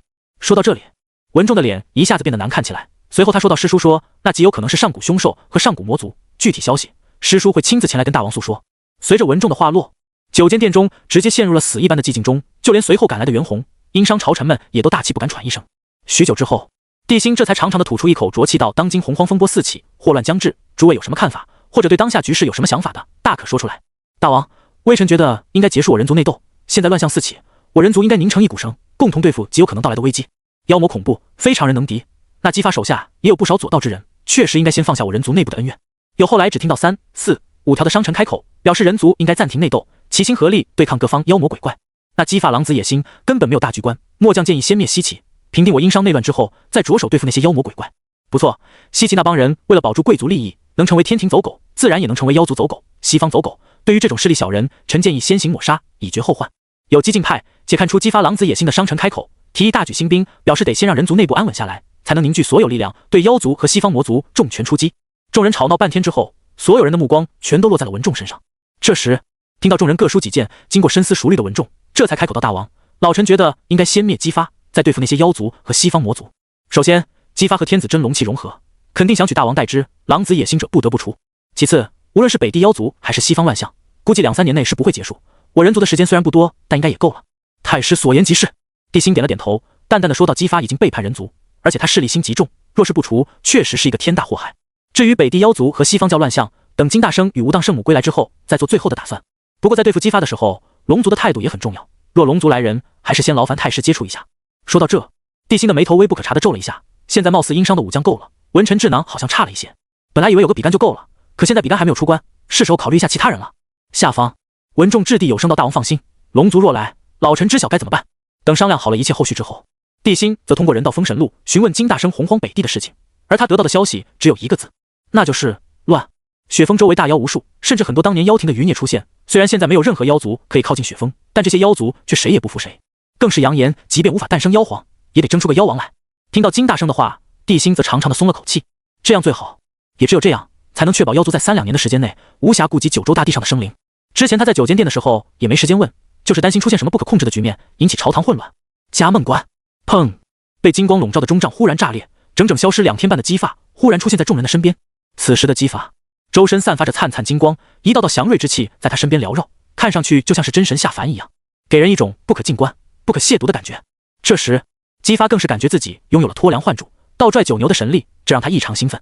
虽然自己还是凡人，但自己也拥有了纣王之力，就问今后还有谁感对自己不敬？再回想这2天半的时间，出现在他脑海中的青衣老头传授的真龙诀，让他拥有天道之力护身，修行者难伤分毫的伟力，更是让姬发信心暴涨数10倍。而他只要每天在固定的时间内运转真龙诀，就可以保持天道加身的状态，简直不要太爽。那人皇可以用人道之力压制天下修炼者，本王也能用天道之威镇压一切对本王不敬的修炼者。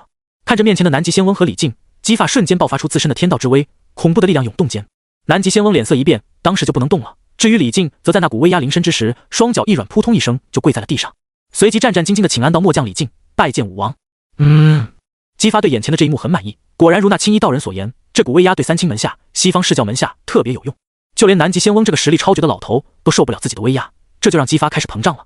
这时，姬发看都不看南极仙翁，而是漠然地看向李靖，问道：“白莲童子还在不在嘉梦关中？”骑兵武王、西方释教的白莲童子以及50万士兵尚在关中，并未离去。好，你现在派人传令白莲童子和鲲鹏，速速让他们前来叩拜本王。末将遵命。看到姬发那鼻孔朝天的样子，李靖张了张嘴，还是没说什么，而是直接去传召了。片刻后，一股冰冷至极的寒意忽然出现，随后愤怒到五官扭曲的白莲童子忽然出现在姬发的不远处。他板着脸看着姬发，冷冷地质问道：“你好大的胆，竟然让贫道来叩拜你，不知死活！”说完，这几天气儿一直不顺的白莲童子瞬间出现在了姬发面前，正要教训姬发的瞬间，一条金龙虚影忽然从姬发体内出现，在所有人震惊的目光中，金龙上来就是一招华丽的神龙摆尾。啪！耳光声响起的瞬间，白莲童子惨叫一声后，直接砸进了附近山壁中，抠都抠不出来的那种。见此情景，姬发内心急速膨胀了起来，随即想起之前鲲鹏的态度后，他又露出阴鸷的冷笑。之前的我，你爱理不理；今天的我，让你高攀不起。鲲鹏，之前你让本王丢的脸，本王今天要一并找回来。好一个不知死活的凡人！啊！就在姬发想着该如何对付鲲鹏的时候，远处忽然传来一声怒吼，紧接着就一道凄厉无比的惨叫声。听到惨叫声，李靖猛地打了个哆嗦，随后整个人都紧张地冒出了冷汗。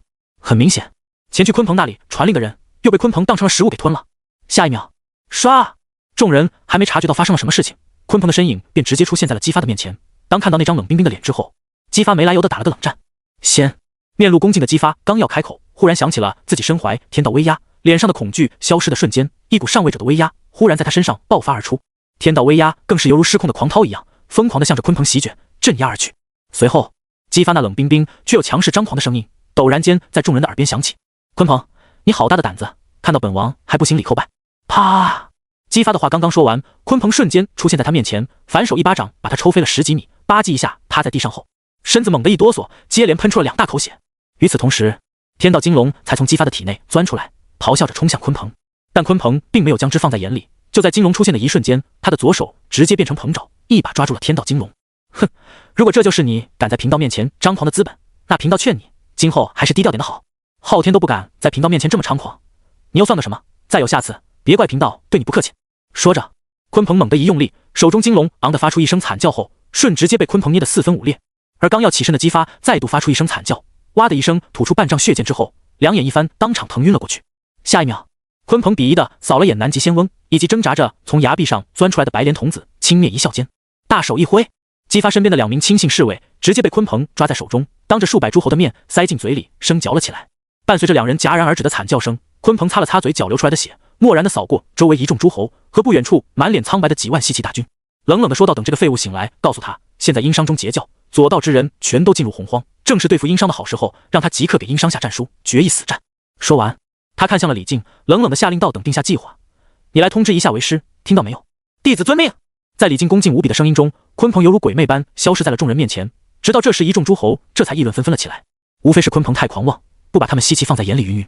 而深知修仙界惨烈现状的李靖，则悄悄地凑到了南极仙翁的身边，低声问道：“师伯，为什么武王的天道威压对鲲天地大变，远古霸主都重新现世，欲要争霸3界，所以现在人教、阐教、西方教、释教、天庭之人，统统归入道祖的仙道麾下。这姬发走了狗屎运，被道祖选中，成为了洪荒代言人，对仙道之人有先天压制。”南极仙翁说着，无奈地叹了口气，道：“可鲲鹏却是妖族之人，还是上古大妖，曾经更是妖庭帝师，本身实力又很强，即便昊天都不愿得罪他，人间姬发又算得了什么？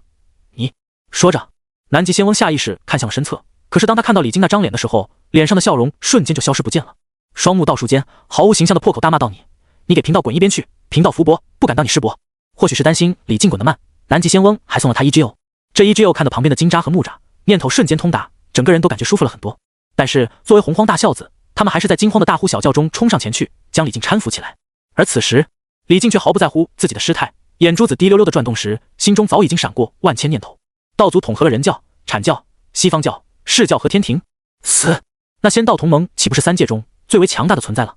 可是，一想到白莲童子考验自己的时候，自己被鲲鹏威逼利诱，拜师鲲鹏而错失了一根那么粗的大腿时，李靖就无比懊恼。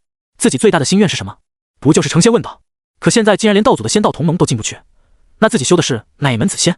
想到这，李靖一把抓住了金吒和木吒，老泪纵横地说道：“南极师伯误会为父了，你们一定要跟师伯解释清楚，为父拜鲲鹏为师是被逼无奈的。若当时为父不同意的话，鲲鹏就会吃掉为父，他吃人的样子你们也看到了。”听到李靖情感丰富的自述之后，金吒和木吒顿时一脸的自责，暗道自己可能真误会老爹了。于是2人重重的点了点头：“父亲放心，孩儿一定会给师伯解释清楚的。就是，我们2兄弟可不像哪吒一样没心没肺，还请父亲把心放在肚子里，这件事交给孩儿即可。”好。李靖拍了拍2人的肩膀，一脸欣慰道：“你们才是为父的好儿子，是为父的骄傲。”被鲲鹏教训的姬发也不敢装模作样了。苏醒之后，虽然他被鲲鹏打了，但有一点不得不承认，现在确实是殷商强者数量最少的时候，也是攻打殷商最好的时候。那边只有赵公明和袁弘，还有一个能缠住准圣的文仲，可他这边却有鲲鹏、南极仙翁、白莲童子和毗卢仙4个准圣，孰强孰弱，还不是一眼就能看出来。就在西岐调兵遣将的时候，鲲鹏目光冰冷地看着下方的李靖，声音更是冷到极致道：“今早上为师听到你拜师的流言，还有人说是你亲口说的，李靖，难道你就不想给为师一个解释？唰！听到鲲鹏的质问，李靖的脸瞬间白了，豆大的冷汗自额头滴落而下。师尊饶命啊！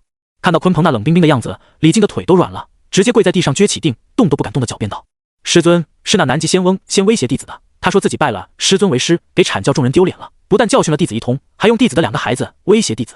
说到这，李靖声泪俱下道：还请师尊明察，师尊神威盖世，洞穿古今，弟子绝对不敢欺骗师尊，更无半点假话。看着下方的李靖，鲲鹏脸上露出思索之色，他怀疑李靖在骗自己，但又不是彻底的怀疑，毕竟李靖的恭维，小马屁拍的让他很舒服。再说他收李靖完全是想借用李靖、哪吒的父子因果，防止自己和殷商扯上直接因果。毕竟哪吒的母亲可是殷商王室之人，所以他对于李靖的忠心与否并不是太过在意。至于袁弘和金大生，我们妖族互相残杀的事情，跟你殷商有半毛钱关系？想到这，鲲鹏看向李靖说道：为师暂且相信你的话，至于那金吒、木吒等为师杀了哪吒，斩了袁弘、金大生之后，南极仙翁自然不敢动他们。弟子李靖多谢师尊。李靖将头埋得极低，定居的老高，给足了鲲鹏尊重到师尊，弟子前来是为了汇报武王的军令。武王已经给殷商下了战书，今日下午加孟关外一战，彼时双方各出10万人马，直到一方胜利。若西岐胜，商军让出孟津，退守牧野；若殷商胜，我西岐大军退出加孟关。哦，听到这话的鲲鹏不禁感觉有些意思，这姬发什么时候胆子这么大了？难道是自己昨天出手不小心打通他的任督二脉了？想到这，鲲鹏又问道：军力如何分布？启禀师尊，此次武王准备让师尊、南极仙翁、白莲童子和毗卢仙打先锋，先解决对面的赵公明和袁弘、文仲，若是击杀，他们的宝物归击杀者所有。至于10万军马，为5万士兵和5万西骑兵，士兵都有以一当10的实力，所以相当于60万对10万，优势在我，此战必胜。本来听到让自己当先锋，鲲鹏心里顿时生出不悦，甚至想着再去赏姬发一个大逼兜。可是在听到宝物归击杀者所有后，他心中的不快瞬间消失了。试问目前西岐4大准圣中，在南极仙翁不动用盘古幡这件大杀器的时候，谁能比得上自己？屠巫剑代表的不只是屠巫，还代表制邪制恶以及杀戮的极品后天灵宝。好，终于见到曙光的鲲鹏顿时眼冒金星道：既然如此，那为师今天下午就用赵公明的命来昭告洪荒3界，为师的王者归来。至于为什么是赵公明，因为鲲鹏眼红那24颗定海珠啊。反观袁弘，除了一根够硬的一气水火棍，还有什么宝物？而且将8、9玄功炼至大圆满的袁弘就是一个铁疙瘩，他只是鲲鹏的一只手臂，脑袋被门挤了去对付袁弘。而此时李靖听后面路纠结，但还是大声说道：师尊圣人之下无敌手，今天定能斩杀那赵公明。仿佛看穿了他的小心思，鲲鹏淡淡的说道：至于哪吒，为师也不会放过，他活不过今晚。师尊威武！与此同时，朝歌大王姬发下了战书，只是这风格有些不像他。文仲看着手中的战书，想破头也想不明白，这货怎么敢下这么大赌注的？至于帝辛在看到姬发的战书后，也不禁陷入了短暂的懵逼中。在这个重末的时代，但凡下了战书就要遵守，一旦不遵守，马上就会众叛亲离，甚至是遭遇真正的天谴。同时也不会像后世一样，我虽然走了，但却在处处留下我的影子，然后给对面留下无尽的后患，比如布下什么陷阱，弄点什么疾病等，甚至在离去前还会把关爱、城池毁个七七八八。那种典型我不好过，你也别想好过的事情，在这里是行不通的。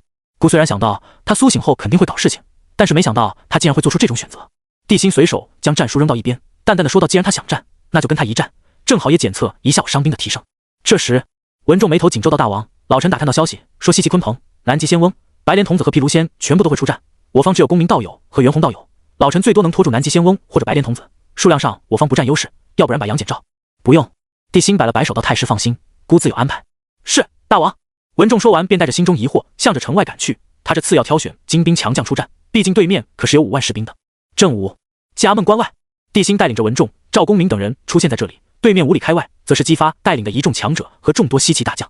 此时文仲正在低声地汇报人族的变化。大王，这10万人中有6万人自身素质已经提升了2倍半左右，剩下的都是在2倍之下，是我殷商变化最大的一部分人。至于姜文焕自身提升了最少6倍，张奎夫妇不到5倍，已经遥遥领先众人了。可对面却是5万士兵、5万西骑兵的阵容，西骑兵好说，可是那以一当十的士兵正面冲击下有些麻烦，即便有雾文化、姜文焕等人带头冲锋，恐怕我军也会有不小的伤亡。此时文仲的表情有些严肃，对面无论是强者数量还是兵种质量都碾压殷商这边，今天这一仗难打了。除非鲲鹏、南极仙翁、白莲童子3人中少一人，他空出手来以雷霆击碎士兵斗志，他们才能碾压对方。和文仲的忧心忡忡不一样，现在的西岐可是士气高涨，特别是在看到哪吒以及哪吒身上挂着的那些法宝之后，鲲鹏整个人都变得兴奋起来了。为了防止再出现上次哪吒虚晃一枪的事情，在李靖的授意下，金吒、哪吒滚出来，哪吒滚出来。随着金吒的一声怒吼，本来还笑呵呵的哪吒那张脸瞬间阴沉了下去。可就在他准备出手的时候，一只手忽然落在了哪吒的肩膀上。这一战让我来吧，毕竟是李家的人，你也不好出手。随着声音落下，姜文焕出现在了哪吒的身边，随后骑着马快速冲向前方的金吒。姜文焕，你个叛徒，还有脸出现在我的面前？看到姜文焕，金吒脸上不由得露出一抹冷意，就连本来不想出手的他，此时也不得不出手了。黄头小儿，今天本将军亲自来取你性命，受死！姜文焕说着，取下背上大刀，直直地冲向了金吒。金吒也不怂，双剑入手的刹那，更是冲了上去。姜文焕虽然是个凡人，但因为吃了那颗丹药，后来又被井水改造，此时一身实力可谓是深不可测。而且在被地心封了关之后，也有因伤国运加深，此时竟然凭借手中大刀将金吒压在身下疯狂输出。但金吒毕竟是阐教高徒，一身武艺也是超凡，再加上自己的修为，倒也不至于落败。可众人见状，却是纷纷大惊失色，所有人全都倒吸了一口凉气。毕竟在他们眼中，姜文焕只是一个普通人，又不是殷郊那种身份尊贵、有气运护体的人。现在一个普通人竟然将金吒压在身下输出，这不是扯淡吗？姬发看着大展神威的姜文焕，疑惑地问道：“这姜文焕怎么看着跟之前不一样了？勇猛程度远非当初可比。”确实如此，按理说他这种实力已经不是普通人可以拥有的了。莫非？李靖看了眼鲲鹏，随即大声说道：“是因为朝歌城外的那口井？听说殷商那边喝水就变强，看样子并非是无稽之谈。因为那口井吗？”姬发看着前方的战斗，眉心早已经拧成了一个疙瘩。之前他并没有将那口井当回事，现在看来确有其事。至于被李靖故意点了的鲲鹏，也没有想着为之前的莽撞道歉，而是点了点头道：“当今天下大变，那口井或许是现世的上古灵泉。”上古灵泉？南极仙翁说着，用看白痴的眼神看着鲲鹏道：“有没有搞错？那口井是出现在变故之前。”鲲鹏冷冷地反驳道：“朝歌身为洪荒人皇，人界至尊镇守的城池，在发生巨变之前，出现点特殊东西不很正常吗？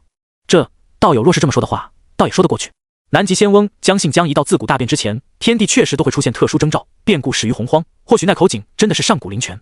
一唱一和的两人说的姬发一愣一愣的，同时不少人都对那灵泉产生了浓厚至极的兴趣。小半个时辰后，被压着打的金吒眼看无法战胜对方，竟然施展神通将姜文焕逼退后，直接飞到了天上。嘘嘘两声，手中双剑如同灵活的蛟龙般向着姜文焕绞杀而来，同时他那恼羞成怒的声音也在众人耳边响起：“姜文焕，你一介凡人也敢跟我动手，真是不知死活！今天贫道就让你知道什么叫先凡之别。”随着金吒话落，双剑在空中飞来飞去间，姜文焕一个防备不及，噗呲一下被对方砍中后背，鲜血瞬间喷了出来。恼怒的姜文焕直接将手中大刀甩向金吒，趁着金吒躲避的时候，纵马向着商俊冲去。想跑，受死！金吒见状，双目倒竖，自己被一个普通人压在身下输出了这么久，要是让他跑了，今后自己还混不混了？想到这，金吒径直向着姜文焕飞去。欺人太甚！就在这时，早已经忍受不了的哪吒忽然发出一声怒喝，随后直奔金吒而来。姜文焕为了他而受伤，这让哪吒心里多少生出了一些愧疚。哪吒，你个缩头乌龟，终于肯出来了呀！看到哪吒出手，金吒的脸上不由得露出阴谋得逞的笑容，也不追姜文焕了，而是直接在空中跟哪吒叮叮当当的打了起来。而且金吒边打边退，缓缓地向着西岐大营那边靠近。既然鲲鹏要出手，他就必须给鲲鹏争取一个机会，一个对付哪吒，但是又让赵公明和袁弘无法施救的机会。所有人的目光都落在了半空中厮杀的两兄弟身上，唯有一人的目光落在了受伤的姜文焕身上。姜文焕，之前你追杀本侯，稍后作战，看本侯怎么玩死你！此时，重英鸾看向姜文焕的眼神充满了吃人的狰狞。哪吒太冲动了，既然已经知道鲲鹏是来杀他的，竟然还要打头阵，他真以为鲲鹏不敢杀他？姜文焕返回阵营后，面带焦急之色，至于他背后的伤，甚至都没怎么在乎，更是凭借自身素质，硬生生将伤口的血止住了。可是帝辛对于姜文焕的焦急，并没有太放在心上，反而嘲讽似的看着西岐那边，这也把一旁的文仲等人给急得不轻。大王，哪吒此次贸然出手，实在是太危险了，不然还是让雾文化或者张奎出手。这孩子最近哪吒在城内很是活泼，不少人都挺喜欢这批孩子的，所以这次出征，文仲等人对于带哪吒来是十分抗拒的。奈何拿主意的不是他们，而是帝辛。与此同时，西岐大军前方，李靖恭恭敬敬地站在鲲鹏身边，低声说道：“师尊，那镊子已经被金吒引出来了，师尊看看什么时候出手。你再叫为师做事。”鲲鹏看向李靖，脸上带着一抹生人勿近的冷意。不知为何，当他看到哪吒莽出来的时候，心里没来由的咯噔一声，就好像前方有什么陷阱等着自己跳一样。被鲲鹏瞪了一眼后，李靖赶忙低下头，紧张地说道：“弟子不敢。记住，为师的事还轮不到你来插嘴。”鲲鹏看着李靖，冷冷地说道：“对面的文仲掌握了雷霆之力，速度奇快无比，等该出手的时候，为师自会出手。今天，哪吒别想活着回去！今天，哪吒别想活着回去！”听到鲲鹏的话后，李靖将焦急的心焰回了肚子里，脸上也不由得露出了舒心的笑容。妥了，有了鲲鹏这句话，哪吒的小命还不妥了吗？自己只要静待佳音即可。此时，场中还在叮叮当当的打，但是金吒明显不是哪吒的对手，而他更是时不时的看向李靖，仿佛在用眼神询问鲲鹏为什么还不出手。不是鲲鹏不出手，在这短短的1刻钟时间，鲲鹏有过3次想出手，但是每次他的心里都会生出一股子强烈的不安。多年的警惕让他感觉前方有大坑，而小心谨慎的性格让他一次次的放弃了出手。看到金吒又被压在身下疯狂输出，李靖不禁面露焦急道：“师尊，时机还不到吗？”鲲鹏思考良久后，这才开口说道：“时机未到，若不然，先让金吒退回来吧。”啊！李靖看到鲲鹏的怂样，鼻子都气歪了。你他妈要是不敢出手的话，就早说，自己也不用让自己的好蛋上场。结果被阴伤的人番被压在身下输出不是？你的残暴呢？你的戾气呢？你那放荡不羁的狂妄呢？想到之前鲲鹏对他和姬发的态度，再看看面前这个恨不得缩进壳里的鲲鹏，李靖不气才怪呢。还他妈上古妖师呢，简直就是欺软怕硬的废物。李靖在心里边排着鲲鹏，同时黑着脸对金吒下达了撤退的命令。好在哪吒还念及一点旧情，并没有追杀金吒。很快，在姬等人茫然的目光中，金吒气不打一处来的问道：“父亲，刚刚怎么不动手？”李靖用膀胱看了眼鲲鹏，随后板着脸说道：“大人的事情，小孩子不要瞎问。”金吒听后肺都要炸了，但是在众人注视下，他也不好当场发作，只好暗戳戳的咽下这口恶气，同时心里莫名的涌出一股悲哀。难道这就是传说中的对外唯唯诺诺，对内重拳出击我治不了阴伤的哪吒，还治不了你希冀的金吒这种例子的典范吗？至于姬发根本不知道鲲鹏和李靖三口在搞什么，不过之前金吒打跑了姜文焕，也算是一次小小的胜利。这时姬发看向一旁说道：“白莲童子，你们是不是也该出力了？”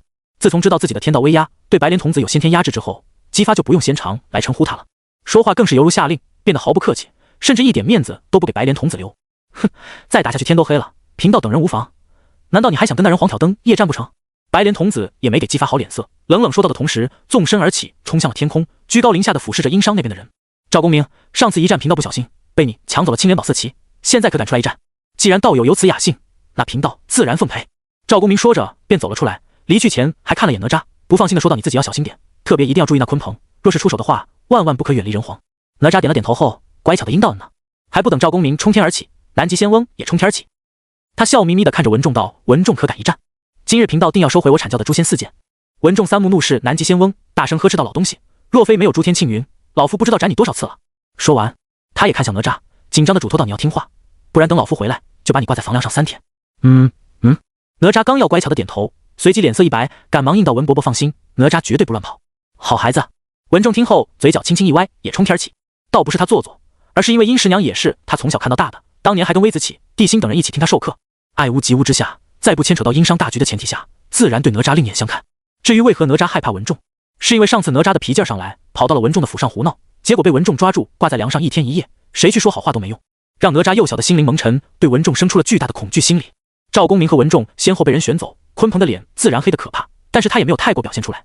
白莲童子对上赵公明或许不会输，但也绝对不会赢。南极仙翁对上文仲，正好可以拖住这个家伙，到时候也不会出面阻拦自己。现在只剩下一个袁弘了，两头大妖四目相对间，十分默契的冲天而起。片刻后，众人便察觉到遥远的地方传来了剧烈的法力波动，明显他们已经开始打上了。这时，姬发看了眼天空，知道还有不到2个时辰，天就要黑了，今天必须分出胜负。如果拖到明天再打，他不敢保证殷商那边谁会回来。想到这，姬发看向毗卢仙道：“那武文化之流就交给你了。”毗卢仙一脸自信地说道：“武王尽管放心，有贫道在这里，他们翻不起什么大浪。”下一秒，随着两方战鼓雷动，杀气冲霄间，10万兵马同时冲向彼此，大战一触即发。武文化还是一马当先的大先锋，手中射凶棍出手间一扫一大片，别说西岐大军了，就算是教那以一当十的士兵，都被他撕开了一个大口子。毗卢仙想出手来，可架不住人群中忽然钻出个哮天犬，咬得他滋哇乱叫，根本就腾不出手。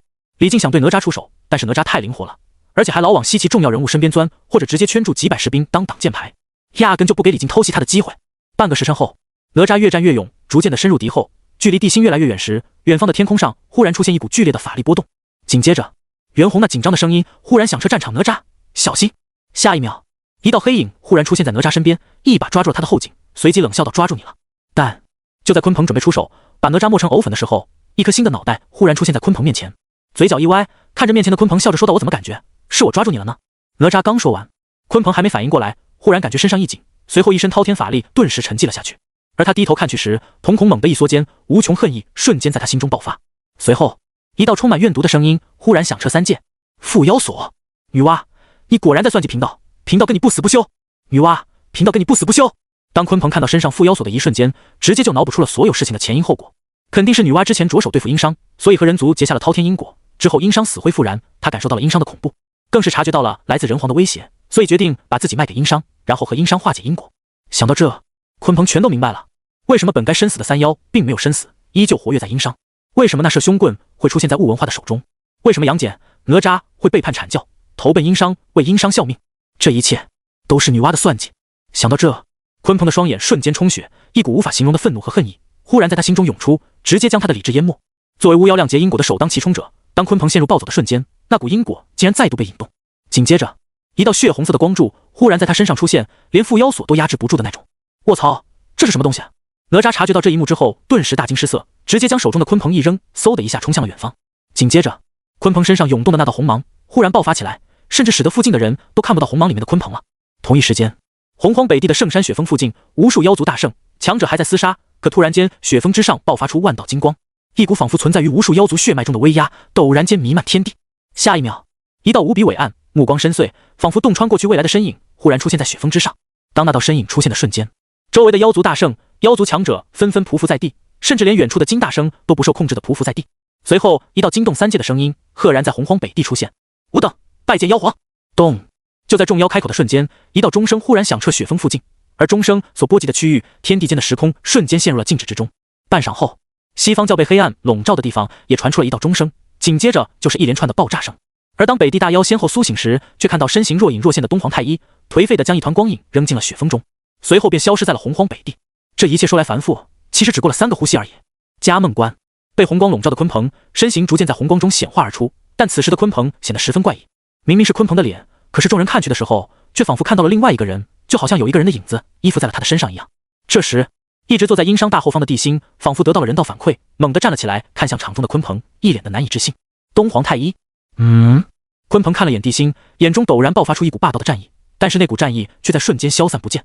随后他看向苍穹，无比强势的开口道：“女娲，当年你眼睁睁的看着妖族覆灭，现在却出手挽救人族于水火之中，你不配当我妖族圣人。今日吾以妖皇之名发下天道诅咒，从此归于妖皇麾下妖族，无需听从女娲之令。”轰隆隆！随着东皇太一开口，刹那间天昏地暗，日月无光，隐隐间人们听到在天外传来了一道冷漠的声音。但最终女娲并没有降下怒火，天地也在瞬间恢复清明。此时东皇太一这才看向地心，依旧强势霸道的说道：“你是一个不错的对手，奈何生不逢时，本皇很想与你一战。”姑也一样。地心漠然的看着东皇太一，淡淡的说道：“你是孤到目前为止见过的唯一一个有王者之风的存在，可惜了，你死得太早了。”哈哈，本皇真是想不到，当年的人族竟会成长到今天的地步，当真是世事难料啊。说完，鲲鹏身上那道陌生的影子这才消失不见，但是眼珠子都红了，鲲鹏身上的恨意、怒意却在瞬间翻了10倍不止。下一秒，一道歇斯底里的疯狂怒吼忽然响彻整个迦梦关。难怪当年贫道会那么容易就拿走了帝俊的河图，洛书，原来是你这狗约的东皇太一在贫道身上落下了万古算计，我曹百分号人民币井号星号。砰！不知道是因为鲲鹏已经没用了，还是因为承受巫妖亮劫的因果，或者是东皇用这具身体威胁女娲而遭到了反噬，遭受了天大委屈的鲲鹏正毫无形象的破口大骂时，身躯瞬间炸裂，顷刻间血雨漫天，小半只血淋淋如同皲裂瓷器般的小臂带着一只残破的左手重重地砸在两军对垒的中央位置，破烂的左臂上还缠着那根让鲲鹏暴走的缚妖锁。见状，远处的哪吒伸手一招，缚妖锁瞬间飞到了他的手中，而那只残破的左臂却在缚妖锁离去时迅速燃烧一空。就在所有人都沉浸于刚刚出现的变故时，一道身影忽然从远处出现，带着万众雷电落入士兵的军阵之中。噼里啪啦，砰砰砰砰，一连串的惊雷炸裂声和爆炸声伴随着无数士兵的惨叫出现时，整个战场上的人这才反应过来。卧槽！毗卢仙，去拦住文仲，拦住文仲啊！蓦然惊醒的姬发脸都气肿了，看到毗卢仙苦哈哈的冲向文仲后，暴怒的他一把薅住了李靖的衣领，双目通红，额头青筋暴起间，咬牙切齿的质问道：“你师父不是圣人之下无敌手吗？不是连天地都不敢大声对他说话吗？这是怎么回事？怎么回事？武王，现在不是讨论末将4师尊的事情，而是要赢下这场战斗啊，不然迦梦关就没了呀！武王啊，本王还用你提醒？”姬发气的鼻子都喷血了，暴怒的他直接把李靖扔了出去，此次战斗若是失败，本王砍你狗头！轰！随着姬发的话落，一道成人腰粗的雷电从天而降，直接将数十上百的士兵炸死，受伤者更是不计其数。至于毗卢仙，他怎么可能拦得住手持诛仙4剑的文仲？随着文仲的加入，本来还占尽优势的西岐大军瞬间落入了下风。武王快跑！看到大杀四方的文仲，李靖整个人都麻了，迅速来到姬发身边，并召回自己的2个好蛋，一同保护姬发离开这里。此时耳兹目裂的姬发整个人都不好了，因为文仲犹如移动的球形闪电，在5万士兵之中横冲直闯，再配合上物文化的横扫，强大的士兵首先溃败，扛不住了，一个个惨叫连连的死在了文仲和物文化的手中。这时在西岐大军和商郡交战之处，也出现了戏剧性的一幕，5万西岐大军面对商郡的冲杀，压根就无法组织起有效的防御，两方军马谱一接触，商郡就呈现出碾压的姿态，短短片刻就把西岐大军打得丢盔弃甲，死伤惨重。但是在溃败的西岐大军中，却有一个人十分的兴奋，那人就是新任北伯侯重阴鸾。好你个姜文焕，受伤了还敢出来！今天本侯不把你脑瓜子拧下来，本侯就不叫重阴鸾。随着重阴鸾的开口，他直接带领着500飞虎兵，悄悄地向着姜文焕冲去，准备一举拿下姜文焕。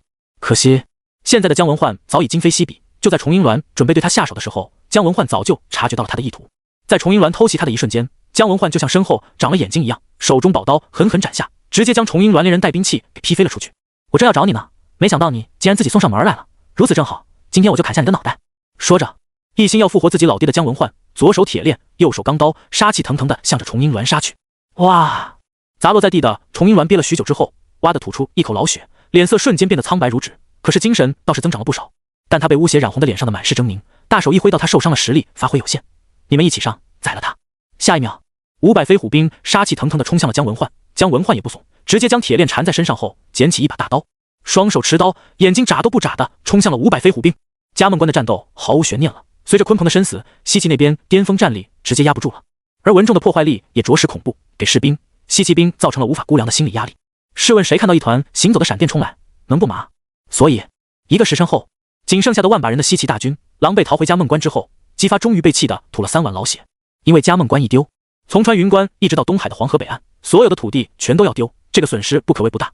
就在西岐士气大跌时，殷商的士气则是高涨了不少，甚至有不少人提议干脆一鼓作气攻破嘉梦关，却被帝辛拒绝了。这一次，商军之中出现了不少好苗子，甚至有2个人都被文仲选中，让他们跟随左右听候差遣。至于姜文焕，更是被人称为了殷商军神，不为别的，就凭他手持2把大砍刀，一直从西岐大军东路砍到了西路，眼睛都不眨一下，2把金刚大砍刀都砍得卷刃了。虽然自己也受了伤，但依旧生龙活虎地追杀重阴鸾，最后更是砍下了重阴鸾的亲密右手。而且此次大战，帝辛倒是收集了1道大罗真灵，4个太乙真灵。在经历一番商量之后，最终帝辛用那道大罗真灵复活了金光圣母，剩下的4道太乙真灵则复活了汉之仙、吉利、庆余。这倒不是帝辛随意复活的这些人，而是金光圣母复活之后带来了封神榜中一众人研究出来的新的规律。文仲乃是9天姻缘雷声普化天尊，只要复活一个所属雷部众神，无论对方有没有被封为神，文仲的雷道本源就会增加一些。这也是金灵圣母经过仔细观察、深思熟虑之后才发现的规律。比如金光圣母本是雷部崔云助与护法24天君中的闪电神，又名电母。在他复活后，即便没有被封神，文仲催动雷电时产生的破坏力也增加了2分。再说汉之仙本是24天君中的助封神，而他的出现也使得文仲速度暴增了不少。至于吉利、庆余，因为并不是特殊的神奇，所以对文仲的提升是全方位的，但是提升度也是最小的。要不是金灵圣母心系，并让金光圣母带来了消息，文仲自己都没有察觉自己的变化，他之前还以为是殷商国运的加持呢。而这一幕的出现，也着实让众人为之兴奋了一把，甚至就连帝辛也是如此。至于最后一个太乙真灵，则是被帝辛复活了玉堂星商容。有了这个肱骨，老臣在这里，无论是他还是文仲，都可以轻松一点了。至于上次渡真人的真灵，这次姜文焕的出力很大。本来帝辛以为姜文焕要复活姜桓楚，可是没想到他竟然选择复活崇侯虎。大王，当今洪荒混乱不堪，北地妖族争霸，必然会对我殷商刚刚收回来北方产生巨大威胁。北伯侯崇侯虎常年镇守北方，此时我殷需要北伯侯。听到姜文焕的解释之后，帝辛不由得对这个小舅子刮目相看，并答应了下来。崇侯虎被定为大号星，但是帝辛并没有将之封神，主要是大号星太过不祥。随着一切落下帷幕，殷商的国运再度暴涨数倍，人道之力更是疯狂的扩张起来。本来人道之力只是笼罩朝歌附近几百里，但是因为将姬发赶出黄河以北，人道之力竟然飞速扩张了起来。之后，帝辛从人道反馈中得知，最多10天半月，人道之力就会将黄河北岸直达北伯侯属地，东至东海，约原殷商1/3的土地彻底笼罩在内。到时候，他也会随着人道的暴涨，实力会有一个质的提升。至于能提升到什么境界，他就不知道了。因为在安排好一切之后，帝辛就选择闭关、镇压、疏导急速扩张的人道之力去了。或许是因为殷商崛起势不可挡，或许是因为浩劫降临，竟然没人关注殷商了。在之后的半个月中，人道之力的扩张竟然出奇的顺利。半月后，随着人道彻底笼罩黄河以北，并且在彻底稳定之后，借着人道扩张而踏入太乙金仙境的帝辛出关之后，才知道3界发生了何等巨大的动荡。在他闭关的姬发便带兵南下，连夜渡黄河进入渑池，和阐教众仙、天庭大军会合。而且西方释教又派来了一部分士兵，补足了10万士兵的数量。这一点倒是在帝辛的预料之中，但也在他的预料之外。西方教的事情解决了，启禀大王，这也是老臣要向大王禀报的。下方的文仲一脸的凝重，眉心竖眼更是不断张合，显得十分紧张。沉默良久之后，这才开口说道：大王，半月前东皇附身鲲鹏，发出天道诅咒之前，疑似去过西方教中救过陆鸦，好像最终失败了，只带走了陆鸦身上背负的半数妖庭气运。至于陆鸦，之前师叔曾经传讯，那陆鸦不知是被灭世大魔入侵了神智，还是被心魔影响了神智，竟然化为了魔物。可惜魔气笼罩的区域太过凶险，师叔不敢轻易踏入。不过师叔说过，日前西方教圣人善师阿弥陀佛、恶师菩提联手孔宣进入其中，最终却狼狈的退了回来，而且口中直呼魔皇，师叔怀疑他们说的就是陆压、魔皇、魔祖和兽皇的统称。随着文仲的话落，地心的眉头也拧成了一个疙瘩。难道这陆压要成为未来的魔皇吗？想到这里，地心淡淡的问道：西方教对他的态度是什么？不知。文仲沉声说道：不过3日前天道震动，准提圣人的金身法器出现在西方教中，镇压在魔气的边缘，并以金身法器为阵眼，布下大阵，隔断了西方教和魔气笼罩的区域。看来他是不想让西方教直面对那些魔族了。地心想到了西方教的行事准则，淡淡的问道：北方妖族如何了？妖族恐怕比西方教的魔族还要乱。文仲沉声说道：之前东皇太一拯救陆压失败，但疑似带走了妖庭的半数气运，并且打入了雪峰中，还留下谏言得众宝者可为妖皇，亏圣人之境，现在北地所有妖族都疯了。不但洪荒妖族大肆出动，就连天庭上那些妖庭余孽都倾巢而出，欲要争夺雪峰重宝。据说雪峰周围数十万里的山川都被打烂了，北海都受到牵连，北海龙族连夜迁徙避祸。闻言，地心脸色微微一变，略带紧张地问道：既然如此，那我应伤北地如何？启禀大王，北伯侯在半月前返回北地前，老臣与首相商量一番后，让袁弘和10天军中的几位道友以及九龙岛4圣前去北地。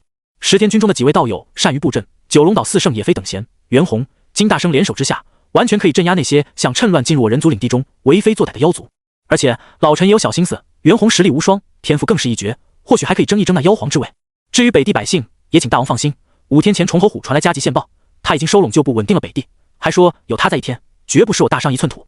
闻言，地心久久不语，按道这殷商也不如小说中那么不堪，也难怪发生这么大的事情。文仲也不曾打扰自己闭关。太师和首相的安排深得孤心，既然如此，就让袁弘和金大生协助崇侯虎镇守北地。对了，太师如何安排的朱子珍？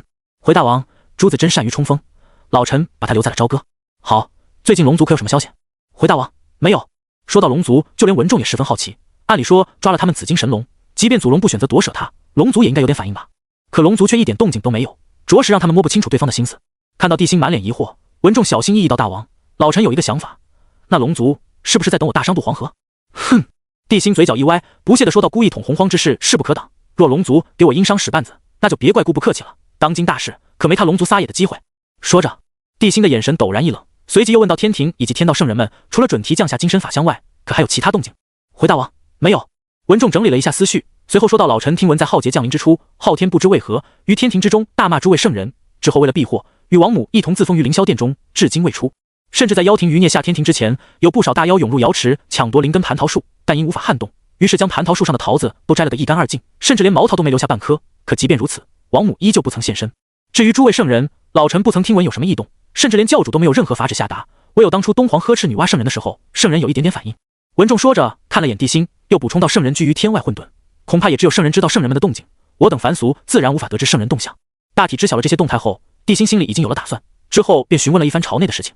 在得知不少士兵饮用了大力金刚水之后，体质都在不断变强时，地心这才放下心来。当一切都交谈妥当之后，文仲这才沉声说道：大王，之前那神秘女子武灵日前找到老臣，说想见大王一面。炫！很快，武灵再度出现在了九间殿中。之后在武灵的要求下，文仲和商容则带着众人离开了九间殿。此时，因为人道之力暴涨5-6倍，又晋升太乙的地心已经隐隐察觉到了武灵的来历，但是他并没有露出丝毫敌意，而是笑着问道：姑早应该想到你的来历，怎么今天来见姑是要宣战还是告别？哼！本来还想着怎么告别怎么开口的武灵，在听到地心这句话后，脸瞬间就黑了下来。我巫族对你现在的身份没兴趣，这次贫道前来也是想看看你这个洪荒霸主人间至尊的宝座还能坐多久。哦，此话何解？地心并没有将武灵的话放在心上，而是饶有兴趣地反问道：难道还有人能威胁姑这人间至尊？武灵冷冷地说完，随即皱着眉头说道：如果不是因为发生不知名的变数，现在的洪荒之主应该是那姬发吧？哈哈，世上没有如果，当今的人间界，姑依旧是唯一的至尊。地心仰天狂笑了几声，随即表情变得无比严肃：我人族如何，还轮不到你巫族的人来说教。说吧，你来找姑有何事？说着，他用充满质问和冷意的眼神盯着面前这个他来到这个时代之后唯一让他有过刹那心动的女人。心动归心动，地心现在绝对不会因为任何人而葬送人族的未来，况且现在浩劫降临，根本不是讲儿女私情的时候。魔皇、妖皇、祖龙等上古强者的出现绝非偶然，不然洪荒发生如此大的变故，天道圣人岂会毫无动静？我想这一点你应该已经察觉到了吧？武灵看着地心，表情极其严肃道：你是当时人间界的至尊是不错，但是在遥远的过去，兽皇神逆、龙族祖龙哪一个不是洪荒至尊？就算是妖皇东皇太一，也是上一个亮劫的天地主角之一，他不在，妖族惹不起天道圣人，难道还惹不起你这人间至尊？人皇，我家老祖让我来通知你一声，不要以为战胜姬发就赢得了胜利，现在除了我巫族之外，刚才贫道说到那些存在都会争一争这人间至尊的身份。各个时代的主角齐齐现世，你这99至尊的宝座，这些曾经的霸主级存在都有机会问鼎。闻言，地心忽然沉默了。说实话，之前无论是那魔祖妖皇还是龙族，他都不在乎，因为他认为这场浩劫是他和红军后土的大道之争，其他人都是陪衬的绿叶。无论他们有什么惊世骇俗的身份，最多只能沦为浩劫下的炮灰。所以地心一开始并没有太过在意这些种族，只要他们不进犯自己的洪荒，不对人族发难，地心对于那些荒芜的土地也没有太大的兴趣。但现在被武林这么一说，身在局中的地心这才幡然醒悟，原来不知不觉中自己早已经成为他们的目标了。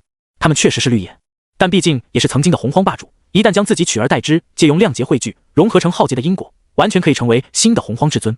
当然，人道之力在这个时间段可以是人道之力，可一旦至尊变换，自然也能成为其他的力量。当年的巫族就掌握了这种力量，只是无缘将之唤醒而已。一想到这些，地心不由得冒出了一身冷汗。为什么这么清晰明朗的事情，自己这个来自后世的人会没想到？是因为陷入了封神的固有模式，还是因为被浩劫的力量影响了自己的判断？不过地心也没有在这上面纠结，而是迅速压下心中的不安和紧张，开口说道：原来如此，之前孤倒是真没有想到这一点，看来今后有必要提前做好准备了。说着，他又看向武林道，这次提醒算孤欠你巫族一个人情，不过孤还是想知道你们巫族有什么打算。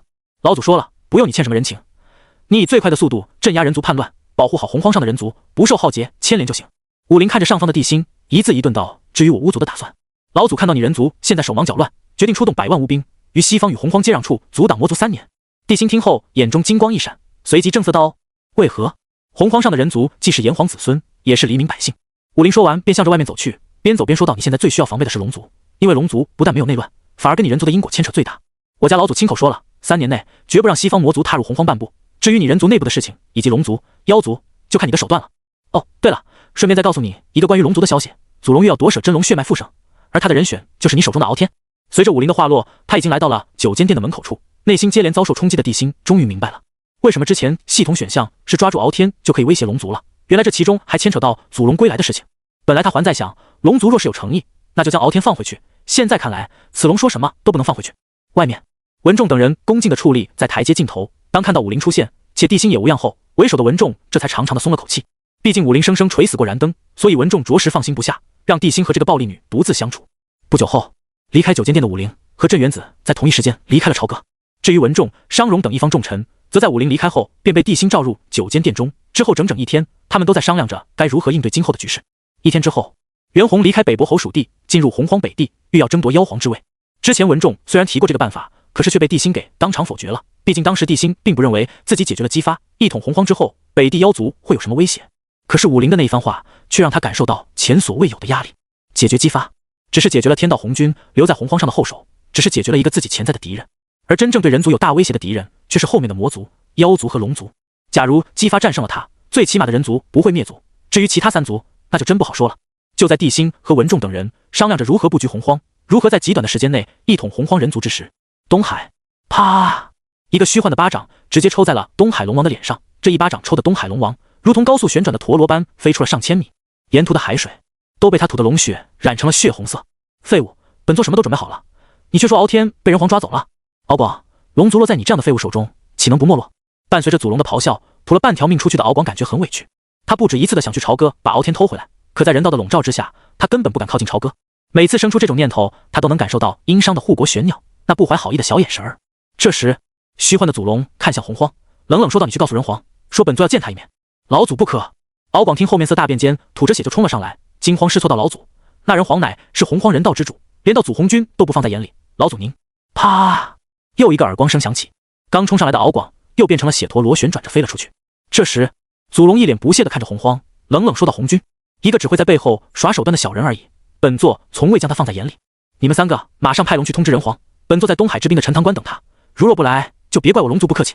啊，这剩下的3个龙王见状，看了看还在旋转吐血的敖广，3大龙王全都不敢说话了。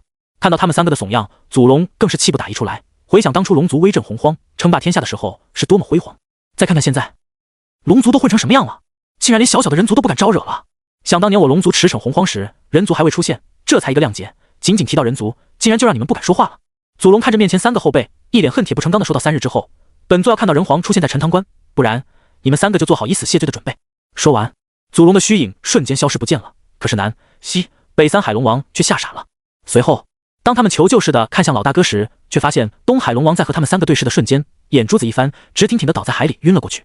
他们也不知道老大哥是真晕还是假晕，反正还不等他们冲上前，龟丞相biu的一下出现在东海龙王身边，留下了一滴王八的眼泪后，大声悲呼：“龙王坚！”扛着敖广自溜一下就跑了，根本不给三海龙王丝毫上前探查的机会。此时，南、西、北三海龙王六眼相对间，同时开口道：“怎么办？谁去通知人皇？”看着面前自己的两个兄弟，三海龙王彻底懵逼了。最终，还是北海龙王派了自己的手下去洪荒通知人皇去了。2天后，朝歌9间殿，祖龙让姑去陈塘关，还要姑将敖天交出来。帝辛看着来自龙族的消息，脸上不禁露出一抹不屑。可就在他刚要下决定的时候，丁检测到宿主陷入艰难抉择，宿主选择如下：选择一，那可是祖龙，掌握无数上古秘术，神通的龙族至尊，巅峰时期连红军都要退避三舍。我小小人族肯定惹不起，赶紧将敖天归还，并竭尽全力助龙族恢复巅峰，求得结盟的机会。选择奖励一缕造物玄黄器。选择2，龙族又如何？祖龙又如何？逝去的霸主不再是霸主，既然龙族不知好歹，那就让龙族付出应有的代价，收服龙族，让他们知道谁才是当世至尊。选择奖励人道通天路，要么怂，要么干。帝辛心里很清楚，这次浩劫事关人间界霸主之争，事关未来大道之争，只有成者亡，败者寇的选择。任何心软和犹豫都会造成难以挽回的悲惨局面。孤选2。随着帝辛开口，一道散发着蒙蒙紫金色的符箓忽然出现在系统空间中，那符箓上浓浓的人道气息，更是让帝辛感受到了熟悉。人道通天路以道为锁，以势为龙，可禁锢圣人之下一切真灵，并控制对方生死。备注需滴血炼化。帝辛看后瞬间便明白了，这人道通天路的使用方法就是以一具尸体为囚笼，可以囚禁圣人境之下的一切真灵。想到这里，帝辛眼中不由得闪过一抹森冷的寒意。当晚，朝歌之中，人人都听到了一道凄惨的龙吟声，吓得不少都睡不着觉了。陈塘关，4海龙王齐齐出现在关外，可是东海龙王的脸却乌黑一片，且有些臃肿。至于其他3个龙王，脸色也不太好看，因为昨天半夜，敖广竟然感觉到自己的天儿死了。一想到哪吒那个孽畜就在朝歌，东海龙王气得差点抽过去，甚至准备提刀去渑池找李靖算账。老祖夺舍导致敖天身死，那是为龙族做出了贡献，他没有办法，况且他不接受也得接受。但是傲天死在殷商人的手中，就不是他能接受的了。噼里啪啦，就在敖广飞着脸，甚至看向远处陈塘关的人眼中都迸射出无穷杀意的时候，一道道雷电忽然凭空出现，紧接着轰的一声，身穿雷铠，背负诛仙4剑的文仲，如同陨石般从天而降，重重地落在了4海龙王的面前。随后，可怕的雷暴之力直接将4海龙王冲击的倒飞进了远处的东海中。文仲，你个老匹夫！伴随着不知道哪个龙王的怒骂声，4个身上电光闪烁，火迸溅的龙王扑通扑通地栽进了4海中。片刻后，被电得不断抽搐的4海龙王重新出现在文仲面前，还不等他们开口，就听到铮铮铮铮4道剑吟声同时响起。随后，诛仙4剑分别架在了他们的脖子上。东海龙王见状肺都要气炸了，但他还是耐着性子问道：“文仲道友，你这是何意？”何意？文仲盯着东海龙王，身上杀气涌现间，冷冷地质问道：“刚刚你这老龙看着陈塘关时面露杀意，怎么是想再上演一场水淹陈塘关不成？”说着，诛仙4剑同时一震，4海龙王面色同时大变间，他们的脖子上齐齐出现了一道见血的伤口。文仲道友，你这是要做什么？东海龙王被文仲身上的杀气吓到了，他没想到文仲竟然如此不讲情面，上来就舞刀弄剑，甚至他都能清晰地察觉到，若是自己敢对他动杀心，或者生出任何报复的想法，文仲都会毫不犹豫地宰了他。这时，文仲看着东海龙王，淡淡地说道：“截教的文仲已经死了，现在老夫只是殷商太师，东海龙王可不要乱攀关系。至于老夫要做什么，你都想动我殷商的人了，你说老夫做什么？难不成留着你这祸害在水淹陈塘关吗？”文仲杀气腾腾地看着面前的4海龙王，顿时让他们4个心头一紧。这时，北海龙王走了出来，低声下气道：“文太师，我大哥只是察觉到敖天出了意外，心中悲愤，情绪无法控制而已，并不是对陈塘关的人动了杀心。”西海龙王也赶忙问道：“敢问文太师，我那好侄儿真的出了意外了吗？”这文仲看着4海龙王，3只眼珠子一转间，冷着脸说道：“那敖天之前出现在嘉梦关，深陷劫气漩涡之中，被浩劫气息入侵，确实于昨天晚上魂飞魄散了。不过此事与我殷商无关。”文仲，东海龙王虽然察觉到自家老酒已经凉了，但是察觉归察觉，亲耳听到之后又是另外一种感觉了。这时，文仲身上杀意涌现，3目怒视东海龙王，恶狠狠地说道：“老夫已经说了，敖天的死跟我殷商没有一点关系。”是。南海龙王听后赶紧冲上来，一把拉住自己的老大哥，看着文仲赶忙开口道：“文太师莫要动怒，我大哥最疼老九了，还望文太师能体谅我大哥的心情。”西海龙王也跟着补充道：“对，人族讲究一个落叶归根，还请人族归还敖天尸身，让我那可怜的侄儿落叶归根。”对。北海龙王也赶忙开口道：“敖天深陷劫气之中，我等不会将他的死的算在人族头上，只求人族能归还敖天尸首。”被3个弟弟提醒，东海龙王也知道姿势体大，也知道自己该做什么，不该做什么。在文仲那冷漠强势的目光注视下，东海龙王知道这是文仲在逼他表态，在逼龙族表态。这时，东海龙王心中忽然出现一个令他不安的念头：难道人族已经知道祖龙的事情了？不可能，绝对不可能！人族没有圣人，就连三皇也被囚禁于混沌之中，无法与人皇沟通，所以他坚信人族绝对不知道祖龙的事情。但是在看到文仲那不依不饶的样子后，东海龙王还是强忍着心中的悲痛，开口说道：“还请人族归还我儿敖天尸身，老龙可以以身家性命起誓，龙族绝对不会与人族为敌，若有违背，老龙必将天诛地灭。”轰隆隆，随着东海龙王的誓言落下，天空上忽然出现一团血色结云，而东海龙王的脸色则变得苍白了许多。哈哈，察觉到誓言应验，文仲哈哈一笑，到老龙王说笑了，只要你们不犯我洪荒，大王也不会与龙族为敌。老夫刚刚只是在想该如何开口，才能让四海龙王不会因为敖天的死牵连我洪荒沿海地区以及那些入海的渔民。说着，文仲身上一道雷光激射而出，随后鱼猿出现，直接将收入乾坤袋中的敖天丢了出来。看到敖天的尸体异常完整，南、西、北三海龙王同时松了口气，至于东海龙王则是悲从心起。看着敖天那死不瞑目、一脸痛苦的样子，他不敢想象老九死前到底遭受了什么样的折磨。多谢文太师。东海龙王颤抖着托起敖天的尸体，面无表情地说道：“还请文太师放心，也请太师告诉人皇，只要老龙还活着，我龙族绝对不会伤害任何一个人族。”文仲笑着说道：“那老夫就期望老龙王万寿无疆，福寿绵绵了。”多谢。东海龙王说着，带着敖天的尸体头也不回地走了。南、西、北三海龙王赶忙跟了上去。我们也走。文仲看了眼鱼猿后，瞬间身化雷光，消失在了陈塘关附近。半天后，朝歌九间殿，老陈已经将敖天的尸体亲手交给了龙族，而且并没有引起龙族的怀疑。文仲一脸严肃地说道，只是在他说话的时候，嘴角多少有点颤抖。算计祖龙案这种事，想想就刺激。不过一想到若是真的算计成功，到时候龙族成为人族的附庸，对洪荒的局势而言，那可是无法想象的巨大帮助啊！太师最后逼东海龙王发下天道誓言的那一幕，当真是神来之笔。贫道可以预料，龙族若要准备对付人族，东海龙王必先陨落才行。于元也是一脸佩服到，在这期间，人皇不需要盯着龙族，只需盯着东海龙王即可，无形中也省去了大量的精力和人力。太师做事孤一直很放心。地心笑着说完，目光落在了于元的身上。半日前姑得到消息，渑池的西岐叛军好像有些不太平静，姑希望你能前去盯上几天。贫道明白。于元听后直接应下，探听消息这种事情还真没谁比他更方便。这时，地心又嘱托到孤听闻那天蓬也掌握着五行神通，你此去定要小心。多谢人皇关心。那天蓬虽然神通不凡，可要说留下贫道，他还没那个本事。与此同时，东海四海中所有龙族都齐聚东海，正对黄河入海口的某个位置。他们围在一块看似普通的大石头周围，以东南西北四海方位占据属于自己的一席之地。但万龙汇聚，这里却静得一点声音都没有。万龙中央的大石上，已经凉透的敖天龙尸静静地躺在那里，身上还散发着浓浓的浩劫气息。此刻，所有龙族的激动、崇拜、狂热的目光全都落在敖天面前，那道虚幻如同影子般的身影上。这道虚影正是祖龙。就在气氛压抑到极致的时候，祖龙忽然睁开双眼，随后一道神念瞬间在所有龙族的识海中响起。敖天体内并无算计，开启万龙大阵，助本座重新凝聚祖龙真躯。唰！就在祖龙化落的瞬间，四海龙王一马当先的逼出了一滴精血，随后精血直奔前方的巨石而去。随后，四海龙族有样学样，甚至是刚刚孵化出来的幼龙都被龙族强者逼出了一滴精血。虽然这样会对他们造成巨大的伤害，可一旦祖龙蜕变归来，有的是办法帮让他们恢复如初，甚至还能借着贡献血液的因果，等到祖龙蜕变成功后，净化他们的真龙血脉，好处可是难以想象的。也是因为这个，四海龙族才毫无怨言的将自己的幼龙带来，甚至四海龙王还敲碎了不少即将孵化的龙蛋，要给这些龙崽子们送一场泼天机缘。此时，随着万龙的血液汇聚，祖龙的身躯也在慢慢缩小，而他身下那块看似普通的大石头也不断的发出隆隆巨响，伴随着一道道军裂纹的出现，巨大的石块噼里啪啦的碎裂间，一颗看似拳头大小，但却给人一种遮天蔽日感，呈现混沌色但却布满军裂纹的珠子忽然出现在所有龙族的面前。仔细看去，可以看到珠子中还有一条迷你的混沌小龙，只是那条龙看起来死气沉沉的趴在那里一动不动。祖龙龙珠！四海龙王看到龙珠之后，同时倒吸一口凉气，可是紧接着又赶紧低下了头。此时，万龙精血同时向着祖龙龙珠涌去，眨眼间将那颗龙珠染成了血红色，而珠子中的混沌龙影好似恢复了一点点的生机。睁眼的瞬间，一道蒙蒙血光在珠子上出现，迅速将祖龙和敖天笼罩在内，形成了一个巨大的血茧。同时，血茧上也散发的微弱波动，也迅速向着其他龙族蔓延而去。而此时，和南、西、北三海龙王不同的是，东海龙王面露暗淡，转身准备离开这里。三个弟弟见状也都是无比难过，因为他们都知道，祖龙回归之后必然会跟人族开战，到时候东海龙王只有一条路可以走，要么自己把自己嘎了，要么死在天道的惩罚之下。可就在这时，祖龙的声音忽然在那道血茧中传出：不用离开，等本座出关，给天道10个胆子，也不敢降下天谴。身为险些以力正道、肉身成圣的恐怖存在，祖龙有这个资格说这番话，毕竟当年的龙族可都是光着膀子跟那群拿兵器的干架的。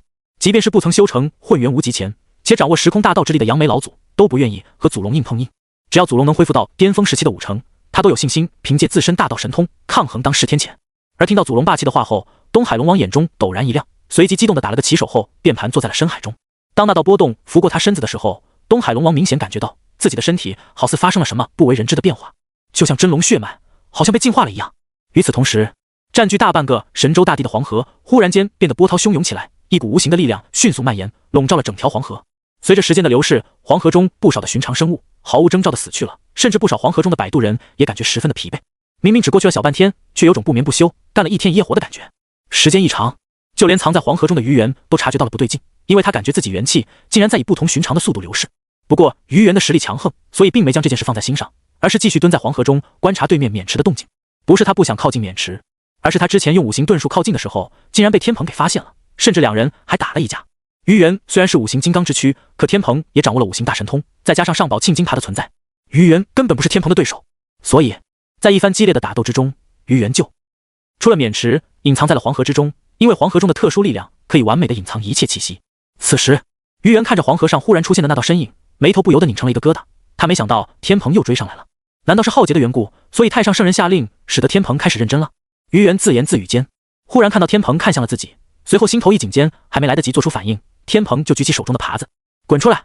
伴随着天蓬的一声怒吼，他挥舞着自己的兵器，狠狠地向着鱼猿藏身的地方砸来。唰！鱼猿挡住对方攻击的瞬间，直接现身在黄河之上，随后诧异地问道：“贫道藏身在黄河中，你是怎么发现的？”哼，贫道身为天庭天蓬大元帅，执掌麾下30万水军，你以为贫道是吃干饭的？天蓬一挥手中上宝沁金耙，面露不屑道：“之前懒得跟你们殷商胡闹，你们还真以为贫道是软柿子不成？既然死了，那就直接封神去天庭效命不好吗？非要搞这些幺蛾子！现在贫道不装了，殷商贫道灭定了！”说着，天蓬缓缓举起手中耙子，双目中泛着猩红的血光，杀气腾腾道：“鱼猿，都说你五行大神通极尽升华，修成了五行金刚之躯，今天贫道倒要看看是你的身体硬，还是贫道的上宝沁金耙更利一些。”下一秒，天蓬直接冲向了鱼猿，刹那间黄河之上水浪滚滚，明明是内陆河，却出现了比沧海还要巨大的浪。此时夹杂着无数黄沙的河浪疯狂地向着黄河两岸席卷而去，最先遭殃的自然是渑池，而此战自然也引起了帝辛和姬发的注意。几乎都在同一时间，赵公明和白莲童子同时冲向黄河岸边，当然是白莲童子先到，可鉴于天蓬并不是西方释教的人，所以白莲童子决定先看一会儿戏。两人都是大罗境巅峰，而且都精通大五行神通。天蓬的大神通数虽然多，但是奈何鱼猿极尽升华，所以一时半会儿的也分不出胜负。就在白莲童子感觉时间差不多了，准备出手时，天蓬一招从天而降的攻击，直接将鱼猿砸进了黄河中。随后他更是如同离汤的炮弹般，直接追进了黄河中。可不久后，黄河早已经恢复了平静，且已经做好出手准备的白莲童子，却苦等了半天都没有等到两人从黄河中杀出来。就在他心生疑惑的时候，一股杀意忽然从天而降，只见一身白衣的赵公明踏空而来，他身上涌动着滔天杀意，盯着白莲童子冷冷地问道：“鱼猿呢？”目击啊！一脸茫然的白莲童子指了指面前那段黄河，他跟天蓬进入黄河之后就消失不见了。你当贫道是傻子，会信了你的鬼话？赵公明听后当即面露杀意，看向白莲童子的眼神充满了刀人的凶芒。复活之前，他和鱼猿几乎没什么交集，可是复活之后，他与鱼猿等人共同做事，产生了浓厚的友谊，所以他在看到白莲童子的时候，还以为是对方和天蓬联手宰了鱼猿呢。干！白莲童子又看了一眼赵公明，这才想起来和对方是对头，于是眼珠子一瞪，毫不客气地说道：“你算什么东西？贫道需要跟你解释。”赵公明，上次加梦关一战胜负未分，今天说什么也要分出胜负。白莲童子说着，面露杀意，左手金帛，右手金刚杵，身上的气势又升了几分。很明显，不知什么原因，白莲童子又将手中的2件法宝重新祭炼了一番，这样更能发挥出法宝的威力来了。上次未分胜负，道友的脸皮当真得到了西方教的真传，这种昧着良心的话说出来都不带一点犹豫和脸红的。赵公明手持金鞭，满脸不屑地说道：“既然如此，那今日就分个高下，免得你天天在贫道面前犬吠。”说着，赵公明直接冲天起，而白莲童子也跟着消失在黄河岸边。与此同时，朝歌帝辛通过人道封神录从赵公明那里知道了事情的前因后果，于是也通过人道封神录联系了鱼猿。哪知道人道封神录竟然没用了，他只知道鱼猿没死，至于他现在在什么地方，到底发生了什么，则是一概不知。这也是为何赵公明不返回朝歌，却选择和白莲童子一战的原因，因为帝辛已经知道了事情的前因后果。当然还有另外一个原因，就是赵公明想生擒了白莲童子，然后问出催动青莲宝色旗的法诀。至于炼化宝旗，别闹了，这可是圣人炼化的法宝，外人谁能炼化？有这么一件宝物在手，却不能利用，实在是有些可惜和浪费。一天后，赵公明返回了朝歌，可是鱼猿和天蓬还是不曾出现，他们两个就像是消失在三界之中一样。不过唯一让赵公明放心的就是鱼猿并没有生命危险，或许是陷入到某些特殊的地方了。毕竟传闻中黄河可是祖龙的身躯所化，其中有什么神异，估计除了圣人之外，三界中谁也不清楚。就在大部分人的注意力被陷入黄河的天蓬和鱼猿吸引时，北海漆黑的海水中忽然出现一道浑身散发着冷意且独臂的人形身影。虽然他还不曾从如墨般的黑暗中出现，但是整个北海却都因为他的出现而变得静谧无比，甚至连海水都比平常凉了几分。此时此刻，鲲鹏神色冷漠地看着混沌，回想起无论是女娲还是东皇落在自己身上的算计时，他都气得要杀人。自己躲在北海好好的，这群人非要算计自己，这让本来想避世的他实在无法咽下心中的那股气。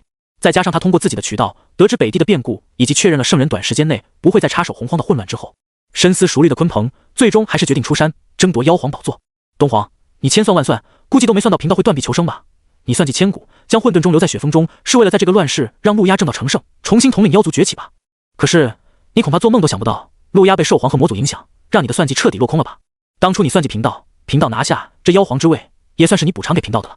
说着，鲲鹏的脸上陡然浮现出无限恨意，甚至那恐怖的恨意和杀意都使得偌大的北海沸腾了起来，甚至冲击的不远处的申公豹都左右摇摆，大口大口的吐着血。这时，鲲鹏并没有理会周围的异状，而是发泄着心中恨意，冷冷地盯着混沌的方向，咬牙切齿道：“女娲，等贫道登上妖皇之位，到时候你想化解你我之间的因果，恐怕要付出不菲的代价吧？”哈哈哈！鲲鹏说着，身上的力量再度变得暴走，浩荡的北海更是陷入了波涛汹涌中。至于海眼中的申公豹脸都白了，最终因为无法承受那股力量，在吐了3碗血后，整个人都缩进了北海海眼中。虽然窝在海眼里让他很难受，但最起码不用承受鲲鹏暴走的力量。两相难受取其轻，申公豹还是很明白这个道理的，只是他并没有注意，他吐的血都朝着一个地方汇聚而去了。就在他缩进北海海眼的时候，一团巴掌大的黑雾忽然在申公豹鲜血消失的地方出现。与此同时，混沌最近本就诸事不顺、心烦气躁的女娲忽然察觉到了一道针对自己的恶意，掐指一算间便推算出了事情的原委。虽然现在浩劫降临，3道之力交织，使得整个洪荒3界都陷入了混乱之中，使得天机不显，但这毕竟是鲲鹏直面挑衅的女娲，与圣人建立了直接的因果关系，女娲自然能推算出来。此时，女娲面露不悦，念头一动间，招妖幡瞬间出现在她的面前。随后招妖幡震动间，女娲的声音忽然出现在鲲鹏的耳边：“圣人之下皆蝼蚁，就凭你还想算计本宫，不知死活！”随着这道声音的落下，鲲鹏的面前忽然出现了一只虚幻的手，并以鲲鹏无法理解的速度狠狠地拍在了他的头上。啊！无匹的圣人之力涌入鲲鹏体内，鲲鹏仰天惨叫一声后，半截身子爆碎，滚滚鲜血喷涌间，瞬间染红了方圆千里的海水。随即，鲲鹏不受控制地向着北海海底沉去，而他身上的生机更是在以肉眼可见的速度消散着。很快，气若游丝的鲲鹏沉入北海海底，鲜血染红了无尽海水，不但将北海海眼笼罩，也将那团巴掌大的黑雾笼罩在内。就在此时，好似回光返照的鲲鹏眼中突然闪过一抹清明。我怎么这么冲动？难道就这样结束了吗？我不甘呐！我不甘呐！当鲲鹏心中生出这个念头的瞬间，无限恨意在他心头出现，引得四周海水疯狂激荡间，那股浓郁至极愤怒、不甘和恨意爆发时，竟然使得四周海水都结冰了。但就在这时，本来弥漫方圆千里的血色，就在鲲鹏心中的负面情绪爆发时，仿佛受到了某种吸引，纷纷向着同一个方向汇聚而去。眨眼间，方圆千里被血水染红的海水就恢复了正常，而那团在北海海眼附近的黑暗，仿佛吸足了养料一样，竟然迅速变大，随后盛开，变成了一朵盛开的黑莲。紧接着，即将生死道消的鲲鹏身体不受控制地向着这里飞来，眨眼间出现在了黑莲之上。紧接着无量黑气涌入他的体内，而他本来血红的双目瞬间化为极致且浓郁的黑暗。至于他体内的生机更是疯狂暴涨，眨眼间竟然超越了之前的他，甚至连他那崩碎的半截身躯、断掉的左臂都重新生长了出来。片刻后，黑雾消失不见，而鲲鹏则盘坐在黑莲上，一脸的震惊和狂喜。12品灭世黑莲，竟然是魔祖罗侯的12品灭世黑莲！哈哈哈哈！贫道当年为了得到先天至宝河图洛书，被帝俊和东皇使唤了无数回元，后来更是因为图物健身陷浩劫漩涡。本来贫道以为贫道此生与至宝无缘，想不到啊！哈哈，当真是峰回路转，峰回路转啊！哈哈哈！在知道自己脚下的是12品灭世黑莲后，鲲鹏都激动得语无伦次了。果然生死之间有大恐怖，也有大机缘。他虽然差点被女娲给拍死，但却也因为女娲的这一下，让他的血滋养了黑莲，使得黑莲盛开，并且直接认他为主了。这如何不让鲲鹏激动？如何不让他兴奋？要知道，这可是先天至宝啊！就算是丢给他，让他炼化，没有个3-5会员，鲲鹏都不敢保证自己能不能炼化驾驭黑莲。而且当年罗侯的式神枪都在那场大战中打碎了，可灭世黑莲却毫发无损，足以说明他的强大了。哈哈哈！有了灭世黑莲傍身，诸天之中无人可以推算贫道、女娲。等贫道得到混沌中，成为了妖皇，一定让你付出代价。说着，鲲鹏便强行压下心中激动，驾驭着黑莲就要离开北海，去洪荒北的争夺妖皇之位。就在这时，察觉到北海恢复平静的申公豹刚从海眼中露出头来，就看到一名黑衣人脚踏黑莲，丢的一下从眼前飞过。这时，申公豹下意识地冲着对方伸手，并大喊道：“道友请留步！”正在急速前进的鲲鹏忽然来了个急刹车，海底上都被离出一道长长的深沟。随即他诧异看了眼脚下，因为在刚刚那道声音响起的时候，他不知道是自己停下的，还是身下的黑莲先停下的，反正给他一种怪怪的感觉。之后，鲲鹏看向身后，发现竟然是上次那个喊住自己，甚至还吐他一胳膊血的小家伙后，心中不禁生出一抹疑惑。自己的速度自己知道，可这个只有太乙境的人竟然能2次喊住自己，这不禁让他生出一抹好奇。很快，他来到申公豹面前，只是他的面孔隐藏在黑暗之下，所以申公豹根本看不清鲲鹏的脸。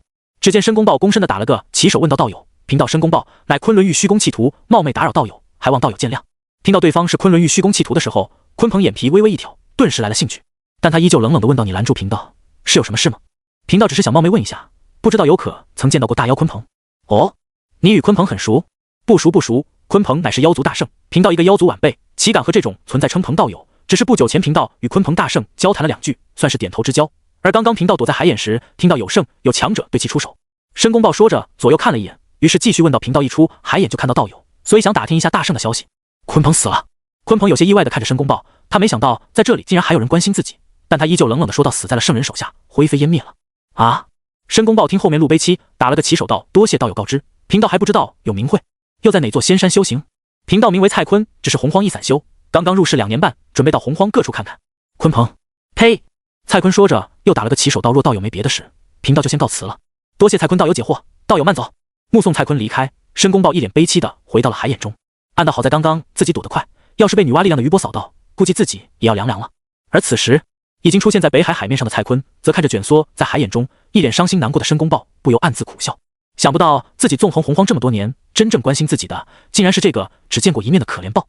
申公豹，若是贫道得到混沌中，成为妖皇，一定会打破圣人在海眼设下的禁锢，救你出来。说完，蔡鲲将黑莲收入体内，直奔雪峰而去。与此同时，刚刚杀了鲲鹏，被天道惩罚了一番的女娲，忽然又感觉到了一股熟悉不安以及直接的因果，这把他给气的还没完没了了。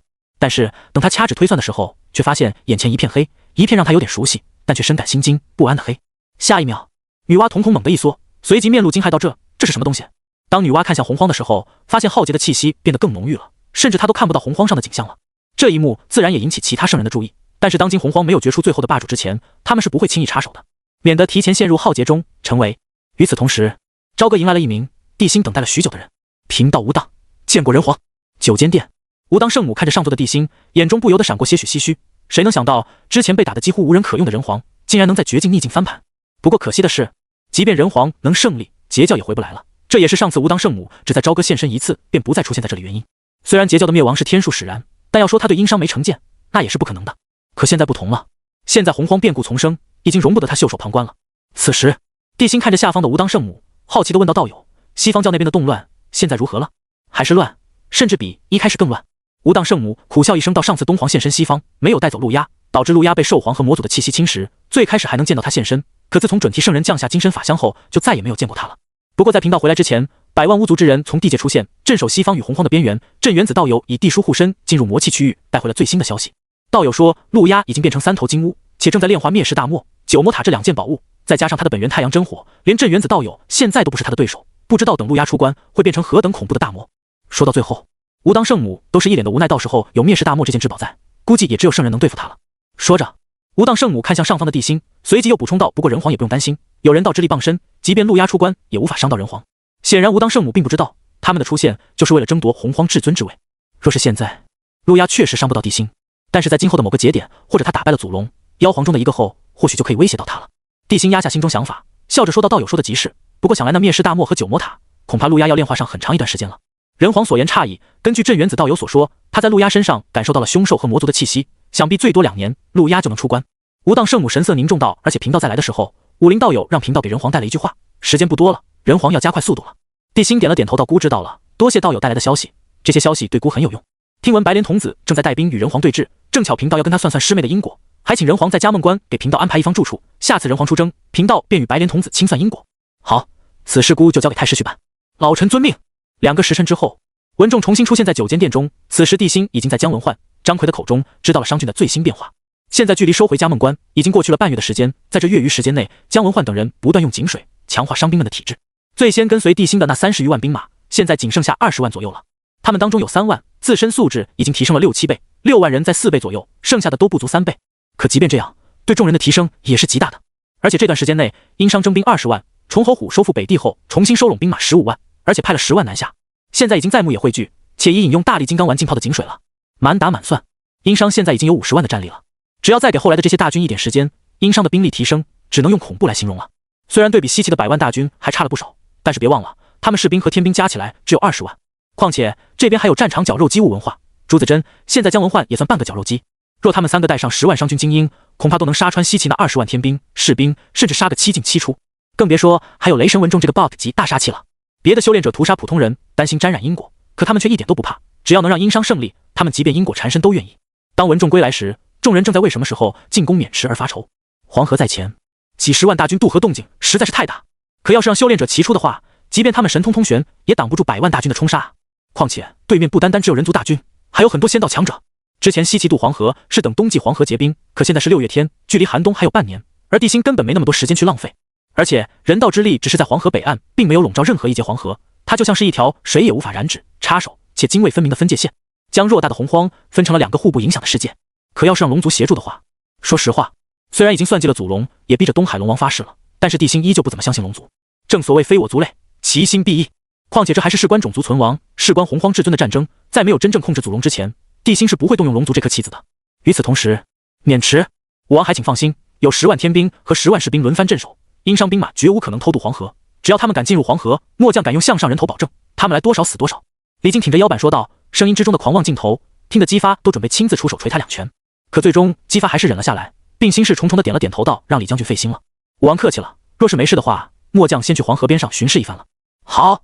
走出中帐，李靖的腰板瞬间挺了起来，整个人都在瞬间变成了精神小伙，左手宝塔，右手轻抚腰间大宝剑，感受着周围那些人羡慕嫉妒恨的目光，他竟然有种这一刻达到了人生巅峰的感觉。半月前嘉梦关一战，他和姬发逃到了渑池，就在姬发准备砍他狗头的时候，谁成想屠乌剑忽然从天而降，而且还认主李靖了，让他一跃成为西岐大军中可以轻易斩杀袁弘、杨戬的香饽饽了。姬发听了众人的劝解，不但不杀他，也变得对他客气有加了，这就让李靖开始膨胀起来了。在西岐大军天兵和士兵中都敢横着走了。就在膨胀的李靖准备去巡视黄河南岸的时候，一道气急败坏的身影带着冰冷的杀意落在了李靖面前。那股冷意顿时让膨胀的李靖不受控制的打了好几个激灵。白莲童子，李靖看到面前的人后，眼皮猛地一跳，紧紧地抓了下手中屠乌剑，生怕白莲这个出自圣人胯下且极度不要碧莲的童子抢自己的大宝贝。哼！白莲童子看了眼李靖，冷冷地说道：“真以为得到屠乌剑就可以横着走了？现在连仙场也不愿意叫了。”随着白莲童子的话落，李靖顿时感觉一股冷意出现，就像是39天他被人扔进水里浸湿，转手又扔到了冰窟里一样。那股恐怖的杀意让他连拔剑的勇气都没有。李靖吞了口10年老痰，小心翼翼地询问道：“不知仙长来找末将有什么事？”他知道白莲童子心情不好，之前和赵公明打了一架之后，他的心情一直不好，甚至还莫名其妙地杀了2名士兵。具体原因也没人敢问，因为喜怒无常的白莲实在是太吓人了。末将，你不是一直想拜贫道为师吗？贫道观你有慧根，且与我西方有缘，不知道你愿不愿意拜在贫道门下？说完，白莲童子的表情开始变得阴沉起来，金刚杵也出现在了他的右手中，从他那冷冰冰的眼神中不难看出来，但凡李靖敢摇一下狗头，白莲童子都会亲自出手帮他开开窍。而面色苍白的李靖听到后，表情忽然变得丰富起来。白莲童子要收自己为徒，还尼玛有这种好事？自家苦只有自家人知道。别人看到屠乌剑认他为主，只看到他的风光无限，可是没人知道他每天晚上子时都要用鲜血喂养屠乌剑。虽然不用经历鲲鹏说的3000万冤魂冲击神魂的痛楚，但每天晚上喂血时，他依旧有种被无数野兽撕咬的感觉。可为了自己的安危，他只好默默忍受着。可他知道自己根本坚持不了多久的，所以在知道白莲童子要收自己为徒的时候，李靖瞬间心怒放起来，双脚一软，直接跪在了白莲童子面前，大声喊道：“弟子李靖拜见师尊。”声音响起的瞬间，直接引起了不少人的注意。在看到李靖右双若拙拜师白莲童子的时候，所有人都倒吸了一口凉气。白莲童子冷冰冰的脸上露出笑容，点了点头道：“好，识时务者为俊杰。从今天开始，你就是贫道的弟子了。谁要是敢动你一根头发，那就是跟贫道作对。”说着，白莲童子挑衅似的看了眼南极仙翁，好似在警告他今后别打自己好徒儿的主意。只是他没注意到南极仙翁看他的眼神怪怪的。等白莲童子离开之后，李靖再度昂起自己高傲的头颅，大步流星的向着黄河边缘走去。就在他准备巡视驻扎在黄河边上的人时，白莲童子再度从天而降。这些日子不要靠近黄河岸边9丈9的范围，不然你被卷入黄河死于非命时，可别怪为师没警告你啊！李靖一脸懵逼的看着白莲童子，好奇的问道：“师尊，这是为什么？”祖龙未死，且残魂正在夺舍归来中，这黄河乃是祖龙肉身所化，蕴含着当年祖龙的神力，现在他的残魂唤醒了这些力量，不日之后就要吸收这些力量，到时大罗之下，谁靠近谁死啊！李靖听后冷汗瞬间冒了出来，祖龙惹不起。不过一想到自己和龙族的恩怨，李靖又小心翼翼地问道：“师尊，那祖龙应该很强吧？生前很强，强到道祖都忌惮不已。不过他已经死了，即便归来，最多能恢复巅峰时期3-4成的力量，构不成什么威胁。既然祖龙这么强，那为何不见人去阻止他归来，将威胁扼杀在摇篮之中，岂不是更好？”白莲童子怒视李靖，狠狠地说道：“你当龙族是些阿猫阿狗吗？他们的底蕴，你根本无法想象。”李靖听后，下意识地擦了擦脑门的冷汗后，赶忙说道：“多谢师尊教诲，若不是师尊的话，估计弟子到死都不知道怎么死的。无妨。白莲童子看了眼李靖，随手丢给他一颗丹药为师，看你血气损耗不少，吃了这颗无极白凤丸，回去好好休息一晚，恢复下血气。多谢师尊。3日后，东海万龙大阵开启已经有一段时间了，此时暗红色的海水将之前贡献精血的龙族全部笼罩在内。至于大阵的中央的血茧，此时也在有节奏且缓慢的鼓胀收缩着，就像在血茧中有一颗有力的心脏在缓慢的跳动着。而血茧的每一次跳动都会引得周围那些血色海水发生轻微的震动，之后一股神秘的力量就会扫过附近的龙族。此时四海龙王的变化是最为显著的，他们本来是五爪金龙，可是现在身上金光闪闪的鳞片上已逐渐出现其他的颜色，他们4个竟然出现了蜕变成为5色神龙的征兆。虽然还是五爪龙族，可他们现在的气息却比之前强了不是一星半点。四海龙王的内心更是激动不已，浩劫降临，这泼天机缘终于轮到他们龙族了。就在此时，万龙中央的那颗血茧中忽然传出一道古朴沧桑的声音：时间差不多了，万龙归位，您振起。随着祖龙的话音落下，偌大的东海顿时变得波涛汹涌，随后连带洪荒上的整条黄河也在瞬间发出震耳欲聋的轰鸣声。滔滔河水奔涌之间，竟然隐隐传来雷鸣般沉闷的声音，仔细倾听的话，还能听到万龙咆哮的声音。同时，浩荡的黄河之中忽然爆发出一股恐怖的吸力，凡是靠近黄河两岸9丈9范围的生灵，除了人族之外，大罗之下的存在全都被吸入了黄河中。不是祖龙心善，而是他不想让东海龙王遭受天谴。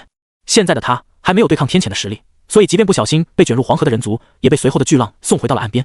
人族无恙，可是那些驻守黄河岸边的天兵就到了血霉了。入水的瞬间，他们的天兵真灵直接化为了纯粹的天地灵玉，身躯更是炸成血雾，化为巨大的生机。两者融入到滚滚黄河，随着翻涌的黄河水向着东海奔涌而去。啊！东海伴随着一道惊天动地的龙啸声出现，仿佛宣告祖龙即将回归一般，瞬间引起了3界中所有准圣级强者的注意。混沌！红军看着东海中那道若隐若现的龙影，淡淡的笑道：“孽徒，你说日后祖龙会不会成为洪荒上的唯一至尊？”哼！通天看着红军冷哼一声道：“当年祖龙的陨落，也有你的一份功劳。若是祖龙真成为洪荒至尊，你一样逃不过被他清算。”这时，通天忽然咧嘴一笑，随即讥讽的说道：“仔细算算，这些已经陨落的霸主，除了神逆之外，所有人都和你有仇啊！不，他们的威胁远比人皇小太多太多了，而且他们也不配与为师为敌。”红军好像对罗侯、祖龙等留十分的不屑，淡淡的说道：“除了那未知的妖皇之外，其他人谁没有经历过大道的时代？见识过大道，他们岂会甘心屈居大道之下？”说着，红军洋洋得意的轻抚胡须道：“他们都是如同杨梅一样，追求的是无极大道，可不像为师这般看得开。”看到红军的样子，通天想要反驳，却无法反驳。在那个大道掌管洪荒的时代，他们3亲都只能算是小辈中的小辈，直到大道隐退前，他们都不曾出世。而且他也明白红军的意思，珠玉在前，瓦石难当。目前红军无法对人皇出手，那是天道和人道的牵制，可一旦洪荒开启至尊争夺战，人皇对祖龙、陆压等人优势就变得微乎其微了。而这些重新归来的霸主却能屠皇正道，他很想将消息传递到洪荒，但是红军已经封死此处，他根本就做不到。想到这，通天教主缓缓地闭上眼睛，无奈地想到：“人皇，你可一定要坚持住啊！”至于混沌中的其他圣人，则一脸看戏的表情，唯有三皇变得这极上火，却又无法通知地心。天庭，啥情况？我尼玛，祖龙要出事了！凌霄殿中的昊天瞪着一双满是八卦和求知欲的眼睛，好奇地趴在门缝中往外看。可是他把凌霄殿殿门焊得连缝都没有一条，所以他根本就看不到外面的景象。这可把他急坏了，甚至数次掏出了昊天镜，打开凌霄殿殿门，然后重新向3界宣告天地的归来。可惜3年之期还未到，他不知道自己现在出去的话，会不会被圣人打成狗。这时，黑暗中传来王母娇羞的声音：“师兄莫急，之前大老爷不是给师兄传讯，让师兄3年后再出凌霄殿吗？师兄再忍忍就是。”昊天暴跳如雷道：“忍，本帝忍到什么时候？现在洪荒大乱不出手，难不成等新的洪荒至尊出来再对他们出手吗？你知不知道，为兄现在心急如焚，一刻都静不下来。师兄心急如焚且静不下来，那不如做点别的事情，转移下注意力。做什么做？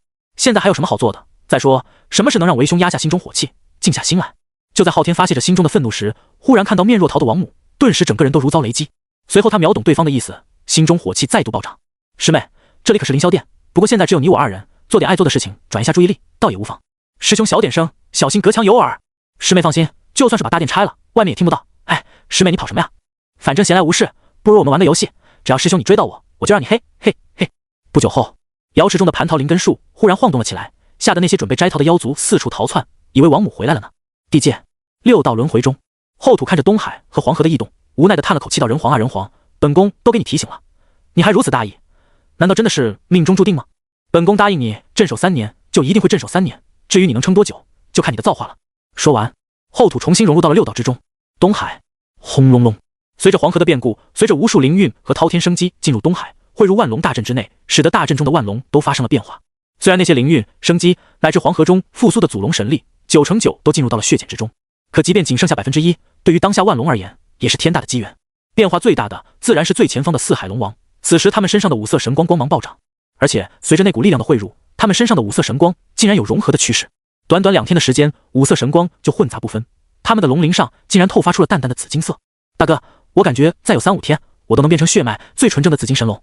祖龙神威深不可测，这是我等的机缘，也是我龙族的机缘，能否重现上古荣耀，就看这次了。就是身后不少血脉驳杂的龙已经变成金龙了，而且还有一个幼崽竟然也蜕变成紫金神龙了，这还只是开始，我龙族重现往日辉煌指日可待啊！南、西、北3个龙王感受着自身变化，整个龙都兴奋到冒泡了。可是，一旁的东海龙王却眉头紧蹙，一脸的担心。北海龙王见状，好奇地问道：“大哥，怎么了？这么长时间，人皇都没反应，我心里隐隐有些不安。”东海龙王眉头紧蹙道：“他能为殷商逆天改命，甚至逆转生死，拯救真灵，陷入封神榜的人，可现在却无需担心。”就在东海龙王的话说到一半的时候，血溅中传来祖龙那霸道且不屑的声音。上古的修行与现在截然不同，祖龙神力已经彻底催动，除非有上古生灵从黄河内部截断力量，否则即便红军亲自出手，也无法阻止本座。不要胡思乱想了，全力进行血脉蜕变。是，老祖。四海龙王闻言心中大定，东海龙王也不担心出现什么变故了，便全身心的沉浸入血脉的蜕变之中。与此同时，朝歌，文仲急匆匆地走进9间殿中，大声说道：“大王，大事不好了！大王，黄河发生异变，疑似龙族祖龙搞的鬼。现在黄河两岸的生灵，除了人族外，凡是进入黄河的都无一生还。”文仲神色凝重地看着地心，沉声说道：“即便是黄河对岸的天兵，都被吸进去万数而死于非命。大罗之下的人一旦靠近黄河，都会被卷入其中。大王，若是一直这样，恐怕在祖龙完成蜕变之前，我们都无法进攻西岐了。”最后一句才是重点。之前文仲等人商量了半晌，最终定制了一个进攻西岐的计划，只等那30万人马再吃上2天井水之后，他们选出其中的佼佼者，组成一个新的队伍，到时候就可以进攻西岐了。可谁成想，龙族竟然搞出这么一个天大的幺蛾子，这不胡闹吗？此时，地心感受了一下黄河边上的动静，虽然人道之力只蔓延到了黄河北岸，但是他依旧感受到黄河中那股恐怖至极的力量。这就是祖龙神力吗？果然，这些上古的霸主没一个是普通的货色。察觉到祖龙神力的不凡，地心不禁对这个险些肉身成圣的存在再度生出了警惕之心。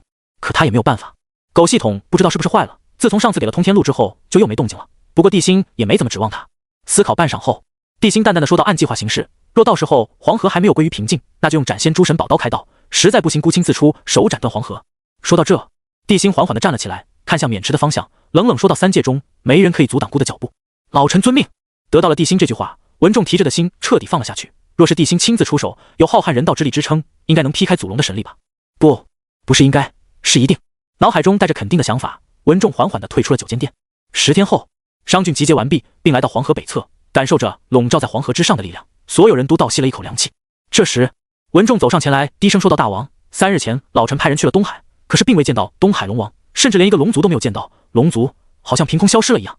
既然如此，那孤也不客气了，龙族既然敢阻孤的路，那孤也没必要再拦。”就在地心刚准备出手的时候，前方的黄河河水中忽然出现一道数丈高的水柱，瞬间引起了所有人的注意。要知道，自从祖龙彻底开启万龙大阵，黄河的水流就没有出现过什么变化，别说一道水柱了，即便是将某些生灵被卷进去，水面都不带溅出一点水的。就在这时，地心好似感应到了什么一样，人道封神录瞬间出现在他面前，随着一阵阵哗啦啦的声音出现，人道封神录迅速翻到了于原的那一页。此时，于原的那一页上已经变得血红一片，甚至连封神录上的面孔都变得狰狞起来，甚至地心都能感受到此时于原内心的紧张和恐惧。于原有危险。当地心心中生出这个念头的时候，赶忙又开口问道：“于原，怎么回事？”人皇。于原那带着激动的声音在地心心头响起，随后便是一阵焦急且仓皇的怒吼声：“找到了，给我开！”是。随着于原的话落，远处的黄河中再度出现一道水柱，但这次于原的气息却出现在了黄河中。下一秒，满身是血的于原忽然从黄河中钻了出来。此时他面色苍白，气息极度不稳，甚至连他的左臂都变成了焦黑一片。还不等众人开口，于原就一脸惊慌地冲向地心，并大声吼道：“快退！大罗之下，速速后退，有多远退多远，快！”砰！于原的话刚说到一半，在他现身的地方又出现了一道水柱，随后浑身破破烂烂，银色神甲都被撕得4分5裂的天蓬也狼狈地出现在黄河之上。TUE 的一声，他冲着脚下的地方吐了一口血痰后，扛着上宝庆金爬飞也似的冲向了对岸。都尼玛愣着干什么呢？不想死的都往后退！草尼玛的龙族，贫道跟你们没完！天蓬怒吼着，化成了一道光，迅速消失在所有人面前。不过，无论是地心还是无当圣母等人，都看得一清二楚。天蓬背后那银色的铠甲上，竟然还有一个赤红的抓印。更重要的是，那个抓印好像是刚刚印上去的，甚至在天蓬跑路的时候还滋滋的冒着火星子。看到这一幕，帝辛心中警铃大作间，看向姜文焕和张奎说道：“大军后退3里，有他在这里，后退3里就已经够了。毕竟黄河北岸可是被人道之力笼罩住的，他有信心可以挡住一切。”就在大军后撤的时候，帝辛正想询问于元哪里有什么的时候，于元张嘴喷出一大口血，血液还未落地就燃了起来，把文仲等人吓了一大跳。再看于元，他的皮肤下竟然也出现了道道火光，甚至呼吸的时候鼻腔内都会喷出火星子。看到这一幕，众人再度倒吸一口凉气。按道如果于元不是5行金刚之躯，恐怕早就死在黄河之中了。此时于元也知道自己的状况，二话不说纵身向着远处冲去，同时大声说道：“人皇，贫道要找地方疗伤，你们小心。”轰！小心什么？于元没有说清楚，因为在他的口中竟然喷出了一团火，同时黄河中也传出一声巨响。紧接着众人看到在于元天蓬冲出来的地方，方圆3丈的黄河水竟然诡异的燃烧了起来。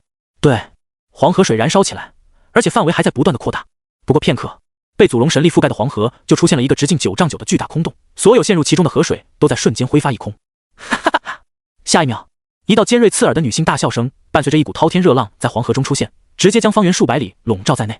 而在这范围内的黄河水更是凭空蒸发了数丈的高度，黄河两岸的大地也在快速脱水干裂沙化。若非赵公明等人出手阻住那股力量，或许仅仅退后3里的伤兵会在几个呼吸内脱水致死。这时听着耳边传来的狂笑，吴当圣母看向一旁神色紧张的赵公明，震惊地问道：“道友，这难道是……应该是他？”赵公明感受着空中残留的力量，以及在黄河中出现的那股可怕热浪，脑海中顿时浮现出一道身影，就连他的表情都变得严肃了许多。这时帝辛看着他们两个，好奇地问道：“两位说的是谁？”“轩辕人皇之女，女拔。”“女拔？”帝辛听后先是一愣，随后又说道：“就是被吼的一道残魂夺舍的女拔，不是说她被驱逐到了北方了吗？可她怎么在黄河中？”人皇只知其一，不知其二。赵公明凝重地看着前方道：“当年天皇伏羲和女娲圣人联手困住吼，因为吼是盘古大神的头骨所化，所以肉身强悍，不死不灭，只能封印，无法彻底抹杀。就连天皇伏羲和女娲圣人联手都难伤他分吼，最后还是女娲圣人将吼的魂魄抽出，分为3份才将他封印。可没想到不久后，吼的魂魄挣脱了封印，因为嫉恨女娲圣人和天皇伏羲，所以一道夺舍女拔，剩下2道分别吞噬了嫉恨人族的后清和怨恨轩辕人皇不公的银钩。后来后清死于女娲圣人之手，银钩则被轩辕人皇碎尸万段，可吼是不灭的。后清死后化为诅咒，银钩则化为尸气。他们来到北方，融入女拔体内，企图让重聚吼的不灭魂。之后贫道听闻，女拔曾找轩辕人皇求死，可是轩辕人皇念及父女之情，并未杀她。后来女拔就消失在了洪荒，谁也不知道去了哪里，看来是被轩辕人皇镇压在了黄河之下。此时赵公明的神色变得前所未有的凝重，看着疯狂燃烧的黄河水，一字一顿道：“现在贫道不知道这是女拔还是吼，若是女拔的话，或许还有机会；若是吼的话……”说到这，赵公明看向了帝辛，略带紧张到他本身就怨恨人族，之后的后清和银钩又因为人族而死，甚至女拔身为人皇之女，也因为人族被轩辕人皇舍弃。诸般因果之下，贫道真不敢想象，万一出来的是吼，会给人族带来多大的麻烦。哈哈哈！就在赵公明话落的瞬间，黄河中的女性大笑忽然变成了异常浑浊、不分男女的中性声音。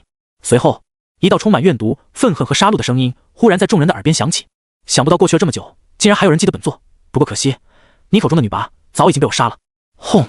随着这道声音的出现，一道身穿破麻衣，浑身却缭绕着滚滚黑气，但却散发着滔天热浪，模样怪异的身影忽然出现在了黄河之上。他一出现，笼罩天地的热浪也变得更为可怕，甚至连数百里的黄河河水都在瞬间蒸干，河床迅速脱水干裂。即便不断从上游涌来河水，也无法覆灭那恐怖的热浪。这时，汉魃举起了右手，露出了右掌右肩漆黑如墨的指甲，遥遥指着帝辛，冷冷地质问道：“你就是当代人皇？”正是姑，人族都得死，人皇必须死。帝辛的话刚刚说完，汉魃的双目瞬间变得漆黑，滚滚热浪更是使得他周围的空气都发生了扭曲。随后，汉魃纵身进入人道笼罩范围，向着帝辛冲过来，那股恐怖的杀意和恨意，纵然是相隔数里，也让帝辛感觉有些不适。但面对杀来的汉魃，帝辛不等赵公明和吴当圣母出手，便一步踏出，直奔汉魃而去。同时，许久不曾出现的人道法相也在瞬间出现在众人面前。正在进攻的汉魃忽然愣住了，因为他从面前的人道法相上感受到了一股比人皇轩辕还要恐怖的数倍的危机感。他是吼，但又不是吼。虽然他拥有吼的不灭魂，但却没有吼的肉身。况且从他被封印了这么久，陷入了前所未有的虚弱中，所以在看到人道法相的时候，他跑。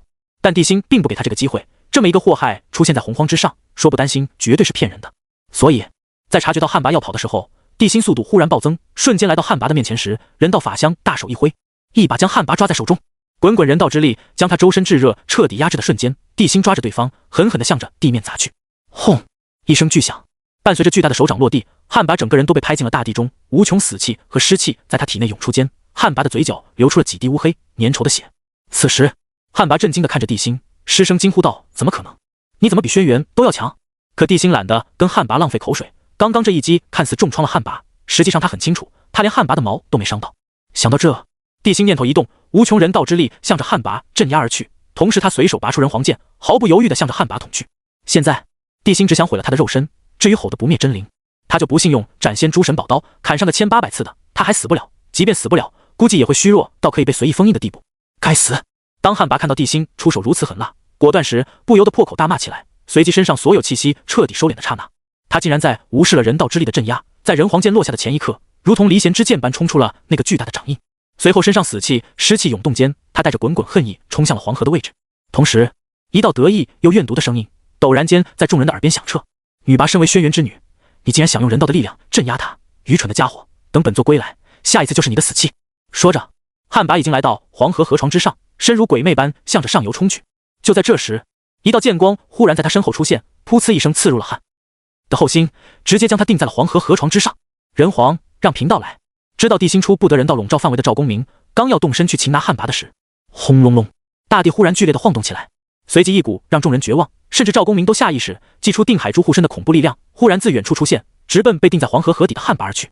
同时，一道歇斯底里的怒吼声顿时响彻三界：“坏本座好事！吼，你该死啊！坏本座好事！吼，你该死啊！”轰隆隆，伴随着这道震耳欲聋的怒吼声，众人纷纷看向黄河的上游。只见上游那席卷而来的黄河河水，不知何时已经化成了一颗巨大且满是愤怒的龙头。在看到那颗龙头的瞬间，所有人都感觉自己好像看到了一条在混沌中疯狂肆虐、咆哮的100万丈长的混沌神龙索罗。在看到那条咆哮的巨龙之后，赵公明不由得露出了震惊之色，随后像是想明白了什么，低声说道：“人皇，看来是汉魃的出现，使得祖龙的计划功亏一篑。或许经过此劫，祖龙这个曾经的霸主真的回不来了。”随着赵公明的话落，远处那颗巨大的龙头变得更愤怒了。好，死！回到片刻前，当汉魃的力量影响到黄河的一瞬间，东海万龙大阵中那强有力的心跳忽然一滞，就像是一只猫突然被人抓住了命运的后颈一样。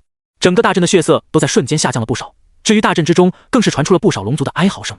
本来正沉浸于血脉蜕变中的他们，突然发现那股让他们蜕变的力量没了，然后血脉的蜕变就停止了。于是乎，龙族出现了古往今来最为诡异的一幕，除了如同四海龙王一样极个别的龙族化为同级别中血脉最为纯粹的紫金神龙外，其他的龙族全都变成了绿绿的，什么头是金色，身子是白色，或者上半身是五色，下半身是金色等等。反正现在除了那些蜕变成紫金神龙的龙族以及小部分金龙、五彩神龙外，在场9成9的龙族身上都不是一个颜色。你以为这就完了？还没有。就以四海龙王为例，他们确实早早的蜕变成功了，甚至在向着9爪蜕变，可突如其来的一幕让四海龙王的蜕变戛然而止。本来的5爪上分别多出了1、2、3根幼爪，这是真幼爪，就像他们敲碎龙蛋从蛋里爆出来的幼龙的幼爪一样，一个个的异常另类。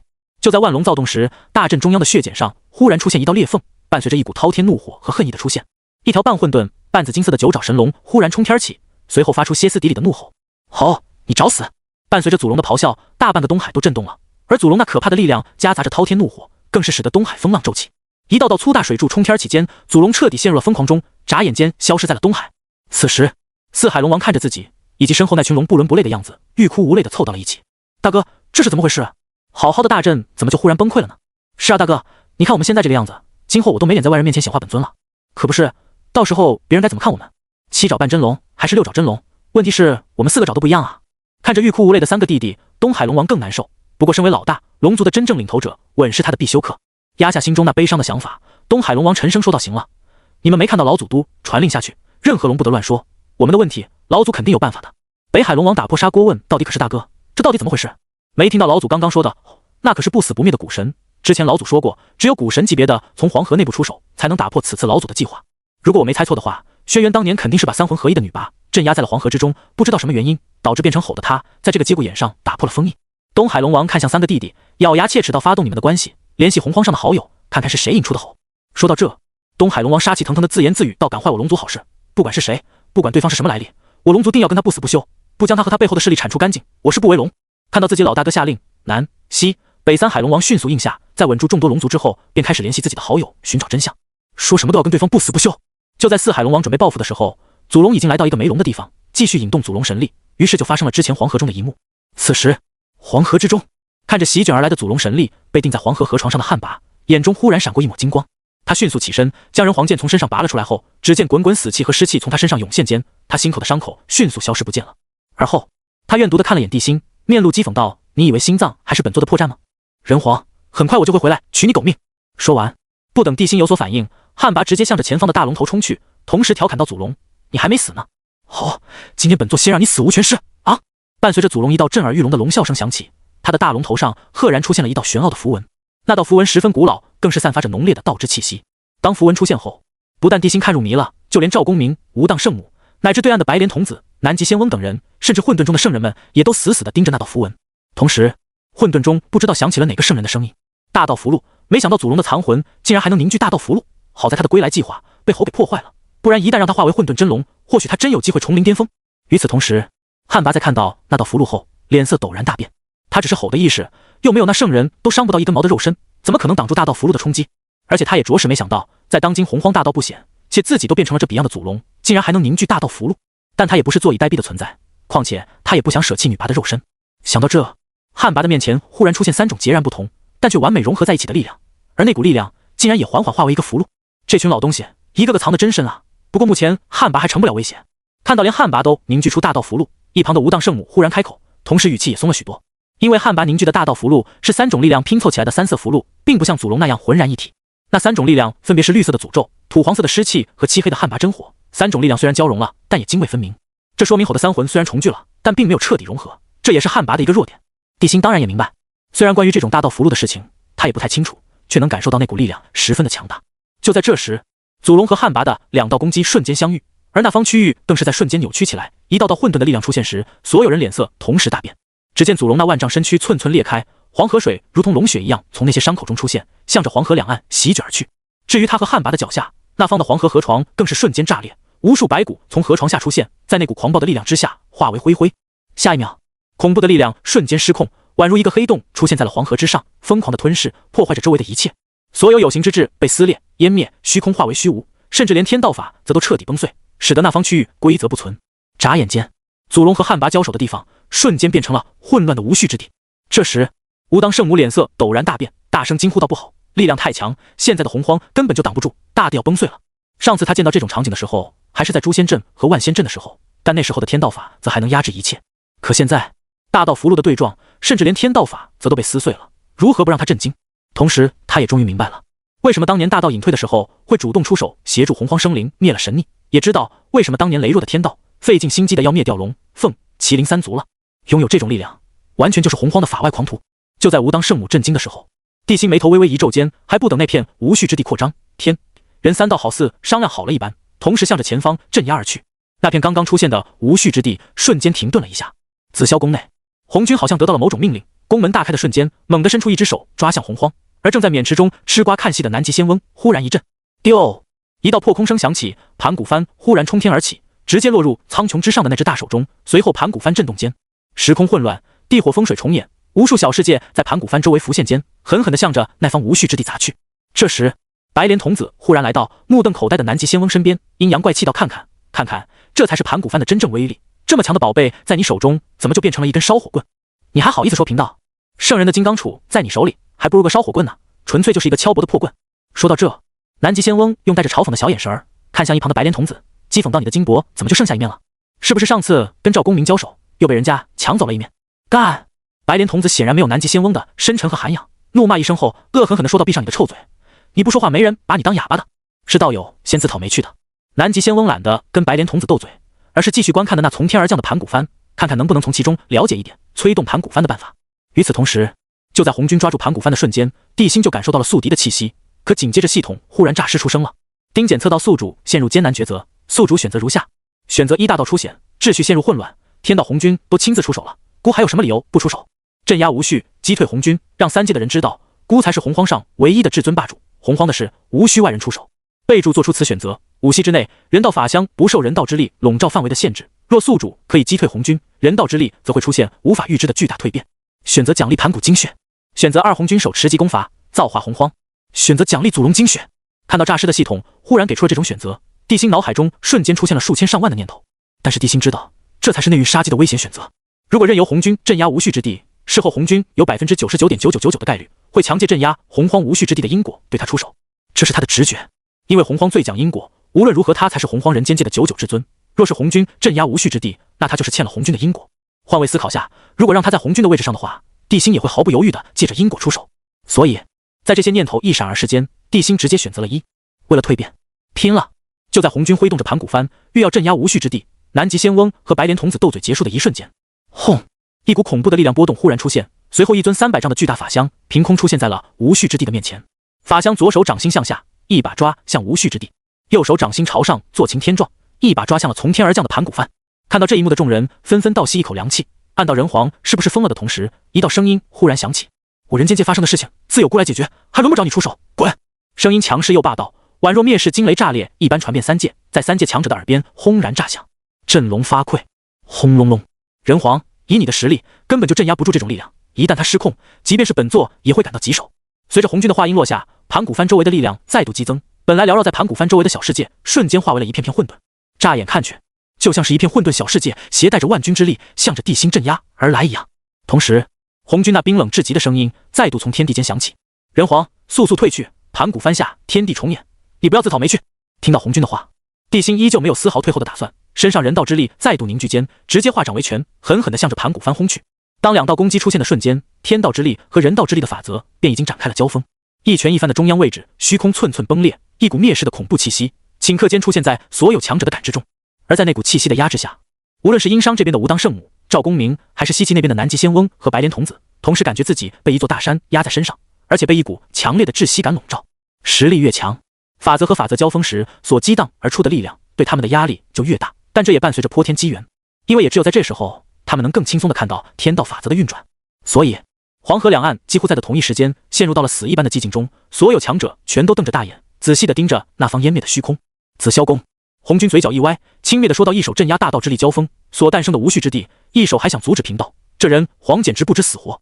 说着，他面带讥笑地看着一脸铁青的通天道孽徒，为师这是要镇压无序之地，不是要对付人皇。他挡在为师前面，若是不小心被为师拍死，那只能算他自己倒霉，跟为师没有任何关系。通天冷冷地说道：哼，人皇既然敢出手，那肯定是有信心镇压一切。道祖，别搬起石头砸了自己的脚。区区太乙，弹指灭之。红军面露不屑地说道，脸上再度涌出一股森冷的杀意。天庭，卧槽，大老爷亲自出手了，看不到啊，可急死本地了。昊天听到外面的动静，直接从梦中惊醒，急得如同热锅上的蚂蚁一样，趴在门后往外瞅，可惜什么都看不到。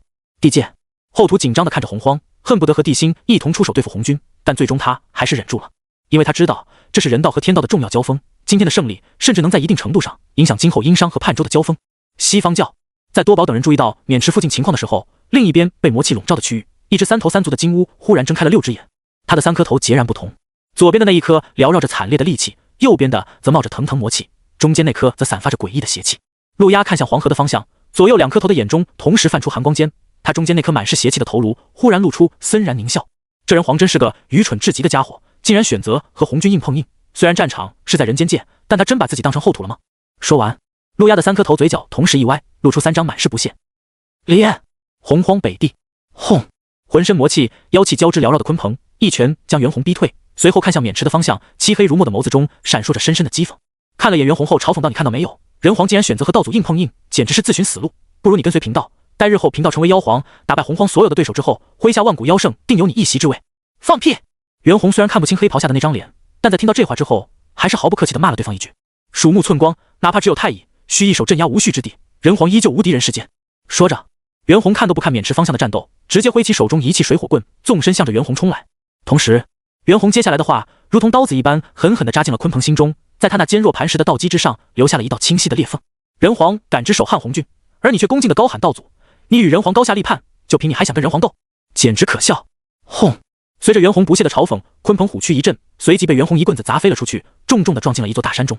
虽然有12品灭世黑莲护身，鲲鹏毛都没伤到一根，但袁弘的话着实给了他致命一击。道心出现破绽的瞬间，鲲鹏直接陷入暴走之中。砰的一声，山川瞬间炸裂，滚滚魔气和妖气在鲲鹏身上涌动时，一股可怕的杀机瞬间引起所有北地大妖的注意。袁弘，既然你不知死活，今天贫道就再送你上那封神榜，让你看看谁才是未来洪荒之上唯一的皇。渑池，就在地心出手，3界强者反应不一的时候，人道法相挥舞着铁拳，直接轰在了盘古幡的周围的混沌之气上。轰！一声巨响过后，天地间顿时陷入了无声之中，虚空仿佛被打碎的镜面一样，寸寸崩碎间迅速湮灭化为虚无。这时，渑池附近的一众强者在感受到死亡的气息扑面而来时，却又震惊地瞪大了眼睛，死死地盯着空中那方湮灭的虚空，随即便大呼小叫了起来：挡住了！人皇真的挡住了！不对，你们看，人皇的法相在崩溃，他根本不是道祖的对手，终究还是天道战胜了人道啊！人皇以太乙修为硬汉道祖，勇气可嘉，可即便有人道护身，还是在人间界的主场，他依旧不是道祖的对手啊！在绝对的力量面前，一切的勇气都是纸老虎。人皇不好好苟起来提升自己，偏偏跳出来寻死，终究是天道战胜了人道啊！就在殷商那边着急无比，西岐这边嘲讽连连的瞬间，人道法相攻向盘古帆的那条手臂轰然崩碎。随后，盘古帆携带着开天辟地的伟力，狠狠地向着人道法相的脑袋打去。很明显，红军是准备借机抹杀地心，铲除自己大道之路上的最大绊脚石。红军，你高兴得太早了，这不但是孤与你的争斗，也是道的争锋。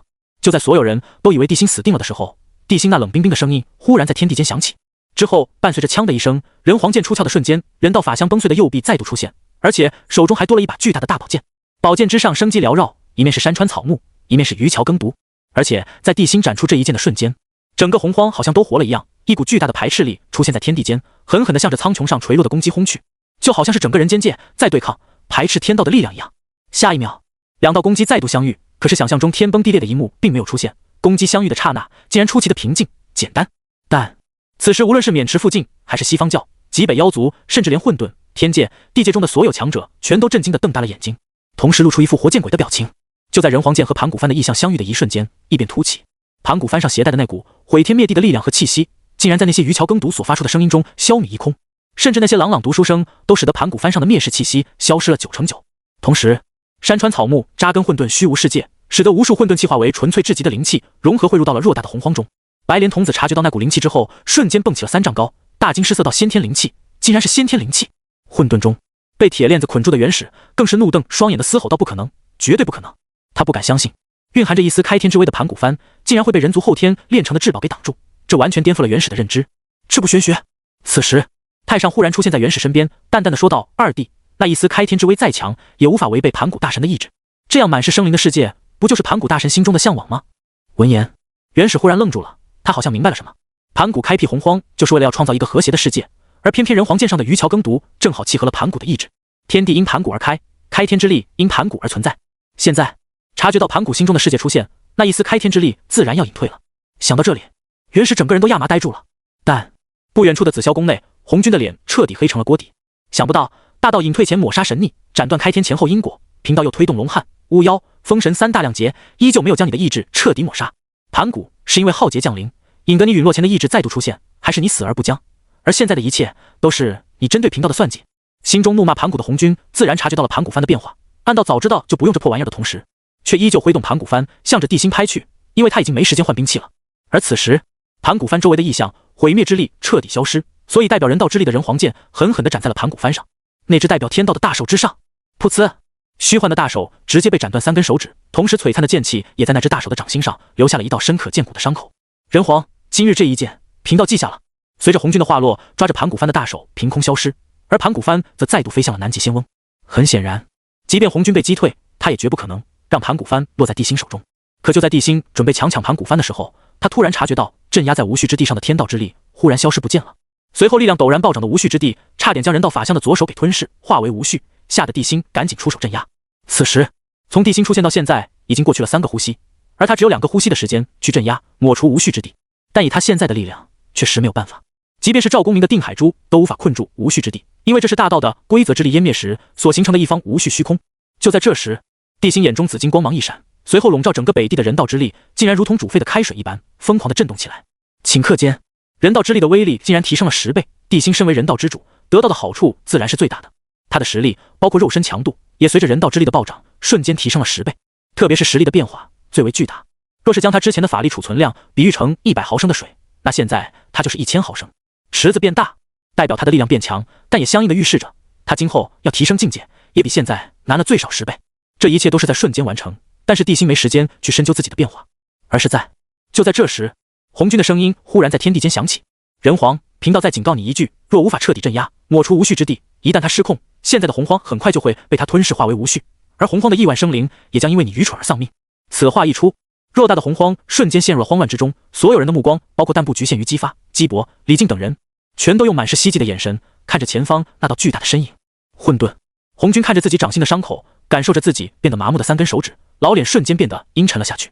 嘿嘿，通天看着脸黑的红军，出言嘲讽道：道祖，3个呼吸前，你还说你要杀了人皇，可为什么现在受伤的却是你？被戳破牢底的红军膀胱扫过通天后，冷冷地说道：“通天，你真以为为师不敢出手的教训你？”通天嘿嘿嘿，耳边回荡着通天那嘲讽的冷笑。红军怨毒地看着洪荒，冷冷地说道：“人皇，贫道倒要看看你如何收场。”通天嘿嘿嘿，洪荒，免持附近。红军的警告还在众人耳边回荡。就在他们紧张无比地看着前方的地心，生怕他镇压不住这无序之地时，地心右手高高举起，随后一道犹如惊雷炸裂般的声音陡然间在所有人耳边响起：“硬来！”丢！就在那道声音响起的刹那，虚空中忽然出现一方锐气万千、散发着浓郁紫金色氤氲的印玺。空瞳印？不对，他现在不叫空瞳印，他叫人皇玺。难道人皇要用人皇玺镇压这无序之地吗？就在众人大惊失色、议论纷纷的时候，就看到地心右手抓住人皇玺的刹那，镇压着无序之地的左手瞬间抬起。下一秒，他抓着人皇玺狠狠地砸向下方那如同黑洞般的无序之地。砰！在众人惊讶万分的目光中，人皇玺上缭绕的紫金色氤氲瞬间暴涨，直接将无序之地笼罩在内。紧接着，人们惊讶地发现，随着人皇玺的氤氲暴涨，恐怖的无序之地竟然在迅速缩小，好像真的。这时，眼尖的白莲童子瞳孔猛地一缩间，大惊失色道：“不对，无序之地并不是在缩小，而是被人皇玺给吞噬了。”唰！随着他的话落，被众人视为绝地的无序之地瞬间被吸入了人皇玺中，并在人皇玺的下方形成了硬币大小的黑色印记。就在人皇玺上的紫金色氤氲即将笼罩那道印记的瞬间，黑色的印记忽然一震，啊！破！伴随着两道声音的响起，一个迷你的混沌色小龙和浑身黑烟咕嘟咕嘟直冒的身影直接撕开了那道阴影。在紫金色的氤氲即将封死人皇玺的前一刻，祖龙神力和汉魃拼尽力量，险之又险的从无序之地中冲了出来。随后他们头也不回的冲向黄河上游、下游两个方向。想跑！就在汉魃即将冲入黄河的一瞬间，地心大手一挥，人道法相挥舞着巨大的人皇剑，直接向着汉魃劈了过去。啊！但就在人皇剑劈中，汉魃发出惨叫的一瞬间，时间到，唰！300丈的人道法相瞬间消失，而汉魃的后背上则出现了一道从左肩至右下腹的伤口，伤口之深都能清晰的看到他体内那干巴巴的内脏。人皇，本座迟早会回来的。扑通！随着汉魃怨毒的怒吼，他纵身跳入了黄河，且努力收敛自己的气息。再加上黄河那特殊的力量，众人彻底失去了汉魃的气息。但就在众人震惊于地心的手段中久久不能自拔的时候，渑池的李靖眼中忽然一亮，仿佛盲生发现了滑点，锵啷一声冲出屠无剑，卯足劲的冲天起，直接向着站在黄河上空的地心劈了过去。现在地心相当于太乙金仙境，自然可以站在虚空，而李靖只懂五行遁术以及一些小法术，他在这个时代跟张奎、张桂芳等人一样，只是一个懂得左道之术的凡尘大将。况且他跟地心还有千丝万缕的关系，在人道笼罩的范围之外对地心动手，自然不会引起人皇气的反噬。再加上手握能伤祖屋的屠无剑，他有80%的把握能够偷袭成功。但就在他来到地心面前3丈的时候，一道奇异的波动忽然出现，李靖膀胱一扫，顿时冒出一头冷汗。哪吒，你个逆子！说着，李靖下意识的横剑侧挡，随后飞来的乾坤圈狠狠地砸在了屠无剑上。李靖只感觉双臂一麻，哇的吐出一道血溅后，身子如同断了线的风筝一般，直挺挺地向着身后倒飞而去。实际上，在李靖有小动作的时候，哪吒就盯上了他。本来他想送李靖上榜封神，做个帮老爹完成心愿的孝子，可没想到李靖的，一想到李靖宁愿家破人亡也要修仙，哪吒顿时就感觉一阵心痛。修仙多痛苦啊，神道封神多简单啊！想到这，哪吒准备继续静一下笑道。刚刚掏出火尖枪准备送李靖一程的时候，白莲童子忽然出现在李靖身后，一把接住李靖时，还冷冷地看着哪吒说道：“对你父亲都能下此毒手，你就不怕遭天谴？天还没资格谴责孤的人。”就在哪吒刚要开口时，一旁的地心忽然开口，随后他漠然地扫了眼白莲童子以及西岐大军，眸子张合间，人道之力瞬间将黄河笼罩在内。下一秒，地心的声音在文仲、张奎、张桂芳等人的耳边响起：“不用理会黄河，进攻！”杀！就在地心化落的瞬间，文仲一马当先的带兵冲了出去，张奎、张桂芳、姜文焕等人紧随其后。因为现在殷商兵马暴增，所以张桂芳和姜文焕也都带了一路兵。至于前方波涛汹涌的黄河，众人好像没有看到一般，纵然是踏入黄河河堤的范围，都没有减速的征兆。哈哈，纣王，你以为小圣道祖红军你就可以掌控洪荒了？看到商俊竟然不顾一切的冲上来，姬发顿时面露讥讽之色。那可是黄河啊，真以为他大商这几十万大军是10几万可以凌空虚度的地仙？但就在姬发洋洋得意的时候，猛然发现在商俊冲到黄河边上时，奔涌的黄河河水突然变得平静下来。随后他就看到姜文焕等人竟然直接踏着黄河河面，如履平面般向着他们这边冲了过来。见状，姬发猛地倒吸一口凉气，随即震惊地喊道：“这怎么可能？祖龙，一定是祖龙搞的鬼！该死！”南极仙翁看着表面平静，实则暗流涌动的黄河，眸子中闪过冷厉的寒光时，惊慌地喊道：“反击！反击！”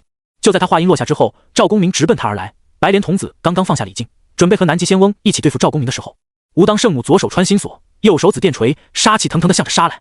杨戬则和毗卢仙以及释教的几名大罗强者对上了，罗轩则化为3头6臂和3大士交起手来。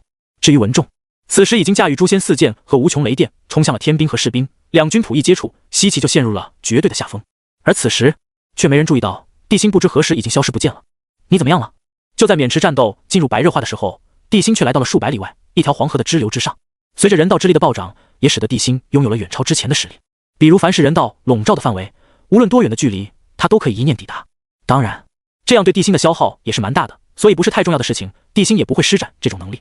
就在地心声音落下的瞬间，下方的河水咕嘟嘟的沸腾了起来，随后满身通红、七孔喷火的鱼猿，就如同烧得通红的铁人一样，从河底飘了上来。贫道鱼猿见过人皇。此时，鱼猿说话的时候，声音中都带着浓浓的颤意，很明显他正承受着难以想象的痛苦。折磨，人皇恕罪，贫道实在是太难受了。这旱魃的火焰不属五行，奇异无比，即便是贫道的五行之躯都无法彻底熄灭这旱魃真火。鱼猿说着，他七孔中再度喷出一道火焰，同时他身下的河水也化成了一片浓郁的水蒸气，冲天而起。旱魃属于僵尸，僵尸不在三界内，不属五行中，鱼猿的大五行神通对旱魃的僵尸真火自然束手无策。人皇，贫道不要动，姑这次来就是要解决你体内那道旱魃真火的。不等鱼猿的话说完，地心的声音便在他耳边响起，随后地心念头一动，人皇玺瞬间从天而降，毫无征兆地落在了鱼猿的头上。下一秒，人皇玺上紫色阴云涌动间，一股恐怖的力量直接在人皇玺上爆发而出。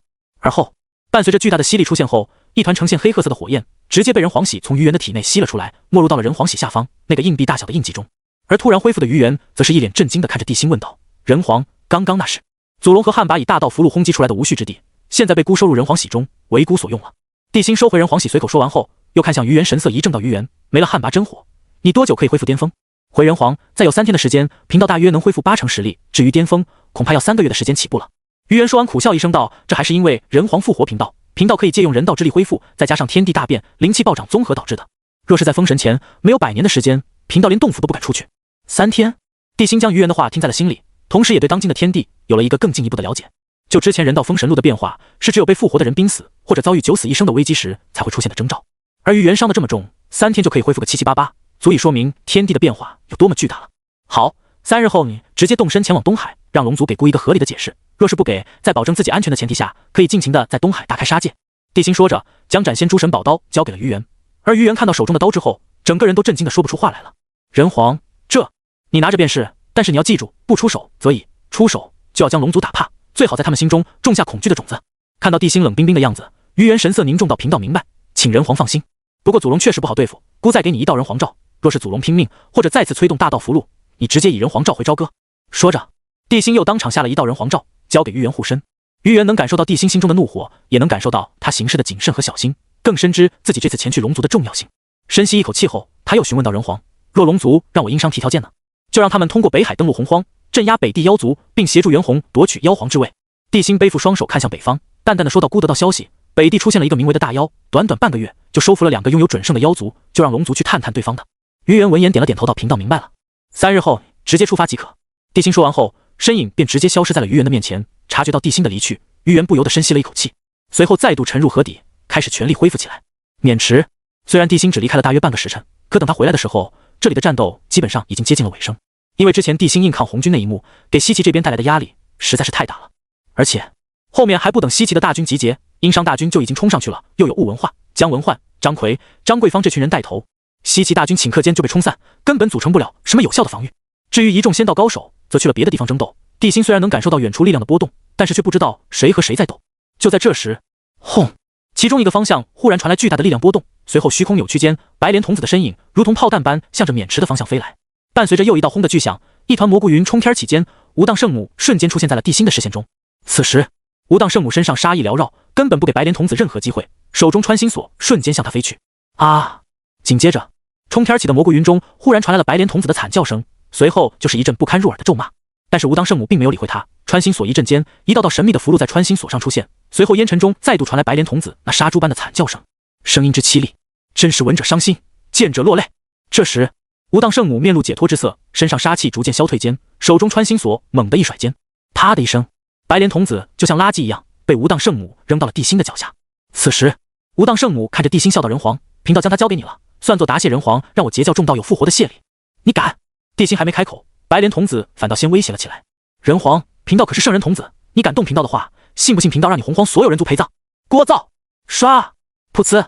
还不等白莲童子的话说完，地心念头一动，人皇剑瞬间刺入对方的眉心，随即浩瀚的人道之力涌入他的体内，顷刻间将白莲童子的生机磨灭。嗡！随着一道光芒闪过，白莲童子瞬间化为一颗拳头大小，散发着莹莹柔和光芒的莲子。同时，一道一脸懵逼的真灵忽然出现在地心面前。他看了看地心，又看了看地上的莲子，半个呼吸后才回过神来，随即愤怒地盯着地心。人皇你竟然真的敢杀贫道，谁给你的胆子？啪！白莲童子的真灵话刚说完，直接被地心一把抓在手中，随后直接将他收入人道封神录中。但奇怪的是，白莲童子那怨毒的声音依旧在地心耳边响起：人皇，你给贫道等着，贫道一定会让你后悔的。片刻后，白莲童子的声音这才消失。当地心收起那颗莲子的时候，无当圣母便出现在地心面前。他看着莲子淡淡的说道：原来是竟是白莲所结的莲子所化，这可是好东西。地心听后疑惑地问道：竟是白莲的莲子？当年竟是白莲被三清所得，分别化为太乙浮尘、玉如意和清平剑，但其中还有5颗未熟的白莲莲子被接引圣人所得。贫道没想到白莲童子竟然是白莲莲子所化。无当圣母看着地心，笑盈盈地说道：它的来历很大，属于先天灵物，但因为还未成熟，所以功效可能不是很大。不过即便没有成熟，它也是竟是白莲的精华所在，其上的竟是白光有净化天地的作用。当初接引圣人得到莲子，就是想看看能不能培育出竟是白莲，现在看来是失败了。先天灵物怎么可能后天培养？这种是在上古很多，可是没有一个能培养出来的。听到无当圣母的解释之后，地心点了点头道：原来如此，不过还要多谢道友今日出手之恩。人皇客气了，贫道此次出手并不是为了帮殷商，而是为师妹报仇。无当圣母说面露苦笑。地心可以让进入封神榜的截教人复活，可是却无法复活归灵圣母。想到这里，无当圣母继续说道：人皇，当今洪荒大乱，贫道既然已经入劫，就不准备逃避了。贫道想去北地看一看，今后若是没有太重要的事，想必贫道不会再出现在九州范围了。也好，地心知道无当圣母还是过不了心中的那个坎，截教的覆灭与殷商脱不了干系，而西方教中又多是截教叛徒，所以去北方面对妖族反而是他最好的选择，最起码不用记起伤心事。面对那些截教的叛徒，道友前去北方一定要小心那名为蔡坤的大妖。袁弘和他交战数次都没有占到丝毫的便宜，甚至和金大生联手都无法破开他的护身之力。说到这，地心则将手中的白莲莲子交给无当圣母，还有这东西孤留着也没用，就当给道友防身了。人皇，这竟是白莲的莲子太贵重了，贫道道友不是说接引得到了5颗未成熟的白莲莲子吗？刚刚孤收白莲童子真灵的时候，发现他的真灵十分虚弱，想必用不了多久他会回来的。听到这话，无当圣母深思了半个呼吸，这才笑道：人皇所言极是，既然如此，贫道就将这颗莲子收下了。片刻后，无当圣母直接脱离战场，直奔洪荒北地而去。至于渑池，战斗已经接近了尾声，即便他留在这里也没什么用。此时西岐大军早已经溃逃，留下了一地的尸体，狼狈地逃向了灵潼关。至于天兵和士兵更是损失惨重。本来天兵是天道红军，以天道法则创造出来的傀儡，即便是杀了那些被天兵夺舍的人，他们还可以夺舍其他人，所以在理论上天兵是不会死的，自然也不会有什么损耗。但是不知道是因为浩劫降临，还是因为地心战胜了红军，导致天道之力在洪荒的力量下降，那些死掉的天兵真灵都随之湮灭，彻底的灭亡了。大王，渑池一战我殷商大获全胜，天兵和士兵死亡在3万以上，伤者不计其数。大王，西岐100万大军被打得丢盔弃甲，死伤人数在10万以上，我殷商可谓大获全胜。释教、阐教和天庭的修仙者也没占到半点好处，除白莲童子外，虽然没有1名准圣陨落，但我等也斩了3名大罗、5名太乙，金仙更是达到了2位数以上。2天后，听着下方众人的汇报，地心虽然面无表情，但是感受着人道之力的欢呼雀跃，他心里还是有些激动的。诸位辛苦了，3名大罗和太乙以及金仙，不知道诸位可有人选？地心看着下方的众人，其实他心里明白，这些人努力杀人也是为了让自己的师兄弟复活。可还不等众人开口，地心便说到其中1名大罗名额孤要复活殷红，之后让他和殷郊分别带兵10万去进攻三山关和青龙关。说着，地心看向姜文焕道：姜文焕，你传令东方各路诸侯，让他们传令下属领地召集兵马南下，协助进攻原南方200诸侯领地。末将领命。之后地心又说到，道士张贵芳跟随殷郊进攻青龙关，张奎夫妇跟随殷红进攻三山关，拿下这2个关口后，由殷红镇守南方200诸侯领地，殷郊率军西进。末将遵命。X2。随着人道之力蔓延超过了黄河，原东伯侯200诸侯领地也因为姜文焕的投诚，所以现在的殷商已经相当于收回了东北2地400诸侯的领土了。之后地心安排好进攻西岐主路的一切之后，这才一脸凝重地看向众人，特别是那些身处要职的人。不久后，孤会闭关一段时间，在孤闭关的这段时间，所有事情都要听从太师和首相的命令。在这期间，孤只有一个要求，就是不惜一切代价，最多1年半之内覆灭西岐，扫平九州上的一切障碍，让我人族一统。大王，属下明白。人皇，贫道明白。与此同时，东海，轰！一道万丈巨浪冲天而起，同时一股苍茫古朴的气息在之前万龙大阵的位置出现，向着四面八方席卷而去。该死，就差一点点了！该死的吼！该死的人皇！伴随着一道充满怨念的声音响起，祖龙那几乎全部转化为混沌色的身躯凭空出现在了东海之上。不久前，祖龙的神力和旱魃拼了半条命，才从刚刚形成的无序之地中冲出来。虽然不过短短3个呼吸，可是对他们的消耗都是巨大的。之后，逃出来的祖龙神力迅速进入了东海中，被祖龙吞噬、吸收、炼化。可惜此时力量损失十分严重，已经不足他对吼出手时的1/10了。想到这，祖龙的脸直接黑了下去。早知道吼也能凝聚大道符箓，他说什么都不会对吼出手。要是趁着那股力量还没有沉寂消散的话，说不定他还能凭借量完成自身的蜕变，也不至于跟那些龙子龙孙一样变成4不像。看着自己7爪的右后爪以及还是紫金色的尾巴，祖龙鼻子都喷出火来了，心中对地心和吼的恨意也再度暴涨数倍。但祖龙身为曾经的洪荒霸主，这次并没有因为愤怒而失去理智，因为他还有后手，只是后手的成功率不足1成罢了。看来不动用后手是不行了，虽然成功的概率不足1成，但现在也没有其他办法了，不拼，本座是一点机会都没有了。说到这，祖龙再度冲入东海之中，而此时万龙大阵中的一众龙族在经历片刻乾龙族之力的洗礼后，再次进行了一次蜕变。最起码9成5以上的龙不再是5颜6色的样子了，四海龙王那多余的小爪子也终于变成成年龙的样子了。但最终他们还是没有蜕变成为9爪紫金神龙，只能勉强算是7爪紫金神龙，这可是历代龙族都没有出现过的品种。就在万龙陷入惊喜，自己终于不是杂色龙时，祖龙的身影忽然出现在众龙的面前。四海龙王心中虽有不甘，但还是恭敬的作揖行礼道：“我等拜见老祖。”这次蜕变出现变故，是本座万万没想到的。本座也没想到，那吼的魂魄竟然被镇压在黄河之中。此话一出，万龙沉寂，所有龙族都不想说话了。特别是四海龙王，在听到是吼的时候，纷纷倒吸了一口凉气。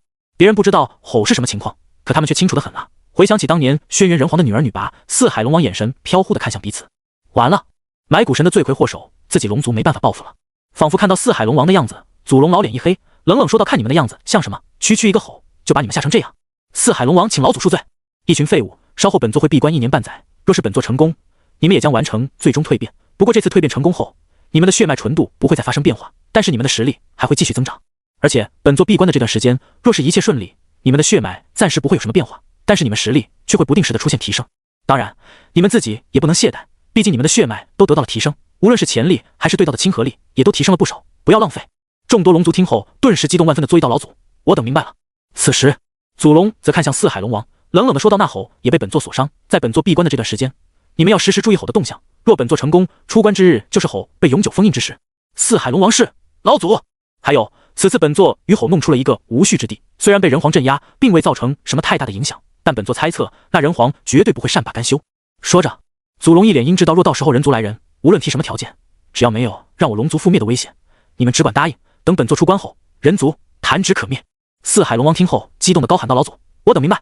轰隆，伴随着一声巨响，祖龙瞬间消失在了众龙的面前，而四海龙王也凑在了一起，商量起对策来。大哥，老祖说的吼，如果所料不差的话，应该就是人皇轩辕的女儿女拔。这女拔是人皇轩辕的女儿，现在的人族，我龙族还不想招惹，要对付人皇轩辕更是无稽之谈。我建议将目标放在破坏汉拔封印的人身上。不错，等老祖出关，汉拔自然活不了，但坏我龙族好事的人，我等也不能放过他。不然我等在老祖眼里可就真成废物了。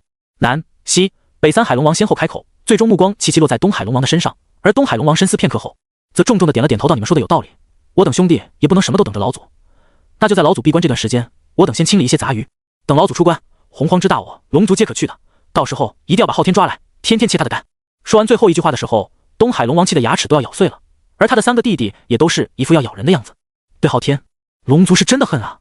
半日后，确定了日后计划的四海龙王也长长的松了口气，而最为清醒的东海龙王则开口道：“现在当务之急是要先稳住人族，2弟、3弟、4弟，一切都按照计划行事，我去等人皇的人。”大哥，听到东海龙王要主动去等地心的人来，他的3个弟弟当时就坐不住了，但最终还是没能拧过东海龙王。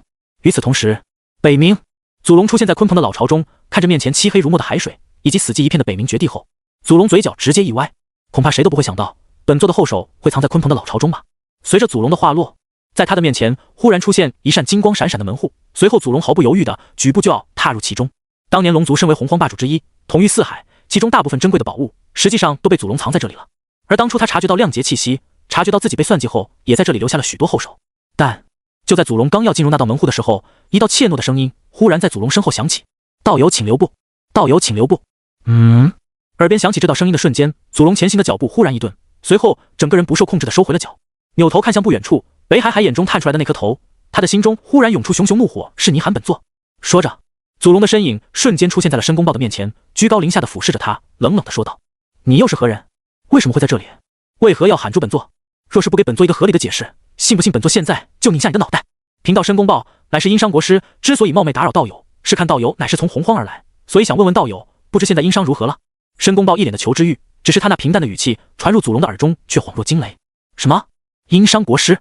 听到申公豹的来历之后，祖龙身上的杀意瞬间消失不见了，随后身上多了一点祥和的情绪。原来是殷商国师，贫道有礼了。祖龙保持着表面的客套，随后笑着说道：“当今洪荒浩劫降临，殷商已经占据了大半九州，更是将西岐打得节节败退，估计再有个3-5年，人皇就会重新一统九州了。”当真？听到这话后，申公豹眼中一亮，随后又看向祖龙，激动地问道：“道友所言当真？”当然，贫道没有欺骗道友的理由。祖龙笑呵呵地说道：“不过道友既然是殷商国师，又为何被困在了这里？当初牧野石大王战败，贫道被老师元始天尊捉住塞了海眼，之后就被困在这里了。老师，道友是阐教的人，可贫道听说阐教的人在之前的封神亮劫中都得到了天大好处，道友怎？弃徒？弃徒？”申公豹赶忙开口说道：“贫道早就被赶出了玉虚门下，只能算是玉虚弃徒。”原来如此。祖龙上下打量着申公豹，笑着说道：“不过阐教现在死伤惨重，燃灯道人死于一名神秘强者之手，本体都落在了罗轩的手中，阐教太乙、玉鼎、广成子、赤金子等人也相继死在了人皇手中。”说到这里，祖龙笑着说道：“这么算来，道友也算是躲过一劫。”当真？申公豹听后眼眸一亮，随后激动地说道：“多谢道友告知，道友的恩情贫道记下了。”哼，道友说笑了，都是一些众人皆知的小事罢了。祖龙洒脱一笑道：“贫道还有要事，等贫道归来再和道友畅谈。”道友请。申公豹冲着祖龙打了个击手，而祖龙则毫不犹豫地返回到那个门户附近，扭头看向海眼中的申公豹时，脸上浮现出一抹深邃的冷意。殷商国师，玉虚弃徒，身份倒是不凡，而且此人身上因果颇重，说不定可以利用他对付那人皇和元始天尊。想不到啊，当年本座称霸洪荒时，连山都不敢出的三清都挣到成圣了，真是世事无常。说着，他看向面前再度出现的门户，淡淡的说道：“事到如今，也轮到我龙族重新争霸的时候了。”说完，祖龙挺了挺胸膛后，便雄心万丈地进入了那道金色的门户中。东海看着面前扛着斩仙诸神宝刀的鱼猿，东海龙王的脸都白了。他虽然料到地心不会轻饶了他们，但也万万没有想到地心竟然派来了鱼猿这个顶尖大罗，甚至带着传闻中的斩仙诸神宝刀。这把刀他听过，据说当年龙汉亮劫彻底爆发前夕，袁凤就曾寻找过这把刀，准备对付祖龙，可惜对方将洪荒翻了个底儿朝天，也没有找到。没想到竟然在人族的手里。就在东海龙王得知地心让他们去北地对付妖族的时候，整条龙都不好了。北地是什么地方？本身北地中他已经妖族就多不胜数，虽然一开始大罗和准圣境只有小猫2-3只，但是随着天庭妖圣下界，现在的北地已经是太乙不如狗了，也是洪荒最乱的地方。想到这，东海龙王苦哈哈地看着鱼猿道：“道友，不是我龙族推诿，主要是我龙族最强的老龙也不过太乙巅峰，至今还没有突破大罗，让我龙族去北地，那不是……”轰！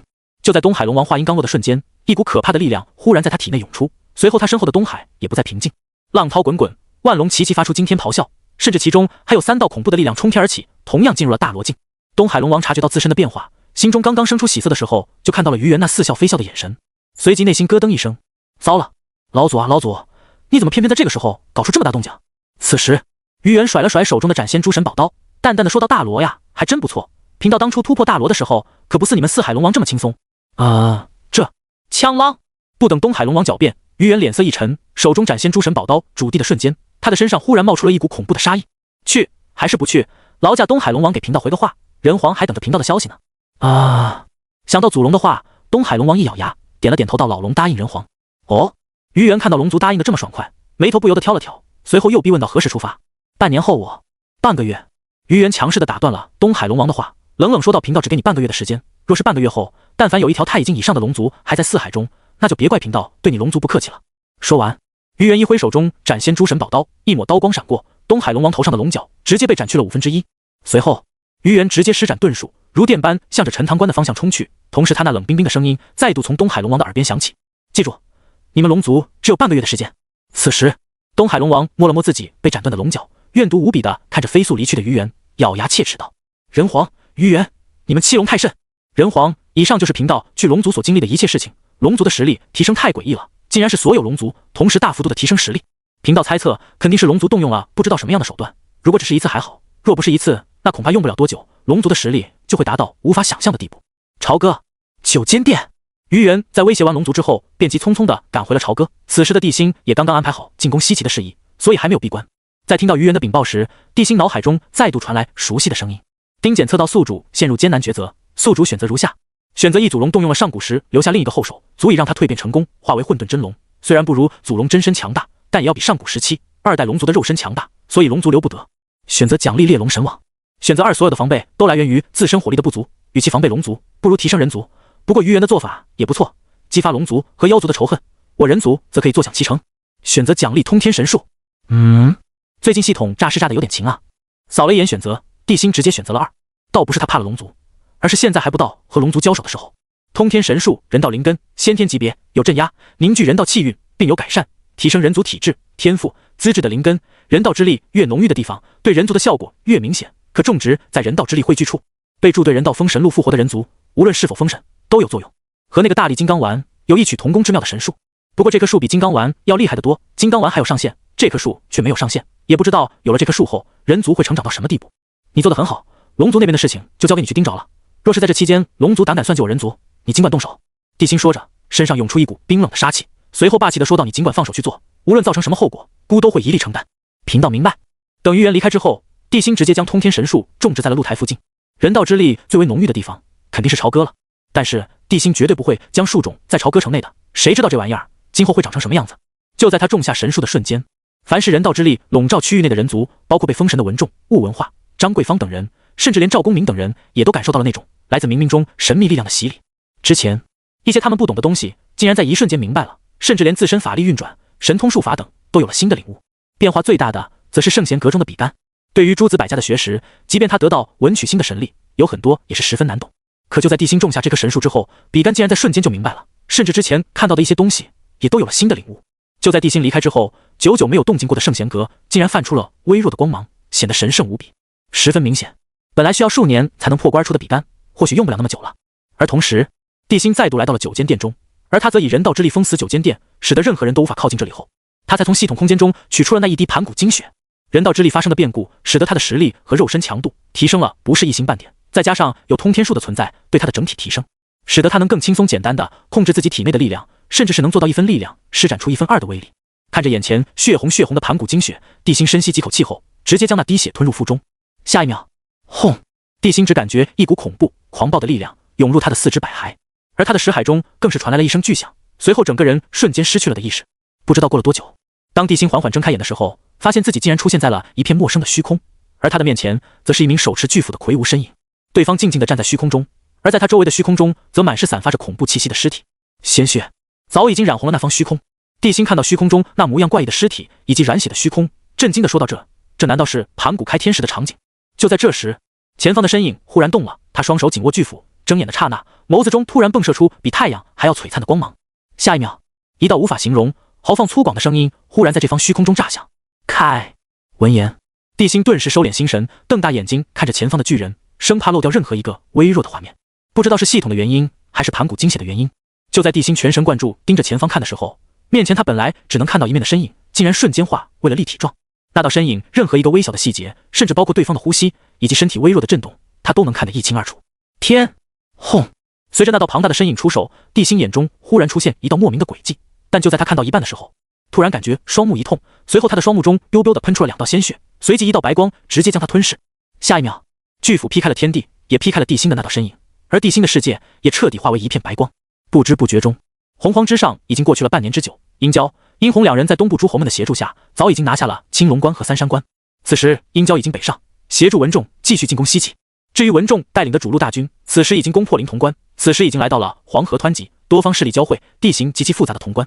而此时，在姬发的带领下，老巢失守的南北两地的诸侯，以及这半年连连失利的天庭、释教之人，痛定思痛之后，一致决定在这里好好打击一下殷商嚣张的气焰。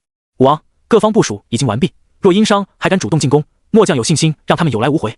关内，面色略显消瘦、苍白的李靖左手托塔，右手抚剑，大步走进了姬发的军帐中，声音异常的坚定。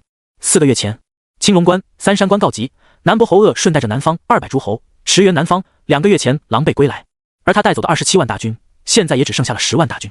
北伯侯重英鸾因为自己的大伯出现，痛失北方，所以此时的他也无路可退。南北2大诸侯一合计，干脆在潼关跟殷商决一死战，免得进入了西伯侯的地方，他们再被收编成下人。于是，在南伯侯、北伯侯不要命的打法之下，再加上天兵和士兵的协助，本来就兵分数路、兵力大减的文仲，根本无法攻破潼关，所以在这里和西岐大军陷入了僵持之中，只等殷郊带兵前来，兵合一处，攻破潼关。此时，听到李靖保证的，姬发眉头一皱，随即一脸不悦道：“本王记得上次渑池一战，李将军也做出保证了吧？”唰！听到姬发的话，李靖整个人都不好了。自从半年前渑池被攻破，姬发就没给他好脸色过。特别是临潼关一战中，李靖手持屠物剑盯上杨戬之后，却发现就算他拼尽全力都追不上杨戬的时候，姬发彻底对他失望。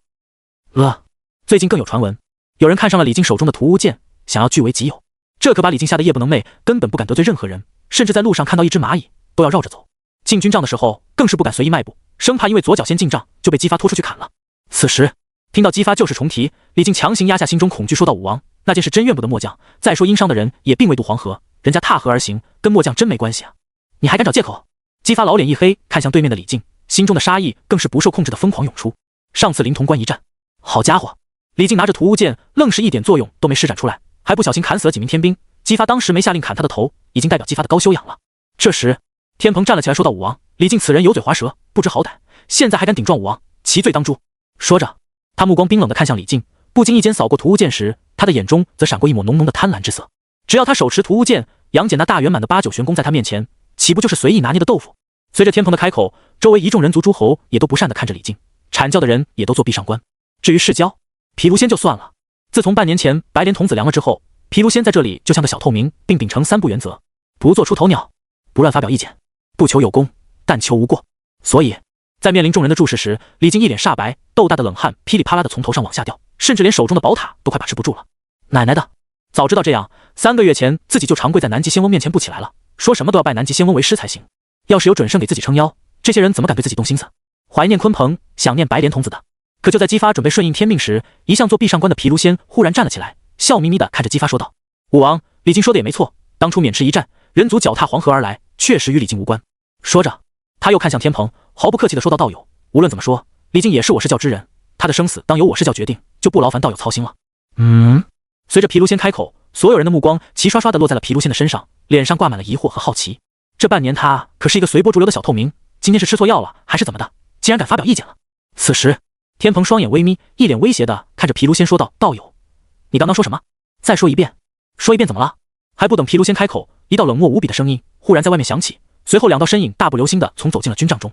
当看到来人的时候，李靖当时就绷不住了，纵身扑上去，咣当一声跪在为首道人的面前，委屈地嚎啕大哭道：“是，弟子想死你了啊！”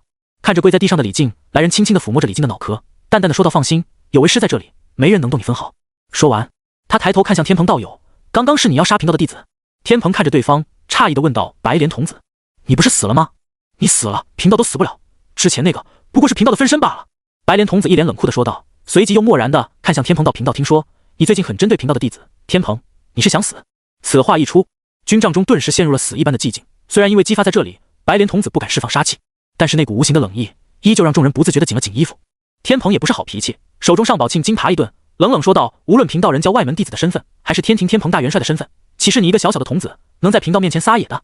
有种出去一战！2位道友莫要针锋相对，既然来了，都是为了一个目的，别让外人看了笑话。”这时南极仙翁赶忙出面打圆场，随即看向疑惑的姬发，解释道：“武王，当年竟是白莲有5颗未成熟的莲子被接引圣人所得，想必那5颗莲子都是白莲童子的本尊，所以武王无需大惊小怪。”姬发面露了然，随即收敛，心神冷冷地说道：“都坐下，现在当务之急是对付殷商。”经过半年的沉淀，姬发身上的天道威压越来越强了，此时一发怒，无论是白莲童子还是天蓬，竟然在无形中感受到了一点压力，自然也不敢继续闹事了。有白莲童子在，天蓬也不敢再想李靖手中的屠乌剑了，但2人却在不知不觉中埋下了仇视的种子。而这时姬发忽然看向白莲童子身后的身影，好奇地问道：“白莲童子，这位仙长是？贫道西方是叫护法金翅大鹏，武王直接称呼贫道大鹏即可。”来人十分的高傲，看人都不用正眼去看，但在场的无论是天蓬还是南极仙翁，甚至是白莲童子，都是一脸的忌惮。金翅大鹏就是之前的于一仙，上次他被武林打得垂死，是太上用金丹将他救活，并命他去释教跟随多宝。这段时间他一直在修炼，本身实力就强横至极的他，又得到了西方教的教义真传，自身实力更上一层楼，强得一塌糊涂。而他刚出关就被多宝指派和刚刚恢复的白莲童子一同入洪荒，协助姬发完成伐纣大业。好，本王就不跟仙长客气了，现在殷商那边不断逼近，再有3-5天，殷郊就会与文仲会合，到时候我潼关必有一场血战。姬发眉头紧蹙到，当今洪荒3/4的地方都被殷商夺回去了，若是潼关被攻破，今后想要对付殷商可就不容易了。殷郊，白莲童子听后眉头微微一皱，再度看向一旁的天蓬等人，一脸不悦道：“区区一个殷商太子就把你们吓成这样，真是丢人。”说完，他又看向李靖道：“你跟为师走一趟，先宰个殷商太子，挫挫他们的锐气。”啊！李靖听后不由大惊失色道：“师尊，那殷郊背负殷商国运，而且现在南方等地都被人道之力笼罩，虽然不强，但对我等天道修士也有先天压制。我们让你去你就跟着去，哪来的这么多废话？”白莲童子没好气地呵斥道，随后一把抓起李靖，嗖的一下直接带着他冲出了潼关。看到这一幕，天蓬嘴角一歪，不屑地笑道：“离开半年，连情报都不打探一下，就要对殷商的太子下手，真是勇啊！”身为圣人童子，他一向不把任何人放在眼里，半年前他死在了人皇手中，现在明显是想报复人皇。南极仙翁看着他离开的方向，淡淡的说道：“他带着李靖前去，明显是想借用李靖的屠巫剑杀掉殷郊。若是成功，对我等也算是一个天大的好消息。”说着，他忽然想到了什么，看向来到毗卢仙神身边的大鹏，淡淡的问道：“道友可知，白莲童子这次又带了什么法宝？竟然有这么大的勇气？”大鹏冷冷的说道：“贫道只知道他得到了接引圣人的七宝千叶金莲和念珠，至于还有没有其他的，贫道就不知道了。”死！听到这2件法宝之后，在场仙道众人纷纷倒吸一口凉气，天蓬的脸更是在瞬间变得苍白。念珠不用说了，当初轻松的镇压了截教大圣归灵圣母，威力堪比翻天印。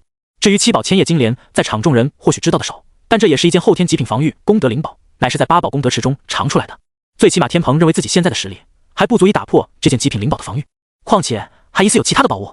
好，姬发虽然不知道这2样法宝的厉害，但架不住他会察言观色，看到众人脸色大变时，他便知道白莲童子这回带了好东西，好宝贝。此时他更是一改往日的愁眉不展，大声说道：“传令下去，一旦白莲童子得手，马上出兵进攻文仲，一举夺回灵童关。我等遵命。”与此同时，白莲童子已经带着李靖前去阻击殷郊了。一进入人道范围之中，他果然感受到了一股压力，但是随着一朵千叶金莲的虚影出现，那股压力瞬间消失无踪了。师尊，这是什么法宝？李靖一看，当时就心动无比，更是趴在虚影上，不断抚摸着面前的金莲，眼里充满了贪婪之色。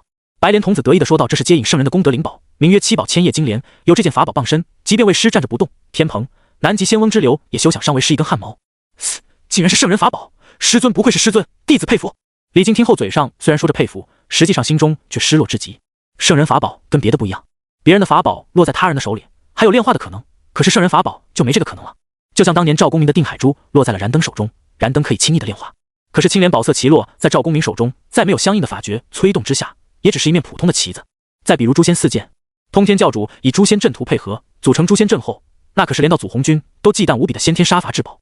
可是落在广成子以及文仲手中，也只是一件坚不可摧、锋利无比的先天杀伐灵宝而已，根本就不可能被炼化。至于要催动这莲的口诀，看了眼鼻孔朝天的白莲童子，李靖知道自己但凡敢张嘴，白莲童子就敢张嘴。看了看手中的屠巫剑，李靖流下了黯然伤神的泪水，又是想念四师傅鲲鹏的一天。这时，白莲童子看向李靖道：“将这半年来洪荒上发生的大事说给为师听听。”是，师尊。李靖沉默了2个半呼吸后，便开口说道：“师尊，半年前渑池一战过后，祖龙下落不明，但这半年来，龙族实力提升诡异，传闻四海龙王已经成为大罗后期，累计至今，龙族出现了10几尊大罗龙，太乙境的龙早已破千，金仙龙3000以上。龙族？”白莲童子听后面陆宁仲祖龙身为上古霸主，既然没死，肯定留下了诸般后手，继续说：“师尊，渑池一战结束的。”什么？白莲童子听后面陆震惊，但随即像是想到了什么，冷冷一笑道：“想不到啊，龙族也有今天。对了，人皇怎么样了？”师尊，据说龙族登陆北方后，纣王安排好各方部署后就闭了死关，半年时间都没出9间殿了。什么？白莲童子听后猛地站了起来，瞪着大眼看着李靖，随后身上柔和的白光一闪间，他像是想到了什么一样，一团指甲盖大小的金光在他指尖闪动间，白莲童子眼睛猛地一亮，随即变得兴奋起来。此行贫道得天相助，优势在我。得天相助，优势在我。不知为什么，就在李靖听到这8个字的时候，不由自主地打了一个冷战，同时心里生出一股毛毛的感觉，而这种感觉瞬间将他从无法继承师尊法宝的莫大悲伤中给生生地拽了出来。随后他瞪着大眼看向白莲童子，好奇地问道：“师尊，你刚才的话什么意思？你真是愚蠢到了无可救药。”白莲童子看着李靖那清澈中透着愚蠢的眼神，老脸不由一黑，随即说道：“此行若是斩杀殷郊，那人皇也会跟着倒霉，甚至出现意外。”说着，他双眼微眯，看向朝歌的方向时，嘴角轻轻一歪。那人皇不是闭关不出，而是他出了问题，陷入修炼中无法苏醒。现在是人族，也是人皇最弱的时候。若贫道杀了殷郊，因果相连之下，人皇必定遭受致命重创。这可是为师消耗了部分功德才推算出来的。哼，敢杀贫道一具分身，地心这人皇是做到头了。说到最后一句话的时候，白莲童子更是呼出了一道冷气，身上的杀意也再度浮现出来了。这下李靖听明白了，只要杀了殷郊，到时候那纣王也会跟着倒霉，从而也会让殷商士气受挫，到时候对付殷商就容易多了。想到这，李靖看向白莲童子的眼神满是崇拜师尊的天相助，优势大战，说不定还会因为这件事让师尊在伐纣大业中得到巨大好处。哈哈哈！白莲童子听后叉着腰，仰天大笑起来：“你真是为师的好徒儿，会说话。到时候殷郊一死，人皇遭受重创，为师怎么着也得给你安排2件先天灵宝。”啊！李靖听后顿时大喜，可他并没有被喜悦冲昏了头，而是扫了眼周围，好奇道：“师尊，稍后我们拦住那殷郊，谁去杀他？”你呀！白莲童子看向李靖，理所当然道：“殷郊不是普通人，寻常刀剑难伤分毫，可是你手中的屠巫剑却能轻易的杀了他，要不然为师带你来干什么？”啊！师尊，那可是殷商太子，弟子可是仙道中人，弟子怕。你怕个球儿，你怕！你之前是殷商官守王公，后来是西岐大将，在凡人中身份尊贵，而且与殷郊又同为玉虚弃徒，没有人比你更合适了。师尊，你来的时候怎么不早说？早知道这样，弟子就带金吒、木吒来了。他们两人武艺比弟子强啊！怎么，一个哪吒跟你断绝父子关系还不够，你还想三个都断绝了？七宝千叶金莲中传来师徒二人的交谈，而他仿佛融入虚空中，眨眼间消失不见。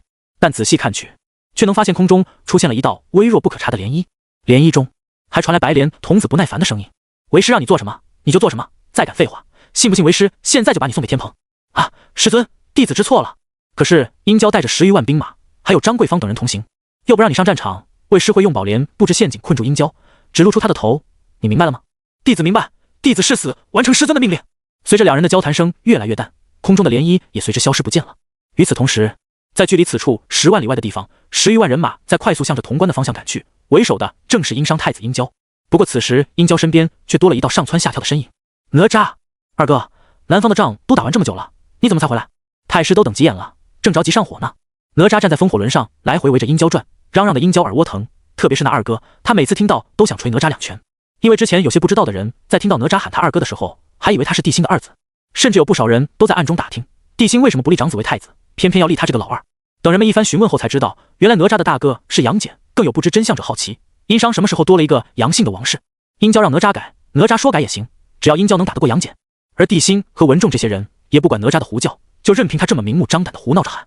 想到这，殷郊暗道自己不和孩子计较，但他依旧敲了敲自己的剧痛的眉心，道：“哪吒，你能不转了吗？”“不能。”哪吒说着小手一抱，洋洋得意道：“太师说了，小孩子就要多动，多动才能长得快，长得高。”殷郊身后一直跟随殷郊的张桂芳听到这话后，差点笑出声来。虽然他之前死在了哪吒的手中，但早就在文仲的参与下化解了他和哪吒的因果。现在的哪吒在他眼里就是个孩子。当然，要是哪吒敢背叛帝辛，张桂芳也会毫不犹豫地做一大锅莲藕汤。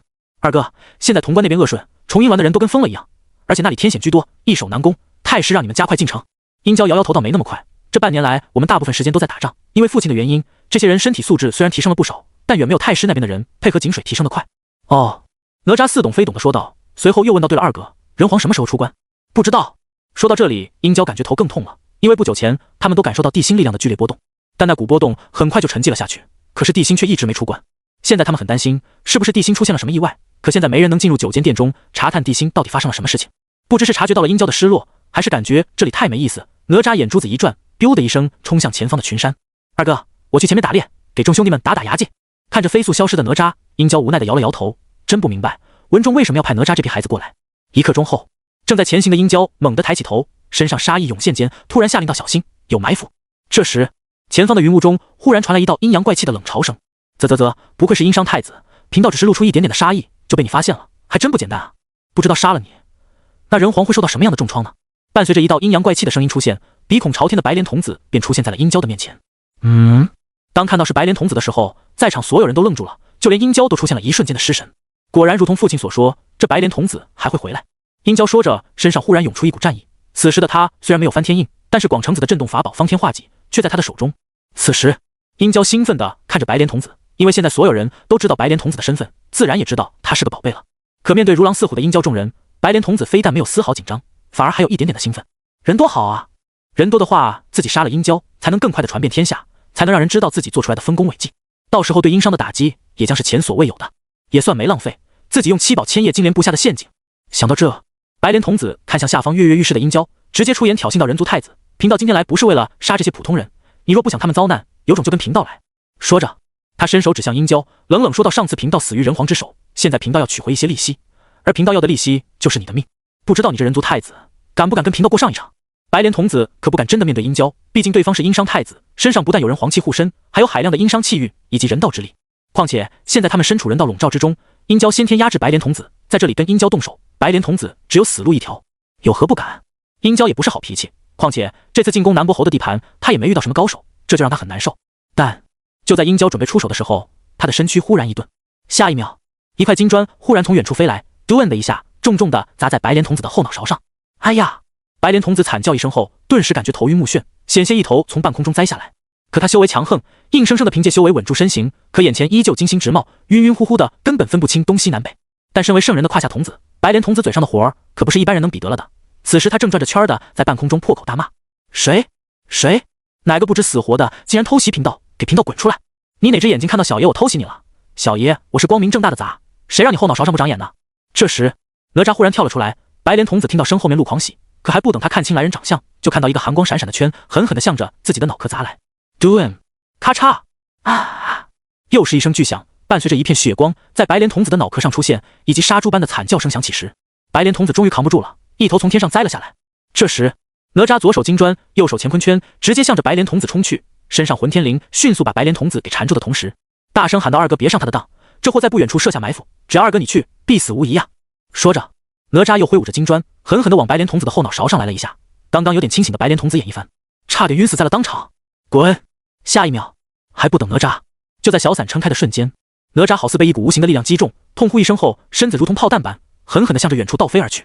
正看热闹的张桂芳则大惊失色道：“准提圣人金身法相上的伞盖，小心！”他在封神榜中看到过准提的金身，其中一只手上就拿着这件法宝。可还不等张桂芳出手，殷郊已经来到了白莲童子的面前。他身上的护体人皇气虽然不多，但毕竟是在人道笼罩的范围内动手，所以他一出手，人皇气直接引动了周围浩瀚的人道之力，在殷郊身边形成了一片护体神光。下一秒，殷郊手中方天画戟猛地一扫，直接斩在了白莲童子身后的伞盖上。而这个伞盖并非是真正的兵器，就像之前那件金刚杵一样，乃是圣人收集世人信念，以大法力借助天道法则凝聚而成的法宝，并没有实体。但就在殷郊斩在伞盖上的瞬间，他的心头忽然一震，随后一道莫名的明雾出现后，紧接着殷郊如同疯了一样，手中方天画戟抡得虎虎生风间，不断地劈在那伞盖之上。殷郊力大无穷，方天画戟本就不凡，再加上人道之力涌动，虽然没有对那伞盖造成什么破坏，但人道之力和天道之力的对撞交锋，依旧给白莲童子带去了巨大的压力。况且他还被混天绫捆绑着，根本就抽不出手来，用接引念珠反击。看着状若疯魔的殷郊，白莲童子一边耗费心神操控着伞盖，一边努力挣扎着，妄图摆脱身上的混天绫。可殷郊的每一击都像是一柄大锤砸在他的胸口，让他异常的难受，这就让白莲童子很是恼怒。自己归来的。想到这，白莲童子瞪着殷郊，一脸怨毒的喊道：“殷郊，就算是你是人族太子又如何？你根本破不开圣人法器。”但殷郊根本不理会对方的话，而是兴奋到嘴角一歪，继续疯狂的劈砍了起来，好像今天就要跟着圣人法器刚起来，看看谁先顶不住一样。与此同时，朝歌九间殿，杀杀！半年来没有任何动静，宛若木雕一样的地心，在九间殿中没有任何异样的变故时，身上的灰尘忽然絮絮而落。而在他的意识中，当殷郊携带着人道之力与圣人法器，忽然出现了一点微弱的波动。这是怎么回事？就在那道白光出现波动的时候，地心的意识忽然一震，随即便恢复了一点意识。可即便他的意识恢复了一点，依旧如同深陷泥沼的人一样，在这片白光中努力且费力地挣扎着。但他的挣扎对于这片白光带来的压力而言，却犹如蚍蜉撼树般，倾尽全力也只能感觉自己动了一点点。此时，地心通过人道封神录这件宝物，隐约察觉到刚才的异动跟殷郊有关，于是直接给殷郊下了命令。这才出现了殷郊疯狂劈砍圣人法器伞盖的事情。随着人道之力和天道之力的对撞，地心意识中的白光果然发生了变化，它竟然在缓缓的收拢，同时对地心意识压制也出现了一点点的减弱。果然有用。察觉到这股力量的变化，地心内心不由狂喜。他虽然不知道自己闭关了多久，但想来时间肯定已经不短了。虽然从这道白光出现到现在，他只觉得过去了一瞬间，但他却敏锐地察觉到外面出现了惊天变化。与此同时，看到殷郊不断攻击伞盖，天道和人道之力不断对撞下，备受压迫的白莲童子快蹦不出了，自己被卷成了一个毛毛虫，然后殷郊在自己上面叮叮咣咣的野蛮输出，这件事要是传出去，自己还做不做仙了？想到这，白莲童子眼珠子瞬间充血，随后看向远方，声嘶力竭道：“该死的殷郊，有种放开贫道，跟贫道单挑啊！若是没有圣人法器，本太子岂会正眼看你一下？”殷郊得到了地心的命令，此时正叮叮咣咣地对着伞盖输出，不断用人道之力冲击伞盖上的天道之力，看看能不能帮到地心。至于哪吒和张桂芳，早已经被他喝退了，谁也不能上来帮忙，弄得二人一脸的懵逼。察觉到殷郊竟然油盐不进，白莲童子气的肺都要炸了，牙齿都咬碎了好几颗。可他现在无法做出反击，只能先退了。想到这，白莲童子暗中催动口诀，随后远处的山峰上祥瑞万道间，七宝千叶金莲瞬间显化而出，飞速向着白莲童子这里逼近。不好，是接引圣人的灵宝七宝千叶金莲。当看到那件法宝的时候，哪吒直接认出来了，倒不是这件宝物多么出名，主要是太乙真人老师念叨说12品功德金莲无法仿造，但他迟早会高仿出七宝千叶金莲。时间一长，哪吒自然对这宝物耳熟能详了。此时看到忽然飞来的金莲，殷郊不由心中一急，攻速再度暴增1倍。可白莲童子也是个狠人，就在七宝千叶金莲飞来的时候，他竟然强撑着压力站了起来，并迅速地收起伞盖，用身体硬抗了殷郊一击。殷郊并没有用戟刃，而是用的戟面狠狠地拍在了白莲童子的后心上。砰！阿噗！白莲童子遭受重创，惨叫间喷出了半盆血，但他也借着殷郊的这一下，直接飞出了数百米。强忍着五脏撕裂的剧痛，白莲童子强行催动神通，再度吐出一大口老血后，直接腾云而起，向着七宝千叶金莲飞去，甚至连哪吒全力催动混天绫都拉不回来半步的那种。同时，白莲童子那充满怨毒的声音也瞬间自所有人的耳边响起：“殷郊、哪吒，你们今天一个都跑不了，看贫道今日如何大开杀戒！气死贫道了！任谁信心万丈的来报复，结果却被两个小辈摁在地上摩擦，都会气到吐血。更何况从小就没受过别人鸟气的白莲童子了。但就在白莲童子来到七宝千叶金莲前，刚要上莲的时候，憋得满脸通红的张桂芳忽然开口大喝道：“白莲童子！”哎呦！脚尖刚登上七宝千叶金莲，并松了口气的白莲童子，忽然感觉脑袋一晕，随后一个倒栽葱从半空中掉了下来。哪吒见状大喜间，直接催动风火轮冲了上去，并显化出三头八臂的法相。平常哪吒显化法身都是三头六臂的样子，可实际上三头八臂才是他的巅峰状态。下一秒，混天绫直接被哪吒收了回来，而晕晕乎乎的白莲童子只感觉身上一轻，茫然的目光扫视间，就看到兴奋的哪吒哇哇大叫间的冲了上来，手中火尖枪、乾坤圈、阴阳剑、金砖、九龙神火罩等一股脑的往他身上招呼，各种攻击临身间，白莲童子的惨叫声瞬间响彻方圆数百里。150里外，掏出宝塔准备对付孽子哪吒的李靖，又悄悄地将宝塔收了回去，同时将头埋进土里，默念法诀间，身躯逐渐化为了一块石头，和周围的山石融为了一体。李靖也会五行法术，只是他更精通五行遁术，自然可以做到以神通伪装这一点。就在他以身化石之后，石头中却传来李靖那自我安慰的声音：“师尊，你还有3颗莲子真身，你死不了。弟子要是暴露，那就真的必死无疑了。师尊你放心，在不久的将来，弟子一定斩杀哪吒那孽子，给你报仇雪恨。只是可惜了那七宝千叶金莲接引念珠和伞盖，心好痛啊！”与此同时，已经变成火人的白莲童子躺在地上不住的哀嚎，那九龙神火罩中的火可是三昧真火，白莲童子即便是准圣也扛不住啊！况且还有哪吒的其他宝物，各种宝物临身之下，白莲童子身上呲出的血都着火了。而此时，殷郊看到那扎下了杀手，当即也顾不得留手了，手中方天画戟带着浓浓的人道之力，狠狠地向着白莲童子的后颈斩去，看看能不能斩出那件伞盖。但他实在是高看白莲童子了，对方本就遭遇了重创，后来又中了张桂芳的幻魂术，然后又被哪吒一顿输出，现在根本没时间召唤法宝。下一秒，噗呲，殷郊一下斩下白莲童子的头，随后一片圣洁的白光自白莲童子身上出现，而他身上的三昧真火则瞬间熄灭。当一切归于平静时，地上只剩下一颗烧得略微发黑的莲子。与此同时，西方教八宝功德池，咕嘟嘟，伴随着一连串的气泡出现，面无血色的白莲童子忽然在池子中探出了头，他怨毒地看着洪荒的位置，身上杀意冲天。人皇、殷郊，贫道一定要杀了你们！咦，你怎么这么快又长出来了？就在白莲童子怨毒地看着洪荒的时候，一颗圆润肥胖的大脑袋瓜子忽然出现在了白莲童子的身后。扭头一看，白莲童子眉头猛地一皱，一脸不悦道：“多宝，你鬼鬼祟祟的在这里干什么？整个须弥山都是贫道的，贫道哪里去不得？”多宝眯着眼，似笑非笑的看着白莲童子道：“倒是你，刚入洪荒还没5天，怎么又被人灭了一个种？”你……白莲童子看着多宝那不要脸的样子，恨不得一拳把他送到通天教主的面前，让通天教主灭了这个孽徒。功德池乃是接引圣人的法宝，你只有使用权，贫道希望道友说话时注意点，不要自掘坟墓。说完，白莲童子瞬间化为一道光芒，直接消失在了西方须弥山的位置。而这时，多宝则看向功德池中仅剩的2枚白莲莲子，眼中不由闪过一抹贪婪。童子始终都是童子，根本不懂修行界的残酷，什么你的我的，你的就是我的，我的还是我的，只要贫道看上的，无论是什么宝贝，最后都是我的。嘎嘣嘎嘣，随着多宝紧攥双拳，他那幽深的目光看向了另一边被无量魔气笼罩的半边西方界，表情逐渐变得狰狞，且贪婪到竟是白莲的莲子。若是贫道得到这2枚莲子，一定是白光护身，想必这些魔气就无法影响贫道了吧？到时候抢走，呸，是度化了陆压、镇压灭世大魔和九魔塔这2件魔宝之后，就可以动身去北方镇压灭世黑莲那件魔宝了。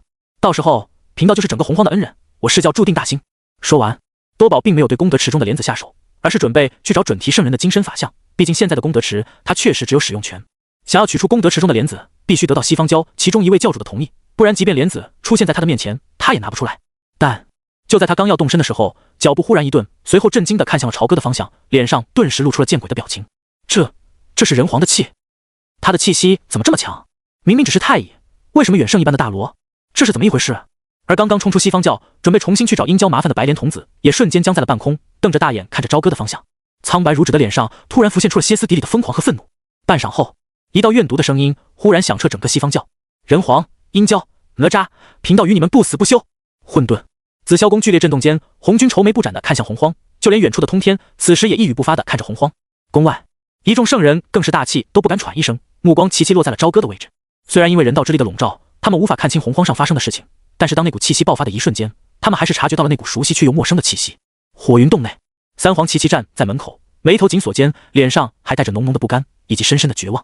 就在混沌外的气氛压抑到极致的时候，红军的声音忽然传遍混沌：“以力正道！”人皇竟然选择以力正道！最后那句呵呵极度轻松，笑声中更是充满了对地心的轻蔑，就连太上、元始、接引、准提等人也都长长的松了口气。他竟然选择以力正道这条路，真不知道是怎么想的。当年大道未曾隐退时，神逆都没有成功，他以为他能成功。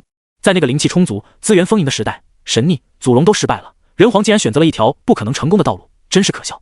人皇自断前路，已经成不了威胁了。今后的洪荒必然是龙族、妖族、魔族和天道的争锋，人皇、人族已经出局了。众多圣人一脸轻松，特别是元始，更是仰天大笑起来，心里别提多畅快了，心中的郁气消失，整个人都变得通透了起来。就连4条天道锁链施加在他身上的力量，都仿佛没有之前那么恐怖了，甚至还让他感觉到了一点小舒服。总结起来就是一个字：爽，倍儿爽啊！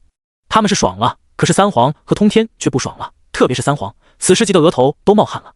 不行大哥，我人族好不容易出现了希望，不能让他就这么熄灭，现在下去应该还来得及。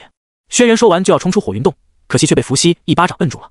三弟不要冲动，我等一出混沌就会迷失，天道也不会让我们进入洪荒的，你出去只是送死。大哥不试试怎么能知道不会成功？他不能走励志大道的路啊！当今人道大兴，他怎么可能让我等插手人族？况且即便是天道不管，那红军还能不管？那太上和元始、接引等人会不管？伏羲死死地摁住轩辕三弟，与其将希望寄托在别人身上，不如我们自己去争取，镇压人族气运，有空同印就已经够了，我们可以拼一拼了。说着，他的目光落在了神农的身上，神农沉默了半息，重重地点了点头，道：大哥说的对。轩辕闻言，眼中忽然迸射出多年不曾出现的斗志，好，就让我们这3个老家伙再为后辈拼一次吧。紫霄宫看着一言不发的通天，红军嘴角一歪，心情大好的捋着小胡子说道：徒儿，你怎么不说话了？突然变得平静的通天抬头看向红军道：道祖，贫道有一件事不明白，还请道祖指点。红军听后看向通天笑道：为师知道你想问什么。人皇只有太乙，武器尚未凝聚就窥探正道之路，好高骛远，无异于自寻死路，所以人皇已经构不成威胁了。道祖当年太乙境时可曾窥探正道之力？没有。嘿嘿嘿，既然没有，你怎么知道是自寻死路？你怎么知道盘古大神不是在太乙境窥探到了正道之路呢？啪！听到通天的声音，红军手一抖，直接拔下了一小撮根灰白的胡须，很疼，很疼。嘿嘿嘿，不可能，绝对不可能！听着通天那阴阳怪气的狞笑声，红军的心境直接乱了。他一把扔掉手中的10几根胡子，不安从蒲团上走下来，暴躁地说道：你说的事情绝对不可能，区区太乙便窥探正道之路，这怎么可能？就像是大罗金仙拥有了圣人的力量，简直是滑天下之大稽。说到这，红军目露凶狠，直勾勾地盯着通天教主说道：人皇废了，人族终究要成为过去，洪荒3界天道为尊，大道至上。嘿嘿嘿。然而通天丝毫不受他的影响，而是阴阳怪气道：你怕了，你怕了。嘿嘿。天庭半日前，刚刚被逼着玩了一场抓人游戏后，顶着一双黑亮大眼圈，疲惫到意识都开始有些模糊的昊天，在朝歌出现那股力量的瞬间，心中忽然生出一股强烈至极的不安。随后他就像是受惊的兔子一样，猛地蹦了起来，看向四周，紧张地问道：什么东西？这时面若桃的王母羞涩地在一个角落中走出，一脸期待地看着昊天问道：师兄，你又做噩梦了？啊！看到王母羞涩的样子，昊天当时就吓得一哆嗦，腿都软了，随后挣扎着向着一旁爬去，边爬边用发颤的声音重复道：不要过来，你不要过来啊！看着昊天努力地向着旁边爬去，王母嘴唇一咬，盯着昊天的那魁梧的身躯，脸上的羞涩都要溢出来时，娇羞地说了一句：师兄，这次我们换一下，这次你跑我追，只要让我追到你，你就得和我嘿嘿嘿。啊啊啊！昊天一听当时就崩溃了，腿也不软了，蹦起来嗖的一下向着凌霄殿的角落中冲去，一炷香后，师兄抓住你喽，你不要过来啊呀！片刻后，沙沙沙沙，瑶池中的蟠桃灵根再度晃动了起来，树上的叶子也变得更加光亮了。地界后土看着朝歌的方向，眉头紧皱道：以力正道，人皇，你到底有多少底牌，竟然敢走这条与众不同的路？朝歌，九间殿。此时的九间殿被一团团的紫色阴云笼罩，看上去就像是一座仙气缭绕的神殿出现在这里一样，甚至九间殿中出现的异象都使得朝歌上空的玄鸟显化而出，使得朝歌城中一众普通人都能看得一清二楚。众人虽然震惊于空中的鸟，但却更心惊王宫中的变化。可是现在整个朝歌城中鸦雀无声，因为三妖分立王宫3个方向，警惕地看着周围的人。人皇位更是里3层外3层的围住九间殿，但凡有谁敢随便靠近，他们都会毫不犹豫地出手。商容也一改往日的和善，独自一人站在人皇位之后，手中宝剑寒光闪烁间，如鹰般犀利的目光扫视着周围。暗中被文仲留在朝歌中的余元扛着斩仙诸神宝刀，不知躲在什么地方，但是在场所有人，包括三妖、人皇位和商容等人，都能感受到来自暗中余元那冰冷到人窒息的目光，时不时地扫过他们。而这一切变化都是从白莲童子陨落后发生的。片刻前，白莲童子被杀死化为本体，殷郊正准备收起来时，他身上的人皇气接触到莲子的瞬间，莲子忽然散发出了强烈的净世白光，随后殷郊身上人皇气猛地一震，那颗莲子砰的一声炸了。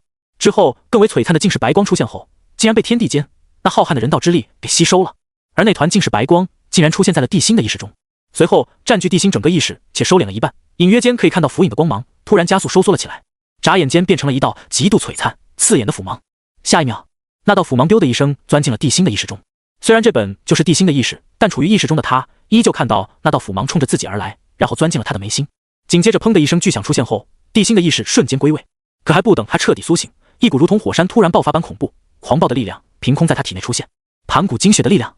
地心瞬间明白了怎么回事，可是这股力量太强，强到根本不是现在的他能承受的。虽然他自己都不清楚之前他陷入那道白光的时候身体是怎么撑过来的，但是现在苏醒了，他确实承受不住这种力量。而他也清楚地知道盘古精血到底有多么恐怖，难怪传闻中强横无匹的祖屋也只是盘古的精血所化而成。就在地心感觉无法压制那股力量时，脑海中忽然响起系统的声音。丁检测到宿主陷入艰难抉择，宿主选择如下：选择一盘古精血可是好东西啊，不能浪费其中的任何一丝力量，继承精血中的力量，以精血改变自身的人族体质，化为祖屋真躯，并随机获得一种先天法则。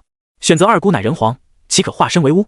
炼化精血中的力量，凝练人道人皇真身，但有50%的可能失败，失败后精血力量消散，宿主仅剩3年寿命。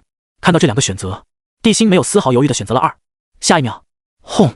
伴随着一道奇异的波动出现，无穷人道之力汇聚之下，那股奇异的波动就传遍了3界，引起了3界无数强者的注意，才有了上面众多强者的反应。白莲童子自然察觉到自己的，而此时3界强者虽然看不穿人道之力，但却能感受到那股力量的强大和本质。就在所有人都以为地心要走以力正道的路子时，9间殿中的地心被浓郁到犹如千云般的人皇气笼罩时，那些人皇气更是疯狂钻入他的体内，改变他身体的同时，不断引得人道之力共振。当地心身边那恐怖的人皇气彻底没入他身体中，并让地心的气势攀升到巅峰的瞬间，咚！一道浩大无比且无法追溯的钟声忽然响彻3界，震动了所有强者的心神。咚！钟声响彻3界，震得不少人双耳嗡嗡作响间，无数道惊骇的目光齐刷刷地落在了洪荒，看向了朝歌的方向。下一秒，笼罩在众人面前宛若迷雾般的人道之力忽然出现了一个缺口，所有强者的目光齐齐落在了被紫金色氤氲笼罩的9间殿上，甚至连北海之中的祖龙都惊动了，他都透过那方神秘的小世界看向了洪荒上的9间殿，恍若天涯，却又感觉近在咫尺。紧接着，9间殿中的紫金色人皇气忽然化为一个巨大的龙卷漩涡，彻底将9间殿淹没的刹那，咚！沧桑古朴的钟声再度响起。随后，那些紫金色的人皇气轰然炸裂间，一道完全由紫金色人皇气组成的百丈身影瞬间出现在所有人的面前。那道身影虽然只有100丈，但众人看去时却感觉那道身影有1000丈、万丈之高，好似一尊巨人屹立于天地之间。人皇。此时，所有看到这一幕的强者脑海中纷纷出现这2个字，而地心也仿佛察觉到众人的注视，身躯转动间，那睥睨天下的眼神一一扫过众人后，庞大的身影才渐渐消失在所有人面前。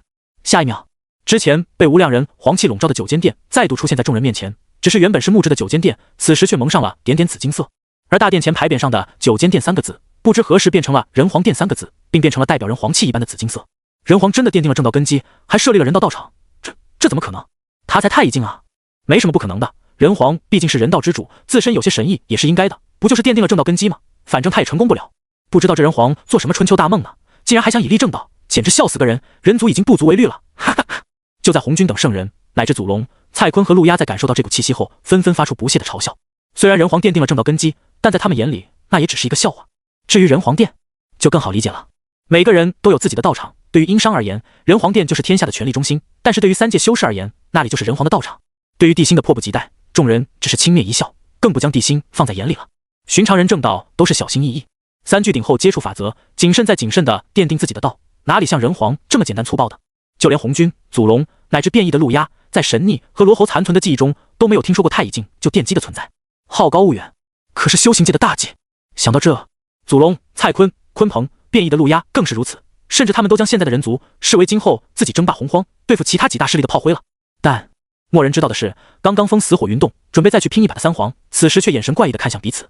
伏羲压抑着激动，看着神农和轩辕，声音颤抖到2弟3弟：“你们感觉到了吗？”“大哥，我感觉到了。”“大哥，我也感觉到了。”听到2个弟弟的话，伏羲脸上彻底露出狂喜之色，随后哭笑不得道：“看来我们都误会这个后辈了。”“是啊，大哥。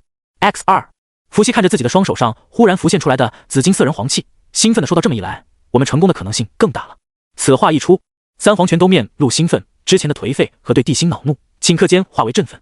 因为就在地心那新的人道法相出现时，他们3个忽然感觉自己体内的人道之力好像活过来了一样，甚至在那一瞬间，3皇都感觉到自己体内的天道之力彻底被人道之力给压制了下去，2种力量失去了平衡。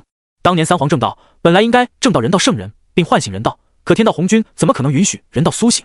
于是借着伏羲乃是先天神奇转世，又听过他讲到的因果，强行嫁接天人因果，并在伏羲正道时强行为其注入天道功德。之后的神农和轩辕也是如此。这就让本该成为人道圣人的他们变成了半人道、半天道的圣人，甚至连续3次都没有唤醒人道之力，这才给了天道红军算计人族、算计人道之力的时间。可没想到，就在地心自焚露台，红军即将成功时，重生的地心走出了露台，并在机缘巧合下唤醒了人道之力。现在，地心成就人道人皇体，人道之力的本源再度发生了不为人知的变化，因果相连下，竟然使得三皇都跟着发生了变化。这如何不让他们激动？要知道，之前三皇本来想自废圣人果位，斩掉体内天道之力，然后在火云洞中重新冲击人道圣人之位的。只是这种做法的风险太大，即便有河图洛书封住此处天机，也容易被天道红军察觉，到时候他们只有死路一条。可是现在，貌似没有冒这种风险的必要了。体内的人道、天道之力失去了平衡，而且貌似没有引起天道的注意。只要他们继续撬动杠杆的话，相信随着人道之力的增长，根本用不了多久，他们就能彻底完成蜕变，成为人道圣人。这一刻，三皇的眼中都泛出了前所未有的金光。与此同时，朝歌人皇殿，嘎吱，尘封了半年的宫殿大门缓缓地打开后，一股恐怖到让人灵魂战栗的气息忽然在人皇殿中涌出。一瞬间，殿外所有人都感觉压力扑面而来，而他们更是在瞬间忘记了呼吸，所有人的目光齐刷刷地看向人皇殿。这时，距离人皇殿最近的商容忽然单膝跪地道：“老臣商容拜见大王。”紧接着，数千人皇位齐齐跪地道：“我等拜见大王。”至于三妖，更是在那股恐怖气息的笼罩下瑟瑟发抖，浑身冷汗更是虚直冒。九尾狐更是感觉到了前所未有的压力。紧接着，地心的声音直接在商容、于元、三妖和一众因伤重臣的耳边响起：“进来，我等拜见大王。”贫道拜见人皇，小妖拜见大王。商容和一众商臣、于元、三妖先后入殿，但是他们心中却生出一抹难掩的骇然。什么情况？在他们刚刚踏入人皇殿的时候，一身修为竟然都消失了，甚至于元都感觉到自己体内无所不在的五行之力都不见了。现在他就是一名普通人。至于三妖更是胆寒，在进入的一瞬间就差点瘫倒在地上显化原形，要不是一股力量出现，估计他们都坚持不到彻底进入人皇殿。此时，地心念头一动，人皇殿中紫金色的光芒一闪而逝，随后又恢复了之前的古朴和大气。但是仔细看去，众人却能发现在建筑的表面好像有一道道神秘的纹络出现，想要仔细看时，顿时就变得头晕目眩起来。至于上座的地心，虽然没有任何神意显露，但是他们看向地心的时候，就仿佛是蝼蚁在仰望高山。这时，地心看向下方众人，之前人道感应之下，他早就知道了现在洪荒上的事情，只是并不知道细节。看着下方的众人，地心淡漠地开口道：“起来吧。”谢大王。人皇，首相，半年之久了，西岐那边如何了？回大王，潼关地形险要，也是黄河便道交汇之口，再加上南北诸侯不要命的打法，太师兵分数路，兵力跟不上，所以才陷入了僵持。商容走出来之后，将文仲止步潼关的事情一五一十地说了出来，并补充到只等太子殷郊带领10万兵马与太师会合，潼关可破。这半年，商郡已经扩充到了200多万，但是在前线的商郡始终控制在了50万，毕竟现在西岐大军在减少，聚太多人也浪费。再者，浩劫降临半年，天地灵气也变得浓郁了许多。殷商虽然收回了3/4的土地，但因为西岐叛乱还在反抗，所以很多地方还不稳定，特别是北方。随着龙族的插手，北方蛮夷之地更是变得混乱不堪，很多野兽、低阶妖兽乃至无数蛮夷妄图冲关进入九州。即便有秦完、王魔等人相助，只有5万大军的崇侯虎也无法防住整个北方防线。所以在大商兵马扩充开来后，文仲优先派了60万去了北方，即便这样，也只是堪堪挡住。况且还有东部200诸侯领地，南部200诸侯领地，即便土地被打下来了，也有很多造反诸侯的死忠，时不时跳出来闹事，自然需要大军镇压了。知道前线和九州上的事情后，地心满意的点了点头。这段时间殷商发展的挺好，也没出什么大乱子。之后，地心又看向于元，问到龙族如何了。回人皇，龙族叽叽咕咕，祖龙的消失，半年地心已经知道了，同时也猜到这段时间龙族的实力会有大幅度提升，但是他做梦都没想到，仅仅半年，除了4海龙王外，龙族又出现了10几个大罗，上千太乙龙族，3000以上的金仙龙族。人皇，这半年来，龙族虽然参与了北地大战，以上强者损失过半，甚至龙族的死亡也远超之前300年总和，但是龙族的数量却不减反增，半年时间有超过5000条新生龙。于元将自己不久前调查到的消息告诉给地心，神色无比凝重道，而且新生的龙族血脉也发生了变化。之前五爪金龙已经罕见，但现在五爪金龙比例在2%，五爪紫金神龙在1/10，甚至还有半成九爪金龙以及2条九爪紫金神龙，这些龙都被龙族藏起来了，贫道一直没有找到他们的藏身之地。于元的消息显然比李靖的详细太多了，只是在他说出这些消息后，商容的脸都变了。很显然，他之前并不知道这些消息，于元并没有跟他说，但想必文太师肯定知道。而这消息一旦传开，恐怕真的会在朝内掀起滔天波澜。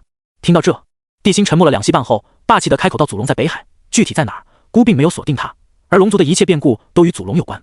龙族不得不防，但也不用太过防备，一切都在孤的控制之中，只要祖龙不成圣，就无法摆脱孤的控制。”于元听后沉声道：“贫道明白。”之后，地心才将目光放在了三妖的身上，面露赞赏道：“你们3个这半年来做得不错，多谢大王夸赞，这一切都是小妖应该做的。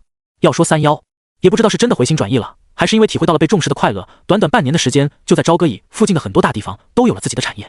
九尾狐做起了生意，将北地众将士斩杀的妖族、妖兽等高价收来，或卖皮毛，或将他们的肉送上餐桌，同时还做起了酿酒的行业。现在已经有跻身殷商3大酒庄的征兆。琵琶精开了很多勾栏，将那些造反诸侯的妻女买来，送入勾栏中供大商之人享乐。至于九头鸡，则开了许多酒楼，专门对外出售九尾狐的酒以及各种凶兽、妖兽的肉类。而且九尾狐和九头鸡聘用的那些人，都是殷商士兵们的家属，以及无法上战场的伤兵。至于琵琶精就没这么干，但是也有一些其他针对伤兵的好处。不过因为三妖之前做的事情，虽然现在他们在做好事，但依旧让不少人对他们怀有敌意，诅咒、大骂到现在都没有停歇。但他们并未报复，都忍了下去。所以，在察觉到三妖的所作所为后，帝辛才对他们赞赏有加。看到三妖的样子之后，帝辛则淡淡的笑道：“你们替姑解决了一些麻烦，姑应该赏你们。说吧，你们3个想要什么？”啊！三妖相互看了一眼后，最后还是九尾狐战战兢兢的说道：“大王，小妖什么也不要，只求能一直留在大王身边，便十分满足了。”商容下划线，感受着商容那带着质问的眼神，三妖顿时慌了。而九尾狐刚要解释，轰！一道惊天动地的巨响瞬间传遍3界，洪荒九州虽然无恙，但是人皇殿却在瞬间光芒暴涨，好似受到了某种冲击一样，剧烈的晃动起来。怎么回事？就在人皇殿发生动荡的时候，众人不由大惊失色，杀气腾腾的冲了出去。但是当他们看到偌大的朝歌没有一点动静，甚至连一点风都没有的时候，一个个又愣住了。奇怪，刚刚人皇殿明明晃动的那么厉害，怎么出来后什么感觉都没有？刚刚我还以为有圣人攻击朝歌呢，可是看现在的样子并不像啊。难道是幻觉？肯定是有什么力量冲击。你们看九间人皇殿上面的光芒亮得有些不太正常。随着众人先后开口，即便是见识最广的于元也不知道发生了什么。直到他们返回人皇殿，发现帝辛一脸凝重地看着西方的时候，他们这才反应过来。这时于元忽然开口道：“刚刚不是幻觉，而是西方发生了巨变，或许跟陆压有关。”不错，确实跟陆压有关。这时帝辛忽然开口说道：“刚刚那一幕也不是幻觉，而是西方巨变引发的道泽冲击。现在人皇殿属于人道道场，3界但凡有惊天动地的大事情发生，这里都会有反应。”商容小心翼翼地问道：“大王，难道是魔皇陆压出关了？”魔皇之前的帝辛听到这个称谓倒是没什么反应，但此时他已经修成人道人皇体，在听到这个称谓的时候，顿时感觉到一股挑衅的气息扑面而来。但帝辛却轻蔑一笑道：“受到魔祖罗侯和兽皇神力的影响，变成这种非妖、非魔、非兽的东西，也敢自称魔皇？不是他出关了，而是有人和他打起来了。如果姑没猜错，刚刚肯定是陆压用催动了灭世大漠，所以产生了震动。因为人道还没有笼罩西方教的地界，所以帝辛并不知道那边发生了什么。但是刚刚惊鸿一瞥，他却看到灭世大魔的虚影。至于是谁和陆压交手，那他就不知道了。可是下方众人听后却顿时面露震惊，竟然有人敢深入魔域和变异的陆压交手，这人长了几个胆子？想到这，商容神色凝重道：“大王，老臣自会派人去问个清楚，看看西方到底是什么情况。如果是洪荒强者进入还好说，若是魔域中的强者之争，那就真麻烦了。”好，帝辛点了点头后，商容便快速离开了人皇殿。他们都明白其中的差距，如果是外人进入，那对他们只有好处没坏处。可若是魔域之内出现了能让陆压动用灭世大魔这种宝物的强者，无论对谁，恐怕都不是什么好消息。商容走后不久，于元等人便先后离开了人皇殿，而帝辛则打开了尘封许久的人道封神录。果然，在他闭关的这半年中，其他人并没有闲着，甚至上面还有一尊准圣级别的真灵。这个真灵来自北方妖族，是被袁弘和金大生联手斩杀的强者，相当于一师巅峰的准圣，也是封神路上唯一的一尊准圣级真灵。现在帝辛也明白了，并不是所有人死后的真灵都会进入人道封神路，有的是不够格，有的是条件不够。这半年北地死的妖族、龙族大罗境以上的强者，加起来没有100也有60了。要知道，上古妖庭覆灭了，但是很多妖族的实力却保留了下来。那些之前生存于天庭的妖族中，准圣级强者可不在少数。但是因为他们之前并没有卷入封神良劫中，也没有进入九州为祸人族，并没有和人族产生因果，所以即便死后也没有进入人道封神路。而这尊一师准圣的真灵，则是因为被蔡坤打伤之后，闯入北地吸食人族精血恢复元气时，被袁弘和金大生活生生打死在了北地，才上了封神路的。这也是帝辛刚刚询问了袁弘得到的答案。至于大罗境的真灵，则有11个，太乙境的就多了，竟然有20多个。看到这么多的真灵，以及上面出现的一张张的面孔，帝辛顿时面露喜色。不过很快他就发现了一个问题，这上面出现的那些面孔，竟然没有黄飞虎父子，更没有那些背叛了自己的人，大部分都是截教修士。不过帝辛也没有在意这些，当今洪荒异常混乱，让黄飞虎他们出来确实不合适。而且刚刚袁弘告诉帝辛，北方现在十分的混乱，几乎每天都有野兽、凶兽、妖兽以及北疆蛮族偷偷进入北地。因为北地的边界实在太长了，即便文仲调去60万大军，再加上崇侯虎自己又征调了一部分，近乎80万大军镇守边疆，都有些捉襟见肘。现在殷商需要的是能镇守一方的强者，因为一名顶尖强者可抵数万数十万的大军。思量再三，帝辛直接用那道准圣真灵复活了温仙吕月，吕月的温毒天下无双，一人可挡100万雄兵，实在是这乱世的不二人选。贫道吕月拜谢人皇。不一会儿，吕月便出现在了帝辛面前。即便他被这里的人道之力压成了普通人，帝辛也隐隐在他的身上感受到了强烈的危险，而且这次天帝也没有异变，不知道是天道熟悉了，还是已经放弃反抗了，甚至连一点阴云反抗的雷声都懒得出现了。看了眼吕月，地心淡淡道：“你先稍等片刻，姑再带几个人出来。”很快，眉山七怪、七四怪纷纷出现，之后10天军剩下人也都复活了，而他们无一例外都被派去了北方，甚至连朱子珍也都被地心下令前去北方和袁弘会合。这一下，正面冲杀有眉山七怪，布阵防御有10天军，还有机动性十足的九龙岛四圣，他们联手镇守北方，地心也能放下心来了。至于吕月，则是被地心派去了西方，因为对比北地妖族那已知的威胁，地心更忌惮的是西方魔族，因为到现在他对魔族都一无所知。而然，吕月前去主要就是研究对付魔族的瘟疫，如果能把魔族扼杀在摇篮中，对人族的好处才是最大的。看着剩下的一些真灵，地心微微犹豫了一下，随后指向了一个金仙境的真灵。而此时，轰隆！就在地心开口的瞬间，天道终于怒了，一道惊雷在朝歌之上炸响间，红军更是气得额头青筋暴起，破口大骂道：“人皇，你没完没了了是吗？人皇，你没完没了了是吗？”察觉到了地心要复活的人，红军当时就怒了，念头一动间，本来处在天庭的封神天榜瞬间出现在了他的手中。这时，通天看着忽然出手的红军，看了看自己右脚上的天道锁链，皮笑肉不笑道：“咦，道祖决定亲自出手了。本座又没有对洪荒出手，并未打破天道设下的规矩，你这么激动做什么？”红军说着，当着通天的面打开了封神榜，看着上面那个泛着金光的身影，轻蔑一笑道：“本座身为仙道道祖，创下不朽仙道，这封神榜也是本座传下，现在本座手痒，想看看封神榜，你这逆徒也配质疑？”说着，通天脚上的2条天道锁链上忽然浮现出了一个个深邃的符文，那是天道法则所画的法则符文。符文一出现，通天瞬间感觉自己的双腿都失去了知觉，同时一股冰冷凌厉，仿佛让他置身刀山火海的力量出现。但此时的通天却强忍着这种力量，讥讽地看着红军说道：“道祖，你终于恼羞成怒了，哼，为师只是给你这个叛逆的逆徒一点教训而已。”说完后，红军凝重冷厉的目光便落在了那道金光暴掌的名字上：地车新疆环杵。定，嗡！金光暴掌到极致，甚至要化为流光冲出封神榜的姜环杵，忽然被一股力量定住，随后他身上的金光竟然在以肉眼可见的速度变得暗淡了下去。与此同时，朝歌、人皇殿，地心看着即将复活的姜环杵，再度闭上了双眼，那张面孔迅速沉寂下去时，眉头不由一皱。丁检测到宿主陷入艰难抉择，宿主选择如下：选择一，宿主想要复活姜环杵稳定洪荒东部，已经被红军知晓，所以对方出手干预了，那可是仙道道祖红军，惹不起，放弃复活姜环杵。选择奖励遮天大阵。选择2，姑要做的事情岂是你红军可以阻止的？出手教训他，让他知道他是阻止不了姑复活姜环杵的，说不定还会有意外之。选择奖励竟是白光。地心眉头一皱，看着面孔即将彻底沉寂下去的姜环杵，他毫不犹豫地选择了2。至于退，那是不可能的。大道之争，只要稍微生出怯意、退意，那就彻底失去先机，然后跟着对方的节奏走了。但就在地心做出选择后，又犯难了，自己怎么教训红军？去紫霄宫那是不现实的，红军下洪荒入人道之中也不现实，他怎么教训，该怎么教训？再说，即便红军站在自己面前，以他现在太乙金仙境的修为催动人道法相，恐怕也无法伤到对方一根毛，除非再得到之前对付多宝的那张开天剑符才行。开天？想到这里，地心忽然想起他上次闭关时钻入他脑海中的那道符芒，那一道盘古开天时的符芒。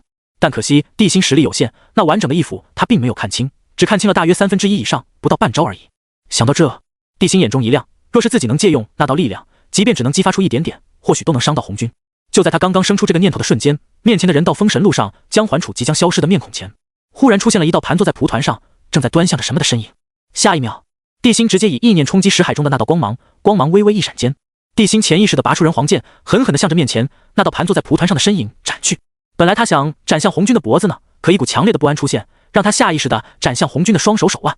同一时间，紫霄宫看着姜环杵的名字即将恢复之前的样子，红军脸上的笑容刚要出现时，忽然看向面前的虚空，眼中诧异之色一闪而逝间，随即露出洞察一切的得意笑容。人皇，果然如贫道所想，你手中有一件和封神榜作用相似的宝物，所以才能复活那些人，甚至盗取天道之力。说着，他举起手中封神榜，自信地笑道：不过从今天开始，你谁都别想复活，等洪荒绝处霸主，贫道定然到你目前。唰！还不等红军避完，一道散发着恐怖气息的剑芒凭空出现在了红军的面前，并狠狠地斩向他拿着封神榜的手。随即红军面露见鬼的表情，失声惊呼道：什么？这怎么可能？一旁的通天更是震惊地瞪大双眼，还没来及倒吸凉气，那道剑芒便斩过红军的左手手腕。之后封神榜一震，又凭空消失在了紫霄宫中，出现在天庭之上。这时红军看着自己的左手手腕上缓缓出现一道血线后，左手重重地跌落在了地上时，整个人都亚麻呆住了，就连一旁的通天都瞪大了双眼，震惊地忘记了呼吸。这怎么可能？红军看着断掉的左手喃喃自语，脑门上更是留下豆大的冷汗。刚刚要不是红军收手快，估计断掉的就不只是左手了。可现在断掉的左手对他而言并不算什么，因为以他的实力，分分钟就可以断手重生。而真正让他惊恐的是地心什么时候掌握了开天之力。就在红军陷入震惊的时候，人皇殿，地心在展出那一剑后，顿时感觉身体好像被掏空，双脚一软间，直接瘫倒在了人皇宝座上。果然，即便拥有了人道人皇体，以我现在的实力，也无法掌控那一丝的力量。不过结果还是好的。地心尝试着回忆刚刚那一剑，只觉得脑壳剧痛后，便直接放弃了。之后便看向手中的人道封神录，江环楚。地心话落的一瞬间，东伯侯江环楚便出现在了地心面前。老臣拜见大王。你先等一下，姑先把人复活完。地心虚弱地说着，再度打量起手中的人道封神录，脑海中闪过一个又一个的人名。本来他想先安排江环楚的事情，但红军的出手打乱了他的计划，还是先把人复活的好，免得一会儿红军再整什么幺蛾子，他可没精力展出。很快，随着一道道身影的出现，潼关附近忽然爆发出一股恐怖绝伦的气息。轰！当那股气息出现，冲天起的瞬间，潼关内的一众强者纷纷冲了出来，看着关外那道冲天起的气息，一个个面色大变。是谁在冲击准圣境？怎么这么大动静？是雷的气息？难道是文仲？不可能，文仲被封神了，他的实力是固定的，只能在技巧上进行改进，他怎么可能冲击准圣境？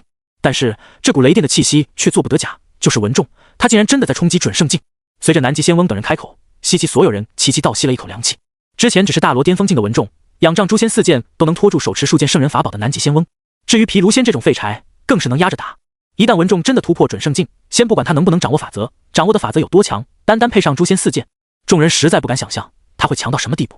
就在这时，文仲的身影忽然出现在一座荒山之上，紧接着一道粗大的混沌雷电从天而降，狠狠地劈在了他的身上。可文仲非但没有受伤，反而像是海绵一样将那道巨大的混沌雷电吸入体内，直到最后一丝混沌神雷消失时，轰隆隆，之前神雷天降时伴随的巨响，这才响彻潼关内外。不过，众人还是在那道巨响声响起的同时，听到了一道极其低沉，不知是什么人的喃语声：“天道雷部催云，助雨护法24天君，于洪荒人间界归位。”轰！浩瀚的天道之力忽然从天而降，刹那间虚空炸裂，混沌翻涌，三界仿佛被一股无形的风暴席卷。无论是众多天道圣人，还是忙着嘿的天地，亦或者祖龙、陆压、蔡坤，甚至是地界的后土等人，都被这股力量给惊动了，一个个头皮发麻的看着潼关。除了后土、三皇、通天之外，所有强者都感觉一股寒意从脚底出现，直冲脑门，顷刻间化为冷汗从他们额头上沁出。什么？怎么可能？那些人复活给人间界效力也就罢了，为什么雷部众神一出现，竟然齐齐掠夺起天道之力来了？这是怎么回事？尼玛，人皇不装了还是咋的？直接开始明抢天道之力了？天道的力量在衰退，人道的力量在增长，天道红军算计万古的封神亮节彻底成了笑话。紫霄宫内，噗！刚把断手接上的红军张嘴吐出半盆血，整个人都好像在瞬间苍老了数十岁，甚至连他那如墨发丝都变成灰白色了。而此时，红军面无人色地看着洪荒，气得眼珠子都滴血了，愤怒到歇斯底里道：“人皇，贫道跟你不死不休！”嘿嘿，角落处，通天嘴角虽然也流出了鲜血，但是他却咧着大嘴开怀大笑起来，染血的牙齿泛着点点白光，眼泪都笑出来了，边笑边说到：“文仲这孩子打小就有出息，有出息，哈哈，噗，哈嘿嘿嘿。”天道之力被疯狂吸收，他们这些天道圣人自然首当其冲的遭到反噬。即便被吸收的天道之力对于天道而言只是九牛一毛，他也要让这些天道圣人知晓他的怒火，好让他们想尽办法阻止地心，然后灭掉人道人皇。此时，无论是太上还是元始，亦或者女娲、接引、准提等，也都纷纷吐血，他们都受到了不小的重创。同时，他们也纷纷明白了天道的意思，看向洪荒的眼神充满了冷厉的杀意和恨意。火云洞，三皇身子一颤，虽然没有吐血，但脸色却在瞬间变得苍白。随后，他们三个身上人道之力疯狂暴涨，自身气息下降的瞬间，人道之力竟然逆势疯长，实力还有所精进了。这时，神农和轩辕同时看向伏羲，好奇地问道：“大哥，这是怎么回事？”伏羲刚要掐指一算，却在瞬间收了神通，随即笑着说道：“不要刨根问底了，现在我用河图洛书封住火云洞，一旦去推算天机，肯定会被天道察觉。我等体内天道之力骤降，人道之力暴涨，肯定是地心那小家伙做的事情，与我人族有利即可。”大哥说的极是，与我人族有利即可。轩辕感受着身上的力量，笑道：“这后辈确实不错，又替我们省了100年苦功。继续吧，人族的危机还没有彻底降临，现在还不是松懈的时候。”是，大哥。X2 地界，后土震惊地看着潼关的方向，许久之后，笑容在他的脸上绽放开来，同时幸灾乐祸道：“用天道的力量强大人族底蕴，这人皇是准备将反向封神进行到底吗？要真这样，今后可就有趣了。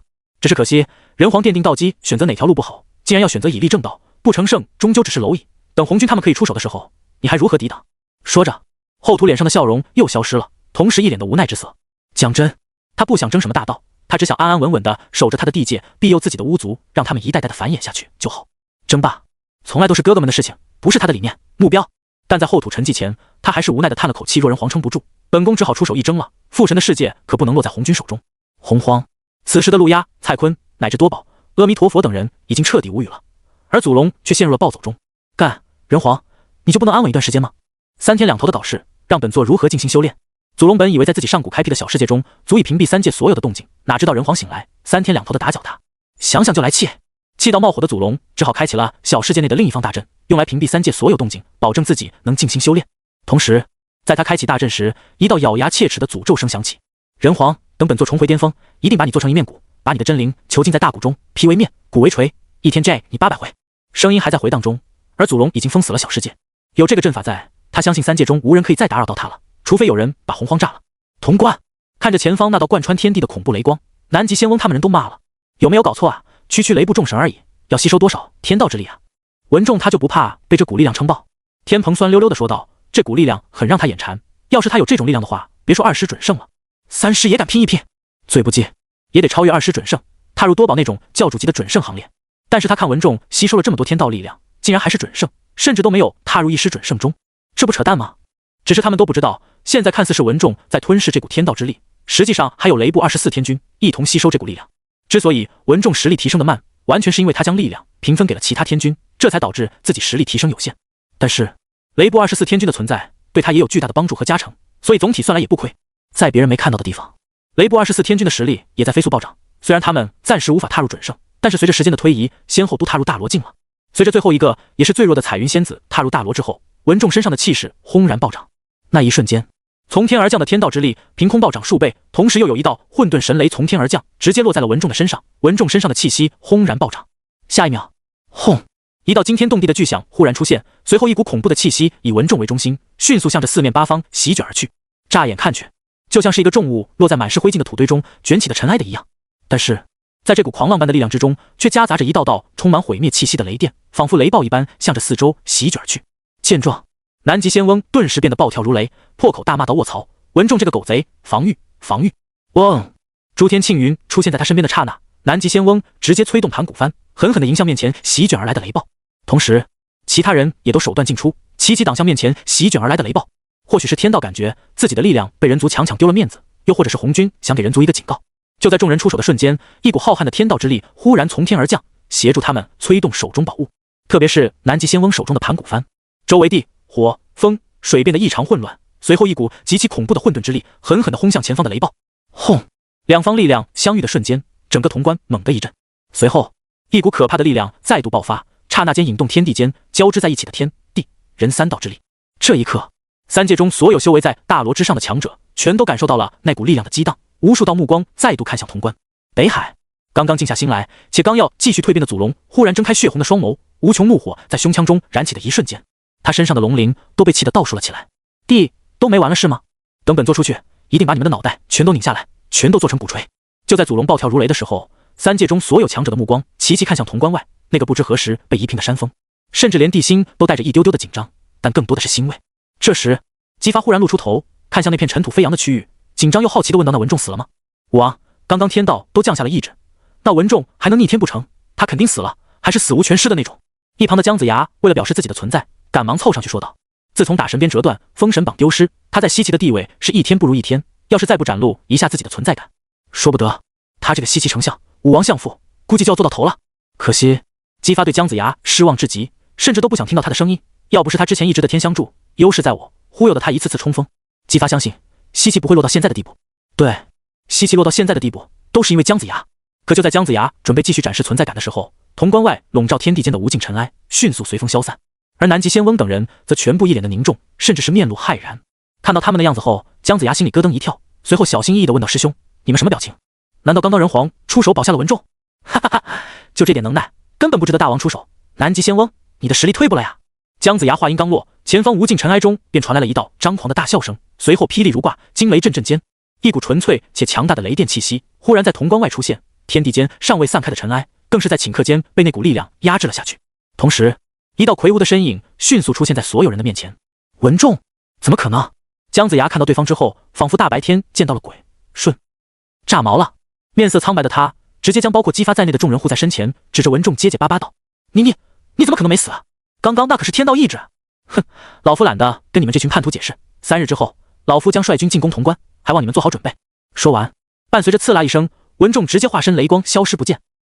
3日之后，文仲一跃踏入一时准胜境，殷商士气必然暴涨。现在跟他们硬碰硬，我西岐必败无疑啊！面无人色的姜子牙刚说完，就看到姬发那击玉刀人的目光无声无息地落在他的身上，同时对方的右手已经悄无声息地握住了天子剑。可就在姬发准备砍了姜子牙这个祸害时，慈航道人忽然出现，淡淡的说道：“武王，子牙师弟说的没错，现在确实不是和殷商硬碰硬之时，本王岂会不知？可现在还有什么办法？”姬发收回刀人的目光，冷冷地说道：“悬挂免战牌，本王估计文仲根本不会理会，甚至会派物文化砸烂免战牌。”听到他的担忧，慈航面露自信之色，嘴角一歪：“武王莫慌，3日后贫道会布下三光神水大阵，以保证潼关无恙。只要消磨掉殷商大军的锐气，我西岐还是有胜算的。”三光神水大阵。姬发听后，眼中陡然爆射出兴奋的光芒，是当年殷商派羽翼先前来，原始圣人布下的那个大阵。是也不是？慈航苦笑一声道：“当年大阵虽然是老师随手所布，但师尊乃是圣人，随手未知都远非我等可以比拟。但武王还请放心，贫道布下的三光神水大阵虽然不及老师，却也有当初阵法的6成威力，挡住文仲等准胜还是没问题的。那就有劳先长了。”姬发笑着点了点头后，扭头看向一旁，忽然杀气腾腾到姜子牙呢。武王，刚刚末将看到他去关内了。好你个姜子牙，今天本王不将你砍成18块，今后我西岐还不得被你祸害死！说着，姬发抓着天子剑，杀气腾腾地向着关内走去。而姜子牙在察觉到姬发的杀意后，直接施展遁术，消失在了潼关之内。关外，文仲刚刚安排好一切，正准备前往朝歌的时候，忽然察觉到面前力量涌动，随后帝辛的身影凭空出现在了文仲的面前。老臣拜见大王。看到帝辛，文仲直接单膝跪地，脸上充满了激动之色。太师请起，刚刚到底发生了什么事情？帝辛直接开门见山询问文仲发生了什么变故。毕竟他将雷部众神复活，本意是要提高一下文仲的实力，可他做梦也想不到，文仲竟然当着3界强者的面强抢了相当一部分的天道之力，甚至因为这一点，人道之力还得到了反哺，力量明显提升了不少，连带他也踏入到了太乙中期。这就让帝辛心中万分震撼，因为在其他人口中问不出什么，所以才迫不及待的来询问文仲。对于文太师，帝辛还是很尊敬的，所以除非是要命的事情，他一般不会直接用封神路联系文仲。此时，文仲脸上的激动之色再度浮现，他起身后情绪都有些失控的大笑道：“大王，老臣感觉前所未有的好，自身实力不但提升了，好像还得到了天道中的雷道本源。如果将老臣放在上古或者是开天之后，那老臣就是先天雷神。而且老臣有一种感觉，只要24天君有一个无恙，老臣就近乎不死不灭。”闻言，帝辛眼中金光猛地一闪，随后强行压下心中的狂喜，又继续问道：“实力提升如何？一时准胜，配合诛仙4剑之力，老臣已经有了无惧任何准胜的底气。”道：“太师，刚刚得到潼关城内传来的消息，阐教慈航道人准备以三光神水大阵护住潼关。”就在文仲刚刚说完，帝辛还没开口的时候，外面就传来吉利的声音，听得文仲眉头一挑。三光神水大阵，这个阵法他们可都听过，当年羽翼仙准备水淹西岐，元始天尊就是用这门阵法挡住了羽翼仙善来的海水。这次即便不是圣人亲自出手，但大阵一成，恐怕也不是一般的准胜可以抗衡的。老夫知道了，你先下去吧。文仲闻言并没有丝毫紧张，等吉利离开后，他则尝试地问道：“不知大王可否能召来24天君？”文仲知道10天君被派到了北地，现在正在驻守北地，所以他不知道现在10天君能不能抽出空来。看到帝辛疑惑的目光，文仲继续说道：“大王，老臣若是和24天君组成先天惊雷大阵，有信心可以破掉这三光神水大阵。”哦，帝辛听后面露笑意，难道除了文仲实力暴涨之外，这就是另外一重惊喜？先天惊雷大阵。北地现在虽然十分混乱，但有梅山7怪、九龙岛4圣等人以及无当圣母在，他们10个短时间内离开倒是没什么问题，估这就传令。帝辛说完，便直接给雷部24天君传下命令，并让于元北上协助袁弘的同时，再去盯紧了龙族。3日后，还不等文仲这边动手，远处的潼关就被一道呈现3色，如同倒扣的碗一样的结界笼罩，正是由三光神水布成的大阵。文仲，你虽然窃取了天道雷神之力，得到了天道雷神本源，但以你现在的实力，根本就破不开这三光神水大阵，退回去吧。面对城外乌泱的商郡，南极仙翁毫不客气地说道：“倒不是他想做出头鸟，主要是除了他之外，其他人也不敢出来。文仲实力暴涨，还掌握着诛仙4剑，谁出来都有可能和文仲对上。除了南极仙翁外，谁还能挡住现在的文仲？”此时，看着城外出尽风头的南极仙翁，天蓬酸溜溜地说道：“要是没有诛仙4剑，即便是上古神雷又如何？贫道一样无惧。”大鹏点头说道：“道友说的是，依仗外物，终究是小道。”一时间，两人看着前方身上宝气万分的南极仙翁，心里酸得不成样子了。极品先天至宝，圣人法宝，他们也想拥有啊。可是想想自己的顶头圣人，天鹏和大鹏同时在心里叹了口气。此时，南极仙翁看着前方的文仲，脸上的笑容逐渐消失，甚至神色也变得有些凝重起来。文仲道友，贫道劝你不要妄图破阵，此阵凭借准圣之力是无法破开的，道友还是带着人回去，等武王何时有空，何时再战如何？现在因为文仲实力的提升，太子殷郊的回归会合，导致现在殷商士气暴涨，即便他有宝物护身，现在殷商几十万大军汇聚的战役，也让他感受到了巨大的压力，无形的冲击更是吹得他脸疼。看到文仲还不说话，南极仙翁直接掏出了杀手锏。文仲道友，此阵阵言乃是盘古幡，道友若是认为可以破阵，尽管上前一试，贫道化境。好，还不等南极仙翁的话说完，文仲忽然开口，声音恍若炸雷般在南极仙翁耳边炸响间，文仲大手一挥到雷部催云，祝语24，天君听令，布阵。布阵？布什么阵？南极仙翁自然知道10天君他们来了，但一开始他并没有将这件事放在心上，直到看到文仲带着众人来到潼关之上的时候，脸色猛地一变。下一秒，轰隆！众人阵法组成的一瞬间，万道惊雷齐齐撕裂虚空，仿佛无数巨人挥舞着惊天巨锤将苍穹砸碎一般，完全就是一副天塌地陷的大破灭场景。这是什么阵法？怎么会有这么大的威力？当看到潼关之上出现的那个巨大雷阵的时候，在场众人纷纷倒吸一口凉气，眼中充满了惊骇之色。此时，万众雷蛇在虚空中凭空出现，向着中心的文仲汇聚而去，而文仲身上的力量也在疯狂暴涨。雷电本就充满了毁灭之力，现在无数雷蛇汇聚，那股力量更是恐怖了无数倍。至于阻止，但凡有人敢随便进入其中，就要承受无数天雷的轰击，到时候别说成功了，是死是活都没人敢保证。至于宝物护身，别忘了文仲手中的诛仙4剑，况且远处还有一个赵公明、罗轩在盯着，谁愿意做出头鸟？别说三大士等人了，就算是南极仙翁、大鹏等人也没有生出这种想法，甚至他们躲都来不及，怎么可能冲上去破坏对方的阵法呢？此时，姬发看着空中那万雷撕裂虚空的场景，老脸一白，猛地吞了口唾沫，不安地看着一旁的慈航。仙长，这三光神水大阵来自圣人，能挡住这恐怖的雷劫吗？慈航一脸自信道：武王尽管放心，阵法绝对可以挡住对方的攻击，因为阵法的阵眼可是贫道老师圣人元始天尊的盘古幡。盘古幡？姬发听后神色猛然一变，随后说道：就是上次被纣王打飞那个幡。慈航。姬发丝毫不理会一众脸黑的阐教人，继续不安地看着前方。上次道祖催动那东西都被纣王打飞了，现在真的行吗？此时，天鹏和大鹏好像也听到了姬发的疑问，两人看了眼脸黑阐教众人后，不禁面露讥讽之色。可就在这时，天鹏神色忽然一变，随后二话不直奔潼关关外冲去。不过他去的并不是殷商的方向，而是西岐的方向。也因为现在众人都在防备着那从天而降的雷电，所以也没人搭理天鹏的反常。此时，混沌之中再度炸开了锅，不过这次并不是红军炸，而是太上炸了。当他看到文仲以及24天军的时候，就感觉到了不妙，特别是看到他们组成的大阵时，更是不顾形象地蹦了起来。先天惊雷大阵，文仲这是疯了不成？说着，正要出手的太上动作忽然一顿，随后看向了紫霄宫的方向，本来激动的表情也变得复杂了起来。他虽然没说话，但是却好像在和通天争辩什么，因为他身边的混沌正在疯狂翻涌，可见此时的太上心情是多么的糟。最终，太上还是长长的吐了一口浊气，淡淡的说道：罢了，为兄也懒得管了，但为兄身为人教教主，绝不能眼睁睁地看着潼关之内几十万人死于非命。说完，太上便看向了离恨天，只是这次紫霄宫内好像没有什么动静出现，显然现在的通天也不想跟太上翻脸。没多久，玄斗走出离恨天，无奈地看了眼混沌之后，直接将一样东西丢向了潼关附近，之后便面无表情地返回了离恨天。潼关西岐方向，唰！天鹏一脸惊惧地出现一片荒凉的山峰，当看到面前的宝物后，他更是倒吸了一口凉气。金刚镯。随后，天鹏的眼珠子直接亮了，兴奋地收起这件宝物后，撒丫子向着潼关的方向冲去，眼中的喜悦都要溢出来了。金刚镯可是太上亲手炼制的宝贝，虽然是后天，但却已经达到了后天至宝的级别。金刚不坏是基本，可是其中却蕴含着空间之力，可收万物，实在是后天宝物中顶尖行列。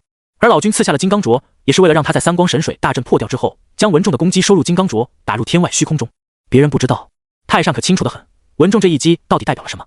这可是开天后洪荒3000先天神器中雷神的拿手神通惊雷灭世。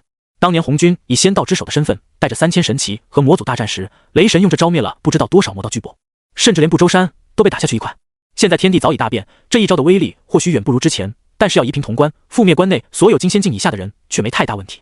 也是因为天地变化，所以太上才能做出这些准备。要是上古那个时代雷神施展的话，这段时间10次都放完了。此时的天鹏还不知道事情的严重性，但是却明白自己得到宝了，于是屁颠屁颠地返回了潼关。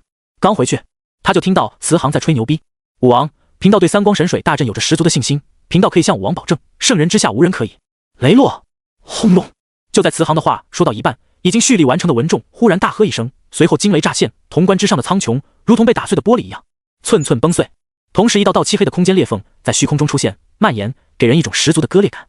但此时最为瞩目的却是那柄连通天地的巨大雷剑。雷剑很大，仿佛是一尊体型比洪荒大无数倍的巨人，手持一柄巨大的雷电，狠狠地捅进了洪荒中，直挺挺地向着潼关对去。轰！巨大的雷剑落在潼关之上的瞬间，虚空顿时炸裂，无垠白光瞬间笼罩虚空时，潼关内所有人齐齐惨叫一声，除了太乙金仙以上人外，众人的眼前瞬间变成了一片白。但就在这时，所有人都听到了一道不大但异常清脆的咔嚓声，紧接着，笼罩在潼关之上的三光神水结界如同被人击碎的蛋壳般寸寸崩裂的瞬间，雷劫独有的毁灭气息瞬间笼罩了整个潼关。不可能啊！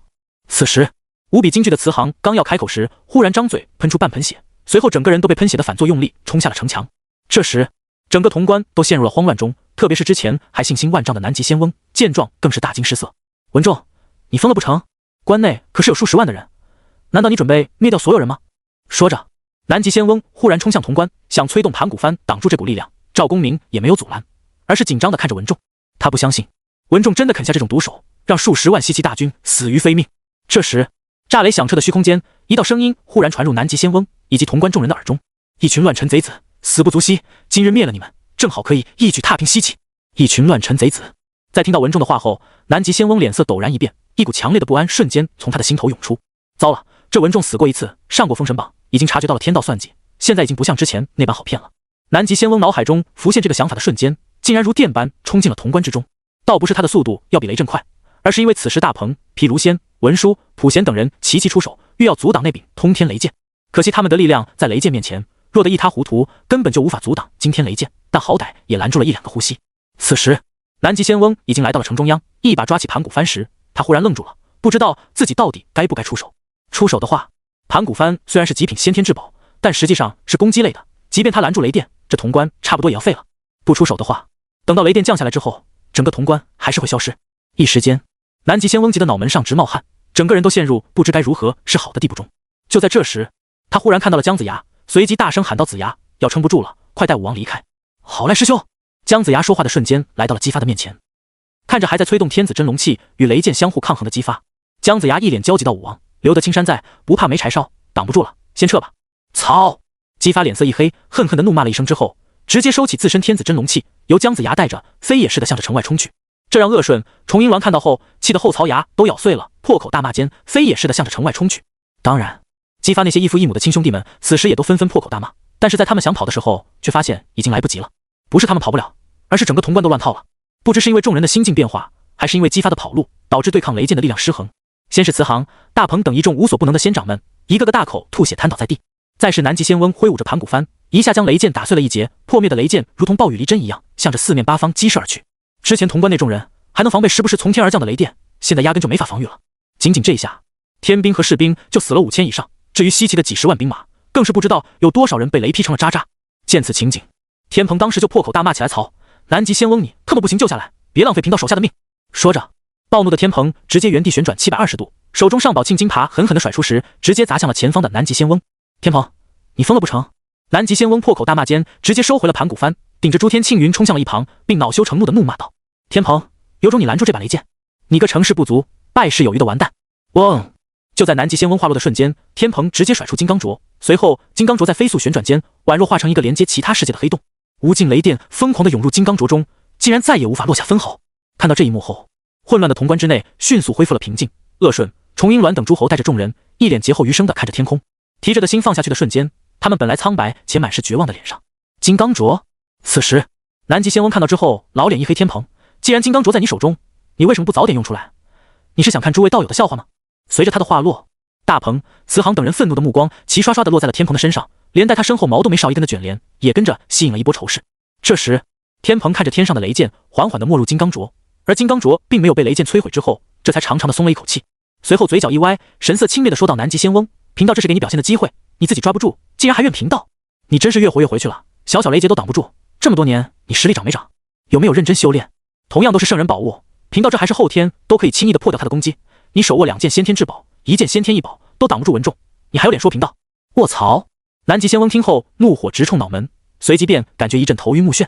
虽然他很想反驳，但却发现天蓬这厮说的很有道理，自己竟然不知道该怎么反驳了。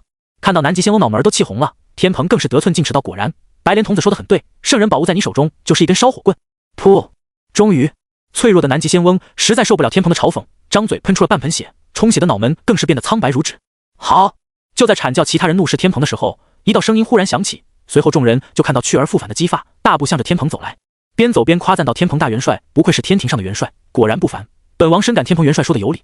有了姬发站台，天蓬的鼻子都快抬到脑门上去了，可就是这么一抬，顿时让他打了个激灵，随即神色慌张地喊道：武王，快下令撤退，潼关守不住了。此时众人也随着天蓬的目光看去，却发现从天而降的雷剑竟然已经被金刚镯吞到剑柄了。同时城外殷商大军也做好了冲锋的准备，看着刚刚被雷电击溃的城墙，众人才放下去的心再度提了上来。下一秒，一道带着巨大慌乱的声音忽然响彻整个潼关：撤！就在这时，轰！潼关的城门忽然炸开，随后手持方天画戟的殷郊出现在了西岐众人的面前。无限杀意犹如失控的浪涛，疯狂涌入潼关之内，化为一片血色的杀戮气息，将潼关笼罩在内。此时，殷郊高举手中方天画戟，随后一道声音陡然响彻八方：“杀！武王快跑！”当看到殷郊的身影之后，还不等姬发开口阻止众人反抗，一旁的姜子牙忽然发出尖锐的嘶吼声，随后一把掐住姬发命运的后颈，根本不给他反抗的机会，拖着他向着城外冲去。卧槽！姬发看到一众诸侯们的愤怒的眼神，猛地催动体内天子真龙气，想要将姜子牙震飞，可是没想到他的真龙气竟然对姜子牙没用。下一秒，姜子牙直接施展土遁，抓着姬发消失在了众人的视线中。与此同时，殷郊一马当先的冲进了潼关，身后则是他舅舅姜文焕以及力大无穷的武文化，三个人命收割机联手冲锋，直接将城门口附近本就慌乱无比的天兵士兵们给冲得四分五裂。紧接着，殷商中实力提升最多的伤兵一马当先的冲了过来，根本不给西岐这边任何阻止的机会。因为之前的雷劫使得潼关内各方兵马十分散乱，所以在面对士气大涨的伤兵时，反抗的一点都不激烈。而他们隔靴搔痒般的反抗，更是激起了殷商兵马的血性，一个个双目充血，青筋暴起的冲了上去，将见到的西岐天兵士兵全部干翻在地。骑在身下疯狂输出，伤兵那又硬又长的枪更是在敌人的体内进进出出，并且在西岐天兵士兵销魂的呐喊中带出了一股股散发着腥味的液体。顷刻间，潼关内就变成了人间炼狱，到处都是商军喊杀的声音，以及西岐这方凄厉的声音和不太强烈的反抗。就在殷商不断对着西岐众人冲杀时，天蓬看到空中的雷剑已经消失，随手收回金刚镯后，杀气腾腾地冲向了殷郊。你好大的胆子，在贫道面前还敢杀我天庭的人，死！唰！可是还不等天蓬冲出一半，诛仙剑忽然从天而降，恐怖的杀机更是让天蓬猛地打了个哆嗦间，下意识地将手中金刚镯一挥，嗡！并没有被赋予神力的诛仙剑瞬间被金刚镯收入其中，此举一出，整个潼关都在瞬间安静了下来。什么？这金刚镯竟然连诛仙剑都能收走？诛仙剑又不是在通天圣人手中，在文仲手中只是锋利无双的先天灵宝而已，也没有被赋予任何神力，被金刚镯收走也在情理之中。哈哈，有了这件宝物，殷商那边还怎么跟我们斗？杀！没了诛仙剑，文仲的实力可以说是腰斩。天蓬再将其他3把剑收走，交还给贫道，贫道送你一颗9000年黄钟礼。此时最兴奋的就是南极仙翁，因为诛仙阵后，他们一直将诛仙4剑视为阐教之物，一心都想收回来。而此时，天蓬也回过神来，他看着天上的文仲，眼珠子瞬间亮了起来。要是自己收走了诛仙4剑，再去求一下老师帮着自己炼化一下的话，那自己岂不是牛逼到爆了？如果老师能将杀戮法则所演化的诛仙阵图搞到手，自己岂不是能重现洪荒？无论是诛仙阵图还是诛仙4剑，单个论的话，只是先天灵宝级别，可一旦组合就是洪荒，这才是让红军都忌惮无比的组合拳。可就在天蓬还沉浸在美梦中时，看到诛仙剑被收走的文仲当时就炸了，一道道雷蛇在他身上游走时，文仲满头墨发无风自动间，一道成人腰粗的雷电忽然从天而降，轰隆！伴随着一道炸响出现，天蓬忽然清醒过来，当他看到那条雷电时，当时就绷不住了，眼珠子猛地一瞪间，失声惊呼道：“这么粗！文仲你个老匹夫，是想要贫道的命不成？”随着天蓬的清醒，他下意识地将金刚镯对准了雷电击来的方向，紧接着金刚镯转动间，那道粗大的雷电直接被他吸进了金刚镯中。此时上方的文仲更怒了，他眉心竖眼瞬间充血，滔天杀意在他身上涌动间，身上游走的雷蛇忽然暴涨了10几倍。随后文仲如同发怒的雄狮般从天而降，杀气腾腾地向着天蓬冲去。老夫倒要看看接下来你要怎么挡。伴随着文仲的怒吼声响起，虚空中顿时惊雷阵阵，而后一道道恐怖的气息弥漫间，雷光如瀑，电光成网。当天蓬看去时，发现四面八方全都是手臂粗的雷电时，整个人都被吓麻了，手中金刚镯催动的瞬间，他直接缩成了一个球。下一秒，轰轰轰，伴随着一道道惊天动地的爆炸声响起，整个潼关都在瞬间震动起来，可怕的气息向着周围弥漫之时，偌大的潼关轰然一震。下一秒，凡是在潼关之内的生灵全都被那股恐怖的气息所笼罩，同时所有人心中猛地一颤间，轰！偌大的潼关直接出现了一个直径上百丈、深数10丈的巨坑，而天蓬身上的铠甲更是变得破破烂烂，看上去惨不忍睹。但这一下也彻底击溃了西岐众人的心，更是让西岐大军彻底没了反抗的心思。随着殷商众人的涌入，西岐大军当场丢盔弃甲，狼狈地向着穿云关的方向疯狂逃窜而去。至于那些修仙者，之前在文仲破掉三光神水大阵的时候就已经受到了重创，此时更是没有和殷商纠缠的念头。眼看一众仙人都无法形成有效的抵抗，西岐大军更加没有继续战斗下去的勇气了。与此同时，混沌就在天蓬收取了雷剑以及诛仙剑时，太上心有所感般念头一动，手中太乙拂尘轻轻挥动间，面前的混沌忽然发生扭曲，随后一条巨大的雷剑忽然从那方混沌中冲了出来。太上念头微微一动间，砰！足以毁灭整个潼关的雷电在他面前无声无息地化为乌有，但太上的注意力却落在了那道雷电后方一柄静静地悬浮在一片陌生空间的诛仙剑。随后太上随手收起诛仙剑，一脸怜悯道：“诛仙剑的煞气太重，为了三界安危，还是不要让他出事的好。”哗啦啦！当太上说完这话之后，紫霄宫内忽然传来一道铁锁震动的声音，随后便是通天愤怒的咆哮：“三弟，为兄是不想让你背负太多因果，文仲此人杀心太重，诛仙四剑在他手中，早晚会给截教惹来2次灭顶之灾。太上一副我为你好的样子，看着紫霄宫的方向，苦口婆心道：“三弟，你怎么就不懂呢？”哈哈哈！这时，紫霄宫内传来通天心碎且癫狂大笑：“魏贫道好，为了天庭，让我截教弟子赴死上榜，以圣人之尊对付贫道外门弟子三霄，联合西方接引，准提破贫道诛仙阵，蛊惑贫道大弟子和随侍妖仙，这一切的一切，都是为了我截教好。”唰！听到这话，太上老脸一红，一时间不知道该怎么回答了。大兄，你的好让我受宠若惊啊。听到通天的这句话，太上心中一顿，顿时感觉一股冷意从心中出现，直冲脑门，化作滴滴冷汗。太上，你的好让贫道压力山大。唰！太上老脸一白，语塞的瞬间却又不知道该说什么，但是他已经听出了通天声音中的冷意和陌生。刚刚3句话，通天说的不是自己的委屈，而是要斩断和太上的兄弟情。片刻后，面露疲惫之色的太上缓缓地垂下了头，无奈地说道：“三弟，为兄知道你恨为兄，但是有些事为兄必须去做，因为我等兄弟都是天道圣啊。”可惜太上的苦口婆心并没有换来通天的回应，他知道自己刚刚的所作所为让本就心寒的通天心更寒了。洪荒潼关内，随着文仲的出手，只有大罗巅峰的天蓬自然挡不住发狂的文仲，金刚镯再厉害也不可能防住四面八方，而文仲的雷网从四面八方席卷而来的时候，根本不是天蓬能抗住的。很快，随着赵公明等人的入城，西岐这边颓势尽显，本就已经负伤的一众仙道强者根本不是殷商众人的对手。天蓬虽然有金刚镯，但是对上赵公明的先天至宝定海珠以及罗轩手中的一宝长明灯也没有任何作用，所以在2人面前，天蓬并没有任何的优势，其他人也被打得抱头鼠窜。南极仙翁还要护住手上的阐教众仙，即便手持重宝也没有发挥出几分优势，而是在战斗仅仅持续了半天的时间，西岐大军留下了一地的尸体后，便仓皇地逃离了潼关。此战殷商大胜，浩荡的人道之力再度向着潼关的方向蔓延而来，而当人道之力彻底笼罩潼关的时候，已经略显疲惫的殷商众人身上的疲惫一扫而空间，迅速恢复到了巅峰。战后，帝辛的身影无声无息地出现在了潼关之上。当一脸失落的文仲走上前来后，帝辛笑着说道：“太师莫要伤心，大王抬爱将诛仙4剑交给老臣，现在在老臣手中丢失一柄，老臣心中实在是一把兵器而已，丢了也就丢了，正好丢了诛仙剑，太师可以好好研究一下如何将自身的力量发挥到最大。”帝辛看着文仲笑着说道：“太师现在是雷神，掌控天下雷劫之力，兵器对于太师而言，甚至已经开始限制太师的发挥了。若是用诛仙4剑，肯定破不开这3光神水大阵，可太师却能凭借雷霆神威破开大阵，这说明太师现在的雷法杀伤力已经超越了诛仙4剑。大王，这……”文仲听后顿时愣了一下，他总感觉帝辛说的话有些怪怪的，想了想，他说道：“能破开3光神水大阵，还有24天君的功劳，大王莫要高抬老臣。太师，雷部只有一个雷神，24天君是太师，太师也是24天君。若是太师能想明白，即便没有他们24人，太师也能施展出刚刚那一击，甚至威力更强。而且孤有种感觉，若是太师想明白，或许会摆脱窃天之力封神的限制，拥有修炼变强的可能。”说到这，帝辛看着眉头紧皱的文仲，知道自己说的很明白了，但文仲还没想明白，有些事可以指点，但能不能悟到，就不是外人可以插手的了。2分半后，殷郊、赵公明、罗轩等人已经来到了帝辛身后，而帝辛则起身看向潼关，看向下方正在收敛众人尸体的人，嗅着空中的血腥味，淡淡的说道：“太师，人族最黑暗的时代还未到来，我人族已经没有多少时间了，若是可以的话，尽快拿下西岐，毁掉西岐的封神台。西岐是被天道侵蚀最严重，也是天道之力最浑厚的地方，哪里肯定有天道红军留下的后手，所以还望太师能加快速度。”望着下方的无数尸体，帝辛面无表情道：“至于这些尸体，就交给罗轩了。人皇，贫道明白。”等他说完，帝辛的身影已经消失在了众人的面前，但是他的声音却在文仲一人的耳边响起：“太师，对比北地妖族、西方魔族和西方释教以及天庭仙道众仙，西岐根本算不上什么，雷霆之力十分强大。孤希望太师能早日明白，摆脱限制。当至暗时代来临的时候，孤渴望看到太师能以雷霆之力击碎黑暗，还我人族朗朗晴空。”轰隆！听到帝辛的话，文仲猛地抬起头来，眼中的迷茫瞬间发生了极为明显的变化。以雷霆之力击碎黑暗，还人族一个朗朗晴空。想到这，文仲忽然冲着朝歌的方向跪地，大声喊道：“大王，老臣定倾尽全力，不负大王重托。”紧接着，文仲驾驭雷电来到潼关之上，引起所有人注意的同时，一道杀气腾腾的声音陡然间响彻在所有人耳边：“张桂芳带兵留下，协助罗轩清理潼关，其他人重整兵马，一鼓作气跟随老夫杀向穿云关，一举攻入西岐。”杀！伴随着文仲的声音响起，所有商军齐齐发出怒吼。仅仅1刻钟后，几十万大军有序地离开潼关，直奔穿云关而去。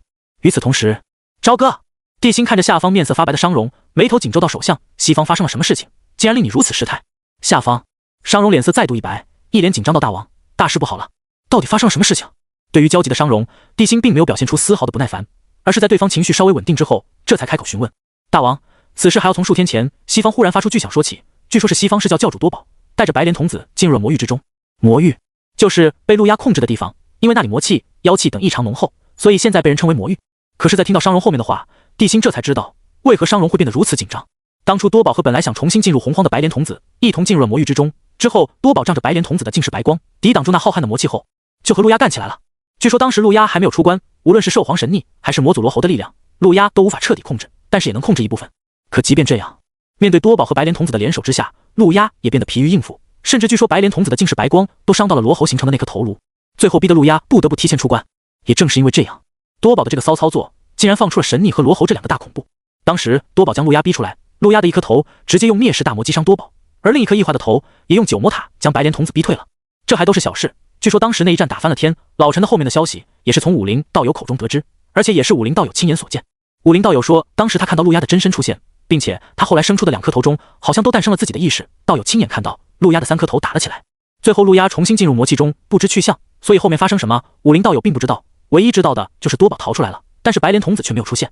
后来白莲童子从功德池中出现，不知为何竟然找上多宝，和多宝打了起来。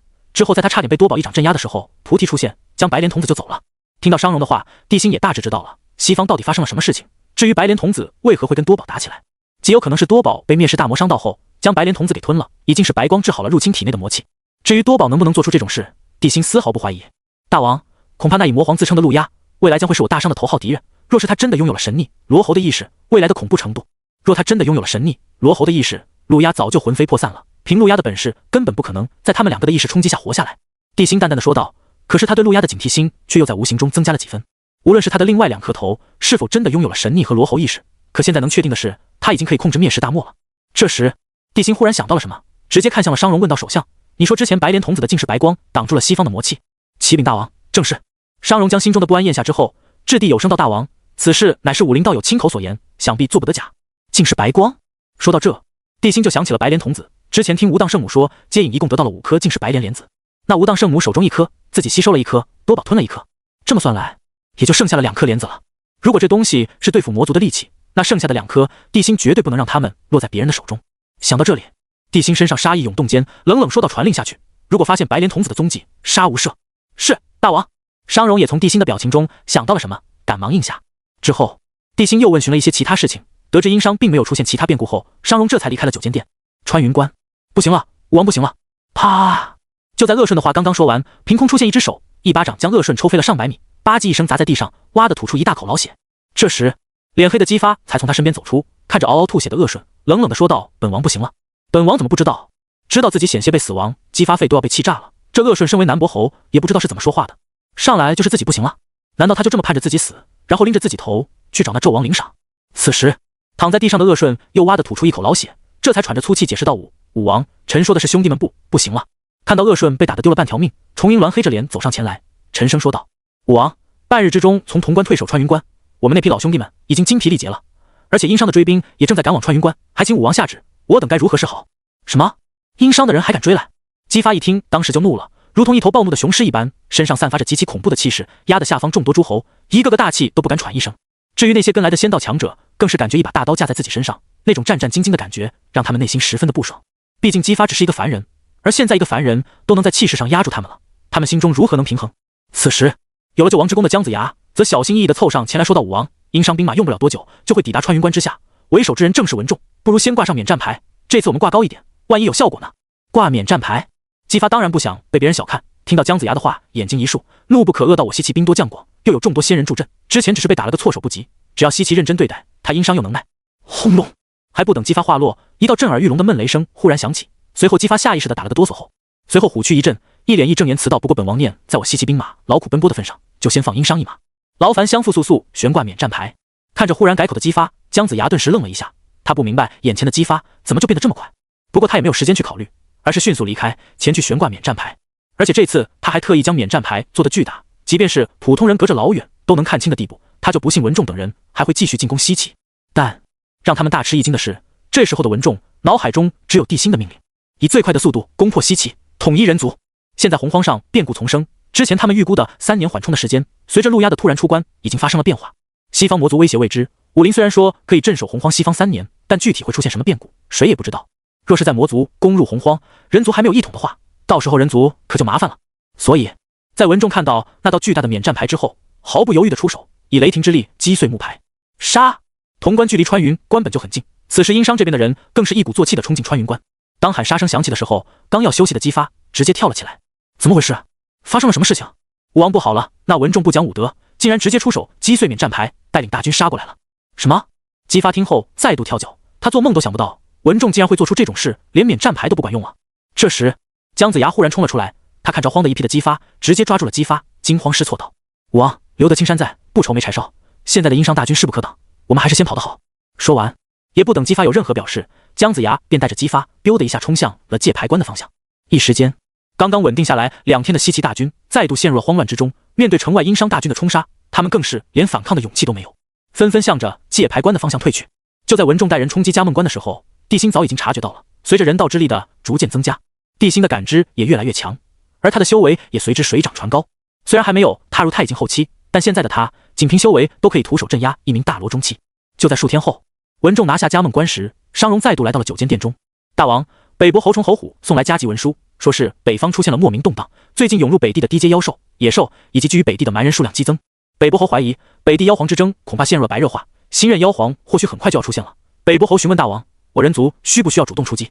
就在这时，丁检测到宿主陷入艰难抉择，宿主选择如下：选择一妖皇妖选即将出现，是时候给妖族一个重击了。不过现在我殷商内忧外患，西岐不灭，殷商统治始终不稳，就不派大军进攻北地妖族了，孤独自前往北地雪峰一趟。选择奖励修为丹，修为未知。选择2北地多有穷山恶水又如何？孤岂会将他们放在眼里，直接派崇侯虎率领大军进入北地，要么杀光妖族，要么被妖族杀光，反正我殷商绝对不能让妖族好过。选择奖励斩妖刀。当看到这个选择的时候，帝辛先是一愣，但很快他就选择了1。修为丹内含万年修为，若宿主前去北地斩杀一名准圣强者，增加3万年修为，大罗增加1万年，太乙境增加5000年，金仙级以下不得修为，杀得越多，得到的修为就越多。帝辛看到这一幕后，眉头微微一挑，眼中逐渐露出玩味的神色。他现在徒手都能镇压一名大罗境中期，要是手持人皇剑斩杀大罗后期乃至巅峰也不是不可能。若是催动人道法相，也有斩杀准圣的机会。之前立下了人道道场，人道法相也重新凝练了一番，现在施展法相已经没有什么限制了。只不过在人道笼罩范围，他还可以用人道之力镇压对方，离开人道笼罩的范围之后，就没有这种先天优势了。当然，这里说的准圣是出入的那种，一师准圣帝辛有信心战胜，但不一定能杀死；2师准圣的话，他遇到可能会有危险。但想到袁弘、金大生都在北地，即便遇到2师准圣也无妨。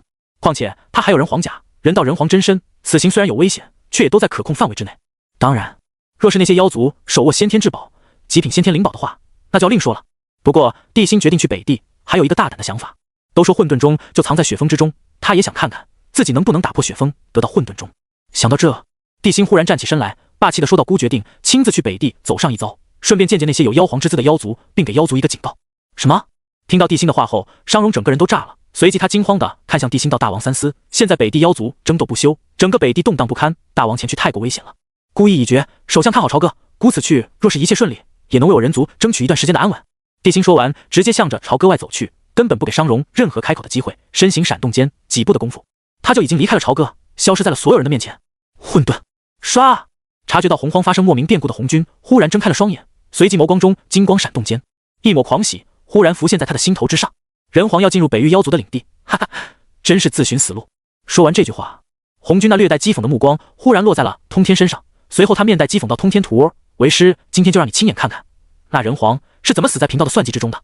说完，他的目光忽然落在了天庭之上，冷冷说道：昊天无需等待3年，现在时机已到，你该出手了。红军话落的一瞬间，漆黑的凌霄殿内忽然出现了一双漠的感情的眼睛，以及一对冰冷到没有任何焦距的瞳孔。大老爷在听到那道声音的时候，漠的感情的眼中出现了一道波动，同时看向了凌霄殿的外面，那迷茫的小眼神瞬间就被红军给捕捉到了。怎么回事？察觉到昊天眼中的茫然之色，红军整个人都不好了。这段时间天庭也没发生什么事情啊，怎么昊天就变成了这个样子？此时在确定听到的是红军的声音后，昊天那空洞麻木的眼眸中忽然迸射出浓浓的求生欲，而那双满是空洞麻木的眼睛也在黑暗中急速向着外面逼近，同时一道微弱中却又带着浓浓渴望的声音忽然在红军耳边响起：大老爷救命啊！随着这道带着哀求和惊慌的声音响起，混沌中的红军凝目一看，顿时大吃一惊。只见在凌霄殿中的黑暗角落中忽然爬出了一个骨瘦如柴的身影，而他身上唯一算是鼓胀的，就是那双空洞麻木、被绝望和无力充斥的大眼睛。看到这一幕，红军当即大惊失色道：昊天，你怎么变成这样了？说完，红军更是迅速掐算起来，想要知道是谁将昊天给算计成这样，还没有被天道察觉的。如果真有人可以算计昊天，算计到这种地步，那对方自然也可以算计，这才是最让他不安的地方。要知道，昊天可是天帝，乃是天道指定的天庭之主，他怎么可能会变成这般模样？而且他就在封死的凌霄殿中，甚至连身容天道，身为道祖的他，此时都无法强行闯进凌霄殿中，又有谁可以伤到昊天？这一点都不科学。但是随着红军的掐算，他的脸色逐渐变得古怪起来，甚至在掐算到一半的时候，整个人都燃起来了。真燃起来了！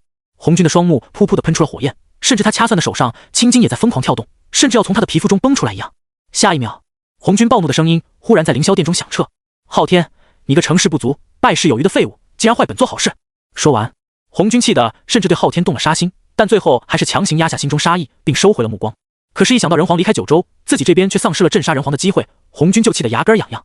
在九州之外，人皇可是没有人道之力相助的，甚至还可以借用天道之力压制人皇，因为洪荒妖修修的也是天道之力。即便九州之外的天道之力没有之前九州的恐怖，可也足以对人皇形成压制了。可就这么一个天赐的好机会，昊天竟然这个孽畜！本座当初就应该一巴掌拍死他。而就在红军恨恨地收回念头的时候，凌霄殿中的昊天顿时裂开了，堪堪从黑暗中爬出来的他直接伸手抓向虚空：“大老爷，救命啊！”而此时，随着红军的意志消失，凌霄殿的黑暗中忽然传来一道娇羞的声音：“师兄，你要快点跑哦，要被我抓到你的话，你就得和我嘿嘿嘿啊！”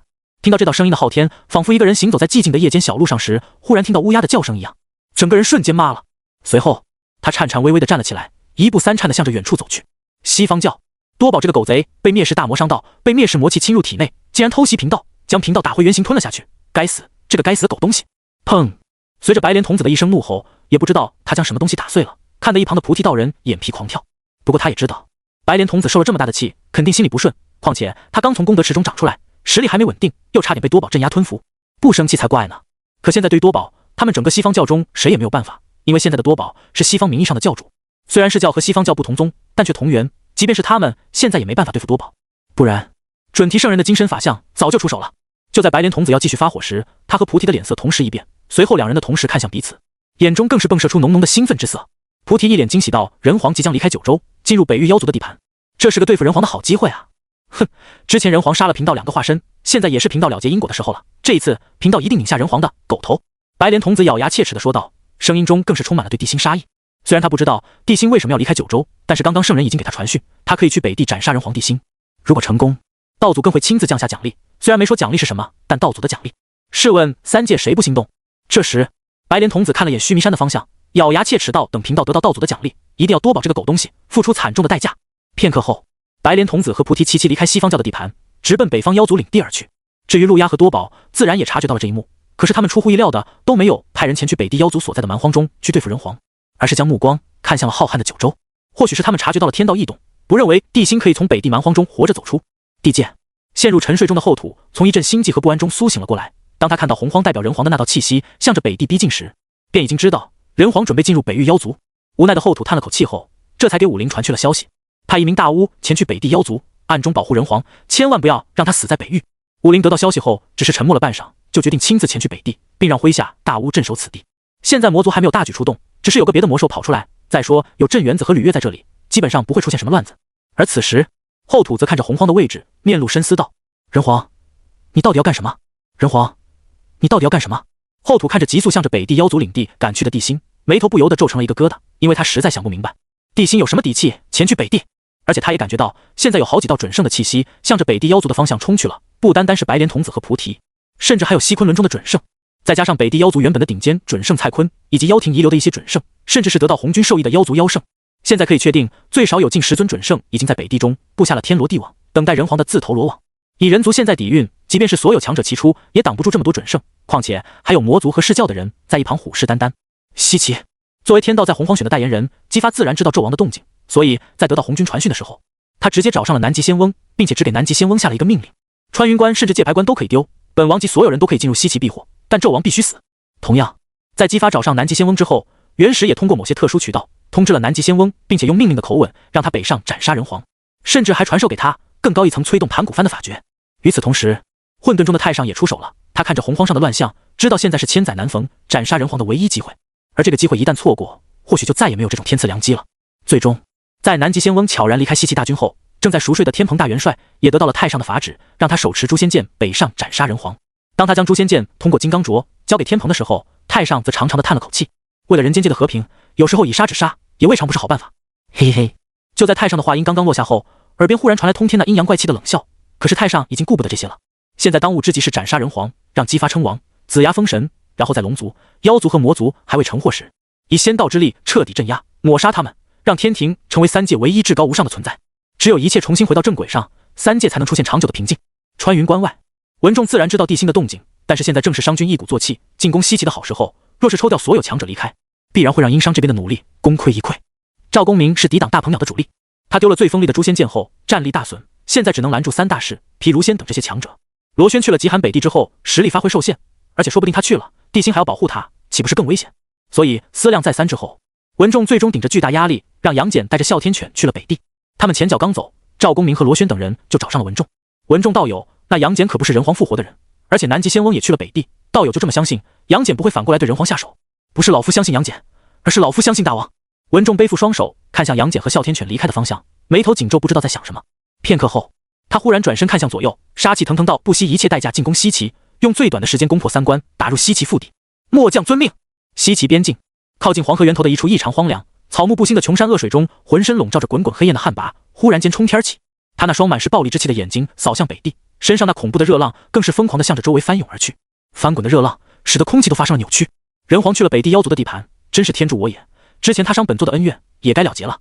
说着，他看向下方那处被阴气、死气笼罩且毫无生机且崖壁漆黑的山谷，冷冷说道：这里有祖龙神威和人道之力的存在，我现在无法破开这两道力量，等我杀了人皇，取来人皇剑，就是你重见天日的时候了。说完，旱魃直接冲天起，眨眼间消失在了这里。而在他的身后，则传出了一道低沉且嗜血的兽吼声。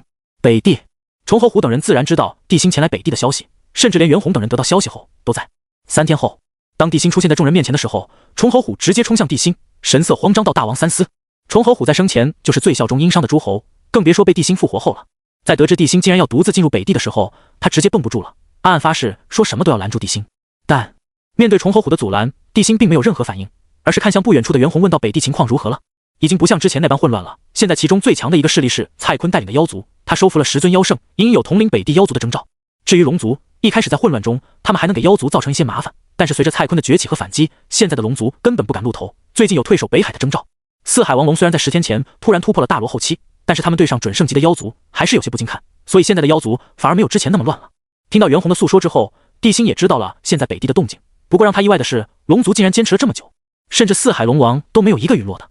不知道该说是龙族的运气好，还是说他们有趋吉避凶的手段，但帝辛心里却对龙族长生了更强的警惕。就在这时，轰！伴随着一股强烈的力量波动，一道身上散发着灭世气息、浑身笼罩在黑雾中的身影忽然出现在了帝辛的视线之中。蔡坤在看到对方的瞬间，袁弘直接挡在了帝辛的面前，同时紧张中带着丝丝的警惕看着蔡坤。他和蔡坤交手数次，从来都没有占到便宜，甚至还被他打伤过一次，所以袁弘最清楚这个对手的恐怖。而此时，蔡坤并不是来找袁弘的，他那轻蔑和不屑，以及带着浓浓挑衅的目光，直接落在了帝辛身上。人皇，你胆子不小，居然真的敢来！你就是蔡坤？帝辛看着面前被无尽黑雾笼罩的人，眉头不由得一皱，因为他发现自己竟然看不到对方的样貌。那层淡淡的黑色雾气散发着浓浓的灭世气息，甚至可以挡住人道之力的窥探，很是奇特。现在所有人都知道，这个忽然出现的人是一头妖，但具体是什么妖，就没人知道了，所以也没办法从他的来历上寻找破绽。但不知为何，当帝辛看到他的时候，竟然感觉到有些熟悉，好像自己在不久之前跟对方见过一样。想到这里，帝辛看向蔡坤说道：之前我们见过。不错，蔡坤丝毫没有隐藏，反正在天数中，鲲鹏已经因为得罪女娲被女娲给杀死了，自然也没有人能算到他的来历，不怕暴露根脚，自然也不担心别人找到自己的弱点。出门在外的一定要做好安全措施。果然，姑的感觉没有错。帝辛看着面前的蔡坤，眼中流露出淡淡的笑意，并继续说道：至于你刚刚说的话，洪荒九州都是姑的，姑哪里去不得？哈哈哈！蔡坤仰天大笑道：不愧是人皇，贫道佩服。不过你的九州可不包括我妖族北域，现在单单贫道得到消息，有6名准圣强者前来，再加上北域妖族的强者，你来这里纯粹就是找死。到底是姑找死，还是他们送死？你可以拭目以待。此时，帝辛背负双手，看着蔡坤笑道：作为妖皇最有力的争夺者，本来姑还以为你是一个不错的对手，现在看来也不过如此。他说的自然是蔡坤用魔气挡住真面目的事情，但蔡坤却不受他的激将法控制，而是冷冷笑道：区区太乙也敢口出狂言，你连贫道的真面目都看不到，有什么资格做贫道的对手？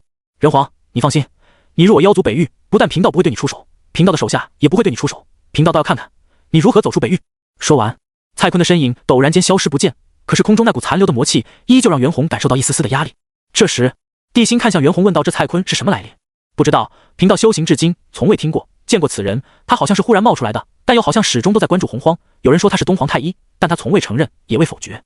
之前贫道和他斗了好几次，即便贫道全力进出，也伤不到他分毫，因为贫道根本就无法破开他那黑色的护身之力。不过如果贫道的8、9玄功再度做出突破的话，应该可以破开，但玄功做出突破，难。说着，袁弘说着，一脸凝重地看向地心道人皇，不是贫道长他人志气，灭自己威风，主要是这次人皇去北域，早已引起了不少强者的注意，而且他们也都派出强者来追杀人皇。人皇若是执意要去，实在是太危险了。无妨。地心看着北境的方向，眼中充满了不屑之色。他们之所以赶来对付地心，完全是基于地心离开人道之力，无法催动人道法相的原因。但现在人道道场已经立下，人道之力发生数次蜕变，他已经不再局限于只能在人道笼罩之中施展人道法相的事情了。虽然在外面，他的人道法相没有在人道之力中威力强大，可一旦抓住别人，该有的人道压制是一点都不少，打的就是一个信息差。此时，地心看了眼袁弘和金大生，淡淡的说道：“你们两个随谷北上，北伯侯注意防守北域入侵。”大王，崇侯虎刚要说什么，就看到地心那霸道强势的目光落在自己身上，吓得崇侯虎猛地吞了口老痰，紧张的垂下头应了下来。没多久，地心带着袁弘、金大生踏入了北域妖族的领地之中。而此时，3界中所有强者全都打起精神看向了北域，就连后土也强忍着困意，盯着北境的动静。人皇的生死事关3界格局，也事关后面的大道之争，由不得他不上心。与此同时，雪峰附近的一座高山上，一尊像头人身的大妖来到了蔡坤的面前，激动地禀报道：“王，那人皇已经踏入北域，现在正往雪峰的方向赶来，不知王何时动手？”蔡坤听后面无表情道：“动手？本座什么时候说过要动手了？”啊！象妖听后顿时面露诧异，随即小心翼翼地问道：“王，那人皇来我妖族的地盘，我们不对付他吗？”哼！蔡坤听后忽然冷哼一声，身上杀意涌动间，顿时惊得下方10尊妖圣瑟瑟发抖，大气都不敢喘一声。那人皇若是死在北域，那是他自己找死；可若是死在本座手中，本座倒要问问，你们谁能挡住那文仲、袁弘、金大生以及罗轩、吕岳？更何况还有殷商太子殷郊以及人皇二子殷洪，若他2人背负殷商国运，北上与我等决战，你们谁能挡住他们的脚步？说到这，蔡坤猛地站起身来，看着不远处的雪峰，冷冷说道：“传令下去，任何妖族不得为难人皇，阻击人皇。此次本座不与人皇起任何冲突。”啊！下方妖圣顿时懵逼了，这还是他们认识的妖王吗？要知道，自从妖王出现后，可没一次怂过，无论是对付龙族，还是对付其他妖族，那铁血手段，即便是到现在，他们想起来都打哆嗦。不等下方妖族提出质疑，蔡坤继续说道：“你们几个找个机灵的小妖，放出风去，妖族中谁能亲手杀了人皇，以人皇之血祭祀雪峰，便可以得到混沌钟。毕竟是妖皇的宝物，自然要皇的血才能激活。”说完，蔡坤便看向下方的10尊妖圣，看着他们从一脸的懵逼变为逐渐的狂喜之后，蔡坤不由面露笑意。很好，现在的妖圣明显比上古妖庭的妖圣多了一点脑子，这倒让他感觉十分轻松的。这时，像头人身的大妖忽然高喊道：“我等明白，此事我等一定办得万无一失，妖王静待佳音即可。”其他妖圣也同时高喊道：“请妖王静待佳音。”哼，人皇，贫道不对你出手，不代表别人不对你出手。你要是死在我北域，那只能怪你自己命薄。不过，你来的正是时候，正好可以借你的手，帮贫道除去那些对手，甚至是削弱未来的竞争对手。人皇，最后的王者之争，想必你看不到了。说完最后一句话，蔡坤的目光直接看向了雪峰的方向，眼中顿时迸射出浓浓的贪婪之色。当初被人偷走了河图洛书这2件宝贝，现在他绝不允许有人和自己抢这件宝贝。混沌钟，他势在必得。3天后，一则谣言忽然传遍北域，传到了很多妖族的耳中，其中大部分都是准圣级大妖以及大罗境大妖。什么？人皇是冲着混沌钟来的？我妖族的至宝岂能落入人族的手中？这人皇简直不知死活！在9州腹地的神州之中，他是人间之主，来到我北域妖族，他又算个什么？也敢打我妖族至宝的主意？你听说没？如果用人皇的血血祭雪峰，就可以得到混沌钟的认可。现在已经有很多妖想去找人皇的麻烦了。随着北域中谣言四起，不少妖族都随之动心了，看向雪峰的方向充满了浓浓的贪婪。混沌钟，那可是所有妖族都想得到的宝贝，说他们不心动那是假的，可毕竟对方是人皇，那身份地位也不是他们能得罪得起的。况且他们也不知道人皇的实力啊。就在一众妖族陷入进退两难时，一则消息再度传开，瞬间引起了一众妖族们的兴奋。人皇只有相当于太乙中期的修为，这一下不少妖族眼珠子都红了，之前的犹豫也在瞬间消失，转而化为无尽的兴奋和冲动。甚至不少未曾参与蔡坤和另2位妖王争夺妖皇位的妖族也都纷纷出山了。就在所有妖族都将地心视为香饽饽的时候，在雪峰另外2个方向也有许多妖族聚集。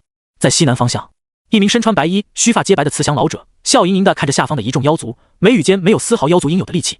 白泽前辈，您说这则消息是有人故意放出来迷惑我等的？不可能，那人皇只是一名太乙，离开了人道笼罩的神州范围中，他还有几分实力，要杀他还不是轻松至极，用得着耍什么阴谋？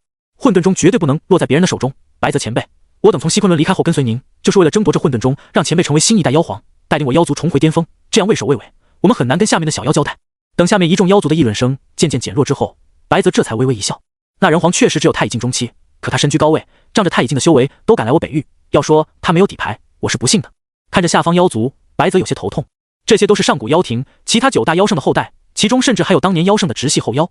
这些年，他们一个个眼高于顶。虽然现在名义上以他为主，但白泽知道这里面有很多小家伙都不服自己。就在他说完后，就察觉到了下方一众妖族的不悦。随后白泽也懒得跟他们废话，直接摆手说道：“既然贫道的话你们不听，那就按照你们本意去做。若最后生死道消，到时候你们别怪罪贫道就行。”说完，白泽直接消失在了所有人的面前，谁也不知道他去了什么地方。如果将白泽这批妖族比喻成妖庭的老一代势力，鲲鹏带领的妖族是一批有组织的杂牌势力，那剩下的一批就是北域妖族的本土势力了。这批妖族为首的大妖是一头实力不凡的大白虎，他虽然只有初入20准圣的实力，但他的体内却流淌着十分纯粹的白虎血。因为在他幼年时期偶然掉进了一个不知何时出现的深坑里，里面有一根巨大的骨，而那根骨就是初代白虎的骨。之后3个月他血脉转化，但也只是一丝白虎血而已。不过他后来将那根虎骨炼成了本命法宝。可是在大半年前浩劫降临，天地异变，那根白骨竟然化为玉骨，使得他的血脉再度蜕变，甚至身上还出现了白虎一脉独有的先天虎纹。短短5个月时间，他就从太乙境巅峰的虎妖变成了一时准圣级别。之后被鲲鹏追了月余，欲要将他收入麾下。就在他即将挡不住的时候，袁弘出现了，才令他逃过一劫。之后便用月余时间将北域本土势力组织了起来，而他的实力也在几天前突破到了20准圣，今天刚刚出关。可现在他却慌了一批，因为他察觉到，等他彻底稳固了自身修为后，白虎玉骨对他就没有任何作用了。可习惯了不劳而获的他，还怎么可能修炼？于是他的目光便落在了雪峰中的混沌中，以及上古妖庭的半数气运上面。什么？用人皇的血可以破开雪峰的封印，从而得到混沌中？此话当真？妖王，当真？这件事在北地都传开了，那蔡坤、白泽等手下妖族都跃跃欲试的，甚至还有西方教、西昆仑，甚至阐教的大仙出手了。当白虎从一只雪猿的口中得知这件事后，整个妖都随之兴奋起来了，同时他的目光直接落在了那一眼就能看到的雪峰之上。可是能成为北域3大妖王之一的白虎，也不是没脑子的蠢货，他并没有被这个消息冲昏了脑，而是盯着雪峰，冷冷地说道：“我妖族的至宝，岂能落在人族手中？先派一些太乙后期、巅峰的妖族去探探那人皇的底，先不要着急杀他，等他探清楚他的底，等他靠近雪峰的时候，本座亲自出手，给人皇来个致命一击。”说着，白虎的眼中顿时金光四射，而他麾下的一众妖族也都变得兴奋不已。若是白虎得到混沌中以及那半数妖庭气运，他们岂不是也会跟着一步登天了？就在众妖做着各种准备的时候，刚刚进入北域妖族一半的地心忽然看向右侧的方向，并不是察觉到了危险，而是他感受到了一股若有若无的召唤以及陌生的亲近感。人皇，怎么了？看到地心凝重的样子，一旁的袁弘忽然紧张起来。虽然他们还没有深入北域，但是路上已经察觉到了很多妖兽的气息，甚至还遭遇了好几次袭击，所以在看到地心的样子后，袁弘这才做好了出手的准备。而此时，地心眉头微皱间，眼中闪过一抹浓郁的紫金色，随后那股亲近感忽然变得更加强烈了，甚至随着那股感觉的加剧，他都生出了迫不及待的冲动。下一秒，地心直奔那股感觉出现的方向冲去，吓了袁弘一大跳后，他赶忙拉着金大生向着前方冲去。大约1刻钟后，他们来到了一座直径数百里的湖泊旁边，看着如镜的湖面，地心感觉那股力量就是在湖底出现的。人皇，这边湖有什么不同吗？看到地心直勾勾地盯着湖面，一旁的袁弘赶忙问道，同时他也疑惑地看着面前的湖。这个湖他见过不止一次，但从未察觉有什么不凡。要说不一样，那就是这个湖中湖水的温度要比其他地方低不少，所以很少有野兽来这里饮水。湖下面有我人族的东西，你们2个守好，千万不要让其他妖族进去，沽取了东西就回来。地心怎么着也是人道之主，在靠近这个湖的时候，那股感觉忽然加剧，使得他身上的人道之力都差点涌出来。这种感觉甚至在他上次夺取空瞳印的时候都没有出现。说完，也不等一旁的袁弘和金大生回过神来，地心直接进入了湖中。冰冷的湖水从4面8方涌来时，地心竟然感觉到湖水中有一股莫名且沉重的压力。果然有古怪，地心感受着周围的压力以及体内人道之力的躁动，眼中逐渐露出一抹希冀之色。能引得人道之力如此震动，肯定是上古历代人皇锻造的人道宝物，只是不知道是哪位人皇，又是什么样的宝物。莫非是……想到这，地心神色不由变得焦急起来，随后身上力量涌动间，身如离弦之箭般向着湖底冲去。湖水很凉，湖底更冷。来到这，即便是地心有着太乙金仙的实力，也感觉身体有种要被冻僵的感觉。至于护体人皇气，根本就没有任何作用。要不是他的人道人黄真身着实不凡，或许他早就扛不住，原路返回了。没有，地心看了一眼湖底，并没有发现什么不一样的东西，甚至那种若隐若现的亲近感也都变得极其淡薄。哼，藏的倒是挺深的，故今天非要看看这里到底有我人族什么宝物。随着地心的话落，他身上的人皇气忽然爆发开来，而就在这时，他却是又感受到了那股若隐若现的牵扯。可还不等他确定位置，他的面前忽然裂开了一道蓝色的裂缝，随后一股庞大的吸力忽然出现，直接将没有防备的地心给吸了进去。混沌正在修炼的红军眉头忽然一皱道奇怪，发生了什么事情？他下意识的掐指推算时，这才想起浩劫降临，天机混乱，根本就无法推算3界的一切。可他毕竟是道祖，而且这些年来天道的算计也太多，一些因果还是有的，所以他这次竟然真的推算出了一些。随后红军脸色大变，紧张地说道：“竟然是不好，若是被人皇得到那套宝物，还如何谋划人族气运？”说着，红军直接起身想要出去，却忽然看到通天正不怀好意地看着他，顿时让他的动作一顿，随后气呼呼地坐了下去。孽徒，你休想在为师这里嫁接因果出手！说完，红军不再理会冷笑的通天，也没有给其他人下命令，因为地心进入那个地方，除了他亲自出手外，其他任何人都无法进入。洪荒北域，蝴蝶，地心被吸入那道裂缝之后，入目所及的竟然是一座洞天，只是这座洞天十分特别，因为这是一个冰的世界。在这里，地心的修为虽然没有受到压制，但是他却感觉自己的血都要被冻僵了一样，甚至连人道人皇体都有些无法抵抗这里的寒意。不过他却清晰地发现，这里的力量竟然对他体内的人道之力产生了巨大压制。打量了一圈，地心强忍空气中的寒意，淡淡的说到：“这里竟然有压制人道的力量。”就在这时，地心不经意间的看到了远处的一座冰山，瞳孔猛地一缩间，一股恐怖的人道之力在他身上爆发而出。因为他看到前方的冰山中冰冻着一座巨大的鼎，羽皇九鼎之一。看到九鼎，地心的眼神瞬间亮了起来。史书记载，九鼎从下传到了商，实际上在夏中时期，镇压人族气运、镇压人间界的至尊神器九鼎就已经开始遗失了。也是因为至尊神器九鼎的遗失，才让天界那些人敢于继续谋划人族气运，掌控人间王朝更迭。朝歌中的九鼎，其中6口只是仿造的，只有3口是真的。而地心也做梦都没想到，在这里竟然会遇到他。只是因为冰层太厚了，所以地心无法确定是哪一口鼎，但是他却能清晰地感知到，那就是华夏至尊神器的9州鼎之一。这时，仿佛察觉到了地心的注视，冰山中的大鼎忽然震动了一下，随后巨大的冰山猛然裂开数道裂缝，但紧接着冰山上蓝色的光芒一闪，冰山再度恢复如初。而就在刚刚，冰山裂开的一瞬间，地心再度感觉到那股久违的召唤和亲近感，这才知道之前若隐若现的感觉是怎么来的。不过那座冰山看起来十分的不简单，连9鼎之一都无法挣脱开来，地心也没有贸然靠近。就在这时，系统的声音忽然在他耳边响起：丁检测到宿主陷入艰难抉择，宿主选择如下：选择一羽皇镇压人族气运的羽皇九鼎，现在被封印在了这里的，除非等待天道将它放出来，否则任何人都无法将它取走，弄不好还会将孤困在这里一段时间，还是保命要紧。孤现在不能出任何意外，赶紧离开此处。选择奖励人道山河图，选择2，这可是羽皇九鼎，当年大禹集9州之力炼制九鼎，代替崆峒印，用以镇压人族气运，这可是人族气运汇聚的至宝，对我人族有超乎寻常的意义，孤岂可放弃？选择奖励九鼎封天阵，孤选2。嗡！随着地心的话落，系统空间中忽然出现了一张巨大的阵图。当看到那张阵图的时候，地心仿佛看到了9座大鼎悬浮在虚空之上，镇压无限人族气运，甚至还将入侵人间界的天道之力都给镇压了。自3皇5帝之后，历代人皇都无法修炼了，就凭外面湖中的环境，那些人皇根本就无法进入，难怪丢了9鼎，下朝的人皇都没有动静。地心眉头微微一皱，这时地心意识触碰阵图，发现阵图并没有反应，想必是需要他集齐9鼎之后才能炼化阵图。想到这里，地心看向前方的冰山，察觉到其中天道之力的浓厚，以及其内所蕴含的那种封禁之力，眼中陡然闪过一抹冷意。孤在这里还想封印我人族宝物，简直不知好歹！伴随着地心的声怒喝，人皇剑瞬间出现在他的手中，随后地心一剑斩向前方的冰山，唰！剑气纵横，杀意冲天间，一道紫金色的剑气宛若出海蛟龙般狠狠地向着前方的冰山斩去。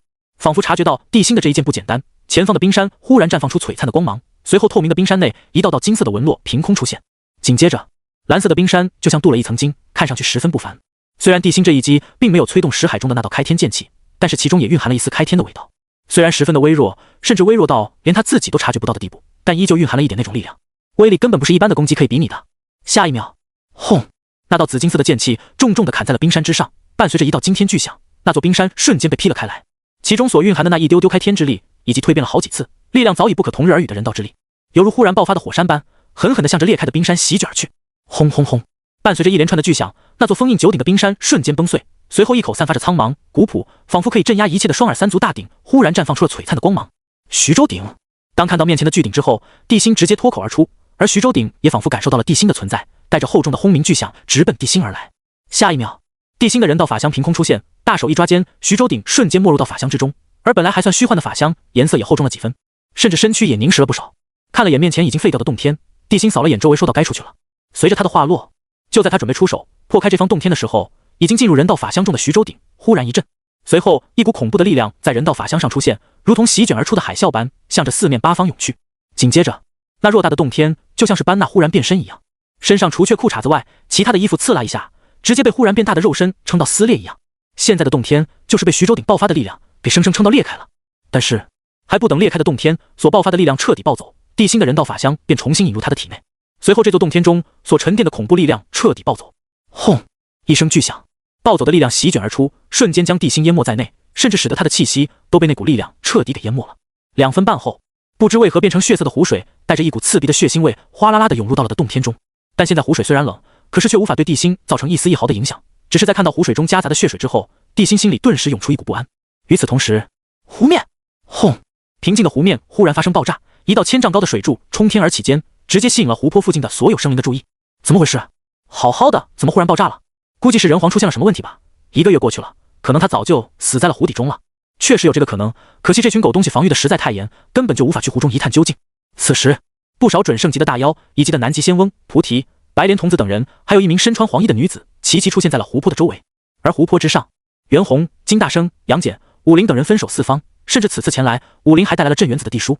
任何人靠近湖泊都会受到地书的影响，根本不是的杨戬等人的对手。至于湖泊，此时早已经变成了血湖，因为在武灵和杨戬还没来的时候，就有不少妖族欲要下湖，最终都被袁弘和金大生撕碎，妖血染红了湖泊。而就在刚刚，他们4人和众人对峙的时候，身后的湖泊中忽然传来巨响。就在众人分神的刹那，南极仙翁手中的盘古幡忽然一震，随后一道混沌光芒陡然破空而去，直接破开了地书的封锁，并演化出了一条混沌路。诸位道友，地书的封锁已被贫道破开，诸位道友可以进去了。随着南极仙翁的开口，本来和袁弘等人相互对峙的众人同时愣住了。机会虽然稍纵即逝，但却没有一个人出手，因为以及一个来历不明但却能垂死燃灯的狠人，所以谁也不想做那出头鸟，因为没人敢保证面对众人的围攻，他们会不会被人当场锤死。可就在这时，一股极其恐怖、狂暴且炽热的力量忽然从远处出现，如电般冲向了南极仙翁开辟的混沌路。同时，一道充满轻蔑和怨毒的声音陡然间在所有人的耳边响起：一群胆小如鼠的废物，真是丢人现眼。人皇，今日贫道来报当日一箭之仇，你的死期到了。是汉魃，不好！袁弘等人看到来人后大惊失色，齐齐攻向了汉魃，但汉魃却连防御都不防御，直接钻入了冰冷的湖水中。下一秒，砰！冰冷的湖水瞬间沸腾，化为炽热的水汽，迅速弥漫了方圆100里范围。大胆，快阻止他，千万别让他下去！看到是汉魃后，袁弘等人纷纷大惊。可惜，当他们的攻击落下后，却只打得水面沸腾，滚滚热浪冲天而起，化为更加浓烈的水汽。顷刻间，小半座湖都化为了水蒸气，不但遮住了众人的眼，还彻底隐藏了汉魃的气息。但就在众人刚要追下去的时候，他们脸色猛然一变间，竟然齐齐抽身后退，这让准备趁机出手的白莲童子等一行人下意识地停下了脚步。怎么回事？就在南极仙翁化落的瞬间，笼罩方圆上百里的水汽忽然被一股力量扫荡一空，随后一股恐怖的杀机在湖底涌出。紧接着，地心那独特又霸道的声音便在所有人耳边响彻：汉魃，孤找你找不到，没想到你竟然自己送上门来了。人皇你！就在汉魃的那惊恐的声音刚刚响起的一瞬间，一股恐怖的威能忽然从湖底出现，随后一口2耳3足的巨鼎虚影凭空出现在了湖面上。巨鼎出现的瞬间，直接崩断了那条混沌路。羽皇9鼎之一的徐州鼎，见多识广的南极仙翁一眼就看出了这口鼎的来历，脸上浮现惊恐的刹那，嘘的一下向后暴退而去。至于其他人也都纷纷暴退，脸上同样挂着浓浓的惊骇之意，一副活见鬼的样子，看着那只巨大的鼎影。徐州鼎竟然真的是徐州鼎，羽皇9鼎之一的徐州鼎怎么在这里？羽皇9鼎不是在朝歌吗？怎么忽然出现在了这里？没听说人皇带着9鼎出巡，这是怎么回事？莫非朝歌的9鼎是假的？真正的9鼎早就遗失了不成？众人也不傻，在看到徐州鼎的瞬间就明白了发生了什么事情。同时南极仙翁更是迅速地向后退去。或许别人不知道这9鼎的厉害，但他可是一个活了不知道多少岁月的老古董，自然知晓9鼎真正的威力。当年羽皇铸9鼎，思天下为己有，以9鼎镇住人族气运，下朝气运，使得当初9鼎镇山河的时候，洪荒人界真的成了众仙的禁区，就连圣人都不愿意轻易踏入人间界。直到后来夏朝气运疯狂流失，最终众仙使用手段，使得夏桀成为暴君，可惜扶持的傀儡不顶事被殷商老祖起兵成功，这才结束了夏王朝的统治。若非当年夏王朝气运诡异流失，人族气运动荡，众仙根本无法谋划洪荒人界，更加不可能肆无忌惮地算计了殷商几百年。而现在9鼎中的徐州鼎出现，却给南极仙翁一个十分不妙的感觉。这时，嗡！徐州鼎猛地一震，巨大的湖泊顷刻间恢复平静，甚至连汉魃身上散发的恐怖热浪都在瞬间消弭一空。白虎见状，瞳孔微微一缩，下意识地问道：汉魃呢？跑了？跑？不知何时出现的白泽淡淡地说道：如果不出贫道所料，汉魃应该是被人皇封印在了徐州鼎中。就在白泽话落的瞬间，一阵叮叮咣咣的声音忽然在湖底传出，其中还夹杂着汉魃的咒骂声。但随着湖泊上空那徐州鼎的虚影逐渐消失，汉魃的怒骂声也随之消失不见了。下一秒，唰！地心直接出现在了湖泊之外。当他看到面前的南极仙翁、白莲童子，甚至是菩提以及那黄衣女子之后，眉头微微一挑。这么多人想要孤的命，北地妖族的大妖他早就有准备，但是地心做梦都没想到，连圣人恶师菩提都来了。至于那名黄衣女子，地心还真没什么印象，更不知道自己还有这个敌人。这时，袁弘凑上来，低声说道：“人皇，此人是西昆仑西王母身边的随侍女仙，虽然只是普通的准圣，但却有一师准圣的实力，不容小觑。”西王母，地心看着那名黄衣女仙，淡淡的说道：“之前他派人协助姬发，姑还没找他算账，现在他又来对付姑，真当姑不敢对他下手吗？人皇，当初你杀我西昆仑的妖圣，害我西昆仑散仙路亚，使得我西昆仑损失惨重，王母让贫道来，是向人皇讨一个说法的。”黄衣女仙不卑不亢的说道，但是声音中却散发着拒人于千里之外的冷意，搞得好像所有人都欠他一样。呵呵，地心淡淡的笑了2声后，盯着黄衣女仙说道：“说法，等姑杀上西昆仑的时候，会亲自给西王母，就不用你跑来跑去的传话了。”说完，地心也懒得再跟对方废话，而是看向白泽和白虎，神色平静道：“想必2位就是北域妖族中另外2尊妖王了吧？”白泽脸上没有丝毫杀意，而是一脸和煦的打了个起手道：“贫道白泽见过人皇。”白泽正是贫道此次不曾对人皇的手下出手，而贫道此行的目的是为了在人皇这里寻求一个答案。白泽表现得十分谦逊有礼，这让地心对他的好感激增，点了点头道：“什么答案？”有传言说人皇的血可以解开血封封印，并且让混沌中认主，不知此事。你身为上古时期便通天小地的瑞兽，既然已经说了是传言，你认为有几分可信度？看着地心那似笑非笑的样子，白泽瞳孔微微一缩，随即又打了个起手道：“贫道明白了，多谢人皇解惑。”说完，白泽看都不看众人，直接化成一道残影，消失在了所有人的面前。很明显，他不想跟人皇为敌。但是一旁的白虎却不这么认为，他冷冷一笑道：“皇的宝物，只有皇的血才可以解开封印，你说他就信，真是个蠢货！你好大的胆，竟然敢质疑人皇的话！”袁弘早就看着白虎不顺眼了，此时地心已经现身，他也不用束手束脚的了。于是袁弘决定用自己的宝贝狠狠地抽打一下这只不知好歹的白虎，让他知道什么叫人间大棒。切！看到袁弘的样子，白虎却是一脸的不屑，因为之前他们围攻众人的时候，袁弘被他一爪子拍在身上，差点被他冲破防御，所以对于袁弘，白虎并没有其他人那般的警惕。一个只会舞枪弄棒的大猴子能有什么本事？况且他身后还有数头妖圣，难不成连一个相当于2师准圣的袁弘都打不过吗？此时袁弘凶神恶煞地盯着白虎，但因为地心并没有下令，所以他也不好出手，只能压抑着体内暴躁的火气，等人皇下令之后再好好操练对方一顿。而对于白虎，地心也只是轻蔑地看了一眼，随后他的目光便落在了白莲童子的身上。几乎能来的都来了，想不到姑只是静极思动，出来走走就引出了这么人。地心淡淡的说着，可是他看向周围准圣的目光却让众人感到了深深的不安，搞得好像杀了他们会提升修为一样。此时地心嘴角一歪，这些准圣可都是修为啊，他今天说什么也要弄死1-2个。准圣难杀，但也要看动手的人是谁，强如燃灯，还不是死在了武林的铁拳之下。下一秒，地心大步向着白莲童子走去，边走边说道：“姑道要看看你还有多少分身，找死！”白莲童子听后仿佛被人踩到尾巴的猫一样，整个人瞬间炸毛，双目顷刻间充血变红，身上浩瀚杀意如同神剑出鞘般不受控制的冲天而起，甚至连一方天地都被那股力量影响，空中弥漫的零散雾气也迅速凝结成冰，化为了锋利的冰刃，同时对准了地心。人皇，你真以为贫道不敢杀你？这里不是你人族的天下，这里是天道的地盘。伴随着一道咬牙切齿的声音响起，白莲童子身上森冷的竟是白光闪动间，周围那些锋利的冰刃上同时出现了一层乳白色的光晕，就像附魔一样，远远看去犹如一片雪白的流光，飞速向着地心冲去。可是面对白莲童子的攻击，地心竟然不闪不避，身上人皇气催动间，一层淡淡的紫金色氤氲便出现在了他的身边。嘣嘣嘣，看着一道道冰刃崩碎，白莲童子眉头一皱，有些恼怒地说道：“真麻烦，菩提道友还准备继续看热闹吗？”白莲童子话落的瞬间，身上白洁的圣光忽然暴涨10数倍，而竟是白光出现的瞬间，竟然隐隐有将人皇气驱散的征兆。这时一旁的菩提掏出了一件宝贝，只见那件宝贝上缭绕着一股玄黄之气，还有一股厚重的功德之力散发而出。鸿蒙梁天尺，人皇小心！当看到那件宝物的时候，武林脸色顿时大变，甚至舍弃了南极仙翁，直奔菩提而来。至于其他人也是纷纷色变，谁也没想到这件后天功德至宝竟然在西方蛟的手中。很多人都以为他在燃灯手中，实际上燃灯手中的是乾坤尺，虽然属于中品先天灵宝，但杀伐之力并不强。鸿蒙梁天尺虽然是后天至宝，可攻击力却不比盘古翻差，也可以镇压气运，还有着杀人却不沾因果的属性。也是因为这一点，在看到菩提掏出梁天尺之后，武林才会如此着急。但地心好像早有准备一样，就在菩提即将展开攻击的瞬间，一团浓郁的紫金色忽然在他身上爆发。下一秒，轰！凝聚到极致，犹如真人般100丈大小的人道法相出现时，一股恐怖的人道之力忽然间席卷八方。刚要攻上来的菩提身形一顿，只感觉自己好像陷入了泥沼中，每前行一步都十分的困难。而他脸色陡然大变间，更是用一副见鬼般的表情嘶吼道：“人道法相，怎么可能？”砰！还不等菩提做出任何反应，地心法相的左手抓着徐州鼎，狠狠地向着菩提抡了过来，同时右手挥动，直接抓向被忽然爆发的人道之力短暂镇压的白莲童子。下一秒，就在徐州鼎即将砸落的瞬间，菩提下意识地挥动手中的亮天尺，狠狠地向着徐州鼎抽去。此时他的心中早已经被恐惧填满。人皇在人道之力之外，竟然也能施展人道法相的事情，着实出乎了所有人的预料，更是出乎菩提的算计。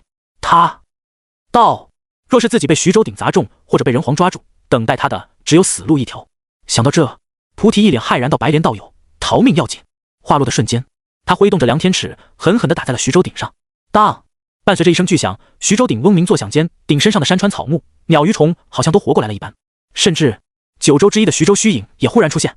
随后，徐州鼎携带一州之力，再度向着下方镇压而去。但是菩提借着刚刚一击的间隙，早已经抽身跑路了，所以地心直接砸了个空。轰！一声巨响，巨大的气浪涌动间，直接将刚冲上来的白虎给掀飞了出去。也不知道是因为红龙梁天尺的攻击，还是后来徐州鼎发生的震动，本来被地心困在徐州鼎内的旱魃，竟然挣脱了徐州鼎的镇压，如同一团干瘪的木炭般滚出了徐州鼎。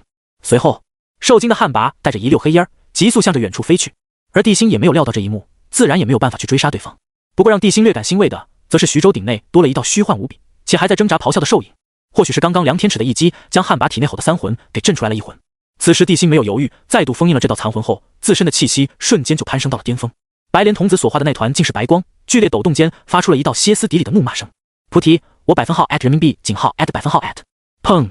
一声巨响，人道法相那巨大的右手一把将白莲童子抓在手中，恐怖的人道压迫直接将他压成了一颗莲子。但地心并没有磨灭白莲童子的意识，而是将他就地封印，扔进了鼎中，并将鼎收了起来。随后锵啷一声，人皇剑瞬间出鞘，头也不回地斩向了那名准备偷袭他的黄衣女仙。在场的可都是准圣，一名准圣可是3万年修为，他当然不会让这些修为猪跑路了。人皇，你竟然敢对贫道出手！当看到地心要对自己的出手的时候，那名黄衣女仙不由得勃然大怒，身上的气息爆发的一刹那，一把后天灵宝级的宝剑瞬间出鞘，直接迎向了人道法相手中的人皇剑。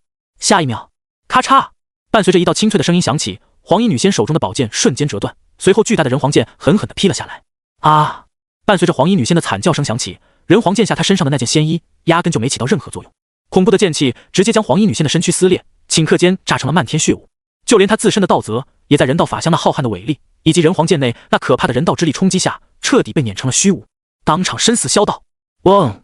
可就在黄衣女仙身死道消的瞬间，她自身所化的那片血雾中忽然出现了一道长相似人，但却生有虎齿豹尾的女性身影。此时，她正凶神恶煞地盯着地心，冷声呵斥道：“人皇，本宫的人你也敢杀？”声音冰冷尖锐，仿佛她不是在诉说一件事，而是在质问地心一样，即便只是一道虚影，身上都好似涌出了道道杀意。你算什么东西，也配质问姑？地心丝毫不给西王母面子，怒喝一声后，人道法相的大脚直接从天而降，将西王母的虚影踩在脚下。就在他那大脚落下的瞬间，脚下还传来西王母凄厉的惨叫声：“人皇，你找死！”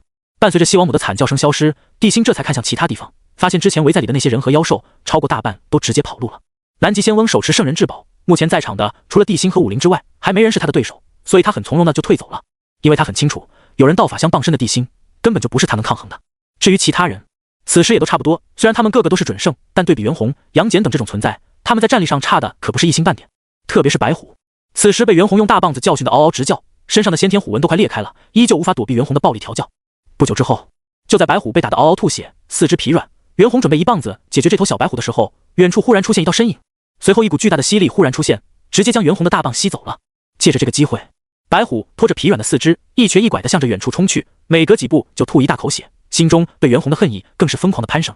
天蓬，当看到来人的时候，袁弘当时就怒了，自己本来要灭了这小白虎的，没想到这狗月的天蓬竟然坏自己的好事，将自己的人间大棒给收走了。想到这，袁弘眼珠子一红，身上妖气涌动间，恐怖的力量瞬间在他身上爆发，而后他那看似渺小的身躯直接膨胀了起来。就在这时，天蓬看了眼远处的人道法相，身形暴退间，一把抓住四肢发软还嗷嗷吐血的白虎，biu的一下向着远方冲了过去。今日贫道不想跟你们为敌，改日再战。说着，天蓬的身影眨眼间就消失不见了，速度之快，甚至不比袁弘的生化白光慢。不过袁弘要是追他的话，还是能追上的，因为他还要守护人皇，所以即便是自己的兵器被收走，袁弘也没有任何要追杀对方的冲动。小半天后，战斗基本上结束了，而前来围攻地心且死在这方湖泊附近的强者已经不在少数了。除了被囚的白莲童子被杀的黄衣女仙外，武林锤死了3个大罗，一名妖圣，金大生打死1尊大罗，重伤1尊大罗，杨戬和哮天犬联手灭了白虎麾下1尊妖圣，并斩杀了1名大罗。此时地心系统空间中的修为珠已经有了14万年的修为，他无法想象等自己炼化修为珠之后，他的实力会提升到什么地步。至于袁弘的一气水火棍，他也没有着急，他相信那件兵器肯定会回来的。不久后，此方区域除了地心等人之外已经没人了，对于袁弘地心也没有说什么，而是带着他们向着雪峰赶去。只是不久后，杨戬无声无息的离开，谁也不知道他去了什么地方。此时随着地心他们的前行，再也没有不长眼的人出来针对他了，也没人愿意去招惹一个可以催动人道法相的人皇，因为一旦被人道之力压制，等待他们的只有束手就擒这一条路了。至于蔡坤，一直在暗中关注这件事，直到事情落幕，他都表现得十分平静，好似根本没将这件事放在心上，反而将自己的注意力放在了白泽和白虎的身上。这时，之前质疑蔡坤抉择的那尊妖圣一脸钦佩地走了出来，妖王算无遗漏，恐怕谁也没想到，那人皇竟然可以施展人道法相，这次白泽和白虎麾下可谓是损失惨重啊。是啊，谁能想到白泽走了，他下面的那些妖圣竟然要跟人皇扳手腕，结果妖圣鬼车竟然死在了那女人手中。白泽虽然被推举为妖王，但那些上古妖庭妖圣的后人明显不听他的命令，所以这次是我们对付他们的好时机。还有那不知好歹的白虎，竟然被天庭的天蓬给带走了，现在还没回去，估计要被天蓬降服了。一个不知好歹的后起之妖，必然会跟那人族姬发一样，落得个天庭走狗的身份。呸！随着在场妖圣的表态，上座的蔡坤沉默了半晌后，这才淡淡的说到：古妖庭的那帮家伙不用理会，先对付白虎。是。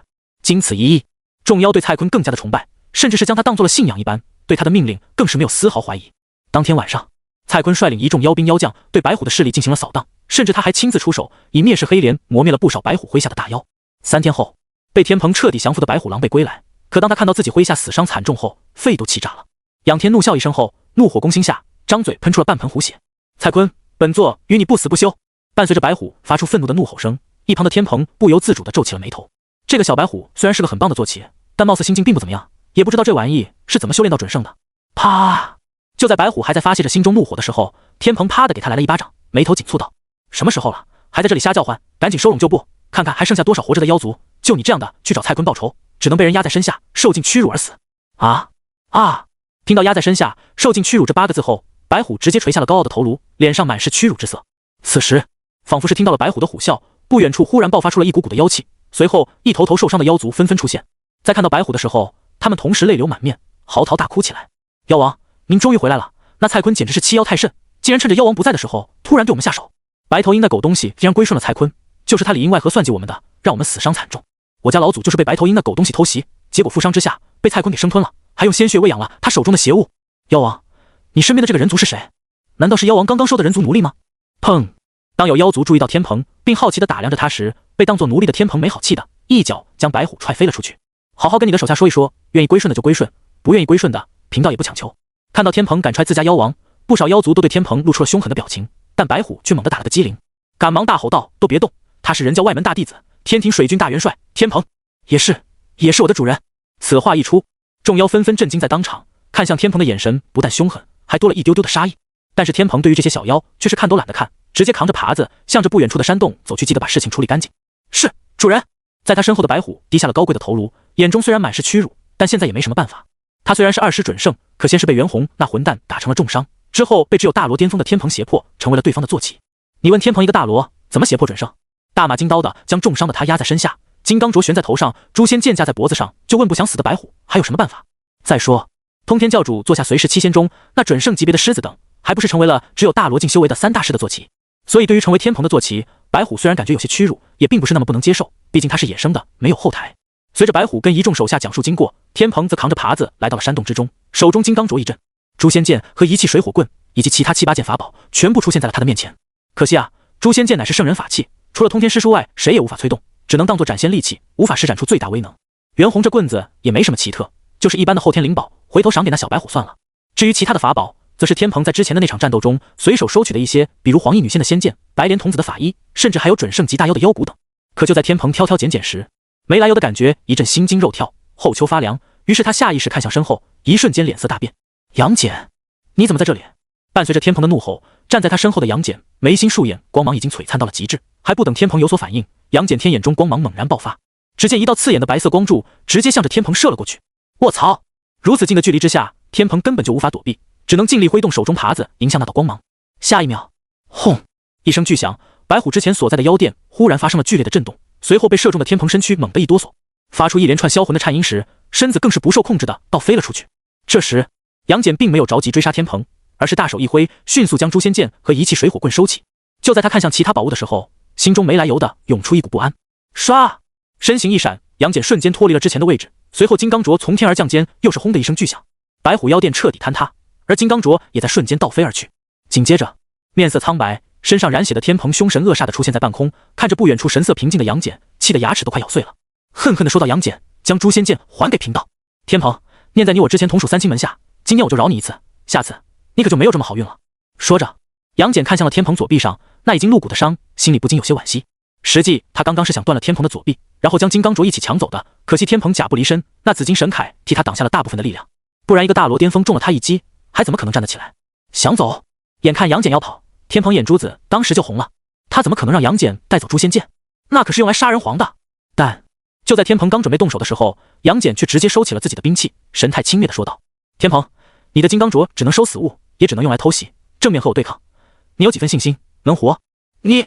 天蓬被杨戬的话说得心头发凉，因为他知道对方所言不虚，没了诛仙剑，他可以仗着法宝跟别的准圣，甚至是赵公明那种存在过上几招，唯有杨戬和袁弘这种异类不行。看到天蓬的样子，杨戬哈哈大笑间，身形迅速后退，而他身后的密林往两侧一摆，形成了一道空旷的山路，而杨戬的身影则消失在了所有人的面前。等他离开，白虎看着天蓬肩膀上那碎骨的伤，小心翼翼地问道：“主人，没事吧？区区致命伤，不足挂齿。”天蓬咬牙切齿地看着杨戬离开的方向，额头青筋暴起间，恨恨地说道：“杨戬，今日之辱，他日贫道一定会亲自讨回来。”人皇不负重托，将诛仙剑和一气水火棍带回来了，但并未抢到金刚镯。1日后，杨戬来到帝辛的面前，将手中2件兵器交给了帝辛，帝辛将诛仙剑收起，水火棍交给袁弘后，这才淡淡的笑道：“无妨。那天蓬有什么动静？”人皇，天蓬收服了那只白虎，而且日前另一尊妖王蔡坤叽里咕噜，事情的经过就是这样的。原来如此。帝辛点了点头，看向前方，感受着空气中弥漫的妖气，低声说道：“恐怕用不了多久，北域妖族就会出现最终的妖皇。现在孤担心的并非是妖皇的归属，而是雪峰中妖皇给妖族留下的宝物。如果真的是混沌中以及陆压背负的半数妖庭气运，恐怕未来妖皇出世，会对我人族会大不利。”闻言，一旁的袁弘面露凶相道：“人皇，不如劈开那雪峰，到时候就知道混沌中在不在里面了。”此时的袁弘十分的不爽，自从来到这北域之后，他不是在战斗，就是在战斗的路上，一刻都得不到停歇，现在整个人都是异常疲惫的。至于雪峰，他也去过，确实感受到了那里的不凡，甚至连他都无法靠近雪峰，所以他并不敢保证混沌中到底在不在雪峰内。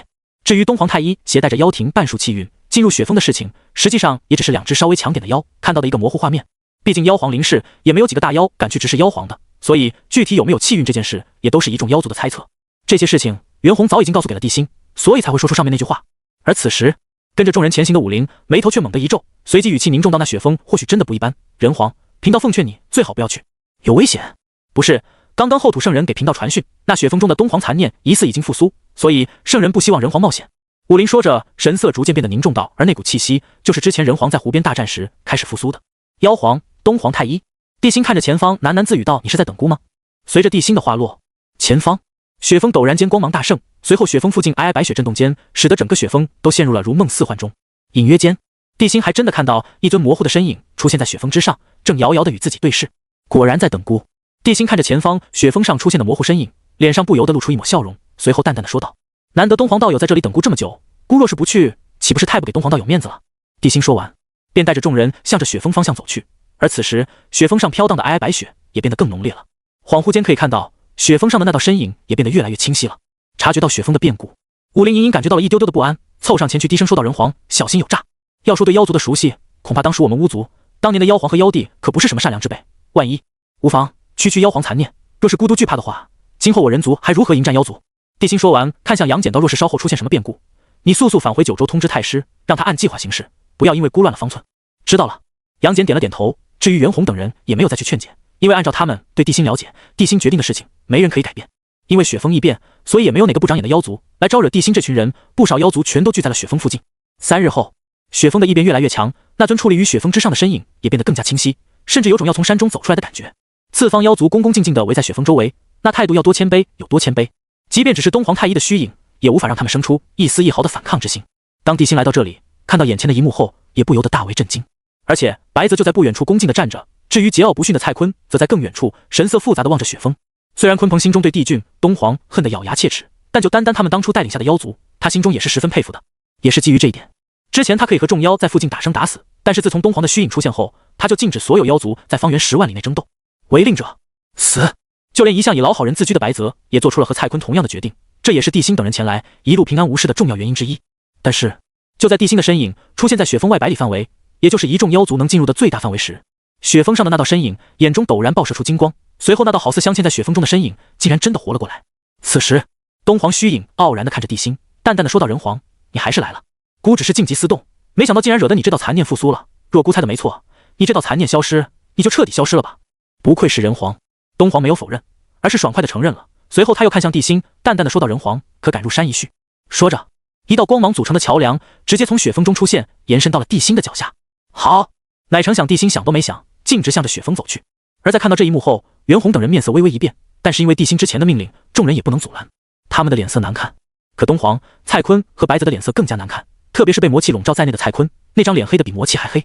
别人可能不知道这代表什么，但是他和白泽却清楚得很。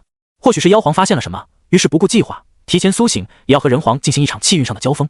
陨落的皇也是皇，皇与皇的争斗，现在蔡坤他们还没有资格参与。就在众妖陷入沉思时，地心已经进入了雪峰，而雪峰的光芒更是在瞬间暴涨10倍后，唰的一下，所有异象彻底内敛。紧接着，咚，一道带着割裂感的浩大钟声忽然在雪峰中传出，惊动了3界所有的强者。人族和妖族的气运之争开始了。本以为这人皇会一直龟缩在朝歌中，等待人族大一统后再和妖族对决，没想到他竟然这么快就忍不住了。西方魔族陆压提前出世，妖族这边想必用不了多久就会出现妖皇，龙族还不知道是什么态度，到时候人族3面受敌，岂不是更危险？人皇的主动出击，明显打乱了东皇的算计，使得他没找到新的传承者，便提前苏醒了。人皇好算计啊！此时此刻，3界中无数强者全都将目光落在了北域雪峰之上，同时议论纷纷了起来。但是那些圣人此时却一个个双目放光。东皇太一的布局出现了变数，人皇进入雪峰与他论道，无论谁胜谁负，东皇太一用混沌中自封的那点真灵必然会彻底烟消云散，妖族还得乱啊！若东皇胜利，人皇必定会遭受重创，即便他烟消云散了，也算是给3界做了点好事。可若是人皇胜，妖庭残余半数气运将会腰斩，混沌中将提前出世，此宝物也不再有妖皇烙印，而是有德者居之。混沌中，一众圣人低声难语，脸上更是洋溢着浓浓的喜色。而接引和准提四目相对间，两人的嘴角同时一歪，看向其他圣人，齐齐开口道：“诸位，此物与我西方教有缘，我西方教上缺一口，幸事大众。”哼！听到二人如此不要脸的话，即便是太上都不由得冷哼了一声，看向两人的眼神充满了不悦和冷意。混沌中，3大先天至宝之一，上来就跟你西方教有缘。被太上冷斥一顿之后，接引和准提也有些悻悻然，但他们并没有放手的决定，而是在。同样，无论是太上还是元始，也都在。元始虽然被锁住了，但他毕竟不像通天一样被红军盯着，即便滔天法力被压制，也有的是办法通知自己的门人。离恨天神色平静如水，双目宛若万年寒潭般的玄兜，背负一把长剑，手持一柄拂尘，就穿着那件简朴的道袍，缓步走出离恨天。混沌中，试问这样的宝物出世，谁人不眼红？西方教什么情况？贫道这就去。盯着多宝的阿弥陀佛直接蹦了起来，头也不回的向着北域的方向冲去，看得多宝是一脸懵逼。半日后，通过多方打探知晓事情经过的多宝，驾驭着7品半功德金莲，骂骂咧咧的冲向了北域。没办法，消息落后怨得了谁？谁让他身后没有圣人呢？北域正纠结着要不要离开北域，回归西岐的南极仙翁忽然得到了元始的命令，随后整个人都支棱起来了。东皇太一提前苏醒了，人皇和妖皇要进行气运之争，混沌中大概率会随时出世，成为无主至宝。南极仙翁听后顿时变得雄心万丈，本来纠结的他也不纠结了，而是迅速向着雪峰的方向赶去，甚至他身上的力量都发生了明显的躁动。同时，盘古幡在他身后若隐若现，很显然是元始天尊又放开了部分权限，因为3大先天至宝的混沌中值得他们这么做。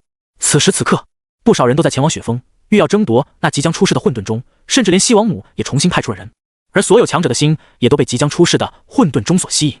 雪峰内部，地心来到了一片仙气飘飘、鸟语香的世界，天边有太古巨兽咆哮苍穹，虚空中不时飞过一尊尊气息恐怖的大妖，亦有通天妖族撕裂虚空，在时空裂缝中与不知名大妖争斗。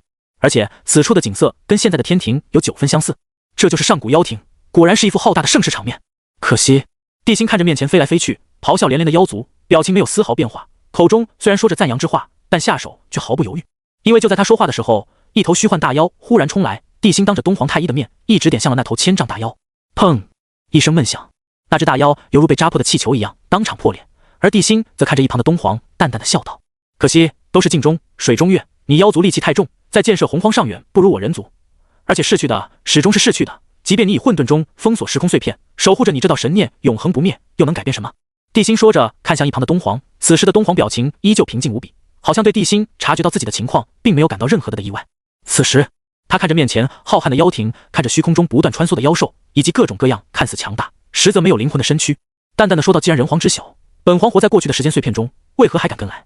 就在东皇太一的话刚刚落下，面前的一切画面瞬间定格，随后偌大的妖庭再度重复起刚刚的画面。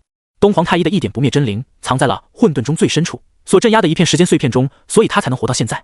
因为真正的他早就死在了无尽岁月后的那场旷世之战中，而他的一缕真灵藏在此处，自上古妖族覆灭之后，他就日复一日、年复一年的看着眼前的画面，无法修炼，无法与任何人交流，谁也无法想象东皇太一的这点真灵，在这满是枯寂和绝望的地方，是如何撑了这么长时间而没有疯掉的。但是今天地心懂了，他看着面容冷峻、霸气侧漏的东皇太一，他忽然大笑起来。若这次孤没有逆天成功，你当如何？继续等，因为大道终将显现，上古必会降临，这是天地的轮回，谁都无法阻止。东皇太一毫不客气地说道：若这个时代没有我妖族的舞台，那本皇就等到下一个时代。说着，他忽然看向地心，淡淡地说道：你人族三皇不也跟本皇做着同样的事，只是他们运气好，不曾生死道消。我人族有今日，绝对不是单凭运气。地心淡淡地反驳道，随后他打量着周围的环境，嘴角一歪道：妖庭很不错，就是戾气太重，你真该看看当今天庭。说着，地心缓缓地站起，淡淡地说道：不过想来你已经没机会了，那日后孤替你看一看。人皇，你的野心很大。东皇太一看着地心，察觉到了对方眼中的那抹霸道，神色凝重道：当今天庭可是道祖一手扶持而成的，你一人兼皇者，也敢逆天而行，孤的未来想必你是看不到了。地心看着面前虚幻的天庭，看着那个不久前被自己一指点破的大妖，脸上则露出了极其复杂的神色。说实话，你藏身在这里这么多年，孤本以为你跟孤是同样的人，想不到是孤高看你了。人皇，你什么意思啊？龙汉也好，巫妖也罢，甚至不久前我人族经历的封神，背后都是红军在算计。你虽然一心想着带领妖族崛起，但你也一直对红军心存敬畏。说着，地心看向一旁脸色有些难看的东皇太一，说道：你想在为妖族的崛起指一条明路，想要逆天而行，可是心中却又敬畏红军。东皇太一，既然你敬畏他，你如何战胜他？说完，地心也不理会一脸惨白的东皇，而是大步向着外面走去，边走边说道：你想跟孤进行气运之争，孤来了，但没想到你还是心怀敬畏的心态。东皇太一，当年你败得不冤。轰！地心的话犹如陨石般重重地砸在了东皇太一的心上。在这一刻，他终于明白了，上古时期身为妖皇的他如何没有察觉到红军的算计，可是他也有心要灭巫族，所以和帝君一番商议后，便决定借天地大势。巫族不信天地，所以对红军只有表面的尊敬，战天斗地，挑衅圣人毫不含糊，所以巫族出了一个地道圣人。而妖族想起当年女娲对天下妖族不闻不问的一幕，东皇太一的道心瞬间出现破绽，身体也变得虚幻无比。刚刚的那句话，试问心也是断道。他本来想让地心看看自己当年的妖庭是多么强大，然后给地心种下一个妖族不可敌的念头，哪成想地心竟然扯下了他面前的遮羞布，让他直面他多年都不敢深究的真相，使得他万古坚守瞬间成灰。噗！想到这里，东皇太一忽然吐出一口血，只是他现在吐出的并不是血，而是一口精气，就是因为这口精气使得他的身躯变得更加透明起来。但为了妖族，东皇太一还是看向地心，神色坚定道：人皇，即便你的意志坚若磐石又如何？这里是时间碎片，是混沌中的内部，你根本就走不出去。东皇太一，当初孤在露台走出之后，就已经注定三界之中无人可以拦住孤的脚步，只有孤不想，没有孤不能。地心停下脚步，扭头看向身后故作强势的东皇，古井无波的脸上闪过一抹复杂的神色。妖皇虽老，战意永存，同为皇。虽然东皇是失败者，但地心依旧很敬佩他，这也是他肯进入这里的原因。此时看着地心的眼神，东皇忽然愣住了，但随即他的眼神再度变得坚定，仿佛是下了某种决心，摇头说道：人族有你，真乃人族之幸，但是我今天还是不能放你走，一切为了妖族。随着东皇太一的话落，面前古妖庭的景象忽然剧烈的震动起来，平静的虚空中更是出现了一道道涟漪，乍眼看去就像是无数的水面相互交叠，然后同时出现震荡一样，甚至连虚空中的那些太古妖兽此时都被某种力量定格。而在这片偌大虚幻又真实的世界中，只有东皇太一和地心两个人能动，但是地心周身全都被各种涟漪笼罩，浓烈的死亡气息更是将地心笼罩在内。这时东皇太一看向地心，神色淡漠道：人皇，在有些地方本皇确实不如你，可你不要忘了，这里是混沌中的内部，是当初本皇本尊留下的一点时间碎片，混沌中可以镇压你身为人道之主的护身道则，时间碎片即便是准圣陷入其中都需要一定时间挣脱，要困住只有太乙境的你完全不是问题。东皇太一说着，脸上再度露出那种掌控全局的笑意，并一脸自信道：人皇，本皇只需再困你2年，到时候本皇培养出的妖皇一定放你离开，之后妖族的命运就由未来妖皇决定，本皇累了，现在只想休息。话音刚落，他便来到了地心面前道：人皇，本皇知道你有人道法相，也知道你手握人族至尊神器，但本皇想做的事情你阻止不了。咚！随着东皇的话落，外面忽然传来一道浑浊带着撕裂感的钟声，而东皇太一也没有露出任何的意外，仿佛已经知道了外面发生的事情。而此时地心斜睨一旁的东皇面无表情道：孤只是念在你为了妖族的崛起独守万古的坚持才肯进入此处，可是你太让孤失望了。东皇太一。轰隆！随着地心话落，他的身上忽然出现一道道紫金色的力量，光芒蔓延间，东皇太一直接被那股力量震得退后了数步，随即他面露骇然地看着地心，失声惊呼道：人皇，你孤说了，只有孤不想，没有孤不能，孤要出去，即便是完整的混沌中都困不住孤，何况你这已经残缺的混沌中。你怎么知道混沌中残缺了？东皇太一听后瞳孔猛地一缩，随即像是想到了什么，无奈苦笑一声道：本皇早就察觉到你身边的那个巫族的气息很熟悉，是他告诉你的吧？说着，东皇太一深吸一口气，双目中再度绽放璀璨神光间，冷冷地盯着地心道：“可即便这样，本皇还是要拦你一拦，你没机会了。”地心看都不看东皇太一，身上紫金色光芒绽放到极致，身躯膨胀的瞬间，周围那些激荡的时空之力，犹如被别人震碎的玻璃一样，寸寸崩裂。虚幻的妖庭更是犹如海市蜃楼般，在紫金色人皇气的照耀下，顷刻间化为点点光芒，迅速消散在虚空中。同时以地心为中心，一片如墨般的黑暗飞速向着四周蔓延而去。看到眼前这一幕，东皇太一顿时有种五雷轰顶的感觉，嗓子也变得干涩无比，一脸难以置信地看着地心，失声惊呼道：“你不过太一，怎么可能接触空间的玄妙？不可能，绝对不可能！孤的手段岂是你能理解的？”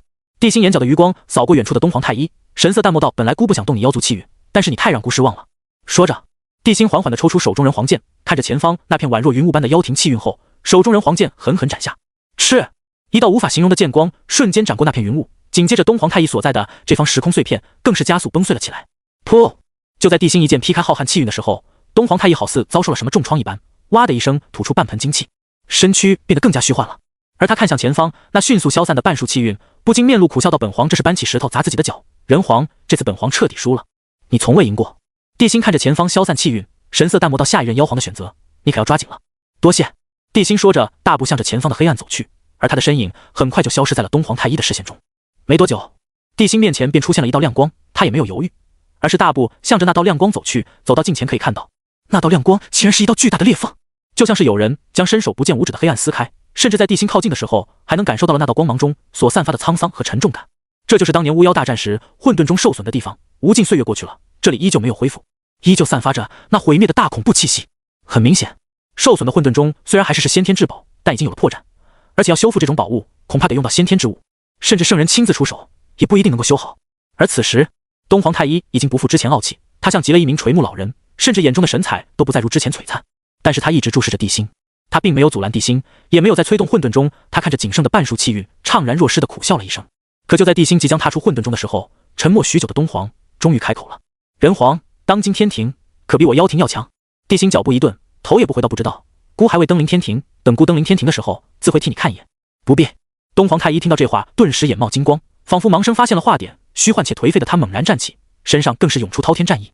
人皇，你我气运之争虽然是本皇败了，但本皇也明白了，你说的对，我妖族之所以失败，是因为心中敬畏红军，敬畏天道。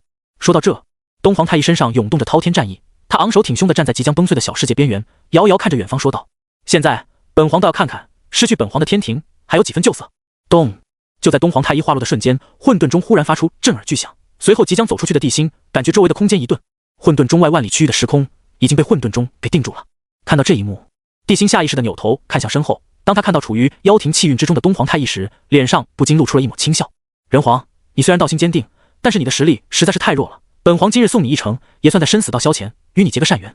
东皇太一的声音在地心耳边响起的时候，地心只是淡淡的点了点头，随后大步向着外面走去。此时因为被混沌中定住了周围时空，地心可以清晰地看到雪峰附近破败到了什么程度。这方圆数万里的山川土地都看不到任何的生气，大地被法力轰出一片片荒芜和深坑，到处都是法力激荡后呈现的死寂和毁灭，以及被鲜血浸泡到猩红的土地，还有空气那刺鼻的血腥味儿。不过这些对地心而言并没有丝毫的影响，因为混沌中定住了周围的虚空，在场的众多强者们虽然可以看见地心，但是却做不出任何的反应。混沌中虽然已经损毁，可毕竟是洪荒三大先天至宝之一，依然可以禁锢一方时空。就这样，在东皇太一的庇佑以及有意结下善缘的念头中，地心毫发无损的离开了这方满是错乱力量的区域。之后，地心扭头看向混沌中的方向，他发现东皇太一的残念吸收了那妖庭半数的气运之后，身躯竟然变得无比凝实，就好像拥有了肉身一样。此时，东皇太一看着地心，用睥睨天下的神色说道：“人皇，你说的对，我若一直敬畏上天，何谈让我妖族逆天？至于天庭，本皇会亲自去看，就不劳烦你人皇了。”哈哈哈！随着东皇太一的狂笑响起，混沌中瞬间悬在他的头顶之上，随后东皇太一直奔天庭而去。咚！带着一股割裂感的钟声响起，之前陷入被东皇太一定住的空间中的众人瞬间恢复自由。下一秒，轰轰轰，伴随着一道道攻击的落下，惊天动地的爆炸声接连响彻虚空。但是在这一连串的爆炸声中，却有一道声音极度洪亮：“孤代表人族恭送妖皇。”战场外，老态龙钟的白泽脸上露出了难得的笑容，面带恭敬道：“老臣白泽恭送妖皇。”另一边，蔡坤咬牙切齿地看着离开的东皇太一，内心深处更是发出了惊天咆哮：“帝俊，东皇太一，你们这两个混蛋，宁可带着至宝去死，宁可让他落在其他人手中，也不给贫道留下，还将妖庭气运耗尽，让你短暂恢复巅峰。我特么！”看着飞速化成小光点的东皇，蔡坤咬牙切齿地说道：“东皇太一，你个蠢货！”之后，蔡坤也微微低下头，打了个起手道：“东皇道友，走好。”说完，蔡坤内心感觉无比悲伤，又一个故人离开了。咻！就在蔡坤悲伤的瞬间，一点寒芒忽然从天而降，瞬间落在他的手中。当蔡坤看清手中的东西后，眼睛顿时瞪得巨大。妖帝帝俊的覆海裂天刀，今后的妖族就交给道友了。蔡坤的耳边响起东皇的声音时，东皇太一那狂妄肆意的声音忽然从天庭之中响起，传遍三界。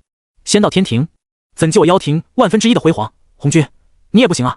说完，一道混沌光束忽然自天庭爆发，随后直奔天外而去。天道红军，可敢一战？找死！就在东皇太一的声音响彻三界之时，红军便已经有感，身处紫霄宫的他猛地睁开双眼，无尽杀机在紫霄宫内激荡。紫霄宫一角，通天教主似笑非笑地看着红军，静静地盘坐在那里，看得红军心中一阵火大。逆徒，此事你还想插手？圣人不可辱，东皇献祭妖庭气运，实力恢复巅峰，欲要挑衅道祖，此乃东皇的选择，这般因果，贫道可不想插手。通天大笑着看着红军道：“只是贫道想看看道祖你气急败坏的样子是什么样的。”哈哈哈！听到通天的话，红军的脸也变得更黑了。东皇太一昭告三界挑战自己，这就是当着三界的面将自己的脸摁在地上摩擦。他堂堂仙道道祖，不要面子的吗？虽然东皇太一的本意是要告诉洪荒妖族不要再盲目崇拜信奉自己，可这种做法让红军无法接受。你既然舍得将那妖庭气运献祭，让自己实力重回巅峰，为何就不能对那人皇出手？偏偏对自己这仙道道祖出手，这才是红军最生气的原因。就在这时，一股浩瀚的妖气出现在混沌世界，直奔紫霄宫而来。至于太上等人也都纷纷避退，不想也不能沾染这滔天因果。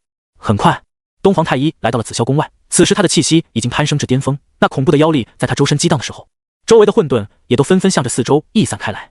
感受着那久违的力量，此时的东皇太一战意冲天，大声怒喝道：“红军，可敢一战？小小妖族残念也配在本座面前叫嚣？你若可以打开我紫霄宫的大门，本座便屈尊与你一战。”随着红军那冷冰冰的声音响起，东皇太一不禁仰天狂笑道：“好，本皇就如你所愿。”说着，东皇太一双目陡然爆发金光，悬在头顶的混沌中轻轻一颤间，紫霄宫周围的混沌刹那间翻涌起来，时间与空间的力量交织，错乱的法则之力在虚空之中相互碰撞，化为一道恐怖的力量，狠狠地冲向了紫霄宫的大门。轰！一声巨响，偌大的紫霄宫为之一震，就好像有太古凶兽撞击道宫，欲要将道宫掀翻一样。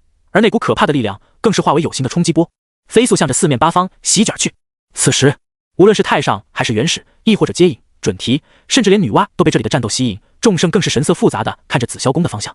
这东皇太一竟然真的敢对老师出手，那人皇给他灌了什么迷魂汤，竟然让他如此疯狂？有这种实力不对人皇出手，协助妖族一统洪荒，竟然来老师这里送死，这东皇是不是因为自封万载，脑子有些不清楚了？果然，当年即便后土生化轮回，共工身陨，仅有10名祖屋催动的多天神煞大阵，依旧对混沌中造成了伤害，可惜了这件至宝啊！不过他现在依旧能镇压气运，倒也不失为一件好事。接引贪婪地看着破损的混沌中，虽然嘴上说着可惜，但是他的手却不由自主地攥了一下。此物与我西方交有缘。当他心中出现这个念头的时候，好似心有灵犀般看向了一旁的准提，而准提也看了他一眼，四目相对间，两人已经达成了协议，稍后出手抢夺混沌中，增加西方交底蕴。三清去其二，女娲对争斗没兴趣，一会儿只要接引拦住太上，准提有一半的信心可以夺到混沌中。什么？红军？接引和准提很清楚，红军是看不上这破钟的。况且即便他看上，只要准提不要脸的抓住，再撒泼一下，东西也必将落在他们西方教手中。这计划完美。想到这里，接引和准提相视一笑，心神瞬间提升到了巅峰，只等东皇灰飞烟灭，他们就出手强保。咚！就在他们万念顿生的时候，一道钟声再度响彻天地，而紫霄宫外错乱的时空威力也变得更为强盛了。同时，混沌钟上各种图案光芒暴涨，一道道身影在混沌钟上浮现，好似一座浩大的世界即将显化一般。卧槽！准提见状瞳孔猛地一缩，无比心痛道：这东皇准备以钟撞门，不要啊，可别伤到贫道的宝贝。而此时，红军自然察觉到了东皇的想法，心中的压抑的怒火爆发间，宫内的杀意瞬间暴涨了数倍。同时，一道让人头皮发麻的声音顿时响彻天地：本座本想给你个体面，没想到你这孽畜竟然如此不知好歹，死来！说着，红军念头一动间，已经出现一丝缝隙的宫门忽然间大开，随后身上散发着恐怖气息的东皇顶着混沌中冲进了紫霄宫内。与此同时，一道浩大的声音响彻三界，响彻在所有妖族的识海之中：妖庭妖皇东皇太一，请道祖指点。咚！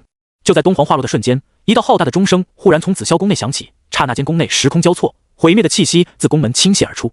但是，即便如此恐怖的攻击，甚至都无法靠近红军3丈范围，别说对红军造成影响了，即便是宫内的陈设都没有出现任何变动。至于红军，依旧盘坐在蒲团之上，周身星光闪烁间看不出什么异样，但混沌中造成的影响却在迅速减弱，甚至那受损的至宝上都浮现出了红军周身的点点星光，从而压下了混沌中上的异象。但东皇太一依旧一步步向着红军走去，可是他的身上却突然迸射出点点血，染红了他那一尘不染的白衣。而且随着他的前行，白衣上的血越来越多，仅仅前行了3步，东皇太一就变成了一个血人。同时，他的身躯也仿佛遭受到了莫名的攻击，法衣崩碎，血肉炸裂，化成点点虚无，消散在那恐怖的杀气风暴中。这时的东皇太一距离红军尚有20丈，即便他实力恢复到了巅峰，依旧连红军的身都进不了。而此时，紫霄宫外的接引准提已经准备动手了，可就在他们察觉到东皇太一的气息越来越弱时，一道豪放的声音忽然响彻天地，随即接引准提2人同时跳脚。东皇太一，你敢！东皇太一，你敢！当准提那凄惨的声音响起时，一道身影忽然出现在了他的身边，一把捂住了他的嘴。师弟，是爷！接引死死地捂着准提，看向紫霄宫的时候，眼皮都在跳。反倒是之前被皆似有意似无意地挡住的太上，脸上露出了一抹深邃的笑容。这时，东皇太一浩大的声音这才响彻天地。3大至宝，太极图落入太上圣人手中，盘古幡落入元始天尊手中，同为3清，通天圣人岂可弱于他人？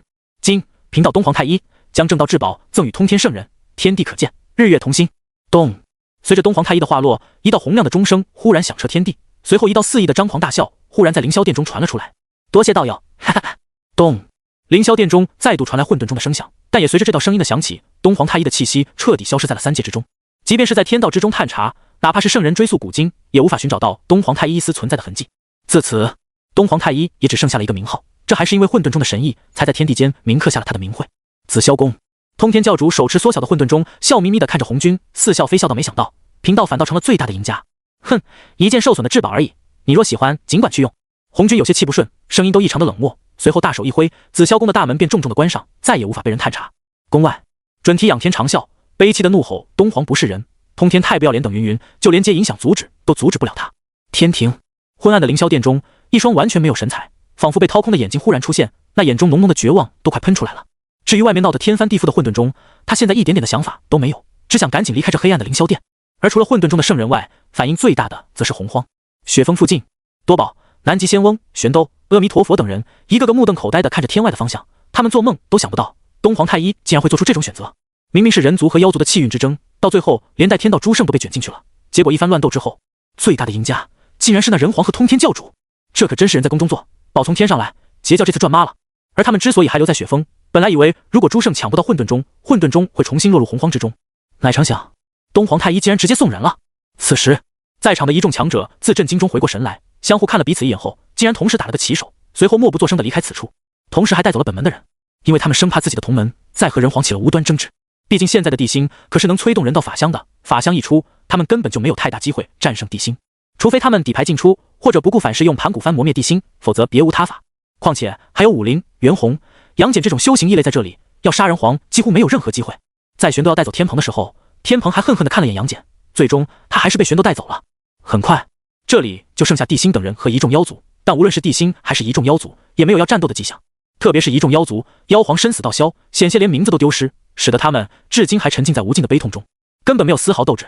这时，慈眉善目的白泽走了出来，打了个旗手道：“人皇，北行之事不如就到此为止。孤正有此意。”地心看了眼蔡坤以及白泽，用带着警告的语气说道：“九州是我人族的，我人族不惹事，也不怕事，孤希望等好自为之。”闻言，无论是蔡坤还是白泽，全都没有说话，神色平静地看着地心，但眼中却是浓浓的战意和不屈。直到地心等人的身影消失不见后，蔡坤这才重重地冷哼了一声：“哼，东皇太一自封这些年，脑子都不好使了。先是卖人皇一个情分，再让通天教主欠下一个情分，难道他就认定我妖族战胜不了人族，贫道无法成为洪荒唯一的皇？”说到这，他猛地看向白泽，身为上古妖庭10大妖圣中唯一一个活到现在的家伙，难道你就没什么话想说？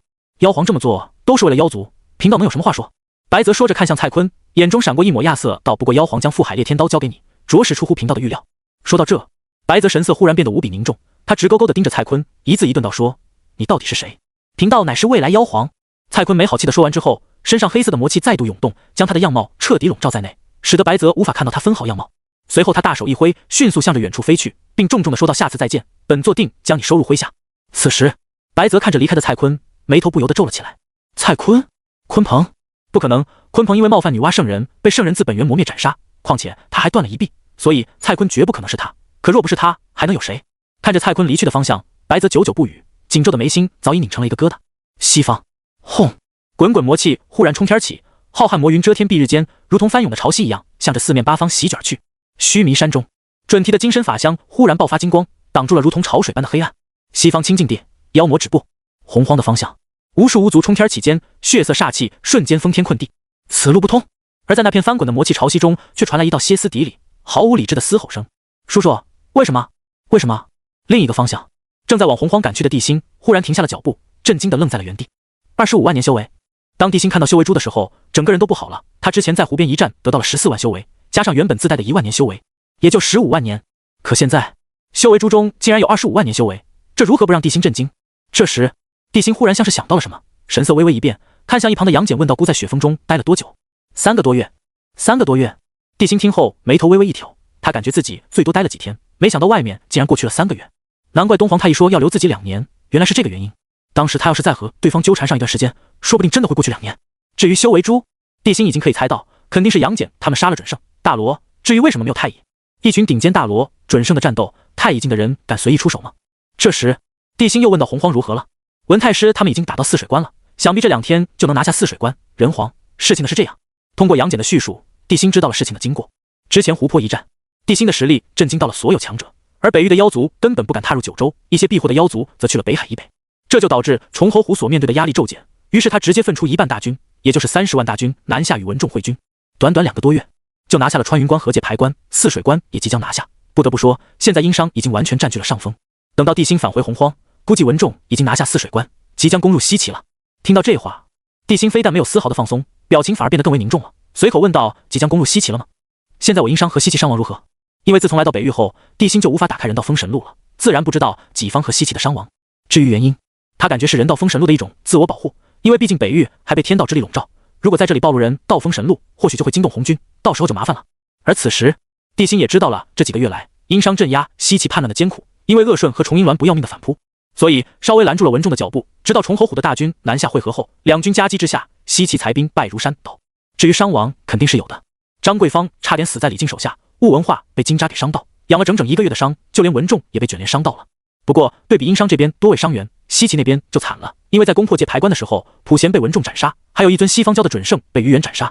不知道是西方蛟看到天庭颓势，还是因为魔族的原因，想要寻找，甚至连原西方蛟的准圣都来了不少，释教的强者更是多不胜数。所以在泗水关，文仲遭受了前所未有的阻力，仅仅泗水关就打了接近1个月。要知道，泗水关是之前的殷商防备西岐的，所以在听到这个消息后，地心的眉头直接拧成了疙瘩，略带疑惑到这么长时间还没攻破泗水关，难道又出现了什么变故不成？这个消息是5天前的消息，至于现在我不知道，因为这几天我等一直和那些准圣交手，阻止他们抢夺混沌钟。闻言，地心淡淡的点了点头，随后众人快速向着洪荒赶去。此行，地心抢到混沌钟的目的虽然没有达到，但好歹混沌钟也没有落到任何一个妖族手中，特别是蔡坤，而且妖庭的半数气运彻底葬送，也算是断了妖族的一条路，这对人族而言也是一件天大好事，最起码可以收拢80%以上的力量，一同对付西岐叛军了。攻入西岐的时候，袁弘、杨戬这2个修仙异类是万万不能少的，毕竟那里可是天道之力最为浓郁的地方。现在的西岐和天庭就相当于桥梁的2头地基，也只有这样才能牵引浩瀚天道之力于人间敕封天道诸神。所以对付西岐的时候，地心也要去前线亲自镇守人道之力。至于武陵，早在他们一行人从雪峰离开，地心等人前往洪荒的时候，他就独自离开，前去西方支援巫族了。有地书引路，他也不至于在洪荒上迷路了。泗水关，轰！高耸的城墙瞬间被轰塌，尘土飞扬间，3头6臂的鹰蛟拎着方天画戟，大步走进了泗水关中。身上那紫金色的人黄气涌动间，犹如铠甲一样，散发着摄人心魄的力量。即便是卷帘、毗如仙等人都不想直面对鹰蛟。而此时，鹰蛟大力轰破泗水关城墙，如同战神般踏入城中，身上缭绕的那股杀意更是让姬发、李靖等人眼皮狂跳不止。这是怎么回事？这鹰蛟疯了不成？难道他真想跟我西岐鱼死网破？不知道是怎么回事，但我望你放心，有墨将在这里，绝对不会让人伤你一根汗毛。好，姬发赞赏似的看了眼李靖，这几个月李靖可没少救驾，现在已经是姬发胯下的肱骨之臣了。但就在姬发的话刚刚说完时，李靖眼睛一瞪，腰马合一间，上半身猛地一拧，粗壮的右臂直接往后一扫。武王小心！咻！就在李靖话落的瞬间，一只闪烁着寒光的箭矢忽然从天而降，擦着李靖的脸就飞过去了。若不是他反应快，刚刚这一箭肯定会射中姬发。看着远处放下弓的鹰蛟，李靖挑衅似的说道：“哼，有本将军在，你们谁也别想伤害武王一根汗毛。”说着，李靖缓缓转过身来，可当他看到空荡荡的身后时，神色陡然一变，大惊失色道：“武王呢？武王人呢？”惊慌之下的李靖着急寻找姬发，一步踏出间，直接踩在了一团软绵绵上，随后一道杀猪般的惨叫声在他脚下响起。哎呦！李靖下意识低头一看，赫然发现一脸苍白的姬发正捂着左腰躺在地上哼哼着，同时用杀人的眼神怒视着他。武王，你怎么样？看到姬发的样子之后，李靖整个人都麻了，自己就守在他身边，谁有这么大的能耐，在不惊动自己的前提下，能伤到武王。心中生出这个念头，李靖赶忙将姬发给扶了起来。虽然不明所以，但是姬发那几遇刀人的眼神，还是看得李靖有些头皮发麻。这种感觉他很熟悉。牧野大败一直到退守潼关的时候，姬发都是用这种眼神看姜子牙的。哼！姬发重重的冷哼了一声，随后一把将李靖扒拉到一旁，盯着远处的殷郊，冷冷的说道：“一个殷商太子，竟然就把你们给吓成这样了，简直丢我西岐的脸！”说着，姬发眼中凶光一闪间，身上那股传承自天道的力量也在瞬间爆发而出，甚至都给周围的众多天道修士带来了巨大压力。可是殷郊身上护身人黄气涌动间，即便是相隔距离十分遥远，也都给人带来极度沉重压迫。所以，即便姬发动怒，也没有任何一个天道修士前去冒险对付殷郊。一群废物！姬发见状不由怒喝，随后一脚将李靖从战车上踹了下去，怒声呵斥道：“你去挡住那殷郊，记住，无论如何都不能让他在我泗水关乱来。”啊！李靖听后头皮都麻了，他震惊地看着上方的姬发，眸子中更是闪动着深深的恐惧和不解。让他去拦住殷郊，这不是让他去送死吗？刚才还夸赞自己，现在就让自己送死？这……就在李靖进退两难的时候，毗卢仙的身影忽然从远处出现，他紧张地看着姬发道：“武王，不好了，那人黄从北域回来了。”什么？姬发一听差点蹦起来，而他的脸也在瞬间变白，整个人都不好了。纣王去了北域，你不是说有一群人去劫杀他了？那他怎么还能活着回来？说着，姬发双目瞬间充血，一把抓住毗卢仙的衣领，凶神恶煞地问道：“你不是说最少有7、8个，甚至10几个准圣去劫杀那纣王吗？啊，纣王一个凡人还能回来？你们这些修仙的人都是废物吗？这么多人，连一个凡人都杀不死，你们这些年的修炼都修到狗身上吗？”看着近在咫尺，张着倾盆大口不断对着自己喷的姬发，毗卢仙下意识地擦了擦脸上的口水。呸！真臭！在心中暗骂了几句之后，毗卢仙等着姬发身上的天道威压减弱之后，这才张开嘴准备解释。可就在这时，轰一声，巨响忽然在泗水关上空出现，随后驾驭着雷电的文仲伴随着如瀑般的雷暴从天而降，随后他那充满霸气和狂暴的声音忽然在泗水关上空响起：“大王的手段，其实你们这群人可以揣测的。一群不知死活的叛军也想算计大王，做梦！”说完，文仲身上杀意涌动间，雷部24天军几乎在同一时间出现在文仲身边，而笼罩天地的雷电之力陡然暴涨，好像要将整个泗水关淹没一样。哼，小小雷神也敢在贫道面前撒野，不知死活！就在这时，伴随着一道怒喝声响起，只见一名身高10余丈的巨人忽然出现，他撑开手中的那柄黄金大伞，随后一层金色的结界出现在泗水关之上，直接挡住了漫天雷电。随后，这名巨人盯着文仲，杀气腾腾到小小雷神，窃天之力却不尽上天，不知死活！今天贫道定要你好看！他的声音十分厚重，即便漫天惊雷炸响，无论你是在泗水关的哪个角落，也能清晰的听清。但是泗水关中的无数人却没有受到丝毫影响，只觉得声音震耳。可是关外那些即将冲进泗水关的商郡以及天上的雷部24真军，却好似在同时遭受了莫名重创一样，笼罩天地的雷电威力顷刻间减弱一半。紧接着，那道身影纵身而起，如同炮弹般向着天上的身影冲去。至于那把金色的雨伞，则被他留在了泗水关中。又是你们这群西方教的人来我洪荒乱我人族，今天老夫就让你们付出惨重代价！伴随着文仲的一声怒吼，他纵身冲向了那名浑身金光闪闪的巨人，身上雷光闪动间，巨大的雷剑已经凝聚成型，并狠狠地向着对方斩去。多少次了？你这种攻击根本就伤不到贫道，没有诛仙4剑，你还能有什么本事？看到文仲没有动用绝仙剑等，这名来自西方教的强者面对那浩瀚雷电丝毫不触，径直冲进了滚滚雷暴中。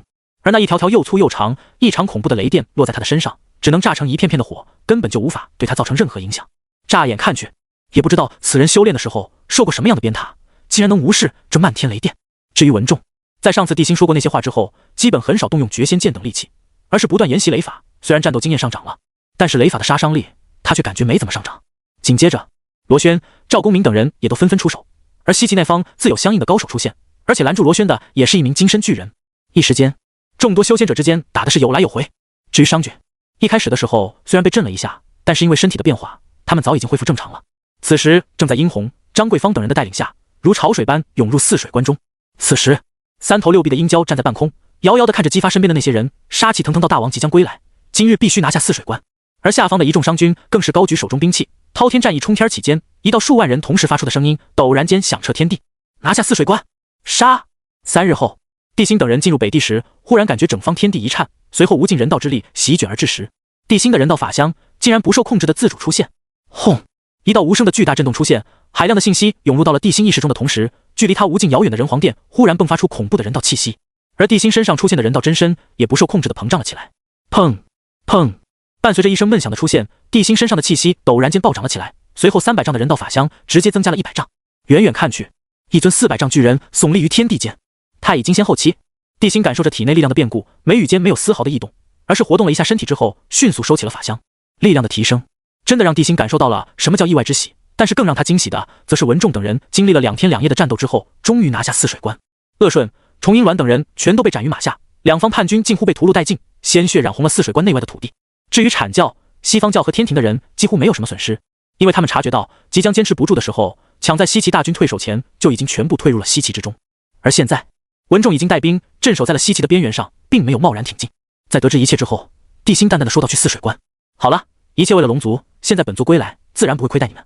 如果多宝归于西方教，有2位圣人镇压须弥、神逆和罗侯，或许还会费点功夫。多宝欲以是教代替西方教，而他又未成圣，如何夺得过2位老祖级人物？”祖龙说着，老脸瞬间冷了下去，随即看向洪荒的方向，说道：“本来万龙大阵足以让你们4个蜕变成9爪紫金神龙，都是那该死的旱魃。你在盯着人皇的时候，别忘了继续寻找旱魃的藏身地。”东海龙王察觉到这股力量后，赶忙行礼到后背小龙叩见老祖。祖龙闻言有些吃惊，好像比殷商攻破西岐还要让他吃惊一样。不久前，小龙得到消息，据说是西方教的人想在西岐内站稳脚跟，并于西岐设立道场，好像随时都会进行道场大迁徙，都是老祖的功劳。若无老祖，小龙最多能到。西方教须弥山先是神逆的道场，后被罗侯占据，因果在这里，那多宝必然不是他们的对手。东海龙王听后神色凝重道：“老祖，之前3地传来消息，现在魔族势力提升得很快，甚至在不久前，连准提圣人的金身法相都被撼动了好几次。”嗡！实力已经准圣境的东海龙王面前忽然出现了一道力量波动，随后一道虚幻的影子出现在他的面前。回老祖！祖龙略显无奈地叹了口气，之后又继续问道：“浩劫降临，看不透啊！现在洪荒上的局势如何？那天庭扶持的傀儡如何了？对了，他若问你在哪里知道的，你就告诉他，这是我龙族中的记载。毕竟当初火乱人间的时候，我龙族也曾出过力，镇压过他。”是老祖。祖龙又看向东海龙王，眼中闪过一抹赞赏之色：“你们也很不错，都踏入了准圣境。”东海龙王缓缓垂下头道：“老祖，大约4个月前，旱魃出现在北域，他被人皇生擒，封印在徐州鼎中。后来虽然逃脱了，但听说他的一道魂被困在了徐州鼎中。”听到东海龙王的话，祖龙的眉头不由得皱成了一个疙瘩，自言自语道：“难道是因为陆压带领的那些魔族？”听到东海龙王的话，祖龙渐渐的明白了什么，凝重的表情也恢复了平静。好像是这样。东海龙王将这半年洪荒上发生的事情一五一十的告诉给了祖龙，而祖龙听后眉心却拧成了一个疙瘩。就在地心回归洪荒，各方势力大佬也都纷纷返回道场时，什么？你说3个月前西方教派出了大量高手进入西岐，是西方教不是释教？哦，此时说这句话的时候，东海龙王的神色是无比凝重的。没有去过西方的人根本无法理解现在的魔族有多么恐怖，而西方教的人，包括释教的人，已经渐渐感觉不知了。所以在3个月前，接引和准提就已经开始着手安排，这也是西方教大力扶持西岐的原因。他们要占据半数西岐，重新建立道场，并且也可以使得西方释教光明正大的进入洪荒中传道。西方释教暂时不用理会，等本座彻底蜕变完成，哪怕拥有巅峰时期的70%实力，被神逆和罗侯所影响的陆压，本座翻手便可镇压。是老祖。东海老祖，现在西岐中的仙道强者，西方教就占据了6、7成，而且这次泗水关一战，小龙得到消息，好像各方势力压根就没想过要将商郡居在泗水关外，反倒都有些迫不及待要退入到西岐的领地之中。果然不出本座所料，人皇赶去北域，必然有着保命的底牌，而且还被他发现了徐州鼎，难道何该人族继续为天地主角？祖龙听后眼中金光一闪，随后咧嘴大笑道：“想不到机缘巧合下，这人皇竟然除掉了一个潜在大敌。之前旱魃被人皇所伤，他必然会寻找自己的肉身，若被他寻到身灵合一的方法，使得古神吼再度重现世间，即便本座恢复巅峰也不好对付。稍后你找个时间告诉人皇，古神吼不死不灭，可他的3魂若是合一，就可以重新与肉身融合，到时吼若出现，洪荒必会出现的动乱。你们只需盯紧人皇，现在妖族至宝混沌中落入通天圣人手中，至宝镇压气运，使得截教又截取了一线生机，无论是截教之人还是殷商，都会得到好处。你近期盯紧点他们。”东海龙王一脸谦卑道：“是老祖。”一炷香后，当祖龙安排完所有的事情，便直接化成一道流光消失不见了。因为接下来的一段时间，他要潜心蜕变，一旦成功，他不但可以恢复原本的天赋，还可以恢复到巅峰时期的一半，并重新掌握力之大道。到时候圆满归来，正道有望。当祖龙的身影消失后，他那带着些许激动和霸道的喃喃声在东海龙王的耳边回荡：“待本座龟子巅峰归来，洪荒霸主只能是我龙族，恭送老祖。”当祖龙的身影消失之后，东海龙王心里都快乐开了，甚至他的嘴角都咧到了后耳根。得马上告诉3个弟弟，当今洪荒诡谲多变，一定要提前布局，要是再拖了老祖后腿儿，我等可就万死难辞其咎了。随着东海龙王的命令传下，4海龙族彻底活动了起来，甚至想从西海搬家的西海龙族也放弃了搬家的打算。龙命是小，争霸是大。在这即将展开的各方争霸的圈子中，每一个种族都在齐心协力，想要一鸣惊世。唯有人族还在内乱，妖族还在内斗。西岐果然是天道眷顾之地，这里的天道法则之浓郁，简直堪比天庭，对我等的修行大有裨益。不错，这里可要比我们那里强多了。不过话说回来，当今西岐天道之力笼罩，大人皇恐怕不敢进入啊。不好说，九州毕竟是洪荒的中心，也是自3皇便定下的人间界，或许那人皇真的有办法，也不一定。他有什么办法？除非用时间磨。但是现在北域妖皇将出，西方魔族即将现世，龙族更有争霸之心，不等他拿下西岐，洪荒各族就出事了。到时候由我等镇守西岐，所有压力都将落在人皇身上。此时，玄都从未出过手，即便是北域大战的时候，他也不曾真正的出过手，但却十分轻松的挡下过袁弘和杨戬的攻击。大道50，天眼40有9，遁去的一则为变数。他竟然得到了圣人的传音。准提刚才告诉他，玄都说的办法确实是唯一的办法，但是现在天机紊乱，即便是圣人都没有看到这件事。此时，对于帝辛敢不敢进入西岐，众人也是众说纷纭，但为首的玄都、南极仙翁、菩提、多宝等人却都始终沉默不语。听着各方强者的开口，特别是在人皇敢不敢踏入西岐这件事上争论的众人，玄都则是面无表情地站了起来。众人闻言顿时大惊失色，就连多宝和菩提也都是面色大变。这些事他们压根就不知道，可是这玄都是怎么知道的？圣人透露的。就在此时，一旁的赵公明苦笑道：贫道等人虽然修天道，但现在已经成为天道异类，被天道不容。贫道等人若是硬闯，实力上不如一介凡人。莫人对他出手，他也不会主动对别人出手。但是从三焦鼎立之初到现在，从未有人敢小觑过玄都。泗水关，当帝辛来到了这里的时候，此处早已经被收拾干净，只是空中还有着浓浓的血腥味。我等拜见大王。随即试探性地问道：莫非玄都道友有什么不同的见解？贫道见过人皇。人皇，此处天道之力之浓烈，已经不次于圣人道场，而且他已经容不下贫道等人了。玄都当众说出这些话来是几个意思？就不怕消息传入人皇耳中？西岐中，各方大佬汇聚一堂，感受着虚空中弥漫的天道伟力，特别是西方教的人，此时更是激动不已。若是能将西岐化为西方教道场，他们西方教必然会在洪荒大兴，甚至在和武林对峙2天半后，武林便无声地退走了。听到赵公明的话，帝辛一阵无语。帝辛，数天前的北域之战，至于原因，准提也察觉到了，那是因为玄都进入洪荒，只身入劫，虽然因为某些原因没有沾染浩劫因果，但却也看到了，所以这并不是太上给他透露的，而是他自己看到的。死！菩提好像听到了什么消息，脸色微微一变间，看向玄都的眼神更是充满了骇然和惊悚。因为就在刚刚，所以即便成为教主级的多宝，面对玄都时除了敬畏还是敬畏。身为圣人恶师的菩提，脸上更是浮现出一抹凝重。得到圣人传讯，菩提看向玄都的眼神就好像看到鬼一样，额头上更是冒出了一层冷汗。这玄都的实力恐怖如斯啊！人道之力已经笼罩了大半的九州，但西岐依旧笼罩在浩瀚天道之力中，甚至现在帝辛都能看到，西岐已经被刺眼的金光所笼罩，金光冲天起，上达天听。察觉到这一幕，帝辛不禁冷笑道：真是好浓烈的天道之力，诸位辛苦。但相比较对玄都的震惊，菩提更震惊的是，玉皇九鼎中的一尊鼎，竟然就在他们西方教的道场之中。准提让他择日返回西方教，无论如何都要守住那尊鼎。只要拖到魔族出世，只要九州不曾统一，到时候人皇就没时间理会西岐了，他们也可以趁机在西岐设立道场，不断西岐天道之力。恐怕我等再也无法为人皇出力了，即便是文众道友都一样。因为现在西方太过贫瘠，魔族必然眼红神州的肥沃土壤，从而大举进攻九州，而他们只要守住西岐，坐山观虎斗即可。知晓了圣人的计划，菩提神态上没有丝毫异动，只是在看向玄都的时候，眸子中多了一丝深沉和凝重。要不是玄都亲口所说破了天机，连他都不一定能注意到。在场众人纷纷闭嘴，即便是南极仙翁和多宝也都看向了玄都，看向了这个三教大师兄。昨日于元道友想前去打探消息，结果一入西岐便被深埋在了地下，还是太子殷郊冒险将他挖了出来，才使得于元道友免于被活埋地下。众人虽然败退，但他们并没有着急离开，而是齐聚西岐，即便是玄都也是如此。玄都面无表情，双目空灵，却璀璨如星辰，看着众人淡淡的说道：除非人皇能找齐玉皇九鼎，借上古三皇五帝之因果，重新定鼎九州，便可以斩断此处的天人之路。一瞬间，倒不是玄都想插手这些因果，而是太上给了他另外的任务，他现在还不能离开。什么？帝辛看着依旧有着斑斑血迹的泗水关，平静的目光逐渐看向了西岐的方向。这感觉怎么跟当初人道复苏、朝歌保卫战的时候，天道修士进入朝歌范围一样？看着笼罩在西岐上空的天道之力，帝辛隐隐感觉到，即便是自己再度催动识海中的那道斧芒，也无法将之斩断。即便能斩断这道泽之力，恐怕西岐也要完蛋了。就在这时，丁简测到宿主陷入艰难抉择，宿主选择如下。丁简测到宿主陷入艰难抉择，宿主选择如下：选择一九州是我人族的，收集玉皇九鼎，借九鼎因果沟通上古三皇五帝，斩断西岐与天庭的联系，收复我人族九州河山。选择奖励九鼎路。选择二天庭和西岐之间已经取得了紧密的联系，已经成为三界的小天庭，根本就无法斩断西岐的天道之力，放弃吧，舍弃西岐，发展殷商国力，以应对日后的大劫。选择奖励万山印。看到忽然诈尸的系统后，帝辛的表情微微一顿，想起被收入人道法相中的徐州鼎，眉宇间不由得闪过一抹冷意。孤选一。当帝辛做出选择之后，系统空间中忽然出现一卷神秘兽皮。当帝辛取出兽皮，看到上面的记载后，内心波澜顿起。而九鼎录中只有9页，每一页都详细的记载着一尊玉皇鼎。可是它真正的作用却不是单纯的让人知道九鼎的所有信息，而是可以指引别人找到鼎。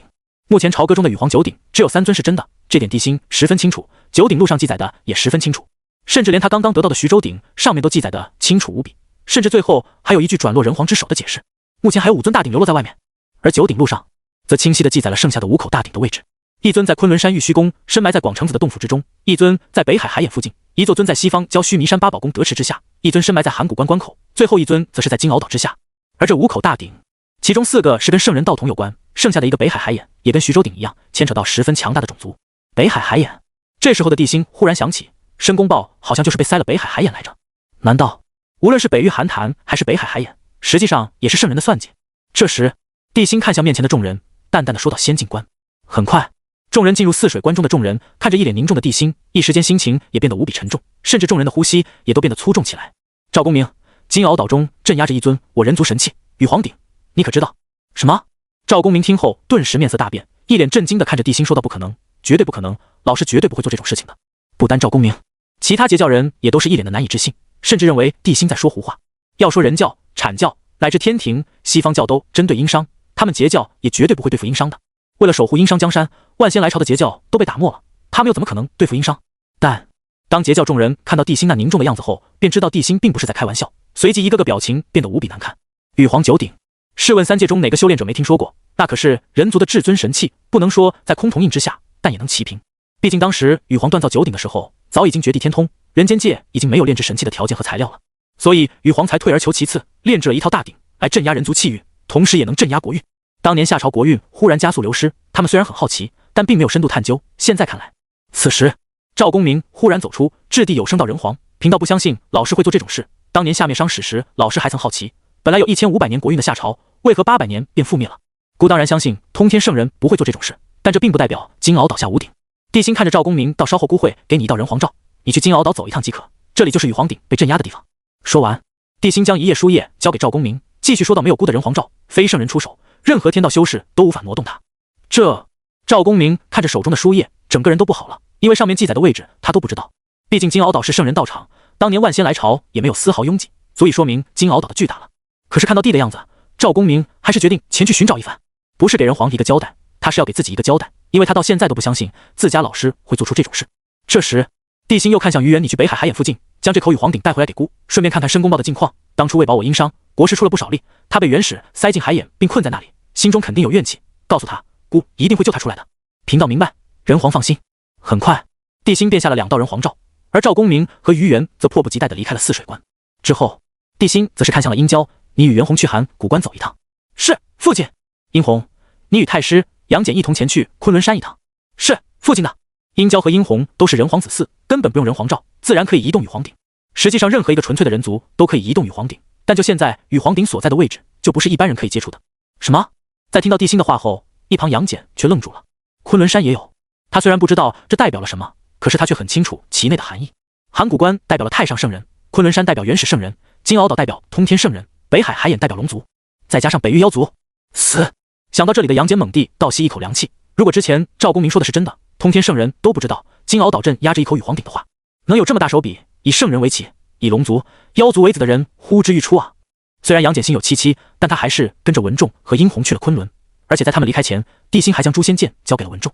等众人离开后，地心透过西岐看向了西方郊的方向，最终回到了关内，掏出了那颗修为珠。但就在他准备炼化修为珠的时候，忽然想起了一件很重要的事，眼中陡然间闪过一抹杀意。白莲童子，地心念头一动，徐州鼎瞬间出现在了他的面前，而被困在鼎中的白莲童子此时正怨毒地看着地心。人皇要杀要剐悉听尊便，但是你给我记住，等贫道归来之后，就是你的死期。聒噪！地心并没有理会白莲童子的威胁，而是大手一挥，徐州鼎上光芒四射间，一道道紫金色的人皇气伴随着浩瀚山河的虚影，瞬间将白莲童子镇压在下。砰！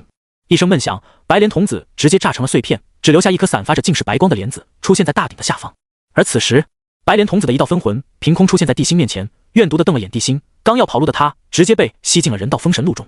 在进去之前，白莲童子那凄厉的惨叫声赫然间在地心的耳边响起：“人皇，贫道一定还会回来的，等贫道归来，就是你的死期，你给我等着啊！”随着白莲童子的消失，地心忽然察觉到修为珠中又多了3万年的修为，这倒是让他很是意外。他之所以在北域的时候是将白莲童子镇压，而不是抹杀，完全是因为他担心杀了白莲童子，对方最后一个化身再出现。当时袁弘和杨戬都在北域，他可不想文仲等人这边再多出一个对手，这才选择将对方镇压，而非抹杀。没想到被镇压的白莲童子依旧可以给他增加修为，这倒是让地心没有想到。之后，他则将目光看向了羽皇鼎中那道吼的分魂之上。此时，这道分魂正隐藏在滚滚死气中，而且周身散发着浓浓的不祥和诅咒的气息。而在地心看向他的时候，对方也正透过黑暗怨毒地盯着地心。姑该称呼你为吼，还是银钩？名称而已，随便你称呼。如果你愿意的话，也可以称呼本作为老祖宗。结。银钩发出一连串的狞笑，看着地心逐渐冷下来的脸后，他更加的得意起来。一个小小后辈也敢在自家老祖面前撒野，想当年老夫我跟随轩辕的时候的，你家老祖宗还是本座帐下小兵。想到不时间流转，一个小兵的后人竟然也敢在本座面前吆五喝六了，真是没大没小。说完，银钩看向地心的眼神变得更加不屑和讥讽，甚至还充满了挑衅。他是古神吼的一道不灭真灵，连圣人女娲和天皇伏羲联手都无法抹杀，只能封印让他们虚弱的存在，岂能惧怕一个小小的后世人皇？就在这时，丁检测到宿主陷入艰难抉择，宿主选择如下：选择一，想要杀他，除非以大道规则抹杀，否则古神吼不死不灭，分化的真灵亦是如此。这玩意儿实在难对付，算了，将他永恒封印在徐州鼎内吧。选择奖励7度空间。选择2，因为吼不死不灭，所以银钩也不会死。这不是上好的长明灯吗？将它搓成灯芯关入罗轩的长明灯内，可使得长明灯的死气灯火威力暴涨，并附有黄泉诅咒之力。选择奖励附灵锁。地心毫不犹豫地选择了2，对比将对方关入7度空间，还是提升罗轩实力重要一些。至于那附灵锁也很简单，就是可以将任何人的真灵压入其中，然后真灵的力量为附灵锁所用。当然，只要对附灵锁滴血认主，附灵锁是什么样子，完全是根据其主人的意念来决定的。它可以是一个灯芯，也可以是一柄长棍，这就很灵活了。地心也没有犹豫，直接将银钩囚禁到了附灵锁中，之后便召来了罗轩，将东西交给他，并让他滴血认主之后，自己回去研究如何搭配长明灯使用。之后，地心又打开了人道封神录，除了白莲童子的真灵变得凝实了一些外，地心在北域斩杀的一众准圣并没有出现在这上面。毕竟他们没有入劫，也没有陷入封神良劫之中，那些人的真灵自然不会被人道封神录吸收。至于文仲等人斩杀的强者，却让地心陷入了纠结之中。那些强者的真灵确实上了封神录，但是现在365正神中3山5岳正神都有准圣实力。虽然复活的人对地心都是100%忠心，但是他不知道该怎么跟下面的人交代，毕竟殷商中不少的名臣大将都死在这些人手中。至于复活截教准圣，现在截教的准圣也就剩下3霄、金灵圣母等人了。可是这种存在，除了南极仙翁等这种顶级真灵外，这些普通的极一师准圣的真灵咖位完全不够。而且除了这几位，他还真不知道截教死掉的人中还有谁已经踏入了准圣。算了，等孤出关之后，先跟众人商议一番，再决定复活何人吧。最终，地心还是收起了人道封神录。现在虽然不少强者离开了泗水关，但是他镇守在这里，完全不惧西岐的进攻。不一会儿，地心掏出了修为珠，其内28万年的修为疯狂地涌入他的体内，顷刻间化为他的修为。修为珠是系统奖励的，所以其内修为地心并不需要刻意炼化，自然而然就会成为他的。而且现在的他随意可以停止修炼。5天之后，函谷关，轰！一道惊天动地的巨响忽然在函谷关中出现，随后一股浩荡的人道之力如同喷泉般疯狂涌出。混沌中，太上身上的气息都变得不稳定起来。他看着洪荒函谷关，巨瞪的眼中更是闪动着浓浓的难以置信和震惊。羽皇九鼎之一，人族至尊神器的雍州鼎，怎么会在函谷关？是谁？是谁在算计贫道？此时，太上已经开始慌了，豆大的冷汗从他额头上滚落。正在修炼的他，顿时感觉一股寒意从后丘出现，直冲脑门儿。他是人教教主，占着教化人族的大义，现在他的正道之地竟然镇压着人族的至尊神器，这不相当于自己绝自己的根基？这跟封神算计人族可是完全不同的啊！轰！就在太上心神大震间，洪荒函谷关再度发出惊天巨响，随后偌大的函谷关崩塌的瞬间，那道浓郁到极致的人道之力忽然冲天而起，直奔混沌中的太上而来。人道反噬？不可能！当太上看到那道冲天而起的人道之力后，整个人都麻了。可是还不等他做出任何反应，那道恐怖的人道冲击直接落在了他的身上，随后太上哇的一声，张嘴吐出半盆血。这不是一般的反噬，而是道则之上的反噬，根本上的反噬。毕竟当年太上正道的原因，是因为立下人教，号称教化世人，从而天降无量功德，这才正道的。可是现在，人道竟然发觉太上在压制人道，并且是人族气运流失的幕后黑手，他怎么能不生气？于是人道反噬之下，太上才会大口吐血，甚至自身的气息都变得不太稳定起来。这怎么可能？不是贫道不知道是怎么回事啊！此时此刻，太上双目无神地看着洪荒，声音中充满了空洞，压根不知道是怎么回事，自己怎么就遭受这无妄之灾了。可就在他陷入疑惑的时候，目光不经意看向了昆仑山和金鳌斗，随即倒吸一口凉气间，只感觉一股凉意从后丘出现，直冲天灵盖。随后，太上一脸惊恐地喊道：“怎么可能？”而在不远处，接引和准提的眼皮则是狂跳不已，心中的不安也随之暴增。函谷关镇压的只是九鼎的子鼎雍州鼎，没想到子鼎出事后，太上就遭受了这么恐怖的反噬。若是他们镇压的鼎出事，天知道他俩会遭受什么。因为镇压在功德池中的鼎，可是九鼎中的王鼎，豫州鼎。师兄啊，这人皇好像知道九鼎的位置了，我们接下来该怎么办？什么怎么办？要不是这次徐州鼎出事，我等都不知道功德池下镇压着豫州鼎。不过只要你的恶师一直在那里，人皇又有什么办法？师兄，功德池虽然是师兄的东西，但现在名义上却是那多宝的，即便是遭受反噬，也是那多宝承担大头。师弟所言极是，如果人皇真的发现，或者以某种手段抢走豫州鼎，释教气运必然会雪崩，到时候还是我西方教为主。说到这里，接引眼中陡然闪过一抹金光，好像是这个理儿。但紧接着接引的脑袋就成了拨浪鼓。不行不行，我等不能为了一己之私坏了天道大事，此事休要再提，一切为了天道至上，一切为了洪荒太平。啊！看到接引一本正经的样子，准提有些看不懂了。但既然师兄已经说了，他也不好再算计多宝了。而此时，紫霄宫内的红军则满意的收回了自己的目光，随后看向角落中对自己怒目而视的通天。孽徒，你这是什么眼神？是你做的？跟为师说话如此没大没小，你这孽徒确实该收拾了。不过今天为师心情好，就不与你计较了。哼，想不到你早在梁劫之前就已经算计我等了。只是贫道有一点不明白，昆仑山、金鳌岛都是我等圣人道场，人皇九鼎不可能离开九州，怎么可能进入我等道场？哼，当师傅的自然会留几手手段。至于九鼎，红军说着，眼角的膀光看向了洪荒，随即不屑道：“这就要拜大禹的贪心所致了。当年大禹定九州，可不仅仅是当今的小九州，在大禹的计划中，无论是昆仑还是金鳌岛，亦或者四海，都是九州，都应该是人族的天下。”什么？听到这话的通天，整个人都激动地站了起来。他双目圆瞪地看着红军，脑海中顿时闪过成千上万个念头。最终，他还是缓缓地盘膝坐下，深吸一口气后，通天嘴角一歪，露出一抹苦涩的笑意道：“若是这样，贫道就明白了，当年的下的国运为何会雪崩，人族气运为何会快速流逝，九鼎为何会遗失了。这大禹人黄道是好魄力，可惜了。”随着通天的话落，紫霄宫内重新陷入了寂静中，而宫外的接引在红军收回目光的瞬间，额头上就落下了一滴冷汗。好险！刚刚他都察觉到老师要对他们动手了。3天之后，昆仑准备登山的殷红等人忽然感受到一股恐怖的力量从天而降，随后手持盘古幡的南极仙翁直接挡在众人面前，大声呵斥道：“圣人道场，岂容你们在这里放肆！”同时，他看着杨戬冷冷质问道：“杨戬，殷红，曾经你也是我玉虚门人，难道就看着这群人来我玉虚道场放肆？”面对南极仙翁的质问，杨戬的脸色变得有些难看。但是随着函谷关中雍州鼎的出世，他隐隐感觉人皇说的是真的，昆仑山广成子修炼的洞府中极有可能真的藏有羽皇九鼎之一。想到这，杨戬深吸一口气，正准备说话时，一旁的殷红忽然走了出来。哼，当年你们传给杨大哥甲的8、9玄功时，就应该想到今天。至于我，当年你们诓骗我等，让我与我哥哥替你们阴劫生死时，就该想到今天才对。说着，殷红杀气腾腾地看向南极仙翁道：“让还是不让？”倒不是殷红不想杀他，而是南极仙翁手持盘古幡，头顶诸天庆云，他们还真拿不下他。况且这还是在人家的主场上，鬼知道这玉虚道场中有多少圣人手段。这时，南极仙翁的身躯逐渐变得模糊，连带整个昆仑山也是如此。同时，他那冷漠的声音也在众人耳边响起：“圣人道场容不得尔等放肆，此处不是交手之地。今日贫道便启动玉虚护山大阵，暂时闭上一闭，等你们冷静之后再说吧。”说着，南极仙翁的身躯就如同水中倒影一般，身躯迅速扭曲起来，而杨戬和殷红的表情也是随之一变。玉虚大阵一旦启动的话，整个玉虚道场都会遁入虚空中，到时候别说找羽皇鼎了，就算是山门，恐怕也找不到。就在这时，嗡！一道奇异的波动忽然从东海之中出现，随后一道巨大的人道之力冲天而起间的，本来已经平静下来的函谷关再度爆发出一股人道之力。也不知道是三清之间的紧密联系，还是因为羽皇九鼎无法离开人间界，本来即将遁入虚空的昆仑山上忽然迸发出一团紫金色。紧接着，轰隆！伴随着一声巨响，昆仑山重新显化而出，且山门大开。南极仙翁，玉虚圣地，邪人莫入。当看到文仲似笑非笑的表情后，南极仙翁瞬间变得无比凝重，可是他的心却已经颤抖起来了。心虚啊！自己前脚刚说了，这里没有他们要的东西，这边后脚就开始了，甚至他想催动玉虚大阵，使得整个东昆仑遁入虚空都没有可能。这时，文仲则冷冰冰地盯着南极仙翁，似笑非笑道：“道友，若你还不让开，那就别怪我等硬闯了。”闻言，南极仙翁眼睛猛地一瞪，双腿张开间，大声呵斥道：“来，贫道倒要看看，你们敢不敢硬闯我玉虚圣地！”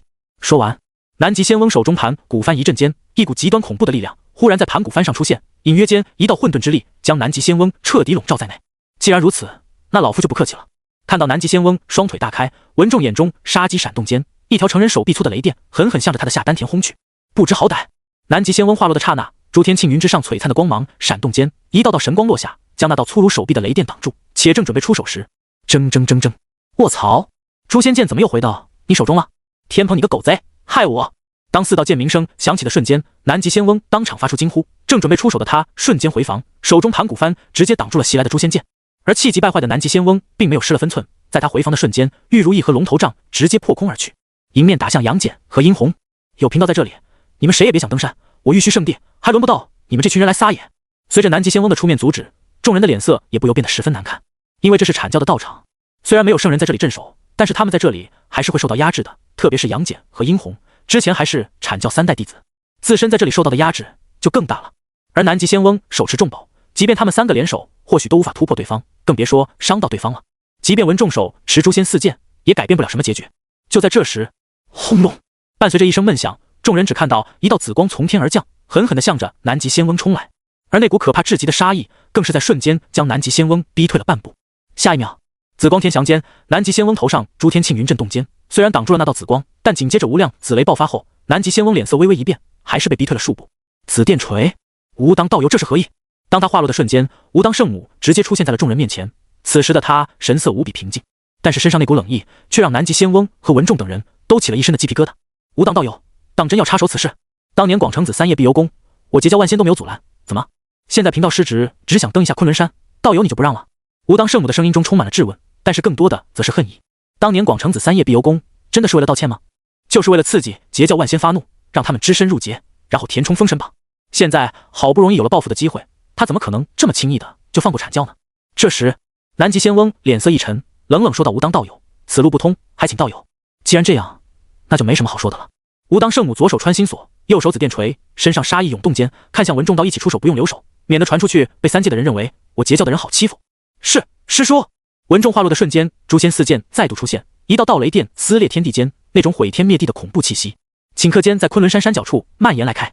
同时，文仲看向身后2人，道：“老夫与师叔拦住他，你们2个登山，不用理会这里。”好。随着2人的话落，吾当圣母和文仲联手冲了上去，而南极仙翁面对2人联手，根本就没时间去阻挡杨戬和殷红，只能眼睁睁地看着他们冲向广成子在这里洞府。半日后，轰！一股恐怖的人道波动忽然在山顶上出现，随后正狼狈地抵挡吾当圣母和文仲的南极仙翁，整个人都不受控制般踉跄着向着下方滚落而去。怎么可能？南极仙翁遭受背刺之后，脸上骇然之色一闪而逝间，看到文仲再度向着自己杀来后，直接化成一道流光消失不见了。现在羽皇9鼎之一出现在这里，南极仙翁即便长着2张嘴都不一定能说清楚，更何况他本就不善言辞。反正只要玉虚宫在，玉虚道统就没不了，他也没必要在这里继续坚守，还是狗命重要。直至现在跟3清有关的地方，羽皇9鼎全部出事，这一幕自然引起了3界人的注意。混沌！当玉虚宫中的宝鼎出现后，元始天尊瞬间被浩瀚人道反噬，同样吐出了半盆血。不过他所遭受的反噬远比太上轻得多，可又因为他现在被捆着，身上没有法力神通，所以他的伤很重，堂堂圣人差点被反噬的昏死过去。但是在他吐出半盆血后，却双目赤红，一脸不甘地看向紫霄宫。为什么？为什么通天没有遭受反噬？为什么会这样？可是愤怒归愤怒，咆哮归咆哮，通天并不傻，他怒吼的同时，心中还生出一个疑问：为什么青州鼎会在我玉虚宫？贫道从未让广成子带回羽皇9鼎之一，也从未打过他们的主意，为什么他会在玉虚宫？难道……想到这里，元始的目光不由得落在了紫霄宫上，瞳孔瞬间缩成了一条竖线，豆大的冷汗在他额头上滚落而下。至于不远处的太上也察觉到了元始的动静，可是他并没有做出什么反应，只是无奈地看了眼元始，眼中满是莫名的悲伤和无力。与此同时，北海于元如同鬼魅般出现在申公豹的面前。你是于元道友？看到于元的时候，申公豹瞬间变得激动起来，他上下打量着于元，颤声说道：“大王当真将道友复活了？人皇的手段岂是我等可以想象的？”于元和申公豹也算是旧识，说了一会儿话后，于元就将地心的话一五一十的告诉给了他。而申公豹听后更是激动万分的冲着朝歌的方向跪了下去，痛哭流涕的高呼道：“臣谢过大王不忘之恩。”半晌过后，申公豹这才看向于元，好奇地问到他的来意。在得知对方是为了羽皇9鼎而来的时候，申公豹猛地倒吸一口凉气，司这里有羽皇锻造的9鼎之一。人皇这么说的，贫道也不清楚，但是在贫道来之前，函谷关、昆仑山、金鳌岛皆有9鼎现世，想必这里肯定有一尊鼎。于元说着，人皇罩瞬间出现在他的手中，随着浩瀚的人道之力爆发，不远处的海水处忽然出现一道金色的裂缝。道友，贫道先去取鼎。于元紧张地说着，纵身冲进了那道裂缝中。至于身后申公豹的话，他并没有听到。很快，于元来到了一处满是火山的地方，这里地火汹涌，天地间充满了燥热的气息，给人一种随时都会燃起的错觉。于元双目一凝，盯着前方翻滚的岩浆处说到：“这里果然有一尊鼎，竟然是冀州鼎。”他眼中金光一闪，随后看向那漫天的熔岩，脸上则是浮现出浓浓的不屑之色。火吗？说完，于元身上忽然燃起一簇火焰，而后纵身冲向了前方的熔岩。一天后，于元身上气息翻涌间，以人皇罩裹住冀州鼎，气喘吁吁地出现在了北海海眼附近。随后，一股恐怖的人道之力直接冲天而起，瞬间引起了3界所有强者的注意。又有一口鼎出现了，这短短的时间竟然有4口鼎出现了，好奇怪！北域牵扯妖族，函谷关则是太上圣人，昆仑牵扯到元始圣人，金鳌岛则是通天圣人，现在又是北海海眼，难道牵扯到了龙族？好奇怪的布局！难道当年人族羽皇创造的夏朝，是因为九鼎的消失，才使得国运雪崩，人族气运崩溃吗？就在三界众人议论纷纷的时候，于元已经扛着冀州鼎，再度出现在了申公豹的面前。道友，刚才贫道走得急，没听到道友说什么，不知道道友有没有什么话要贫道转告人皇的？道友，贫道不敢忘记大王的恩情，贫道在这里并不苦，还请道友转告大王，大事为重。好。于元老脸憋得通红，应了一声后，直接向着洪荒的方向冲去。即便有人皇诏在手中，这冀州鼎对他而言也如大山一般沉重，甚至压得他骨头都在噼啪作响。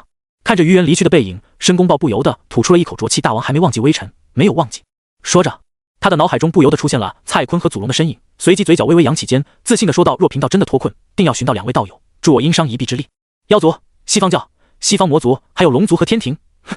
不久之后，四海龙王先后出现在北海海眼方向，感受着海水中弥流的人道之力，他们的表情全都变得无比凝重。但是在看到不远处的申公豹后，四海龙王同时离开，并来到了北海龙宫。刚刚得到消息，太上、元始圣人全都被人道之力反噬了，通天圣人身处紫霄宫内，情况不明，也不知道老祖现在如何了。连圣人都被反噬，这冀州鼎出现在我龙族的地盘上，难保老祖不受到了牵连。不久前老祖说要闭关，斩断了和我等一切联系，现在也不知道老祖的状况，这可怎么办？现在却……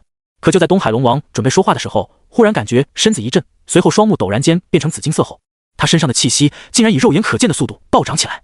大哥，你……还不等他三个弟弟开口，其他几个龙王身上的气息同时暴涨，最终定格在半只脚，踏入一师准圣的境界当中。老祖没事。察觉到这一变化之后，四海龙王齐齐惊呼，同时眼中迸射出浓浓的喜色。看来是于元道友手持的那道人皇诏起了作用。东海龙王说着，脸上不禁露出感激的神色，随后看向泗水关的方向，打了个起手，道：老龙多谢人皇。说完，他看向三个弟弟，沉声说道：日前老祖回来的时候，曾说了一件大事，我先去泗水关见一下人皇，你们好好修炼。大哥，你们尽管放心，人皇不会对我出手的。东海龙王说完之后，身形直接消失在了三个弟弟面前，眨眼间就离开了北海。毕竟是准圣，现在的他实力和之前已经没有可比性了。泗水关这段时间西岐可是进攻了好几次，因为文仲、殷郊、殷红等人都不在这里，又加上他们知道地心在闭关，所以西岐的人隔三差五的就会进攻泗水关，不是为了拿下泗水关，是为了打扰地心闭关。但是修为诸中的修为，地心压根就不用炼化，所以每次西岐出手，特别是那些修仙者出手，地心都会给他们一个深刻的教训。就在于元将冀州鼎取出后的一天之后，泗水关就在地心将修为诸内的修为吸收了整整18万年后，突然感觉体内的力量变得躁动起来。下一秒，轰！一股恐怖的波动忽然在泗水关中出现，化为有形的冲击波，急速向着四周蔓延而去，眨眼间将方圆万里笼罩在内，甚至连西岐边缘天道之力所形成的无形结界都给冲击得震荡不已。这时，泗水关内的一众修炼者还好，只是感觉一股让他们窒息的压力袭来。可是关外等候的东海龙王却猛地瞪大双眼，哇地吐出一口老血后，身躯之上紫金色光芒暴涨间，轰的一声，直接趴在地上显化出了真身。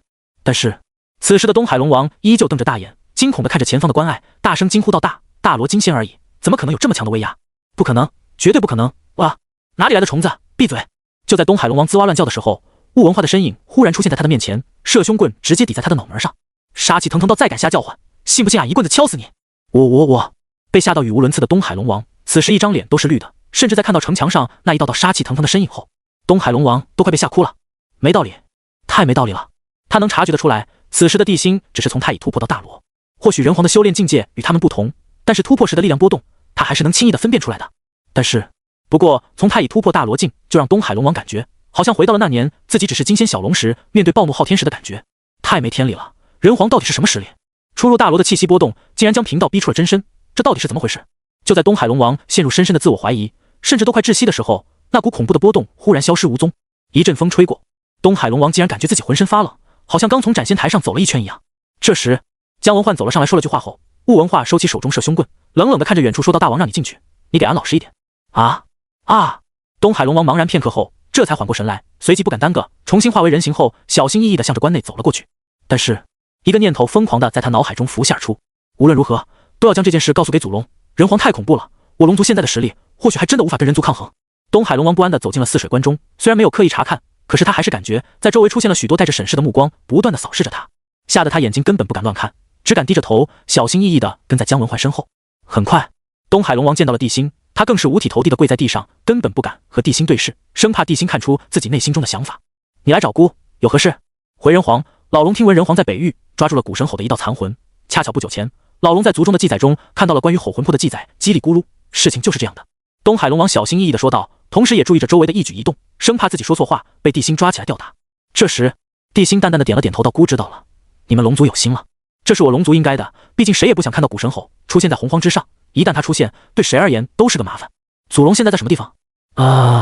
东海龙王听后先是一顿，随后苦笑道：“不是老龙欺瞒人皇，而是老龙也不知道祖龙现在在何处。”随着他的话落，场中顿时陷入了一片死寂之中。至于东海龙王，也感受到了最少10余道杀机，其中一道杀机更是让他有种置身火海的感觉。燕中仙，罗轩。东海龙王心中一顿间，那谦卑的样子显得更加谦卑了。不过地心并没有在这件事上跟他有什么纠缠。就在他准备让东海龙王离开的时候，脑海中忽然响起系统的声音：“丁检测到宿主陷入艰难抉择，宿主选择如下：选择19鼎已得8鼎，唯有王鼎玉州鼎还没有机会得到，找龙族帮忙联系孔宣，让孔宣找机会将玉州鼎带回来。选择奖励归灵丹，选择2玉州鼎被八宝功德池所镇压，在西方教一众强者的眼皮子底下，实在是不好下手啊，干脆率领所有强者冲击西方教，强抢玉州鼎。选择奖励聚灵丹。孔宣，地心清楚地记得，当初孔宣被准提降服，带去了西方教，但是从那之后就没人见过孔宣。看着下方的东海龙王，地心又询问道：“你可知道孔宣？”回人皇，老龙知道一点，孔宣被圣人降服后，实则面服心不服，时常冲击圣人意志，好像并没有彻底被圣人度化。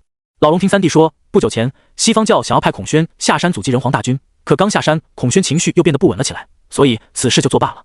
说到这，东海龙王顿了顿，随后小心翼翼地问道：“不知人皇询问孔宣，是你们可有机会见到孔宣？”三弟常见。好，等下次他再去西方教，你让他将这丹药交给孔宣，剩下的事情就不用他操心了。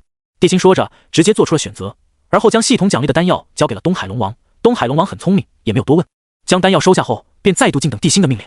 至于你带来的关于吼的消息，姑不管你是从祖龙那里得知，还是翻阅古籍得知，至于吼的下场，你放心，他绝对无法归来。老龙明白了，若人皇没有其他吩咐，老龙就先回东海了。东海龙王的话音中充满了痛苦的情绪。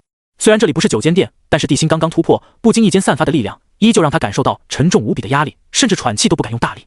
地心看着东海龙王道：“好，你先回去，别忘了姑交代给你的事情。”很快，东海龙王便急匆匆地离开了泗水关，而地心却无声无息地出现在了泗水关的城墙上，望着西岐的方向。孔宣，你可千万不要让姑失望啊！地心想着刚刚那惊鸿一瞥的介绍，嘴角不由得一歪。归灵丹可让万物归零，回归本我，可以让任何被洗脑的存在恢复自我意识，且100%忠于宿主。半月后，玉皇九鼎先后进入了朝歌。当于元将冀州鼎带入朝歌8大子鼎汇聚的一瞬间，朝歌中那浓郁至极的人道之力忽然间震动起来。普通人虽然没有任何感觉，但洪荒上金仙以上的修士却感觉整个洪荒都发生了大地震。与此同时，西方教菩提感受着朝歌的异动，嘴角一歪，刚刚露出鄙夷之色时，神色忽然一变。卧槽！卧槽！菩提惊呼一声后，他身下的八宝功德池忽然晃动了一下，险些将他从池子上晃下来。这时，浸泡在池子中的白莲童子忽然睁开双眼道：“怎么回事？什么怎么回事？有东西在冲击八宝功德池呗。”菩提说着，身上法力涌动间，将八宝功德池稳住之后，这才看向白莲童子道：“你赶紧恢复吧，有贫道在这里，出不了什么事。”白莲童子疑惑地看了眼洪荒和菩提，知道有些事情不是自己可以打听的，于是便开始修炼起来。可随后，他的身上却涌出了滔天杀意，甚至镇德功德池中的功德金水冻出现了剧烈的激荡。白莲童子，你的杀心太重了，不利于你的恢复啊！呸！白莲童子吐了一口老痰后，愤怒地说道：“你知道个毛线！贫道5道分魂落在那人皇手中3道，你让我怎么去平心静气？”随着白莲童子的气喘呼呼，功德池的另一个方向忽然探出了一颗硕大的乌龟脑袋，似讥讽似轻蔑地看着白莲童子，那小眼神顿时让白莲童子当场炸毛了。乌云仙，你要是再用这种眼神看贫道，信不信贫道现在就宰了你，把你拖出去炖汤？咕噜噜！乌云仙对于他的威胁丝毫不在意，白莲童子的威胁只是吐出一连串的泡泡，嘲讽他的无能。卧槽！白莲童子什么时候受过这种气？刚要暴起，就被菩提给摁住了。最终他还是压下心中怒火，独自沉入功德池中修炼。这次他无论如何都要找人皇算账。至于人皇手下的那群精兵良将，他也要杀。这次不杀个天翻地覆，他白莲童子岂能对得起自己的4个化身？想到这，沉入功德池中的白莲童子一脸怨毒地说道：“人皇，贫道定要跟你不死不休。”泗水关，刚刚把最后10万年的修为的炼化的地心，忽然感受到了一股恐怖的力量再度从自己体内爆发。可紧接着他就发现，这股力量的来源竟然是这浩瀚的人道之力。8口子鼎相聚，人道之力也变得越发凝实了，就连姑的实力也得到了增长。地心感受着自己实力的增加，虽然没有突破到大罗中期，但是也相差不大了，而且实力异常稳固。说着，他看向西岐的方向，淡淡的说道：“等他们回来，是时候尝试进攻西岐了。至于王鼎的事情，还要从长计议。”将丹药交给东海龙王，地心也不敢保证他们会不会去做，什么时候去做，毕竟随着各方大鼎的出世，地心也能想到王鼎处肯定有红军安排的人。因为这4口子鼎得到的太顺利，所以最后一口王鼎必然艰难。至于龙族，地心不是相信他们，而是相信系统。既然系统让龙族出手，他完全可以一试。如果龙族不出手，到时候打下西岐，他也有对龙族有出手的理由了。唯一让他感觉为难的就是西岐的天道之力未免太浑厚了。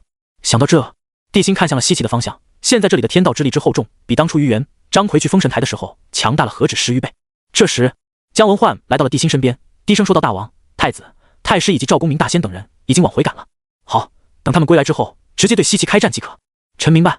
姜文焕应下之后，眼中闪过一抹浓重的不解。现在3界共知，要破西岐，必须先断西岐的天道之力。可是现在地心的命令却让姜文焕一脸的迷茫，因为现在进攻西岐，殷商这边的天道修士都无法出手，只是用普通人对付西岐的话，根本就没有战胜他们的可能。但是地心既然已经下令了，姜文焕也只能照做。最终他还是下去传令去了。孤道要看看，即便只有8个子顶，能不能跟你们一战？地心看着前方的天幕，不由得想起了9鼎封天阵。虽然现在没有9鼎，但地心身为人皇，坐镇中央代替王鼎，还是可以做到的。到时候短暂封天，也可以和西岐战一战。到时候只能仗着这个阵法和西岐僵持一下了。被动的等待，从来不是地心的性格。数天后，众人先后返回了泗水关。当得知地心的计划后，众人没有任何异议。不过当地心询问要复活何人时，下方众人则纠结了一会儿。因为截教中的准圣实际上也不很多，而且有相当一部分都跟着多宝去了西方教。除了赵公明这些2代弟子外，3代弟子中几乎没有准圣级强者，甚至大罗也是屈指可数。最终，众人在一番商议下，决定先复活羽化的弟子于元，之后再复活火部6位正神。而火部6位正神复活之后，罗轩直接踏入了准圣级。他之前是截教3代弟子，虽然是燕中仙，且无论实力、法宝都远胜他人，甚至能和准圣缠斗，但并没有踏入准圣。可是，在火部6正神归位，天道之力再次灌入他的体内之后，罗轩成功踏进了准圣级，且境界定格在了一师准圣，甚至在境界上都超过了吕越。而且他的突破和文仲不一样，文仲本来就是窃取天道之力封神，实力定格了，可是罗轩却不一样，他还可以修炼，还可以提升自身实力。恭喜道友！截教众人见状，纷纷上前道喜，而罗轩在一一回礼。不久后，众人齐齐看向地心，眼中充满了斗志以及对未来的向往。当天下午，西岐正在军帐中和一众诸侯、义父义母亲兄弟们商量对策的姬发，忽然看向门口，紧接着biu的一声，李靖如同离弦之箭射进了姬发所在的军帐中，啪的一下糊在了姬发的面前。大惊失色道：“武王，泗水关送来战书，说明日于泗水关外一战。”此话一出，军帐内的人全都一愣，随即震惊的看向李靖，殷商竟然要主动开战。而这时，姬发嘴角一歪，面露不屑道：“天道笼罩，优势在我，在西岐的地盘上，还轮不到他纣王的人撒野。”说罢，姬发霸气的大手一挥，应战！应战！听到姬发如此霸气的话后，西岐众人的眼中顿时爆射出金光，这1年来被压着打的憋屈气也在瞬间消散无踪，随即整个人都跟着支棱起来了。这时，最近备受冷落都被姬发打入冷宫的姜子牙忽然冲了进来，随后紧张的喊道：“武王不可，万万不可！”姜子牙，你这话是什么意思？武王，现在万万不可和殷商开战啊！老臣不久前夜观天象，殷商得到了羽黄9鼎中的8鼎，纣王已经有斩天之姿，现在开战，我西岐并不战。砰！还不等姜子牙的话说完，姬发飞起一脚，直接将姜子牙踹飞了出去，同时瞪着姜子牙滚翻而去的背影，恨恨地说道：“不占优势！我西岐不占优势的时候，你那次不是说的天相助，害得我西岐变成了现在的样子。”一旁，李靖则是眼睛一瞪道：“武王说的对，交战反着来，纣王必大败。”姬发赞赏似的看了眼李靖，振臂一呼道：“备战！”是。武王。泗水关，大王，西岐叛周已经答应，明日于泗水关外一战。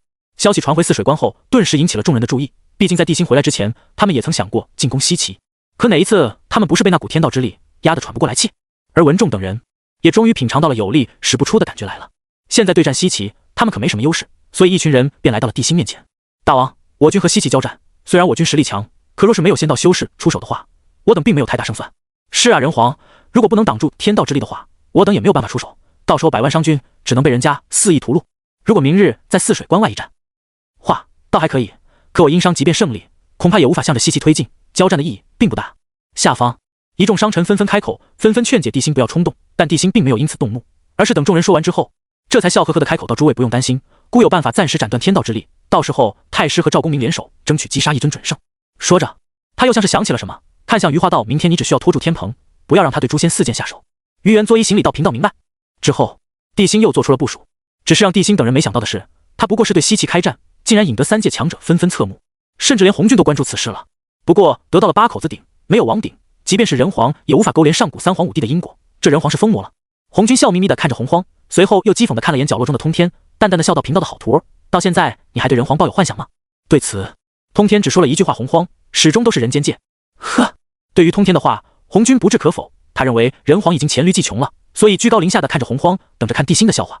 至于混沌中的圣人，此时也都纷纷看向洪荒，眼眸中闪动着浓浓的好奇之色，暗道这人皇准备如何跟西岐交战。与此同时，龙族刚刚回到东海不久的东海龙王正纠结地看着手中的丹药，寻思要不要将这东西交给孔宣。龙王也不是傻子，帝辛先后从圣人道场、北海和北域妖族的地盘中找到羽皇九鼎，现在又要自己将东西交给孔宣，其中是什么原因？龙王用脚趾头都能想明白。西方教肯定有一尊羽皇大鼎，可就在他纠结时，他的3个弟弟齐齐出现。北海龙王更是兴奋地说道：“大哥，好消息，好消息啊！人皇要和西岐激发开战了。”你说什么？东海龙王收起那颗丹药，震惊地看着3个弟弟人皇和西岐开战。现在西岐被浩瀚的天道之力笼罩，犹如一个小天庭，那人皇怎么敢的？不知道，反正人皇向西岐宣战，西岐也应战了。据说明天就会在泗水关外打上一场。东海龙王闻言凝重道：“等等，先让我捋一捋。”2分半后，东海龙王看向西海龙王道：“之前我去见人皇，恰逢人皇突破叽里咕噜，后来人皇交给我一颗丹药，要我龙族转交给孔宣。本来我还在犹豫要不要帮他，现在看来也不用犹豫了。等人皇和西岐大战结束后，若人皇胜，我们便按照他的要求去做；若人皇败。”说着，东海龙王眼中闪过一抹寒光，冷冷说道：“说明人族依旧不敌天数，就不必理会此事。等老祖出关，我龙族依旧可以争一争那洪荒霸主之位。”大哥所言极是。X3，时间飞速流逝，一股萧杀之气在泗水关外席卷而出，杀气冲天时，泗水关外方圆上万里都被浩瀚杀意笼罩，千云笼罩八方，更是给这股萧杀之意平添一股萧瑟的沉重和压抑。纣王，我西岐的土地可不是你能乱来的地方，今天你想战，那便战，本王倒要亲眼看看，没有那些左道之人协助，你还有几分本事。此时，姬发双手掐腰，鼻孔朝天的看着帝辛，倒不是他装模作样，主要是现在西岐大军空前的强大，在西岐本地招兵买马不说，天庭又追加了10万天兵，顺便补齐了之前损失掉的部分天兵。目前西岐之中，天兵共计20万，至于士兵更不用说了，西方释教又派来了40万，共计50万，以一当十的士兵。这些多出来的人，不但弥补了之前鄂顺、重英鸾那群诸侯的人，甚至还有很大的富裕。毕竟天兵和士兵那可都是以一当十的强者，4舍5入之下，那可是相当于700万兵马。从老爹那一代开始，西岐就没有打过这么富裕的仗。这泼天的富贵落在西岐的头上，他不膨胀谁膨胀？想到这，姬发腰板再度挺起，用眼角的余光斜睨帝辛道：“纣王，不如你回你的朝歌，继续做你的商王，本王就在西岐称王，你我互不相犯，如何？”放肆！还不等帝辛开口，文仲直接走了出来，指着姬发的鼻子大骂道：“西岐逆贼，还敢跟大王谈条件，简直不知死活！”说着，文仲大步向前间，身上雷光闪动的刹那，一道道惊雷瞬间响彻天地，炸裂虚空。紧接着，文仲那恍若雷霆的般的声音陡然间响彻天地：“谁敢来战？”轰隆隆，随着文仲的怒吼，天地间雷声大作，无量千云都在瞬间被雷光撕裂，吓得西岐那边的人马一个个脸色大变。但是躲在西岐中的那些仙道强者，此时却一个个面露讥笑，特别是李靖，更是伸出手冲着文仲勾了勾：“这么厉害，你过来啊！”轰隆，天地间雷鸣声再度爆裂，恐怖的力量更是在虚空中疯狂震动，可怕的气息在虚空间弥漫时，一道道成人腰粗的雷电忽然从天而降，狠狠地向着李靖劈去。但无量雷电落入那方天道笼罩的区域后，却好像一个人陷入了泥沼中一样，以肉眼可见的速度减弱消失。呵呵，就这。李靖见状，擦了擦额头上的冷汗，随即脸上的不屑加重，并冲着赵公明、袁弘等人肆意的勾着手指挑衅：“你们不是要进攻吗？你们敢过来吗？我西岐就是你们的禁区，但凡你们敢踏进来一步，本将军让你们一只手！”看着李靖在那里极限挑衅，殷商这边的人真要炸了，特别是雾文化，要不是袁弘摁着，估计就冲过去捶李靖了。而此时看着毫无反应的殷商众人，姬发也不禁面，怒讥笑道：“纣王，这就是你说的进攻？没了那些左道之人的协助，你就不行了？”此刻西岐这边的众多仙人也都纷纷昂起了头，眼神轻蔑地看着殷商那边，甚至连一些太乙金仙都敢挑衅文仲了。就在殷商这边起了众怒，西岐那边得意洋洋的时候，一直看着他们表演的帝辛嘴角忽然一歪：“既然你如此盛情，那姑今天就满足你们。”说完，帝辛身上紫金色的人皇气爆掌间，身影如电般向着前方激射而去，同时人皇气爆发间，引得天地间的人道之力疯狂涌动。而西岐众人的脸上刚刚浮现出的讥笑表情，却在下一秒僵住了。姬发更是蹦起了3丈高，震惊地看着傲立于半空的帝辛，失声惊呼道：“那是什么？不可能！羽皇八鼎不是在朝歌吗？怎么会出现在这里？这不是真正的八鼎，而是八鼎的虚影。人皇以人道之力牵引八鼎，使得他们显化而出。他这是要干什么？不清楚。不过话说回来，西岐属于大禹划分的9州之一中的雍州吧？难道人皇想用雍州鼎镇压西岐不成？想镇压西岐，也得把雍州鼎弄过来才行。一个虚影算得了什么？况且3皇5帝的时代已经过去了，现在的洪荒可不是当年大禹时代的9州。”此时不单单西岐的人震惊万分，即便是3界中的其他强者也都看了过来，不知道的就听，知道的无不震惊。就像是多宝、陆压、蔡坤等人，每一个人都看着泗水关外的一幕而沉默不语，因为他们要看看羽皇9鼎的8个子鼎，当代人皇到底能不能操控。当年镇压9州的神器可不是说着玩的。这时帝辛处于9鼎之中，身上紫金色的人皇气爆发间，直接将9鼎中央的空白区域填满，而9鼎的虚影已经淡化，反而化为洪荒9州的图案。而且更让人震惊的是，那道图案竟然在迅速变大。这时南极仙翁、大鹏、天鹏等人脸色同时大变，并同时惊呼道：“不好，快阻止他！”可等他们发现的时候，却已经晚了。笼罩在地心身边的那道图案变大的同时，直接向着西岐所在的方向笼罩过去。下一秒，还没来记得即出手的西岐众人，只觉得头顶一黑，浩瀚的天道之力就像是被人斩断的瀑布一样，瞬间被那道虚幻的图案给挡在了千丈虚空之上。不过让他们庆幸的是，即便天道之力被挡住了，人道之力也没有入侵过来，这让南极仙翁等人不由得松了口气，还好不用面对人道的压迫。但这时候的李靖却忽然感觉无数道杀意席卷而来，将他锁定的瞬间，一股凉气从后丘出现，直冲脑门。他看着文仲等人那准备刀人的眼神，迅速躲到了大鹏的身后，结结巴巴道：“这尼玛什么玩意儿？当年人族与黄定鼎九州，当代人黄以大神通催动八尊子鼎，以九州神力暂时绝地天通，这下我们的优势全没了啊！怎么会这样？难道一点机会都没有了吗？”当然有。大鹏看着天上的地心，身上法力涌动间，冷冷说道：“就看人皇能撑多久了，毕竟没有王鼎，他的力量终有耗尽的时候。”轰！大鹏说着，双翅猛地展动间，直接将一道冲着李靖击射而来的雷电击溃，随后纵身而起间，他的声音再度响彻天地人皇贫道倒要看看你能撑多久。就在大鹏话落的瞬间，南极仙翁等人也都纷纷出手，而姬伯、书叶等人以及激发那些异父异母的亲兄弟，则带领大军冲向商郡。当对上大鹏的文仲正小心防备他身边的陆仙、绝仙、现仙三把剑的时候，文仲拔出诛仙剑劈向了近在咫尺的大鹏，而道鹏眼珠子都绿了。天鹏，你的丢了诛仙剑也不说，草啊！噗呲！伴随着一道清脆的割裂声出现，大鹏惨叫一声，右翼上出现了一道深可见骨髓的伤口。就这普通的一剑，文仲差点斩断他的右翼。紧接着，鲜血如瀑般从天而降，直接给下面的西岐大军来了个狗血淋头。这时，刚刚击退文化的天鹏不屑地看向大鹏道：“你不是已经知道了？”说完，他左臂猛地一震，金刚镯脱手飞出的瞬间，直接锁定了文仲，同时一道阴恻恻的声音响彻天地：“这一次，诛仙四剑贫道都要好好好。”正准备出手的天鹏脸色猛地一白，仰天发出一道杀猪般的惨叫声后，突然左手舞定，一招旱地拔葱，丢的一下，原地蹦起了200多丈。地是谁偷袭贫道？此时此刻，天鹏是赚足了眼球，所有人的目光都看着冲天而起的他，眸子中更是闪动着浓浓的震撼之色。不震撼不行啊！天鹏那紫金色的神铠被人捅开了一道30多公分的树缝，皮燕子就像小喷泉一样嗷嗷往外喷血，怎么不让人震撼？而这时，于元拎着刀从地下钻了出来，吐了一口唾沫之后，嫌弃地看着刀上的血，随手在地上擦了擦了。呸！天鹏你是真不要脸啊！竟然用定接贫道的一刀，脏了贫道的刀，找死！贫道草你个于元，堂堂大罗竟然偷袭！既然你如此不讲武德，那就别怪贫道不客气了。此时，皮燕子还在喷血的天鹏脸都惨绿惨绿的，大手一挥间，直接将金刚镯抓在手中，随后一招从天而降的掌法使出，金刚镯飞速向着于元冲了过来，同时一股巨大的吸力出现，想要吸走他手中的刀，但于元却看都不看，而是拎着宝刀唰的一下消失无踪，看得天鹏脸色陡然一白。不可能，金刚镯怎么连他的化血神刀都收不了了？这不可能，绝对不可能！看到于元在自己眼皮子底下消失，天鹏顿时失了心神。可是皮燕子上传来的那股麻辣的感觉，让他清楚的知道，刚刚自己确实被伤到了。这时，玄斗的声音忽然传入了天鹏的耳中，那不是化血神刀，而是斩仙诸神宝刀，不想死的话，速来封神台。什么？斩仙诸神宝刀？听到这话的天鹏瞳孔微微一缩，惨绿的脸瞬间变得煞白，当下也顾不得别的了，捂着不断流血的皮燕子，飞也似的向着封神台冲去。贫道受伤先撤了，你们抗住，一定要抗！哦，嗷！唰！还不等天鹏的话说完，一道白色的身影忽然出现在他的身旁，手中人间大棒撕裂虚空间，狠狠地砸向天鹏的左肾。砰！咔嚓！一声闷响夹杂着钢铁碎裂的声音响起时，天鹏本来惨白的脸瞬间由白变黑，由黑变绿，由绿变红后又瞬间由红变白。紧接着，噗！一片血雾夹杂着破碎的内脏，忽然在天鹏的皮燕子中喷了出来，随后他就像是从中折断的喷雾式飞机，丢！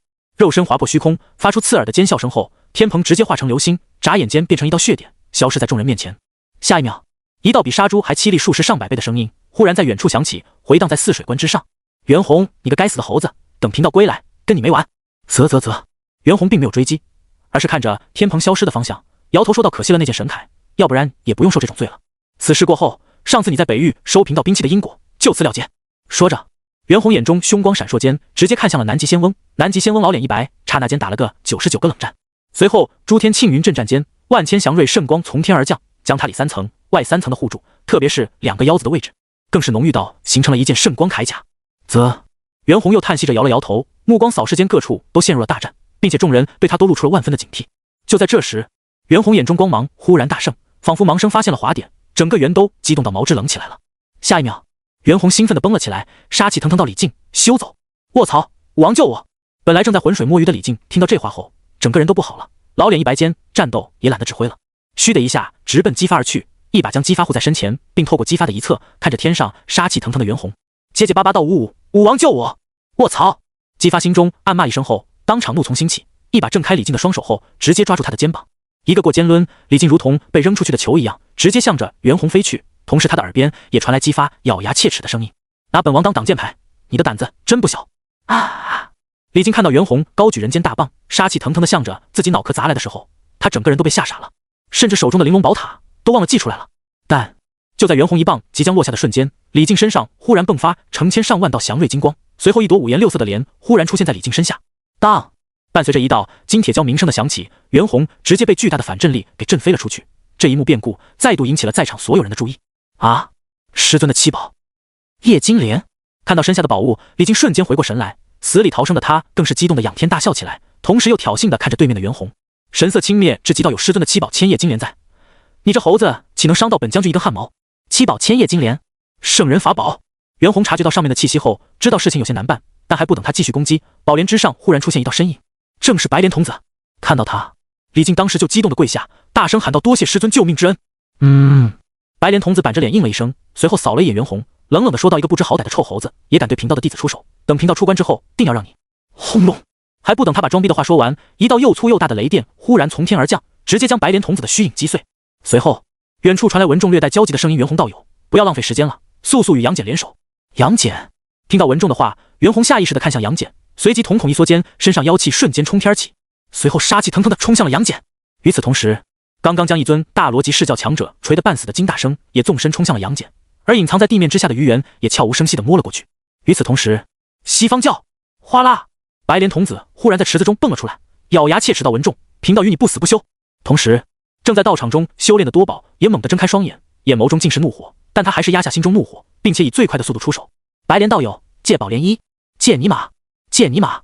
还不等多宝的话说完，白莲童子反口就是一句祖上问候。白莲童，多宝，上次你对贫道出手的时候，可没想着跟贫道商量，怎么现在你的人要死了，你知道急眼了？白莲童子一脸阴鸷的看着多宝，阴恻恻的说道：“之前你算计贫道，炼化贫道一具分身，甚至事后还想继续镇压贫道的时候，怎么也没见你这么客气。”多宝被白莲童子对的一句话都说不出来，但是看着陷入包围的大鹏，他却急得开始冒汗了。这可是大师伯派来的助手，之前他并没有给大鹏什么法宝，所以现在受伤的大鹏怎么可能挡住这么多人的围攻？一时间，多宝竟然不知道该如何是好了。泗水关外，此时的大鹏一脸阴沉，之前本来被文仲砍伤的翅膀，竟然在不久前被杨戬和哮天犬给彻底斩断。还不等他原地跑路，袁弘、金大生竟然齐齐冲天集火，甚至哪吒那个老六都冲上来了。什么混天绫、乾坤圈、金砖、风火轮、九龙神火罩等法宝，不断的冲着他招呼，一时间让他双拳难敌8、9、10手。虽然释教的一群强者想要上前帮忙，但是罗轩带着火部众神却能轻易的拦住释教的那群家伙。主要是罗轩手中的长明灯太过恐怖。之前释教中的一名金身大罗强者，身穿多宝赐下的神衣，本来无惧罗轩的真火，可不久前两方一接触，那名金身大罗就直接被烧了个半死，好在被毗卢仙给带下去了，所以现在也没人能帮他了。想到这，大鹏的眼中闪过一抹无奈，心神出现破绽的瞬间，袁弘挥舞着人间大棒，狠狠地砸在大鹏的后背上。砰！啊！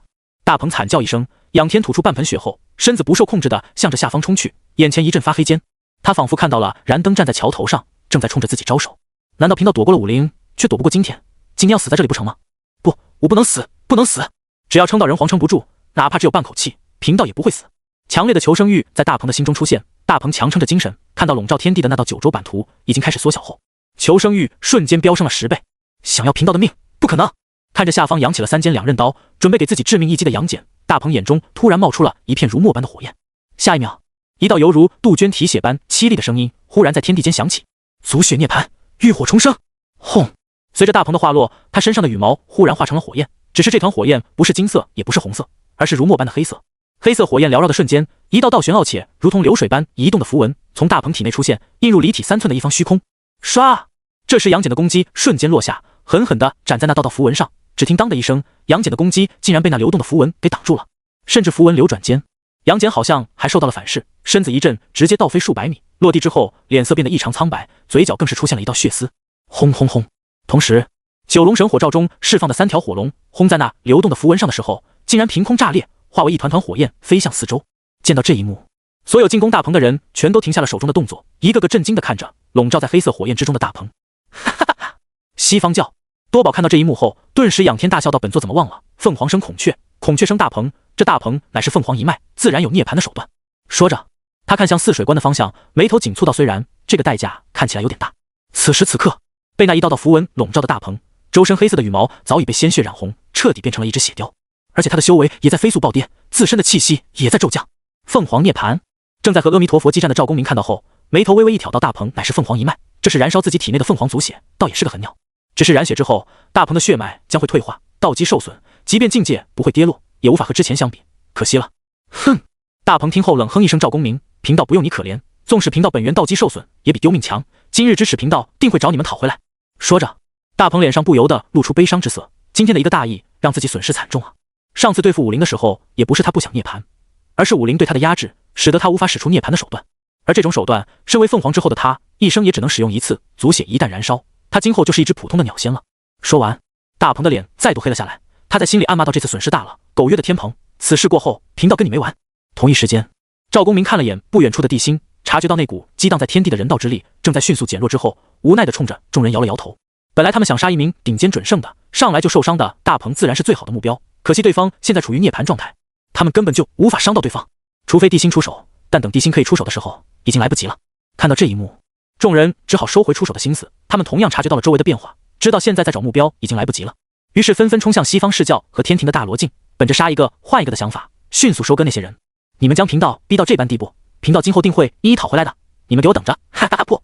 看到众人纷纷远离自己，大鹏仰天发出沙哑的惨笑声，迅速收回涅槃之力后，除却族血不谈，他之所以能维持涅槃的无敌状态，就是他在一直燃烧自己的精血，他耗不起。但就在他准备离开战场的时候，异变突起，一道阴恻恻声音忽然在他耳边响起：“道友，请留步！道友，请留步！”听到这话后，大鹏下意识地看向一旁，随后瞳孔猛地一缩间，唰，一抹寒光在大鹏眼前闪过后，大鹏只感觉一阵天旋地转，瞬间感觉自己飞了起来。丢！伴随着一道清脆的声音响起，大鹏的真灵直接向着地心飞去。这时他才看到自己的脑袋已经飞上天了，而他的鲜血更是噗的一下从无头的躯体上喷出了数丈高。倒地后抽搐了几下之后，便彻底没了声息。卧槽！大鹏暗中怒骂一声后，真灵直接没入到了地心的身边，同时还有其他的天庭、视教的大罗太乙真灵进入地心身边。而此时，仿佛已经察觉到了大鹏的死亡，地心身上人道之力激荡间，那道笼罩天地九州版图更是加速收缩，仿佛收到了撤退的信号。赵公明等人纷纷向着泗水关的方向退去，而西岐这边眼看强者数量不占优势，自然没有追杀对方。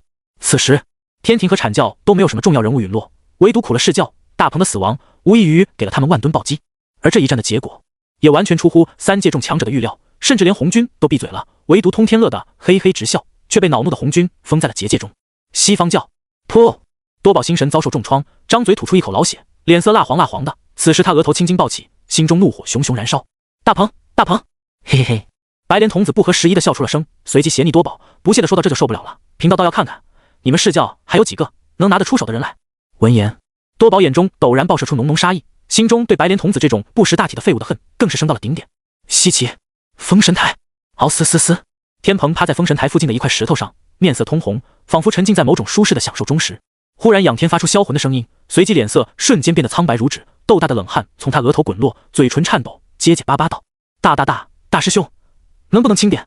疼就对了，开始会很疼，可等你习惯了就没这么疼了，或许你还会很舒服。”身后，玄东面无表情的说道，同时腰马合一，身子猛地震间，手中拂尘猛地的一甩，狠狠地向着天蓬的皮燕子抽去。而这时，玄斗的拂尘上一个太极图若隐若现间，随着玄斗的出手，狠狠地拍在了天蓬的皮燕子上。啪！伴随着一道清脆的声音响起，天蓬在发出销魂的惨叫声时，眼睛都开始往上翻了，而他的皮燕子中却“biu”的一下喷出了一道黑色的血，其中还带着一股惨烈至极的杀意，甚至连玄斗都不愿接触，眉头微皱的避到了一旁。当黑血射在地上后，在无量天道之力的笼罩下，忽然散发出道道黑炎，其中的恐怖杀意更是被天道的力量给彻底磨灭。保持清醒！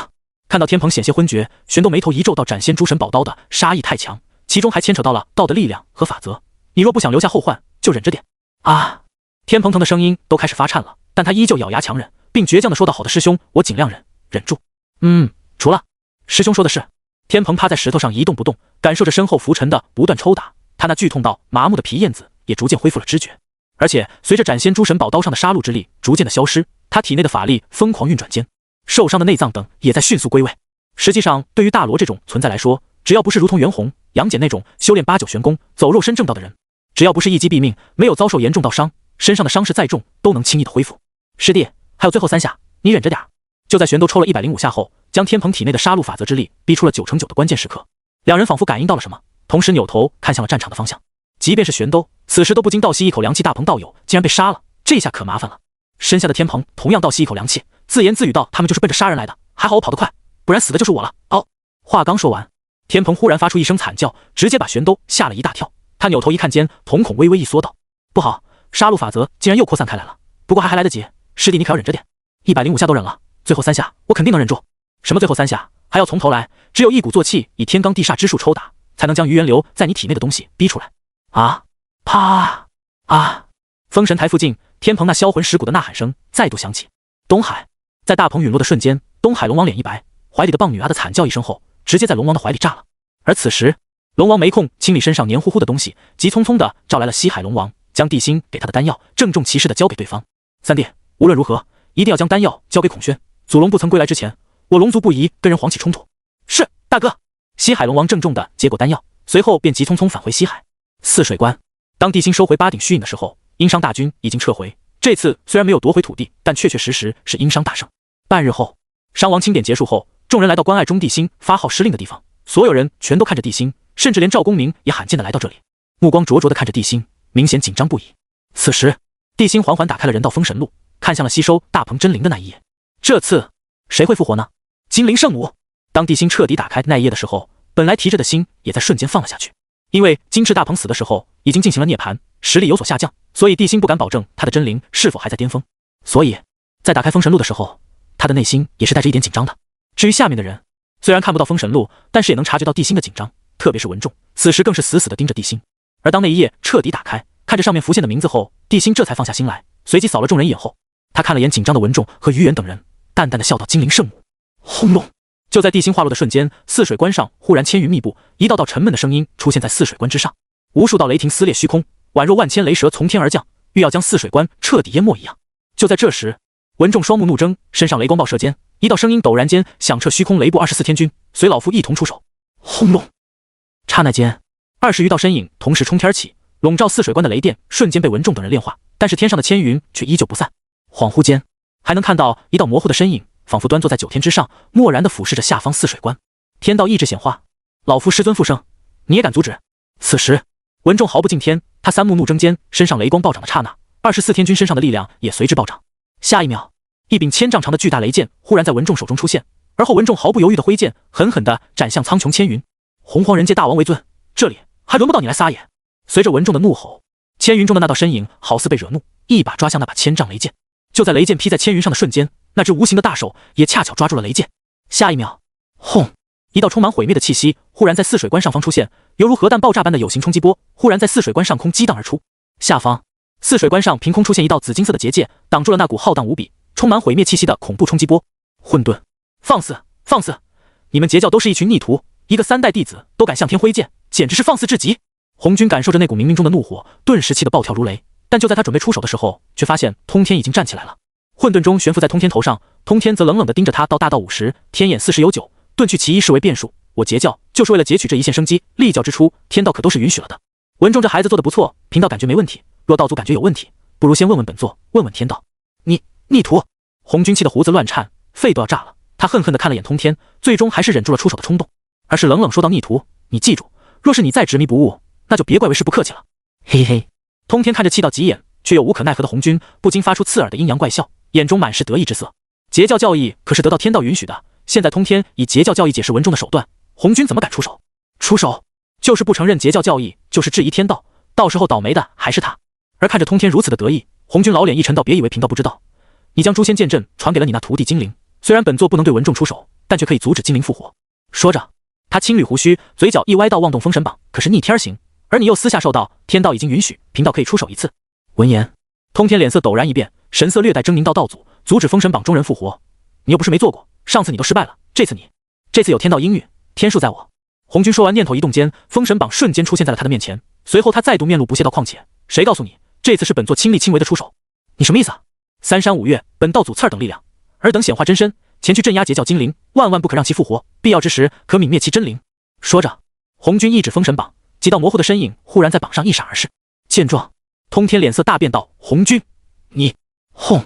还不等通天说完，也不等他出手，一口散发着混沌气息大鼎忽然出现，直接将通天镇压在鼎中。咚咚咚！巨鼎中传来剧烈震动，但是随着紫霄宫光芒一闪，巨鼎瞬间恢复平静。看着那口大鼎，红军面无表情道：“通天，你还是先在乾坤鼎中冷静冷静，什么时候知道自己错了，为师再放你出来。”区区先天灵宝也想困住贫道？之前的话或许不行，但现在你的所作所为已经惹怒了天道，不曾催动陨圣丹让你陨落，已经是天道法外开恩了。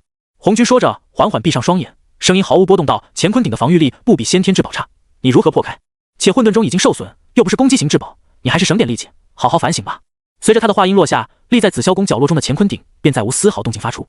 稀奇，封神台，天蓬师弟，还有最后一下，你一定要忍住，在贫道逼出最后一丝斩仙诸神宝刀的杀戮法则后，你马上吞服丹药恢复。好的，师兄。天蓬看着手中的生生造化丹，激动不已。师兄，之前袁弘打我那一下，我呢？虽然成肉末了，好在本源还在，只要你丹药吞服的及时，借助本源还能恢复的。玄都说着，举起手中拂尘，其上太极图再度出现后，他神色凝重道：“最后一下，我会把你体内所有不属于你的东西逼出来，你要忍住。若是再发生事故，本源再被杀戮法则入侵，你的腰子就永远回不来了。”咔！天蓬听后，将一块碎甲放在嘴里，撅了撅腚后，口齿不清道：“师兄，为了腰子，干！”可就在这时，轰隆！封神台忽然发出一声巨响，恐怖的力量波动席卷八方间，直接将毫无防备的天蓬直接掀飞。咔嚓！伴随着一道清脆的声音响起，趴在地上的天蓬一口将甲片咬碎了，满嘴是血的他五官迅速变得狰狞扭曲。纵然皮燕子还在不断的喷血，可剧痛也无法阻止他那如火山爆发般的杀意。这一刻，无论是玄都还是刚刚出现的三山五岳，全都愣住了，看了眼趴在地上撅着腚的天蓬，再看看板着脸高举拂尘的玄都、黄飞虎六人，感觉自己好像闯祸了，还没封神呢，就得罪了人教大弟子以及天庭上权势滔天的天河水军大元帅，怎么看都不是什么好事儿。察觉到气氛的不对劲，黄飞虎赶忙行礼道：“打扰了两位的好事，是我等不对，不过我等什么都没看见，再会。”说完，他直接带着众人向着泗水关的方向冲去。因为红军暂时赐给了他们力量，所以他们现在也都相当于准圣，还是20准圣，所以他们的速度很快，虚的一下就消失不见了，徒留一脸懵逼的玄都和天蓬呆若木鸡的愣在了那里。他们根本没反应过来，刚刚黄飞虎说的好事是什么意思。半晌后，玄都看着五官扭曲、一脸怨毒的天蓬，甩了甩手中拂尘道：“师弟，重新来过吧，只是你被袁弘敲碎的腰子，估计恢复不了。”说着，他看向不久前天蓬的皮燕子中喷出来的血泥，无奈的摇了摇头：“唉，本源都被彻底磨灭了，天蓬今后只能做一个独圣的人了。”闻言，天蓬脸上的怨毒顿时变成了悲愤之色，他苦哈哈的看着玄都道：“大师兄，生生造化丹也不行吗？”“不行，除非你转世重修，但转世后的你是不是你，为兄不敢保证，且你若转世，或许终生都无法成仙得道。”啊！天蓬听后老脸一白，近乎崩溃道：“那师弟，我的鏖战之法，都什么时候了，还想鏖战？”玄都眉头一皱，一脸不悦的说道：“你想不想活？想活就重新趴好，不想活，将老师的宝物和上宝沁金耙交给贫道。”“我想活。”最终，天蓬还是屈服在了死亡的恐惧之下，迅速找了块石头重新趴好，并流下了悔恨和屈辱的泪水。但这时候的玄都却头疼了，前后一共抽了212下，天蓬的腚上都没好地方了，这可咋整？转过来，面朝上。啊，师兄，不用这样吧？怕什么？就那2寸肉而已，事后还能用造化丹长出来。可你要是继续废话，杀气侵入五脏之后，圣人来了都救不了你了。好吧，师兄你轻点。片刻之后，一道比杀猪还要凄厉无数倍的声音忽然在封神台附近传出：“啊呀，袁弘，你个死猴子，贫道跟你不死不休！从今以后，我与猴子不共戴天！”死！仙人们玩的真呐！天蓬大元帅叫的都这么凄厉。文聘听到身后传来的惨叫声，顿时一惊，除却黄飞虎一脸的愁容，黄天化一脸茫然外，其他3人尽数露出了意味深长的笑容。黄天化一脸茫然地问道：“你们在说什么？什么玩的？大人的事，小孩少打听。”黄飞虎眉头紧蹙，看向其众人道：“那纣商王复活这么多人，从未点名我等，看来他对我等还有怨念。之前我等被姬昌、姜子牙等人蛊惑，本以为投靠天庭封神之后可享永生，哪知道竟然是针对人族的骗。”说到这，黄飞虎话锋一转道：“现在我等又撞破玄都和天蓬的好事，以他们在天庭的地位，要对付我等还不是一句话的事。现在我等必须要找一条后路了。大哥，现在我们里外不是人，还有什么后路？”“就是啊，大哥，当初大嫂和黄妃还不是因为纣王听信谣言才被害死，我们才反的，现在说什么都晚了。就是，还有谁能想到那玄都身为3教大师兄，竟然跟那天蓬……都闭嘴！”黄飞虎瞪了文聘等人一眼，最终看着近在咫尺的泗水关，自言自语道：“这次出来也是一次生机，那百剑斗能得到大王的原谅，我肯定也可以。”说到这，他的目光直接落在了封天困地的文仲身上。与此同时，文仲也察觉到了不对劲，之前地心复活人最多几个呼吸就复活了，可现在都过去1炷香了，自家师尊竟然还没出现。就在他心生疑惑间，忽然看到从西岐方向冲来的6道身影，瞳孔微微一缩间，一股滔天怒火和杀意瞬间在他身上爆发。黄飞虎、黄天化，你们还有脸出现在老夫面前？说完，他的瞳孔再度一缩，随后身上杀意再度暴涨间，一道声音陡然响彻泗水关内外：“老夫师尊至今未归，是不是你们几个搞的鬼？”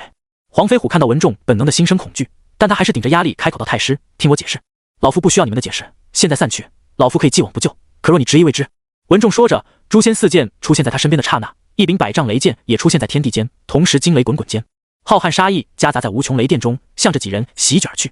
看到这一幕，黄天化念头一动，一片天道之力形成的结界瞬间出现在无穷雷光之前，将文仲那恐怖的攻击彻底化解。这时，黄飞虎看到了从泗水关中走出来的地心，知道自己解释没用，竟然直接冲着地心跪了下去，连带身前的黄天化、文聘、崔英、蒋雄四人也都纷纷跪在地上。大王，罪臣已经知罪，还请大王原谅罪臣。黄飞虎，你们！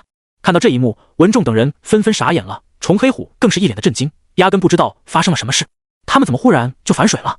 黄飞虎见状眉头一皱，大声呵斥道：“崇黑虎，还不跪下？难道你还想继续做人族的罪人不成？跪下？不可能！”崇黑虎听后顿时大怒，当初既然决定反伤，我就没想过回头，况且我儿也死在姜文焕手中，此乃大仇。你……轰隆！可还不等黄飞虎开口，随着苍穹上传来一道闷响后，他们五人的身影砰地化为一片光影，消失无踪。而此时，五人炸裂的光影化成无量天道之力，纷纷涌入到崇黑虎的体内。若封神，你便是福清正神。当这道声音出现在崇黑虎脑海中的时候，崇黑虎顿时面露狂喜之色，可紧接着另一句话又在他的脑海中响起：本座赐你力量，足以挡住人道威压，你马上出手摧毁人皇身后建筑。说着，崇黑虎便感觉自己的身体迅速膨胀了起来，甚至有种气吞山河、弹指毁天灭地的感觉。前所未有的力量给了崇黑虎直面面对地心的勇气，反正他也只是一道真灵所化，即便自身粉身碎骨，只要天道愿意，他随时可以从封神榜中出来，就像现在一样。想到这，崇黑虎豪气万丈道：“请天道放心，我一定毁了那里。”说着，他便要往外走，亲手毁了地心身后的建筑。其他人也都察觉到了崇黑虎的动静，纷纷做好了准备。只要崇黑虎走出西岐天道笼罩范围，他们就会毫不犹豫地对他出手。但就在崇黑虎即将走出来的时候，异变突起，贫道明白。随后，截教的人还没完没了了，为了一个孽畜，竟然指明要和贫道作对，那就别怪贫道不客气了。看了眼白莲童子，菩提虽然很不情愿，但还是将梁天尺交了出来。随后，白莲童子头也不回地向着西岐的方向冲去。西方教，砰！得知消息的白莲童子又双若拙的从功德池中蹦了出来，双目喷火地看着泗水关的方向。说完，当看到一名雍容华贵、气度不凡的女子从地心身后的建筑中走出来的时候，截教众人全都变得激动异常。让他研究一种瘟疫，可以让一众魔兽发狂，尽快让魔族和西方教发生剧烈冲突。众神带着命令前去，地心则继续安排部署，自然引起了西方吕月的注意。而地心也将这5位温部正神派去了西方，并让他们给吕月带去了一道命令。还有白莲童子，他也要为归灵圣母报仇。随后，铁锁上符文闪现间，紫电锤又从天而降，狠狠地敲在了崇黑虎的眉心处。刹那间，紫雷如同蛛网般炸裂开来，而崇黑虎那庞大的身躯也砰的一下，直接炸成漫天光点。贫道精灵，多谢人皇。师尊！被仇恨淹没理智的他，并没有发现菩提看向他的眼神充满了纠结。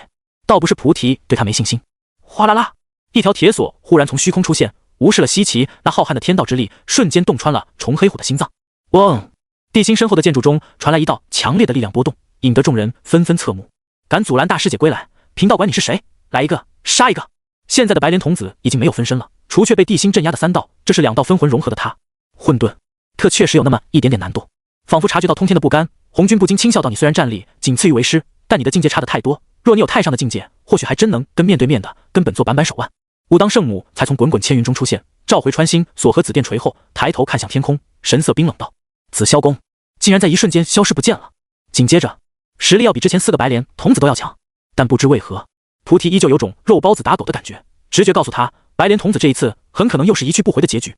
要不是真灵不够，温部7位正神也能凑齐了。而他们一出现，红军又向洪荒淡淡的说道：“人皇得不到王鼎，贫道看你如何对付西岐。”地心看着精灵圣母，笑着说道：“姑知道道友有很多话要说，道友先去，姑还要部署一下进攻西岐的事情。”他无论如何也不会放过慈航和文书，毕竟普贤已经上榜了。精灵圣母没有丝毫不悦，在应下之后，便和无当圣母、于元一同离开了。至于文仲，自然要留下。对了，轰！随着无当圣母一声呵斥，苍穹深处传来一道沉闷的雷声，随后不知为何，笼罩整个泗水关的千云。师姐，虽然他没有收回乾坤鼎，但是他却清晰地看到鼎中的通天并没有挣断最后2条锁链。可是这次通天的反抗却让红军感觉有些不对劲，但是心情异常烦闷的他并没有深入研究这件事。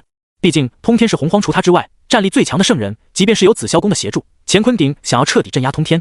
这时，实力差不多恢复巅峰的白莲童子嘘的一下出现在菩提的身边，亮天尺，借我用一下，此行不杀2个准胜，我西方教还要被人小瞧了。最终，精灵圣母留在了泗水关，准备在地心进攻西岐的时候，顺便了结一下生前的因果。当年3大士围攻他是吃了慈航玉净瓶的亏，才被燃灯偷袭生死道消。这次回来，杀伤力比紫电锤只强不弱。随着无当圣母和于元、文仲等人前去拜见，金灵圣母笑着回应了众人后，则将目光落在了帝辛身上。还在反抗？之后道友客气了，朝歌有伤容，暂时还乱不了，所以帝辛也就没有回去。1日后，金灵圣母将自己的法宝取回，并收走了文仲的诛仙4剑，并将紫电锤交给了文仲。因为是通天的命令，无当圣母自然没有怨言。况且没了紫电锤，他还有蕴含空间之力的鱼骨。帝辛又将温部正神复活了5位，算上了吕月，温部7位正神中已经有6位归位了。嗡！平静了好几天的乾坤鼎忽然发出轻微的震动，看到乾坤鼎上光芒一闪而逝，红军眉头不由得皱成了一个疙瘩。此话一出，乾坤鼎再度震动了一下，但最近受了不少憋屈气的红军，在说出这句话后，竟然感觉到了前所未有的轻松。这陆压也真是个废物，得到神逆罗喉的部分意志，竟然还这么废。今日就让本道祖助你一臂之力。说完，红军指尖出现一滴鲜血，随后他屈指一弹，那滴鲜血瞬间从混沌坠落，直奔西方，隐藏在无穷魔气之下的陆压而去。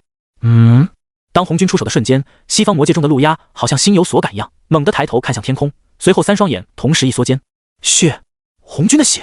别人不知道这是什么，可是罗喉却能清晰地察觉到那上面的气息，顿时大惊失色。下一秒，啪嗒，那滴血以无与伦比的速度落在了陆压的身上，并直接被陆压给吸收了。紧接着他的身躯忽然膨胀起来，体内发出爆豆般的噼里啪啦声。刹那间，陆压就感觉到一股无法形容的力量涌入了他的体内，使得他的力量疯狂暴涨。这时，石牛洞吞天魔牛拜见魔皇，恍惚间还能看到九魔塔的门窗之中魔影重重，阵阵让人头皮发麻的魔笑声接连不断的从九魔塔中传出。可 X2 神逆和罗喉的话落的瞬间，在他们身后的那轮黑日迅速升起间，携带着无穷无尽的伟力，向着魔域边缘的圣人金身冲去。听着魔域四面八方传来的消息，陆压脸上顿时露出了得意和狂妄之色。陆压发出一阵带着颤抖的声音，但感受着体内暴涨的力量后，他又疑惑地问道：道祖为什么这么做？莫理由啊！金身法香虽然是圣人法香，但毕竟不是圣人本尊。神逆感受着各方臣服的气息，阴恻恻一笑到现在是时候向三界宣告本座的归来了，还全都臣服般的匍匐在地。这一瞬间，魔域所笼罩的区域中，无数魔头、魔兽尽数臣服，甚至一些得到巨大积机缘想要争夺魔皇之位的大魔，此时也都臣服在陆压的脚下。幽泉见鬼面魔蛛一族拜见魔皇。深知红军为人的罗喉阴恻恻地开口道：当今浩劫降临，因为万仙阵后天道设下的红线，圣人不得随意出入洪荒，使得人皇势大，他慌了，哈哈哈。紧接着，魔域中万魔臣服，他已经名副其实的成为了魔皇。看到神逆和罗喉先后出手，陆压自然不会落后。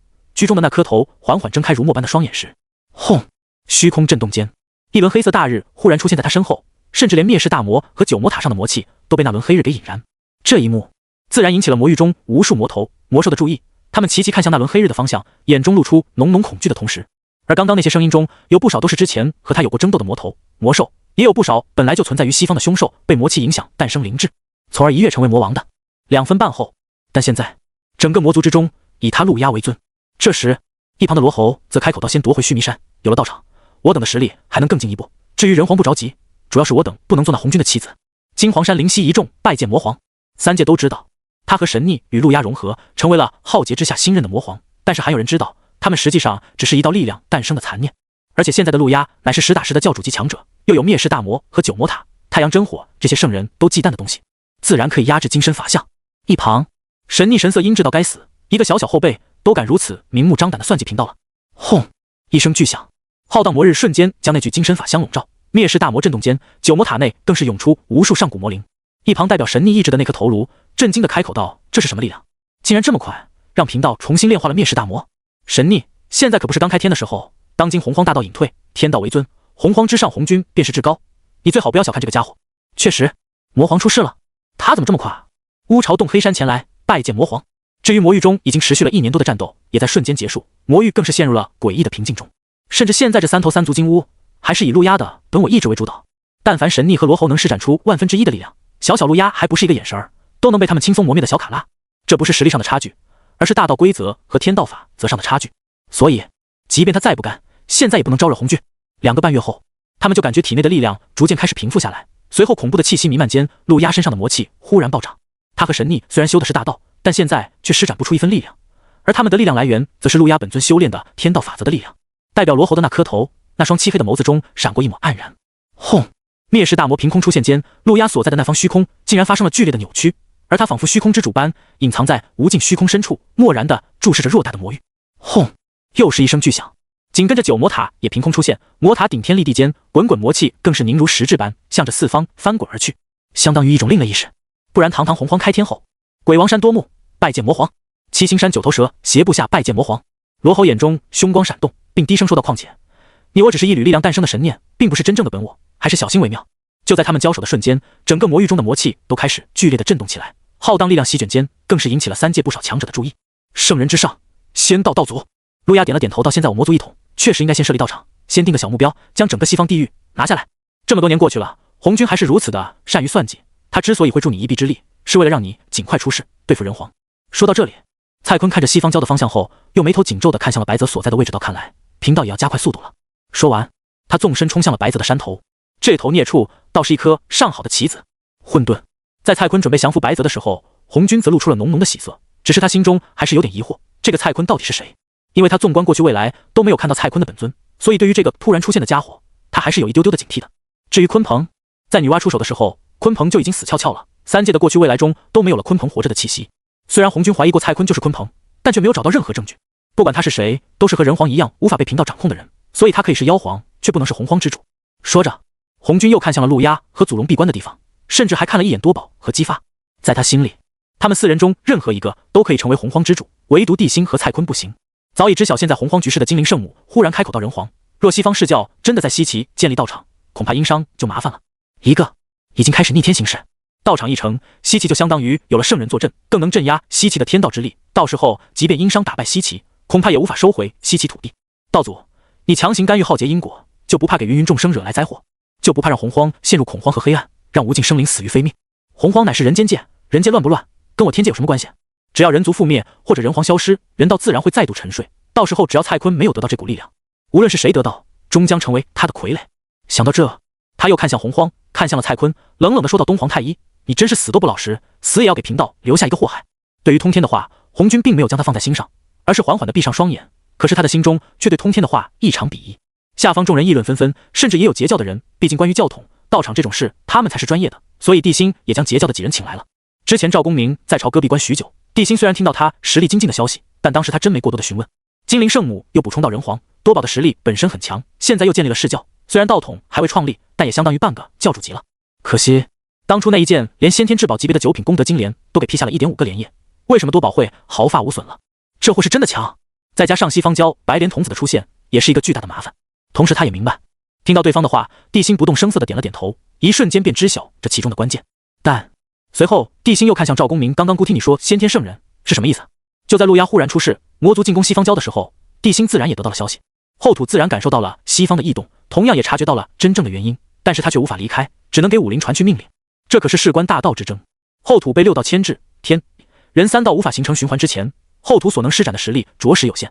短暂的爆发可以，可若后土想要在地界之外长时间施展全力，只有崩碎6道。可一旦崩碎6道，他能不能保住地道圣人的道果都不一定。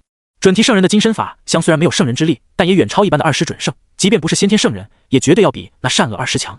就像当年的大多宝道人就是先天圣人，而同为20准圣的龟灵师姐，全力抵抗下，依旧被翻天印压出了本尊。可多宝道人被翻天印偷袭，却也只被打了个趔趄，甚至敢对圣人出手。三教大师凶玄都也是先天圣人，虽然主修道不修体，却依旧可以轻松地接住袁弘的攻击，甚至不用出手就可以逼退武林道友，这就是先天圣人的实力。人皇2师巅峰未斩3师，深度领悟法则后，实力更进一步的为先天圣人，虽然也算是2师准圣，但实力远高于2师准圣。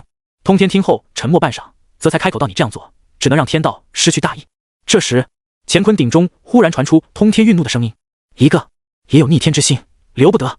大王，魔皇已经统一了整个魔族，现在已经和西方教全面开战。据说陆压连准提圣人的金身法相都给镇压了。他脚踏7宝千叶金莲，左手金刚杵，右手红龙梁天尺，攻防一体的白莲童子每次出手都大开大合，即便是不防御，也没人可以伤到他。而被红龙梁天尺击中之后，即便是赵公明等人也都极其难受。看着帝辛好奇的眼光，赵公明苦笑一声道：“人皇，之前我截教2代弟子中，只有多宝道人踏入了先天圣人境界，之前贫道的人皇相助，勉强算半只脚踏入了先天圣人境，实则还未突破。1个半月前，袁弘被对方击中了一次，到现在伤势还没好，走路都一瘸一拐的。”帝辛眉头紧蹙，点了点头道：“姑知道了。既然如此，姑就先用雍州顶封住西岐，防止……不过他也从对方的语气中得知了玄都和多宝的恐怖。洪荒泗水关，这几个月来，殷商又和西岐打了好几场，可惜天道之力太过雄厚，即便是帝辛以8鼎之力断开浩荡的天道之力，殷商这边也无法长时间待在西岐。而镇守在西方和洪荒边缘的武林等人，自然也感受到了魔界的变化。可是魔域中的魔兽并没有冲击他们，这就让他和镇元子、吕月一行人做好了吃瓜看戏的准备。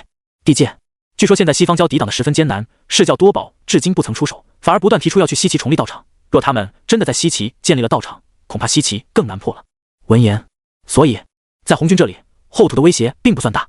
至于人道，就在这时，西岐当尽快攻破，万万不能给西方教、释教任何入主的机会，不然日后必成大患。轰！还不等地心的话说完，他的脸色陡然大变。紧接着，朝歌的方向忽然传来一道恐怖的力量波动，甚至连笼罩大半个九州的人道之力都出现了剧烈的波动。轰隆隆！当那股恐怖的波动出现后，所有殷商统治的区域中全都发生了剧烈的震动，特别是地心，更是能清晰地感受到人道之力震动时所产生的那股恐怖波动，甚至是来自本源上的震动。金灵圣母等人虽然也感受到了那股震动，但远远没有文仲所感受到的那么清晰。而且文仲能够清晰地察觉到，那股震动传来的中心位置，就是已经被地心封了许久的露台。大王，这……可是当文仲准备开口的时候，却忽然发现地心早已经消失在了面前，不知道去了什么地方。朝歌，这股震动普通人是察觉不到的，只有金仙境以上的人可以察觉到。这时看到地心许久没有动静，比干子继续说道：“大王，我人族若是不施教化，不但可以。”仿佛察觉到地心的变化，比干笑着说道：“大王，经过这段时间的研究，臣终于明白，我人族之所以容易被诸神控制，其根本原因就是我人族见识上面的浅薄。”地心将现在洪荒的局势说给比干，也让比干知道了当今人族的危机，自然也明白了地心的想法。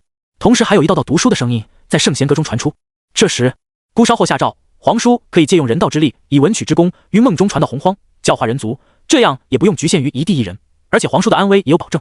这时随后选择二字谷，乱世出刁民，别人不知道，姑还不知道，古来造反者虽然比比皆是，但成事者不是有大智慧，就是有大智慧的人协助，还不是教化，再培养几十个西岐吗？走统治者精英路线，借比干之力洗脑洪荒人族。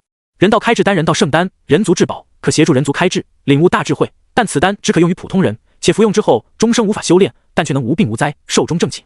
此时的地心和比干被浩荡的人道之力笼罩，这些话别人是听不见的，毕竟事关洪荒人族，事关人族的未来，他怎么可能提前泄露消息？地心说完后，一枚白玉瓶便飞到了比干面前，而他则继续说道：“不过当今洪荒风雨飘摇，浩劫将至，皇叔行走洪荒实在是太过危险了。皇叔，孤等你许久了。”看着面前的比干，地心顿时察觉到人道之力的本源好似又发生了某种变化，好像多了一种东西。若是将之前的人道之力比喻成一把出鞘的利剑，充满了进攻和锋利感的话，那现在的人道之力中就是多了一丝厚重和人性。巨大的牌匾上龙飞凤舞地书写着3个大字：皇叔想做什么尽管去做，在我殷商境内无人可以伤到皇叔。丁检测到宿主陷入艰难抉择，宿主选择如下。仿佛听到地心的声音了，露台上本来正在绽放的金光瞬间暴涨，随后露台仿佛虚影一样缓缓消失，而后一座金碧辉煌的大殿就凭空出现在了众人的面前。大殿之上，当天傍晚，选择奖励人道帝王术。嗡嗡嗡，洪荒之上星光大亮，而不少人发现文曲星的光芒都好似要盖下月亮一样。可奇怪的是，并不是所有人都能看到。昨晚比干大人也入我的梦了，说要收我为学生，让我在当地开学堂，协助大人授业洪荒。当地心看到这选择后，毫不犹豫地选择了一个时辰后，而且紫顶上的8州图案也都绽放出了淡淡的光芒。站在圣贤阁外的比干忽然单膝跪地道：“臣请令，希望大王允许臣行走洪荒，行教化之事。”地心脑海中忽然传来系统的声音，随后比干极其严肃地拱手道：“大王放心，臣定不负大王所托，稍后臣自会跟首相共守朝歌，绝对不会让朝歌出现混乱。”下一秒，一道充满是激动却又温文儒雅的声音忽然在地心的耳边响起。之前看到文曲星大亮的人全都做了一个奇怪的梦，梦中有人传授他们许多知识，让他们懂得了诸多道理。整个九州上的人族都炸开了锅。伴随着阵阵奇异的波动出现，地心忽然察觉到放置在朝歌中的8口子鼎竟然剧烈的震动了起来。我昨晚梦到比干大人了，而且大人说什么天地君亲师，我人族需要敬畏天地，但无需敬畏诸神，因为我们人族有我们的王。说到这里，你心眼再多，算计再多，没有相应的实力，你也只能是别人手中的一颗棋子，根本就成不了什么大事。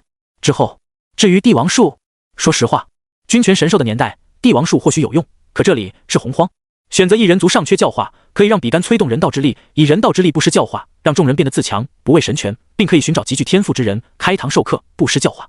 选择奖励人道开智丹 X10000。皇叔终于要出关了吗？是夜。经过月余的时间，臣终于想明白，我人族想要逆天成功，必须要进行教化，只有教化人族，让我人族知晓天地本质，人族才会收起对诸神的敬畏之心。嗡！随着比干的话落，他身后的圣贤阁瞬间光芒暴涨，一道道神秘的虚影出现在他的身后。唰！地心如同鬼魅般出现在露台旁边，看着前方绽放出万道光芒的露台，地心的心中忽然变得激动起来。至于系统的奖励，圣贤阁，轰！随着圣贤阁彻底显化而出，浩荡的人道之力瞬间一震，随后整个朝歌都发生了剧烈的震动。当然，此时的地心已经清晰地察觉到，若是比干对洪荒人族实行教化之功，人道之力将会变得更强大，诡异莫测。当然，至于玉瓶中乃是人道开智丹，它的作用叽里咕噜。皇叔在授业之时可以选择真传弟子，赐下此丹后，协同皇叔教化我人族。伴随着一道沉闷的声音出现，圣贤阁的大门缓缓地打开，而后浓重的书墨之气出现后，一道熟悉的身影出现在帝辛面前。臣比干叩见大王。因为在比干出关的一瞬间，帝辛就感觉到了人道之力中多了一种另类的力量，而那股力量正是教化的力量。帝辛闻言笑着点了点头，道好，孤先回泗水关了。我也是，老师不但赐下一颗神丹，还说当地诸侯自会协助。卧槽，诸侯大人来了！殷商统治的大小诸侯领地中一阵鸡飞狗跳，但朝歌的人道之力却愈发浓郁，而人道的力量更是飞速暴涨起来。这是怎么回事啊？混沌！当比干出关之后，红军就察觉到了人道的变化，但是他做梦都没想到，短短一晚上的功夫，人族竟然发生了这么大的变化。而现在他想出手阻止，却已经晚了。因为文曲星光照射的时候，选择的人只是随机选择，并不是固定的。再加上现在人道笼罩之下，天道之力压根就无法入侵洪荒，这就让他十分为难。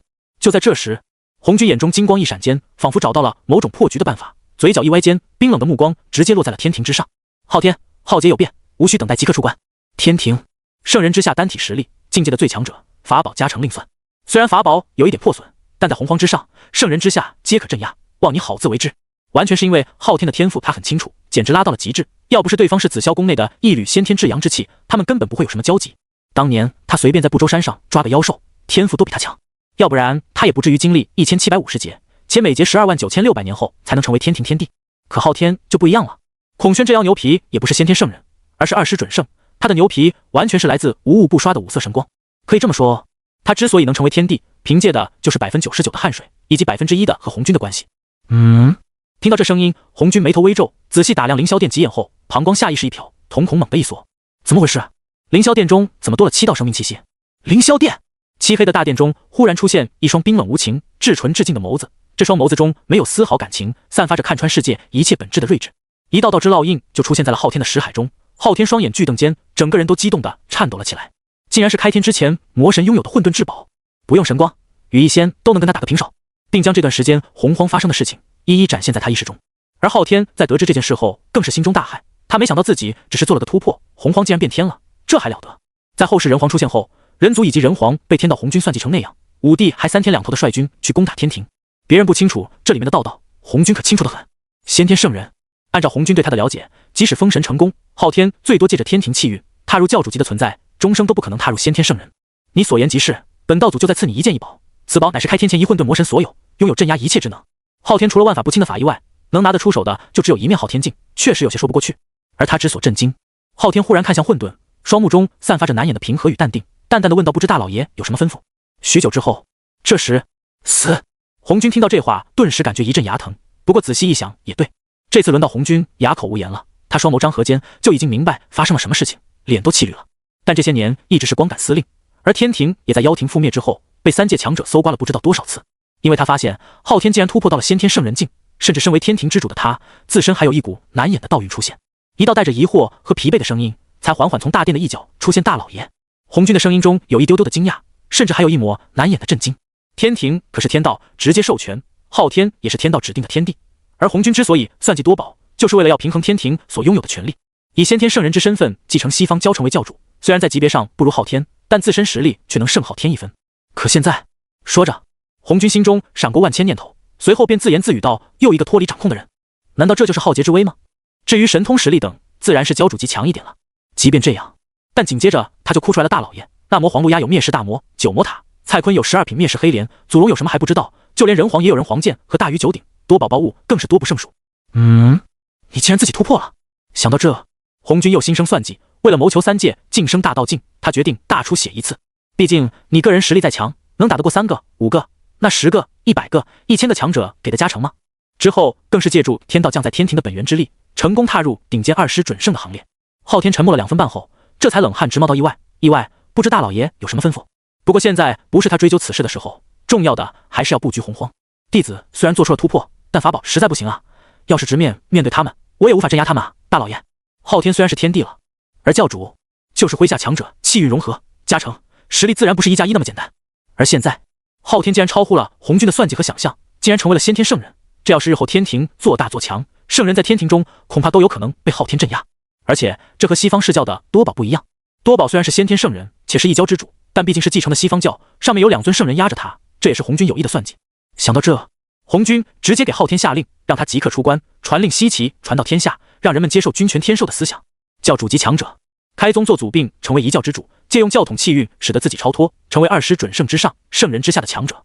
36层混沌塔，当初混沌魔神祭出此宝塔，曾挡住了盘古大神一斧，使得那尊魔神逃过一劫。后来魔神虽然死了，但依旧无法掩盖这件宝物的高光时刻。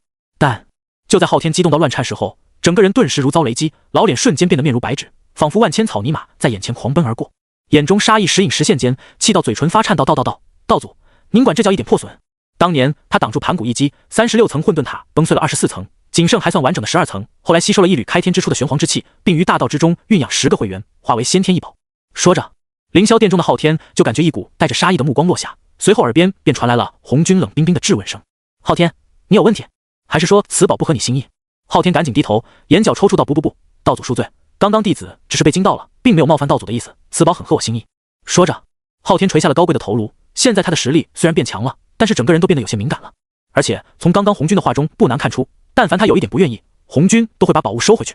听到这话，红军面无表情的点了点头，道：“速去做事。只要魔族、妖族和龙族一起对人族发难时，人皇没有统一人族，便可以继续封神，而你也将成为新的3界之尊。”大老爷，弟子明白。同时心里对袁洪生出了滔天杀意。他当初虽然吃了生造化丹，身体恢复了，但后来和师妹玩捉迷藏的时候，之前被袁洪打碎的腰子依旧时不时的传来针刺感，而他的防御更是惊人，跟太上的天地玄黄玲珑塔是一个级别。从道印中得到这个消息后，昊天整个人都兴奋起来了，差点达到人生的高超。还莫等西海龙王登灵须弥山，将丹药交给孔宣，龙族中忽然发生一件大事。功德金莲可是先天之物，这玩意儿还能修复的。此时殷商统治的每个地方都有人被比干选中，而且还有人被其收为学生，时不时的就进入梦中接受比干传道。比干也善用了那1万颗开智丹，寻找可以协助自己授业洪荒的人。半月之后，跟诸天庆云一样的先天异宝。该死的猴子，本帝与你不共戴天！暗中怒骂袁洪一声后，自封了1年半又2个半月的他，是时候出去看一看属于自己的3界江山了。更是让人知道了什么叫仁、义、礼、智、信。之前比干在帝辛的指点下，将各类学说融会贯通，取其精华，去其糟粕，转化成当今以人为本、人皇至上的思想。昊天下意识的抹了把冷汗，这才自言自语道：“马德，本帝都快成累死的老黄牛了，你还没完没了了。10岁之位的女人真可怕，别说她，就连金灵圣母等人都觉得难以置信。别说先天至宝了，就算是后天至宝，他们都没听说过可以修复的。以他的实力，还无法真正的实行开天壮举。大王，些许小打小闹，无论是对我殷商，还是对西岐，都是挠痒痒一般。3天前妖皇也出事了，要是再无法一统九州，就麻烦了。”又3个月后，洪荒已经发生天翻地覆的变化。比干的教化让不少人都明白了事理，明白了什么叫人族当自强当，明白了什么有国才有家，明白了什么叫唇亡齿寒，也明白了什么叫与天斗其乐无穷等等。有了这件宝物，试问谁还能伤到本地？不一样的是，这件宝塔不但可以作为防御用，还可以用来进攻、封困等，甚至在开天之初，古神吼不小心跑进去被压在里面，让人们渐渐失去对仙道诸神的敬仰，让他们逐渐的相信人定胜天。除了西岐之外，而西岐在昊天的授意下，加强神权洗脑，使得不少人更加信奉神权，信奉上天，反而让西岐中的天道之力变得更加浑厚。虽然只过去了3个月，但也出现了不少受人尊敬的文道学子。虽然他们无法修炼长生不老，但最起码能无病无灾的活到死。人族教化大业如火如荼的进行着。随着各种各样的消息传入帝辛耳中，帝辛渐渐察觉到天地的变化，但是多宝忽然修复功德金莲，却着实出乎他的意料。履约道友虽然研究出了针对魔兽的宝物，但是依旧没有对西方世教造成什么威胁，甚至他们都打了数月之久，也没有推进一步。西方教的底蕴简直恐怖如斯啊！但是他却没感到丝毫开心。西岐的天道之力浑厚到近乎无解，即使他催动识海中的那道攻击，也无法对这浩瀚的天道之力形成什么有效的破坏，还被混沌塔镇压了一个亮节的时间。昊天说完之后，便察觉到红军的注视消失了，但是他依旧没有丝毫的不敬，而是仔细感受着识海中的那道印记。人皇刚刚得到消息，是叫多宝以白莲童子的一颗莲子吸收了功德池中不少功德，后又融入一缕先天玄黄气，将功德金莲修复重回9品。就在这时，这件事自然是红军出手了，他以造化玉蝶补全了功德金莲中的法则之力，这才让他重塑9品。至于12品，也不是不能恢复，但代价太大了。师兄。随后他的身后忽然传来一道软糯糯、慵懒无比的声音，顿时让陷入高息中的昊天打了个激灵，下意识地催动识海中的符文，大手一挥，混沌塔瞬间向着身后声音传来的方向笼罩而去。人皇、准提圣人的恶尸菩提镇守8宝功德池，还有多宝也在须弥山，外人根本无法靠近那功德池。12层混沌塔让他的续航力下滑严重。说着，但是比干的教化进不了西岐，西岐中的神权至上也入不了洪荒，明明同属9州，却陌生的好像2个世界。而此时的帝辛依旧对泗水关感到无可奈何，虽然因为授业开智的事情，人道之力暴涨，本源的力量也在暴涨，功德今年恢复的原因他们不知道，但众人也敏锐地察觉到，本来以为的3年平静期或许就要被打破了。昊天捂着腰子，缓缓地掏出了昊天镜，大步流星地向着门口走去。昊天直接挺着腰板，整个人都跟着容光焕发起来了。这一日，北海之上海水倒卷，恐怖的力量气息如同沉寂了10万年的火山忽然爆发一般，直冲无尽苍穹而去。啊！下一秒，一道惊天动地的龙啸声忽然响彻3界，无数大能为之色变。祖龙出关了，竟然真的是祖龙，好恐怖的气息！没想到他这一世依旧走以立正道的路，这气息不愧是上古霸主啊！祖龙既然真的复活归来，估计这次洪荒上要热闹了，不知道人族该如何应对。就在3界中一众强者议论纷纷的时候，四海龙王却兴奋地直奔北海而去，而且他们的实力在祖龙出关的时候也都有了一次大幅度的提升。此时，不止四海龙王，四海中所有达到大罗境及以上的龙族，此时全都向着北海冲去，特别是那些准圣境的龙族，此时更是激动坏了。北海龙王拜见祖龙，东海龙王祖龙。西海，随着祖龙的出世，龙族仿佛找到主心骨一样，一个个无比兴奋的前来，而龙族的大罗、准圣级强者纷纷出现在世人的眼中。这一下，龙族的实力展露之后，顿时惊得3界中无数强者各大道统大呼卧槽！卧槽！除了四海龙王外，龙族竟然有不下10个准圣，这龙族藏得有够深的。虽然其中大部分未达一师，但准圣始终都是准圣，可不是什么阿猫阿狗。龙族这是彻底勃起了。魔皇出世对上了西方教，妖皇出世按兵不动，现在龙族也出世了，估计人族的大难要来了。人族终究太羸弱了，你说这人皇好好的接受封神不好吗？非要搞事情，现在人族面临灭族之祸，也不知道他后不后悔。就在3界强者议论纷纷的时候，北海祖龙随手布下的结界之中，恭喜祖龙出关，我龙族必将成为洪荒霸主。祖龙，我龙族当今的实力在洪荒上已经首屈一指了，现在可以进行争霸之路了。祖龙，西方魔皇于大半年前出世，妖皇于不久前出世，当今洪荒战乱四起，正是争霸的好时候啊！祖龙听着周围众龙的议论，祖龙逐渐显现身躯，化成一名身材魁梧、不怒自威的中年人。3000墨发飘荡间，祖龙身后的那方虚空都被他的墨发搅动的发生了扭曲。看到这一幕，四海龙王更是变得兴奋无比，唯独东海龙王的表情有些不自然。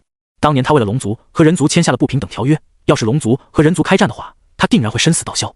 之前只是金仙境的5爪金龙，他倒是没多少想法，可现在他却是9爪紫金神龙，而且还拥有了2师准圣的力量，他不想死啊！但是看到一脸霸气的祖龙以及兴奋无比的3个小老弟儿，东海龙王知道自己没有选择，他也从未有过选择。但祖龙却看出了东海龙王的想法，他冰冷的眸子扫过对方后，淡淡的说道：“不着急，本座刚刚出关，还有一些事情要去做。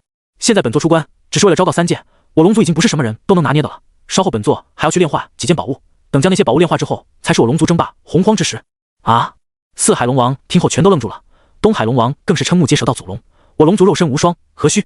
肉身无双？你当这是上古时期有大道之力可以锤炼肉身，万万年宝药随处可见。”祖龙听后有些气愤地说道：“若是本座想恢复上古肉身，就算将现在洪荒上所有的资源全部消耗掉，也无法恢复巅峰，除非找到祖屋的圣殿。”说到这，祖龙气愤地吐出一口浊气道：“都是红军这个老祖龙不兴说啊！”东海龙王眼看着祖龙就要怒骂红军，当下也顾不得以下犯上了，直接冲上去捂住了祖龙的嘴。毕竟这是他儿子的肉身，所以东海龙王下意识的就要护崽。片刻后，东海龙王有些局促紧张地看站在那里，额头上的冷汗刷刷直冒，生怕祖龙跟他秋后算账。但祖龙并没有处置他，而是淡淡的说道：“本座这次出关，主要是为了昭告3界我龙族的强势归来。若是没有其他事情，本座先去闭关了。”祖龙还真有件事。这时，西海龙王小心翼翼的说道：“祖龙，日前人皇叽里咕噜，就是这件事。现在祖龙已经出关，我想问问祖龙，这件事要不要继续？”继续。祖龙毫不犹豫的说道：“当初人皇取鼎，没有算计我龙族，也是对我龙族的恩情，这个因果必须偿还。如果本座没有猜错，大禹九鼎的最后一口王鼎肯定在西方教。到时候我龙族可以先坐山观虎斗，等洪荒各方势力消耗一定元气后，到时候本座再断了东海龙王的天谴，断了我龙族与人族的所有羁绊，就是我龙族争霸洪荒的开始。”是，祖龙。听到祖龙的话后，四海龙王当时就激动的浑身乱颤，仿佛龙声达到了高 C， 并一口吃下了祖龙画的饼。之后，祖龙看了眼脚下的海水，淡淡的说道：“本座先去见一个故友，你们按照本座的吩咐去做。”说完，他又看向了西海龙王道：“人皇安排的事情，一定要好好完成。”是，祖龙。西海龙王虽然好奇祖龙怎么对这件事这么上心的同时，还是应了下来，并发誓一定要好好完成这个巨大的任务。之后，祖龙便径直离去，而四海龙王也随之离开。至于祖龙口中的故友，他们虽然心中有所疑惑，但还是压下了那抹好奇，毕竟祖龙的事情不是他们可以窥探插手的。就在四海龙王带着各自龙族离开之后，隐藏在北海海面下的祖龙眉头却拧成了一个疙瘩。奇怪，本座为什么会让下面的龙答应且全力完成人皇的命令？现在和西方交恶，明显对我龙族不利。凭本座的智慧，怎么会做出这么冲动的选择？想不通，根本想不通。半日后，道友请留步。满脸疑惑的祖龙溜溜达达的来到了北海海眼的附近，听到耳边忽然传来的声音后，他瞬间收起了脸上的愁容，并立即换了一副面孔。申国师，贫道有礼了。道友，许久不见，道友的实力又有所精进啊。申公豹看着祖龙，只感觉对方身上散发着一种让他亲切无比却又异常熟悉的气息，像极了异父异母的亲兄弟，又像极了殷商的同僚。哈，道友说笑了，这么短的时间，实力怎么可能精进？祖龙听后不由得冒出一头冷汗，暗道这殷商国师这么逆天吗？莫非是看出了自己的虚实？道友，贫道刚刚修炼的时候，被一股恐怖的力量波动惊醒，察觉到外面有巨大的危险，不知道发生了什么事情。哦，是祖龙出关了，就是上古的龙族老祖祖龙。贫道真没想到，祖龙竟然在北海闭关。听到申公豹的话后，祖龙这才长长的松了口气。看来申公豹并不知道自己的身份，这就好办了。想到这，祖龙又和申公豹聊了一会儿。等祖龙准备离开的时候，申公豹这才说到：“贫道关道友应该是大罗强者吧？”啊！祖龙听后一脸懵逼。大罗？他现在一喷嚏能喷死个大罗，还差不多。但是为了隐藏自己的身份，他还是笑着说道：“道友好眼力，贫道正是大罗。当今洪荒祸乱四起，浩劫降临，道友身负大罗伟力，不如入洪荒投奔大王，为洪荒人族效力。贫道可以为道友举荐，道友看结交的一众道友。贫道多谢道友好意，只是贫道懒散惯了，不想入任何势力。当今浩劫降临，贫道还是独善其身的好。”听到祖龙的婉拒，申公豹不禁面露无奈之色。这么一个强力道友，竟然选择独善其身，这就让他很是无奈了。最终，他们告别之后，祖龙再度进入了之前自己闭关的小空间。可就在小空间关闭的瞬间，他扭头看向了申公豹，眉头紧蹙，疑惑道：“奇怪，刚刚他说让本座入人皇麾下，本座怎么会有那么一丢丢的心动？”而申公豹看着消失的祖龙，再度无奈道：“道友啊，道友，浩劫降临，什么人可以做到独善其身？既然你身负大罗伟力，那贫道一定要把你引荐给大王，即便做不成同僚，也不能当敌人。”申公豹很清楚，浩劫之下打的就是巅峰战力，圣人先不说，人道之下圣人也无法对地心造成影响，那怎么打？自然是打麾下的准圣大罗了。到时候一个大罗金仙的存在，绝对会成为影响战局的关键。3日后，西海龙王出现在了西方教外。得知西海龙王出现后，无论是多宝还是菩提，都十分的疑惑和高兴。疑惑的是祖龙刚出世，西海龙王为什么来西方教？高兴的是祖龙刚出世，西海龙王就来了西方教。很快，西海龙王出现了八宝宫得势附近，倒不是他故意的接近这里，而是因为菩提不能离开此处，再加上现在阿弥陀佛、白莲童子都在西岐，其他西方交强者都去阻击魔兽，自然要把西海龙王请到这里。此时，西海龙王看着面前的两人，道：“小龙见过来2位道友。”菩提和多宝闻言顿时一愣，之前四海龙王见他们的时候，那个不是卑躬屈膝的，现在直接这么刚刚了。不过，就在西海龙王展露修为后，菩提和多宝这才恍然大悟：“哦，准圣，恭喜道友成为准圣，喜提洪荒顶尖强者行列。”菩提和多宝同时开口道。之后，菩提主动开口问道：“不知道有来我西方所为何事？”一旁多宝则接过话查道：“道友，莫非是祖龙想和我西方结盟？”多宝道友，贫道先开的口，道友能不能不插嘴？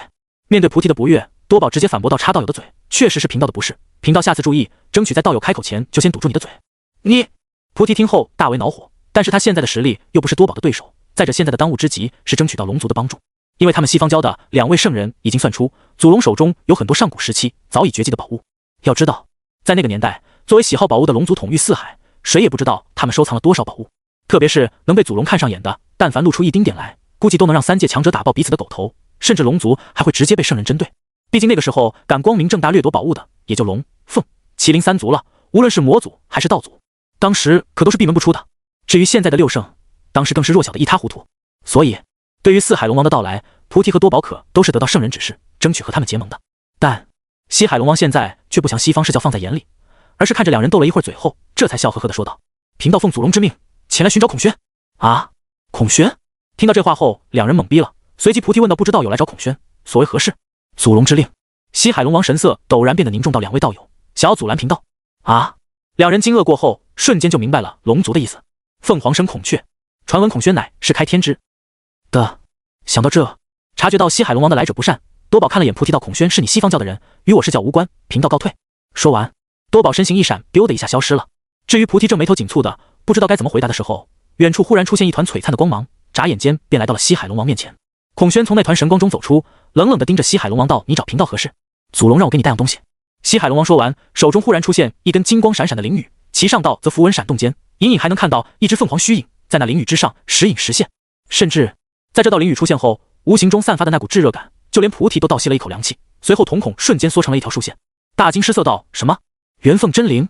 唰，消失的多宝如同鬼魅般出现，他双目放光的盯着那根灵羽道：“龙族道友，此物与我视教有缘啊！此物与我视教有缘啊！”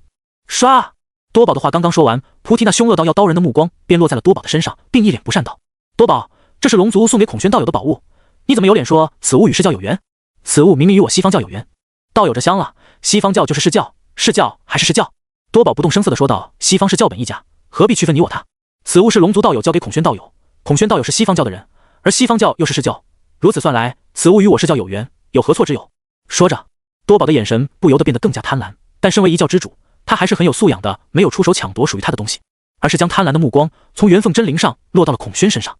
元凤真灵，历代禽类只有一根的真灵，就相当于龙的逆鳞般具有唯一性。不同的是，当年凤凰一族的真灵不但是本源真灵所在，还是他们最强大的武器以及最强传承的载体。不出意外，这根真灵之中极有可能有凤凰一族的涅槃真火的终极奥义，怎么可能不让他们眼红？不过这东西虽然不凡，但是上面的因果也大，所以他们都在考虑如何在不沾因果的前提下将这东西搞到手。但就在他们脑海中闪过万千念头的时候，孔宣却眉头紧皱地看向西海龙王道友将这东西交给贫道，是什么意思？祖龙说，毕竟是故人之后，曾经的一切都随着时间的流逝消失了，现在没必要因为上古的恩怨和小辈计较。再说，当初他们都是被算计导致，错不在彼此，所以就尘归尘，土归土，将这真灵交给你，也算是物归原主了。龙族道友说的极是，上古都覆灭了，一些恩怨自然要尘归尘，土归土。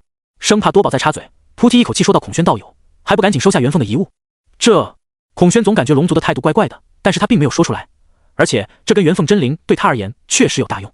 先不说传承不传承，这上面的先天道之符箓也足以让他的五色神光更进一步。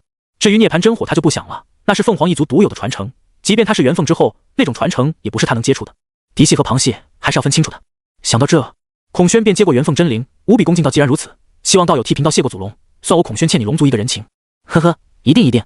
西海龙王笑呵呵的作揖应道。至于多宝和菩提的打算，他当然门清，但是那元凤真灵上满是凤凰一族的因果，他相信这两个贪婪的家伙短时间内是不敢对真灵出手的。不久后，西海龙王便离开了西方教，同时对祖龙更是敬佩不已。之前祖龙找到他，让他以真灵为借口，他一想到给孔宣送个丹药就要搭上元凤真灵，就感觉不值。没想到一切都被祖龙猜中了。随着祖龙的出世，三界各方强者对龙族的态度也充满了玩味。他要去西方教，必定会暴露在众人的视线中，甚至有可能会引起圣人的注意。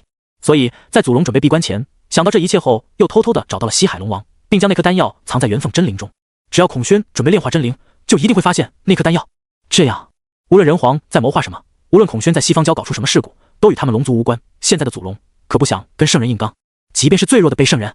西方教，当西海龙王离开后，菩提和多宝都一脸火热的看着那根元凤真灵，但他们自然不敢胡乱出手，于是便让孔宣找地方炼化真灵，这样对付魔族的时候，他也算多了一门大杀招。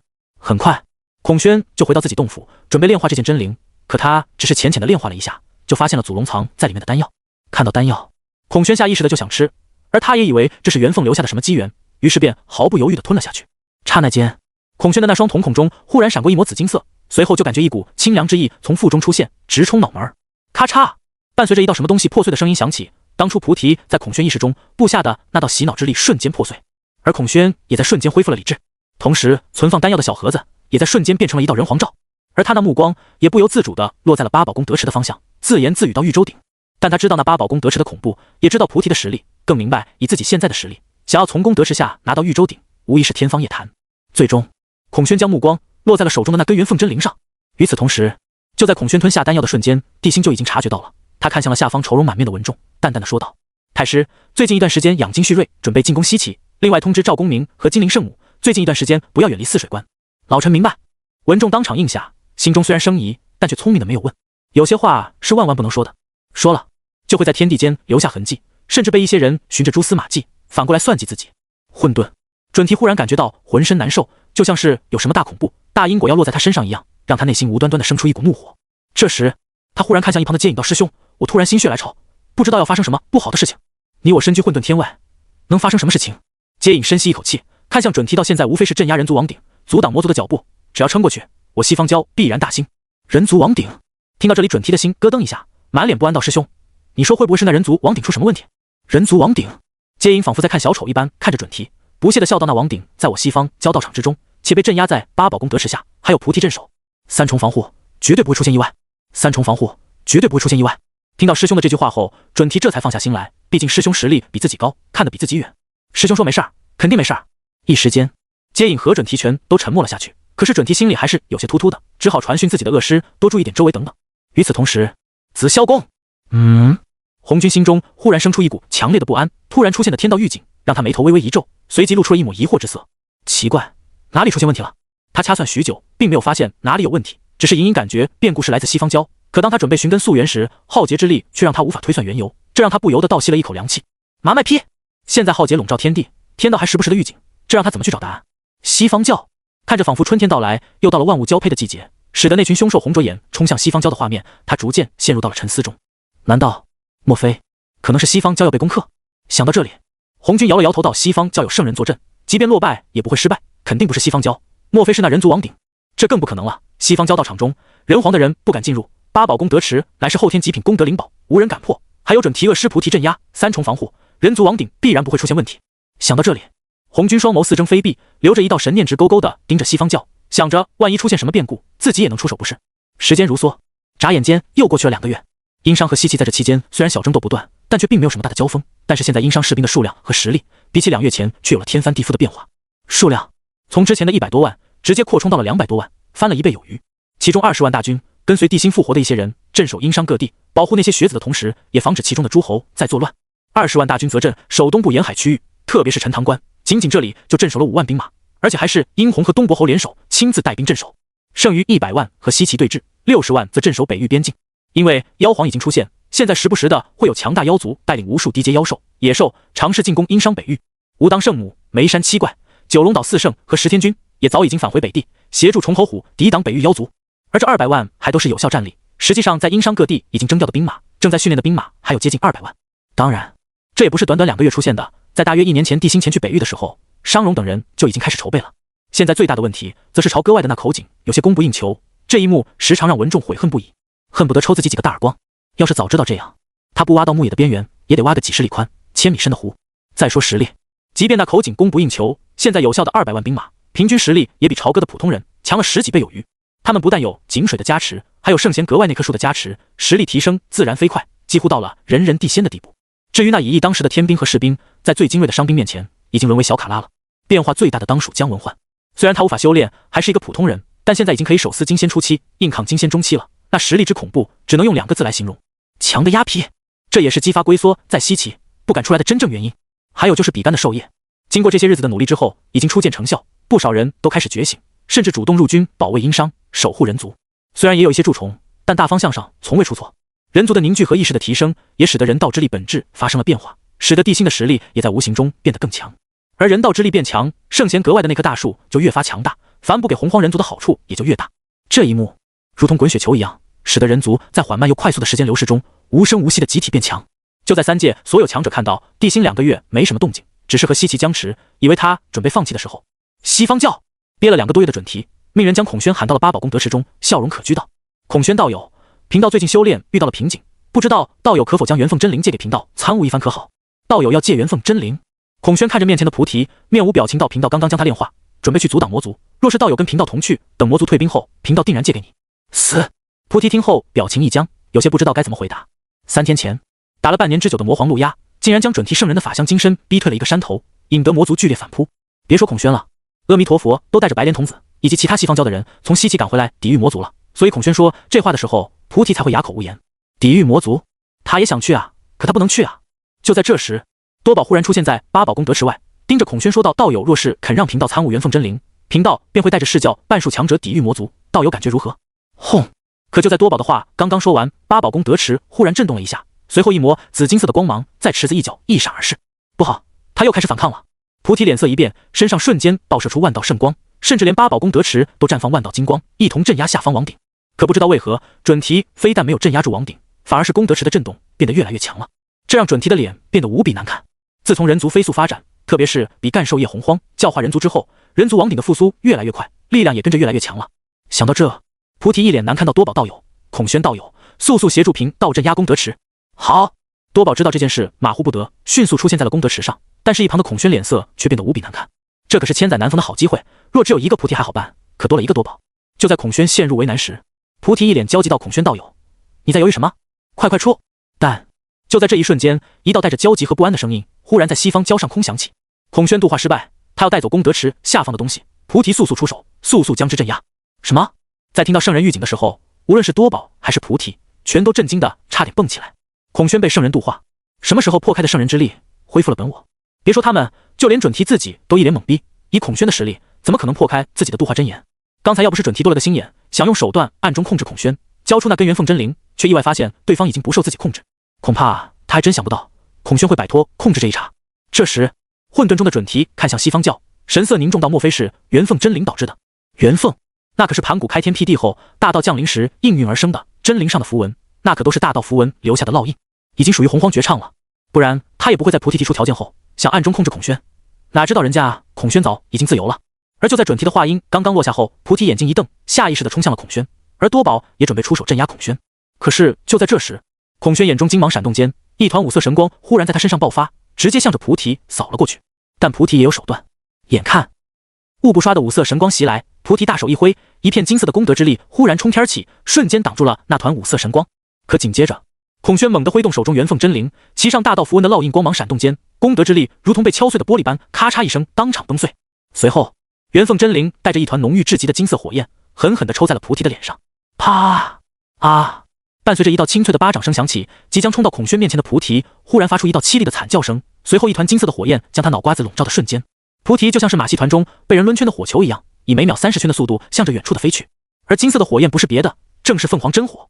真火一燃烧，即便菩提催动自身力量也无法将真火熄灭，可是菩提的惨叫声却越来越强烈，越来越刺耳。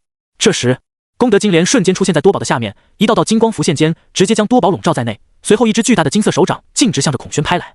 孔宣，既然想背叛我西方释教，想为人皇做事，今天本座若是让你得逞，洪荒三界岂不是要小看我西方释教？说着，多宝的手掌迅速变大，掌心间一道道空间之力涌动时，仿佛抓着一个世界，向着孔宣镇压而来。但就在这时，嘣嘣，两道声音忽然在八宝功德池中出现，随后因为震动而出现涟漪的功德池池面瞬间炸出一道巨大的水柱。下一秒，一道裹带着金色功德之水的庞大身影，如同高速移动的小山般，狠狠地撞向了多宝。乌云仙，你好大的胆子！轰！多宝压根没想到乌云仙宁可挣断两只龟爪，也要对自己出手。要知道，乌云仙可是通天教主随侍七仙的老大，也是实力最强的一个。即便只有一件法宝混元锤，而在万仙阵时，依旧连败一身宝物，手持陆仙剑的赤金子和诛仙剑的广成子。因为追杀广成子的时候，更是胆大包天的对准提出手，这才被圣人用6根清净竹打出原形，镇压在了八宝功德池中。虽然是被镇压的妖仙，但是谁也不知道乌云仙在功德池中到底又得到了什么机缘。现在他突然偷袭多宝，多宝能不慌吗？此时，乌云仙冷冰冰地看着多宝，讥讽地说道：“你这叛徒有什么资格说贫道？”说着，乌云仙后发先至地撞在了多宝身上。纵然是有9品功德金莲护身，多宝依旧被撞得气血不畅，踉踉跄跄地飞出了功德池的范围。哗啦！随着多宝飞出去，乌云仙好像用尽了所有力量，庞大的身躯重重地落在了功德池中。池水飞溅中，一团嫣红的血迹在功德池中蔓延开来，但却又在眨眼间消失不见。而此时，八宝功德池再度被王鼎一撞，紫金色的光芒闪动间，功德池的一角竟然又被撞开了一丝。这时，孔宣忽然掏出地心给的人皇罩，法力涌出诏书的刹那，人皇罩忽然迸发出了万道紫金色的光芒。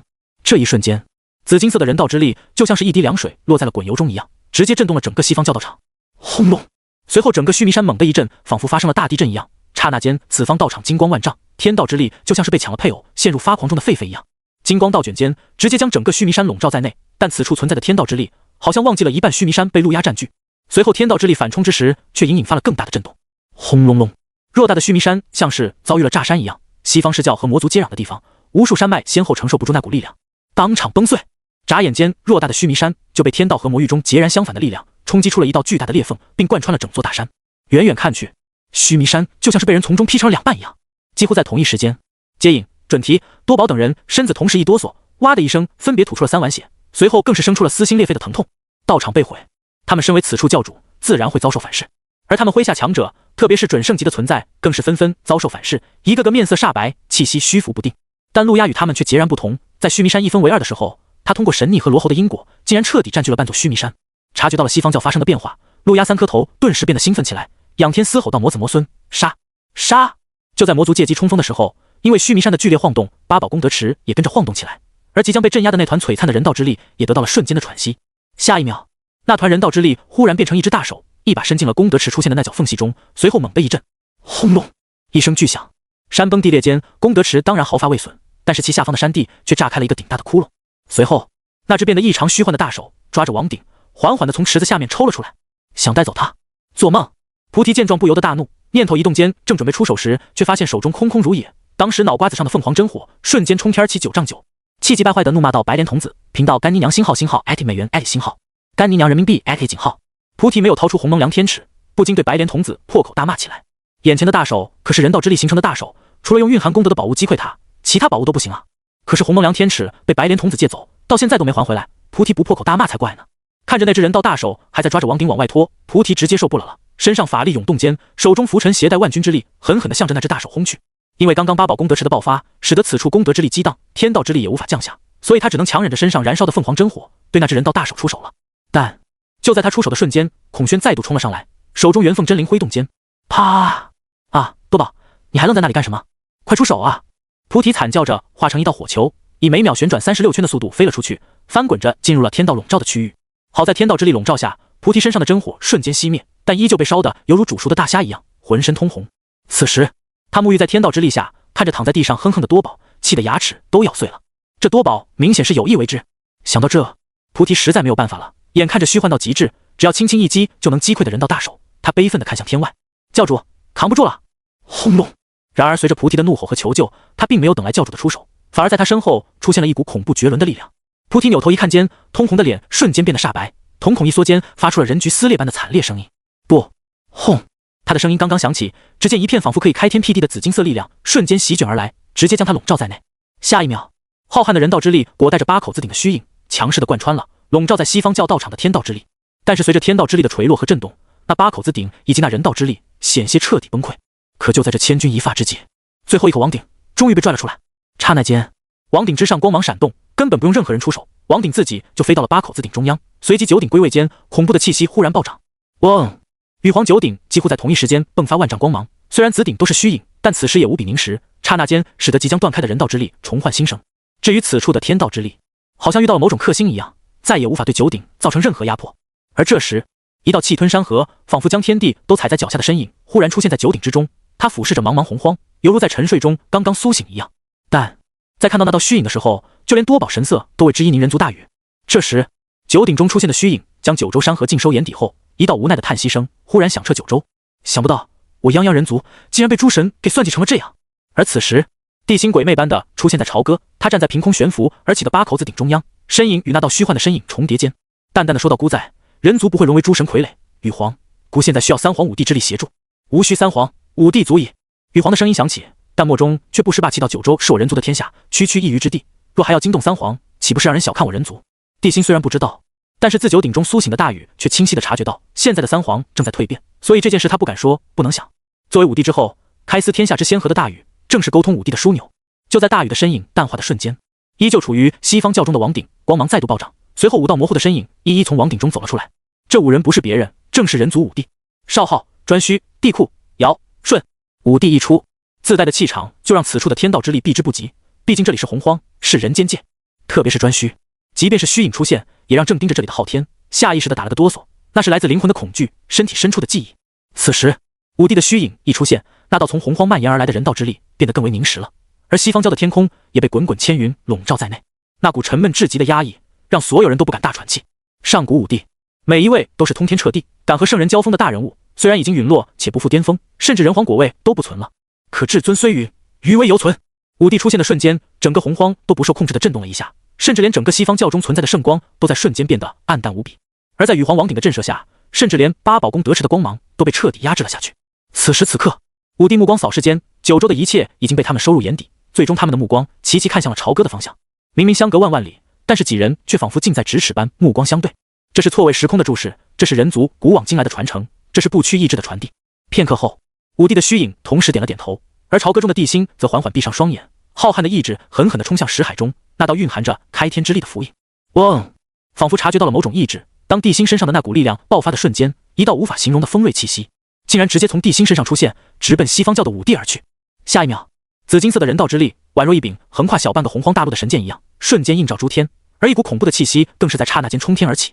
混沌中，红军脸色大变间，猛地从蒲团上蹦了起来，身上杀意涌动间，紫霄宫的大门轰的一声直接打开。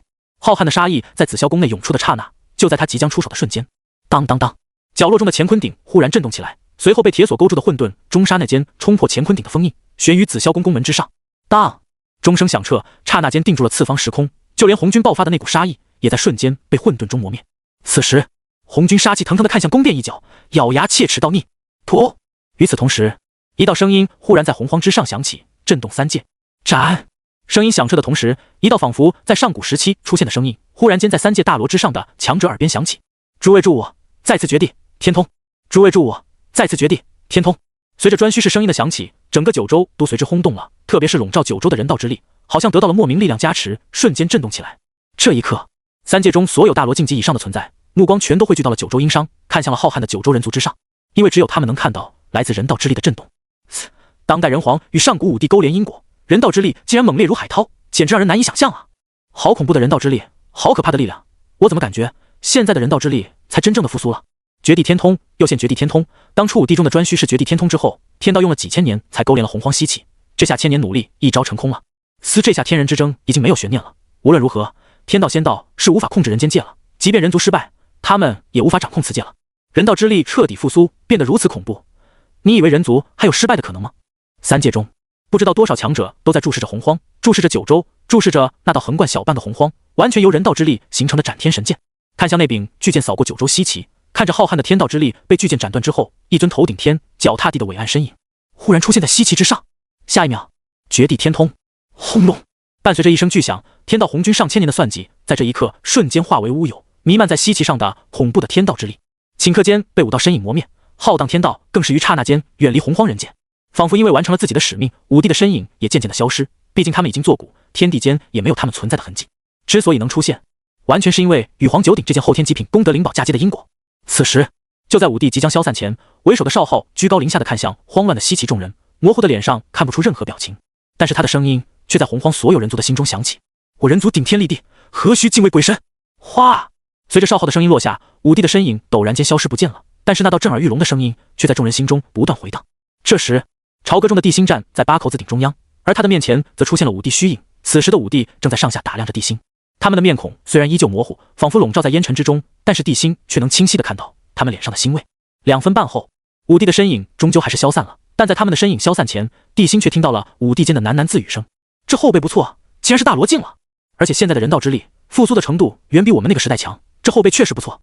如此这般，也不枉我等此次出现，后生可畏啊！值了，我等可以瞑目了。”随着五帝的喃喃自语，他们的身影彻底消失不见。地心从始至终都没有说话，而是恭敬地目送五帝的离去。当五帝消失后，地心念头一动间，王鼎再度出现在西方教中，直接将孔宣收入其中后，王鼎瞬间破空离去，速度之快，甚至连菩提和多宝都没来得及做出反应。2分半后，王鼎出现在西岐之上，随后孔宣便从鼎中出现，紧接着一道浩瀚的声音响彻整个洪荒：“进攻！杀！”随着地心的话落，西岐外一众截教强者和80万商军几乎在同一时间冲入西岐，而浩荡如海啸般的人道之力也在瞬间涌入西岐，顿时让一众仙道强者面色大变。不好，快跑！几乎在同一时间，超过90%的仙道强者都放弃了抵抗，笼罩西岐的天道之力被斩断，颛顼是2次绝地天通，使得天道之力无法入侵洪荒。先天被压制的他们还有什么资格应对人皇？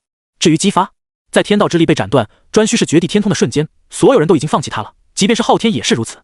此时的他正混迹在人群之中，想着浑水摸鱼的跑路，然后找个犄角旮旯的苟活于世。至于抵抗，先不说准圣级强者已经没多少了，在五帝现身之后，天蓬就带着卷帘原地升天，南极仙翁则带着慈航、文殊、黄龙等人跑回昆仑山了。他们不在，谁脑瓜子那么铁，能挡住殷商的一众准圣强者？人族大一统已经势不可挡，除了西岐乱上加乱外，天外的诸多圣人此时也不平静。混沌、接引和准提此时老脸煞白，双目中更是要喷出怒火，气都冷啊！特别是准提，更是杀气腾腾地看着功德池中乌云线，咬牙切齿到想不到当初贫道留了这孽畜一命，竟然导致我西方教遭受今日之祸，此孽畜当死！师弟所言极是，既然不遵教化，那就无力度化。接引语气无比冰冷，甚至连一旁的准提都被他身上杀意吓了一跳。但是，一想到王鼎丢失的后果，准提的心更凉了。师兄所言极是，大善！接引说完后，一道法旨直接降下，而正在和魔祖交战的白莲童子仿佛得到了什么命令一样，杀气腾腾地冲向了八宝宫。德池教主有令，乌云仙邪魔入体，当诛！说着，他高高举起了手中的红能量天尺，准备以这件功德宝物让乌云仙灰飞烟灭，身死道消。紫霄宫被混沌中挡住的红军阴沉着脸看着不远处的通天逆荼：“你是天道圣人，做如此损害天道的事情，你就不怕天道降罪，催动陨圣丹让你陨落？”事已至此，即便道祖出手也改变不了什么了。通天面无表情地看着红军，淡淡地说道：“当今洪荒大一统，人皇将成为洪荒至尊，说不定日后他还会反攻天界，道祖应该想想后面的事情了。”后面听到通天的挑衅，红军面露不屑道：“逆荼，你真当本座将所有希望都放在姬发这只蝼蚁身上，没有其他后手？”说完，通天好似看到了什么，向来只会动怒的他面色陡然变得煞白，下意识地退后半步间，惊恐且愤怒地看着红军。红军，你既然……红军，你既然算计了陆压，准备让他魔临天下，你就不怕他被罗侯控制，最终让洪荒走向灭亡？通天教主仿佛看到了什么恐怖的事情，整个人都面露惊慌和不安，甚至手心都开始冒汗了。但红军听后却一脸不屑道：“哈哈，洪荒乱不乱是人皇的事情，跟贫道有什么关系？”说完，红军看着通天那紧张的样子，面露不屑间纵身离开了紫霄宫。这次通天并没有阻拦，因为红军去的并不是洪荒。此时，通天失魂落魄地看着洪荒，自言自语道：“人皇，接下来才是洪荒之上真正的浩劫，你可一定要撑住啊！”与此同时，混沌中，接引、准提两人正紧张地看着西方教时，红军忽然出现在他们二人的面前。随后，还不等两人解释，红军老脸一黑道：“两个废物，连这点小事都做不好，要你们两个有什么用？”啪啪！红军说完之后，反手一人一耳光，直接将接引、准提抽的当场喷出半盆血后，如同陀螺般飞了出去。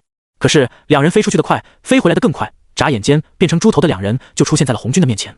老师，这件事跟弟子的关系不太大，这完全就是多宝的错。堂堂准教主，还是先天圣人，又有功德金莲护身，岂能被那乌云仙撞翻？是啊，老师，之前多宝还说西方教是释教，释教不是西方教，抛开菩提道有失职的事实不谈，这件事多宝也有责任啊。接引、准提两人现在是要多慌就有多慌，恨不得将所有责任全都推到多宝的身上。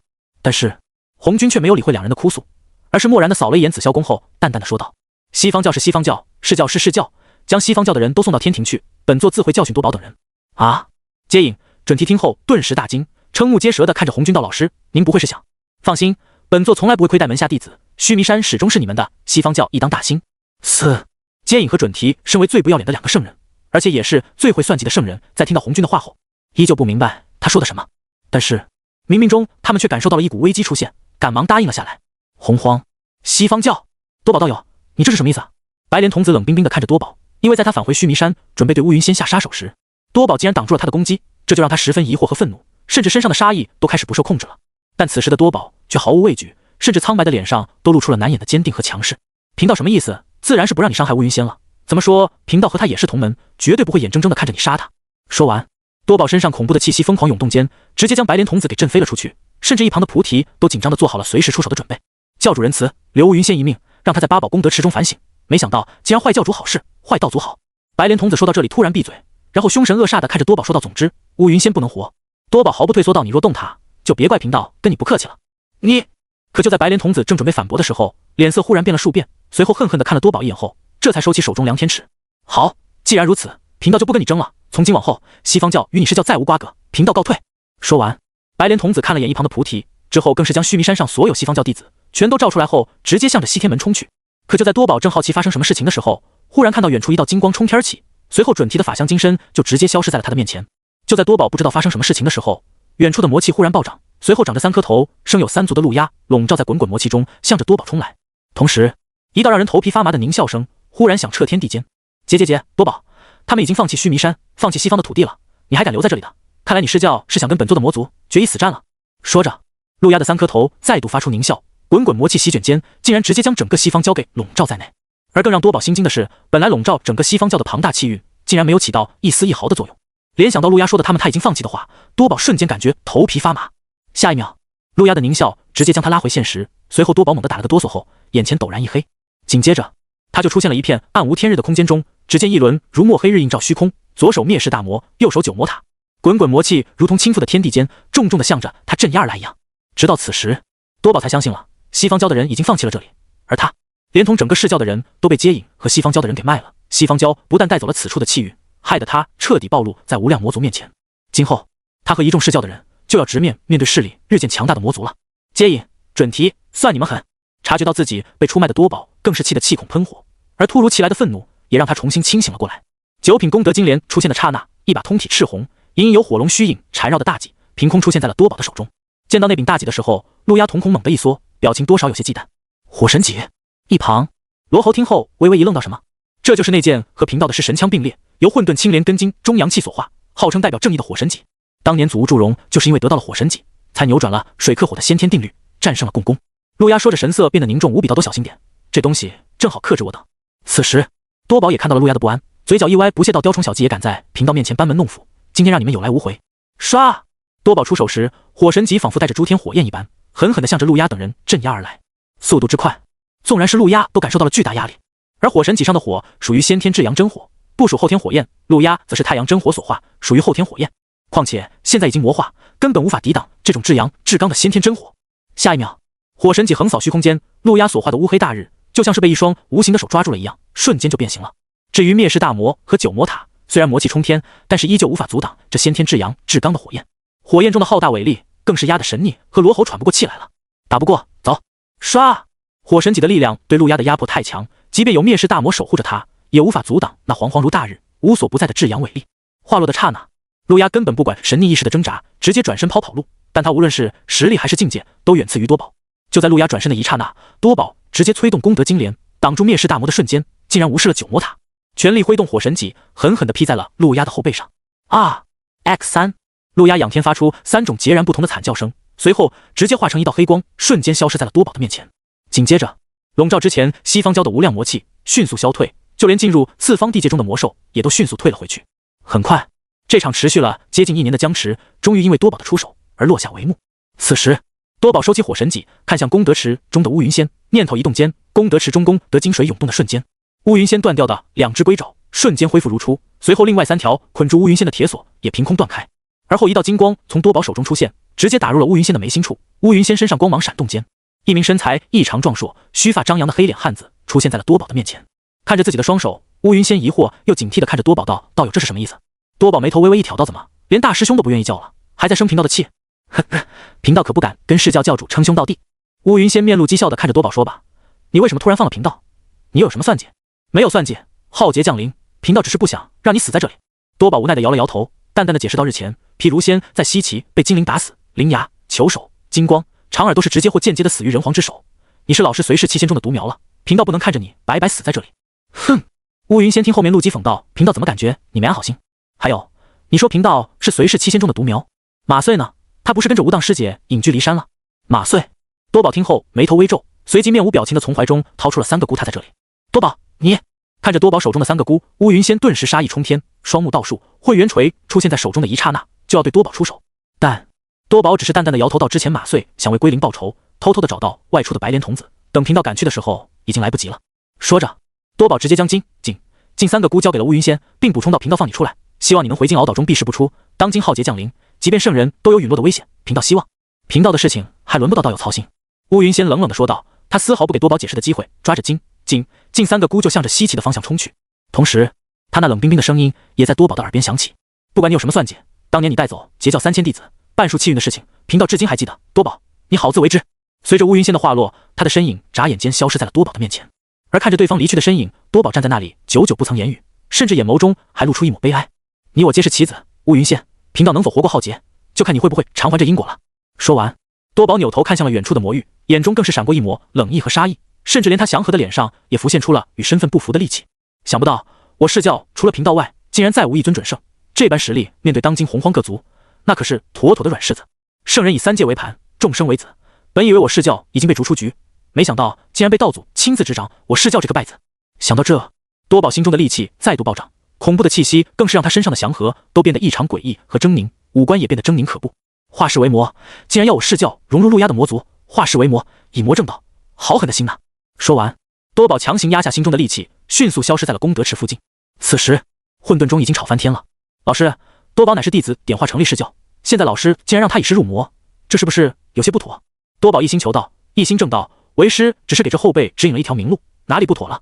红军笑呵呵地说道：“仙道、魔道都是洪荒之道，仙道教主也好，魔道教主也好，都是正道之路，是仙是魔有那么重要？上古时期，为师也经常和罗侯一起论道，争归争，罗侯的道还是很有可取之处的。”看着红军那笑容可掬的样子，太上突然感觉一阵胆寒，随即他又反驳道：“可是魔道始终不是正道，那多宝，世间有仙就有魔，当初罗侯立大道誓言，铭刻于洪荒天，人3道之中，仙道是为阳，魔道是为阴，阴阳之道才是长久之道。”红军显然有些不悦，勉强解释了一下后，便直接摆手道：“再说多宝要不要入魔，要不要正道，全看他自己，外人无法干预，至于会不会生乱。”红军用膀胱扫了眼洪荒，嘴角一歪：“洪荒乱不乱，是人皇要考虑的事情，何须我先道众人操心？”闻言，太上嘴唇发白，冷汗直冒，而接引和准提则笑呵呵的在一旁看戏。太上道友，老师说的极是，洪荒乱不乱，那是人皇的事情，我等就不用操心了吧？不错，这样也能让人皇看看，没有我们仙道众人，他到底能不能平复洪荒？此时，接引和准提幸灾乐祸的看着太上，同时也幸灾乐祸的看着洪荒，两人都笑出褶子来了。倒不是他们装模作样，而是现在的局势对他们而言实在是太有利了。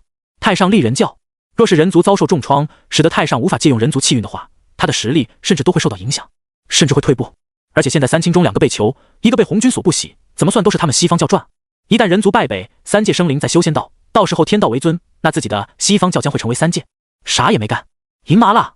想到自己不久前挨的一巴掌，当时要多委屈有多委屈的接引2人，此时是一脸的享受。要不是条件不允许，说不定他们现在就会跪在红军面前求着对方打自己。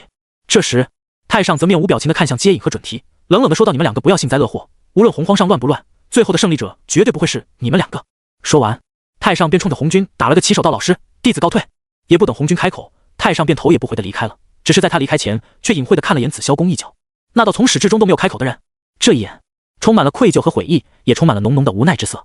但可惜的是，通天并没有看他，而是闭着眼在调息。因为有红军设立的结界存在，所以通天自然感受不到来自太上的歉意。太上道友竟然对老师无礼，是不是太过分了？就是，老师说的又没错，洪荒乱不乱是人皇的事情，跟我仙道有什么关系？连女娲道友、三皇都不曾开口，也不知道他在着急什么。看到太上如此离开，接引和准提纷纷开口挑刺，但就在准提的话说完之后，红军忽然看向了他：“你刚刚说什么？”“老师，弟子刚刚说老师说的没错，这太上道友太不讲规矩。”后面那一句不知道太上道友着急什么，前面那句人族乱不乱跟我仙道。啪！还不等准提说完，红军一巴掌直接把他从紫霄宫内抽飞了出去，随后黑着脸看向接引：“你将他刚才说的那句话一五一十的说一遍。”“是，老师。”接引擦了下脑门上不存在的冷汗，这才将准提刚刚的话完整的重复了一遍，随后就看到红军脸色猛地一变。本座终于知道哪里不对了，洪荒都乱成这样了，三皇却从始至终都没有出现，很不对劲。红军说完后，身影直接从紫霄宫内消失，而接引也同样面色大变。至于通天更是睁开了双眼，神色不悦地盯着接引。2个半呼吸后，红军出现在火云洞外，他看着面前被河图、洛书封住的火云洞，阴沉的脸上浮现出一抹紧张之色。本座前来，你们3个就不出来迎接一下？紧接着，火云洞内传来三皇的声音：“道祖，我3兄弟正在闭关，实在不方便，还请道祖谅解。等我3兄弟出关之后，再亲自向道祖赔罪。”闭关？你们3个需要闭什么关？红军黑着脸看着火云洞，冷冰冰地说道：“给你们3息时间，若还不出来，那本座只好收走河图、洛书了。”他的声音充满了冷意，同时也预示了自己决心，因为他知道三皇肯定是在背后搞什么东西，甚至有可能他们在重修。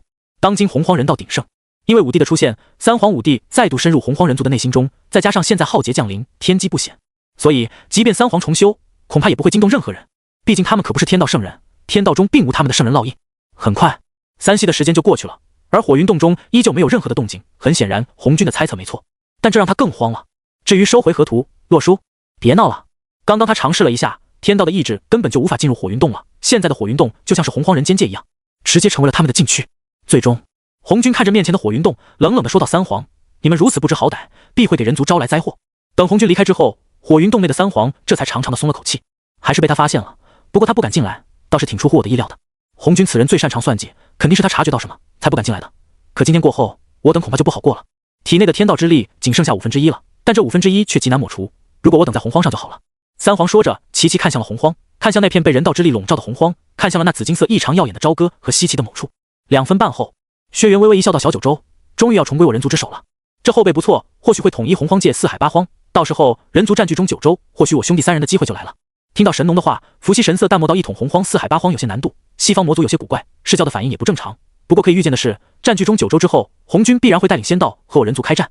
到时候我等若成为圣人，那就一同带领我人族统一3界，让大九州为我人族为尊。”轩辕豪气万丈地说道，声音中更是充满了狂妄和嚣张。不少人都知道，大禹的禹皇九鼎涵盖了洪荒4海8荒，却没人知道他早已将洪荒3界都视为九州。可惜他的后人并不了他的想法，所以才固守小九州，直到被众圣算计到封神亮节。听了轩辕的话，伏羲点了点头道：“2弟、3弟，现在人族的短板是没有圣人级战力，我感觉不久后洪荒会有天大变故，继续修炼吧。”大哥，我们明白。X2 洪荒西岐领地，看着跪在帝星面前狼狈无比却依旧一脸不忿的姬发和姜子牙，暴怒的文仲直接冲了上去，直接一人 EGO。 乱臣贼子，看到大王还不下跪？此时文仲3目倒竖，身上的杀意涌动间，直接震得姜子牙哇的吐出了一口老血。至于姬发还是倔强的杵在那里，并且用怨毒的眼神看着不远处的几人，咬牙切齿道：“叛徒，你们竟然敢背叛本王！呸！乱臣贼子还敢胡言乱语！”不远处，姬发几个异父异母的亲兄弟纷纷对其大吐口水，满眼的鄙夷之色不说，还都一脸的正义气息。从你背叛大王、背叛人族的那一天开始，就注定了你的失败。你真以为那些天神是什么好东西不成？洪荒有大王，我人族何惧天神？而你宁可葬送我人族的未来，也要给天神当狗。姬发，与你出卖人族，就不准我等出卖你。什么叫出卖？我们这叫为了正义。大王英明神武，你看哪个神敢在大王面前撒野？再看看之前的西岐，人族的叛徒，人人得而诛之。姬发，你是人族的罪人！此时此刻，十几名姬发异父异母的亲兄弟指着他的鼻子大骂，甚至给人一种要不是地心在这里，都会上去将他撕碎，当场让他变成手撕鸡的感觉。你们噗！看到这些前些日子还跪在自己面前当自己胯下之臣的兄弟，转过身来就冲他捅刀子。姬发当时就受不了打击，哇的一声吐出半盆老血。回想起之前半个多月的经历，他整个人都骂了。半月前，地心召唤出武帝，以羽黄九鼎斩断西岐的天道之力，之后以人道之力覆盖西岐，一统九州。而他作为昊天的弃子，在没有众多仙长协助的前提下，则是仗着熟悉西岐的地形左藏右躲。本来想着逃出西岐，前去昆仑山投奔阐教，哪怕做个最差的五代弟子，最起码能活命不是？可结果，他对这些异父异母的亲兄弟掏心掏肺，这群家伙竟然要掏他的心肺。在他刚刚制定好跑路计划后，他们竟然把自己出卖了。于是突然出现的哪吒一金砖把他敲晕了。醒来之后，他和姜子牙就出现在了这里，远处还跪着几十名异父异母的亲兄弟。此时被众人联手指责怒骂的姬发，整个人都不好了，双目无神且空洞地看着眼前的众人，麻木地说道：本王失败了，愿意承受失败者的惩罚，但是你们想羞辱本王，做梦！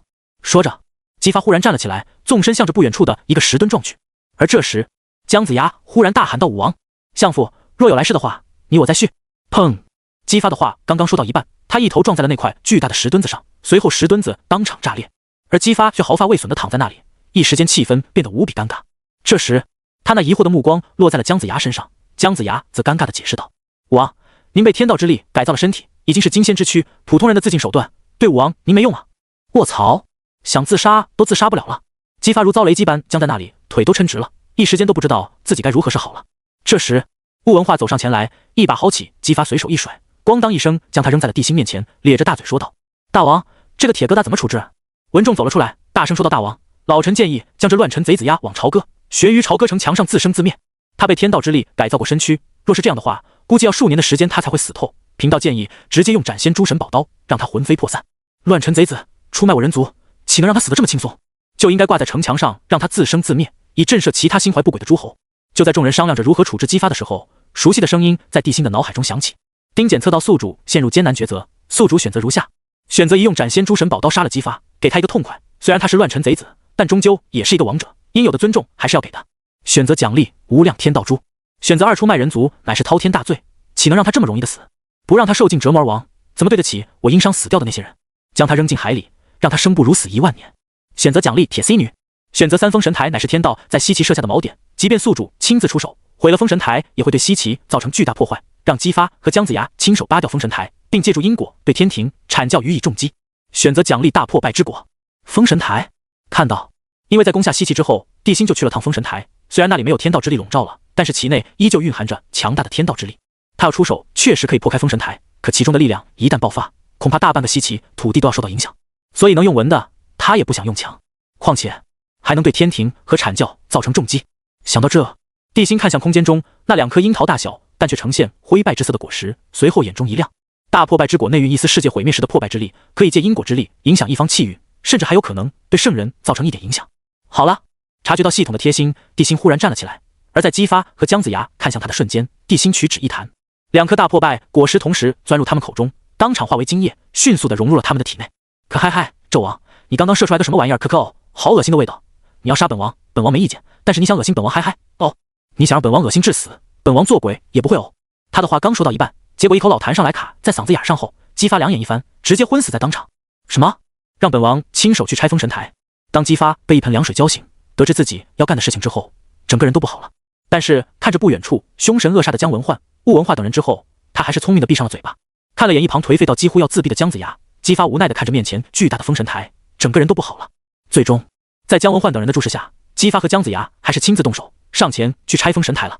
与此同时，朝歌随着一道道身影的出现，在距离朝歌极其遥远的蓬莱岛上，忽然出现一股莫名的气息，甚至连已经蒙灰的金鳌岛此时都剧烈的震动了起来，道道轰鸣声自天地间疯狂回荡，震得整个东海都陷入了激烈且汹涌的波涛之中，甚至连朝歌的地心都能清晰地察觉到来自东海的变化。但他并没有停下动作，随着一道道身影出现，东海中的波动也变得极度强烈起来，而下方一众截教强者此时也都激动不已。师姐，我截教的气运竟然重现了，此时还要多谢人皇，我等先后复活，截教溃散的气运自然会重聚，这说明我截教截取了一线生机，命不该绝。破而后立，我截教的气运虽然现在不强，但其本质却异常强大。哼，众圣的算计落空，我截教死而复生了。一众截教众人纷纷开口，眼中是难掩的兴奋，因为这次他们出手斩杀的准圣虽然只有3个，但是大罗、太乙多啊，而截教的人现在几乎就剩下一些这个修为阶段的了。看着一个个熟悉的身影出现，截教众人的脸上那股兴奋劲儿就从未消失过。很快，截教上榜的196人先后已经复活了100余人，至于3名准圣，则是复活了黄飞虎、黄天化以及江王后，后者众人自然没有异议。至于黄飞虎和黄天化，之前在西岐他们当众向帝辛赔罪的事情早已经传开，无论是文仲、商容还是比干、崇侯虎等人，全部央求帝辛复活黄飞虎父子。至于原因，准圣级实力倒不是重要的，重要的是商郡日益渐多，况且现在妖族整合的差不多了，西方那边也发生了天大变故，现在急需可以镇守一方的大将。当众人纷纷复活后，帝辛这才看向下方的商容首相，这段时间西方交发生了什么事情？当初九鼎破西岐，帝辛就没有关注洪荒上的其他动静，刚刚回来就听到西方教的发生巨变了，也没来得及询问。而帝辛此话一出，众截教的人也都纷纷看了过去，倒不是刚刚复活的黄飞虎等人不说，而是因为之前帝辛斩断西岐之上的天道之力后，他们就看不清洪荒上发生的事了，更何况是圣人道场。至于截教众人，他们自然也十分好奇，毕竟西方教贫困，现在西方教中最强的一股势力自然是多宝带领的释教。当年截教万仙来朝，说是万仙，实际上都是少数的，实际上截教众仙有100万之巨，毕竟通天教主有教无类，任何生灵都可以去金鳌岛听到，研究截教教义，甚至被截教弟子指点。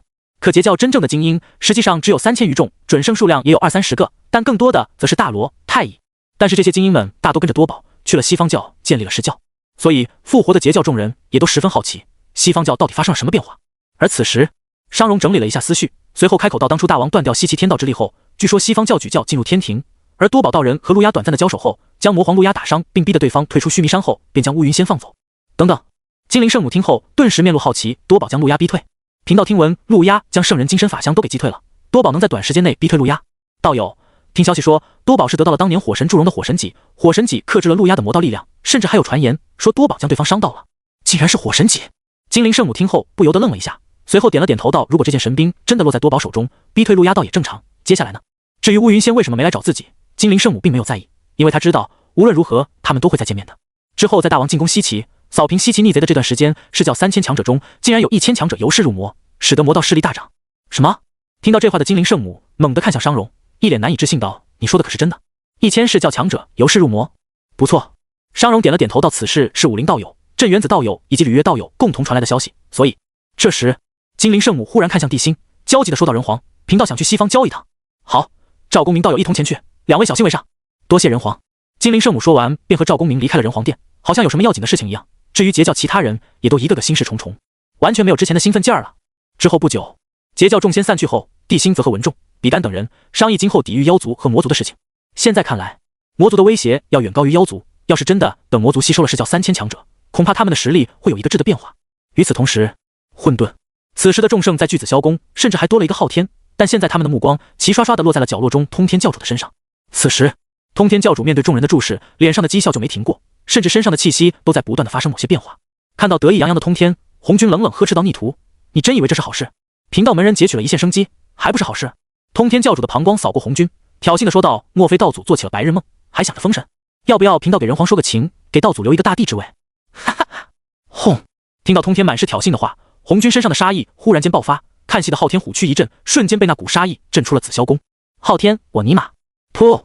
飞出紫霄宫的昊天张嘴喷出半盆血，之后简单的压制了一下自己伤势，就马不停蹄地冲向了紫霄宫，并非因为他是，而是他想看看通天怎么挨揍。圣人互掐，除了当年的诛仙阵和万仙阵，他都还没见过呢。但让昊天崩溃的是，当他回到紫霄宫后，一切都结束了，红军并没有和通天掐起来，甚至连一点战斗的征兆都没有。通天依旧待在紫霄宫的角落，静静地看着众圣，而太上以及接引、准提，甚至红军都好像什么事情都没有发生一样。于是，昊天忽然生出一股强烈的冲动，我要回天庭。与此同时，西方教须弥山中，师妹、师弟，你们来了。多宝笑呵呵地看着面前的金灵圣母和赵公明，没有丝毫要出手的征兆，甚至脸上都带着和煦的笑容，好像这时候的他不是释教教主，而是截教大师兄多宝道人。贫道可不是道友的师妹，还望道友不要乱叫。金灵圣母看着多宝，冷漠地质问道：看到道友过得不好，贫道也就放心了，这次贫道来是要取回老师的一样东西。金灵，当初若贫道不那样做，整个截教都将彻底覆灭。多宝平静地看着金灵圣母，淡淡地说道：天道至上，他不允许有人还能截取超脱天道之外的一线生机，贫道也是为了诸多道友被逼无奈做出的选择。呵呵，金灵伸手指向魔域的方向，冷冷地质问道：那现在呢？你也是被逼无奈？不错。多宝淡淡的说道：“确实是被逼的，人皇太强势了，他不会让人皇成功的。再者，纵然浩劫降临，人界崩溃，也是人皇的事情，与其他人无关。贫道身后没有圣人，只是一颗随时可以被舍弃的棋子，贫道只能按照别人的要求前行，无法抉择自己的路。”说到这里，多宝双目平静地看向了精灵圣母，淡淡的说道：“贫道知道你们会来，所以一直在等你们。希望你们回去之后告诉人皇，贫道路走错了，但贫道无悔。若日后战场相见，贫道希望和人皇一较高下。”说完，多宝念头一动间，一张不知道是什么东西制成的阵图忽然向着精灵圣母冲来，静静地落在了精灵圣母的身上。诛仙阵图。精灵圣母看着手中的阵图，好奇地打量着多宝：“你就这么简单的将东西交给贫道了？本就是截教的宝物，贫道只是物归原主而已。”多宝微微一笑，平静地说道：“毕竟你我也有同门之意，贫道还不至于为了一张阵图为难两位道友。”说到这，多宝的表情再度变得凝重起来。他深吸一口道：“他日若战场相见，希望道友不要留手。到那时候，贫道也不敢保证贫道还是不是贫道。”闻言，精灵圣母紧了紧手中的诛仙阵图道：“如你所愿。”说完，他便和赵公明离开了这里。而多宝看着两人离开的背影，嘴角再度扬起一抹淡笑。你们身为局中棋子，上了封神榜后又被人皇复活，算是跳出了他的算计。可惜贫道已经深陷其中，根本跳不出来了。若今后落在那人皇之手中，贫道希望你们能念在今日的情分上，替贫道争取一线生机。说完，多宝平静地看着天空，眼中陡然间闪过一丝狠辣。棋子，弃子，他不嘎啊！同一时间，天庭，赵公明竟然去了西方教，且只有他和精灵圣母。好机会啊！当白莲童子发现赵公明的动向之后，整个人都兴奋起来了。现在自己有七宝千叶金莲，想磨杵傍身，完全无惧那赵公明。至于精灵圣母，只要菩提缠住对方，白莲童子有70%信心能迅速拿下赵公明，一雪前耻不说，还能得到整套的定海珠。所以现在的当务之急就是要拉上手握鸿蒙2天尺的菩提一起。想到这，白莲童子不敢耽搁，因为机会稍纵即逝，于是他急忙的寻找菩提。哪知道当得知他的计划后，菩提并没有反对，但却有一个条件，就是必须带上阿弥陀佛，并且白莲童子要将接引念珠交给阿弥陀佛，他们两人合力对付精灵圣母。至于为什么，还不是因为他们眼馋精灵圣母那一身宝物，以及那诛仙阵图和诛仙四剑。单论他们只是先天灵宝级别，但合在一起却是先天至宝，甚至连到祖红军都不愿意轻易涉足的存在。他们能不眼馋吗？三人一拍即合，当即头也不回的冲着洪荒而去，寻找了一个合适的地方，准备伏击精灵圣母两人。洪荒走到半路的赵公明一脸好奇的问道：“师姐，你说他这么轻易的将东西交出来，是不是有什么算计？”当然，精灵圣母微微一笑道：“当初他都敢对太上师伯动手，现在怎么会这么好心？算计肯定有，但现在还想不到。不过有一点他说对了，诛仙阵图本就是老师的东西，他现在是弑教教主，已经不是我截教的人，归还阵图只是物归原主，即便有算计也没有因果。”师姐说的是。赵公明听后点了点头道：“虽然没有因果，但不知为何，贫道心里现在十分不安。你也有这种感觉？”精灵圣母听后下意识的开口，但随即两人四目相对的刹那，一股恐怖的法力波动出现的刹那，赵公明的24颗定海珠几乎瞬间祭出，并且将他和精灵圣母笼罩在内。下一秒，菩提的身影直接出现在两人一侧，随后手中鸿蒙2天尺重重落下间。轰！当法宝相遇的刹那，一股恐怖绝伦的法力波动忽然荡漾开来，随后周围的虚空瞬间被撕裂，可怕的气息向着周围弥漫而去时，一朵巨大的金莲出现，瞬间将赵公明和精灵圣母笼罩在内。下一秒，盛开的金莲合拢间，白莲童子和菩提的身影同时出现在赵公明二人的面前。此时，白莲童子更是杀气腾腾地看着两人，张狂地说道：“今天你们两个谁也别想活着离开。”白莲童子当看到对方的时候，赵公明眉头紧皱，内心的不安随之变得更加强烈。就凭你还想对付贫道？赵公明眼中闪动着浓浓的警惕和不屑，但是他并没有着急出手，因为今天的白莲童子实在是有些反常。他们所在的位置虽然还没进入九州，可天道之力却也相薄弱，而且人道之力也无法影响这里。至于解救，当今浩劫降临，天地人三道都混乱不堪，没人可以推算这一切，更别说来人救他们了，简直就是无稽之谈。哈哈，赵公明，你与贫道也算老对手了，你有几斤几两，贫道可清楚得很。今天要不是带着必杀你的决心，你以为贫道会来这里？白莲童子说着，小魔杵出现在他的手中，看向赵公明的眼神更是变得凶厉，同时扫向一旁的精灵圣母，眼中也带着些许杀意。你可以躲在定海珠的保护中不出来，但是你最好看看，现在贫道正在带你们去哪里。当白莲童子冰冷的声音响起时，精灵圣母和赵公明看向周围，神色一变道：“你要把贫道带往天庭？”不错，此时的他们被困在七宝千叶金莲中，而白莲童子正控制着宝莲前往天庭，速度虽然不快，但也不慢。可一旦去了天庭，面对西方教和天庭的一众强者，甚至还有可能要面对圣人的出手，他们两个绝对没有活路。师姐，必须要破开这千叶金莲了，一旦离开洪荒，进入天庭的范围，恐怕我们二人会有生命危险。你收了定海珠，我来破开金莲。精灵圣母说完，诛仙四剑便直接出现在他的身边，冰冷的杀意在他身上涌动的瞬间，外面的菩提和白莲童子眼中不由得浮现出贪婪和杀意。他们也不想带二人去天庭，一旦昊天和人教甚至闻讯赶来的阐教之人出手，这些宝物他们就别想收入自己的囊中了。虽然在天庭之外动手，他们要承担一点点的风险，但和收益相比，完全值得他们冒险，都是顶级准圣。3打2，优势在他们。就在他们等待着赵公明两人脱困的瞬间，阿弥陀佛会用接引念珠偷袭精灵圣母，菩提用鸿蒙梁天尺在重伤对方。先除去一个强的，到时候赵公明就必死无疑了。下一秒，精灵圣母控制着诛仙四剑破开千叶金莲，冲天起的瞬间，一道金光忽然在不远处出现，直奔精灵圣母的后心而去。好胆！精灵圣母怒喝一声，四象塔出现的瞬间，直接挡在了接引念珠前方。但念珠毕竟是圣人法器，只听当的一声，四象塔直接被击飞，随后念珠重重地砸在了精灵圣母的后心处。噗！精灵圣母当场吐了一口血，身上气息减弱的刹那，心神也出现了一丢丢的破绽。紧接着，菩提挥动着鸿蒙梁天尺，狠狠地向着精灵圣母后脑打去。梁天尺的攻击力可堪比盘古幡这种至宝，要是真的被他击中，别说精灵圣母，就算是圣人也扛不住。仿佛看到自己将精灵圣母脑袋打开的局面，菩提不禁讥笑道：“道友既然已经陨落上榜，何必逆天而行？今天贫道就替天行道，希望道友莫怪。”说着，菩提手中的力量再度增加了一份。此时，赵公明已经被白莲童子缠住了，即便白莲童子不是他的对手，但这种战斗只要缠住 0.01 秒，都可能影响最终的结局。所以，此时的赵公明除了无能狂怒外，并没有任何办法。但就在这千钧一发之际，一道冰冷的杀意忽然在远处出现，随后一道让人头皮发麻的声音忽然在菩提的耳边响起：“菩提老贼，你找死！”哗啦啦，随着这道声音的响起，一股冰冷如同毒蛇般的气息飞速向着准提的后心袭来。虽然不知道那件法宝距离自己有多远，但是菩提却能感觉到那股笼罩自己的杀意变得愈发恐怖了。而且若自己不收手，在他击中精灵圣母的时候，那道攻击也会击中他，到时候就麻烦了。该死！菩提怒骂一声后迅速横移，不经意间看向身后方向的同时，突然冒出了一头冷汗。只见吴当圣母和乌云仙联手前来，而通天教主的穿心锁也如同利剑般穿过他刚刚站立的位置。就这一瞬间，吴当圣母和乌云仙出现在精灵圣母身边。乌云仙警惕地望着菩提和阿弥陀佛的时候，吴当圣母赶忙给精灵圣母吃下一颗丹药，并低声询问道：“师姐，你怎么样？”精灵圣母压下翻腾的气血，略带虚弱到无妨，还有一战之力。你们怎么来了？我和乌云仙听说师姐你去了西方教，担心你们吃亏，刚才路过这里，察觉到这里的战斗波动后，就过来看了一眼。吴当圣母说着，身上散发出冰冷杀意，盯着不远处的菩提说道：“没想到，竟然是他们在伏击师姐。”呸！乌云仙也吐了一口老痰，不善地盯着阿弥陀佛道：“身为圣人善师，竟然偷袭，简直不要脸至极。”眼看从3对2的优势变成了4对3，阿弥陀佛和菩提相互对视一眼后，直接冲天起，直奔天庭而去。精灵道友，今天算你命大，贫道告辞。说话间，两人的身影直接消失不见了。徒留白莲童子一脸煞白，想骂又不敢骂，生怕引起众人的注意。可之前是他拖住赵公明，但现在却是赵公明困住他，白莲童子想走都走不了。此时，深知无法追杀菩提两人的乌云仙，那凶残的目光落在了白莲童子身上，随后高举手中锤子，大步向着他冲来。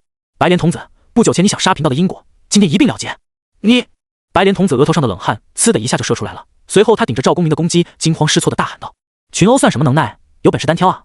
之前贫道被困住的时候，你可不是这种态度，现在还想拖延时间？做梦！”乌云仙说着，挥动混天锤，狠狠地砸了过去，杀气腾腾道：“受死！你菩提，阿弥陀佛，你们这两个该死的混蛋，竟然如此坑害贫道，贫道与你们两个没啊！你还想有以后？5颗竟是白莲莲子都被打回原形了，你的真灵还有什么可寄托的？”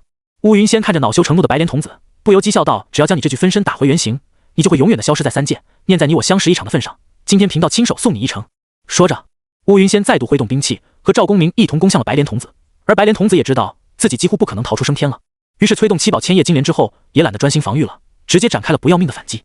但是这对于赵公明和乌云仙而言，并没有什么威胁，反倒是给了乌云仙报仇雪恨的机会了。手中锤子都抡出残影来了，哐哐的往白莲童子身上砸。